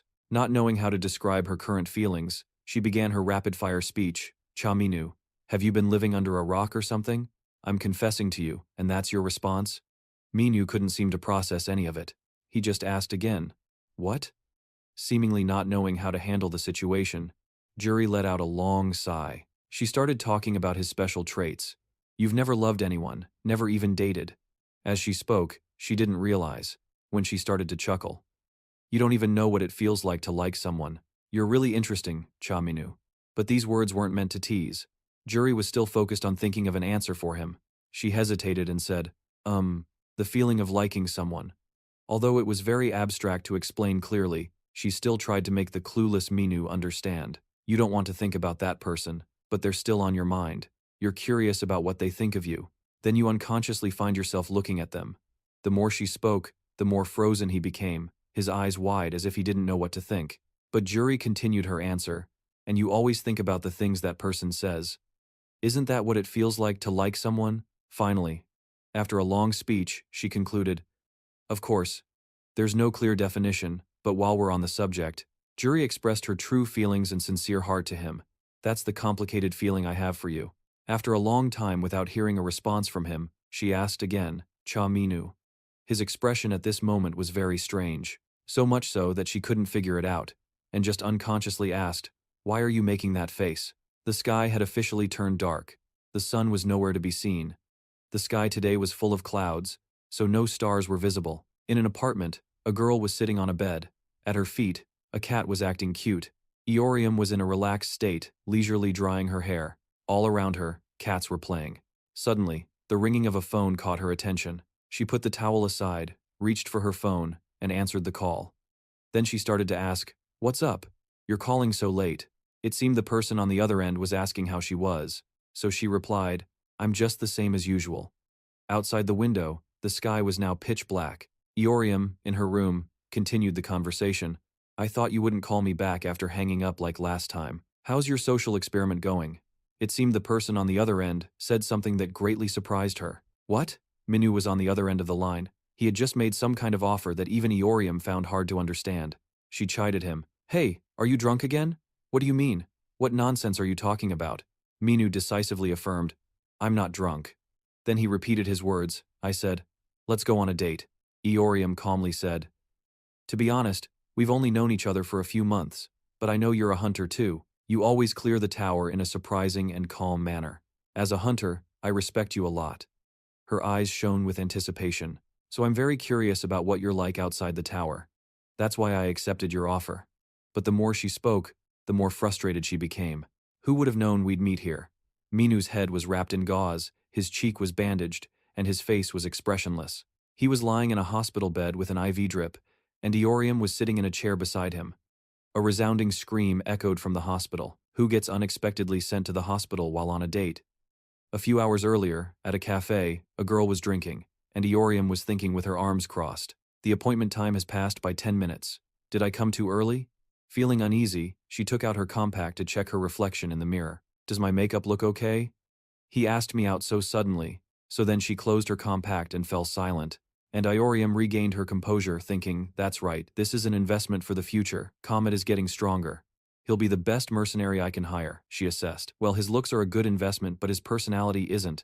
10 minutes later, Eorium was still sitting with her arms crossed and her back straight, maintaining a serious posture. 25 minutes later, she was bored and scrolling through her phone.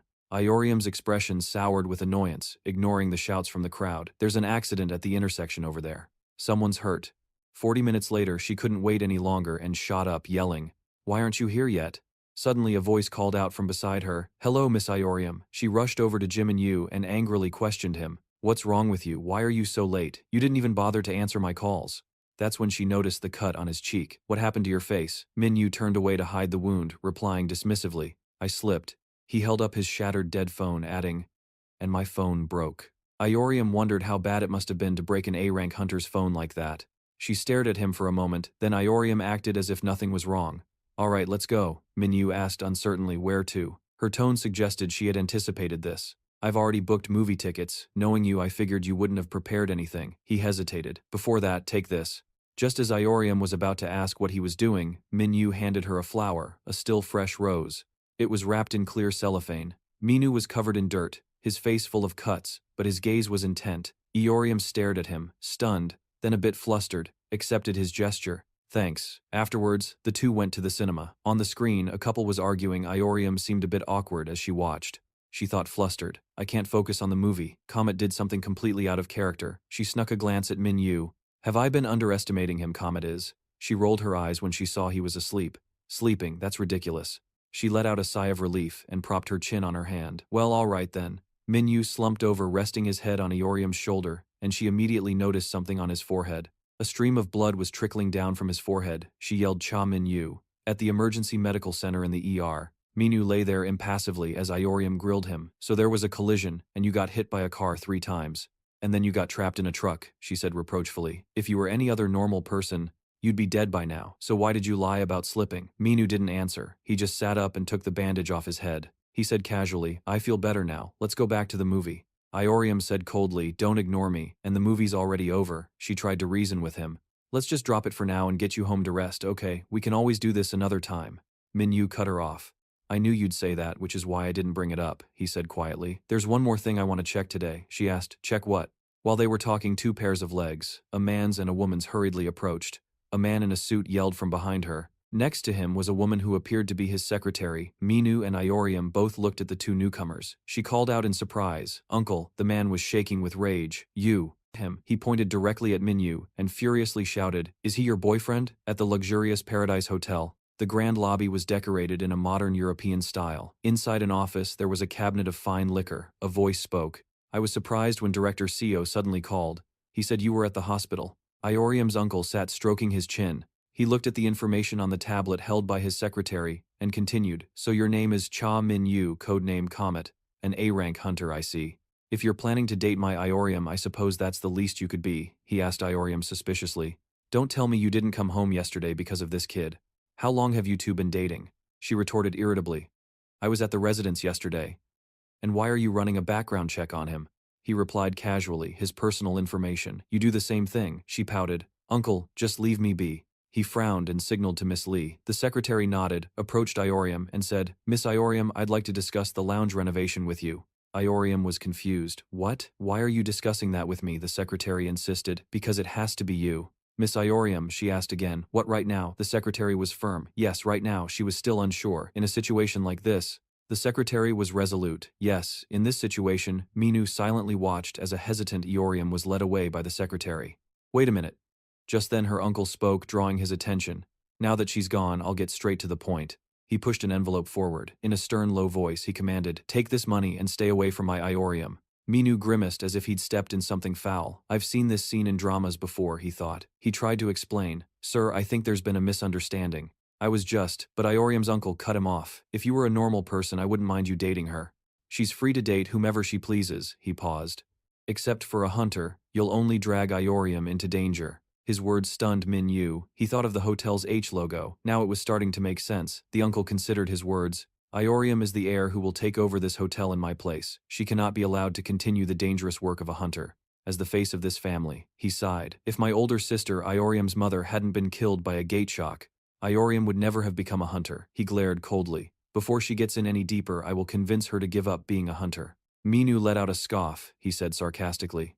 Whether she continues being a hunter or not is up to her. Aren't you crossing a line by trying to restrict her freedom, even if you're related by blood, Iorium's uncle? He was taken aback. What his expression turned cold as he continued. As for that money, I can make that much just by clearing a single tower. You should be thinking about her before making deals like this. Min Yu stood up to leave. This is a waste of my time. I have a date with your niece. Suddenly a low voice sounded shocking him. He froze. You will regret this, he asked suspiciously. What did you just say? Iorium's uncle said calmly. I knew it would turn out this way. Then how about this? He thought of a luxurious, French-style restaurant. As he pictured it, he explained, we're affiliated with a certain restaurant. He pictured a chef standing among an array of incredibly delicious and appetizing dishes. He continued, the head chef there has worked in many famous hotels and has won numerous international culinary competitions. However, he's very particular and eccentric, so he only cooks for 20 people a day. He claims the flavor is ruined if he makes even one more portion. And those who have tried his food all say the same thing. He paused for effect and emphasized, it's a taste of heaven. Min Yu was dumbfounded, unable to believe his ears. A taste of heaven. Iorium's uncle made his offer. It's incredibly difficult to taste his food with money alone, but what if you could taste it using my connections? Well, he glared and shouted, you can have that meal from heaven in exchange for giving up Iorium, Minyu declared without hesitation. It's a deal. Iorium, who happened to be standing right behind him, asked angrily, what do you mean by that? She slammed her hand on the table and demanded loudly, looks like you did a lot of research on Cha Minyu to tempt him with food, huh, uncle? And what's with this envelope full of money? This isn't some B-list drama. Minyu watched the two bicker, his face blank. Iorium put her hands on her hips and explained earnestly, Cha, Min, you, and I aren't even in a relationship, we're just on the same team, and I hired him as a mercenary uncle, that's it. He didn't back down, retorting, that's how relationships between men and women start. You said you two were on a date. She continued, we were on a date, but Iorium turned to Minyu. In a dark, cold tone, she said, as you know, uncle, I was just testing to see if I should date him. Or not. Minyu was stunned by what she said next, and I can't. His eyes widened, staring at Iorium as she rambled on.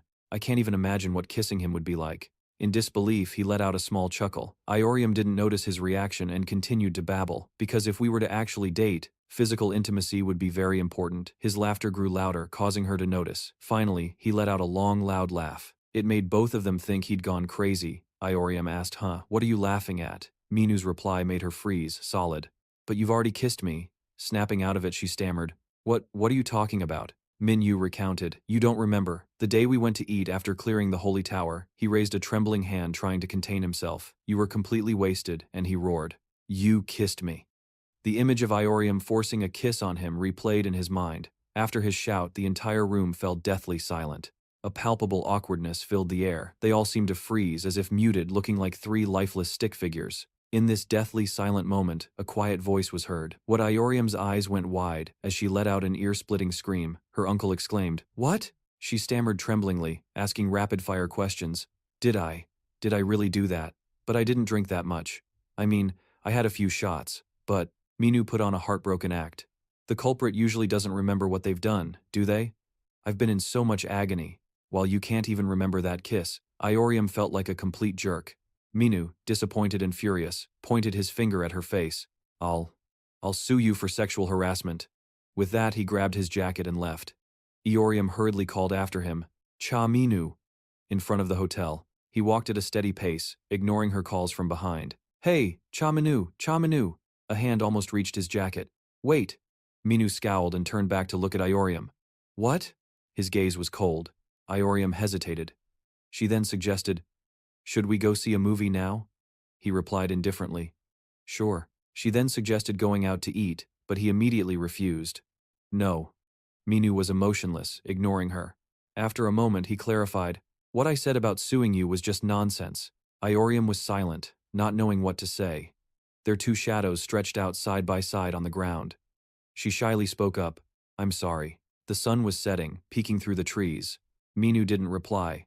He just took out his phone and started using it. His expression was indifferent. Seeing that he wasn't paying her any mind, Iorium asked, what are you doing? Minyu replied nonchalantly, calling a taxi. He then asked suspiciously, what? Is there something you want to say? She wrung her hands nervously.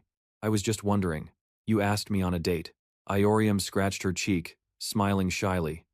Because you became interested in me after that kiss, right? Then she widened her eyes expectantly. She stared at Minyu, anxiously awaiting his response, but he remained silent. Just as she was about to speak, a taxi arrived behind him. The taxi drove away. Iorium stood silently, watching it go, her figure looking utterly lonely. The view of the city at night, sparkling with beautiful lights from high above. A voice was heard. So this is the view for those at the top of society. A mysterious, shadowy figure stood by the floor-to-ceiling window, speaking. I think, at last. I finally understand why humans strive so hard for success. He smiled mysteriously, then burst into loud laughter. His laugh was full of malice, as if he was hatching an evil plan. Suddenly, the lights flickered on, revealing the mysterious man as Cha Jinu. He turned to question Cha Minyu, who was sitting and clapping in a chair. What the hell are you doing? It was getting to the climax. He added a taunt. Are you upset about being dumped, so you came here to stir up trouble? Minyu replied nonchalantly.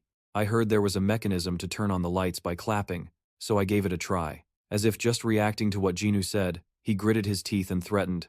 But what was that nonsense you just spouted? Do you have a death wish? Unfazed, Jinu continued to taunt him. You sure know how to enjoy yourself. I never expected you to fall for a human. Minu denied it. When did I ever do that? It was just curiosity. Juno mimicked him in a sing-song voice. When did I ever do that? It was just curiosity. Minu threatened. Do you want this day next year to be your death anniversary? Minu angrily shouted. And how did you know I was dumped? Juno nonchalantly replied. I was a bit curious, so I had a ghoul tell you. Normally, you would have noticed it. But this time you were completely oblivious. He recalled the sight of Minu standing in front of the store. You were even hesitating, wondering if you should bring flowers to your date, when a truck came speeding towards you. Thinking about it, he sneered, acting like a lunatic and getting hit by a truck. Juno picked up a wine glass and sat down. Acting nonchalant, he alluded. In the human world, there's a saying that goes like this. Love is blind. He said sarcastically. I can't see the beast in you anymore. You've become completely human, inside and out. Minu sighed and retorted. That's not it. Just shut up. Juno ignored him, his expression turning serious as he continued his analysis. Even if you get close to a human, you'll just get tired of it eventually. What will you do if you suddenly revert back to being a monster? Will your relationship turn into one of those love-hate tragedies? Juno suddenly remembered something, jolted upright and asked, Wait a minute, what time is it? Minu replied. Almost 8 p.m. Why? Juno said urgently. We need to hurry up. Minu looked confused. Huh? He explained. There's a party at Grandma Kim's house today with dishes made from the lettuce I grew myself. It's healthy, organic, and pesticide-free. Minu said nonchalantly. Why go through the trouble of eating there? We can just eat here. Juno glared at him reproachfully. What the hell are you talking about? A proper meal should be eaten at home, he urged Minu, who was still sitting there blankly. Hurry and get ready. Minu watched Juno rush off to prepare, thinking suspiciously, What's this about home? I thought you just wanted to mess around. In the high-rise building, amidst bright and dark rooms, another sarcastic comment was heard. You damn fly, you're even picky about what you eat. The next morning, at the clinic, Kim Junseong stood beside the hospital bed, speaking. There's nothing unusual in your test results. How did you end up getting hit by a car? Minu sat on the bed, moving his arm without any expression. You don't need to know. Oh. Junseong seemed to ignore his attitude. Oh, that's right. Your body wasn't affected at all after returning to the colony, was it? Minu just grunted. He probed further. You probably don't have anything scheduled today, do you? Are you free? He replied curtly. No. Junseong feigned a wounded heart. Our number 302 is so tactless. And here I was, planning to ask you out for lunch. Minu gave him a cold look and turned to leave. But Junseong suddenly remembered something and called him back. Ah, right. I almost forgot to give you this. He stopped and turned back suspiciously. What is it? Junseong held out a file. The ghost captain asked me to give this to you. He prompted. Do you remember the supervisor you met after becoming a hunter? Hearing this, Minu recalled the man named Quaazar. He looked at the investigation report for specimen case 012E as the memory of Quaazar's wife flashed through his mind. Her body half transformed into a slimy, multi-eyed monster. Junseong explained. It was an evil spirit that turned the supervisor's wife into a monster. This is the report on the specimen investigation. You can find the key information on the last page. Minu was stunned by what he read in the document. Before him, the results read, a large number of unidentifiable genes were found, and their composition is similar to human biometrics. Junseong asked, Do you understand what this implies? Minu speculated. That hideous body was made by combining the bodies of multiple people. Junseong turned pale and hugged his trembling arm. Precisely. It gave me goosebumps just reading the results. He surmised, this must be the work of a psychopathic magic hunter who kills indiscriminately, creating a chimera without any specific goal. It's likely the work of someone who kills for sport. Minu silently contemplated the report. He thought of the monster's wide-open mouth, filled with 100 eyes, and wondered, is this the reason? I felt nothing but disgust looking at that monster. Junseong looked thoughtful. It seems the ghost captain is also troubled by this matter. There have been several cases of missing hunters that might be connected to this psychopath, but there's no proof to confirm it's the same culprit.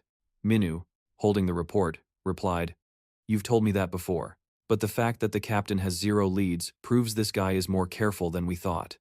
Junseong nodded. You're right, but the fact that he gave this file to you, number 302.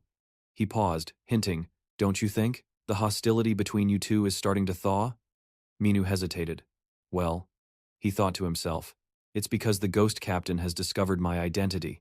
Suddenly, a cold glint flashed in his eyes as he probed, "Is it true that 7 hunters from the Ghost Captain's team were killed?" Junseong was surprised. "He told you that story too?" Minu eyed him suspiciously. "You seem to know quite a bit about it." Junseong calmly explained, "I was partly to blame for that incident." Minu was confused. "Partly?" Junseong didn't answer directly. "You can hear the details from the captain yourself." As Junseong left, he muttered, "I can't believe the captain told him that story." Minu followed behind him, yawning. Just as they stepped outside, a little boy dashed past them, yelling, "I don't want to! I don't want a shot!" A voice that followed immediately caught Minu's attention. "You mischievous little brat." It was a muscular arm, with broad pecs straining against the fabric of a shirt. A tall, well-built man in a nurse's uniform hoisted the boy onto his shoulder, laughing cheerfully. "Where do you think you're running off to, little guy? You can't escape from me." At that moment, he noticed Junseong and Minu and greeted them with a bright smile. "Good morning. The director is looking lovely today," Junseong replied. "You're as energetic as ever today. Nurse Kang." He looked at Minu curiously. "And who is this handsome man beside you?" Junseong then remembered and looked at Minu. "Ah, this must be your first time meeting Nurse Kang." He introduced them. "Nurse Kang Jae-ho is a member of our guild and also works here at the hospital. He's currently on a short leave for childcare." The mentioned Jae-ho beamed a radiant smile. "I've heard so much about you. It's a pleasure to meet you, Mr. Cha Minu." A nurse holding a clipboard called out to Junseong from behind. "Director, do you have a second? There's a file you need to review," he responded. "All right, I'm coming." He turned to Minu. "I can't walk you out. Take care," and then left, leaving Minu and Jae-ho alone. They stood there awkwardly, Jae-ho still carrying the child. Minu was about to leave, thinking, "I should go." But suddenly, Jae-ho leaned in close to his face. His eyes sparkled with friendliness as he said, "Cha Minu, you're just as handsome as they say." He continued enthusiastically, "You must be a real hit with the ladies, right? Do you get tons of confessions from female hunters?" As he spoke, a giant question mark seemed to appear over Minu's head, while Jae-ho's eyes shone with intense focus. Minu stared at him, dumbfounded. His eyes sparkled as he got closer, almost pulling Minu in. Suddenly, he gave a thumbs up and a wink. "I bet you're popular with men too." Outside the hospital, the sky was clear without a single cloud. Minu was waiting at the bus stop. 2 girls were talking next to him, but he wasn't paying attention, lost in thought. What's wrong with that freak with the glowing eyes? He keeps saying weird things. Is that a compliment or is he mocking me? Minu recalled his words. "You must be a real lady killer, huh? Don't you get a lot of confessions from female hunters?" He imagined the homely jury confessing, "I like you. Please be my boyfriend." Minu grabbed his head and pulled his ear, forcing himself to stop thinking about it. He grumbled, "I didn't become human to do things like this." An image of Juno and his words from last night reappeared. "You really know how to enjoy yourself, Baphomet. To think I'd fall in love with a human." He grit his teeth, silently denying it. "That's not it. Becoming human is just for my own amusement." Iorium's words also replayed in his mind. "Because you became interested in me after just one kiss." He was startled, his train of thought broken. The voice of the girl standing next to him caught his ear, making him feel guilty for some reason. "Isn't it hilarious? He's so delusional, he actually asked me out on a date." He whipped his head around to look at them. The 2 girls, oblivious to his presence, continued to gossip. "He's probably already imagined the wedding venue, don't you think?" The girl closer to him scoffed. "What are you talking about? He's probably already picked out names for their grandkids."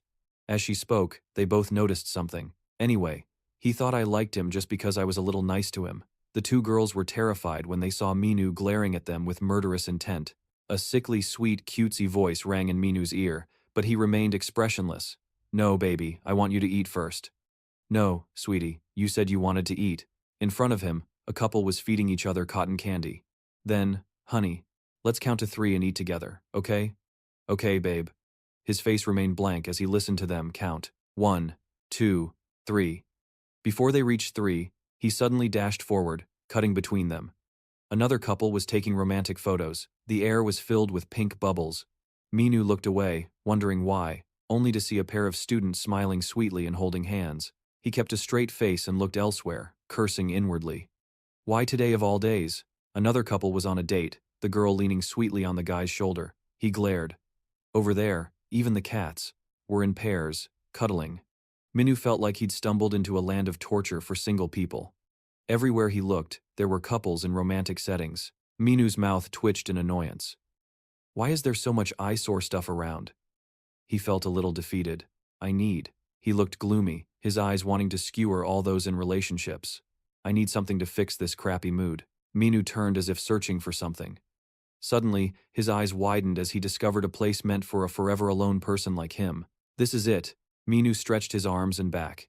He pulled up his hood and warmed up his body. A purple glint flashed in his eyes as he let out a soft sigh. It's been a long time. The screen of the arcade machine showed the game was over, asking to insert more coins. He scoffed at the brat. At the Starcat Cafe, an astonished voice rang out. What? Mun Ji-hyun looked at Hunter Bafu in surprise. I mean, Shaminu Nim and Iorium. Sitting opposite her, she said with a hint of self-blame, it's been a long time since we last met. I'm sorry for bringing this up, but you're the only one who knows both Chaminu and me. Ji-hyun regained her composure. That's true. Since we went to the Holy Tower together. Iorium was flustered. What should I do? I want to get closer to Chaminu. But in order to do that, Ji-hyun was also thoughtful. She asked a question that surprised Iorium. Iorium Nim, do you really not have any romantic feelings for Shaminu Nim? Back at the arcade, a person wearing a jacket with a two-dragon symbol, a yin-yang on the back, walked in. The manager greeted him.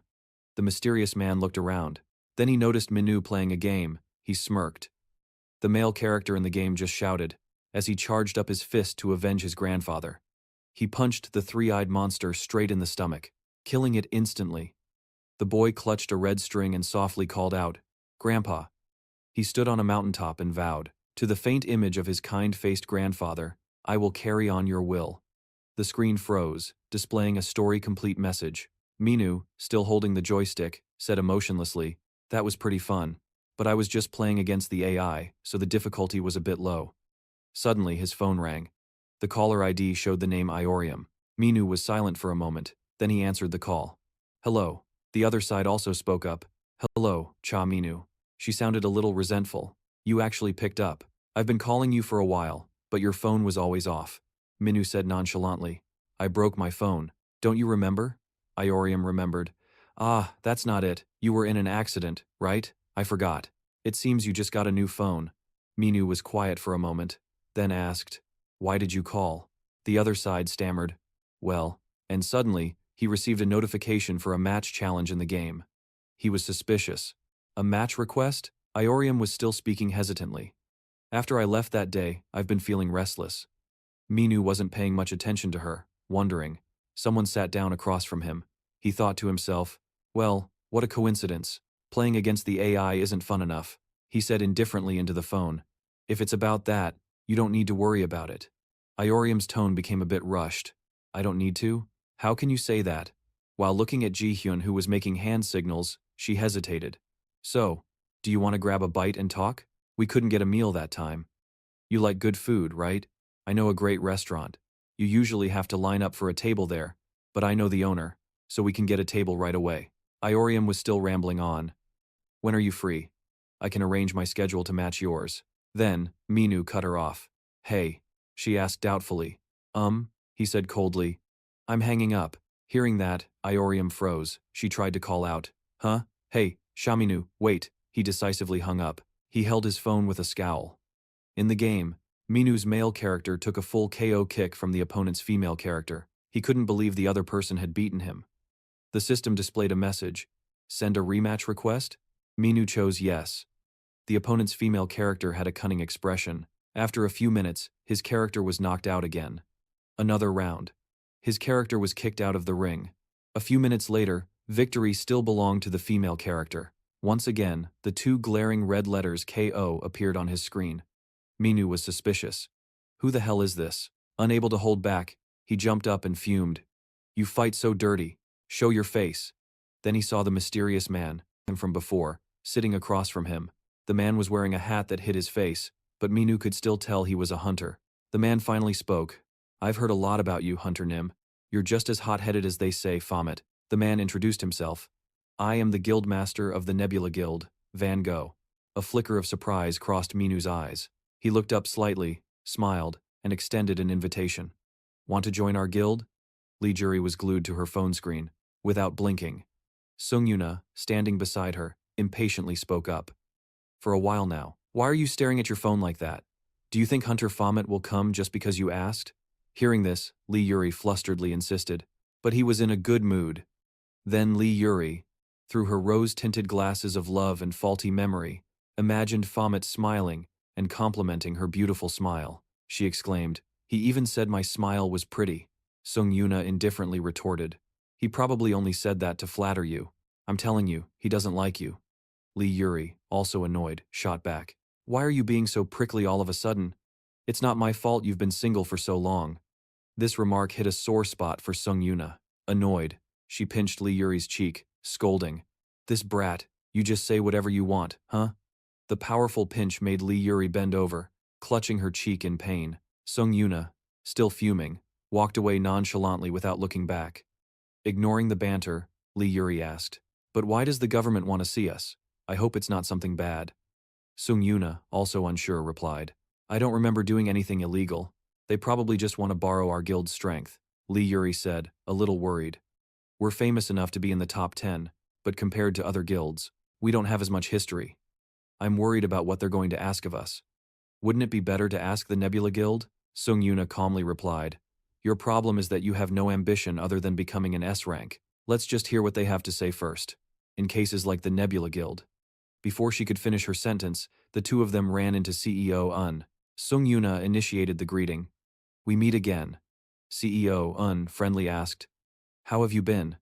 This is the first time we've met, since that time at the colony." They started chatting about old times. The Prime Minister was inside. The door swung open. Sang Jin was sitting inside. He turned and said, "There you are, Hunter Asina and Hunter Van Kiji." Sung Yuna politely greeted him. "Hello, Prime Minister Baek Sang Jin." Lee Yuri, behind her, was shocked and thought to herself, "So he's the Prime Minister of the Hunter Center." The two representatives shook hands. Sang Jin said, "Thank you both for coming all this way."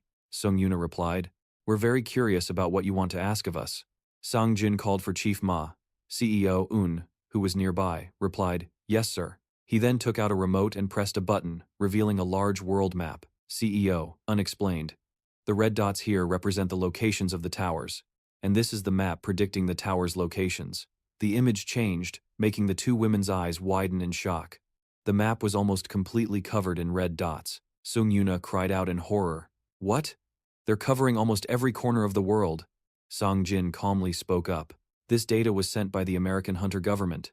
Sung Yuna exclaimed in surprise. "America?" Sang Jin continued, "And the American Hunter government." He announced almost emotionlessly that a gate collision will occur in the near future. The two female hunters were stunned. Sung Yuna hesitantly asked, "What do they mean by in the near future?" CEO Un replied, 1 to 2 years at the earliest. Sang Jin clasped his hands and said seriously, "As you two may already know, underdeveloped countries are losing their homes because of the towers, and they are being abandoned. To prevent the gate collision, we must first deal with these abandoned towers." Sung Yuna asked, "So does that mean you want our guild to be dispatched for overseas missions?" But Sang Jin said no. He replied, "I want your guild to move domestically. In return, you'll have to clear towers much more frequently than you do now." Lee Jury asked, "Busier?" Sung Yuna quickly understood the issue. She said, "So that means we'll be busy, handling the work of other guilds." "Which guild will be the first one sent abroad?" Sang Jin answered. "Currently, we're planning to send a total of 3 guilds." He listed them: Drake Guild, Moonlight Guild, and Nebula Guild. Meanwhile, in the game area, Minu asked confusedly, "Nebula Guild?" He tilted his head and asked, "Are you the guild master?" Hasung cheerfully replied, "Yep. Have you heard of it?"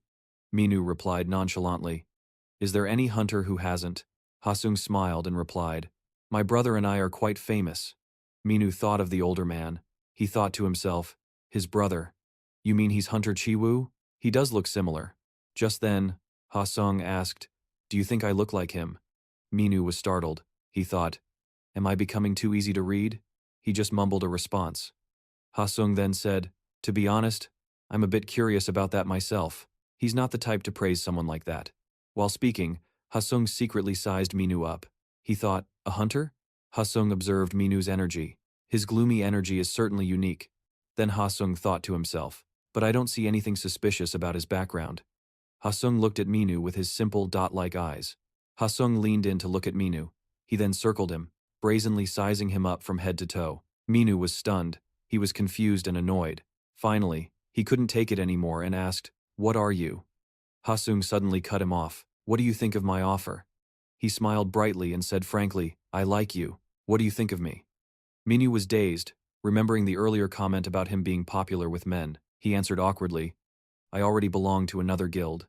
But Ha-sung didn't give up and kept trying to persuade him. I heard you, but don't worry. Switching jobs isn't considered unethical among hunters. I can help you with that. He asked, how much was your signing bonus? If you have any terms or conditions, just name them. Minu answered bluntly, there was no signing bonus or any special terms. Ha-sung hesitated before asking, then how does the guild pay you? What is its name? Minu replied curtly. Wild, Ha-sung asked. That's the first I'm hearing of it. Is it a new guild? Minu replied coolly.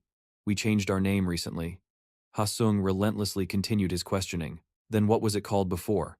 Probably annoyed by the questions, Minu glared at Ha-sung and snapped. I don't know. I don't want to think about it either, so I don't know, so stop asking. Seeing that Ha-sung still had that look on his face, he clarified. I never said I would join the Nebula Guild. He said frankly, I don't like being ordered around.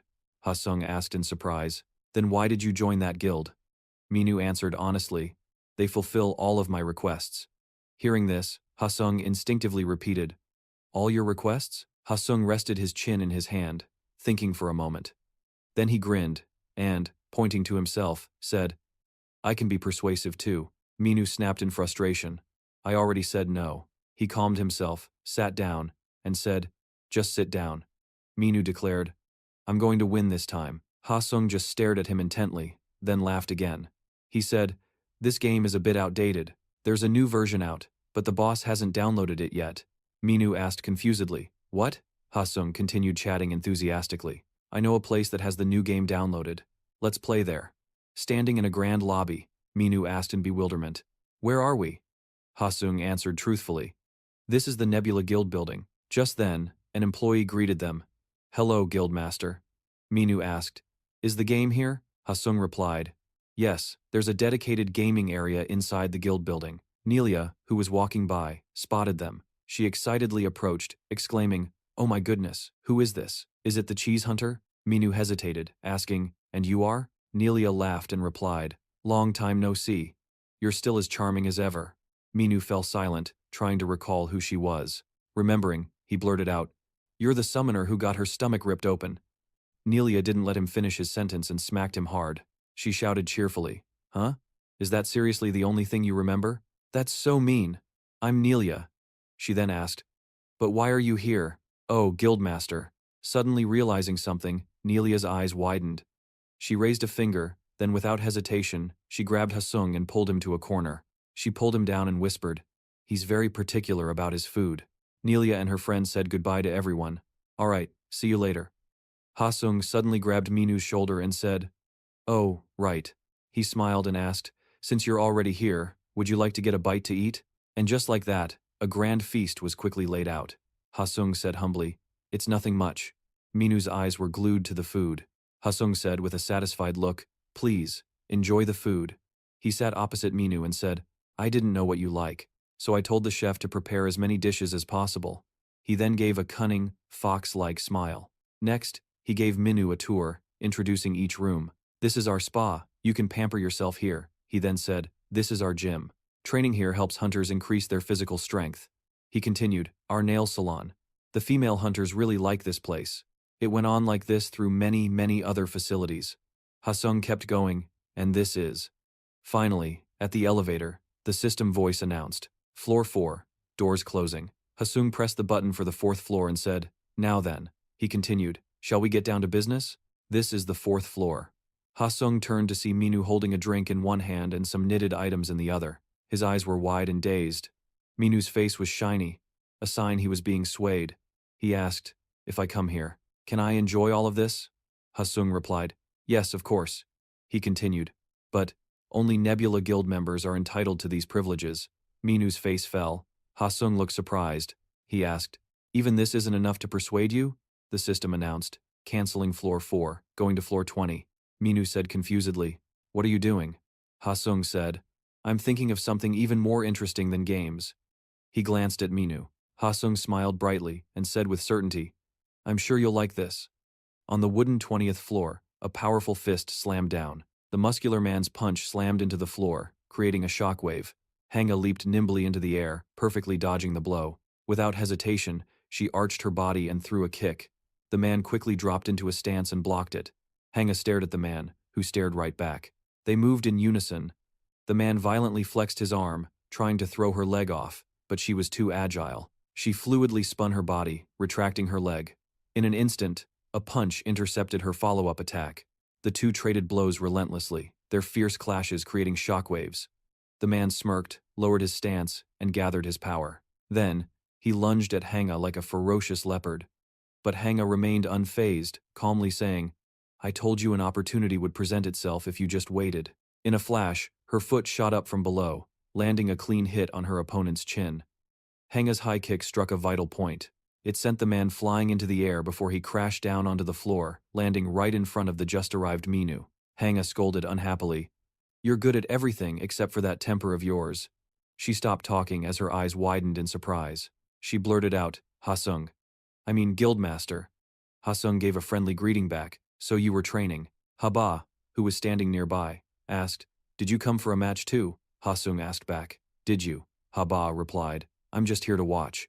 With that, he fell silent, raising an eyebrow at the person beside him.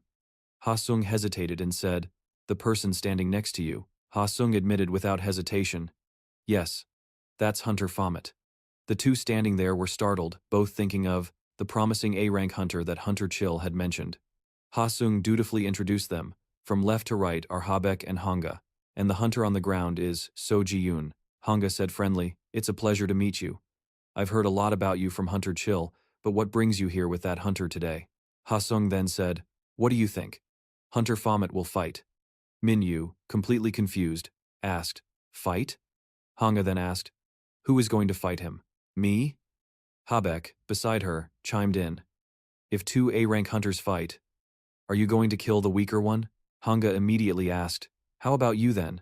Annoyed, Habek refused, "I'm a magic-type hunter, not skilled in martial arts." Hanga then turned to the crying guy on the ground and said, "You could ask him." Habek stated bluntly, "He already lost." Ha Sung cut in, asking, "What's everyone talking about?" Then, with a dangerous smile, he declared, "I'll be the one to fight Baphomet this time." Hanga was stunned, breaking into a sweat and thinking to herself, that. Habek was also shocked, thinking, "Isn't this?" Minu, showing no fear, glanced at Ha Sung. Ha Sung took off his jacket and said, "Let's make a bet." He then took off his hat. "If I win, you will join the Nebula Guild. And if you win." Ha Sung, now with his hair let down and his jacket and hat removed, turned his back to Minu and declared, "Then I'll do whatever you ask." He turned to look straight at Minu with a dangerous gaze and asked, "How about it?" Whispers from all around reached the young Ha Sung's ears. "So that kid is the youngest son of the Nebula Group."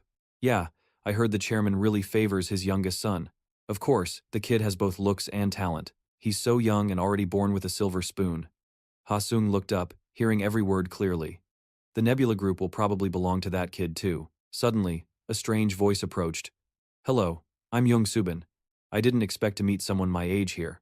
The little girl thought to herself, "I have to make a good impression." While smiling brightly, she said, "It's a pleasure to meet you."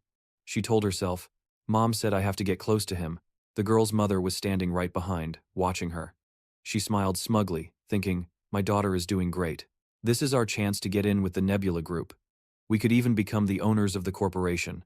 Her daughter, following her mother's plan, innocently leaned closer to Ha Sung and asked, "This place is so boring, isn't it?" The girl said, "How about we go for a walk?" At the same time, Ha Sung also opened his mouth, finishing her sentence. "How about we go for a walk?" The girl was startled and exclaimed, "Huh?" Ha Sung repeated her exact word, "Huh?" This was so strange. The young girl froze in fear. Ha Sung then chuckled, leaned in, and whispered, "Did I scare you? How cute." With such intimidating proximity, Ha Sung calmly said, "But what can I do? You're not my type. Go tell your mother to give up on becoming the owner of my corporation." He successfully scared the little girl, who ran away. Ha Sung let out a soft, natural smile, but inwardly, he was snickering. He widened his silver eyes, still smiling, and thought to himself, "I hate boring people the most." Back at the Nebula Guild headquarters, Habek asked fearfully, "What did you say?" He questioned Ha Sung, "Are you really going to do it?" Habek was so shocked he stuttered, "What?" "Guildmaster, I mean, he's an A rank. Ha Sung casually replied, so what? The guildmaster can do whatever he wants, so what if he's an A rank? Habek immediately interjected, but the guild's rules state that there must be a fair match. Hearing this, Ha Sung wearily whispered, ah, those rules again. He then asked, what are rules for anyway? The comment made Habek grit his teeth and mutter, this little brat. In the end, Ha Sung compromised. Okay, then let's do it like this. I see. That's right, Habek. Bring me 2 pieces of cloth. Taking the cloth, Ha Sung explained. You know about the orientation organized by the Hunter Central Headquarters, don't you? Since you're a hunter, you must have participated. A-rank hunters and above often use this format to compete there. Ha Sung tied the white cloth to his left bicep and said, the Nebula Guild will now use the same method. As Habek handed a similar cloth to Minu, Ha Sung continued, of course, there have to be safety measures. All active and passive skills are forbidden. Ha Sung smiled again and added mysteriously, and stats as well. Each individual's entire system will be sealed. We will only be able to compete using pure physical strength. Even as Minu remained silent, Ha Sung continued, how about it? It's a great idea, isn't it? After hearing that, Minu cracked a smile. He took off his jacket, tossed it aside, and replied, all right. He rolled up his sleeves, secured the cloth, and asked, you said you'd do anything I want if I win, right? That's right. Facing Ha Sung, Minu said casually, then you better keep that promise. Ha Sung didn't reply, just smiled confidently. Minu looked indifferent, holding his head high and looking down. To the side, Hanga dragged the still crying guy over to Habek and asked in confusion, how badly does that brat want him that he's going this far? Hanga hesitated and asked, is there any point to this match? Habek replied, I'm not sure. I just see him trying to show off his power to recruit that guy into the guild. Habek thought to himself, yes, this match is completely pointless. The outcome is already decided. Ha Sung began, you know the rules, right? Whoever snatches the other person's cloth first is the winner. After the thorough explanation, Minu said, you're pretty considerate, aren't you? Ha Sung smiled, taking the compliment. I get that a lot. Minu then suddenly asked, but are you this considerate when you're fighting? Just as Ha Sung voiced his confusion, Minu's fist was right in front of his face. Without panicking, Ha Sung moved back and blocked the punch. He laughed and said, ah, so you like surprise attacks? In a flash, Ha Sung's knee was already raised high, ready to smash straight into Minu's face. At the same time, Minu raised both hands to block. Ha Sung aimed straight for the cloth on Minu's arm. Without giving Minu a chance to react, Ha Sung quickly stepped back and prepared for a kick. Ha Sung smiled in amusement. Minu also grinned, clearly extremely excited. The two of them charged at each other just like that. They threw a punch simultaneously, the collision creating a powerful shockwave. The moment their fists separated, Min-U was already coiling one of his legs. He executed a flying kick aimed straight at Ha Sung's head.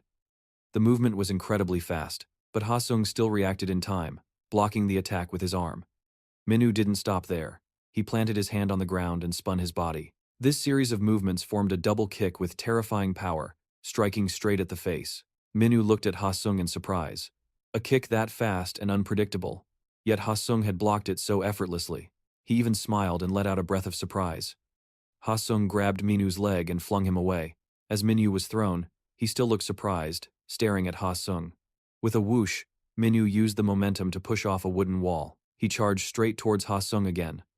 Another punch aimed at his face was blocked by Ha Sung, who seemed to anticipate something. Startled, Min-U retreated to gain momentum for another skillful high kick, but Ha Sung still blocked it effortlessly.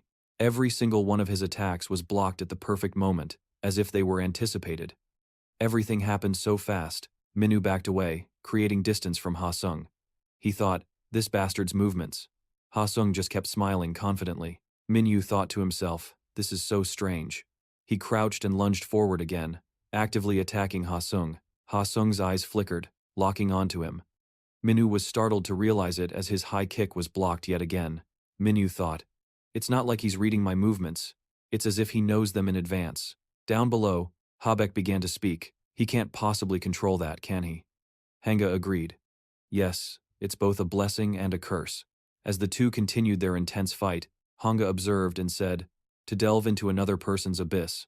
Both Hanga and Min-U exclaimed at the same time, mind reading. Min-U looked straight at the calm Ha Sung and asked, that's it, isn't it? Ha Sung smiled again. No longer hiding it, he spoke frankly. As expected, you figured it out immediately. You really have a sharp eye. I've had this ability since before I awakened. It's a unique ability, separate from a hunter's powers. Ha-Sung widened his silver eyes and said, Baphomet, I can see everything with these eyes of mine. He continued, You're just like me. It was like seeing a reenactment of Minu's past. Ha-Sung said, If you want something, you have to get it no matter what. If anything dares to interfere, you eliminate it immediately, at any cost. He continued, You don't care how hard it is or how long it takes, as long as you still want to pursue it.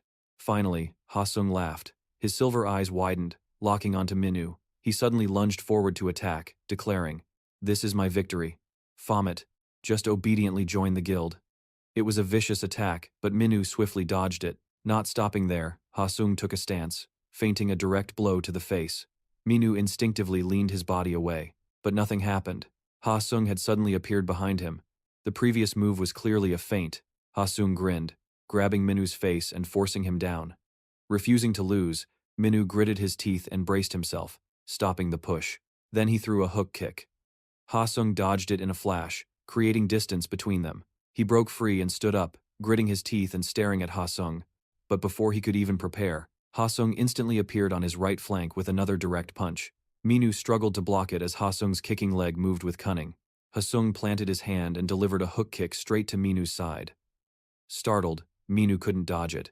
He felt as if he were pinned down by a giant fist, unable to fight back. As Ha-Sung unleashed a continuous barrage of attacks, Minu could only brace his arms to block, completely unable to counter. A voice rang out. The difference in talent is decided from birth. Minu suddenly snapped back to his senses. His pupils constricted as the image of a red, spear-wielding demon appeared. It asked, Baphomet, aren't you a low-level demon from the first floor? Why are you here? Minu replied. I want to climb to the top. Hearing this, the red demon sneered in surprise. The top? You must be crazy. A worthless, low-level demon like you dares to defy me to climb to the top of the tower? Know your place, Minu asked in disbelief. Why can't I defeat you? The demon replied with even more contempt. Are you stupid? I'm a high-level demon, and you're just a low-level one. The difference in talent is decided from birth. Remembering this, he gritted his teeth. Talent. Ha-Sung, who was on a roll, suddenly sensed something. Minu thought to himself, You've got to be kidding me. Ha-Sung tilted his head. He felt an invisible pressure, as if being stalked by a wild beast. Before he could process it, Minu's fist flew straight into his face. Minu thought to himself, To hell with talent. Ha-Sung took the full punch and was sent flying. Minu had landed a clean hit, but Ha-Sung showed no reaction. Ha-Sung raised his head, his eyes as cold as a predator's, sneering inwardly. Minu remembered the headless red demon and thought to himself, They rely on that talent and boast so loudly, only to end up dying by my hand. Ha-Sung propped himself up on his knees. While Ha-Sung was still looking at Minu in confusion, wondering why only me, Minu took off his t-shirt and threw it in Ha-Sung's face. Just as Ha-Sung's vision was blocked and he grabbed the shirt, Minu dashed forward. Ha-Sung, caught by surprise, stared blankly at Minu. Outside, Hang-Ah and Haba were so shocked they froze. Minu grabbed Ha-Sung with one hand and threw him away with great force. Ha-Sung lay on the ground, still dazed, not understanding what happened. He closed his mouth, his eyes wide. Then, Ha-Sung quickly jumped back to his feet. Facing a completely changed Minu, Ha-Sung thought in shock, I can't read his mind. Why? Then he saw Minu standing with a relaxed posture, as if letting his guard down, yet it gave off an incredibly terrifying vibe. Ha-Sung thought in fear, an inhuman state. Then Minu looked up with blood-red eyes, having lost all reason. Ha-Sung thought in disbelief. Is he going to fight using only his instincts? He wondered if Minu was even human anymore. But then, Ha-Sung smirked, tossed his own black t-shirt aside and said, This is interesting. Ha-Sung faced Minu and said, Let's go all out, Baphomet. Minu said nothing, just staring intently at his prey. The next round began, and the two charged at each other once more. Back at the Nebula headquarters, in the wooden sparring room, Hang-Ah's eyes were wide, and her mouth hung open in astonishment. Haba beside her wore a similar expression. Their bald friend was still crying depressingly. A white towel lay on the floor. Hang-Ah and Haba exclaimed in unison, Vango! Ha-Sung was knocked out on the floor beside the towel, a look of terror still on his face. The two asked aloud in disbelief, He lost? Haba went to his side and asked with concern, Hey, are you okay? Ha-Sung replied, Was he born a hunter? This confused Haba, who asked, "Huh?" Ha-sung ignored her and continued, "Or is it the difference in experience?" No, that's ridiculous. He's even younger than me." Haba looked down and said, "Have you lost your mind? You." Once again, Ha-sung cut Haba off with a loud, unrestrained laugh. Ha-sung laughed until his eyes were shut tight. He shouted, "I'm so curious about that guy. He's fascinating, Baphomet." Minu, who had already left, smiled in satisfaction. He happily held up a black card and asked, "With just this card, I can use all the Nebula Guild's facilities, right?" Suddenly, his phone rang. Minu squinted as he fumbled for it. He quickly answered the phone. "Hello." The voice on the other end said, "You answered fast." "It's me," Minwoo asked back. "Who's me?" The person on the other end said impatiently, "It's Veins. Didn't you save my number?" Minu's eyes widened in realization as he replied, "Oh, the crossdresser. My phone was broken so." Veins cut in, annoyed. "Why do you keep calling me a crossdresser? I have a name." "But whatever, forget it." Veins got straight to the point. "About that thing you asked. I couldn't find any leads on the first one, but I did find something on the second." Then Vanes uttered a name that made Minu freeze. Rocky. After hearing it, Minu stood silently for a moment, then a grin spread across his face. He asked, "Where is that bastard?" In a place isolated from the world, a voice rang out. Adam and Eve were the first two humans created by God. They were naked, yet felt no shame. The speaker, with hands clasped and a finger pointing to the sky, continued, "Why? Because at that time, they had not yet committed the sin of eating the forbidden fruit of knowledge." The speaker was a figure in a white robe, surrounded by others in black robes.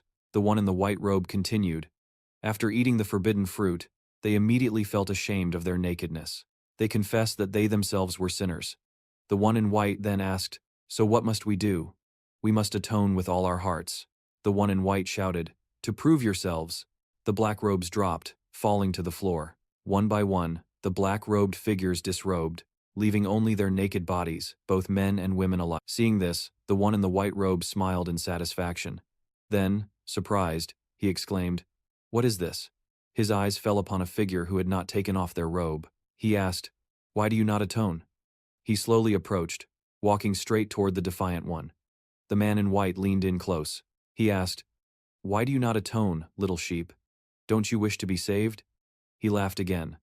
The one in the black robe said nothing. Suddenly, the defiant one spoke in a familiar voice that stunned the man. "Me?" The defiant one was Minu. He chuckled and asked, "I'm a demon, so why would I do that?" No longer hiding, he gave a tense greeting, "Long time no see. You sick bastard, Seo Jeho." Seo Jeho revealed his face and smiled, calling out, "Baphomet!"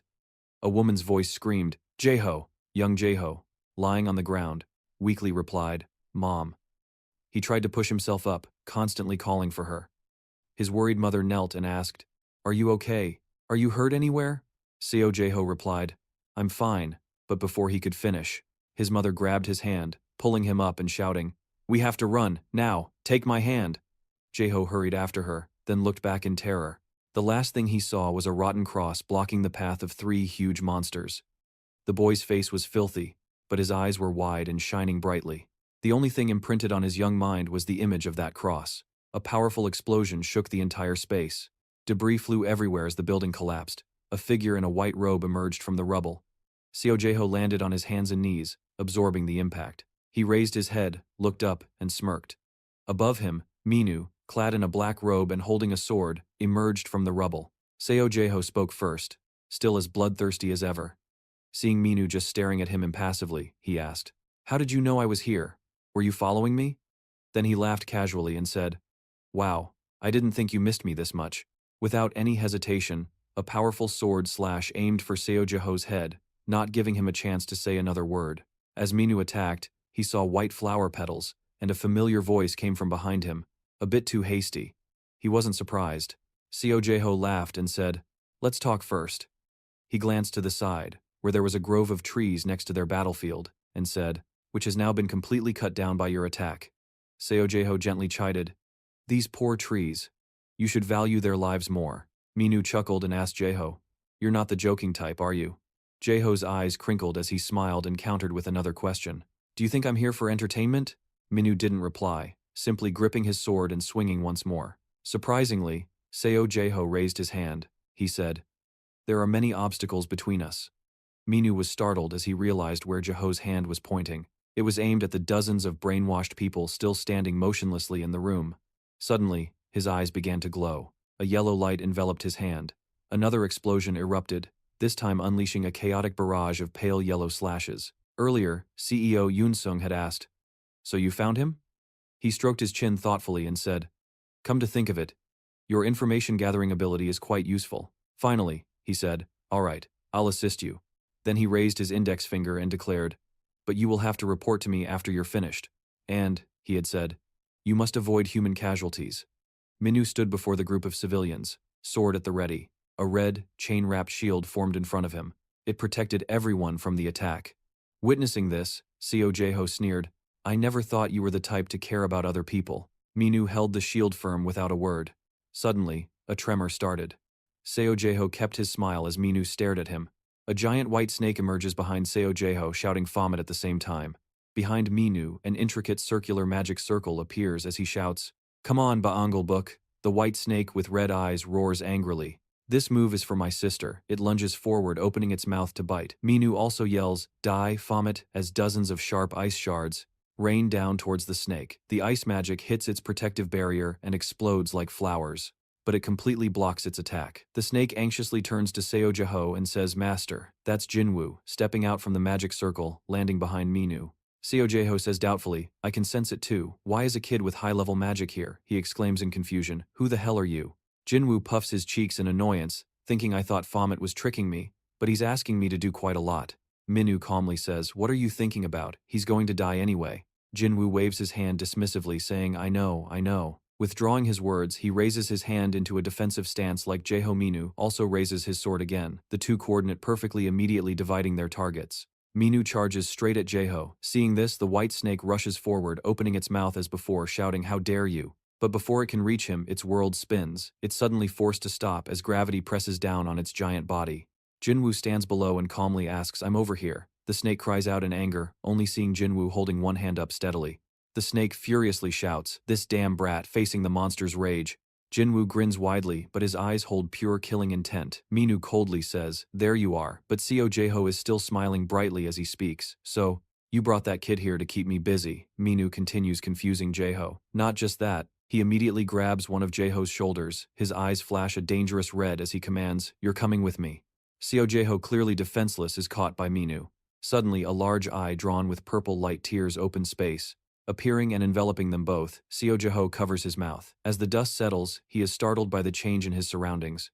In front of him is a vast universe-like space. He gasps in shock. This is, while Seo Jae-ho is stunned and defenseless, Minwoo rushes down from somewhere and strikes with his sword aimed at Jae-ho's neck, but it's dodged. As if not noticing Minwoo behind him, Seo Jae-ho still smiles and says no warning at all. The sharp blade slices straight into Jae-ho's face, a powerful, unhesitating slash. That face is now cut in half. Time seems to stop for a moment. Jae-ho's body freezes, his eyes go blank. From the cut, no blood appears, only a golden light and dazzling butterflies fluttering around.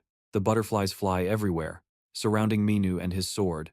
Then Seo Jae-ho suddenly splits into two people, both enveloped in golden light.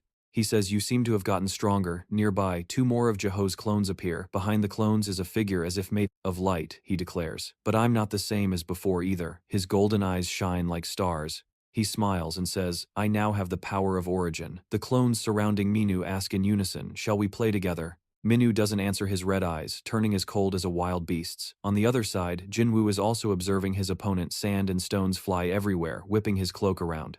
A cloud of dust rises behind him. The white snake opens its mouth wide and charges, intending to swallow him. A sphere of energy as wide as it suddenly appears and crushes it down. At the same time, Jinwoo comments, "Your attacks are too easy to read." The snake curses furiously, "You damn brat."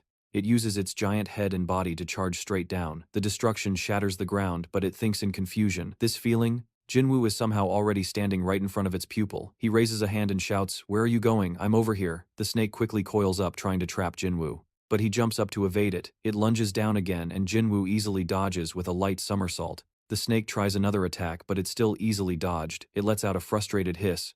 The white snake opens its mouth and shouts, "You insect." Hearing what sounds like a joke, Jinwoo laughs and asks, "How did you know I was an insect?" He doesn't hesitate to retort, "You're a snake, but you wriggle like a worm."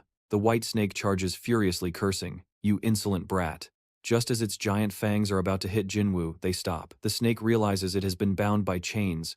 Since when it thinks in fear, Jinwoo calmly strokes his chin, tilts his head and says, "Since when? Well, we have been fighting for a while now." But his eyes widen arrogantly as he says, "My blood is still boiling a little even when fighting someone as weak as you." Then he asks, "Now how should I take care of you? Hey worm, you're a demon slave, right?" He continues nonchalantly, "I was wondering what a snake demon slave would taste like. I wonder if my demon slaves would like it. They'll eat you alive," he smirks and adds, "It'll hurt a little at first. Until your entire body is chewed clean." Jinwoo's eyes glow blood red as he continues, "I'm imagining the sight of you writhing in pain. How beautiful." The snake suddenly screams, "No." Abruptly, two little girls with pitch-black eyes appear. They bite down hard on both of Jinwoo's arms, right as he finishes speaking. "What do you mean, no blood splatters?" terrifying Jinwoo. He quickly uses wind magic to blow the two nuisances away. The two girls in white dresses retreat to the white snake's side, glaring at Jinwoo with hatred. Sister Jinwoo now collapses to his knees, clutching his shoulders as if seriously injured. He holds out his hands and is terrified again.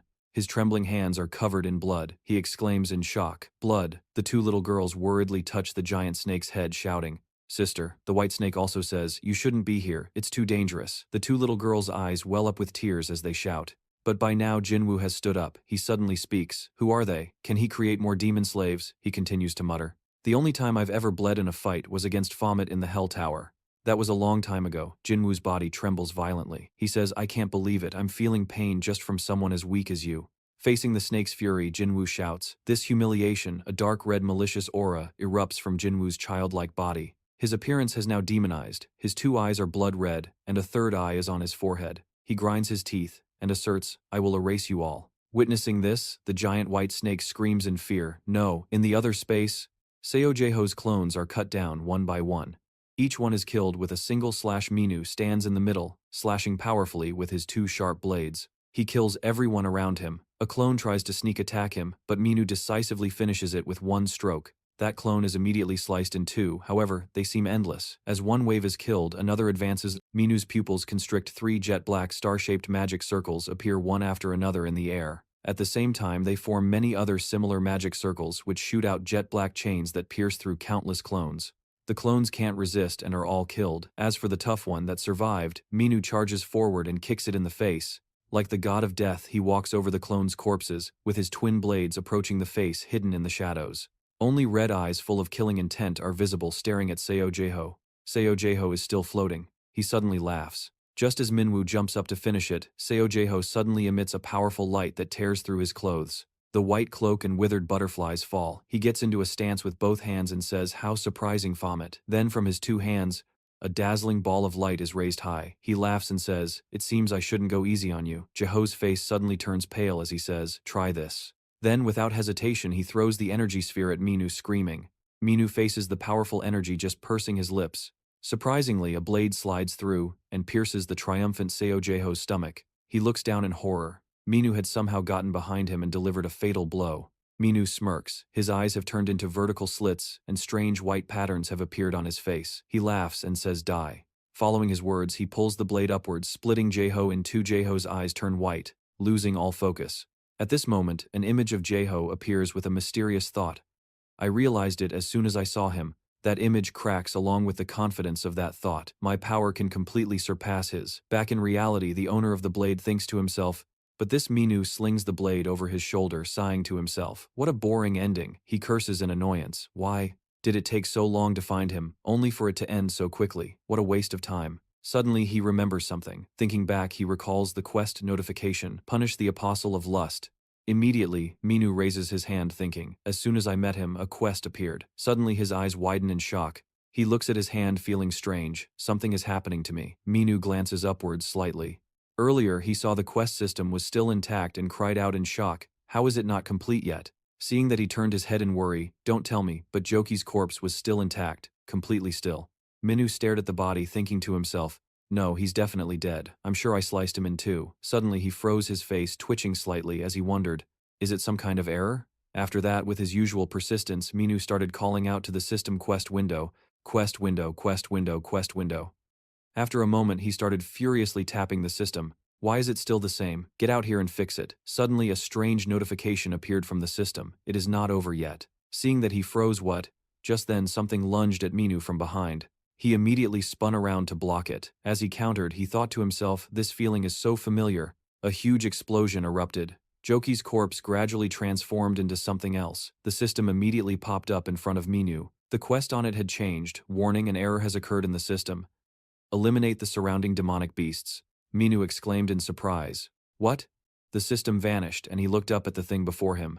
Minu stared blankly at the scene before him. He looked in horror at the butterfly-like monster and exclaimed, what the hell is this? Suddenly a strange voice came from nowhere. What do you think? A faceless figure appeared with a grotesque smile. The voice continued to speak. Do you think it doesn't exist?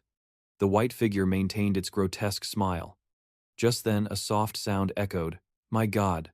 The butterfly monster with a sad face slowly spoke. It doesn't exist. Then it unleashed a brilliant blast of energy. The energy shot towards Minu, who watched in a daze as it came at him. Suddenly a loud voice shouted Jiho. A little boy stared in dazed shock at the scene before him. The person shielding him was sliced in half. Immediately someone else ran over, grabbed the boy and fled. The moment the cloaked woman set the boy down, another person ran up calling his name Jiho. The cloaked woman took something out and urged them to take the child and this device out of there right away. The blonde woman took the device trembling and asked what it was. The cloaked woman explained that it was a demonic beast detector, and it will show you the safe route to the nearest shelter. Jiho listened intently as the woman spoke. I wanted to give you a teleportation device, but I already gave it to someone else. If you use this, you might be able to meet another hunter. As the cloaked woman stood up, the blonde woman quickly asked, what about you? The female hunter immediately stood up to shield them. Thinking of her fallen comrade, she said, I can't just abandon my teammate.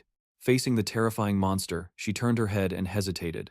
Although the hunter's face was pale with fear, she still reassured them. With my current strength, I can only hold it off until you get away safely. Then she yelled, urging them, please just go. As he was pulled away, the boy Jiho looked back at the female hunter with reluctance. Then the boy squeezed his eyes shut, turned away, and gritted his teeth as he ran after the blonde woman. Suddenly, Minu's faint, bewildered face appeared. His ghostly figure watched the boy pass by him in confusion. Joki. He looked at the desolate landscape around him, wondering, what's going on? Is this his memory? Inside the ruined city, Jiho and the blonde woman hid behind a pile of rubble. Avoiding the demonic beasts, they looked at each other and nodded slightly. Then they held hands and kept moving. They hid behind a large wall, avoiding a passing demonic beast. The blonde woman looked at the device in her hand, which pointed in one direction. They quickly headed in the direction it indicated. Suddenly, Jiho noticed something, the corpse of a man with one side torn away. Suddenly, the horned demonic beast noticed something, and signaled to the green one beside it. The blonde woman quickly covered her mouth, but in her panic she fell and made a sound. Pale with fear, they both glanced behind them. The green demonic beast peeked around the wall. The blonde woman and Jiho were sweating in terror. The green beast scanned the area. The spot where Jiho and the blonde woman had been was now empty. The green and horned demonic beasts turned and walked away. At the spot they had just passed, a nearby manhole cover lifted slightly. It seemed to close again immediately. Jiho and the blonde woman looked up in surprise as a human hand reached out to them. Before them were three men. The one reaching out to them spoke up. Are you two okay? He asked with a worried expression. Thank God, he exclaimed. Jiho and the blonde woman had been saved. The man gently said, it is by God's grace that you appeared before us. Immediately after, a bustling scene appeared before them. As you can see, this is the underground shelter. Everyone here escaped from the demonic beasts, just like you, the man leading them explained. Unlike other shelters, this place is run by civilians. The government that used to run it abandoned us. He pointed to a man talking with some children and introduced him. He's the one who led us out of despair after we were abandoned. The man with the gentle smile was introduced as Minister Ju Hyunchun. Jiho watched the man and listened intently. Actually, this place has its limits, so we can't save everyone who comes, but the minister saved us. He said that we deserve to be saved. The blonde woman spoke up. Is that so? Suddenly the man exclaimed, we're here. A slightly old door appeared before them. This is where everyone stays. As they entered the room, the man told them, it's a little cramped, but you two will stay here until the gate stabilizes. The blonde woman thanked him. It's fine, this is more than enough for us. You took us in and gave us a place to stay. The man smiled brightly, interrupting her. It was the minister's wish. If you want to thank someone, you can tell him later. Suddenly a sound rang out, making them look up at the ceiling. The blonde woman asked what the sound was. The man replied, it's probably the dinner bell. Let's go. We have a lot to talk about on the way. He then looked at them and suggested, but why don't we change our clothes first? A while later in the crowded dining hall, Jiho and the blonde woman listened to his instructions. Breakfast is at 7 a.m. Lunch is at 12 p.m. and dinner is at 6 p.m. The blonde woman asked where the food came from, and the man answered, we have a year's worth of supplies stored here. Jiho finally spoke up. A year? Will the gate stabilize by then? The man replied slowly, "We will monitor the situation and gather some supplies from outside if we get the chance." Suddenly, Jeho looked towards a group of men talking nearby. The blonde woman noticed and asked in confusion, "What are you looking at, Jeho?" The scene suddenly shifted. At some point a priest had appeared and was now giving a sermon. "Now let our minds and bodies join in prayer." Jeho finally noticed his surroundings and immediately clasped his hands to pray. Like everyone else, the priest knelt on one knee in prayer. Jeho's face was calm. The boy recalled the moment the hunter was cut down before his eyes. The priest was now murmuring something. Jeho's face was calm as he continued to pray. The image he recalled now was of the female hunter. Shielding them, Jeho slightly opened his eyes, and the image of the terrified female hunter flashed in his mind again. A sudden light caught his eye. A bright light was radiating from behind the priest. Jeho stared at the sight in dumbfounded amazement. The priest's entire body seemed to radiate a brilliant aura. Suddenly a smile formed on Jeho's small lips, his face looking completely brainwashed. A mysterious voice echoed softly. "Once upon a time when God created the world, in the dim light," the voice spoke steadily. He said, "Let there be light," and there was light. All of creation could now see one another. The voice continued, uninterrupted. He then let light and darkness take turns appearing upon the world, also known as day and night. The voice was enchanting. He then said, "Let us create a species in our own image, and grant them the wisdom and strength to rule over the sky and the sea." Becoming the creature at the top of the world's food chain, God modeled us after himself. The person slowly narrated. He divided them into half female and half male. He blessed us. Jeho looked at the book, intently reading the final passage. He gave us the ability to reproduce and increase our numbers so we could become the strongest species and rule the earth. After the boy finished reading, applause suddenly erupted. The teacher on the podium clapped enthusiastically to praise him. Student Dai-ho read the passage very well, class. Let's give him a round of applause. Just then a boy named Min-soo eagerly raised his hand and asked, "Mr. Minister, does that mean God looks just like us?" Hyunshin answered the boy, "It's the other way around. Our form was created in God's image." Misu turned and smiled excitedly at the girl beside him. "So God has eyes, a nose, and a mouth just like us." Hyunshin began to explain to the children, "Not only that, God can also be a bird soaring in the blue sky, or a lion galloping across the grasslands, or some mysterious form of light." He opened his eyes, looked straight at them and said, "In other words, we are a part of God." Then he turned to the girl beside him. "All right, Noun, you can read the next page." The little girl Noun quietly answered him, "Yes, sir." Then, the little girl stood up and began to read. God said, "I will now give you the plants and seeds scattered everywhere, so that you can clear the land, cultivate it, and store food." As she read the next sentence, suddenly, the little girl coughed violently, startling Jeho. Worried, Jeho asked, "Han Noun, are you okay?" Hyunshin quickly reassured her. "Oh dear, that might have been a bit too much for you." Then he asked Jeho for a favor. "Please take her to the infirmary for me." Afterwards, the sound of soft footsteps echoed in the hall as Jeho carried Non out of the classroom on his back. The girl felt guilty and said, "I'm sorry, you had to miss class because of me." Jeho smiled and replied, "Don't worry about it, we're friends." Hearing him say that, Non fell silent for a moment. Suddenly, she asked Jeho a strange question. "Do you think God really exists?" Jeho didn't understand and asked, "What are you talking about?" Non immediately cut him off. "If God really existed, he would have known about this disaster and stopped it, and I wouldn't be this weak." Jeho grew pensive, thinking for a moment. The boy spoke up. "I was curious about that too, so I asked the minister about it before. He said it's like a test God has given us." Jeho looked up at the wire-filled ceiling and continued, "To see if we are mature and capable enough to survive," Non naively added. "So, are the people who died the ones who weren't capable of passing this test?" Jeho smiled faintly and answered, "No, they still passed. They just got to meet God a little earlier. Those of us who are still alive have duties we need to complete, so God won't meet them until the time is right." Jeho gently advised her, "You should just believe the minister's words. I feel it too." The boy remembered the image of Hyunshan radiating a brilliant aura and exclaimed, "The minister is so divine." In that glorious light, Jeho said with conviction, "That's why I believe his words and pray every day, that one day the dungeon outbreak will end, and the world will be at peace again." The boy said with a confident face, "I really hope so, because God truly cares about us." Then Jeho turned to look at Noun and said, "I really want to grow up, Noun. You need to get well soon, and become an adult with me." Noun gave him a gentle smile, then suddenly suggested, "You can put me down now." Jeho heard this and asked worriedly, "Will you be okay?" Noun assured him, "Just put me down, I can walk on my own." Then, Jeho carefully put her down. Suddenly, Footsteps attracted the two children's attention. Non looked at the back of the adult ahead and wondered, "Isn't that Misu's mom?" Jeho looked at the person with her and wondered, "The one with her looks like a hunter. Where are they going?" But then the boy dismissed it and urged Non, "Who knows? Let's go to the infirmary first." Suddenly, the boy noticed something. Seeing him standing still, Non asked confusedly, "What's wrong, Jeho?" The boy's face was filled with shock. Then, for some reason, he quickly lowered his head, turned away and said, "It's nothing. Let's go." Meanwhile, elsewhere in the shelter, a pot was dropped, splashing water everywhere. A woman saw this and cried out in alarm, "Oh my goodness, what a waste." The blonde woman quickly apologized, I'm so sorry." Just then, two nearby women began to scold her. "Right now, the most important things are food and water. How could you drop something so precious? You useless girl." Hearing these words, she felt both guilty and resentful. The woman from before brought another pot of water and asked, "Hey, have you ever done any housework?" The blonde woman answered awkwardly, No. I've only ever focused on making money, so." The woman cut her off and asked, "Then what about your husband? We divorced right after Jeho was born." Finally, the woman decided on her assignment. "Well, you can't do kitchen work then. I guess you can only do cleaning duty." The blonde woman immediately agreed, "Oh, that's fine, as long as I can be of use." A moment later, voices were heard in the shelter's corridor. "All right, I get it." The blonde woman was walking down the hall at that moment. As she was about to return to her room, a voice caught her attention.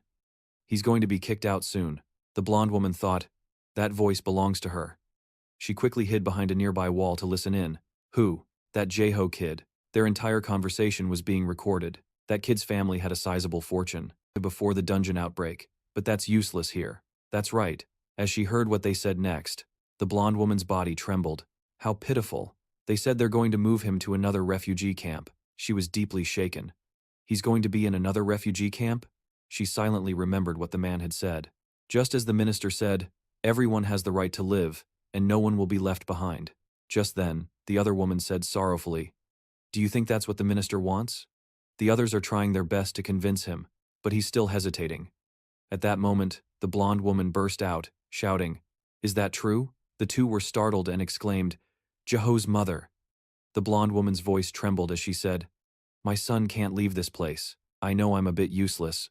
But," she cried out desperately, "there is nowhere else as safe as it is here." Suddenly, one of the women spoke up. The woman suggested, "Why don't you go and plead with the minister?" A while later, the sound of a whining child echoed in the cafeteria. "I don't want it." Jeho watched the mother and son in front of him arguing over food. "I don't want to eat this." "Come on now, having food at all is a blessing. Hurry up and eat." The boy glanced at the mother, trying her best to persuade her child. The child demanded, "I want to eat chocolate." "There's no chocolate here. I'll try to find some for you tomorrow, okay?" That woman was Minsu's mother. She smiled gently and said, "Minsu, open wide." Suddenly, the image that Jeho had seen while taking Non to the infirmary flashed in his mind. Jeho lowered his head slightly to hide his expression. Just then, the blonde woman finished her meal, stood up, and said, "Jeho, I need to talk to the minister about something. You just take your time eating, okay?" "Yes, Mom." After she left, he lowered his head and kept eating. Suddenly, someone called out to him, "Hey, Jeho!" Two kids were waiting for him by the door. A moment later, a small voice asked, "Where are we going?" "I found a really cool place, let me show you." Misu led the way, with Jeho and Non following behind. "But that's a restricted area. We're not allowed in there. All the adults are working right now, no one will notice us." Then, Jeho and Non suddenly noticed something. Jeho looked at the iron gate in front of him and wondered, "What's this place with all these iron bars?" Minsu replied, "I heard this is an abandoned underground waterway. They fenced it off so that no one would fall down there." While Jeho was still looking thoughtfully at the gate, Minsu called out, "This way!" The three kids kept going. Jeho turned to remind Non behind him to be careful. When he turned back around, a magnificent scene unfolded before him. Minwoo's spirit glanced at Non, who was crying out in delight, "I can't believe that in a refugee camp. There would be a place like this. It looks just like it's from a comic book." He looked straight at what was in front of him, his brow furrowing slightly. "Looks like this is where the ELE fragment is stored." He remembered that dangerous, crimson gate, calling it the Nest Tower. Then Minwoo looked around in confusion. "But why is it so empty here? Is it because of the dungeon outbreak?" "But it hasn't disappeared." Just then, Min-soo shouted, "Hey, you two, come over here." Min-woo watched the two children run forward and thought to himself, the dungeon outbreak occurred because the tower was negligent, or rather, because the nest tower created the other towers. Suddenly, another voice was heard. I heard some people talking about that. It was Jaeho's mother, talking with the minister in his office. Hyunshin was trying to explain to her, "As you know, we have an entire community here, so I can't make the decision alone." "Then is there anything you can do to help my son stay here?" Hyunshin replied vaguely. "If you can contribute something useful to the community, maybe they'll let the boy stay." Jaeho's mother said despairingly, "But what can I possibly do?" The atmosphere between the two suddenly fell silent. Hyunshin broke the silence. I just remembered there's one more way." Jaeho's mom hastily asked, "What is it?" He began to explain to her, "You can participate in the daily holy assembly. Most of the saviors can participate in religious activities, so if you can win their favor," he said with his gentle smile, "you'll be able to persuade them more easily." Jaeho's mom immediately agreed, unaware that she had been tricked by Hyunshin. "I'll do it." "When does the holy assembly take place?" Night slowly fell upon the land. A hand gently stroked the head of a sleeping Jaeho. After stroking the boy's head, Jaeho's mom left the room to meet the minister who was already waiting for her. He handed her a robe. Jaeho's mom put it on and then blended into the crowd. She and the other robed people arrived before the shrine that Jaeho's group had visited before. Suddenly, everyone around her knelt down, startling her. Jaeho's mom immediately pulled up her hood and knelt down as well. She was a little anxious, her brow slightly furrowed. On the high platform, a figure in a red robe appeared. It was Hyunshin, wearing a cunning smile. When the sun rose, Min-soo exclaimed with a surprised face, "Huh? Where's Jaeho?" Nan shook her head and replied to the boy, "I don't know." Min-soo said worriedly, "Don't tell me he went to that place from yesterday again." The girl Nan didn't understand and asked, "What place?" Min-soo hurriedly explained, "The shrine." Night fell once again, the full moon shining brightly. Jaeho's mom's face was now filled with extreme worry. She frantically ran around, searching for something. Where did that boy go? It's so late and he's still not back in his room. Suddenly, a robed person appeared and called out to her, "Jaeho's mother, what are you still doing here? Hurry and prepare for the ceremony." Jaeho's mom quickly shook her head and refused. "No, Jaeho's missing. I don't think I can go today." The person reassured her, "The boy is missing? He's probably just playing around here somewhere. You'll find him soon enough. But today is the most important day of the ceremony." As the person was urging Jaeho's mom not to worry so much, she turned her head and cut him off. "I'm sorry, but I want to find my son first." Suddenly, she froze, looking at the comfortable atmosphere from the two in black robes. Jaeho's mom felt a chill as one of them raised their voice to remind her, "Even if you do well 1,000 times, you only need to fail once. All your efforts will be for nothing. This is the common belief of everyone." After saying that, the two robed figures walked away. Jaeho's mom watched them leave, her face pale, recalling Minister Hyunshan's words, "You can participate in the Holy Assembly. From there, you can win the favor of the saviors."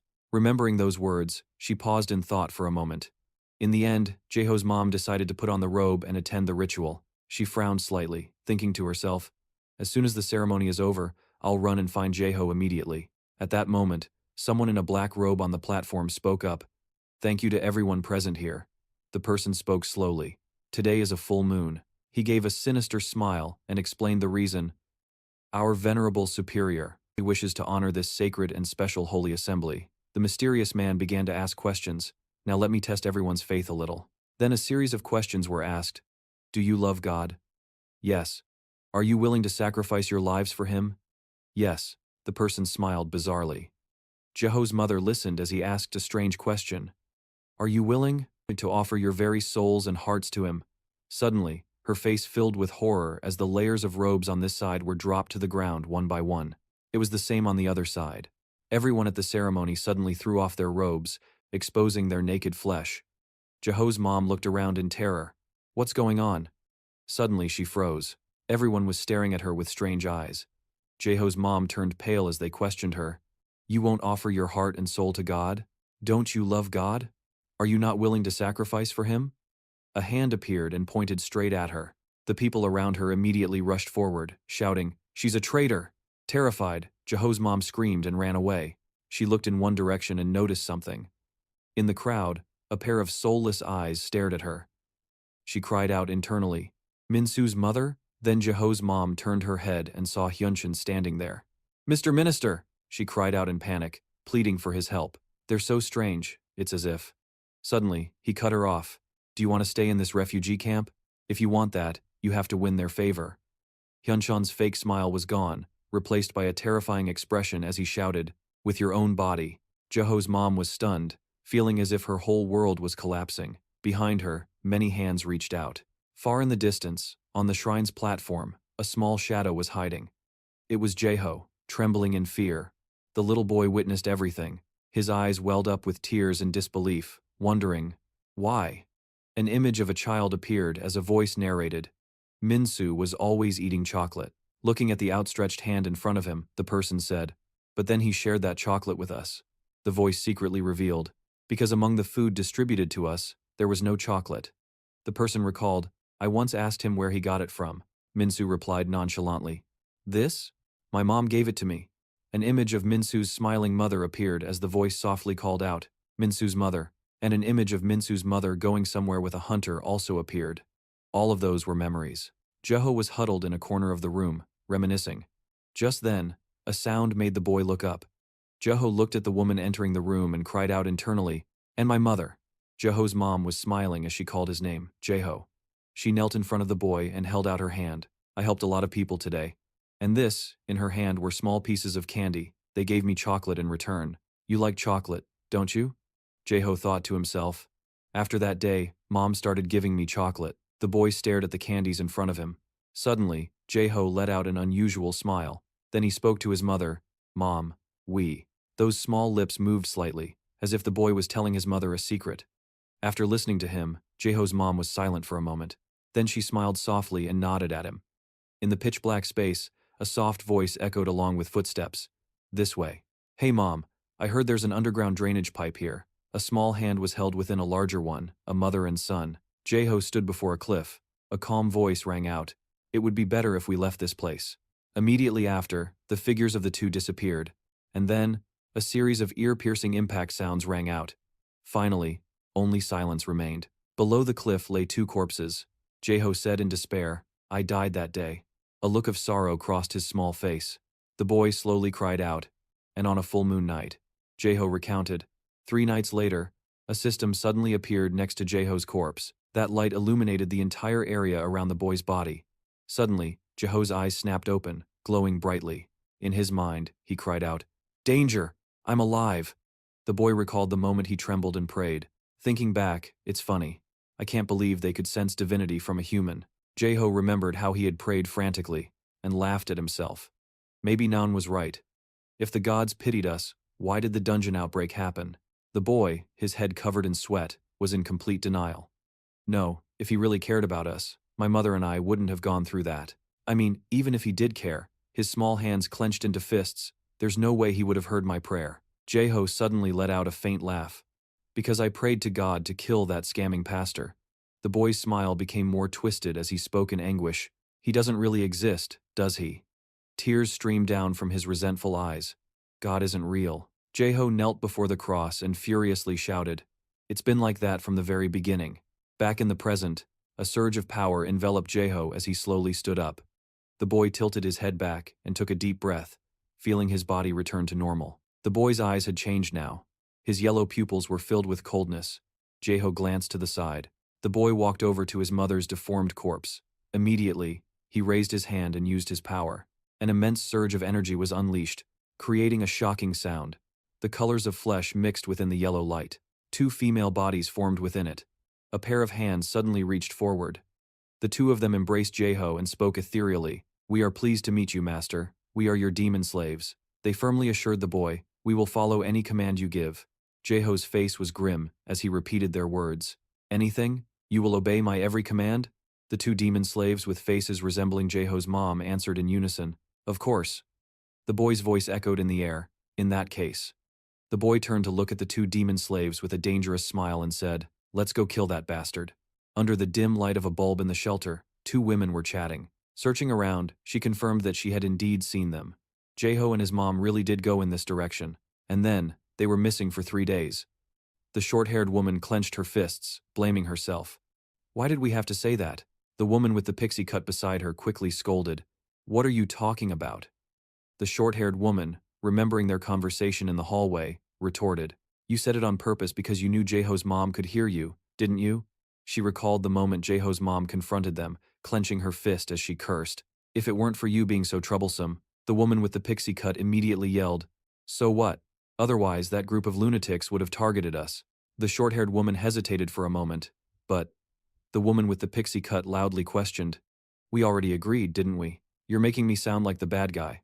Suddenly, Jaeho appeared out of nowhere. "Aunties." The two women jumped and turned to look. Seeing the boy, they exclaimed, "Jaeho!" The boy clutched his arm, pitifully begging, "Please, aunties, help my mom." A while later, three figures stood beside a large pit. The two women looked down in horror. The woman with the pixie cut turned to ask again, "You're saying your mom is down there?" Jaeho replied tearfully, "Yes, she slipped and fell down. Please save my mom." The two looked down below, whispering to each other. A fall from this height would be fatal, wouldn't it? How can you say that in front of a child? So what should we do?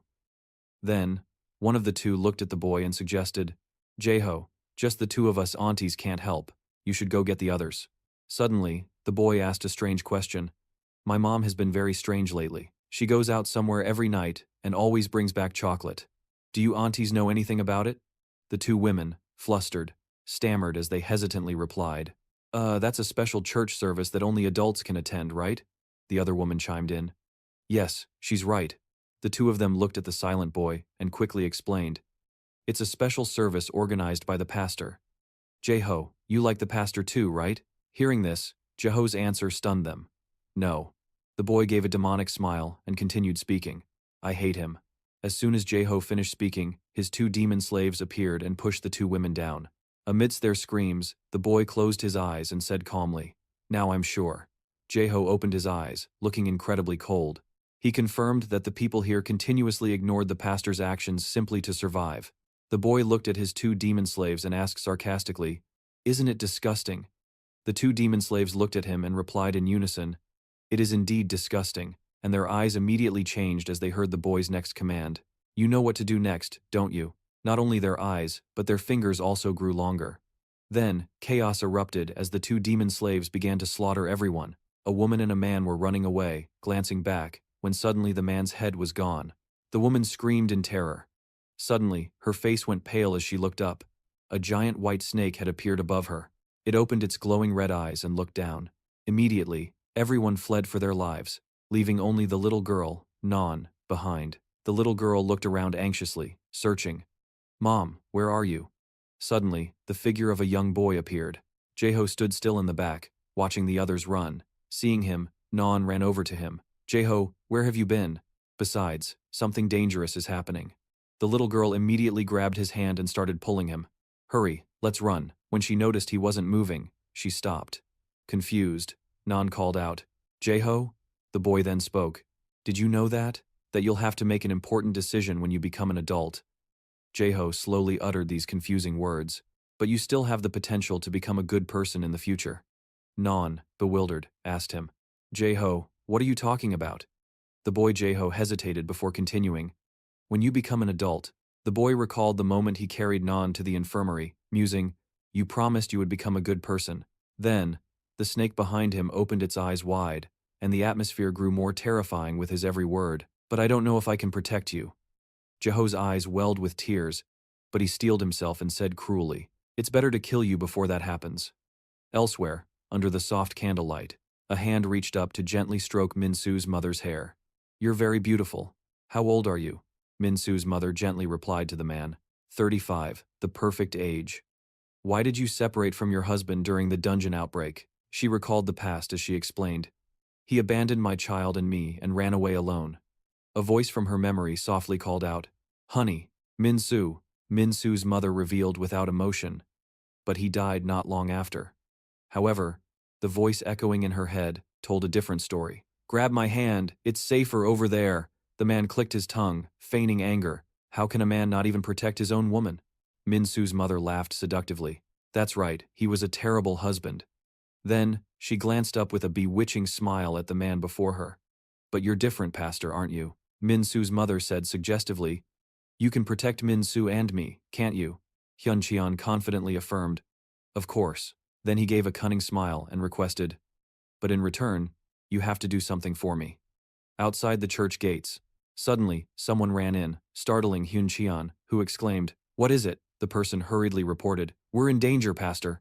As he was speaking, something pierced him from behind. "There's Samo." The man was quickly sliced into 3 pieces by the 2 demon slaves. Both Hyun-cheon and Minsu's mother screamed in terror. "What the hell is this?" Suddenly, as the 2 stood there bewildered, a warning voice rang out. "Be careful of that liar." A pair of small feet slowly stepped inside as the voice continued metaphorically. "They approach in sheep's clothing, but are actually wolves that devour people whole.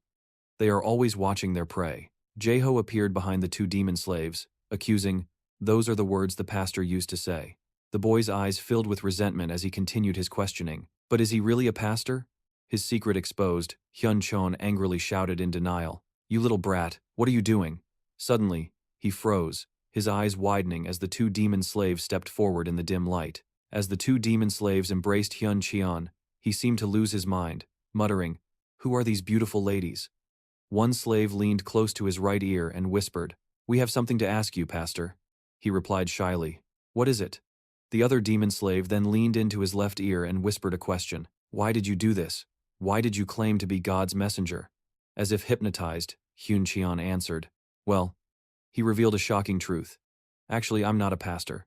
He began to reminisce about the past. "Before the dungeon outbreak, I was just someone who came to pray at the church." Hyun-cheon recounted as he recalled the desolate scene. And while listening to the sermon, the dungeon outbreak occurred. The church was destroyed, and all the other parishioners died. He looked at the corpse beside him and exclaimed, "Even the pastor died here." The truth was slowly being unveiled. In the past, he had picked up the Bible. His fearful eyes glanced behind him as he noticed survivors approaching. In that flashback, they asked him, "Are you the pastor?" Back in the present, he immediately screamed, "They were the ones who called me pastor." Minsu's mother stared in shock at the deranged man shouting out the truth. The officials leaving this shelter was a lie. Jeho watched him confess the secret. "I was the one who lured a few hunters to take this shelter and kill all of them." Hyun-cheon madly confessed everything. It was a natural disaster anyway, so who could have found out? No one. Then he froze, seemingly back to his senses, wondering why he had just confessed. Immediately, a spray of blood shot into the air. The 2 demon slaves had pierced right through him. Hyun-cheon gritted his teeth, veins bulging on his forehead, rendered speechless. The 2 demon slaves retracted their hands with grotesque smiles. Minsu's mother covered her mouth in terror. Just then, an amused smile appeared. Jeho laughed with malice and triumph. "You are a heretic." As one of the demon slaves pulled back its hand, bright red blood spurted out. Minsu's mother watched in horror. The other demon slave also retracted its hand, spraying more blood. Jeho watched from a distance with a satisfied smile. Hyun-cheon's fingers twitched in pain with every spurt of blood, amidst the piercing screams of Minsu's mother. Hyun-cheon was completely torn apart by the 2 demon slaves. Jeho smiled with amusement, then glanced to the side and spoke sarcastically. "Now, even a normal human like me can manipulate you like toys." After killing Hyun-cheon, the 2 demon slaves advanced on Minsu's mother. She trembled in fear, backing against the wall, begging, "Please spare me. I'm a victim too. If he hadn't done those things, I wouldn't be here." She screamed in utter terror, "I have a young child at home. Without me, my child will die." She paused, seeing Jeho standing motionless in the distance. Then, the boy glanced at her and said, "Don't worry, Minsu was already dead." The boy's words made Minsu's mother stare blankly. Her voice seemed to soften. "I see." Her eyes were lifeless and desperate. She accepted it, "Then just kill me and get it over with." Back outside in the shelter's hallway, another person had just been killed. Those fleeing for their lives were killed off one by one. A sharp, chilling sound cut through the air. Through the hole in the person's face, a blurry figure was visible with its mouth agape. The hunters stared in horror at the pool of splattered blood. They looked at the scattered corpses in terror. What in the world happened here? Why is everyone dead? Just then, a lock of hair appeared, flowing in the wind. They looked at the ghoul who had just committed the murders, wondering, "And who is she?" While they were asking that stupid question, a familiar figure approached. "Why isn't she wearing anything? Is there some kind of special service today?" It was Jeho, stepping forward with a soulless smile. The boy greeted them, "Hello, my beloved hunters." The hunter with the bow saw the boy and was confused. "A kid?" Jeho suddenly had a thought and sneered. Wait. On second thought, never mind. I can't possibly call you lot. You scumbags hunters. The archer hunter cursed in annoyance. What the hell is that brat talking about? The dangerous boy said, it doesn't matter if you don't understand. You're all going to die anyway.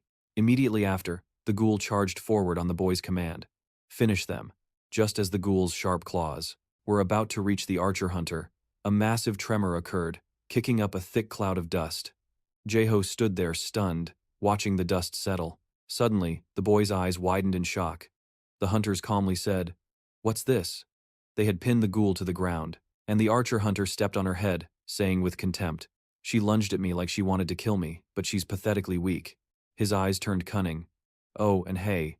He lifted the ghoul's face, sizing her up. "She's beautiful and has the perfect measurements too." The words he spoke clearly revealed his disgusting nature.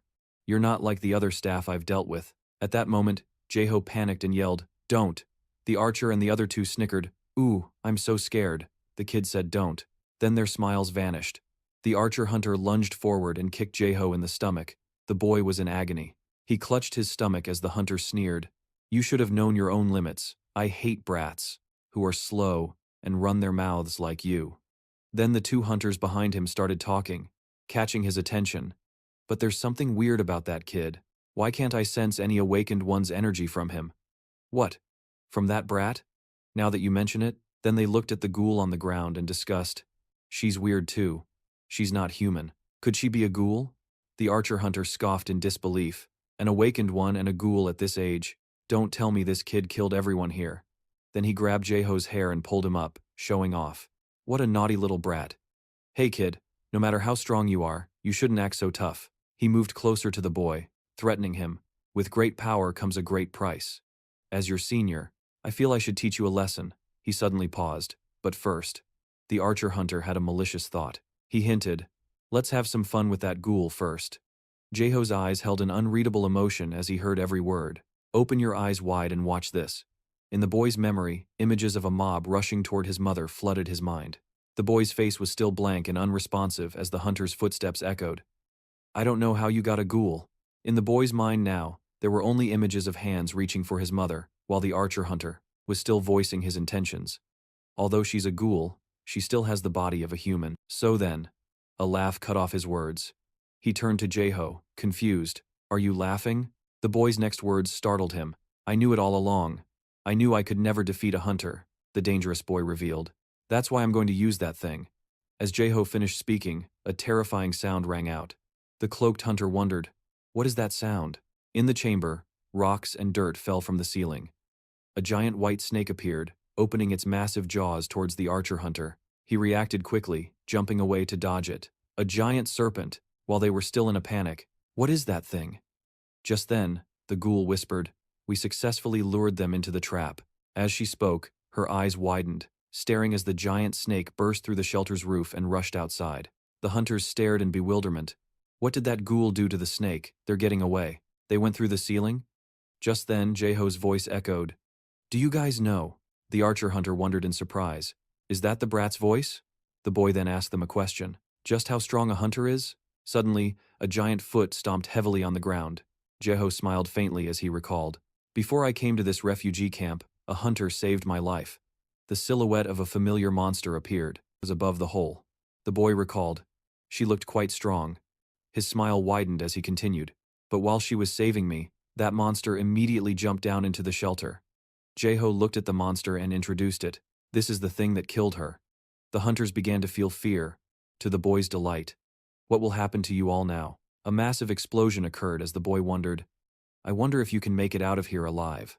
Then, there was a moment of silence. A soft voice rang out. "Those hunters." Jeho recalled the sight of the hunters and said, "Are dead." He also remembered the people in the shelter and spoke calmly. "Everyone else is dead too." Then the boy recalled collapsing on the roadside. "After I passed out from exhaustion, some hunters found and saved me." Jeho recounted the scene. "They asked me a few things, but the scene showed the boy sitting quietly amidst countless questions. 'What's your name? Where are your parents?' The boy smiled faintly when that person asked, 'Are you sure a monster killed everyone at the refugee camp?' The smile in Jeho's eyes vanished as he replied, 'I don't know. I can't remember anything.' In his heart, the boy thought, I didn't tell them the truth. And then the boy revealed his plans. Even though I awakened, I didn't become a hunter. Of course, I sometimes had to use my powers since I'm an orphan, and I have to survive on my own, Jeho silently affirmed. And I have no intention of becoming a hunter, because I've gotten my revenge. Time passed, and Jeho became an adult. He walked through the city, thinking, it makes sense. It's obvious I would end up in a place like this.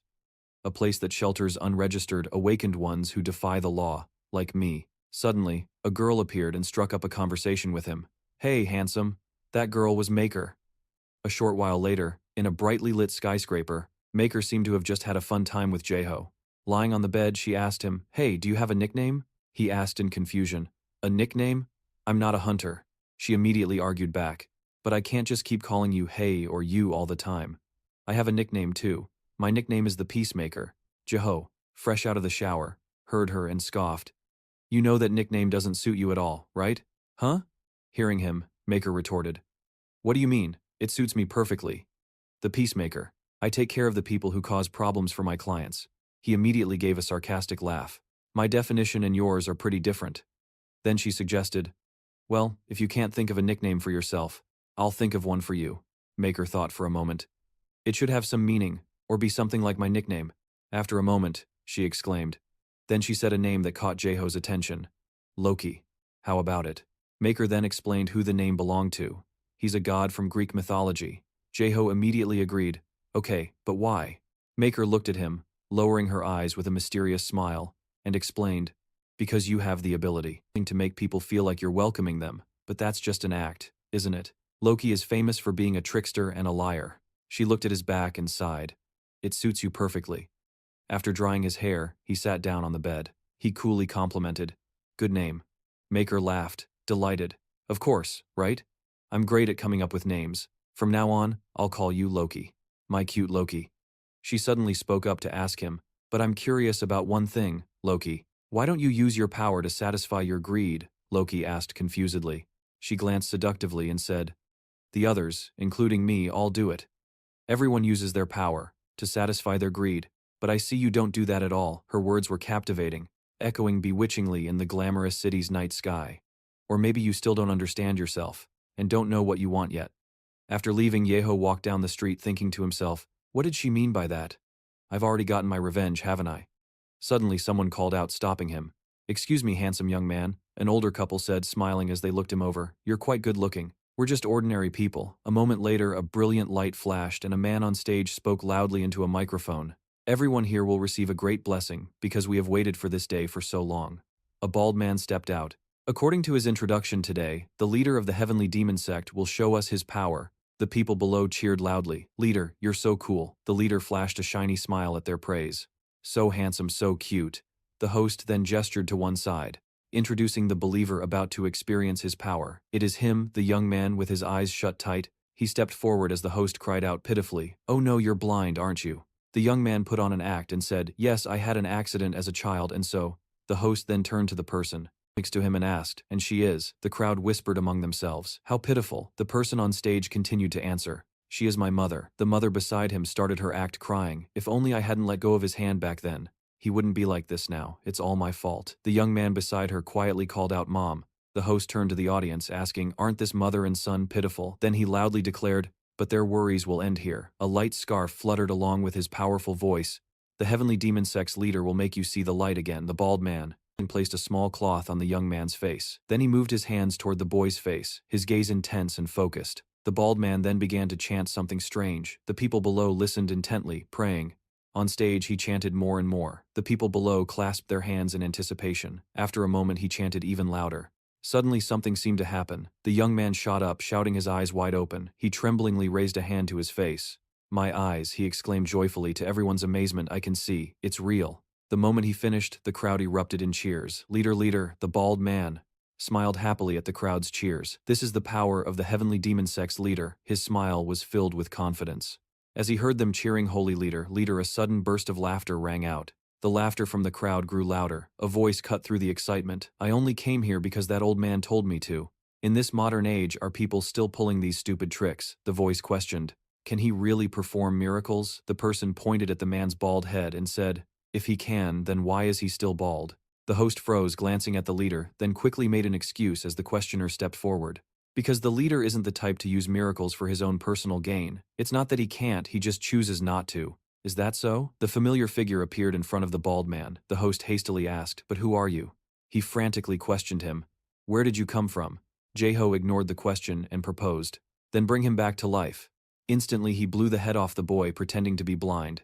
The bald man and the host were stunned, and the crowd below panicked.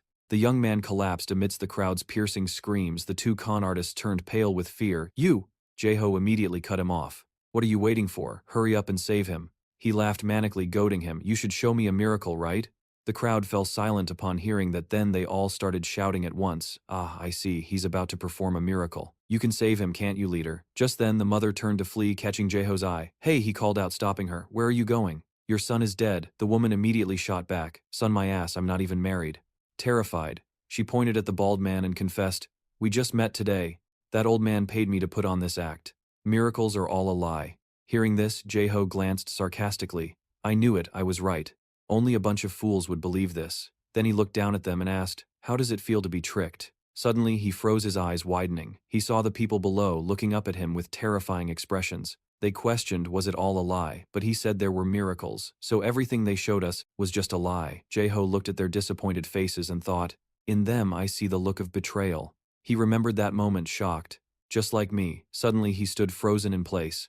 Jeho lowered his head, pulling his hat down as the sound of rushing footsteps and curses filled the air. "You frauds, you tricked us." He bowed his head even lower as the crowd swarmed them. "You took a lot of money from us."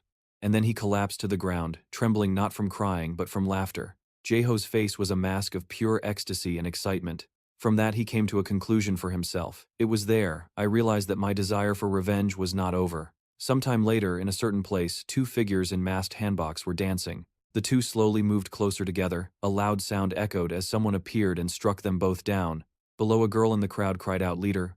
Others also shouted emotionally, "Oh, leader." Some even dropped to their knees, weeping, "Oh, leader." Inside his head, the man exclaimed with glee, "So praise this God." He stood up to their cheers of leader. Feeling everything, he exclaimed, "Praise me with all your hearts and souls." Beneath his cloak was a grotesque mask. Thus a sinful Loki Joki was born, in his mind filled with despair. "Then I will deny the existence of the gods. And you will all sink into despair just as I once did." In the back row of the crowd, a person's face was completely covered. A familiar figure appeared beside them. Minu's faint ghostly face appeared calmly. Then his face became clear, accompanied by a blinding light. He opened his eyes and it seemed reality had returned. Minu looked at the glowing butterfly monster before him. The system window appeared. "Annihilate the sinner of lust." The system notification changed again. "Liberate the sinner of lust from his sins immediately." Minu leaped away from the monster's striking antenna, cursing this damn little thing. He roared with fighting spirit. "Are you done talking yet?" Inside, he thought to himself, but he watched the butterfly beast launch its antennae, wondering why it had transformed into a monster. Minu agilely dodged its attacks from below. Suddenly he remembered. Could it be what Captain Ma said back then? He recalled Seongun's words. In other words, after examining the bodies of monsters and hunters, all their parts share the same properties except for the heart. That's why I think that monsters and hunters aren't so different after all. He then thought of Jia and wondered, just what is the relationship between humans and monsters? At that moment, the beast shot its antennae forward again. He snapped back to reality instantly. Minu immediately sliced through its antenna. He swung his blade effortlessly, slicing the first one, and then a second one. The moment he paused, more antennae lunged at him from behind. A swift slash cut through the antenna. Minu's blazing red eyes shifted. He immediately leaped above the monster's head. He raised his blade high and said die, bringing it down in a powerful slash straight onto the monster's head. He slashed down, splitting the demon beast's face in two. Minu stared silently as joints suddenly appeared, connecting the two halves of its face. His eyes widened in disbelief. Its tentacles instantly reattached. He quickly jumped up to dodge the tentacles lunging at him. Min-U noticed something. The tentacles he had just severed were moving. He watched in amazement as the tentacles returned to normal. It's regenerating? Then, the antennae on the monster's head began to gather power. It immediately fired a large beam of light at Min-U. After the shockwave, only a thick cloud of dust remained. Suddenly, something shot out from it. Chains appeared, shooting straight at the demon beast. As the smoke cleared, Minu's voice could be heard. So you can heal yourself. He had used Pomat's power to summon those chains. He said coolly, "You're a complicated bastard." Immediately, more chains shot towards the demon beast, piercing its body. One of the chains created a hole in the demon beast's body, but it healed back to normal almost instantly. Without pausing, Minu took out his axe and rushed towards the demon beast. He grabbed the chain on his axe and quickly threw it, slashing across the demon beast. That slash was followed by a series of others. Cutting the demon beast to pieces, he said confidently. Even if you can heal yourself. Looking at the beast's head floating in midair, Min-U shouted powerfully. Even so, you must know that being torn to shreds like this will kill you, right? As he finished speaking, a slash split the demon beast's head in two, but it quickly reconnected. He stared blankly at the scene, then gave a forced smile and cursed inwardly. How disgusting. After healing, the demon beast opened its mouth wide, gathered power again, and unleashed a sound wave at Minu. He immediately activated a protective sphere. Bracing himself inside, he thought, is that an infinite regeneration skill? I'm being suppressed. He suddenly thought of something and paused. Suppressed? That's when he realized the situation. Wait, this is the Gehenna space. So, Minu softly uttered, skill. Just then, golden orbs appeared in the sky. The demon beast conjured countless golden orbs. They rushed towards him, but Minu stood calmly, not moving a muscle. A low voice rang out, fire burst. Instantly, a giant flame erupted, blocking the golden orbs. The powerful flame deflected the demon beast's attack. As the fire flashed past, the beast seemed to sense something. It was startled to see one of its wings was on fire. Witnessing this, Minu exclaimed in delight, what a surprise. He smiled faintly and said cryptically, an advantage.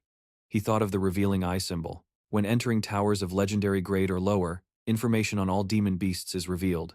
His blood-red eyes stared coldly at the beast. Gehenna seems to be like a tower.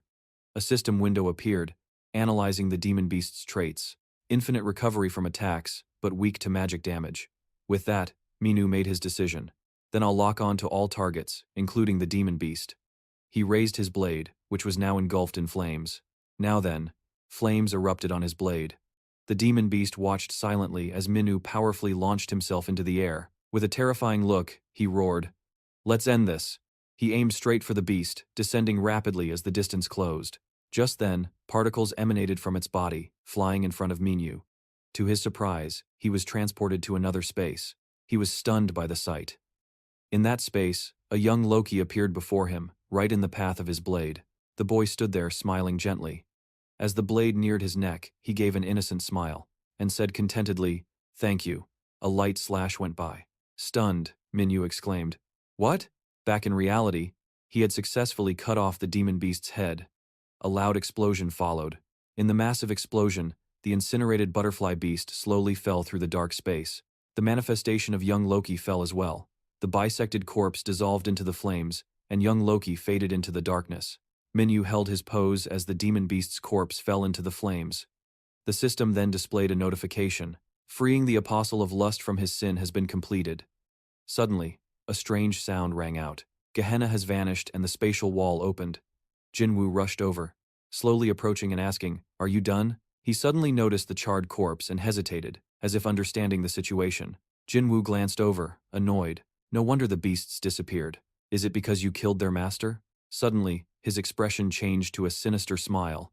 This is getting interesting. Thinking of the chaos with the two demon slaves, Jinwoo exclaimed, this is bad. He then nudged Minu. Anyway, I've helped you as much as I can, you know. So don't nag me next time. Noticing Minu's strange silence, he asked, what's wrong? Minu's mind was filled with questions. What was that? I didn't kill both of them. He thought of meeting young Loki and wondered, but why did I hesitate at that moment? As he questioned himself, was I confused by his story? Jinwoo beside him kept waving and calling out to him. Hey Pomat, why are you spacing out? Minu wondered to himself, did I pity him? Seeing he wasn't listening, Jinwoo kept pestering him. Are you listening, you idiot? Ignoring him, Minu put a hand to his forehead and dejectedly denied it. No way. That's impossible. Seeing his distraction, Jinwoo called him a blockhead. Annoyed, Minu clenched his teeth. But why do I feel so uncomfortable? And of course, the other guy was still bothering him. Hey, what's 2 times 9, don't you know? So you don't know, huh? The moment he said that, Minu slammed a fist on his head, yelling, shut up, you're too noisy.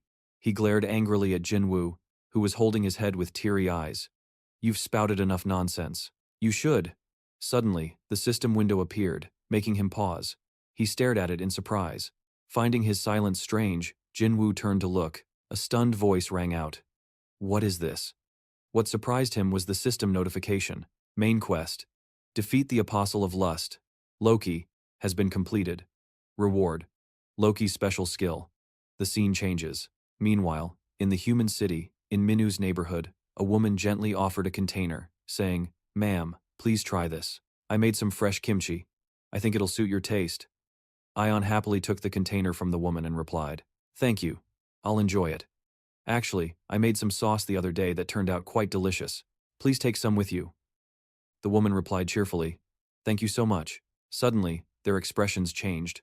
They leaned in to whisper, "But did you know?" Looking over at where Eorium was standing, "That girl went to see the priest yesterday, and now she's here again." Meanwhile, Eorium was standing in front of Minu's door, worrying, "I wonder if he's home. What should I say first when I see him? Should I apologize? Wait, is it rude to show up unannounced?" Then she remembered the cafe. "But he suddenly hung up on me, so I don't want to call him again." Eorium thought with determination, "I need to clear this up. I could just find another mercenary as strong as Pomat." Suddenly, a question flashed through her mind. "Eorium, don't you have any feelings for Minu?" She lowered her eyes, silent for a moment. Suddenly, she heard chatting from behind her. "Should we go get dinner?" Recognizing the voice, Eorium was shocked. "Of course we're eating. What? Eating is the most important thing for busy modern people." Minu then appeared, clicking his tongue. "How can a kid like you be a busy modern person?" He held his head, annoyed with the one beside him. "I saw it last time, but why are you so worried about me touching your food?" Seeing them, Eorium quickly hid, making a noise that caught Jinwoo's attention.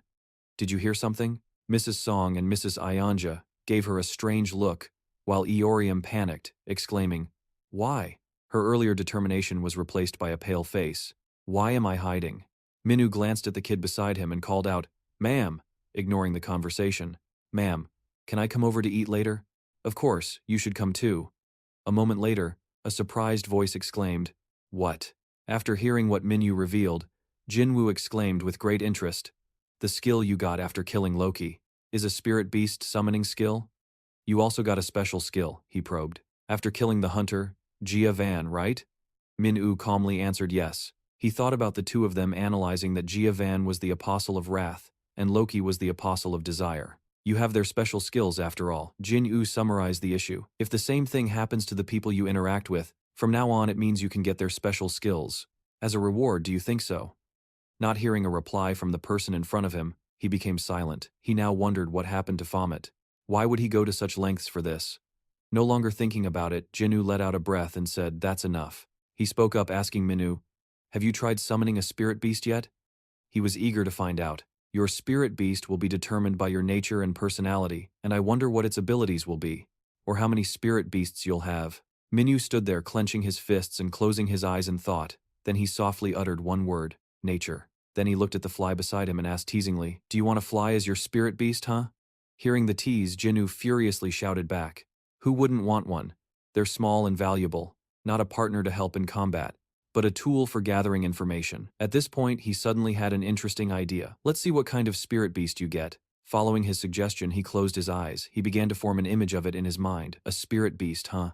I want it to look terrifying with sharp teeth and a warrior's killing instinct." Then he opened his eyes and exclaimed, "That's it." The strongest demonic beast immediately after a blinding red light appeared in front of him. The system displayed a notification, activating the spirit beast. Summoning skill, Jinu raised his hand to shield himself from the immense power. Minu quietly waited to see what would happen. A ghostly face appeared within the red light. The blazing red aura gently rose from his house. After a moment, the power dissipated, and Jinu silently looked at the thing in front of him. Then he burst out laughing. Minu stared silently at the thing before him amidst Jinu's gleeful laughter. "What the heck is that? That's your spirit beast?" The corner of his mouth twitched and veins started popping on his face. Minyu complained in frustration, "What is that thing?" At a large building, thanks in advance, was talking to CEO Yoon. "Everything has been taken care of. There are no more issues," he continued. "Hunter Baphomet has found information related to the dungeon break. I've reviewed the documents on the refugee camp and there are many traces of the murder case." CEO Yoon frowned slightly and said, "But how is that case related to the Awakener Loki even though the data does match up?" Tiang coldly asked, "What data?" CEO Yoon heard this and replied calmly, "After the dungeon break, The criminal behavior of those awakeners increased. Tiang listened with a cold expression as CEO Yoon spoke. At that time, the hunters' influence was gradually growing. They freely enjoyed money, power, fame, and everything else. And when they committed crimes, they just used their power to hide their crimes, CEO Yoon said angrily. We are just such vile creatures. Hearing this, Tiang just closed his eyes calmly, saying nothing. Meanwhile, CEO Yoon smirked and continued, so you only told Cha about this? That's right. So what does he plan to do? Thanks in advance thought, he's been paying a lot of attention to my brother lately. While saying he said he's going to an item repair shop, CEO Yoon walking ahead heard this and replied, an item repair shop? Why not go to the shopping center? He put his hand on his chin. With a thoughtful expression he said doubtfully, I'm pretty sure he only has ordinary hunter items. Just A-rank items. Shouldn't he go to the shopping center to buy better ones? Perhaps it's because you have to wait to receive items from the shopping center, and he needs something he can use immediately. Hearing this, CEO Yoon rubbed his chin and said with a smile, now that he's finished the job I must give him a reward. Scene change. In front of a room someone stopped. Minwoo frowned slightly and said seriously, is this the place Captain Ma mentioned? Just then a female employee approached and asked, are you Hunter Baphomet? Then she bowed slightly and said, Captain Ma sent me. I am manager Iu Jisoo. This is an item shop for special hunters. Special hunters? She smiled and said gently, that's right, this is a shop that only serves hunters who have made great contributions or have close ties to the store, Minwoo said in confusion. But I'm nowhere near achieving either of those. At the same time he couldn't help but think, is this a VIP shop? Hearing this, Iu Jisoo just smiled brightly and gestured for him to enter. Captain Ma is very well connected. Please come in. Minwoo walked in still feeling very skeptical. I knew Captain Ma was well connected, but I never expected him to have this much influence. Suddenly his eyes widened as if he had seen something. Minwoo stepped into the room, and what immediately caught his eye were incredibly powerful weapons. He scanned the items and thought, what is this? Minwoo looked at the weapons and items. Iu Jisoo behind him chuckled and spoke gently. You can feel it, can't you? The items here, she looked at his utterly surprised expression and continued, are all cursed items. She explained what cursed items were. They are items that grant power to their owner but also diminish or even destroy their minds. That's why hunters are forbidden from trading cursed items. Minwoo stared intently, while Jisoo smiled brightly. They are only sold in VIP shops where the government buys them from hunters and resells them to a select few. Iu Jisoo smiled on the outside but couldn't help thinking Captain Ma did all this just to help an A-rank hunter come here. Even S-rank hunters avoid this place because of the nature of these items. What could Captain Ma be thinking bringing an A-rank hunter here? With this thought she moved forward to guide him. This place isn't quite right for you, is it? Let's go to the other rooms, but Minwoo just said coldly, I can feel an incredibly strong killing intent here. Hearing him she was utterly shocked. What? His body was now radiating a powerful killing intent. His tone suddenly turned cold. Just keep going. Minwoo examined the weapons one by one. At the same time he thought, to temper your mind, many items appeared. His gaze became incredibly terrifying as he thought, kneel before me. From behind also seemed to sense that killing intent. She couldn't help but think in fear. This killing intent. There are ways to control these cursed weapons without any harm. An image of controlling the weapons appeared in her mind. One of those ways is to make the weapons recognize that their user is the dominant one. Then she wondered how an A-rank hunter like him could possess such a monstrous killing intent. She then tremblingly reached out to him and said, Hunter Baphomet, stop. Suddenly a hand from behind touched his shoulder and said, can you stop now? He finally calmed down and looked coldly at the person who had just arrived, seeing it was Helios. He smirked at him and said with a laugh, can't you see you're putting the manager in a tight spot? Minwoo frowned at him thinking, he stopped me. Helios continued to smile and said, we know each other, don't we? Hearing this, Minwoo replied irritably, so what? Who the hell are you? As soon as he said that, a furious shout came from the side. You! And Vager said enraged, how dare you speak to the Helios Guildmaster like that? Have you already forgotten the party held by the Hidden Faction Guild? Minwoo looked at the two of them with an annoyed expression and said, and who are you two? Vager was shocked and said angrily, this bastard. Right after that, Minwoo smirked and said coldly, I remember your ugly faces now. He then laughed contemptuously, aren't you the hunter who was rejected by Nerium? Hearing this, Vager was startled and thought in shock. He was rejected too. Minwoo then continued speaking, I injured your arm because you attacked me. Vager's face turned furious, but there was also a hint of fear. He remembered the day his arm was slashed by him and felt terrified. His hand now trembled as he gripped the arm that had been cut before, muttering fearfully, damn it. In this tense atmosphere, Helios suddenly spoke up. Our guild member was in the wrong. We will properly introduce ourselves again. I am Helios and this is Vager. He continued, you're Hunter Baphomet, right? From the same guild as Kim Junzeo. Isn't she your guild master? Don't tell me you don't know her code name, Helios continued with a surprised tone. Don't you know what a talented hunter she is? His expression was puzzled as he looked at him. A moment later, Helios was talking to another staff member. It's a pleasure to meet you. We have prepared the equipment you requested. Hearing this, Minu spoke in an annoyed tone. What? He just had to order what he needed in advance?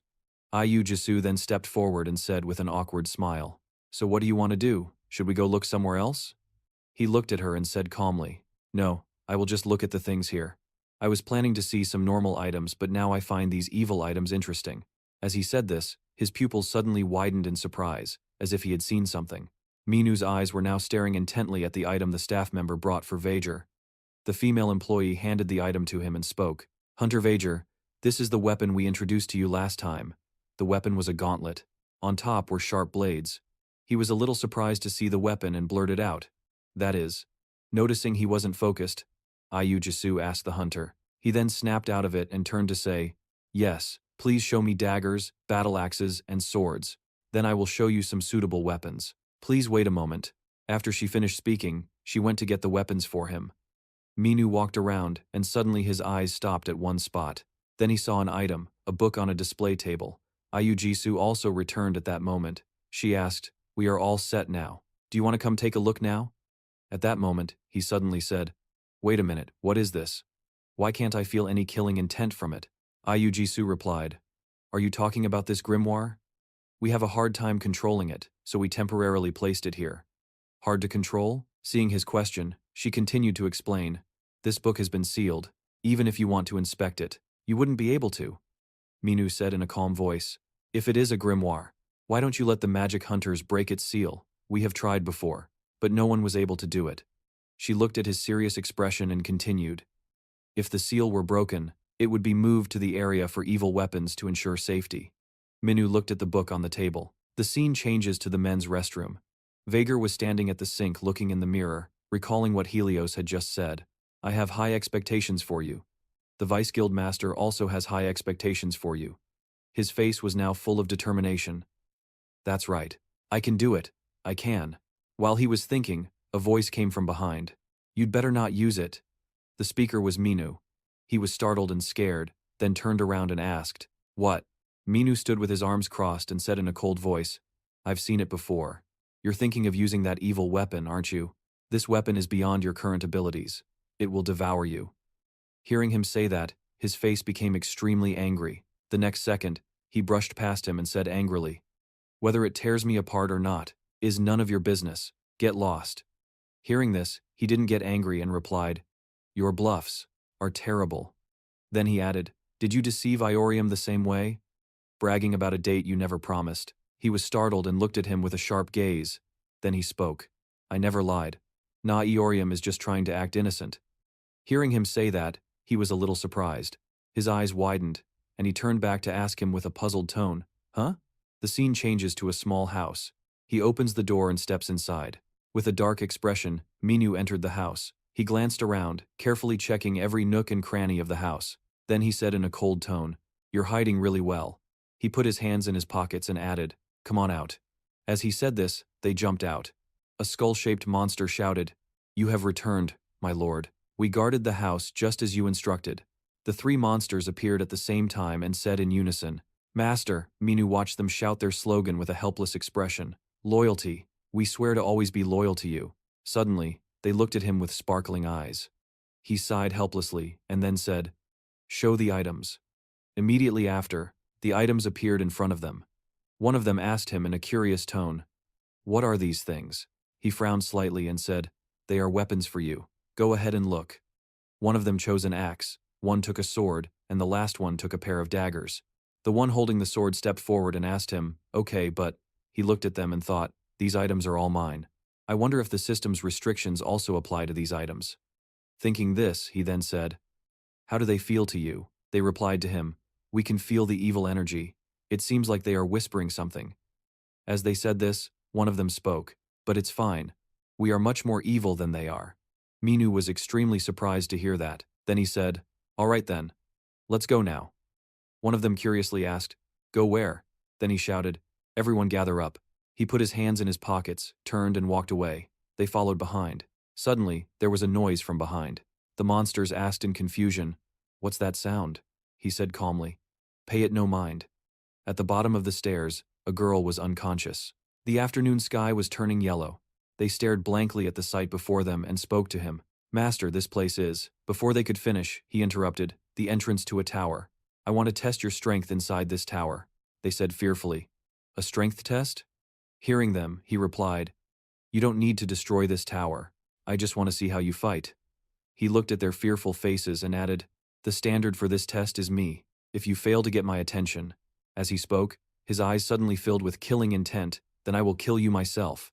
Hearing that, they were terrified and switched to combat mode. The next second, they rushed in and started slashing frantically. The faces of these little monsters were now filled with savagery. They kept slashing while screaming, "Die!" Meanwhile, Minu stood with his arms crossed and smiled with satisfaction. Then he said happily, "I can use them now. You have passed the test." Inside the tower, they continued to slash, killing one monster after another. Their slashing movements were neat and swift. Minu watched from a distance. Suddenly, a voice came from his side. "Even their fighting style is like a second version of you." Minu glanced down towards where the voice came from. Then he was startled and said, "You scared me. When did you get here? I told you not to enter the tower whenever you want." Jinwoo's face remained very calm as he said in a cold tone, "You know I am an awakener now too. So from now on, I can enter the tower." He crossed his arms, looked at him, and said mockingly, "Right.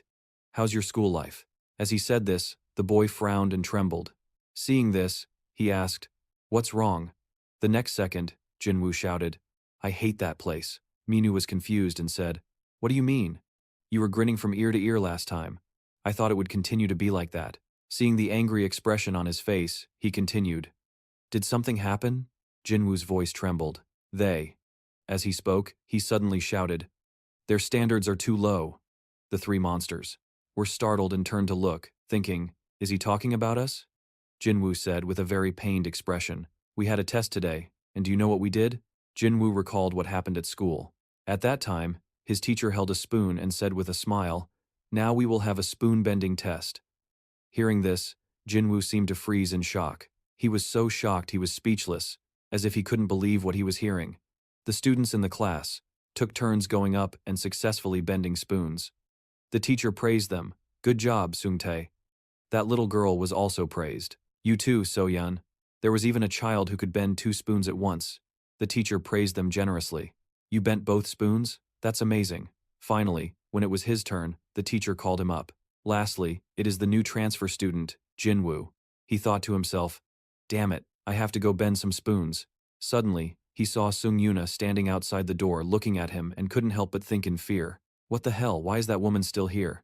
Sung Yuna was looking at him with great intensity. "Why is she looking at me with such expectant eyes?"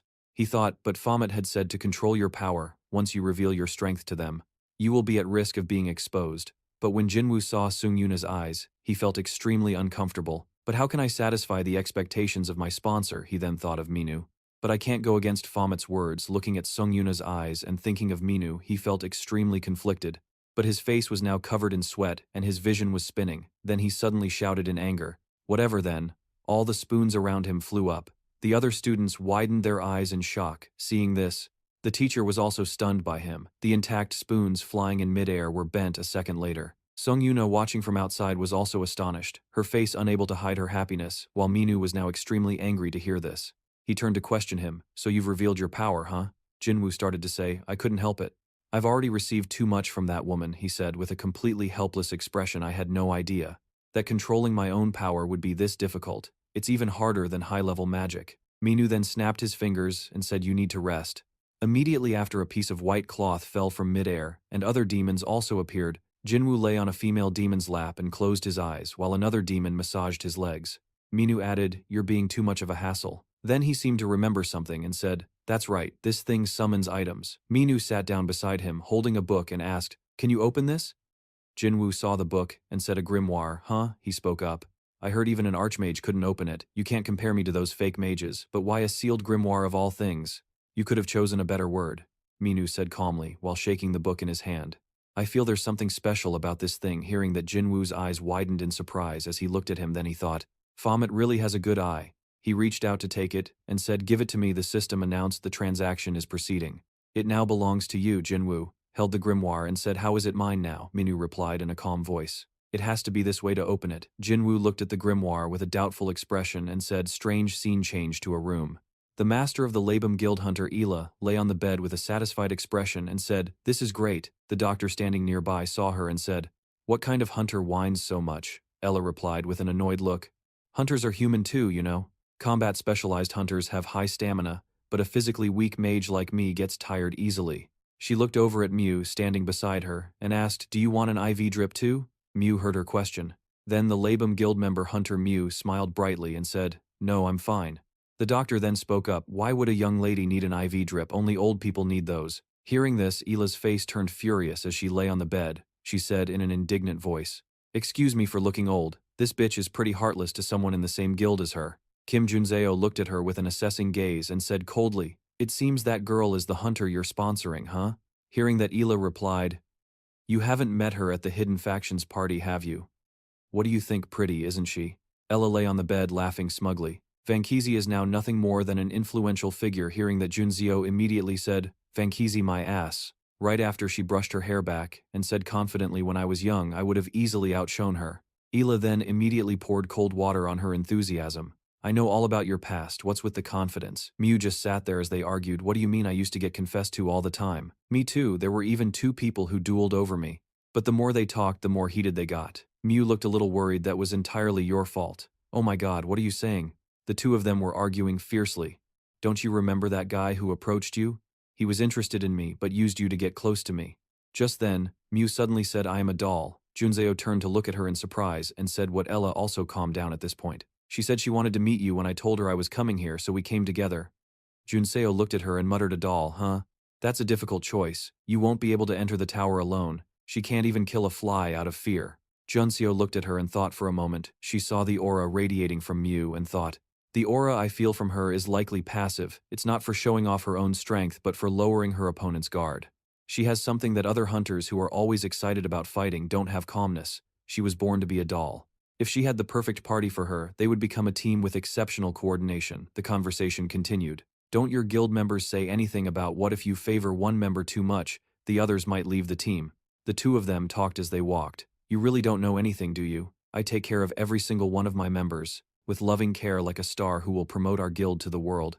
Shouldn't you be more worried about yourself?" "Why should I? What about that hunter in your guild? That good-looking hunter who acts like a thug, the one who tore off Hunter Vager's arm?" Mew heard this and thought with a worried expression. "Someone tore off another person's arm like that. Who was it?" Hearing this, Junseo replied, "Are you talking about number 302? She calmly explained. "He's the only active member of our guild," Ella said from behind.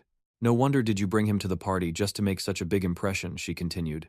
"That's right, I saw that handsome hunter outside." Junseo asked calmly where Ela heard her and replied, "In front of the Nebula Guild." Hearing that, Junseo froze for a moment, then she screamed in fear, "What? When did you see him? A few days ago. I think Ella said he was very friendly." Hearing these words, Junseo couldn't help but tremble in fear. "He was friendly." Ella recalled that time and said, "I saw the Nebula Guild Master Vango. He was trying to recruit him. Then I remembered his incredibly scary smile," she added, "while he looked like a beast stalking its prey." Ella's words were like daggers to her heart. "To be honest with you, I know you only created your guild for a tax break. You have no real plans for it. On the other hand, the Nebula Guild is the best in the country, and they offer generous benefits and perks. They basically lack nothing." The more she spoke, the more her words felt like arrows, piercing straight through Junseo's heart. "I heard you don't even support him, even though he's a rookie. That's why everyone wants to join the Nebula Guild." Ela frowned and said disapprovingly, "You should be careful."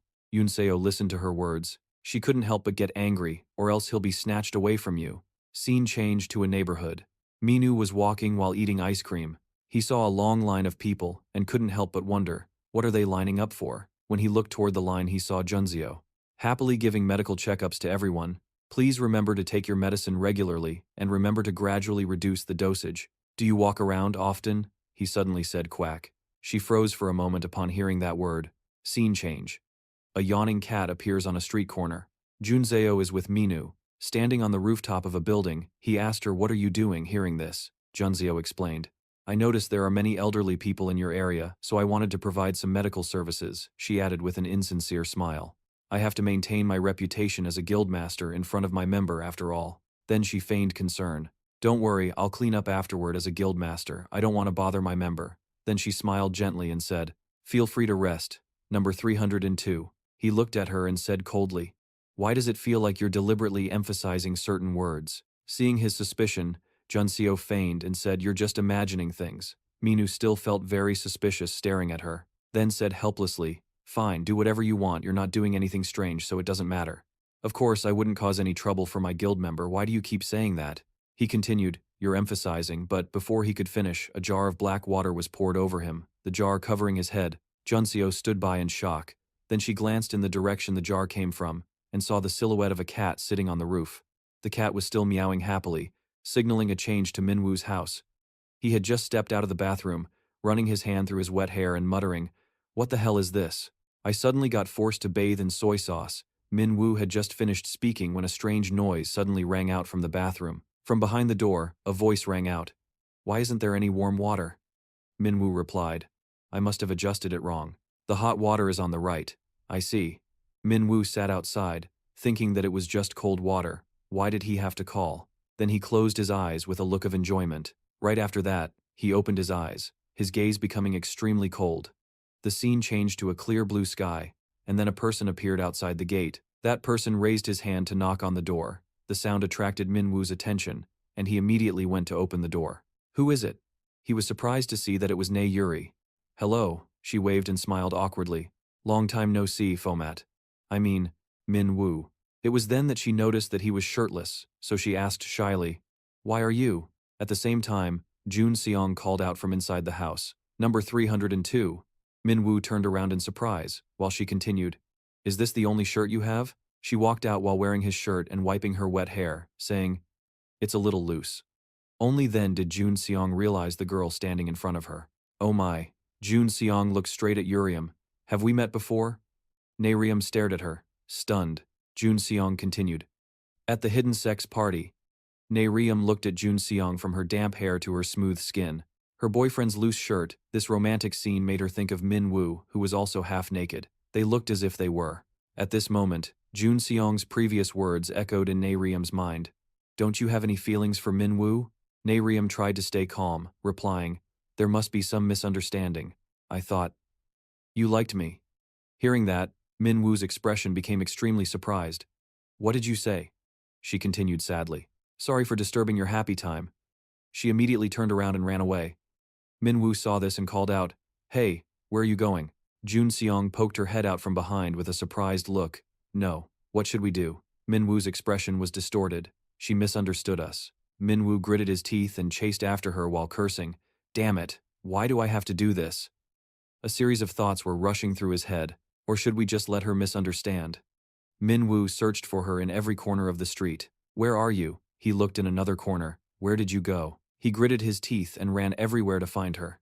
Hey, an old lady in the neighborhood saw Min Woo running around and asked, are you looking for the girl with braided hair? The two old ladies watched him run past with puzzled looks, then continued to follow. In just a second, Min Woo immediately turned back to where the two old ladies were sitting. He hurriedly asked, do you know where she went? In another place, banners with the words keep away were hung all over a street corner. A car approached and stopped, and someone's foot stepped out. Seon-un got out of the car, one hand in his pocket, and asked, is this the place? As he got out, a man approached and asked, are you Captain Ma, Seon-un? The man shook hands with Seon-un and said, nice to meet you. I'm Senior Inspector Kim Seo-kun. I'm from Mapo-gu Police Station. I contacted you because this case is not our area of expertise. Seon-un listened and went straight to the main point. I understand. Where is the body? The inspector replied. I'll show you the way there. The sun was gradually setting towards sunset. Seon-un observed the crime scene.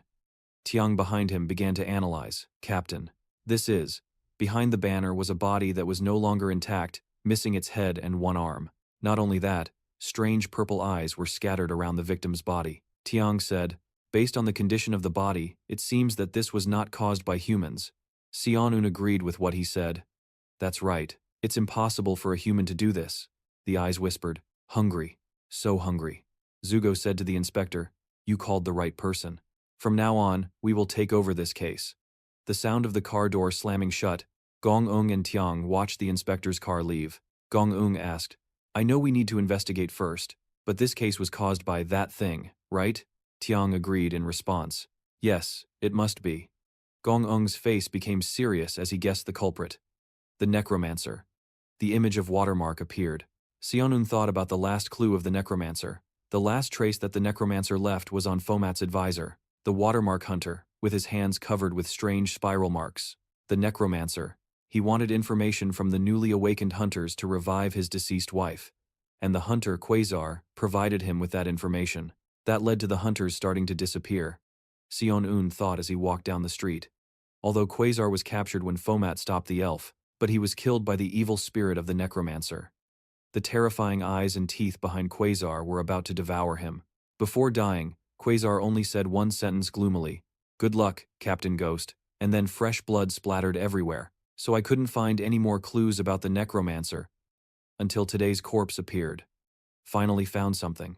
Sionun rubbed his chin, wondering, but why? Sionun wondered. He's never left a corpse with traces like this before.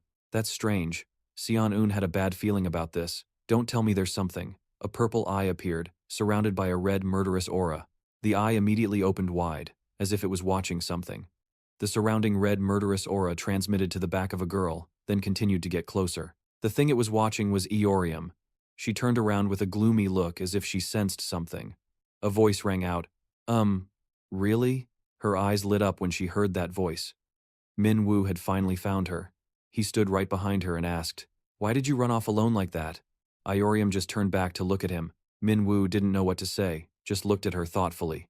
Iorium didn't say a word, just turned away, making Min Woo startled. He scratched his head, feeling a little embarrassed and awkward. Min Woo had no choice but to give in. He knelt down on one knee and asked, "What are you doing?" Iorium replied, "I'm looking for a 4-leaf clover." He continued to ask, "What are you going to do with the clover?"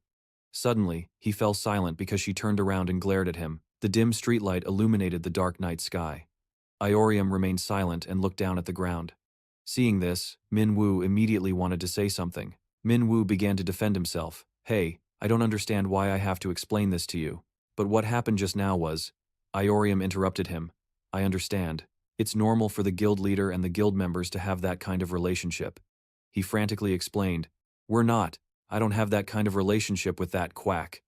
Iorium's silence was the answer to Min Woo.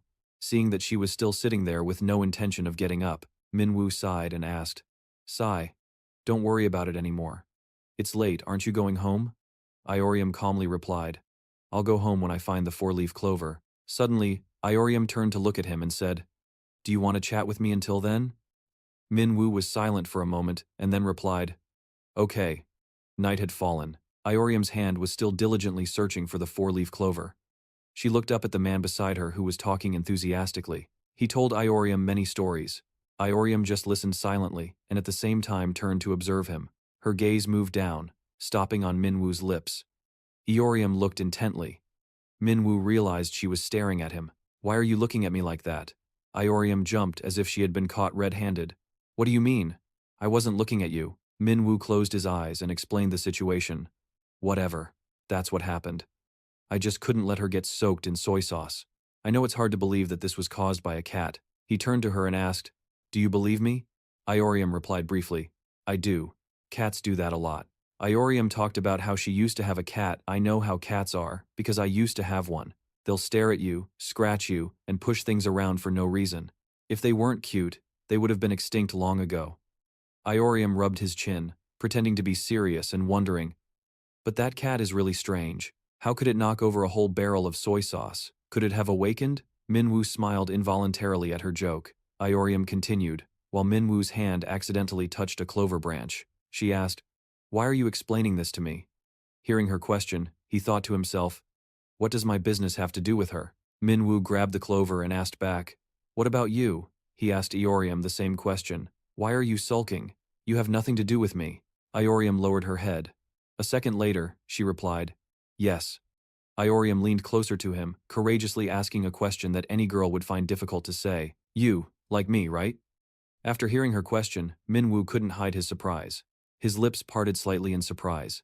Silence enveloped the entire park, which was already immersed in the darkness of the night. Only the street lamp was still lit, illuminating Iorium's blushing face. Min Woo softly replied, What if I say yes? Iorium suddenly stood up, seemingly denying Minwoo's words. Why would you like me? Minwoo was confused when he heard her say, What? There was a hint of irritation in Iorium's voice. There are many men like you, men who develop feelings after climbing the tower together. Minwoo was even more confused by her contradictory words. I've never been interested in them, because to me they're just colleagues. But why are you like this? Why do you like me? Iorium stopped. She clenched her hands, bowed her head and confessed. Why did you make me feel emotions I've never felt before? Minwoo was stunned after hearing her words. Minwoo was about to say, hey, but was cut off by Iorium. I know, she shouted in embarrassment. I have never dated anyone before. Minwoo stared at her wide-eyed. The atmosphere fell silent after her statement. An awkward silence filled the air as no one spoke. He smirked and then burst into hearty laughter. Seeing him laugh, Iorium was startled and quickly asked, why are you laughing? While Iorium was still feeling shy, he spoke up first. It is getting late, Minwoo said, taking the initiative. Let me take you home. The sky was pitch black. However, a few buildings in the city were still lit up. Minwoo had now brought Iorium home. She greeted him and said, I live here. Minwoo looked at the building and replied, Isn't this the most expensive apartment in the area? Is it all yours? She denied it. Just this building. Iorium shyly said goodbye. I am heading in. Minwoo simply replied, all right. She looked a little disappointed and was about to turn and go inside when Minwoo suddenly called her name, Nina Iorium. He took the initiative. Do you want to see the movie we couldn't watch last time? Minwoo looked at her seriously. Iorium turned back to look at him and then bluntly refused. I do not want to. Minwoo became flustered by her refusal. What? She continued, the theater is not showing that movie anymore. We cannot watch it. The refusal just now was a joke. Iorium said with feigned reluctance, how about a musical? I have some tickets. Iorium looked at him as if to say, will you go? Some strange feelings arose in him. Minwoo quickly agreed. Deal.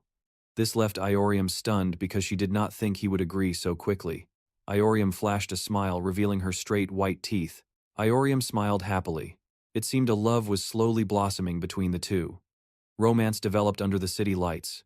The next morning in an alley, a question rang out. Is this it? CEO Un stood before a door with Tae-young. This is confirmed as the place where the body from yesterday's incident was found. Yes, this is the informant's residence. The body found was attacked by a necromancer. CEO Un asked no response. Tae-young replied, that is right. Looking at the silent door, Tae-young asked if no one opens the door it means no one is home. What should we do? Seong-un had no choice but to wait patiently. What other choice do we have? We have to wait. A figure appeared near Seong-un and Tae-young. Tae-young glanced over at him. The man wore a hood pulled low and carried a black bag. He seemed to hesitate before Seong-un and Tae-young. He looked scared upon seeing the two of them, then immediately dropped the bag and ran. Meanwhile, CEO Eunice, seeing him run away, said to Tae-young, why is he running? Who knows? The two conversed. What are the chances he is a witness? About 80%. Get him, ordered CEO Un. Tae-young immediately dashed off in pursuit. The man fled through the tightly packed residential buildings. Just when he thought he had escaped, Tae-young appeared right in front of him. Where do you think you are going? The man clenched his teeth, his anxiety clear. In a flash, he jumped onto the roof of the adjacent building. Tae-young followed his trail. Knew it. The man landed right on the building's rooftop. Then he immediately continued to flee. A hand suddenly appeared in front of him, startling him. It was Seong-un. He flicked his forehead hard, sending him stumbling backward. Seong-un slowly approached. You witnessed it, did you not? Why did you try to escape? You are the necromancer. Seong-un was about to continue speaking, when he suddenly widened his eyes in horror. The man's hood had fallen off. Seong-un spoke in surprise. What happened to your face? The image of his face was revealed from under the cloak. Purple eyes appeared. Just like the victim from before, it had taken over half of his face. He pulled the hood up to hide the somewhat frightening half of his face. He answered nervously, I do not remember clearly. He was startled as he remembered something, then hastily recounted it. That is right. I was the only one who found him. He is dead, right? That person. With those injuries, he must be dead. He clutched his head and said in despair, but why am I still alive like this? I should have died too. He seemed to lose his composure. I should have died at his hands. He sat in front of Seong-un. The fear of remembering that moment made him tremble. CEO Un and Tae-young had found his identity file. His name was Seo Hyunmin, codenamed Sato, a rookie hunter who went missing a year ago, Tae-young continued to explain. And the body Sato found was also a hunter, a rookie. Currently, all the evidence points to the necromancer. Seong-un rubbed his chin, thinking it seems Sato knows the whole truth. He suddenly looked over at Sato, who was sitting behind a glass pane. Seongun felt helpless about his condition. But since it has come to this, there is nothing we can do. Tae-young immediately asked, so what do we do now? Sato sat anxiously on the other side of the glass. CEO Un answered Tae-young's question. Sato is the only victim the necromancer tried to assassinate but failed. We have to find a way to restore this hunter's memories. Meanwhile, at Minwoo's apartment complex, you can do whatever you want, Minwoo said as he prepared to leave the house talking on the phone. Want to see a movie or another musical? Iorium's voice came from the phone. You slept through the whole musical last time. She grumbled over the phone. How could you fall asleep like that? It was adapted from a masterpiece. He replied nonchalantly. If it had some war and bloody slashing scenes, I would have stayed awake. Iorium immediately reacted. Is that all you think about? You are a real slaughter maniac. Iorium brought up their next date. The day after tomorrow, let us just do what you want. Minwoo, however, felt something was strange. Why does this feel so off? She retorted, if you can stay awake through the whole play, then I will agree. Minwoo found it strange when he heard her say that. He stepped out of his house. But were we not planning this for you? Nay, Iorium, are you giving up on your own plan? Ah, forget it, Minwoo said. I did not mean. A distressed scream rang out, cutting him off in the conversation between the two. Iorium, hearing the scream over the phone, immediately asked what was that sound. Minwoo said, while looking in the direction of the cry, it is probably nothing, but I will call you back later. Minwoo recognized the voice. Ba Angzabub? After those sounds, he stepped out and saw Ba Angzabub lying face down on the ground, and was pinned down by a book with his hell golems standing around with wide eyes. Trembling, Ba Angzabub looked up and pleaded, Minwoo, help me. A book with a seal was on his back. Ba Angzabub pleaded with Minwoo to get the book. Off of me! On the porch, the book was pressed against Ba Angzabub's cheek as it flew up. It emitted a sense of affection as it stuck close to Ba Angzabub. He was helpless and did not react. Minwoo said, that book. No. This is the grimoire I gave you before, is it not? I knew something was off about you. No wizard should be able to break the seal of this grimoire. He clutched his head, laughed, and said to himself, for the great wizard Ba Angzabub, breaking a seal like this is impossible. He said loudly, how could you bring a grimoire like this back to life? Minwoo asked, what is this? Ba Angzabub was silent, then whispered, the Akashic records. Minwoo, not knowing what that was, asked again, the what records? The book seemed to understand Ba Angzabub's words and reacted. I will let you see it for yourself, he said. Hey grimoire. As the book opened, a blinding light illuminated the entire room. The glare made Minwoo raise a hand to shield his eyes. He slowly lowered his hand and saw bookshelves appear. The book opened up, transforming into a building containing thousands of books neatly arranged on shelves. Minwoo and Ba Angzabub stood in the middle of a magnificent ancient building. The beautiful sparkling scenery filled with books resembled a giant library. Ba Angzabub explained a book that contains all information about science, magic, and world history, and everything from the past to the present, and even predicts the future. It can even analyze the nature of events, from the past and the present. He lifted the book. The Akashic Records is exactly that kind of book. Minwoo's eyes widened in amazement, then he said nonchalantly, this is a very useful book, is it not? Why are you complaining when I gave you such a wonderful tool? Ba Angzabub got angry hearing Minwoo say that. It might sound good, but it is not. Have you ever thought about the consequences of using this grimoire? Minwoo asked back what would happen if you used it. He fell silent for a moment, the grimoire still stuck tightly to him. Minwoo was stunned when Ba Angzabub spoke of the dangerous risk if you do not become a god. You will become a heretic who opposes the gods. Ba Angzabub spoke of an impossible scenario, accessing and absorbing all the information in the Akashic records? Do you think there is any world that could contain such a person? Minwoo asked him, so you broke the seal of such a terrifying book? Ba Angzabub explained, now think about it. This is completely absurd. It should have been impossible to break this book's seal. He continued, first of all, this book should not even be here. It was stolen. Minwoo was surprised by Baalzebub's words and was about to ask, stolen? What are you talking about? But he was interrupted by Baalzebub. The god started a war, but his opponent was someone that even the god himself couldn't defeat. Baalzebub's eyes turned blue as he spoke non-stop, as if controlled by someone. The god thought he was omnipotent, so he felt even more helpless and wallowed in despair. Realizing something was strange about him, Minwoo softly called out to Baalzebub. Minwoo continued to listen as he spoke. After that, he stole the weapon, the most powerful secret weapon, the Akashic records. Then the god understood everything and planned to create a weapon to achieve victory in the battle. Just as Baalzebub was about to reveal the most important truth, Minwoo suddenly looked on in surprise. A trickle of blood came from the corner of Baalzebub's mouth. What is it? Baalzebub snapped out of it, his eye color returning to normal. As if he had just been hypnotized, he couldn't remember what he had just said. Blood flowed from his eyes, nose, and mouth. He wondered, what was I just saying? Feeling dizzy, Beelzebub suddenly collapsed, passing out with blood still on his eyes, nose, and mouth. Minu quietly asked about Beelzebub. Back at the house, Beelzebub's voice said, "So now you understand, don't you?" Looking drained and tired, Beelzebub said, "This grimoire is an extremely dangerous weapon. It even makes me unable to remember what I said yesterday." Beelzebub rested on a cushion, the grimoire still stuck to his side. Minu sat beside him and asked, "Can it be destroyed?" He replied, "I've tried, but it's useless. This is an indestructible item." His voice was gloomy and filled with despair. "Just like the words of this grimoire, as long as we are alive, it will be here." Minu got up to leave. The voices of Minu's hell golems rang out. "Just leave it to us, Master Beelzebub." Before leaving, Minu instructed his hell golems. "All right, if anything happens, contact me." "As you command," the hell golems replied. Watching Minu leave, the hell golems asked each other, "Do you know where the master is going?" "I don't know. If he were clearing the tower, he would have taken us." "Quiet. That's not for us to decide." The leader seriously emphasized their main mission. "Our duty is to protect Master Beelzebub while he is in the house, and to prevent any enemies from entering."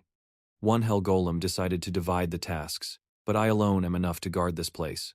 It gathered the other two hell golems and gave them a mission. "From now on, your mission is to protect the master." The scene shows Minu walking outside, unaware that two hell golems were secretly following him. Down on the street, the two hell golems hid, secretly protecting Minu. A voice called out, "Cha Minu." In front of him was the beautiful Na Iriam, wearing a feminine white ruffled dress. Iriam, wearing light makeup today, smiled when she saw Minu. At a place with a PC sign, she asked, "So this is the place you mentioned?" Iriam looked surprised as she sat in a gaming chair at the PC bang. "You said you'd go out with me." The brand new monitor was sparkling, and Iriam's eyes sparkled too. "Really? On our day off? And this is all you could think of?" The keyboard also sparkled. Iriam's eyes widened as she exclaimed, "Wow, these are all the latest models." He looked confused. "Well, this is a PC bang, of course they are." Iriam then revealed she had never been to one. "A PC bang?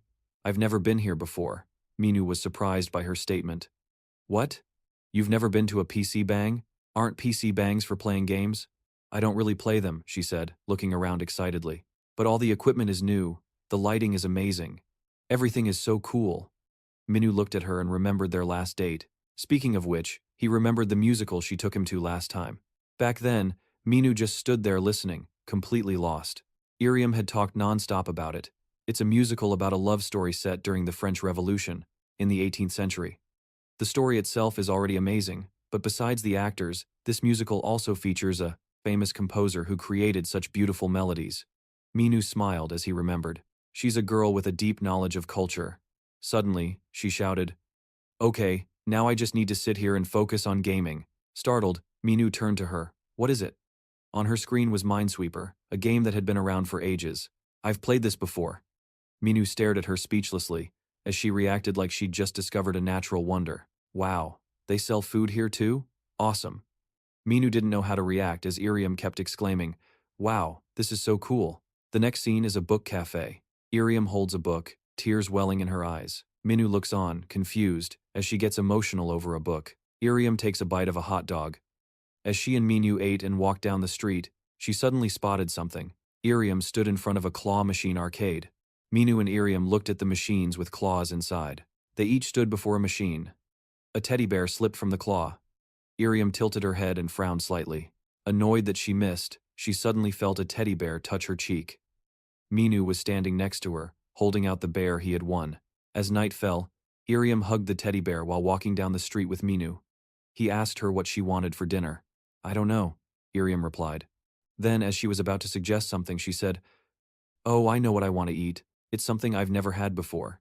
Then, Minu suddenly asked, "Is today a date or just another day?" She smiled teasingly. "Both." She's so unpredictable, he thought, as Iriam walked ahead of him, leaving him confused. Iriam walked a little way ahead, then stopped and said, "Now I get it. Whenever I'm with you, Chaminu, I feel free and safe." Iriam turned to look at him, smiling gently. "I wonder if it's because you're such a skilled hunter." Minu looked at her with a mix of surprise and an unreadable emotion as Iriam continued to share her feelings. "To be honest, I'm terrified of going into that tower. Those monsters, those battles. But, Iriam continued, if the only way to end the war is inside that tower, then I'll keep going in. So, to maintain this resolve, she paused. Can I rely on you, a person with such a strong will? A flash of surprise appeared in Minu's eyes at her confession. Iriam smiled, her cheeks tinged with pink. A romantic atmosphere grew between the two, who shared mutual feelings. Minu agreed with her. Of course you can. Just then, a phone rang, shattering the romantic atmosphere. Minu was inwardly furious. Who would call at a time like this? Who is it? Iriam fell silent as well. He was fuming at the interruption.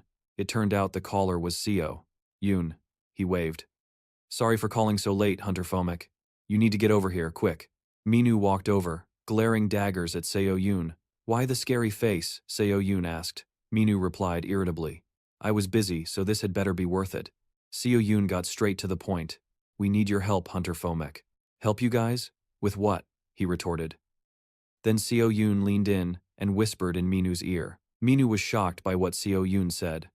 We found a survivor from the necromancer's attack. Understanding, Minu turned to Iriam. Can you wait here for a moment? I'll just be a minute. Iriam nodded. Okay. Minu followed Seo Yoon inside, and the two discussed the survivor they had found. How? We couldn't even find any bodies until now. Seo Yoon replied. We were lucky. We found one survivor and one corpse. I want you to meet the witness, Minu asked. The survivor? Why me? Seo Yoon explained. You're the only one who has fought the necromancer's subordinate. We think if you meet the survivor, you might be able to uncover some new clues. Do I have to meet them? Does the survivor know what the necromancer looks like? Minu asked. Seo Yoon clarified. His subordinates made them forget the necromancer's face and name. Minu thought that if that was the case, it would be very difficult to find him. Yes, Seo Yoon said. That's why we're hoping something different might happen. If they meet you, Fomek. Suddenly, Seo Yoon looked surprised. Both he and Minu stood stunned before the door to the room. There was only an empty bed. Seo Yoon was shocked. The witness. The witness is gone. Where could he have gone? At that same moment, Sato was kneeling and came face to face with Iriam. Sato quickly apologized. Excuse me, did I bump into you? Where am I? But at that moment, Iriam only noticed one thing. His eyes. He looked up confusedly. Sato said in a panic, Aorium, I'm sorry, it was just an accident. I'm sorry, please, it was just an accident. I'm sorry, please, no, I don't want to die like this. Aorium was shocked when she saw the eyes on Sato's face. She had seen those eyes before. Aorium remembered the day her mother was surrounded by the eyes of the monsters that killed her. Aorium looked at the man before her, half of his face covered in eyes. An image of a body completely covered in parasitic eyes surfaced. Aorium's eyes widened in shock as the purple eyes hauntingly reappeared in her memory. The teddy bear in her hand fell to the ground. The sound of running footsteps echoed. Minu and Seo Ungun rushed to find Sato. As he ran, Minu asked, What the hell kind of job are you guys doing? Seo Ungun explained that assistant manager Kang Tae-yang was supposed to be watching him, but he had something to do, so he asked another employee to cover for him. Minu and Seongun finally found Sato. He was standing in the hallway. Seongun rushed over and called out, Hunter Sato. Holding the teddy bear, Sato turned to look at them. Team leader Ma Gong-un asked Sato, We have been looking everywhere for you. Why are you standing here? Minu looked over at Sato, who apologized for going out on his own. It was a bit stuffy in there, so I apologize. Minu looked at Sato, the man whose face was half covered in purple eyes.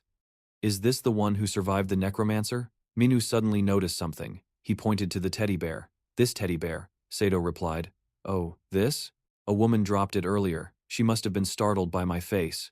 Minu froze as the sky grew dark. A cell phone on the floor began to ring. It was an incoming call. It was Aorium's phone, but she ignored it. Instead, she was rummaging through a box for something. She was sweating, then gasped in surprise. Aorium had found a drawing of purple eyes, the symbol of the necromancer. I wasn't wrong. Those eyes are exactly the same as the ones on the monster that killed my mother. Lights shone from the windows of the skyscrapers. Sato lay in bed. At that moment, Seongun's voice could be heard. That zombie ate one of his eyes, then it entered a part of his brain. That might be the reason. Why he can't remember the necromancer's appearance? Seongun asked. What do you think? Do you remember anything? Minu replied. Of course not. That zombie probably devoured a part of this hunter's body. And yet, he still survived. Minu recalled his previous encounter with the necromancer. I could smell a foul stench then, but there's nothing now. He looked at Sato, who was resting on the bed with his eyes closed. Minu asked, "Is there no way to restore his memories?" But Seongun was helpless. "We've already tried various methods, but he can't even remember what happened yesterday, so it's probably going to take a long time. It's a miracle he's still alive after everything he's been through." Seongun sighed in resignation. So today's meeting was pointless. Minu suddenly asked about something else. "By the way, you mentioned earlier that you found a survivor and a dead body at the same time." Seo Ungun explained. "That's right. This hunter found and reported the body of another hunter, who was killed by the necromancer. It's strange. We've never found any bodies or traces before." Seo Ungun continued to lay out the possibilities. There are 3 logical explanations. First, something happened to the necromancer, which made him stop. Second, the item used for body disposal malfunctioned. And third, Seongun raised his finger for the third possibility, is that both the first and second scenarios occurred simultaneously, so they couldn't dispose of the body. Minu questioned the second case. "I understand most of what you said, but what do you mean by the second case? What item?" Seo Ungun brought up the hunter from before. "You remember your guide, Hunter Quaazar, don't you?" An image of Quaazar appeared. Before being killed by the necromancer, Quaazar was killed by the necromancer's undead minions right in front of me and assistant manager Kang Tae-young. Seo Ungun continued. "Did those minions devour Quaazar's body without leaving a single trace?" "No. Parts of his body were still left behind." Minu then asked, "Couldn't they have easily disposed of the remains, by burning them or using magic?" Minu was surprised by Seo Ungun's response. If it were that simple, the necromancer would have been caught long ago.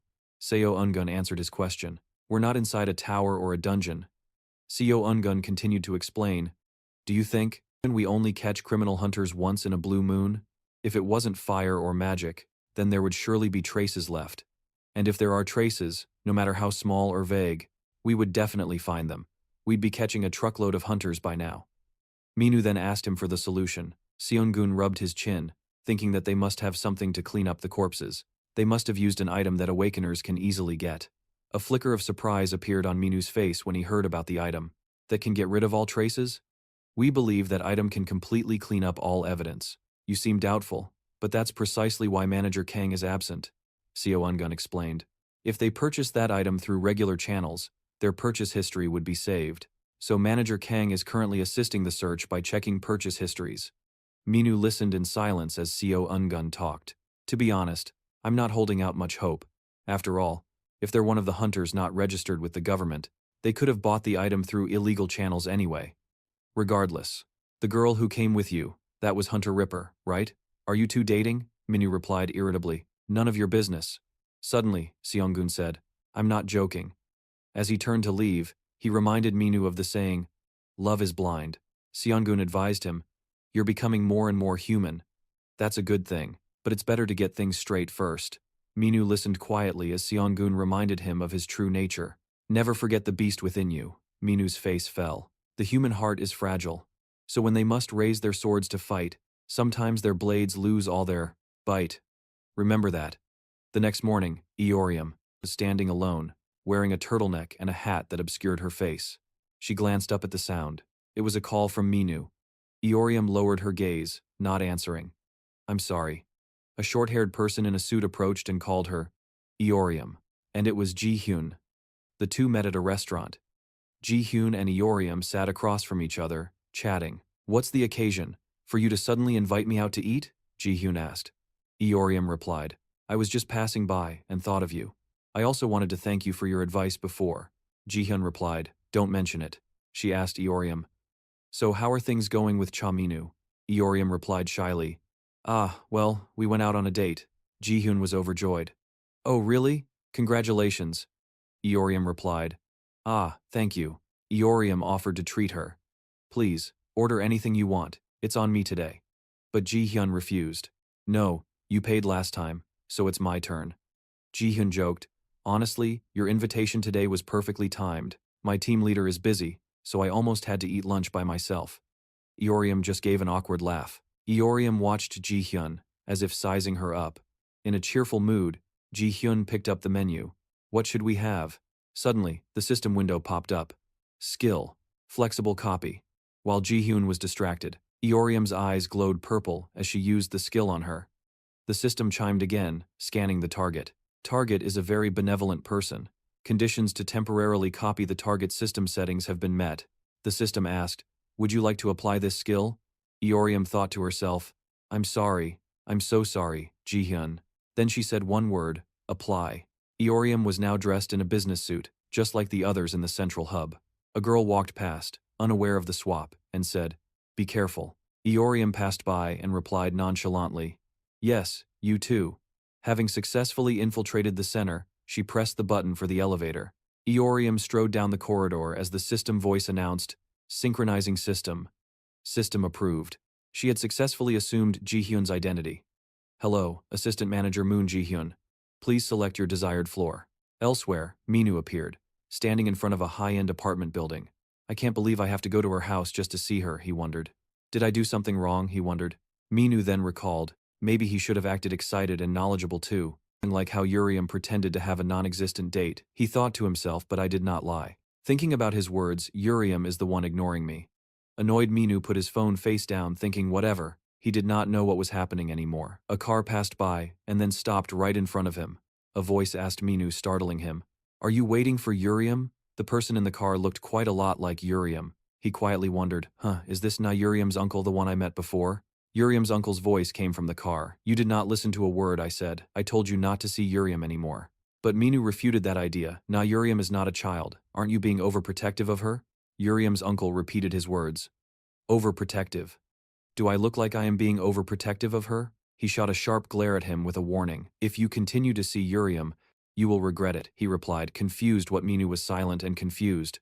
"If you do not want to die, you would be wise not to see her again." After saying that, he immediately ended the conversation. The car drove away from Minu, leaving him with countless questions. Elsewhere, shades of gray surrounded Urium as she walked alone. She was thinking about the eyes.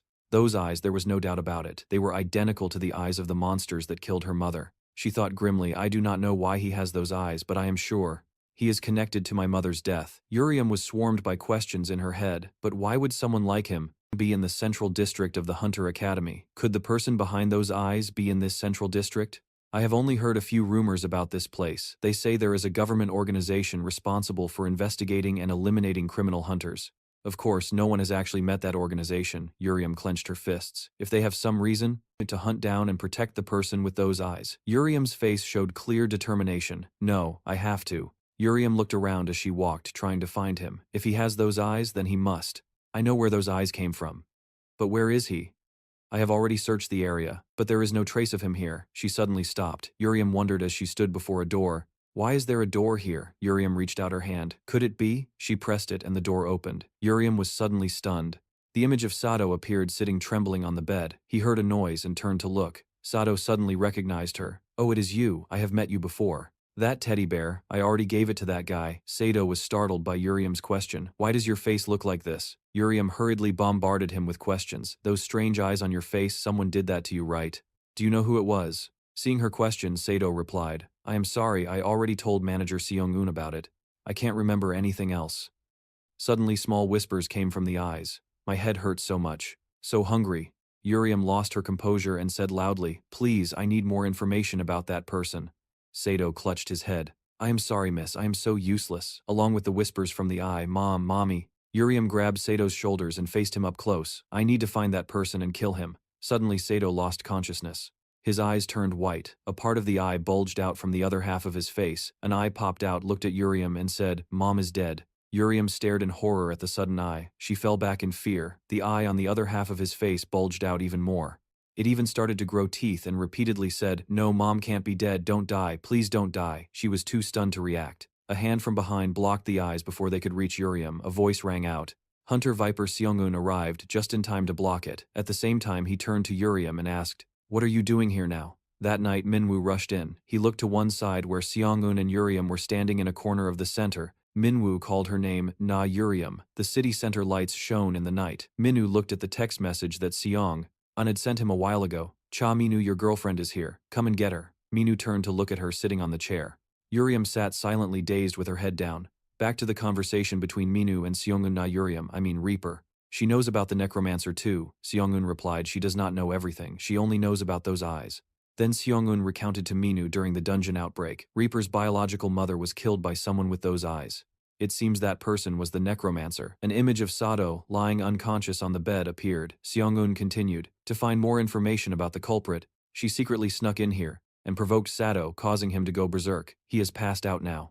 But Minu thoughtfully recalled Seong-eun's story. Then he spoke up, asking Uriam, startling her. Why did not you tell me? Minu turned to question Uriam. Is that why you did not answer my calls? What were you thinking? Suddenly a drop fell. A tear from Uriam rolled down her face. Minu was surprised to see her cry. Then he sighed with a face as if nothing happened. Minu spoke gently to Uriam. I will take you home. On a corner of a building's rooftop, Tiang appeared drinking water with a very tired face. Berserk Seong-eun recounted the incident to Tiang. Yeah, it happened while you were digging through that transaction information. Tiang suggested it might be a good thing. Actually, is not this a good thing? If Hunter Reaper knows something about the necromancer, she does not have any useful information. She is only focused on revenge. She is only focused on revenge. She is only focused on revenge. Tiang asked what is wrong. Seong-eun suddenly felt something. It is just that something. Seong-eun had a bad feeling. Something keeps making me uneasy. At the same time, in a high-end residential area, Minu looked up and asked Uriam, aren't we going to your home? Where is this? She replied, the place I usually hide. Minu took Uriam there, then turned to say goodbye and leave. All right, you go in and rest. Suddenly Uriam called him back. Cha Minu. Uriam asked him, do you want to come in? The dark house lights were turned on. Minu followed her inside. Minu looked at everything around him. Uriam invited him come in and have some tea. A cup of tea was prepared. Minu and Uriam sat on the floor next to the bed talking. I have told you before, do you remember? My dream was to become a famous archaeologist. Back when I was little, before I became a hunter, Minu sat silently listening to her story. The real reason I entered dungeons was because maybe I could do something to prevent another dungeon outbreak. I am not a talented hunter, so I thought if I could just find some way to help humans and monsters coexist peacefully without constant fighting, that would be enough. Uriam became melancholic, but maybe that was just a way for me to forget reality. The truth is, my mother was killed by someone with those eyes. During that dungeon outbreak, Uriam continued to confide in him. Everything I tried so hard to forget came flooding back the moment I saw those eyes. I want revenge on the eyes that killed my mother, Uriam said, burying her head in her knees in despair. So I did some things I should not have. I know it was stupid. Minu suddenly said, this kind of thing does not suit you at all. He said, being stuck in the past, crying and seeking revenge. Minu said that none of this suits you at all. Uriam was stunned by Minu's next words. I will get revenge for you. Uriam blushed a little, moved by his encouragement. So just keep being the way you have always been. In the quiet night, only the sound of their conversation remained. Minu watched and listened to her speak. Do you remember what I said before about the most important thing in love and dating? And Uriam suddenly moved closer, placing her hand on his cheek and said softly, I want to check. The room became quiet. She pressed her hand and moved her face closer to his. Minu was surprised by the kiss Uriam gave him. Uriam pulled back slightly as if to see his reaction. Overwhelmed with emotion, Minu took her hand. They both shared the same feelings and moved closer once more. Minu accepted her. They both moved towards each other with a shared love. Tonight was a romantic night. From that room a new day arrived. A voice rang out. Is Mr. Kang Tae-young here? He was in the meeting room, and Jihyun was standing there looking guilty. Tae-young, who was working, looked up at Jihyun indifferently and greeted her casually. Hello, Ms. Moon Jihyun. Jihyun awkwardly replied, Hello, you must be busy. Tae-young got straight to the point. What brings you here to see me? Jihyun started. I'm sorry, I heard about Hunter Ripper. Everyone is saying it's my fault. Tae-young replied while typing. Oh, that? It was Hunter Ripper's own decision. It's not your fault, Ms. Moon. Jihyun continued to blame herself. But if I had been more careful. She bit her lip. Jihyun pulled up a chair and sat down, then mentioned what Tae-young had to handle. I came to help you too. You're looking for an item that can dispose of all the bodies, right? Tae-young agreed to let Jihyun help. Yes, thank you. We need to identify if any related items have been traded among hunters. But who told you about this? Jihyun answered honestly. Seong-eun told me. Tae-young listened with a nonchalant expression as she continued. The central system has also approved my participation in this transaction data search. Let's work hard together to find it. Tae-young asked again. Is it okay for you to help me like this? Our team leaders don't exactly get along. Jihyun confirmed that it was fine, because my team leader is abroad on a business trip, so it's okay. Meanwhile, in another area of the center, the staff were chatting in the room. Seong-eun sat by Sato's bed watching over him. Ugh, Seong-eun thought, feeling uneasy. Why do I feel so restless? It's as if I've forgotten something important. A noise was made. Huh. Seong-eun said. Hunter Sato, you're awake? He woke up and asked Seong-eun, what happened? Ah. Sato sat up. What about that girl? Seong-eun immediately asked him. Do you remember anything? Sato said anxiously. I only have a vague memory. I think I attacked her. Seong-eun sat beside him and reassured him. Nothing happened. Don't you worry. Sato was a little worried by Seong-eun's words. Can you walk now? In the therapy room, a greeting was heard. Hello, Mr. Seo-hyun-min. Yes. Jun Seong was holding a clipboard with some information, asking about Sato's condition. How are you feeling today? Are you okay? Sato stood facing her. Yes, hello, doctor, Jun Seong asked. How about the headache you had a few days ago? Sato replied. I'm feeling much better now. She continued. That's good. Let's begin the therapy now. Please lie down here. While Sato was lying on the couch, Seong-eun glanced at Yoon Seop. She said annoyedly, what is it? Seong-eun wanted to add his opinion. Today, to restore his memories, some stimulation therapy might. Before he could finish, Yoon Seol hit Seong-eun in the face with her clipboard and refused flatly. I said no stimulation therapy, it's dangerous. I've already told you. Yes. Jun Seong continued to explain. Is it because of Hunter Ripper? I heard she snuck in here. I know you're anxious, but recklessly using stimulation therapy could put the patient in danger. If you keep insisting, then I won't be able to help you. All right, now Yoon Seon instructed Sato. Now, close your eyes and take a deep breath. Seong-eun suddenly rubbed his chin and mentioned Minu and Eorium. It seems between the Hunter, Ripper and Baphomet, there's something going on. Jun Seo suddenly said. Oh, really?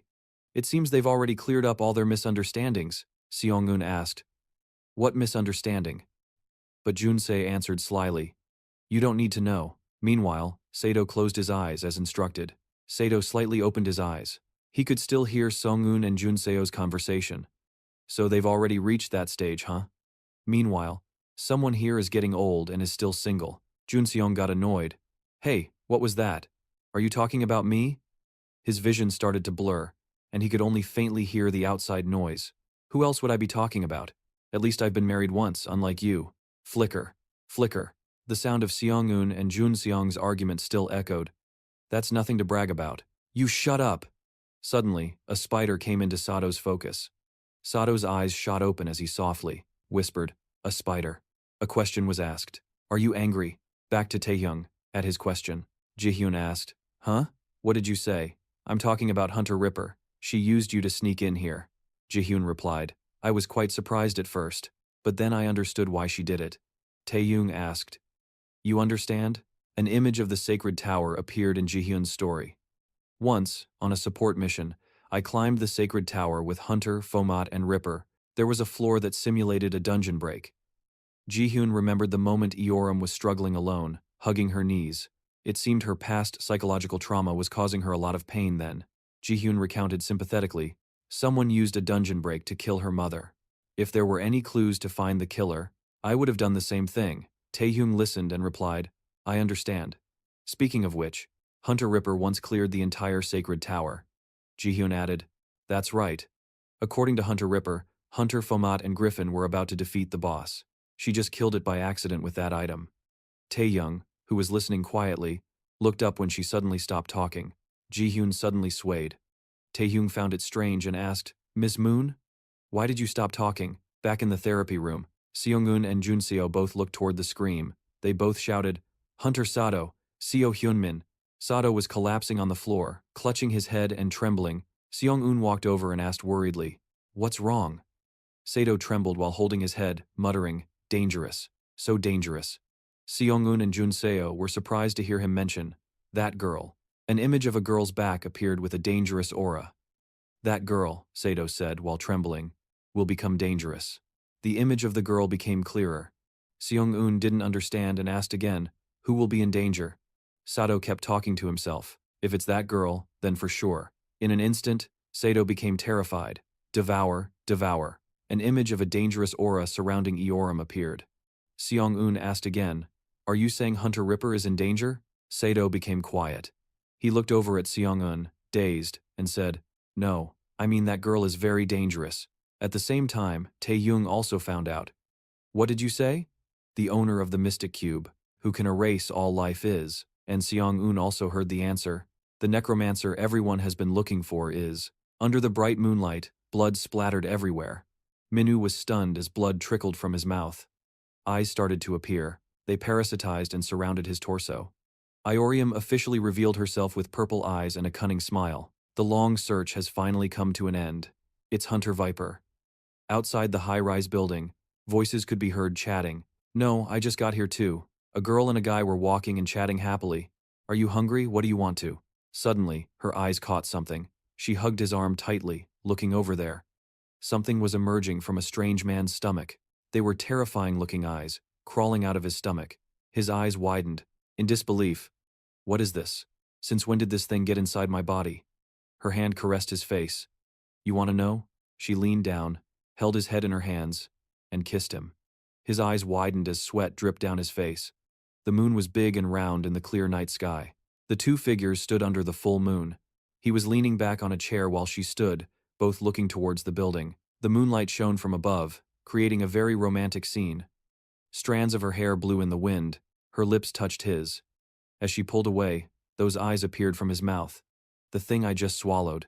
She pushed him away with a demonic smile. She stood up, fixed her messy hair, and smiled down at him. Do you understand now? He lay on the ground, looking at her uncomfortably. Who are you? She tucked her long hair back. What are you talking about? You still don't know who I am? Fomat? Another pair of eyes appeared on her forehead. I am Zap. He lay helplessly on the ground as she stood arrogantly, continuing to speak to him. Did you have fun playing lovers with Elzium? I don't usually interfere, but I'm so bored now. A person behind them witnessed the shocking scene. Police, we need to report this. A fan held up a phone, their face filled with confusion. I need to call the police right now. Fomat, you know how a black cat wraps itself around your legs? You have to save the best for last. That way, something delicious becomes even more so. The cats that appeared are the reason for all of this. They walked toward Fomat. I'm sure your taste. A crowd gathered as cats appeared and surrounded him. Will be absolutely delicious. She clasped her hands behind her back and tilted her head, her eyes glinting with amusement. Her eyes sparkled as she shouted, My darlings! The cat's eyes glowed as they advanced, transforming into terrifying monsters. Bare your fangs and eat well. He watched in horror, gritting his teeth, speechless. They merged into a giant, multi-eyed monster. He stood there stunned, looking up at its enormous eyes. What? She turned away, her face hidden by her long hair, revealing only a faint smile. Behind her, people were being attacked by the giant multi-eyed monster. She had predicted this and covered her mouth, laughing aloud. Her laughter grew louder, her eyes squinting with joy. One foot was on Baphomet's neck, pinning him down under the building. Resting her head on one hand, she spoke. I suppose it's time for my meal now, isn't it? As her other hand clenched. His purple eyes narrowed as he struggled against Baphomet. The skyscrapers sank into darkness. In a treatment room, a voice was heard. What did you just say? Sianun lowered his head in anguish. Is that true? Hunter Jabe and Sianun knelt beside him. Sato covered his face with his hands. Yes, I remember it all now. The monster that did this to me. In the blood-red cellar, terrifying eyes appeared on Sato's face. It all began back in the dungeon. I had just become a hunter. With one hand on his hip, he wiped the sweat from his face. Are you a rookie? A beautiful woman approached and greeted him. Her sparkling purple eyes on her lovely face were captivating. He gave her a suspicious glance. She had hired me, and I gradually fell for her. We embraced and shared a kiss. We kissed passionately as she passed something from her mouth to mine. I had no idea that kiss would drag me to hell. He clutched his head in pain. My body was already under her control right after I escaped and went into hiding. But my body had already been consumed by the slaughter spirit's essence. Who would have guessed she'd find where I was hiding? Sionun hunched over to look at him. That's it. That strange feeling I got when the slaughter spirit's essence was inside the hunter. Sato became enraged and attacked. She leaned aside to dodge. He was also rushing over. That attack wasn't aimed at Hunter Jabe. Sionun clenched his fists, his face filled with anger. It was aimed at me. Terra stood dumbfounded. Jabe, that's the gist of it. I understand. Hunter Sato, just focus on your recovery. Her eyes glinted with suspicion. She looked up at Sionun and yelled, Wait! Does this mean patient 302 is in danger? I knew Hunter Baphomet was tricked too. Contact. One side of his face was a clone of the slaughter spirit. His expression turned blank. Terra and Sionun grimaced in distress. The slaughter spirit's pupil widened and cracked. How dare you betray your mother? His head was covered by the slaughter spirit's essence. It's enraged. Die. Its sharp eyes scanned the area. Please, save me. Sionun was horrified. He looked at Captain Terra, whose hands flew to her gaping mouth. Wait, stop. A horrific scene unfolded before them. His head was devoured, and his body collapsed to the floor as Sionun and Terra watched. Her face was a mask of disbelief. Sionun's back was somber. All that remained of the man was a headless corpse.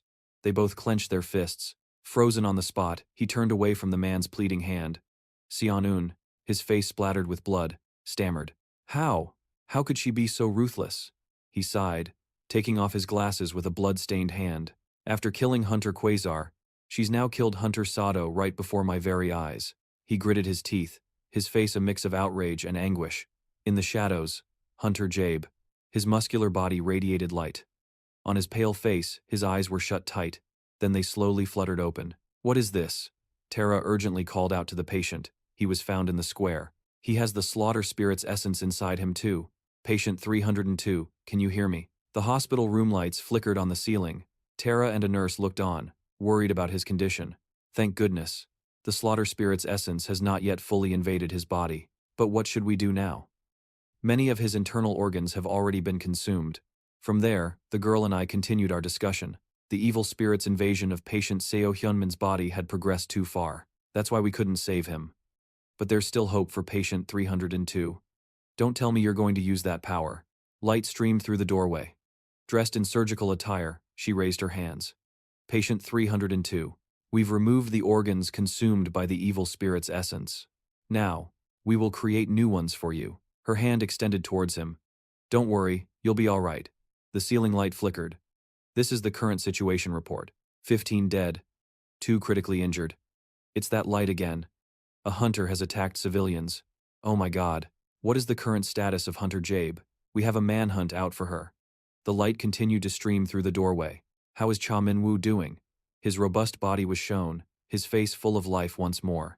The doctor said the treatment was successful. His recovery now depends on his willpower. His eyes were open. Cha Min-woo.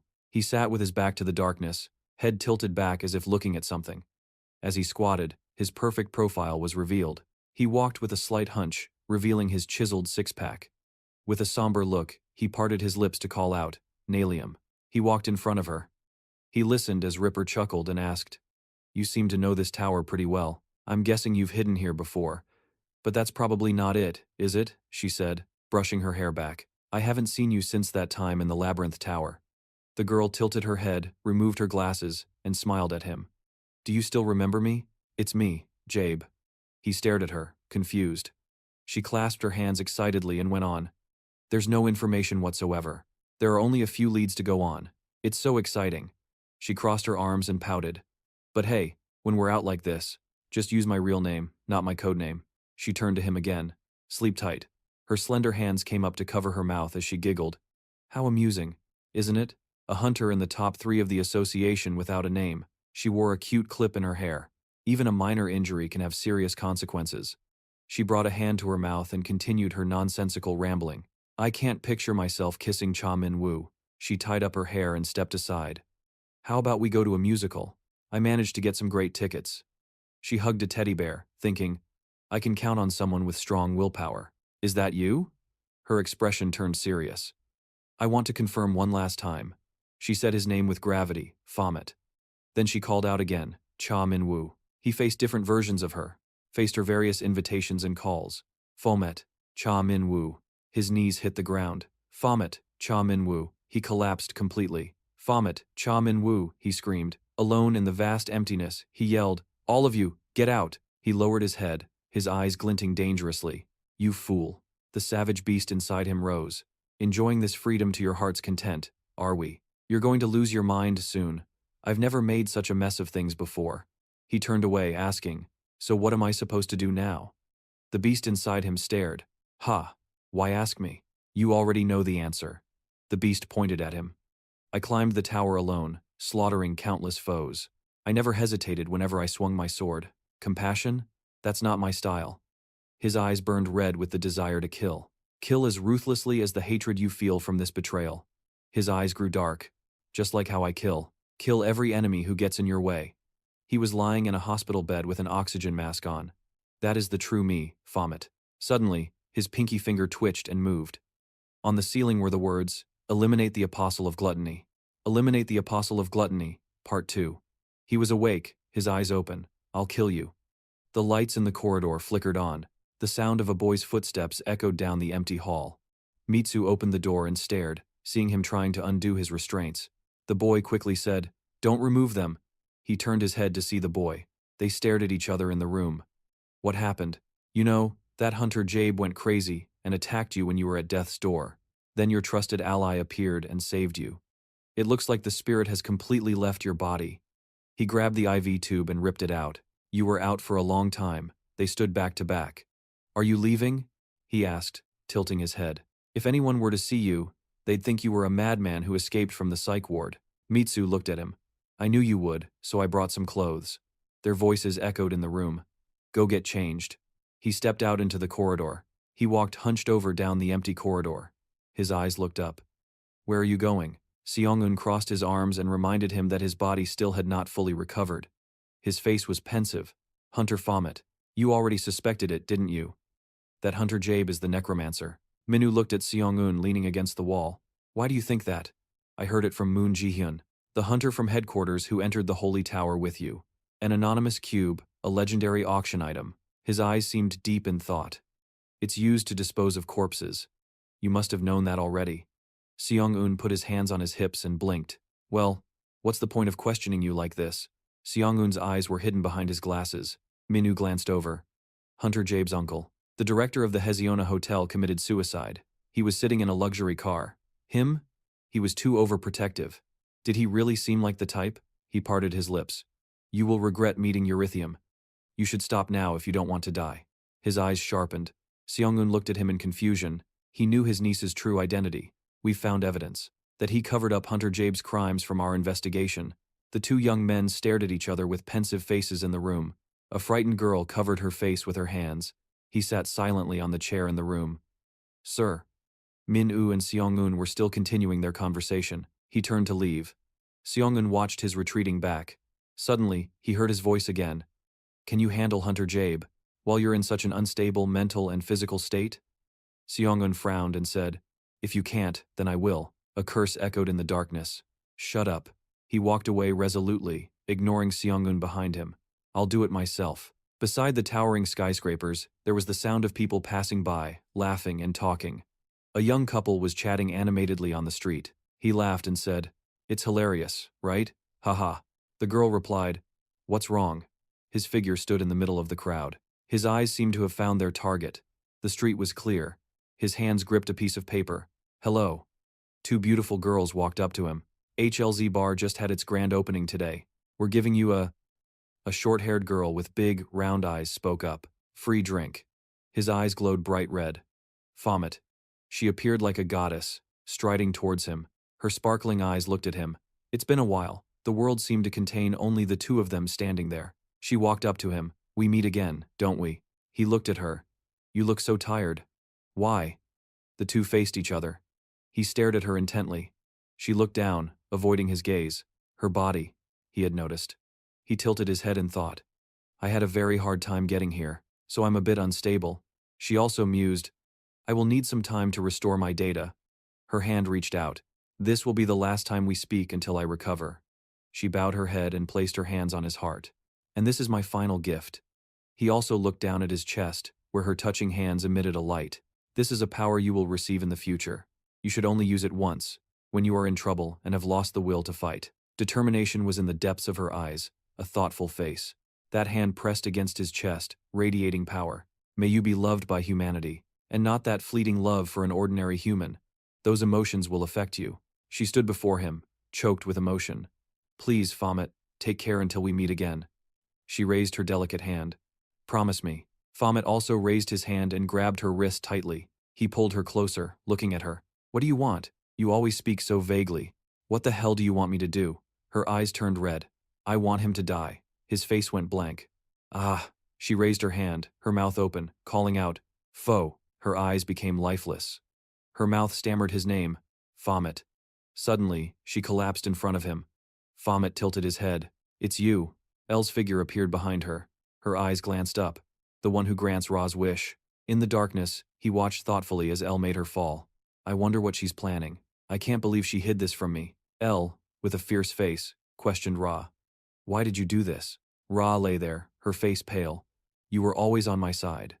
El's small, sharp fingers lifted. El stood looking at her curled-up body. No matter what, I'm the only one who benefits, Ra. He looked silently and confusedly at the two of them. El's figure stood majestically, her hair flowing. You. Her eyes glanced towards him. Who are you? I've never met you, but you've already met me. His eyes lit up. El transformed, spreading her large wings. The side profile of her face revealed a fierce gaze. I am El. A portal closed and she disappeared, leaving only him and the scattered feathers. We will meet again. Only he remained, a smirk on his lips. A young man, a girl on the street, with buildings in the background. He stood in the bustling crowd, softly calling her name, Ra. Suddenly, a hand touched his shoulder. Seong-eun touched him. You, Che Minu. He narrowed his eyes and said to him, I don't know where she is, but I'll take you there. A dense forest, with the faint glow of streetlights. A car appeared and drove by. Inside, Seong-eun was driving seriously, while he sat beside him, staring intently outside. I will kill her. His shadow walked down the hallway. Seong-eun stood there and called out to him. Are you going to look for Hunter Jabe? He glanced back. We've tried, but it's impossible. Seong-eun suddenly looked at him with worry. The manifestation of the satling appeared in his palm. There's still a part of it left in your body? Why did you hide it? To Seong-eun's surprise, he looked at his hand. If I got rid of it, we wouldn't be able to find her anymore. It will show me her location. Is it instinct? Or like how an animal finds its mother? The car continued to speed through the forest, while Seong-eun was still talking with him. Thinking back, I think I know how Hunter Sato managed to escape back then. He knelt before the satling. He was instinctively trying to find Hunter Jabe. That explains the headache. Min-woo raised his hand. You said the closer you get to the necromancer, the more it hurts, right? Hunter Sato had a headache, while you have pain in your hand. He looked up at the high sky. It was as if his cold eyes were piecing everything together, making it all the more horrifying. The two of them stood before a gloomy forest. Towering tree trunks. We're here. Seong-eun looked confusedly at his figure. I'll handle this myself. He tilted his head. Just leave it to me if you can't, Hunter Baphomet. I'm always ready. Why are you doing this? Seong-eun leaned his hand on the car door. Let me tell you, I'm just looking out for the person who will make my dream come true. A smile formed on his lips. He raised his hand, looked into the deep forest, and explained. I don't know why everyone expects me to grant their wishes. Don't worry, I won't let you down. The dense canopy of trees covered the path. Min-woo walked alone, his body steady, his eyes flashing bright red. He turned and rushed forward. The deep night sky had only a few small clouds. Min-woo was diving down from the high sky. An explosion echoed through the mountains and forests. He landed safely on the ground, dust flying everywhere. Min-woo looked up. There you are. No wonder I had a feeling I was waiting for something. In front of the castle, her graceful figure stepped forward to welcome him. She shyly clasped her hands behind her back, then held them out. This is where I awakened. Under his scrutinizing gaze, do you know, Baphomet? A large spider appeared. Some spiders will sacrifice their own bodies as food for their offspring. She placed her hand on her chest, her eyes sparkling as she said, That spider was my mother, the mother of Eurythium, and she was my first meal. A slash immediately rushed forward without hesitation. Ripper's bright purple eyes widened. With a little more caution from Baphomet, he surely could have killed her. She looked over at the spot that had just taken her by surprise. And at that moment, Baphomet immediately rushed forward to attack, hatred burning in his eyes. This time, Ripper regained her composure and dodged another descending blow from him. Just like that, he doubled the force of his deadly slash. Just then, Baphomet looked up and saw the sword in his hand was suddenly entangled by thin purple threads. Inertia pulled him closer to her, moving his body towards Ripper, who was waving her hand to summon the wind. By then, both of them were floating in midair. The sword, he held tightly, immobilized before her by the threads. Their faces were close together. Ripper's amusement was clear as she saw that Baphomet's hatred for her ran bone deep. Let's fight.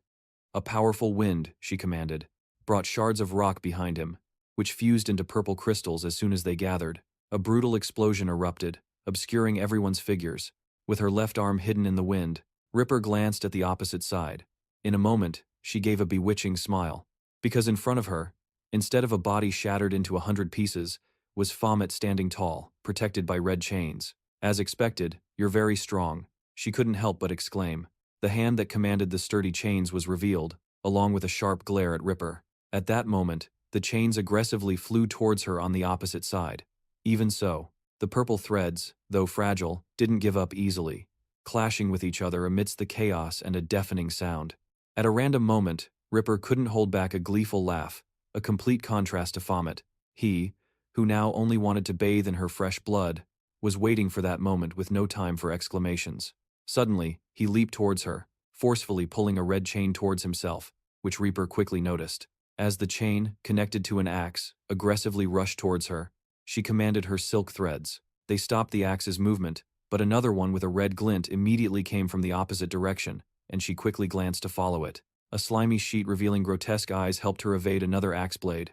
But just as it was inches away from Ripper, she quickly realized what was coming as another deafening explosion erupted, and this time, she was the one who took the hit. Smoke billowed into the air, over the once quiet land as Baphomet landed. Tightly gripping two chained axes, he looked up to see Ripper not far away, who seemed just like him. She had withstood such a massive explosion and landed softly, but unfortunately, a bleeding scratch now marred her white cheek. She quietly raised her hand to check it, then her pink lips curved into a smile that reached the very depths of excitement. Ripper filled the entire space with her loud laughter while Baphomet simply watched. Her laughter continued to pour out until, satisfied, she pursed her lips and spoke. "Oh, Urim, how pitiful." She placed a hand over her heart, baring her soul. "The person you truly like." She looked up at Baphomet, who had been so indifferent all this time, "is the one trying to kill you now." That's right, those eyes. Eyes filled with a mix of love and hatred. A dark aura appeared, and a grotesque creature materialized, behind Ripper. As she spoke to Baphomet, she asked, "Do you know what tastes the best in this world? It's human flesh. And for me, the most delicious human flesh comes from those who look at me with loving eyes." "What about you, Baphomet?" she asked. "I wonder if your flesh is as delicious as my mother's." She was the first human flesh I ever tasted. Her face became even more grotesque as large green veins bulged and took over her body. "Show me, Baphomet." "All of your power!" she screamed. As Ripper finished her words, those tentacles rushed towards Baphomet. As his eyes widened in realization, he cursed himself. "Why am I even resisting?" He leaped up to dodge the surprise attack, landing with a tight grip on his two chained axes as his mind raced with 1,000 questions. Meanwhile, his mind kept telling him he was the red chain, one of many, sinking into a sea of blazing fire. Both of them screamed. Baphomet knew he had to kill her, a command from the black heart hidden in his chest for so long. That's right, there was always a little Ripper, cowering in the suffocating space of her mind. There, she would lift her head and whisper, "Please, end me." Baphomet slowly stood up. She repeated again, "Promet." His wandering feet returned to the origin of a tyrant. That day was the beginning of everything. Standing on the street, she had no idea how many dozens of cars had passed by. A purple-haired woman spoke into the phone held to her ear. "Ah, hello, Director Kim. I heard you requested a leave of absence. It's nothing, but I'm on vacation right now." "That's right, I really wanted to go on vacation with my family, but I was so busy I had to keep postponing it." A hand reached out, forcing the woman to pause her conversation to scold someone. "I told you not to put your hand out the window, it's dangerous." Urim replied, startled. Yes, I'm sorry, Mom." Her mother resumed the phone call. "That's right, I'm on vacation. But as for the hotel's breakfast," Urim whispered with a few beads of sweat. "Mom, you scared me." The scene changes to Reaper. Urim, sitting in the moving car, sulked and vented to the driver. "Mr. Driver, don't you think my mom is as fierce as a monster?" He replied, "It's just because your mother worries about you." She let out a long, dissatisfied sound as the driver said, "Ah, Urim. Hey, put on your seatbelt." This made Urim even more pouty. The car ride went on for who knows how long. She sat obediently in her seat, having buckled her seatbelt as told. A while later, she looked out the window. The weather is so nice today, she thought. Meanwhile, her mother, who had gotten in the car a bit late, said, "Thank you so much. It's a relief to have you drive." The driver said, "It's no problem. I was planning to head to my hometown for vacation anyway, so this works out. The place you're vacationing isn't too far from my hometown." Then Urim noticed something in the distance. "Should I take a car?" "No, I'll be fine with the bus. You could also rent a car." Seeing a tall building with such a strange structure, she quietly marveled to herself. Is that a tower? Time passed until the moon appeared, casting a blanket of darkness over the entire city. In front of the hotel, the driver bowed and said, "I wish you a safe and enjoyable vacation." Urim's mother replied, "Yes, you too, driver Ihung." The mother and daughter watched the car disappear. The mother bent down to her smiling daughter's level. "Let's go check in, okay?" Inside the luxurious room, Urim's mother called out, "They say this area has a lot of historical sites. They also preserve the royal tomb very carefully. Mom, tomorrow I want to go to the museum." Instead of answering her wish, her mother was fiddling with a bottle of body wash, saying, "So the hotel uses this product. It smells quite nice. Should our hotel switch to using this product?" she wondered, ignoring Urim. Lying helplessly on the bed, a frustrated Urim said, "Seriously, Mom? We're on vacation, not on a business trip." Her mother replied, "I'm sorry, sweetie. It's an occupational hazard." She sat down next to Urim. "Now, where did you say you wanted to go? The museum? I want to see the relics with my own eyes." They said there's a lot of jewelry from ancient nobles and tools from commoners too. Her mother asked, "You like it that much?" "Yes." Hearing this, Urim smiled brightly and replied, "That's right. It's so much fun, Mom. I feel like I'm living in that era.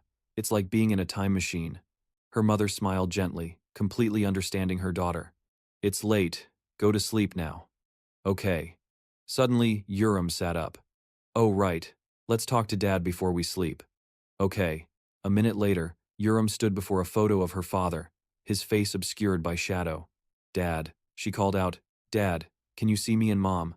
She smiled and confided, "Thank you for protecting us again today. You'll protect us again tomorrow, right, Dad? And always."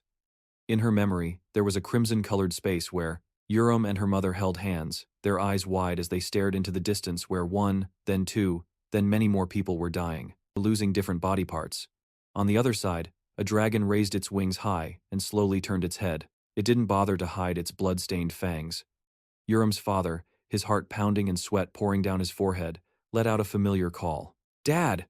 After the call, the dragon opened its mouth wide, with only a single goal in mind: to madly devour its own flesh and blood. In a city of collapsing buildings, tragic screams echoed. "Is anyone there?" This made Urim's eyes widen in fear, her small heart beating faster and faster. "Help us!" Vicious monsters tore apart any human that came into their sight. Dead bodies piled up, and among the reptilian monsters were goblins with bloodthirsty blades in hand. They aggressively stabbed through the weak bodies of each unfortunate person. Urim could only watch the entire scene, stunned into silence. As the tragedy unfolded ceaselessly, she trembled and asked her mother, Mom, why? Why are there demonic beasts here?" Before she could finish, a hand pulled her. Urim was startled as her mother tried to find an escape route. She turned her head and saw a bizarrely shaped demonic beast levitating in the air. It was rushing quickly towards her. Her mother screamed, "Run!" And so, Urim followed her mother, each step heavy as she ran. She ran in a panic, trying to escape the death that was eagerly chasing them from behind. The mother and daughter ran with all their might. She panted, her eyes wide with a mixture of horror and fear. They tried to run even faster, ignoring their dwindling strength. The mother and daughter ran as fast as they could until her mother's footsteps stopped. They stopped before a tall wall. Urim and her mother were stunned. "It's a dead end." The terrifying gazes from behind made them shudder. The creature opened its fanged jaw, unable to contain a gleeful grin. They looked behind them very slowly, their hands clasped tightly, unwilling to let go. Just then, the large mouth lunged at them. A tear formed in the corner of Urim's eye. Like a lifesaver, a hand appeared, tightly gripping the nozzle of a fire extinguisher. It immediately sprayed a mist onto the beast's massive body. As the mist filled the empty space, Urim and her mother huddled together to protect themselves. As the smoke gradually cleared, they looked up in surprise at the person who had just saved their lives. A shadowy figure of an unidentified man called out urgently, "Over here, they can't get in." The man yelled, "Hurry up."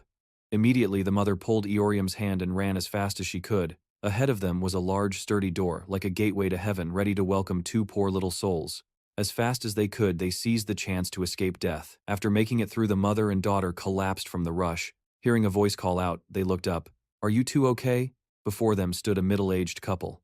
Dressed in convenience store uniforms, the man holding a fire extinguisher had in that moment become the savior of two lives. Time went by. The silhouettes of monsters on the ground and in the sky moved past the buildings, which were already in ruins. In a small corner, Eorium cowered in anxiety. Hearing a voice, her lifeless eyes looked up slightly. "Are you hungry, dear?" the female owner asked, sitting down gently beside her. She held out a pack of snacks. This is a new kind, it's delicious. The woman kept a gentle smile on her face, reassuring the little girl. Despite the current danger, Eorium quietly accepted it with a word of thanks. Thank you. Nearby, her mother anxiously watched the situation. Then she bowed slightly to the store owner. Thank you for saving my daughter and me. He waved his hand and smiled. It's nothing. It's good that you two are not injured, she asked. Are there any casualties here? He replied. Not yet. Maybe it's because you have to go through the building to get to this convenience store, he explained with concern. You and your daughter can stay here for now. Those monsters from earlier have very sharp eyes. But they can't break or phase through walls. They'll still be roaming around here. Thank you for letting my daughter and me stay here. But how do you know so much? The sound of light footsteps was heard as a young woman appeared, calling out, Sir. When he saw the young woman in a blue shirt calling him, he exclaimed, Oh Sudong. The scene shifts to a young man clutching a wound on his abdomen, which had been bandaged. Sudong knelt beside him, asking worriedly, Sumin, what's wrong? Wake up. But only painful, incoherent groans answered her. The female owner asked, What should we do now? He needs to get to a hospital right away. Seeing this, the owner explained, This is our employee's younger brother, Sumin. He was attacked by those monsters. That's how we learned about their traits. Eorium's mother watched Sumin as she listened to the owner. I have given him first aid, but with his condition like this, suddenly they received a notification message. They all looked at it. It was a disaster alert. This means we can still make calls. We should call. Interrupting Eorium's mother was the message on the screen. It read, Emergency disaster alert, monster invasion due to a dungeon break. All citizens are to remain indoors or proceed to rescue shelters. Avoid going outside. Hunters are in the process of rescuing civilians. Please do not lose hope. A dungeon break, everyone murmured. So does that mean we have to wait for the hunters to arrive? Elsewhere, Eorium, after receiving the message, was also bewildered and shocked as she asked a question. A Reaper's memories have been different ever since that day. What's a dungeon break? She asked with vacant eyes. She looked back at her former self, remembering how she trembled before the apocalypse that year. A voice spoke up. We tried calling for help, but no one answered. The power will probably go out soon, so we need to mine the frozen goods.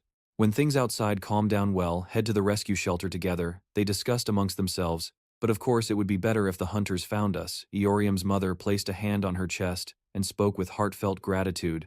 Thank you both. I don't know how I can ever thank you enough. One of them replied on behalf of the couple. We are all in a tough spot, so it's natural to help each other. But I can't guarantee this place will stay safe. And with someone injured, we can't afford to delay. Yes, while everyone else was talking, the female owner just gently returned Eorium's gaze with a smile. Yes, I will do everything I can to help everyone. Alright, let's take turns keeping watch. The narration continues. Thanks to the kind shopkeepers, my mother and I were able to stay there. I should cheer them on, they are so kind. I'm still little, but I can still help. Let me help you, sir. I dream of being an archaeologist. That's wonderful, as long as it's within my power. Pausing for a moment, Eorium's gaze fell upon the staff room door. She went inside and called out Sudong, where Sudong was diligently caring for her younger brother, a wet towel in her hand. I brought a cold towel, Sudong replied. Oh, thank you, I should give everyone strength. How is Sumin? Does he still have a fever? Sudong answered. Yeah, it's probably the wound. She confided I have to keep disinfecting it. I'm so worried because I don't know how deep it is. I wish we had some antibiotics. Eorium sat there and asked innocently, What's that? She received an answer from Sudong. Oh, it's a medicine that can stop infections from spreading. It not only helps the injury but also cares for the wound afterward. Wow, you're so smart. Not at all, I just learned it at school, Eorium added. Oh, that's right, the owners told me you're a medical student. I dream of becoming a nurse, Sudong hummed in agreement. Wow, that's so cool. They fell silent for a moment looking at Su Min, who didn't look any better at all. Sudong spoke up. I hope Sumin gets better soon. Yes, little Eorium seemed to realize something. Ah, if I tell my dad, maybe he'll get better, Sudong asked curiously. Your dad, the little girl replied. Yes. Mom said Dad isn't with her right now, but he's always watching over us, Eorium explained as memories of her father surfaced. Even when he was sick, Dad would still play with me and make me laugh. So my dad is a very strong person. There's Daddy's pretty girl. Whenever I'm sad or hurt, I tell my dad about it. I thanked him for always watching over me, and from now on, hell, watch over all of us. Just thinking that makes me feel stronger. Sudong remained silent, listening to Eorium talk about her wonderful father. Dad is so gentle and kind. Eorium took Sumin's hand. Dad, do you see this? She began. Please help Sumin get better, okay? Outside the staff room, the female owner was praising the little girl to her mother. Eorium is so well behaved. The owner continued. She brought them a cold towel, even though they didn't say anything. I don't know who she takes after, but she's so kind. Eorium's mother spoke up, even though she grew up without a father. She's still very cheerful, Eorium's mother explained. I always tell Eorium that her father is always watching over her. Even though I was afraid to tell her about his illness, it seems to have become a source of strength for Eorium. Her mother smiled. I promised Eorium's father. Looking toward Eorium, she said that I would live strongly and cheerfully just like she does. Meanwhile, the city fell further into ruin. The monsters relentlessly searched for humans lurking in street corners and scanning every nook and cranny from the clear sky above. Several days later, rescuers still hadn't arrived, and they couldn't reach the evacuation shelter. There was no cell service either. Sudong spoke up. I have already posted a call for help, the owner replied pessimistically. It seems unlikely we'll be rescued. Eorium's mother quietly observed the situation from a distance. Mommy, look, the owners gave me this snack. The little girl offered the snack to her mother. Oh, you want to eat this with me? Yes, you eat it, Mom. Her mother tucked her hair behind her ear, getting ready to eat. All right then. Let me try some. Suddenly, the mother and daughter were plunged into abrupt darkness. It turned out the power from the lights had gone out. The power had been cut. Night fell, bringing with it a cold atmosphere, and Eorium, huddled with her mother under a thin blanket, thinking to herself, "It's okay, everything will be fine. Dad is always watching over us." She winced, trying to endure it. I have to be strong. Suddenly a warning shout from the owner echoed, "Everyone get out." A bewildered Sudong asked, "What is it, sir?" The female owner also stammered, "Where are you going? It's dangerous." "The hunters are here." The announcement made Eorium quickly get up. There, the owner happily announced to everyone. Behind him was a man covered in a blue cloak. "The hunters have come to save us." His expression, whether from indifference or vigilance, was plain to see. Eorium's big round eyes lit up as she repeated one word, hunter. The Reaper knew all too well the hopeful look on Eorium's younger self, and the terrible thing that happened that day. Hunter, a contemptuous word slipped out, liar. We ran into a really strong monster, the hunter began to explain. Everyone who was with me died, but I was lucky enough to escape from there and meet up with you all. Everyone present listened intently to what he said, as he was an experienced hunter. Then he pointed to the sky and made a vow. I promise, he continued, I will get all of you to the refugee camp safely. Eorium also stared wide-eyed from the back. Everyone was focused on the hunter. The narrator says, the appearance of this hunter. Eorium gaped in astonishment like a light at the end of the tunnel for us, but few could have expected the chaotic scene that they were about to witness. But the shelves were in ruins and empty snack packages and drink cans were scattered. On the cold, dark floor, everyone present grew anxious as the building collapsed. 2/3 of the usable food was destroyed, and Eorium overheard the words coming from him. You said you were a hunter. What the hell is this? Standing behind him, she heard him say, it was so hard for me to find a place with enough food. He is not a good person at all. The scene shifted to a moment when faint rays of light shone on the remaining food. This is all the food that is left, and that is including the spoiled stuff. Eorium's mother rested her chin on her hand, thinking. She voiced the question that had been on her mind. How are we going to divide this? While still worried, the hunter reached out his hand. We have to ration the food for each person and eat the items that are about to expire first. Sudong was startled to see him grab a can of drink for himself and hastily asked, What are you doing, hunter? He replied nonchalantly, Didn't you say we should ration it for each person? I am just taking my share. Her voice rose to a scolding tone. Without you, we'd still have a chance of escaping, but if you take all the food, we're sure to die. Yet the hunter just smirked indifferently and let out a loud, lazy scoff.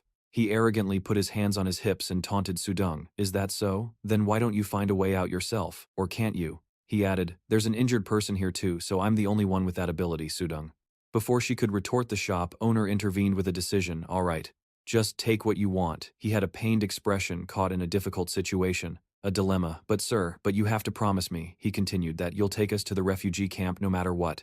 In a small corner of the ruined store, a worried Eorium was looking at the female shop owner. Her head was bandaged and she lay under a blanket, struggling for every breath. Eorium asked, Ma'am, are you okay? She remembered how just moments before the owner had forcefully pushed her away, saving her from a falling boulder. You got hurt saving me. The woman, beaded with sweat from the pain, spoke softly to reassure the tearful Eorium. I'm fine. Do you remember the story I told you? She said, I once had a son.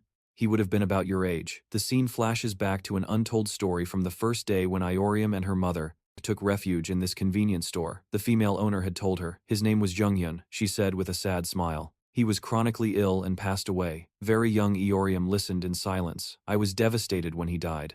But my husband comforted me, and we've relied on each other ever since. Eorium listened intently to every word of her story. A sad look crossed her face as she thought, that's so much like me and Mom.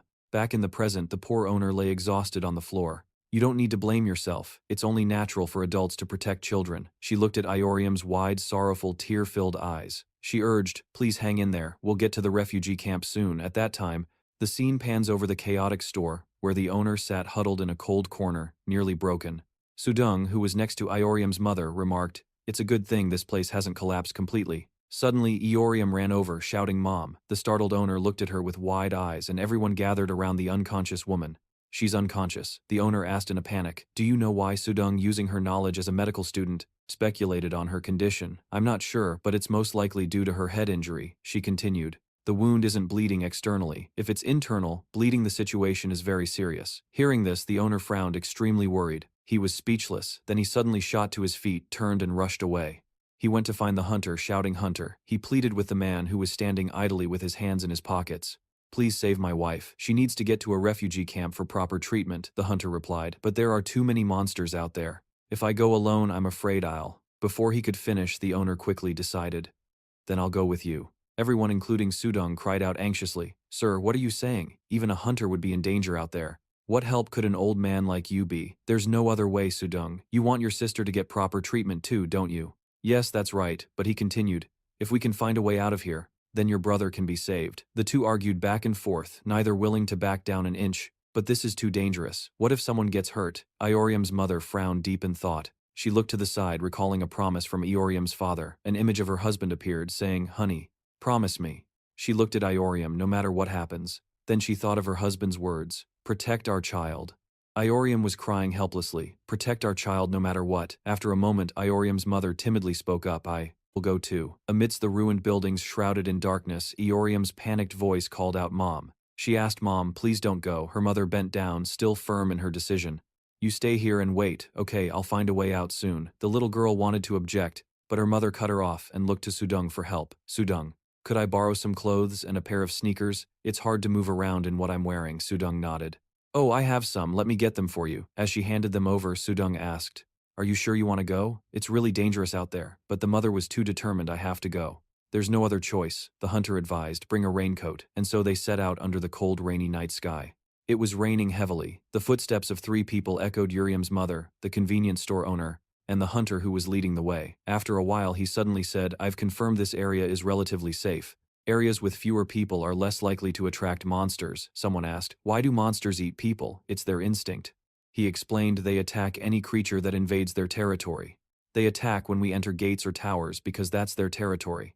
Iorium's mother listened anxiously to the conversation. "But why are they attacking our city?" "Because they consider this their territory too. This phenomenon is called a dungeon break, right? When will this end?" "It will only end when all the monsters here are dead, I see." The three of them continued walking through the rain. Suddenly, the hunter stopped without a word. Seeing this, the owner called out, "Hunter, why did you stop?" The rain continued to pour down in the cold. The hunter's face darkened. He asked a cryptic question, "You two don't regret coming with me, do you?" "What?" The hunter slowly turned his head. A cunning smile spread across his face. "Can't you two feel it?" Then, to their surprise, he suddenly took off running. The owner and Yuliam's mother were startled by his strange behavior. While they were still staring in surprise, he yelled, "Run!" Hearing the command, the owner quickly told Yuliam's mother, "Don't worry about the reason, just run, huh? Oh, okay." The sound of frantic footsteps echoed, mixing with the heavy rain as they ran with all their might. Although they had no idea why the two of them ran for their lives following the hunter, the rain made it even harder to see. Iorium's mother struggled to watch her step. She panted from the exertion. Into the gloomy scene, a giant white spider suddenly dropped down. With its black and yellow legs, it landed heavily in front of the three of them due to its enormous size. The wind from its landing made them reflexively shield themselves. Its eyes glowed red with bloodlust. The owner screamed, "A monster!" Iorium's mother couldn't help but cover her mouth in horror. At the sight before her, she turned to look. That guy. But all around them, their bodies were already covered in spider silk that had been spun from who knows when. There's spider silk everywhere. He clicked his tongue nonchalantly, a tight smile on his face. There's no running now. Back at the dark, ruined convenience store, a white candle was lit, like the only ray of light in this chaotic world. Next to it was Suman, and the seriously injured landlady who had to lie down so Iorium and Su Yung could take care of her. Just then, Su Yung spoke up. "The rain has stopped." She glanced over at Iorium, who had been huddled up like that for a while. It was unclear for how long. Then they soon sat next to each other. Su Yung spoke comfortingly, placing a hand on her shoulder. "Don't worry anymore. Yes, they'll be fine." Iorium was silent for a few seconds, then spoke her mind. "I thought I could take care of myself," she continued. "But it seems it'll be a long time before I can." Su Yung questioned the natural weakness of a young child. "What do you mean you're still a child, Iorium?" The girl looked towards the landlady. She told me the same thing, she said, sadly blaming herself for not being strong enough. I want to become an adult who can take care of myself. Suddenly, without warning, a sound came from outside the door. What's that sound? Iorium also paid close attention. Then right before their eyes, someone collapsed to the ground as if they had lost their soul. Iorium screamed, "Mom!" The two of them ran quickly towards Iorium's mother and another person. Her mother's purple hair was a mess, both physically and mentally. Iorium knelt in front of her and asked, "Mom, are you hurt anywhere?" Iorium's mother uttered the spider. Iorium didn't understand her mother's trembling whisper, "Huh, what spider?" Su Young had a slightly uneasy smile. "Did you guys find an exit already that was fast, huh?" She was silent until she asked, "But where is the uncle?" Iorium collapsed next to the hunter, who was painfully clutching his arm. He glanced to the right with beads of sweat from exhaustion and fear. Iorium's mother trembled as she spoke incoherently. "We couldn't do anything. I'm sorry the image of the spider appeared if it wasn't for it. He wouldn't have." She thought about the moment the owner was running from the monster, but ultimately couldn't escape in time. Su Young's jaw dropped in shock, and so did Iorium's. They remembered a kind uncle who always had a smile on his face. "Him, what did you just say?" Everyone immediately turned to where the question came from. It was the landlady. She staggered forward, her brown hair wrapped in bandages. What happened to him with the full shock hitting her? She started to lose her ability to stay conscious. "Ma'am," Auntie worried. Cries erupted as she collapsed once more. A while later that night, the rain fell heavily again, each drop like a tear mourning someone's fate. The buckets of water were on the floor. "We have enough water for everyone now." From the other side, Iorium looked at the hunter sitting alone in a corner. He kept clutching his seemingly broken arm, sweat dripping down his cheeks. The hunter was injured, and the poor auntie, after hearing the news about the uncle, she just lay motionless like this. Then Iorium looked at her mother. Her mother was devastated from witnessing his death. Iorium's mother mumbled in a small, trembling voice, "We can't escape. They'll kill us all. We'll have to live here for the rest of our lives." Her eyes were lifeless just then. A spider crawled near Iorium's mother's foot. Its brown color, though tiny, didn't escape her sight. Because of that, Iorium's mother panicked even more. She jumped up and screamed, "Ah, a spider." Iorium ran over in alarm. "Mom, what's wrong? She's acting so strange." The dark night lulled the entire city to sleep. Iorium held her mother's hand tightly. As they shared a thin blanket, the little girl watched her mother, who was having a hard time falling asleep. "Looks like Mom is sick too," Iorium encouraged herself. "I have to take good care of her." She closed her eyes and thought of her dad. A mystical dream soon pulled Iorium in. She was floating in a space of purple mixed with pitch black. Gradually her eyes fluttered open, and Iorium's eyes widened as she looked to her right, where the unadorned pure white figure of a spider had appeared. It looked as if it were illuminated by an invisible light. She unconsciously asked a spider. Iorium straightened up. She slowly walked towards the spider, which seemed to be leading the way. "Where are you going?" "Let me follow you." Her footsteps were light, and she walked slowly for a while before stopping. The spider spun a thread and lowered itself to her level. Iorium stared at it, mesmerized, then her eyes widened in horror. Suddenly, standing before her now was the landlady who had hanged herself. The darkness slid away, revealing eyes that hadn't even closed before she left this world. Iorium was horrified. What she truly couldn't believe the scene before her eyes. It was so sudden and tragic. Iorium herself didn't understand how she had managed to survive this long. 2 days, then a week, then 2 weeks. Her purple hair was held by a gentle hand. The hair tie snapped. "Oh my." It broke. Iorium's mother announced it probably broke from being used for too long. Her mother then asked, "Do you want to leave your hair down like this?" Her reply to her mother was a short yes, with lifeless eyes. A month passed with time slipping by, second by second. "I've gotten used to this lifestyle." On a day with little sunlight, a scream echoed. "What are you doing?" Iorium's mother staggered over and asked, "What's wrong, Su-young?" Su-young explained tearfully he took Suman's food, but the cold-hearted man replied indifferently, "He's been freeloading, so shouldn't we only take his share?" Su-young yelled, "He's already unwell. And he's not taking his medicine either. If he doesn't eat, he won't survive." Then Iorium's mother turned to look at the hunter. He glanced behind him, not letting go of the can of water in his hand, a weak ray of light. That day shone on the coldness in his eyes. Her heart almost skipped a beat, seeing that his uncaring look only reminded her of that catastrophic day. Not far enough to forget, but not close enough to speak of, she pointed to the other side and told Su-young, "Then take my portion for him, Su-young." Su-young reacted strongly, but was cut off. "What? No." A mocking laugh erupted in the middle of the conversation. The hunter casually put one hand in his pocket and lectured them with the other. How ridiculous. "Are you the one managing this store?" He glanced at where the real owner had died. One of them was killed by a monster. From that moment, Iorium stood in a corner, pricking up her ears to listen to every word, and another one. The 3 venomous words he uttered made the little girl's eyes widen. Committed suicide. The scene from that day when she had just woken from a dream, to be greeted by a departed soul. Iorium's mother noticed her daughter as he continued, "So don't act all nice." Having said his piece, he coldly turned to leave, but Su-young called out and asked, "Are you really a hunter?" She almost shouted, "If you're a hunter, shouldn't you prioritize the weaker ones?" But your actions now, the hunter cut her off again. "Ma'am, it seems you've misunderstood something." He sneered nonchalantly. Hunters aren't chosen for their personalities but for their ability to survive. And just like you said, hearing that everyone froze like statues at the terrible nature of the word hunter, that's how normal people think of hunters. You people only come to us during difficult times. And that's strange, the hunter's large frame seemed to overpower Su-young, threatening her like an arrogant bear. "Do I need to care about this chaos? The one you should be concerned about is me." His sharp glare fell upon Su-young and Iorium's mother, making their hearts leap. "What would you do if I killed all of you? To take all the food? Huh." The future seemed to be decided. The moment he finished his sentence, a fearful voice rang out. "What did you say?" Suddenly, for the first time in a while, the hunter showed a gentle, smiling face. He turned his back and started to leave, saying, "I'm just kidding, why are you all so tense?" Just then, his muscular arm froze. His eyes darted to the side as pain signals shot to his brain. He clutched one of his shoulders. He winced at the wound inflicted by that spider. Iorium's mother could only watch helplessly, unable to find the right words. To make the situation any better, she harbored a deep hatred for that hunter. She etched his cold, arrogant demeanor into her memory, and his arrogance, while everyone was entrusting their lives to his leadership. Kidding. She thought this isn't a situation to joke about. A clear day dawned on the city, which was slowly falling further into ruin. More than ever before, a few days later, Suman had recovered. He was finally conscious enough to sit up and eat a few spoonfuls of cold rice. Su-young happily fed. Su-young also looked more cheerful. The gloomy days seemed to grow warmer now that Suman was better. Iorium looked at the hunter and thought, and ever since Suman recovered, the hunter's expression had soured, as if worried his food portion was being threatened. Then she looked over at her mother.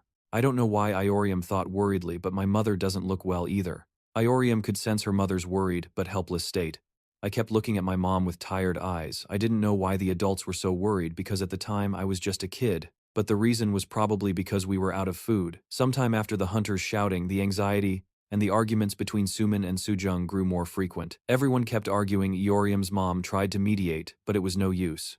Things grew increasingly tense as everyone argued. Iorium could only stand there helplessly. Suddenly, the hunter reached out and pushed Suman over. He lost his balance and fell backward, making Su-young anxious. Her heart stopped as she slowly looked behind her. Suman was unconscious. "You killed him." A desperate scream echoed as a heartbroken Su-young ran to Suman's side. "He was already gone, Suman." At that moment, the hunter didn't show even a hint of guilt, just stared blankly at the hand that had just taken an innocent life. He spoke up, defending himself. "I didn't mean to do that." Seeing this, I trembled as my mother pulled me into a tight hug. I stared at him with lifeless eyes. "It was just an accident." "Why did this happen?" Iorium remembered the old couple who owned the shop. Why did this happen to the couple at the convenience store? And now to the siblings, Su-young and Su-min. Why? Countless whys raced through Iorium's confused mind. She understood less and less of what was happening. It was about her fate and everyone else's. She stammered, wanting to voice everything, but only managed to utter meaningless sounds. Just then, my mother immediately covered my mouth. She gave me a serious glare and hissed, "Don't provoke him." My mother stared at me seriously and warned, "He will kill you. He has no problem sacrificing others for his own gain." That's what he did that day. Back on that fateful day as the rain poured down. He panted, exhausted. "Is this the end?" The crazed spider rushed toward the hunter. He still tightly gripped his blade. "This is insane. I don't want this," he lamented. "Why is this damn thing drooling? Is it hungry?" The hunter luckily dodged a swipe, his body hanging in the air for a moment. Suddenly, he heard a piercing scream. He landed back on the cold ground and glanced at the shop owner behind him.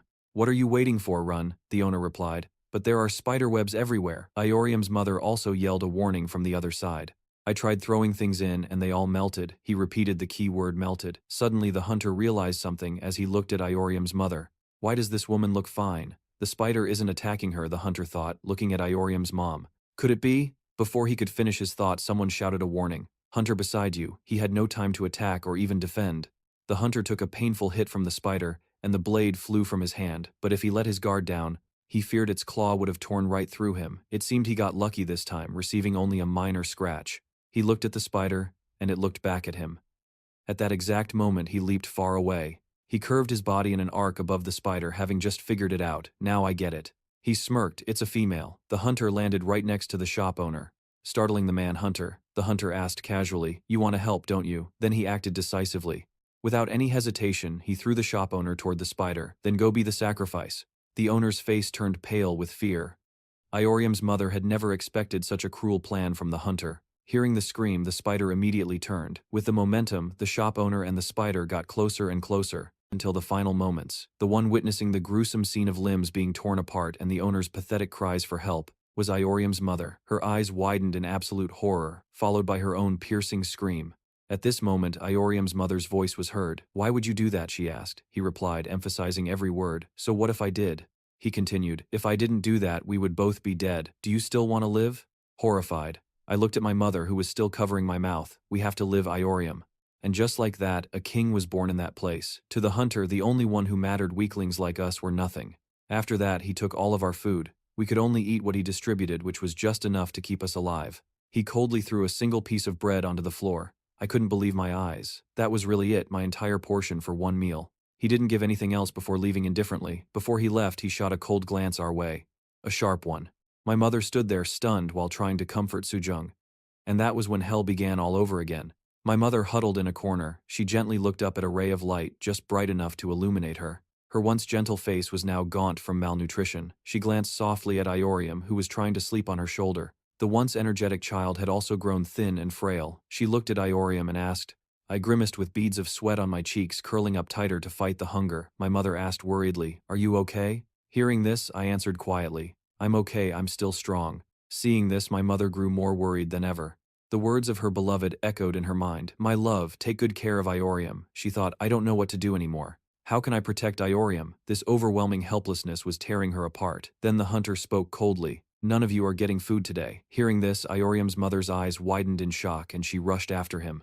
"What do you mean by that, hunter?" he replied indifferently as he walked away. "There's not much food left, so I'm cutting your share." "What?" Why, Iorium's mother tried to reason with him. "We haven't eaten in so long. If you don't give us food," he cut her off. "You all just sit around. Why do you need food? I'm the one constantly moving to find an exit. I'm the one who needs the energy." She was speechless. "So have you found it yet?" "No, not yet." Hearing those words from the hunter, Iorium's mother gritted her teeth in bitter frustration. He slowly turned to look at her as she asked, "So when are you going to find it?" Unable to hold it in anymore, she finally mustered the courage to shout, "How much longer do we have to wait here to get out? We put all our trust in you, and you just steal our food. If this continues..." Suddenly he shot her a deathly glare, making her realize the danger and fall silent. Reflexively, my mother raised her hands to protect herself. As he reached his hand toward her, she braced for impact, but all she got was a scoff. As she slowly opened her eyes to see what was happening, the hunter just stood there mocking her. "A useless beggar like you dares to talk to me like that." After that, he nonchalantly walked away. Iorium's mother stood frozen like a statue. Suddenly, a pained groan escaped the hunter, and she noticed him clutching his arm. She said, "It seems that wound from the spiders still hasn't healed." What, he asked. Iorium's mother clenched her fists as a realization dawned on her. "And it seems to be getting worse." Her vacant eyes filled with a deadly expression reflecting the silent scream of her soul. Seeing this, the hunter couldn't help but shudder with a fleeting sense of unease. He replied, "What did you just say?" But Iorium's mother had already turned to leave. The door slammed shut loudly. Her mind was racing. What do I do now? The city outside is still in ruins. What can I do in this situation with Iorium wasting away? Her mind and body can't keep this up for much longer. What can I possibly do? Their shelter was covered in planks to keep monsters from getting in and to protect Iorium. Then one day a sudden call reached her ears. Mom Iorium's weak, trembling voice whispered, "I'm so hungry." Hearing that, her mother's eyes shot open as despair consumed her. Iorium's mother trembled for a moment, and then she got up. Sujung, who was huddled in a corner, looked up when she heard her name called Sujung. It was Iorium's mother. She clenched her fists in hatred. The shadows obscured her gaunt face on that dark, silent, and lonely moonless night. Heavy rain started to pour. A green shawl slipped from its owner's shoulders. The hunter was clutching his right arm. He let out meaningless groans of pain. By now, the poisonous purple marks had spread over most of his flesh. The hunter looked at his arm and thought, "Is this poison? It's spreading continuously. I must find shelter and fast." Footsteps echoed from behind him. Iorium's mother approached and asked Hunter, "Did you just come from outside?" He saw her holding a cup of water. "Have you found an escape route?" Her round, lifeless eyes stared at the hunter. He replied, "It rained today, so I collected some water. It's clean." So she handed him a glass of water and said, "Drink up." He asked why she was suddenly being so nice to him, and she replied, "I just think that everything I did before was meaningless. Because as you said, you're the only one who can help us get out of here. We have to do our best to support you so you can stay healthy." He laughed heartily, clearly pleased as he took the glass of water. "You finally understood your place," the hunter said while drinking. "That's right, that's exactly what you should be doing. Just sit there quietly and wait." As he took each gulp, Eorum's mother watched him closely. After he finished drinking, she said, "Mr. Hunter, do you remember what you told us before?" "What did I say?" he asked. She reminded him. "You said that ever since the dungeon outbreak began, monsters have been continuously invading our world even though this isn't their territory." He nodded. "That's right, I did say that." And then suddenly a wave of dizziness hit the hunter. His vision blurred. As he felt dizzy, he heard Eorum's mother say, "Aren't you exactly the same, Mr. Hunter?" As he collapsed onto the floor, she continued, "You're also invading our territory." Eorum's mother watched the hunter, feeling a sense of satisfaction. He had finally fallen asleep. The cup of sleeping potion, not yet finished, slipped from his hand and spilled onto the floor. She looked at him, then immediately turned to call Sujung. A moment later, they both looked down at him. "Did the drug work?" "Sujung, you should know that better than anyone. I don't really know much about pharmaceuticals myself. I just knew how to mix some sleeping ingredients together, that's all." Sujung sighed. "Seriously?" She asked, "Are we going to kill him?" The rope tightened in Eorum's mother's hands as she said, "Sujung, why are you hesitating? Don't you want to avenge your brother?" Sujung reached out to help Eorum's mother. "Whether it was an accident or not, your brother died because of this hunter. And if we let this continue, we'll probably die too. We'll just have to wait for another hunter," she said as they both looked at the unconscious hunter in the chair with a rope around his neck. "Someone else will come and save us." Eorum's mother gave the signal. "Let's do it." Just like that, the rope started to pull taut with Eorum's mother on one side and Sujung on the other. The two frail women used all of their remaining strength for their revenge. Slowly, the hunter's body was lifted into the air, left dangling. The two gritted their teeth, pulling harder. The hunter was lifted higher, but then unfortunately, his sharp eyes of that devil turned to look at Sujung and Eorum's mother. "You beggars." A moment later, the rope went slack. Sujung and Eorum's mother fell, losing their balance. The hunter clutched his blurry eyes. His legs were unsteady, forcing me to be the bad guy. He gritted his teeth and decided, "I have no choice but to kill you." Sujung trembled. "What now?" Eorum's mother calmly got up from the floor and said, "I anticipated this, but he woke up sooner than I expected." "What?" "It would have been better if we had acted sooner." Hearing her, he thought, as expected of a hunter. She clenched her fists, her mind already on a backup plan. "But you're still dizzy, aren't you?" he yelled. "Shut up," and aggressively lunged forward. Without hesitation, his hand shot out and grabbed Eorum's mother's face. Sujung flinched in surprise. "No," a scream rang out. Just in the nick of time, something struck him in the eye, sending the hunter rolling on the floor again. He clutched his face in pain, screaming, "My eye." Immediately, Eorum's mother picked up an iron bar and walked towards him. She swung the bar. "Your body seems quite sensitive. Is it because of that spider wound? You must have been poisoned." With that said, Eorum's mother mercilessly brought the bar down on his head. Beside her, Sujung could only cover her mouth in shock. Her eyes wide, she watched each blow land. "Die." She swung down brutally. "Die." Her mouth kept screaming. "Die." A moment later, the hunter's hand twitched. He was lying in a pool of his own blood. Sujung stammered, He's really dead." Eorum's mother corrected her, "He's still breathing." Then she suddenly handed the iron bar to a shocked Sujung. Then she explained, "I heard that hunters heal much faster than ordinary people. If we just leave him like this, he might recover without us even realizing it, and then he'll attack us." She continued, "Why don't you take revenge for your brother with your own hands?" Sujung was trembling, but seeing her hesitation, Eorum's mother screamed, her voice like a command, "Do it now." At her words, Sujung finally raised the bar. Standing over the hunter, she raised the bar high. Suddenly she remembered the past warmth in Sumin's voice. "Big sis." "Sumin." She lowered the bar. The rusty weapon clattered onto the floor as she dropped it, and the sound of sobbing filled the air. A hand from Eorum's mother gently picked it up. Sujung sobbed, "Why? Why is this happening to me?" Eorum's mother steeled herself to swing the bar again, to commit murder. But this time her target was none other than the pitiful Sujung. I'm sorry, Sujung, but I have no other way to protect Eorum." Little Eorum seemed to be lost. She was fast asleep on a spiderweb, lying as still as if she were dead. Eorum slowly opened her eyes. The spider opened its eyes. A loving voice called out Eorum.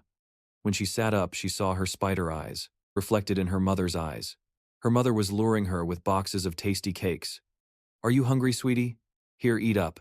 There was more food in her mother's hands. To that hungry little spider, the origin of the food didn't matter. Eorum ran to her mother and just ate and ate. She devoured everything.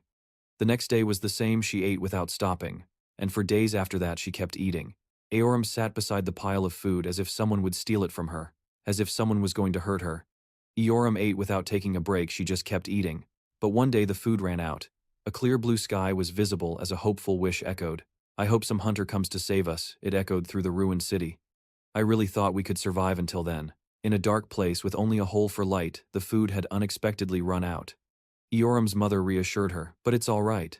So Mom has made a decision, she said gently with a warm face after having severed her own arm. She offered it as food to Eorum. Mommy is here. A mother who gave her own body for her child, but numbers of various colors flashed in the night. With her bare feet she walked slowly with constant whispers in her head. Not mother's eyes so she can't see me. Not mother's ears so she can't hear me. She kept walking. Not my mouth, I won't be able to scream for help. Suddenly she stopped. Instead she just walked on and on. At some point a giant monster had appeared behind her, and the other parts? Her footsteps halted. The little girl tilted her head looking back with vacant eyes. Suddenly there were flashes of slashing attacks. Swoosh, swoosh attacks were launched at the monster. A girl with long black hair appeared and sliced the monster into bloody pieces. Fresh blood sprayed everywhere. Despite witnessing this gory scene, the little girl's eyes remained vacant. She didn't panic or show any fear. After taking down the monster, Minerva finally noticed the little girl. She called out Eorum. Her companion spoke up. Minerva, what are you doing? Then he too noticed the little girl. Huh? Is that a survivor? Soon after, the girl was brought to the city's refugee camp where the hunter guilds were helping victims of the disaster. Suddenly a voice in the camp exclaimed, "Oh my goodness," Ella said in surprise. There was still a survivor there? She went with Minerva to meet the girl. What a cute child. Hey kid, are you hurt? I'm in charge of medical care here. Then she turned to Minerva and asked, do you know who she is? Minerva replied, no, she hasn't said a word. She just keeps repeating the same thing over and over. Eorum remained silent. Just then the girl spoke, I'm hungry. Minerva said with concern, she just keeps saying that. Ella chimed in with an idea. Shouldn't we give her something to eat then? Minerva replied, we already did, but she refuses to eat. Ella then pulled a chocolate bar from her pocket with a smile. You're so silly. Kids like sweets more than actual food. Minerva asked, is that from the market we searched last time? Then Ella leaned down with a smile and offered the chocolate bar to the girl. Here you go, cutie. You'll be even cuter after you eat this chocolate. Suddenly, Eorum's eyes widened. Seeing this, Ella smiled. Hey look, her eyes are sparkling. But she didn't realize. The little girl's eyes weren't focused on the chocolate bar but on her arm. Then the girl pounced. A few other people were busy taking care of one another. One of them jumped and looked over when they heard Ella scream. A scream still echoed. What happened to her? Because she lunged and bit Ela's hand with a crazed expression. Stop her. Iorium was still biting frantically. She's biting me. One of the witnesses to this scene recognized the little girl. It's Iorium. She met driver Yang at the shelter. A few weeks later, she reunited with her uncle. As soon as he saw her, he called out. From afar, he saw Iorium standing with Minerva. He reached out his hands and rushed over. He hugged the little girl tightly in front of Minerva. According to Iorium, my uncle found me, and people began to recover from the shock of the gate. What happened when Iorium was so young had a great psychological impact on her. She went to see a psychologist. The doctor asked, can you tell me what you were thinking when you drew this? She also thought I was starting to recover. One beautiful day, her eyes were empty for a moment. Then she smiled and said the weather was wonderful. Behind her, someone was calling out while Iorium was still exclaiming, I need to have fun in weather like this. From a distance, a few hunters approached. One recognized her and asked, are you the Death Hunter? I heard you're looking for a hunter party at the hunter's office. She looked at them emotionlessly.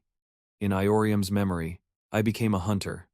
She killed many magical beasts with her companions, and she met many hunters, in different groups and all sorts of people. Then a voice was heard, a monster was just shot in the head. I decided to become a hunter. It turned out Iorium was the one who shot it. She turned her head back. A black-haired person was also fighting. She turned and ran towards that person. The scene changes to a large building. Inside that building, by a fireplace, where Iorium was living with other people. And I met many hunters. The scene of everyone talking to each other was very warm, from different groups and all sorts of people. And during that time, a young man spoke up and asked, so you decided to become a hunter? Iorium was a bit surprised and turned to look at him. It was a handsome man with blue hair asking, and Iorium looked at him a little shyly. In her mind, she thought, there was a hunter who seemed to pay a lot of attention to me. One day he invited her into the forest. She was curious. This place was full of energetic people. So that's normal. Hunters have feelings too. When they arrived, he said, we're here. A structure gradually came into view. It was an ancient structure. The two of them stood before it in admiration. Iorium was extremely surprised. She was very surprised. Wow, what is this place? He introduced it as the ruins of a tower. They kept it as is because of its high preservation value. It even became a tourist attraction here. She replied, I see. It's so beautiful. I didn't know this place existed. Iorium curiously stepped inside. She touched the architectural materials. This is a type of mineral that cannot be found on Earth. According to my research, it is made from meteorites floating in space. In addition, it is also more durable than minerals on Earth. He said happily, I did a good thing bringing you here. Iorium replied, thank you for bringing me to such a beautiful place. After that, he rushed forward to kiss her, but this made Iorium feel disgusted. Isn't this a bit too much? We haven't even dated yet. But he suddenly. She opened her eyes wide and looked at him. She felt unwell, facing his eyes full of calculation. Huh? He looked incredibly scary. What's wrong with his eyes? Why is he looking at me like that? His eyes were still wide open, staring at her. Why does he have to look at me like that? I hate this. I hate it. I hate it. It made Iorium remember the unfortunate memories of her past when she and her mother desperately waited for help, while others died one by one from hunger and thirst. You need to eat, when in the end, only the two of them were left. Her mother had to cut off her own arm as food for them. At that time, she was terrified. Mom, what did you do to your arm? A crisis can distort the human psyche, especially when you've hit rock bottom. Her mother explained, we're out of food. Iorium was horrified. She screamed, I don't want it. You're too weird, Mom, her mother calmly said. So what should we do? She was frightened by her mother's words. Do you want to starve to death? At this moment, Iorium suddenly remembered her father. She spoke up. Dad will protect me. Dad will watch over me. Her mother sighed in frustration. You still think your father is strong? Her mother sighed and then became crazed. As she listened in horror, if he were strong, he wouldn't have died from an illness.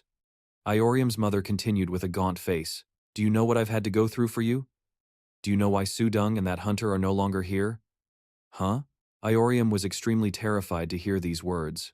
Her mother raised her arm and said, only the strong survive. Iorium. The terror in her eyes did not subside. Do you understand? She gritted her teeth and endured it. In the end, Iorium still ate her mother's arm. The image of her mother with a severed arm still haunted her. A moment later, a blood-stained knife lay on the ground. Iorium's mother sat next to the knife with only one arm left. The whispers rose again in her mind. Not Mom's eyes. Mom won't be able to see me. Not Mom's ears. She won't be able to hear my voice. Not my mouth. I won't be able to scream for help. Her mother spoke. Instead, she looked at herself. What about the other parts? After saying that, her mother picked up the knife. These things were too horrible for a girl so young. Iorium could only hug her head in fear, sitting in a corner. Her face at this moment was one of ultimate terror. Finally, on a bright moonlit night, her mother hadn't been so lucid in a long time. She said to her, Iorium. Her mother lay on the ground. I'm okay, hurry up. Iorium's mother crawled over and said, eat me. By then, Iorium's eyes had become lifeless. Her mother's eyes were the same. The mother and daughter looked at each other. Iorium's eyes became more and more empty. As the memory reached this point, Iorium suddenly pushed away the man who had forced a kiss on her. No, don't do that. She trembled and covered her mouth. He asked with concern if she was okay. She replied, don't look at me. Then she looked up, revealing her sharp eyes. With that look, he was startled and took a step back. She screamed, I already told you not to look at me. A purple and white light emitted from her body. It flashed brightly. It was also a bright moonlit night. A thin cut appeared on his neck. He hadn't yet realized what happened when a second later, blood spurted from his neck, and his head fell to the ground. Iorium was horrified to see this scene. No, her face was covered in tears. I killed her. Iorium knelt down, her face pale, and Iorium screamed in a frenzy. The system appeared. You have fulfilled the conditions to become an apostle of greed. Purple energy radiated from her body. It grew brighter and stronger, then exploded. The system display was still there. You have fulfilled the conditions to become an apostle of greed. Afterwards, she smiled a faint but terrifying smile. After that, Iorium grabbed his head. She slowly stood up, then smiled excitedly, and muttered, enjoy your meal. The system appeared.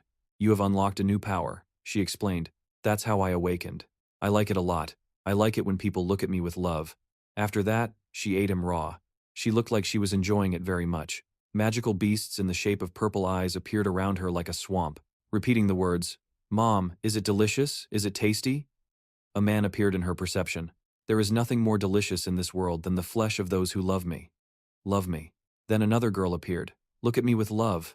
Iorium kissed a hand, so that I can eat you. She kissed it sincerely. With all the love you have for me. Scene change. At some point, a rumor started spreading among the hunters. There is a rumor spreading. They say there are hunters from the government who specialize in dealing with crimes committed by other hunters. What? Really? Hearing this news, Iorium was surprised. What? Really? That thought crossed my mind. Who would have thought people like that existed? Iorium thought. I can play the role of the innocent Iorium, and no one will suspect me. As she thought, she stroked her hair. But it's better to be careful. The sudden death of a civilian is very suspicious, so I have to remove them from my list.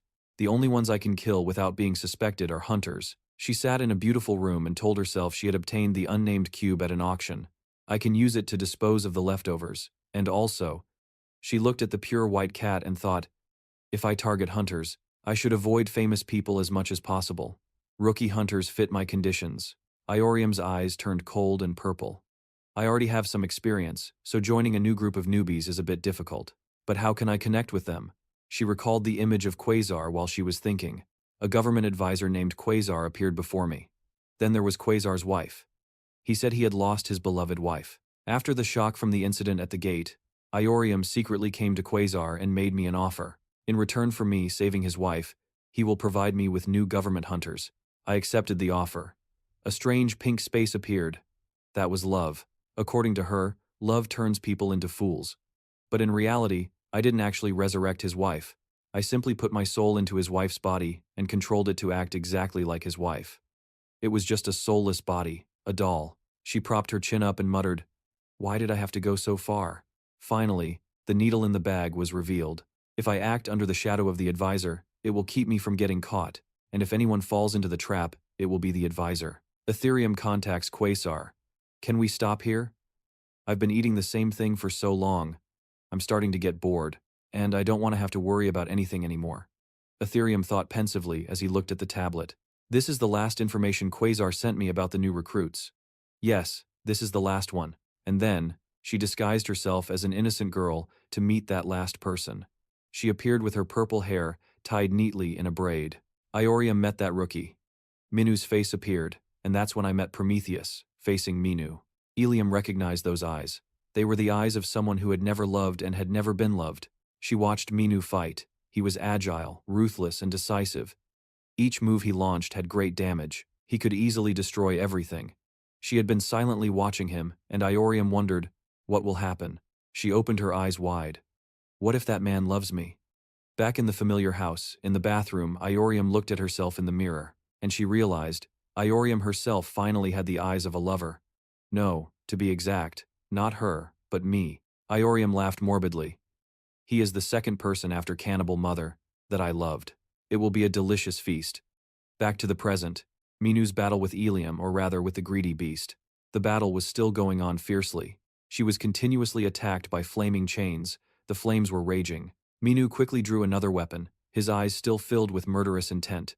He transformed the weapon into a chain with a hook. He jumped up, spun around, and swung a deadly blow at the monster.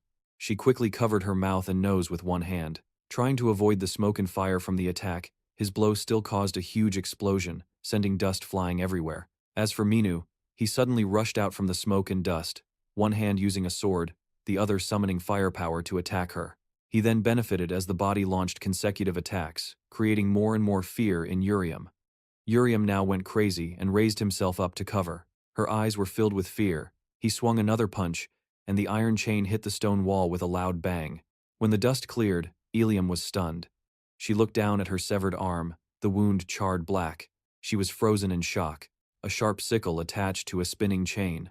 At this moment, Minu looked like a grim reaper, slowly approaching, holding a deadly weapon in his hand. He raised his weapon high, then threw it at Iorium with great force. She was completely shocked by the blow. Iorium's other arm was also badly injured. He eventually appeared right behind Iorium while she was still bewildered by the pain. Suddenly she noticed him, and at that moment, Minu launched an attack that created countless crimson slashes that rushed towards her. Iorium could do nothing but endure, being slashed again and again. Finally, she was knocked down, unable to get up again. Iorium sat on the ground in shock, Then she laughed wildly. Minu slowly approached. Seemingly aware that she was about to die, she shouted, "Don't come near me." But Minu ignored her reaction.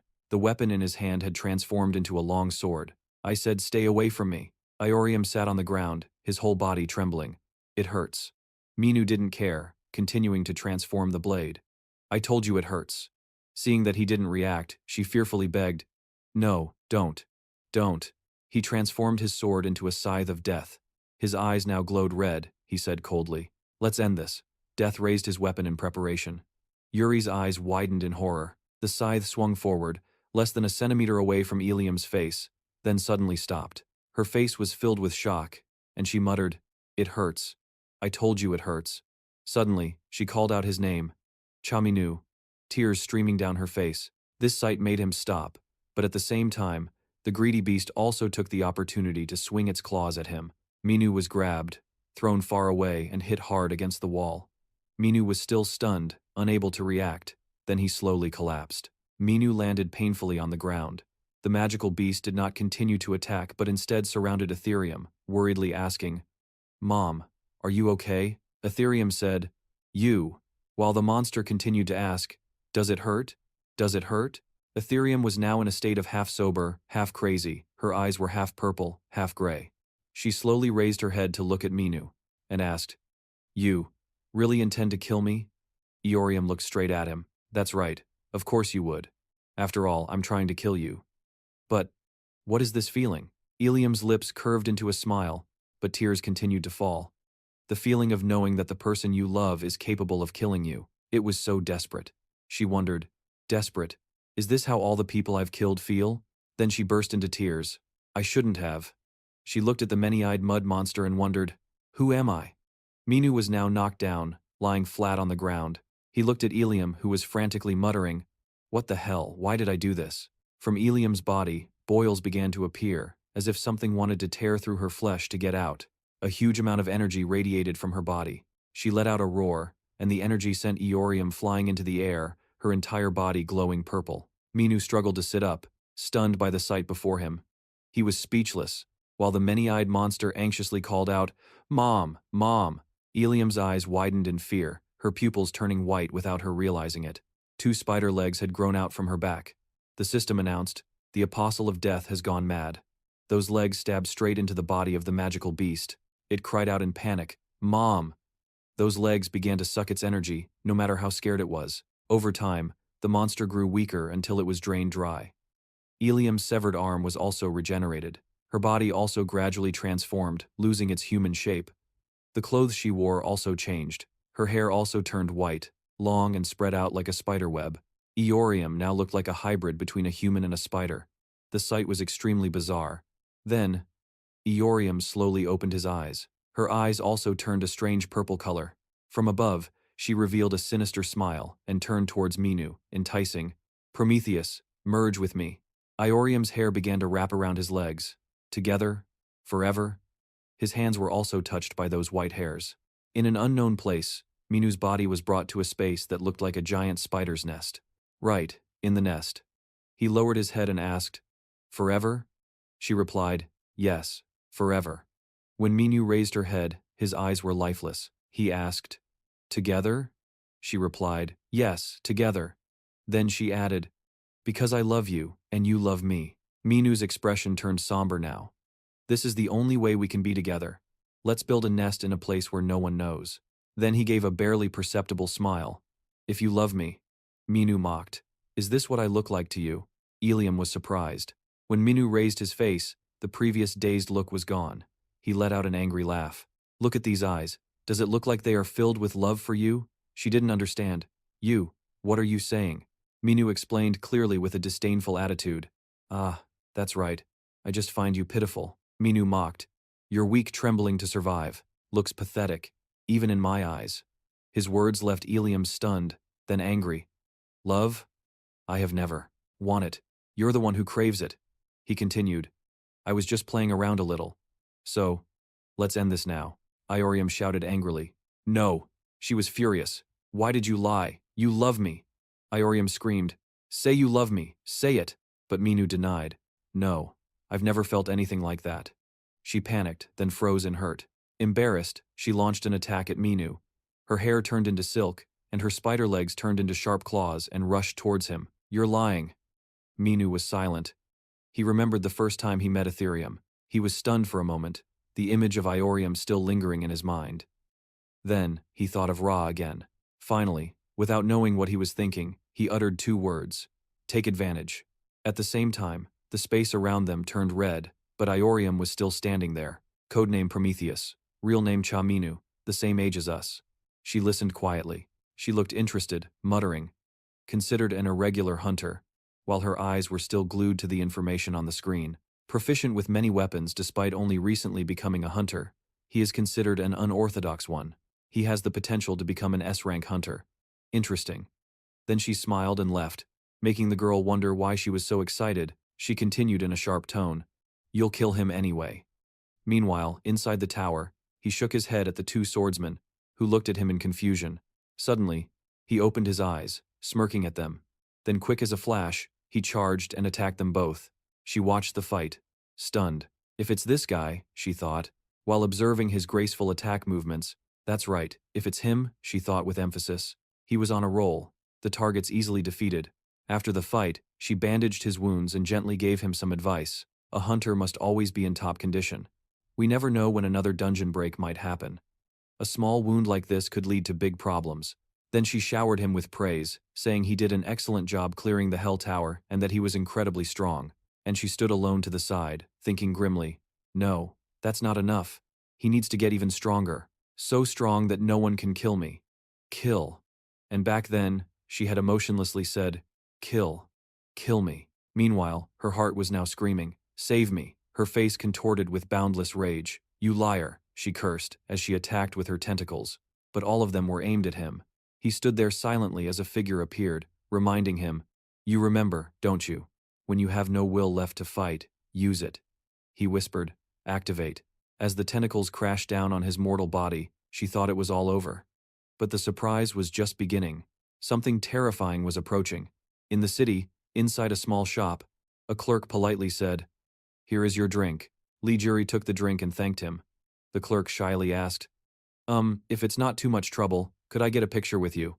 She answered without hesitation, "Huh? Oh, yes."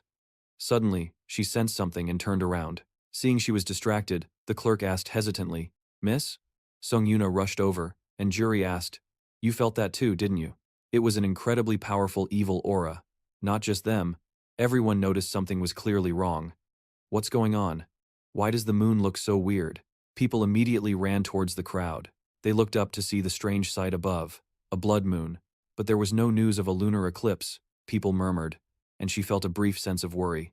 Outside, at night, a group was discussing their plan. "Do you understand? Since you're a support mage, try to avoid the monsters attacking from the rear." Suddenly, she looked up, shocked. Huh? Why did the moon suddenly change color? They quickly realized something was wrong. In another apartment in the city, a pair of muscular hands pressed against the floor. Ha-sung was doing a handstand. Suddenly, he froze in shock. He immediately stood up and looked outside, remaining completely silent. He stared at the blood moon outside the window, his face suddenly filled with worry. At the same time, in another building that night, Jia Van stood before a glass case, staring at an object inside. After a moment, he walked away. Just as the sky changed color, he paused. He looked up to see the blood moon, his eyes instantly changing color as he muttered to himself, "Baphomet." Ma Seon also saw it. He was stunned for a moment. What the hell is that? A red hue enveloped the space, and an evil aura spread everywhere. Nerium stood in the center, her face hardening, her pink eyes sharp. A pair of deformed legs approached as he muttered, looking at the other person. Baphomet. His eyes glowed with a fierce red. He swept through everything. He reached out to grab her, but she nimbly leaped high, narrowly escaping. She stared forward in a daze. She froze again at the unfolding events. He had entered a hunting state with her as his target. He lunged again, moving in and out of sight. Though he missed her again, his attack hit the surrounding area. A sea of flames engulfed everything, and countless small rocks pelted her. Her expression darkened. She repeatedly muttered, why, and then screamed furiously, "Why?" His massive shadow loomed over her. She dazedly watched her hair fly about. Somehow, he had gotten behind her. He saw her resentful tears streaming down her face. She asked softly, "You should have just pretended and stayed with me. You couldn't even do that simple thing? Is it because I'm a murderer? Because I've killed too many people?" He simply replied, "I don't care about any of that." Nerium angrily demanded, "Then why?" The scythe was already piercing through her, sending blood flying. She stared blankly in stunned silence. He said, without emotion, "I'm going to kill you." He added, "I decided that the first time we met, everything I've done was to catch you. Let's end this, Grim Reaper."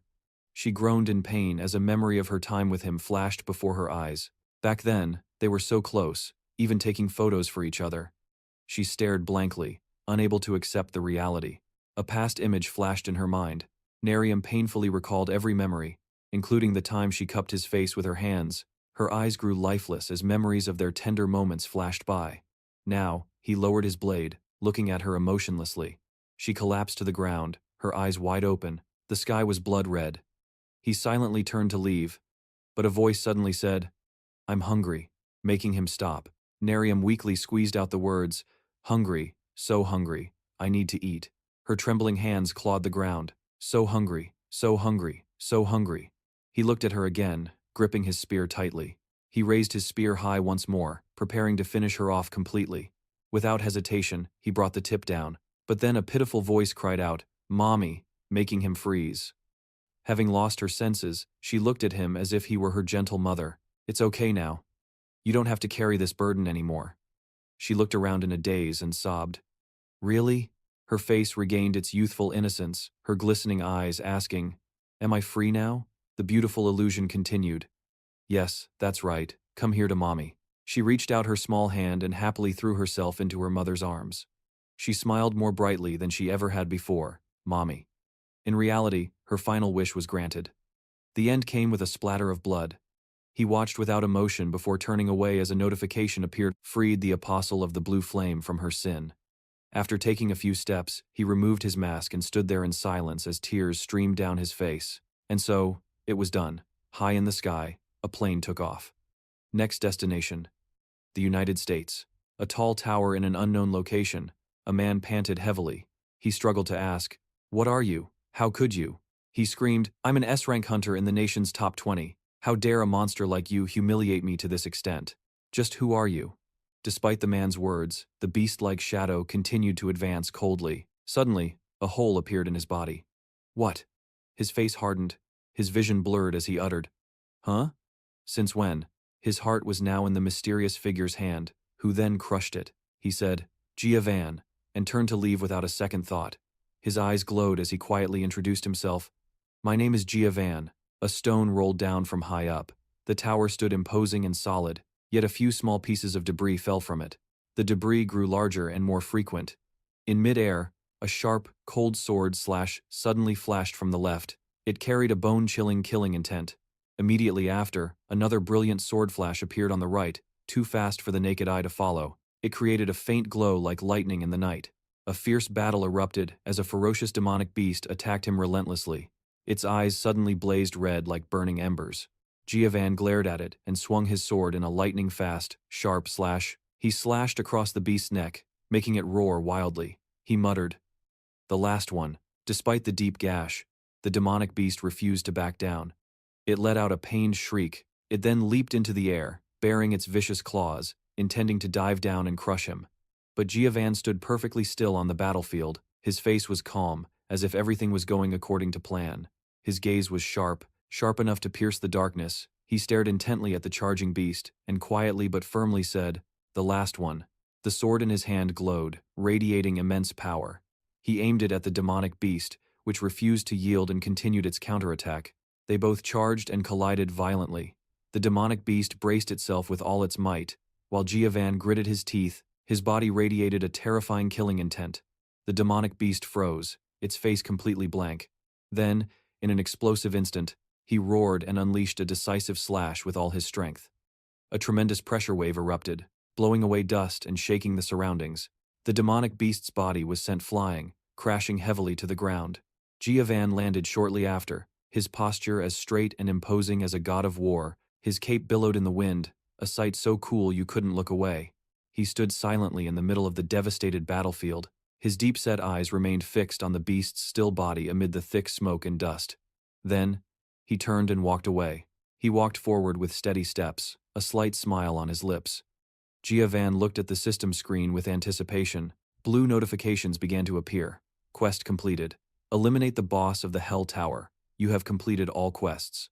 You receive a reward, a hidden skill. He stood before the circle of light, his eyes thoughtful as he mumbled, "It's finally over." He reached out to touch it. "As long as I have this skill, I can turn everything back to the way it was." But his joy didn't last long when the screen showed an error message. A mechanical voice rang out. "A random error has occurred. Cannot run program. Reporting error. Searching for a solution." And finally, "Solution not found." He exclaimed in shock. "What?" Suddenly, a red notification appeared. Was that really the boss of the Hell Tower? This left him stunned. A series of warnings followed. He is just a demonic beast, a beast guarding the first floor. Why did he become the boss? He climbed the tower. He's the boss? That demonic beast is the boss? Suddenly, its body began to stir. Its glowing red eyes opened. The mechanical voice continued its alert. "You have failed to eliminate the boss of the Hell Tower. You will not receive the regression reward for quest completion." This left him completely stunned. What is happening? He felt a pair of red eyes staring at him from behind. An earth-shattering explosion erupted, and he glanced over. By some force, the demonic beast had revived. Its face was twisted and deformed, its bloodshot red eyes staring at him. Without a word, it pierced through his body. Fresh blood splattered everywhere. His eyes widened in shock as he stammered in disbelief. "How?" The demonic beast spoke brazenly. "Give me your body." It got close to his face and declared, "I must take it from you." His eyes widened in confusion. He clenched his lips, speechless. Trembling with rage, he hissed, "This demonic beast." Just then, another terrifying explosion erupted in the middle of the tower. Meanwhile, elsewhere around the tower, someone was slowly walking towards the Hunter Center's information team. Marker complained impatiently. "Is he here yet?" The person suddenly appeared from behind. "Oh, sorry, I got stuck in traffic." Kim Yoon-ho, a reporter from the Dushan Times, scratched his head awkwardly and asked, "Have you been waiting long?" He replied, "No, I just got here." He looked towards the tower and exclaimed in awe, "Oh, is that the tower?" Before he could finish, Marker interrupted him. "It's the Tower of Pride. And just so you know, it's getting cleared today." He clenched his fists excitedly. "Really? Then I'll film until it's cleared." The two of them talked as they walked. "Will you be all right? Even though you're awakened, you're still a reporter with no combat experience." He joked, "I might not look it, but I'm great at running." Kim Yoon-ho asked curiously, "And aren't you part of the Hunter Center's information team?" "From what I know, the information team's role is to investigate the tower's status before other hunters can enter." He replied seriously, "Since you're a reporter, I'm sure you already know. But we've been too busy lately to monitor the status of this tower." The reporter exclaimed, "Oh, is that why?" The Protection Project, to prevent another dungeon break outbreak, was started by the World Hunter Association. Through an investigation by the American Hunter Center, it was found that dungeon breaks were accelerating, prompting a request for help from hunters of all nations. Under the direction of each country's government, hunters were sent to nations with underdeveloped hunter systems to clear their towers. As a result, the risk of dungeon breaks was reduced by 26%. Kim Yoon-ho rubbed his chin and added, "Things stabilized after a year and a half, and the hunters from the Protection Project are responsible for clearing this tower." He asked excitedly, "Oh really? Can I get an interview with them?" "We have a special feature on the Protection Project scheduled to be published soon." Marker replied coldly, "Whatever, it's not my call." But he's not the type of hunter who would agree to that. Besides, the originally scheduled hunter had an issue, so someone else is here instead. The reporter asked, "Is that right? Do you know his code name?" He immediately answered, "Baphomet." The name made Kim Yoon-ho stare blankly and repeat, "Baphomet?" Then he exclaimed in shock, "Hunter Baphomet." Marker asked nonchalantly, "You know him," the reporter explained. "Any reporter who doesn't know him would get fired. He didn't just clear Ethiopia, but also the smaller surrounding countries. He's impressive, isn't he? He and another hunter cleared towers in regions that were underdeveloped, places that nearly all other hunters avoided. He's a hero over there." After saying that, he looked around and asked, "So where is Hunter Baphomet?" Marker frowned and replied, "I don't think he has arrived yet." Suddenly he stopped. "Ah, there." Kim Yoon-ho eagerly asked, "Where?" A person was slowly approaching, cloaked from head to toe. Kim Yoon-ho asked, Are you Hunter Baphomet? The person replied in a deep, hoarse voice. Yes, that's me. Then he let out a sneeze, making Marker ask suspiciously, Are you sick? Your voice sounds a bit off. The person quickly explained, No, I just have a slight cold. Hearing this absurd excuse, the two of them blankly thought, Hunters get colds? Kim Yoon-ho whispered, Is that really Baphomet? He seems a little strange. Without hesitation, Marker opened the system window and said, Hunter Baphomet, I invite you to join the party. A mechanical voice announced, Invitation accepted. Marker's group waited in silence. Meanwhile, the self-proclaimed Baphomet just stood there, staring at them. After a long pause, the system responded, Invitation accepted. This reassured Kim Yoon-ho a bit. It must be him then. He accepted. Let's head into the tower. In front of them was a gate. Someone remarked, It has a single entrance. It seems like the tower is cleared by hunting demonic beasts. Kim Yoon-ho said, I see. A non-combat type like me probably won't be of much help. Marker quickly reassured him, Don't worry, I'm here, and so is Hunter Baphomet. He then frowned and continued, I heard your S-rank evaluation was postponed due to your work on the protection project, since you only recently became an S-rank hunter, so show me what you've got.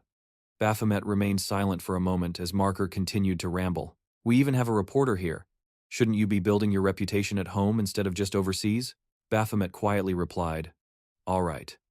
But inwardly, he was sweating bullets and thinking, I'm so screwed. He looked at the two in front of him, terrified. They're suspecting me. Suddenly, whispers could be heard from inside Baphomet's body. What should we do? It turned out this Baphomet was an impersonation by a group of small-fry demonic beasts. They began to argue loudly. Didn't you say you knew how to impersonate the master? The other one replied, It worked yesterday. And besides, why are you being so rude? The master doesn't speak like that. The youngest couldn't hold back and chimed in, Eldest brother, I'm not siding with our second brother, but the master has been interacting with people a lot lately. While they were still arguing, Marker's sharp gaze fell on them as he asked, What's the matter? He suppressed his awkwardness and said nothing. Since he'd already started, he had to follow through and trudged behind them. An authoritative voice asked, Are you afraid of being exposed? They flusteredly made an excuse. We'll be in trouble with the master if we get found out. The man they called master suddenly appeared before them. His tone was cold yet highly intimidating, I heard. Something different. You're afraid of being discovered by others. Their eyes widened as they looked towards him, sweating profusely. The master continued with cold, bloodshot eyes. More than you're afraid of me. While the minions were trembling, Kim Yoon-ho turned around and asked, Sir? They mumbled to each other. We can't reveal that we were summoned by the master. Standing in front of the gate, Marker called out, Well then, let's head in. Suddenly, a voice stopped them. Wait. The fake Baphomet firmly suggested, I will lead everyone through the tower. All of you just focus on surviving. He thought to himself, if I want to get rid of their suspicions, I just need to put on a show. As soon as he finished, the three of them pushed the gate open and entered. A different world opened up before them as the interior seemed to reconfigure itself. In an instant, a full moon appeared, and a lifelike forest materialized before them. The group was stunned. How can we be in a forest when we were just in one outside? Suddenly, on a tree branch, beastly feet with sharp claws appeared. They opened their mouths aggressively, bearing sharp fangs. On every branch, countless dark figures emerged. Everyone looked up in bewilderment.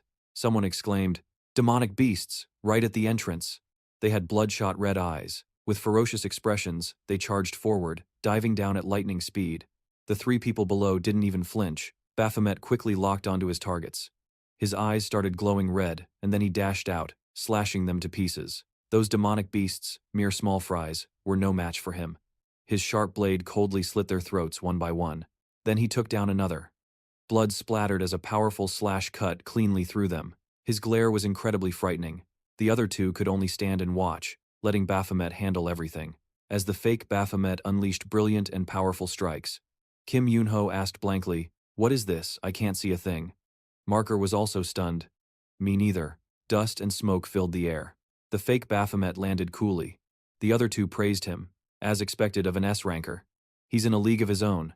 Meanwhile, on another cliff, the demonic beast's feet stomped hard on the ground as the blue monsters ran around chaotically. The ground cracked, and the fake Baphomet wielding a sword pursued them closely. He flew high into the air and slashed them to pieces in an instant. He looked incredibly cool, clenching the sword in his mouth. His pure white skull head bared its teeth in a delighted grin. and what followed was a brutal massacre. On the next floor, skeletons were already waiting. The ringleader in a mink coat was stunned for a few seconds, his jaw dropping in astonishment. But before he could react, the fake Baphomets charged in and attacked. A fierce battle broke out between the two sides. The ringleader was no slouch either, immediately taking out an axe to defend himself, but in just a moment he was beaten into a pulp. Then came countless other battles against eagles. Next, they fought red-eyed green dinosaurs who stared back without a hint of fear. Then an aggressive fight with leopard-skinned beasts broke out. And of course those ferocious beasts were also quickly sent to meet their makers. The system announced that floor 99 was cleared.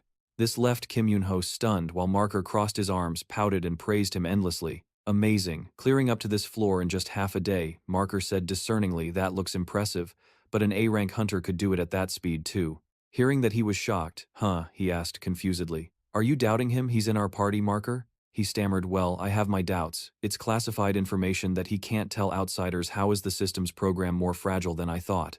I think that's been proven by the awakened ones who operate without officially registering as hunters.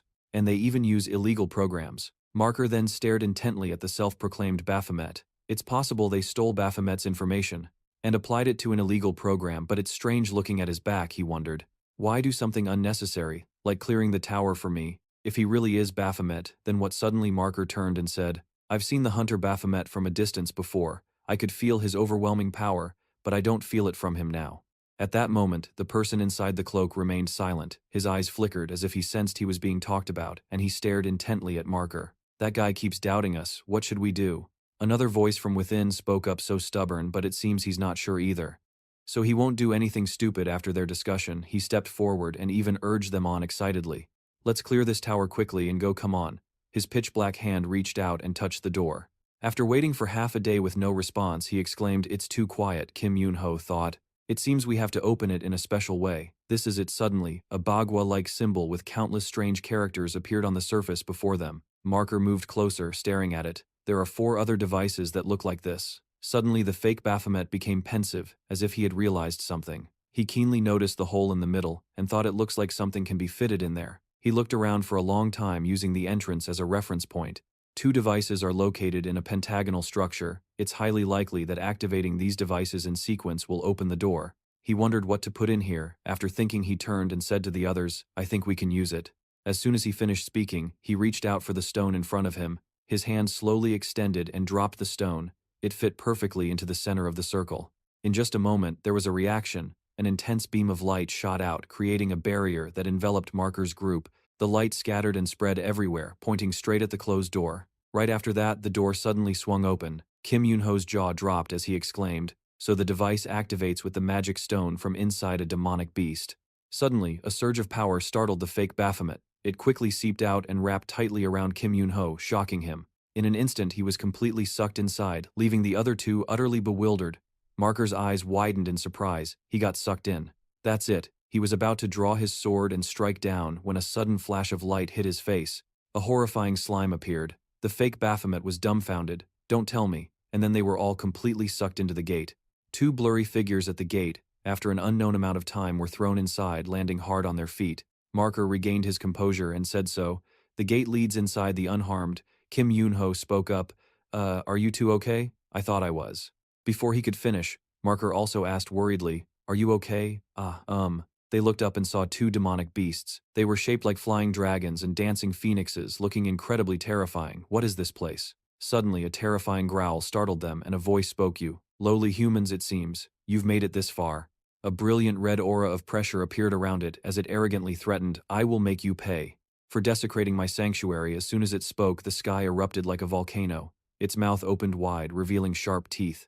A demonic beast with horns and great wings stared down at them. It had blood-red eyes and growled menacingly. Then it opened its mouth wide and fired an intense beam of light. The 3 below were frozen in place as a massive earth-shattering explosion erupted.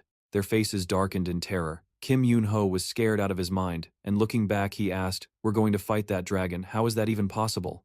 After speaking, he glanced at the fake Baphomet. His spirits seemed to lift as he cheered. That's right, the hunter Baphomet will clear the tower. We have nothing to worry about, right? Hearing this, his face fell and he said nothing. Then he reluctantly replied, Right, leave it to me. Kim Yoon-ho said excitedly, as expected from the hunter Baphomet, but he was breaking out in a cold sweat, thinking we're screwed, brothers. They started getting tense, asking each other, Bro, is this for real? Why did the difficulty suddenly spike like this? The eldest brother quickly reassured them. The three of us can do it, but one of them was so scared he started wailing.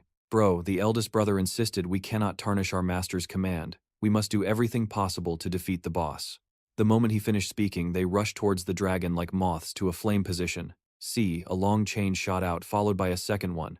Then a third chain tightly bound the dragon's legs and wings, rendering it immobile. The eldest brother's eyes widened as he commanded attack. Just like that, a fierce battle unfolded, and in a 3-against-1 fight, the dragon beast was quickly bound tightly by the chains. One of them charged forward, then the second one followed. One of them, quick as lightning, leaped high into the air with his sword, gripped it tightly, and slashed down hard on the dragon beast. An earth-shattering explosion lit up the sky. The two people below could only shield themselves, unable to see a thing. But he was suddenly confused, sensing something was wrong. It felt as if his slash didn't cut through, and before he could react, a yellow orb came flying at him. He broke out in a cold sweat. Seeing it so close to his body, he stared, but still didn't realize the danger.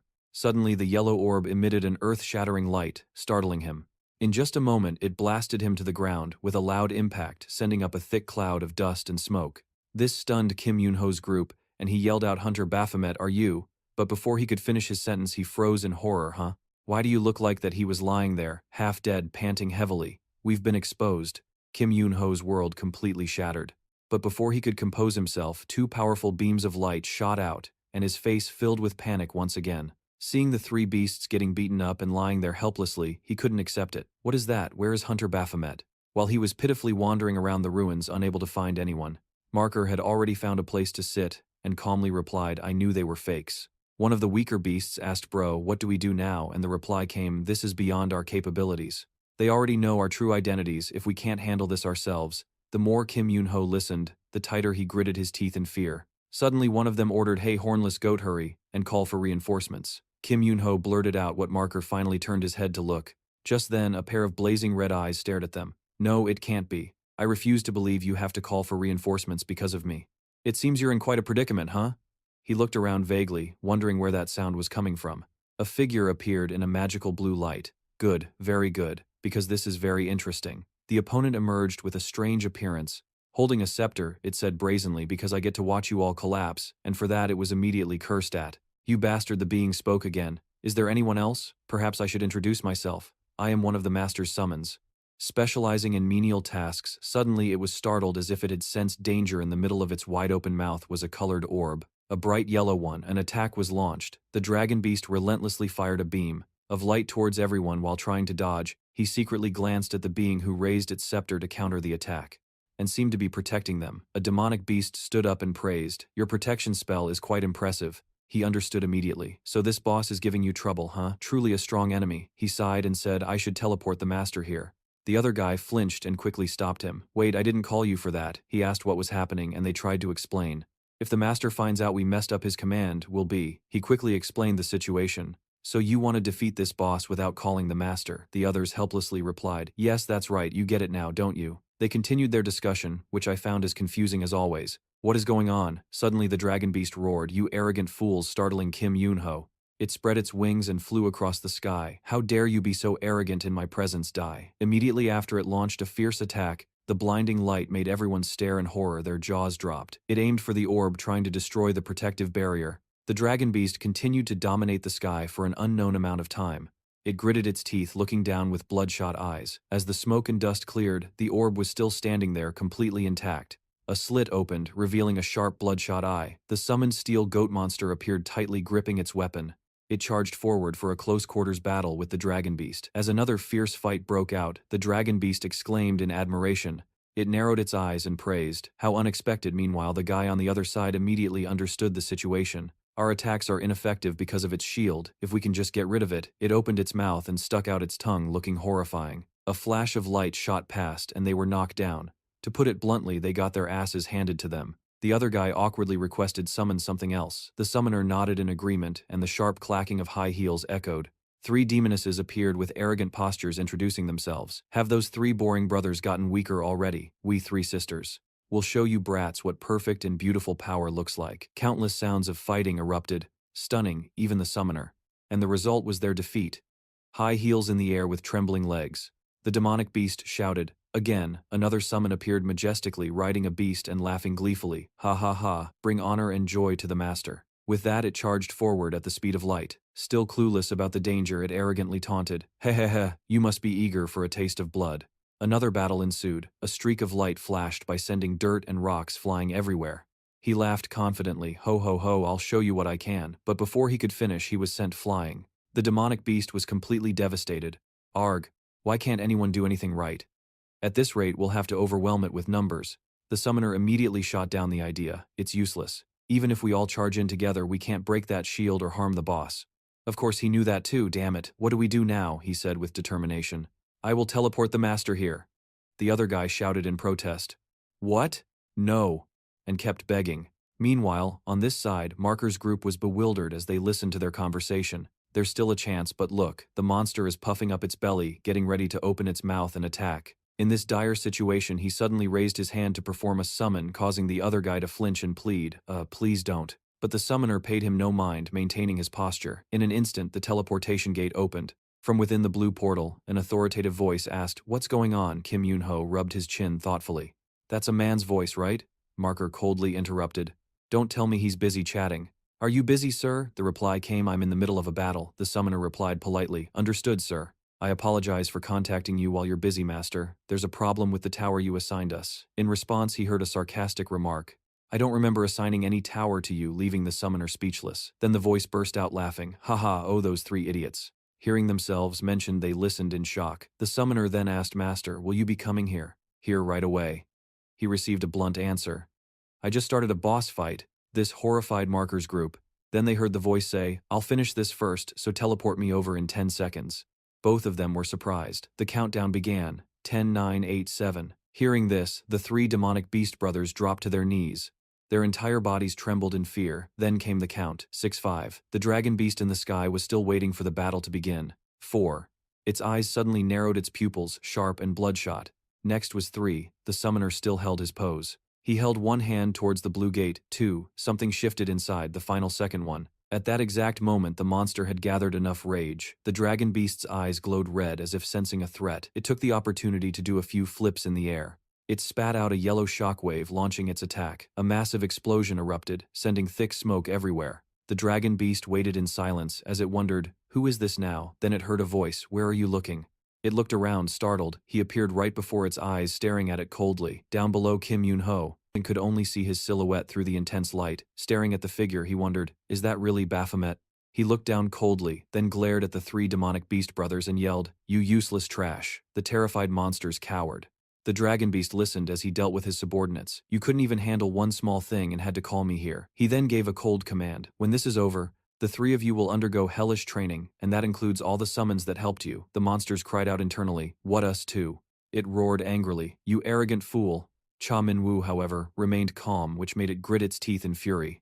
How dare you call me a thing? Do you know who I? He was cut off by a bored voice. You talk too much, he challenged confidently. Just come at me already. This enraged it even further. You bastard. And with that, the two clashed. The resulting surge of power was so intense it lit up the entire area. A band of light surrounded him. He commented nonchalantly, you're not bad. The blade pierced through a rock ledge, striking down relentlessly. It then struck the other side, leaving countless marks on the cliff face behind it. A circle of light. A summon appeared behind the dragon beast. A sword launched from it, speeding towards him. At that moment, he held a sword in one hand, and a spear in the other, blocking the giant sword. A crack appeared on its tip. He defended nonchalantly, glancing at the beast. Suddenly, its face showed a hint of surprise as he struggled to block. A massive explosion followed. He praised indifferently, you're pretty good. It replied coolly, you actually blocked that. The barrier is shattering. As soon as it spoke, the wounds on its body began to heal rapidly. He mused, it even has self-healing. He then planned his next move, his eyes darting as he mapped out his attack. Radiating killing intent, he charged forward and declared, I need to deal with this nuisance first. More layers of chains wrapped around the beast. It was unable to move. An eye for an eye, he said, swinging, and then clenching his fist tightly. He used his death fist technique on the glowing red shield. The shield, which was a normal size, suddenly began to shrink. It thought anxiously, it's getting smaller. Is he trying to break the shield by shrinking it? The dragon beast gritted its teeth, its challenging voice ringing out. My shield won't break so easy, but the greater the boast, the harder the fall. Cracks appeared on the shield. It exclaimed in shock, damn it. How did you break my shield so easily? A hook swung out, hitting its mark, and striking the dragon beast squarely on the head. It was terrified. What a scream echoed through the mountains as the dust cloud quickly dissipated. It was revealed in a miserable state bound by chains, he casually said. You're not fast and your body is pathetically weak. You're supposed to be good at attacking, right? I had to kill a boss in 10 seconds to get here. If this fight is this boring, all that effort was a waste. Do your best to entertain me. It was completely enraged and furiously retorted. Entertain you? Meanwhile, our guy was just having fun. I should be the one saying that. Don't be so arrogant, this is my tower. With that, the chains were completely shattered. He asked indifferently, your tower, are you sure about that? He stood silently in midair, as Cha Minwoo mercilessly swung his sword down. He watched coldly as lightning filled the sky. From a vortex, a creature began to emerge. It looked new, but the voice was familiar. You're quite strong, I didn't expect I'd have to use this form. It was the incarnation of the ancient dragon Ralphcast. Debris flew everywhere. He silently braced himself on the ground to keep from being blown away. The dragon flew gleefully in the air and asked, are you all ready to be sacrificed? Kim Yun-ho cried out in fear and turned to ask Marker a question. Will Hunter Baphomet be all right? Marker was silent, his expression grim as he thought to himself, Baphomet. The scythe high above glowed brightly, gathering power. The dragon beast struck an imposing pose, and the two of them charged, clashing fiercely. He was quickly trapped by his opponent's moves as the scythe closed in. Baphomet was blown away by the attack, cracking the ground. Just then, a streak of light appeared, but Chaminu remained calm, easily dodging the flying scythe. 1 or 100, it didn't matter. He stood coolly in the middle of the onslaught, then somersaulted and swung his sword for a finishing blow. As he charged, he noticed something and smirked. Landing lightly, he swiftly walked on water as a waterfall surged upwards. Using the water's force, he broke the chains. He and his foe faced each other like polar opposites. Water swirled around him, his gaze as sharp as ever. He taunted, still so arrogant? A hand seal was formed, and countless flaming rocks flew towards a single spot where a fire was burning. He casually walked into the intense heat, a cunning smile on his face. Suddenly, tree roots erupted from the ground. They quickly grew and spread, relentlessly filling every available space. Countless crimson eyes appeared, surrounded by a dark, ominous aura. The dragon beast stared at him in silence, its bloodshot eyes sharp and menacing. It then cursed out loud, you bastard. Below, he stared right back. Chaminu stood among countless gates. He cursed, die, as intense golden beams of light rained down relentlessly. A long trench formed on the ground as he slid to a stop. The first curse, die. He leaped up and sliced a mountain in half. The second curse, die. He appeared right behind it. Its hand instantly grew a hook. The third curse, die, as it swung its sword at him. He managed to escape, but his sword broke in two. The fourth curse, die. Meteor fragments rained down as a massive vortex formed. The fifth curse, die. He zipped past it. The sixth curse, die. A new hand seal was formed, unleashing a blinding, deadly light. As it closed in, bringing death with it, he once again narrowly escaped. The word death echoed in his ears. Thunder and lightning roared in the sky. He was stunned. After an exhausting fight, the dragon beast loomed over him. It panicked. Why won't you die? Stop struggling. I'm going to win this battle no matter what. This is my tower. All life and magic in this place grant me an endless supply of mana. No matter how long this takes, my mana will never run out. As it finished speaking, a vortex of fire formed. Amidst the vast sea of fire, it confidently declared, I am the victor of this battle. He looked like a tiny creature trying to escape. He was completely surrounded by fire and wind. A fireball formed, destroying everything for 100 miles around. Through the smoke and dust, it spread its wings and hovered in the air. Its shadow flickered, and its face grew grim. Looking at the deep crater below, it began to gloat, I told you, with this body. But before it could finish, its eyes widened in shock. It looked to its right and gasped, my arm. When did you? He replied with interest. The way you use it is pretty interesting. It stared in shock at him standing there. Chaminu said, too bad you can't use it anymore.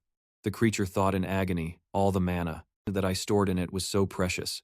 But to him, this was just a cheap item. It muttered insanely, it belongs to him now. Unwilling to accept it, the creature yelled, I am the master of this place. He casually tossed the arm aside, then burst out laughing and said, do you want to know why this happened? Chaminu explained. When we first faced off, I used the level 50 dominance skill. This means that upon entering a battle in any tower below legendary grade, all strategies, including the boss raid strategy, are unlocked. Furthermore, at max level, The strategy to defeat the boss is unlocked. He continued, I knew you were siphoning infinite mana from this place. And, especially when the dominance skill is combined with the level 50 domination skill, there's a 92% chance of hacking the tower's system. Of course, that's classified information, he said, implying, I've already conquered everything you possess. He then looked down at the creature and asked, Now tell me, who's the king of this tower? The creature froze in fear, then decided to go all out against him. It spread its wings in a rage and cursed, You bastard. The moment it finished speaking, it unleashed a barrage of lightning and hurled the surrounding rocks at him. Shiminu was unfazed. You're really pushing me to the edge. But this is the reality. With a confident expression, he declared, You will lose, because, he paused dramatically. The skills I am using now are level 50 outburst, level 50 targeting, and level 50 weapon mastery. He confidently stated, I am a tower expert. He shot towards the beast, aiming his spear at it in the sky. It pierced through the water barrier, and the shield quickly cracked. The spear plunged forward, aiming for its core right in the center. It shrieked in despair, Impossible. A massive explosion erupted. The rock formations, shaken by the impact, began to shake violently before exploding into dust. Behind a barrier, the others witnessed everything. Kim Yun-ho exclaimed in shock, Hunter Baphomet. That power is unimaginable. Marker suddenly remarked with emotion, Now I understand why he was able to conquer all the towers. That teleportation magic between towers. He has a summon that can use that ability. Whenever he wants, he can destroy any boss with that terrifying power. But the more Marker thought, the more he broke into a cold sweat. He looked at the handsome face, and the impossibly cool demeanor of Shiminu, which made him exclaim, You've returned to your peak. The ground was littered with fresh potatoes. Potatoes here, potatoes there. Even the food in my inventory is all potatoes. A notification popped up, You have cleared the tower. A portal will be created shortly. Please exit. Meanwhile, he sat in utter despair, leaning against the beast's corpse and sighing. What's the point of leaving? This entire country is full of potatoes. I swear, I won't touch another potato when I return to Korea. He swore it.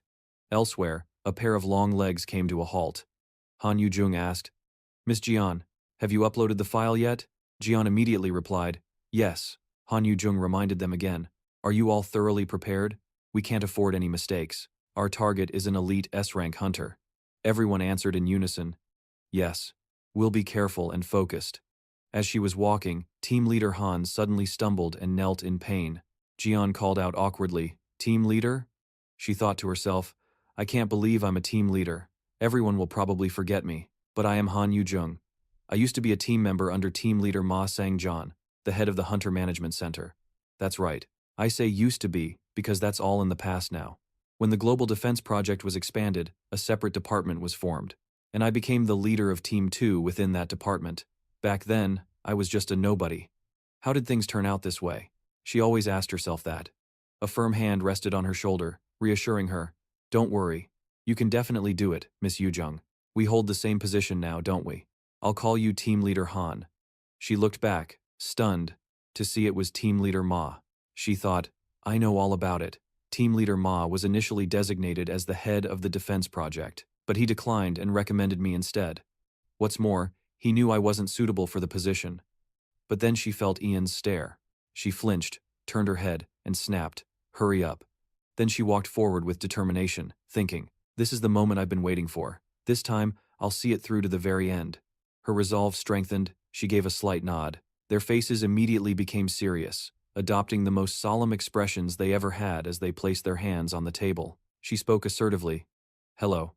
I am Han Yu-jung, the team leader in charge of the defense project. First, allow me to state the code names of the 6 hunters who have attended this meeting despite their busy schedules. Hunter Titan of the Drake Guild, Hunter Mistel of the CL Guild, Hunter Cooper of Niceway, Hunter Ian of the Moonlight Guild, Hunter Angst of the Gloria Guild, and Hunter Baphomet of the Nebula Guild. Baphomet? Everyone wondered. He glanced at them all indifferently as countless whispers erupted. The talk about his name started with confusion. Is there really a hunter with a name like that in Nebula? Where's the Nebula Guildmaster? Look at him, he must be an imposter. He looks like a pushover. The Nebula Guildmaster is known for his dirty tricks. The whispers turned to ridicule. I've never even heard of him. How can someone like him attend such an important meeting? The room fell silent for a moment. She called out, Miss Jian, please get ready. Yes, Jian replied and expertly worked the computer, projecting an image on the screen. This is the distribution map of the towers from about a year ago. And this is the map now. Thanks to the efforts of the hunters in this project, the probability of a sudden outbreak has been significantly reduced. Thank you all, she said politely, then moved to the next item. Phase 1 of the project is nearing its end. The start of Phase 2 will be announced at a later date. She had just started when someone interrupted with a question. Phase 2? That's not what I heard. Shouldn't we be discussing the rewards first? Immediately after, Mistel spoke dramatically. Don't tell me it's another overseas mission. My skin will get all dry and flaky again. Do you have any idea how long my skincare routine takes after I get back to Korea? Then another person chimed in. People are saying that if all the top guilds are sent overseas, the domestic AI tower. Even he looks bored, making excuses that he won't participate in Phase 2. I have dramas and movies to shoot. They all swarmed in, demanding to know the reward, leaving her surrounded. For a moment, she didn't know how to react. They ignored her discomfort and kept making excessive demands. So what are you guys giving us? They even pressured her, ordering, hurry up, I have a photo shoot. She stammered an apology. Suddenly, by the way, what's your rank? The team leader arrogantly moved closer to her, taking her by surprise. She wondered when he had gotten in front of her. He looked down on her and said contemptuously, I'm a B rank, so the team leader must be at least an S rank. Don't tell me you're the project's general manager. She stammered. The general manager. Do you mean Team Leader Park, who's in charge of Team 1? He's away on business, so I. He glared, intimidating her into silence. They sneered. They're letting a B rank wrap up the meeting. What a disappointment, a waste of time. He dropped all pretense of respect. Can I leave now? I have that photo shoot. Just send the reward to my company. No, my guild, the bald guy said. It was clear things weren't organized. She tried to calm the crowd. When things settled down, Gunn wondered suspiciously. Is this what they're trying to say? While she continued to persuade them, please wait. I will present the rewards. Watching them corner and bully her, Gunn fully understood the contempt S ranks had for the weak. They kept acting superior. What about Team Leader Park? Is he an S rank? We can talk then. Suddenly, the one who had been silent all along spoke up. You're the ones wasting time. They looked at him with annoyance and open contempt, but he remained as indifferent as ever. They snapped, what was that? Speak clearly. He stood up and calmly asked, what's the reward? The guy was stunned, thinking, did he just ignore me? The woman took a moment to adjust. Yes. She cleared her throat a couple of times. Immediately after, she composed herself and answered, the reward is compensation based on contribution. At that moment, everyone had the same thought. Compensation based on contribution meant that the guild receiving the largest reward would be the Nebula Guild. The answer was clear. Unsatisfied, they rushed forward to question her. Compensation based on contribution?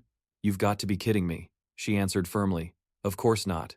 Ownership of the tower, tax-free for 5 years, free item trading for 5 years, expanded medical and welfare benefits, and the guild with the highest contribution will be given command authority over all other guilds if a mutant gate appears. He blurted out. What? Mistel said furiously. What? Are you insane? They get to control other guilds? That's not a reward, she answered politely. As I said, it's for 5 years. If no mutant gates appear in that period, the command authority will expire, Cooper clarified. So you're saying we have to focus on clearing the tower to prevent mutant gates, he said irritably. You should have clarified that when the project started. She explained. I apologize for not mentioning it sooner. The general team leader has changed, so the reward details changed accordingly. But they began to whisper amongst themselves. The general team leader changed. Don't tell me it's going to be like this from now on. She remained silent, playing the part of an observer, thinking, I understand why the hunters are against this. The new general team leader, Wu Tae-hoon, wants to create a competitive environment among the hunters, because the more they compete, the stronger the hunters will get.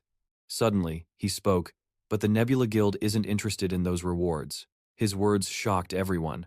From the woman to the other hunters, they all exclaimed, What? He then explained, managing other guilds sounds like a pain. How are we supposed to handle all that? Give us a better reward. Then he asked, but can it be transferred? She asked doubtfully, what do you mean?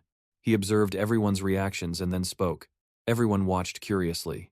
Then, he gave a sinister smile and said, It seems it can't be transferred so easily. Back at the corporation, everyone was working as usual when a visitor arrived. They mechanically responded, Welcome, how may I help you? until they realized who it was. The young woman's cheeks flushed. Meanwhile, at the film set, Kim Gusok was fiddling with something. She said shyly, "Thank you for letting us use the location." He replied casually, "Sure, sounds good. What is that, by the way?" She hesitated. "I don't know either." Then she wondered, what is he thinking? Baphomet Hunter. Can we really do this? What would team leader Ma do in this situation? Elsewhere, he asked, "Hey, are you done yet?" Gunn replied professionally, "Yes. I've prepared the rare grade weapons as you requested. Since you wanted everyone to use weapons of equal quality, we prepared identical sets." "But what about Hunter Angie?" Mistel added. "She was busy, so she left. She said your method was too brutal. It doesn't fit with her guild's principles." Then she moved closer to him flirtatiously and said, "So, what is the handsome hunter from Nebula Guild planning to do?" Hearing this, everyone was shocked and curious. Feeling the knife at her neck, she asked with interest, "What are you planning? Don't you know this rare weapon can't even scratch an S-ranker's hair?" Luckily, the weapon didn't break. Suddenly, she realized something. It didn't break. Clever, he praised, then tossed the weapon aside and began to explain. "The country I was assigned to has harsh conditions. There are no proper training grounds or good equipment. Although we get some supplies occasionally, there are so many towers that the equipment loses durability very quickly. There are no forges or skilled blacksmiths to make high-grade weapons, even though I've collected magic stones from the towers myself." One of the hunters caught on and thought with annoyance, "Look at this brat's face." He just kept talking. The solution was rare-grade weapons, since they can be made without a professional blacksmith. "I was so short on food I was only eating potatoes. I thought I was going to lose all my muscle." After speaking, he looked at them coldly and demanded, "You may only use martial arts, no skills. I'll transfer the reward to any hunter who can manage to leave a single scratch on me." They all protested, "That's unfair. We've never trained that way." He just beckoned them arrogantly and said, "Then you can all come at me at once. But I doubt any of you could even leave a single scratch." Their faces instantly darkened. He had successfully provoked every single one of them, from Cooper and Ianu to Titan and Mistel. "Well, I admire your spirit. You're really arrogant. Let's see if you can still talk that big after we beat you down." After a while of fighting, their hands grew tired. Bewildered, they wondered, "What? I can't even see his movements. Where did this monster come from?" Mistel cursed, then gave in. "I'm stopping here. My weapon broke." Next up was Cooper. "I give up too. I'll just watch." He rubbed his sore neck. Suddenly, Titan thought about the rules he had just set. "Isn't there a loophole? If I don't use a weapon, it can't break. That means I still have a chance. The hunter's weapon is still here. That means there's no rule against using another weapon, right? In that case, I won't use it." Then the guy charged. "So, you figured it out." Unseen, he had already moved behind him and attacked, finishing his sentence, "But it's too late. But it's too late."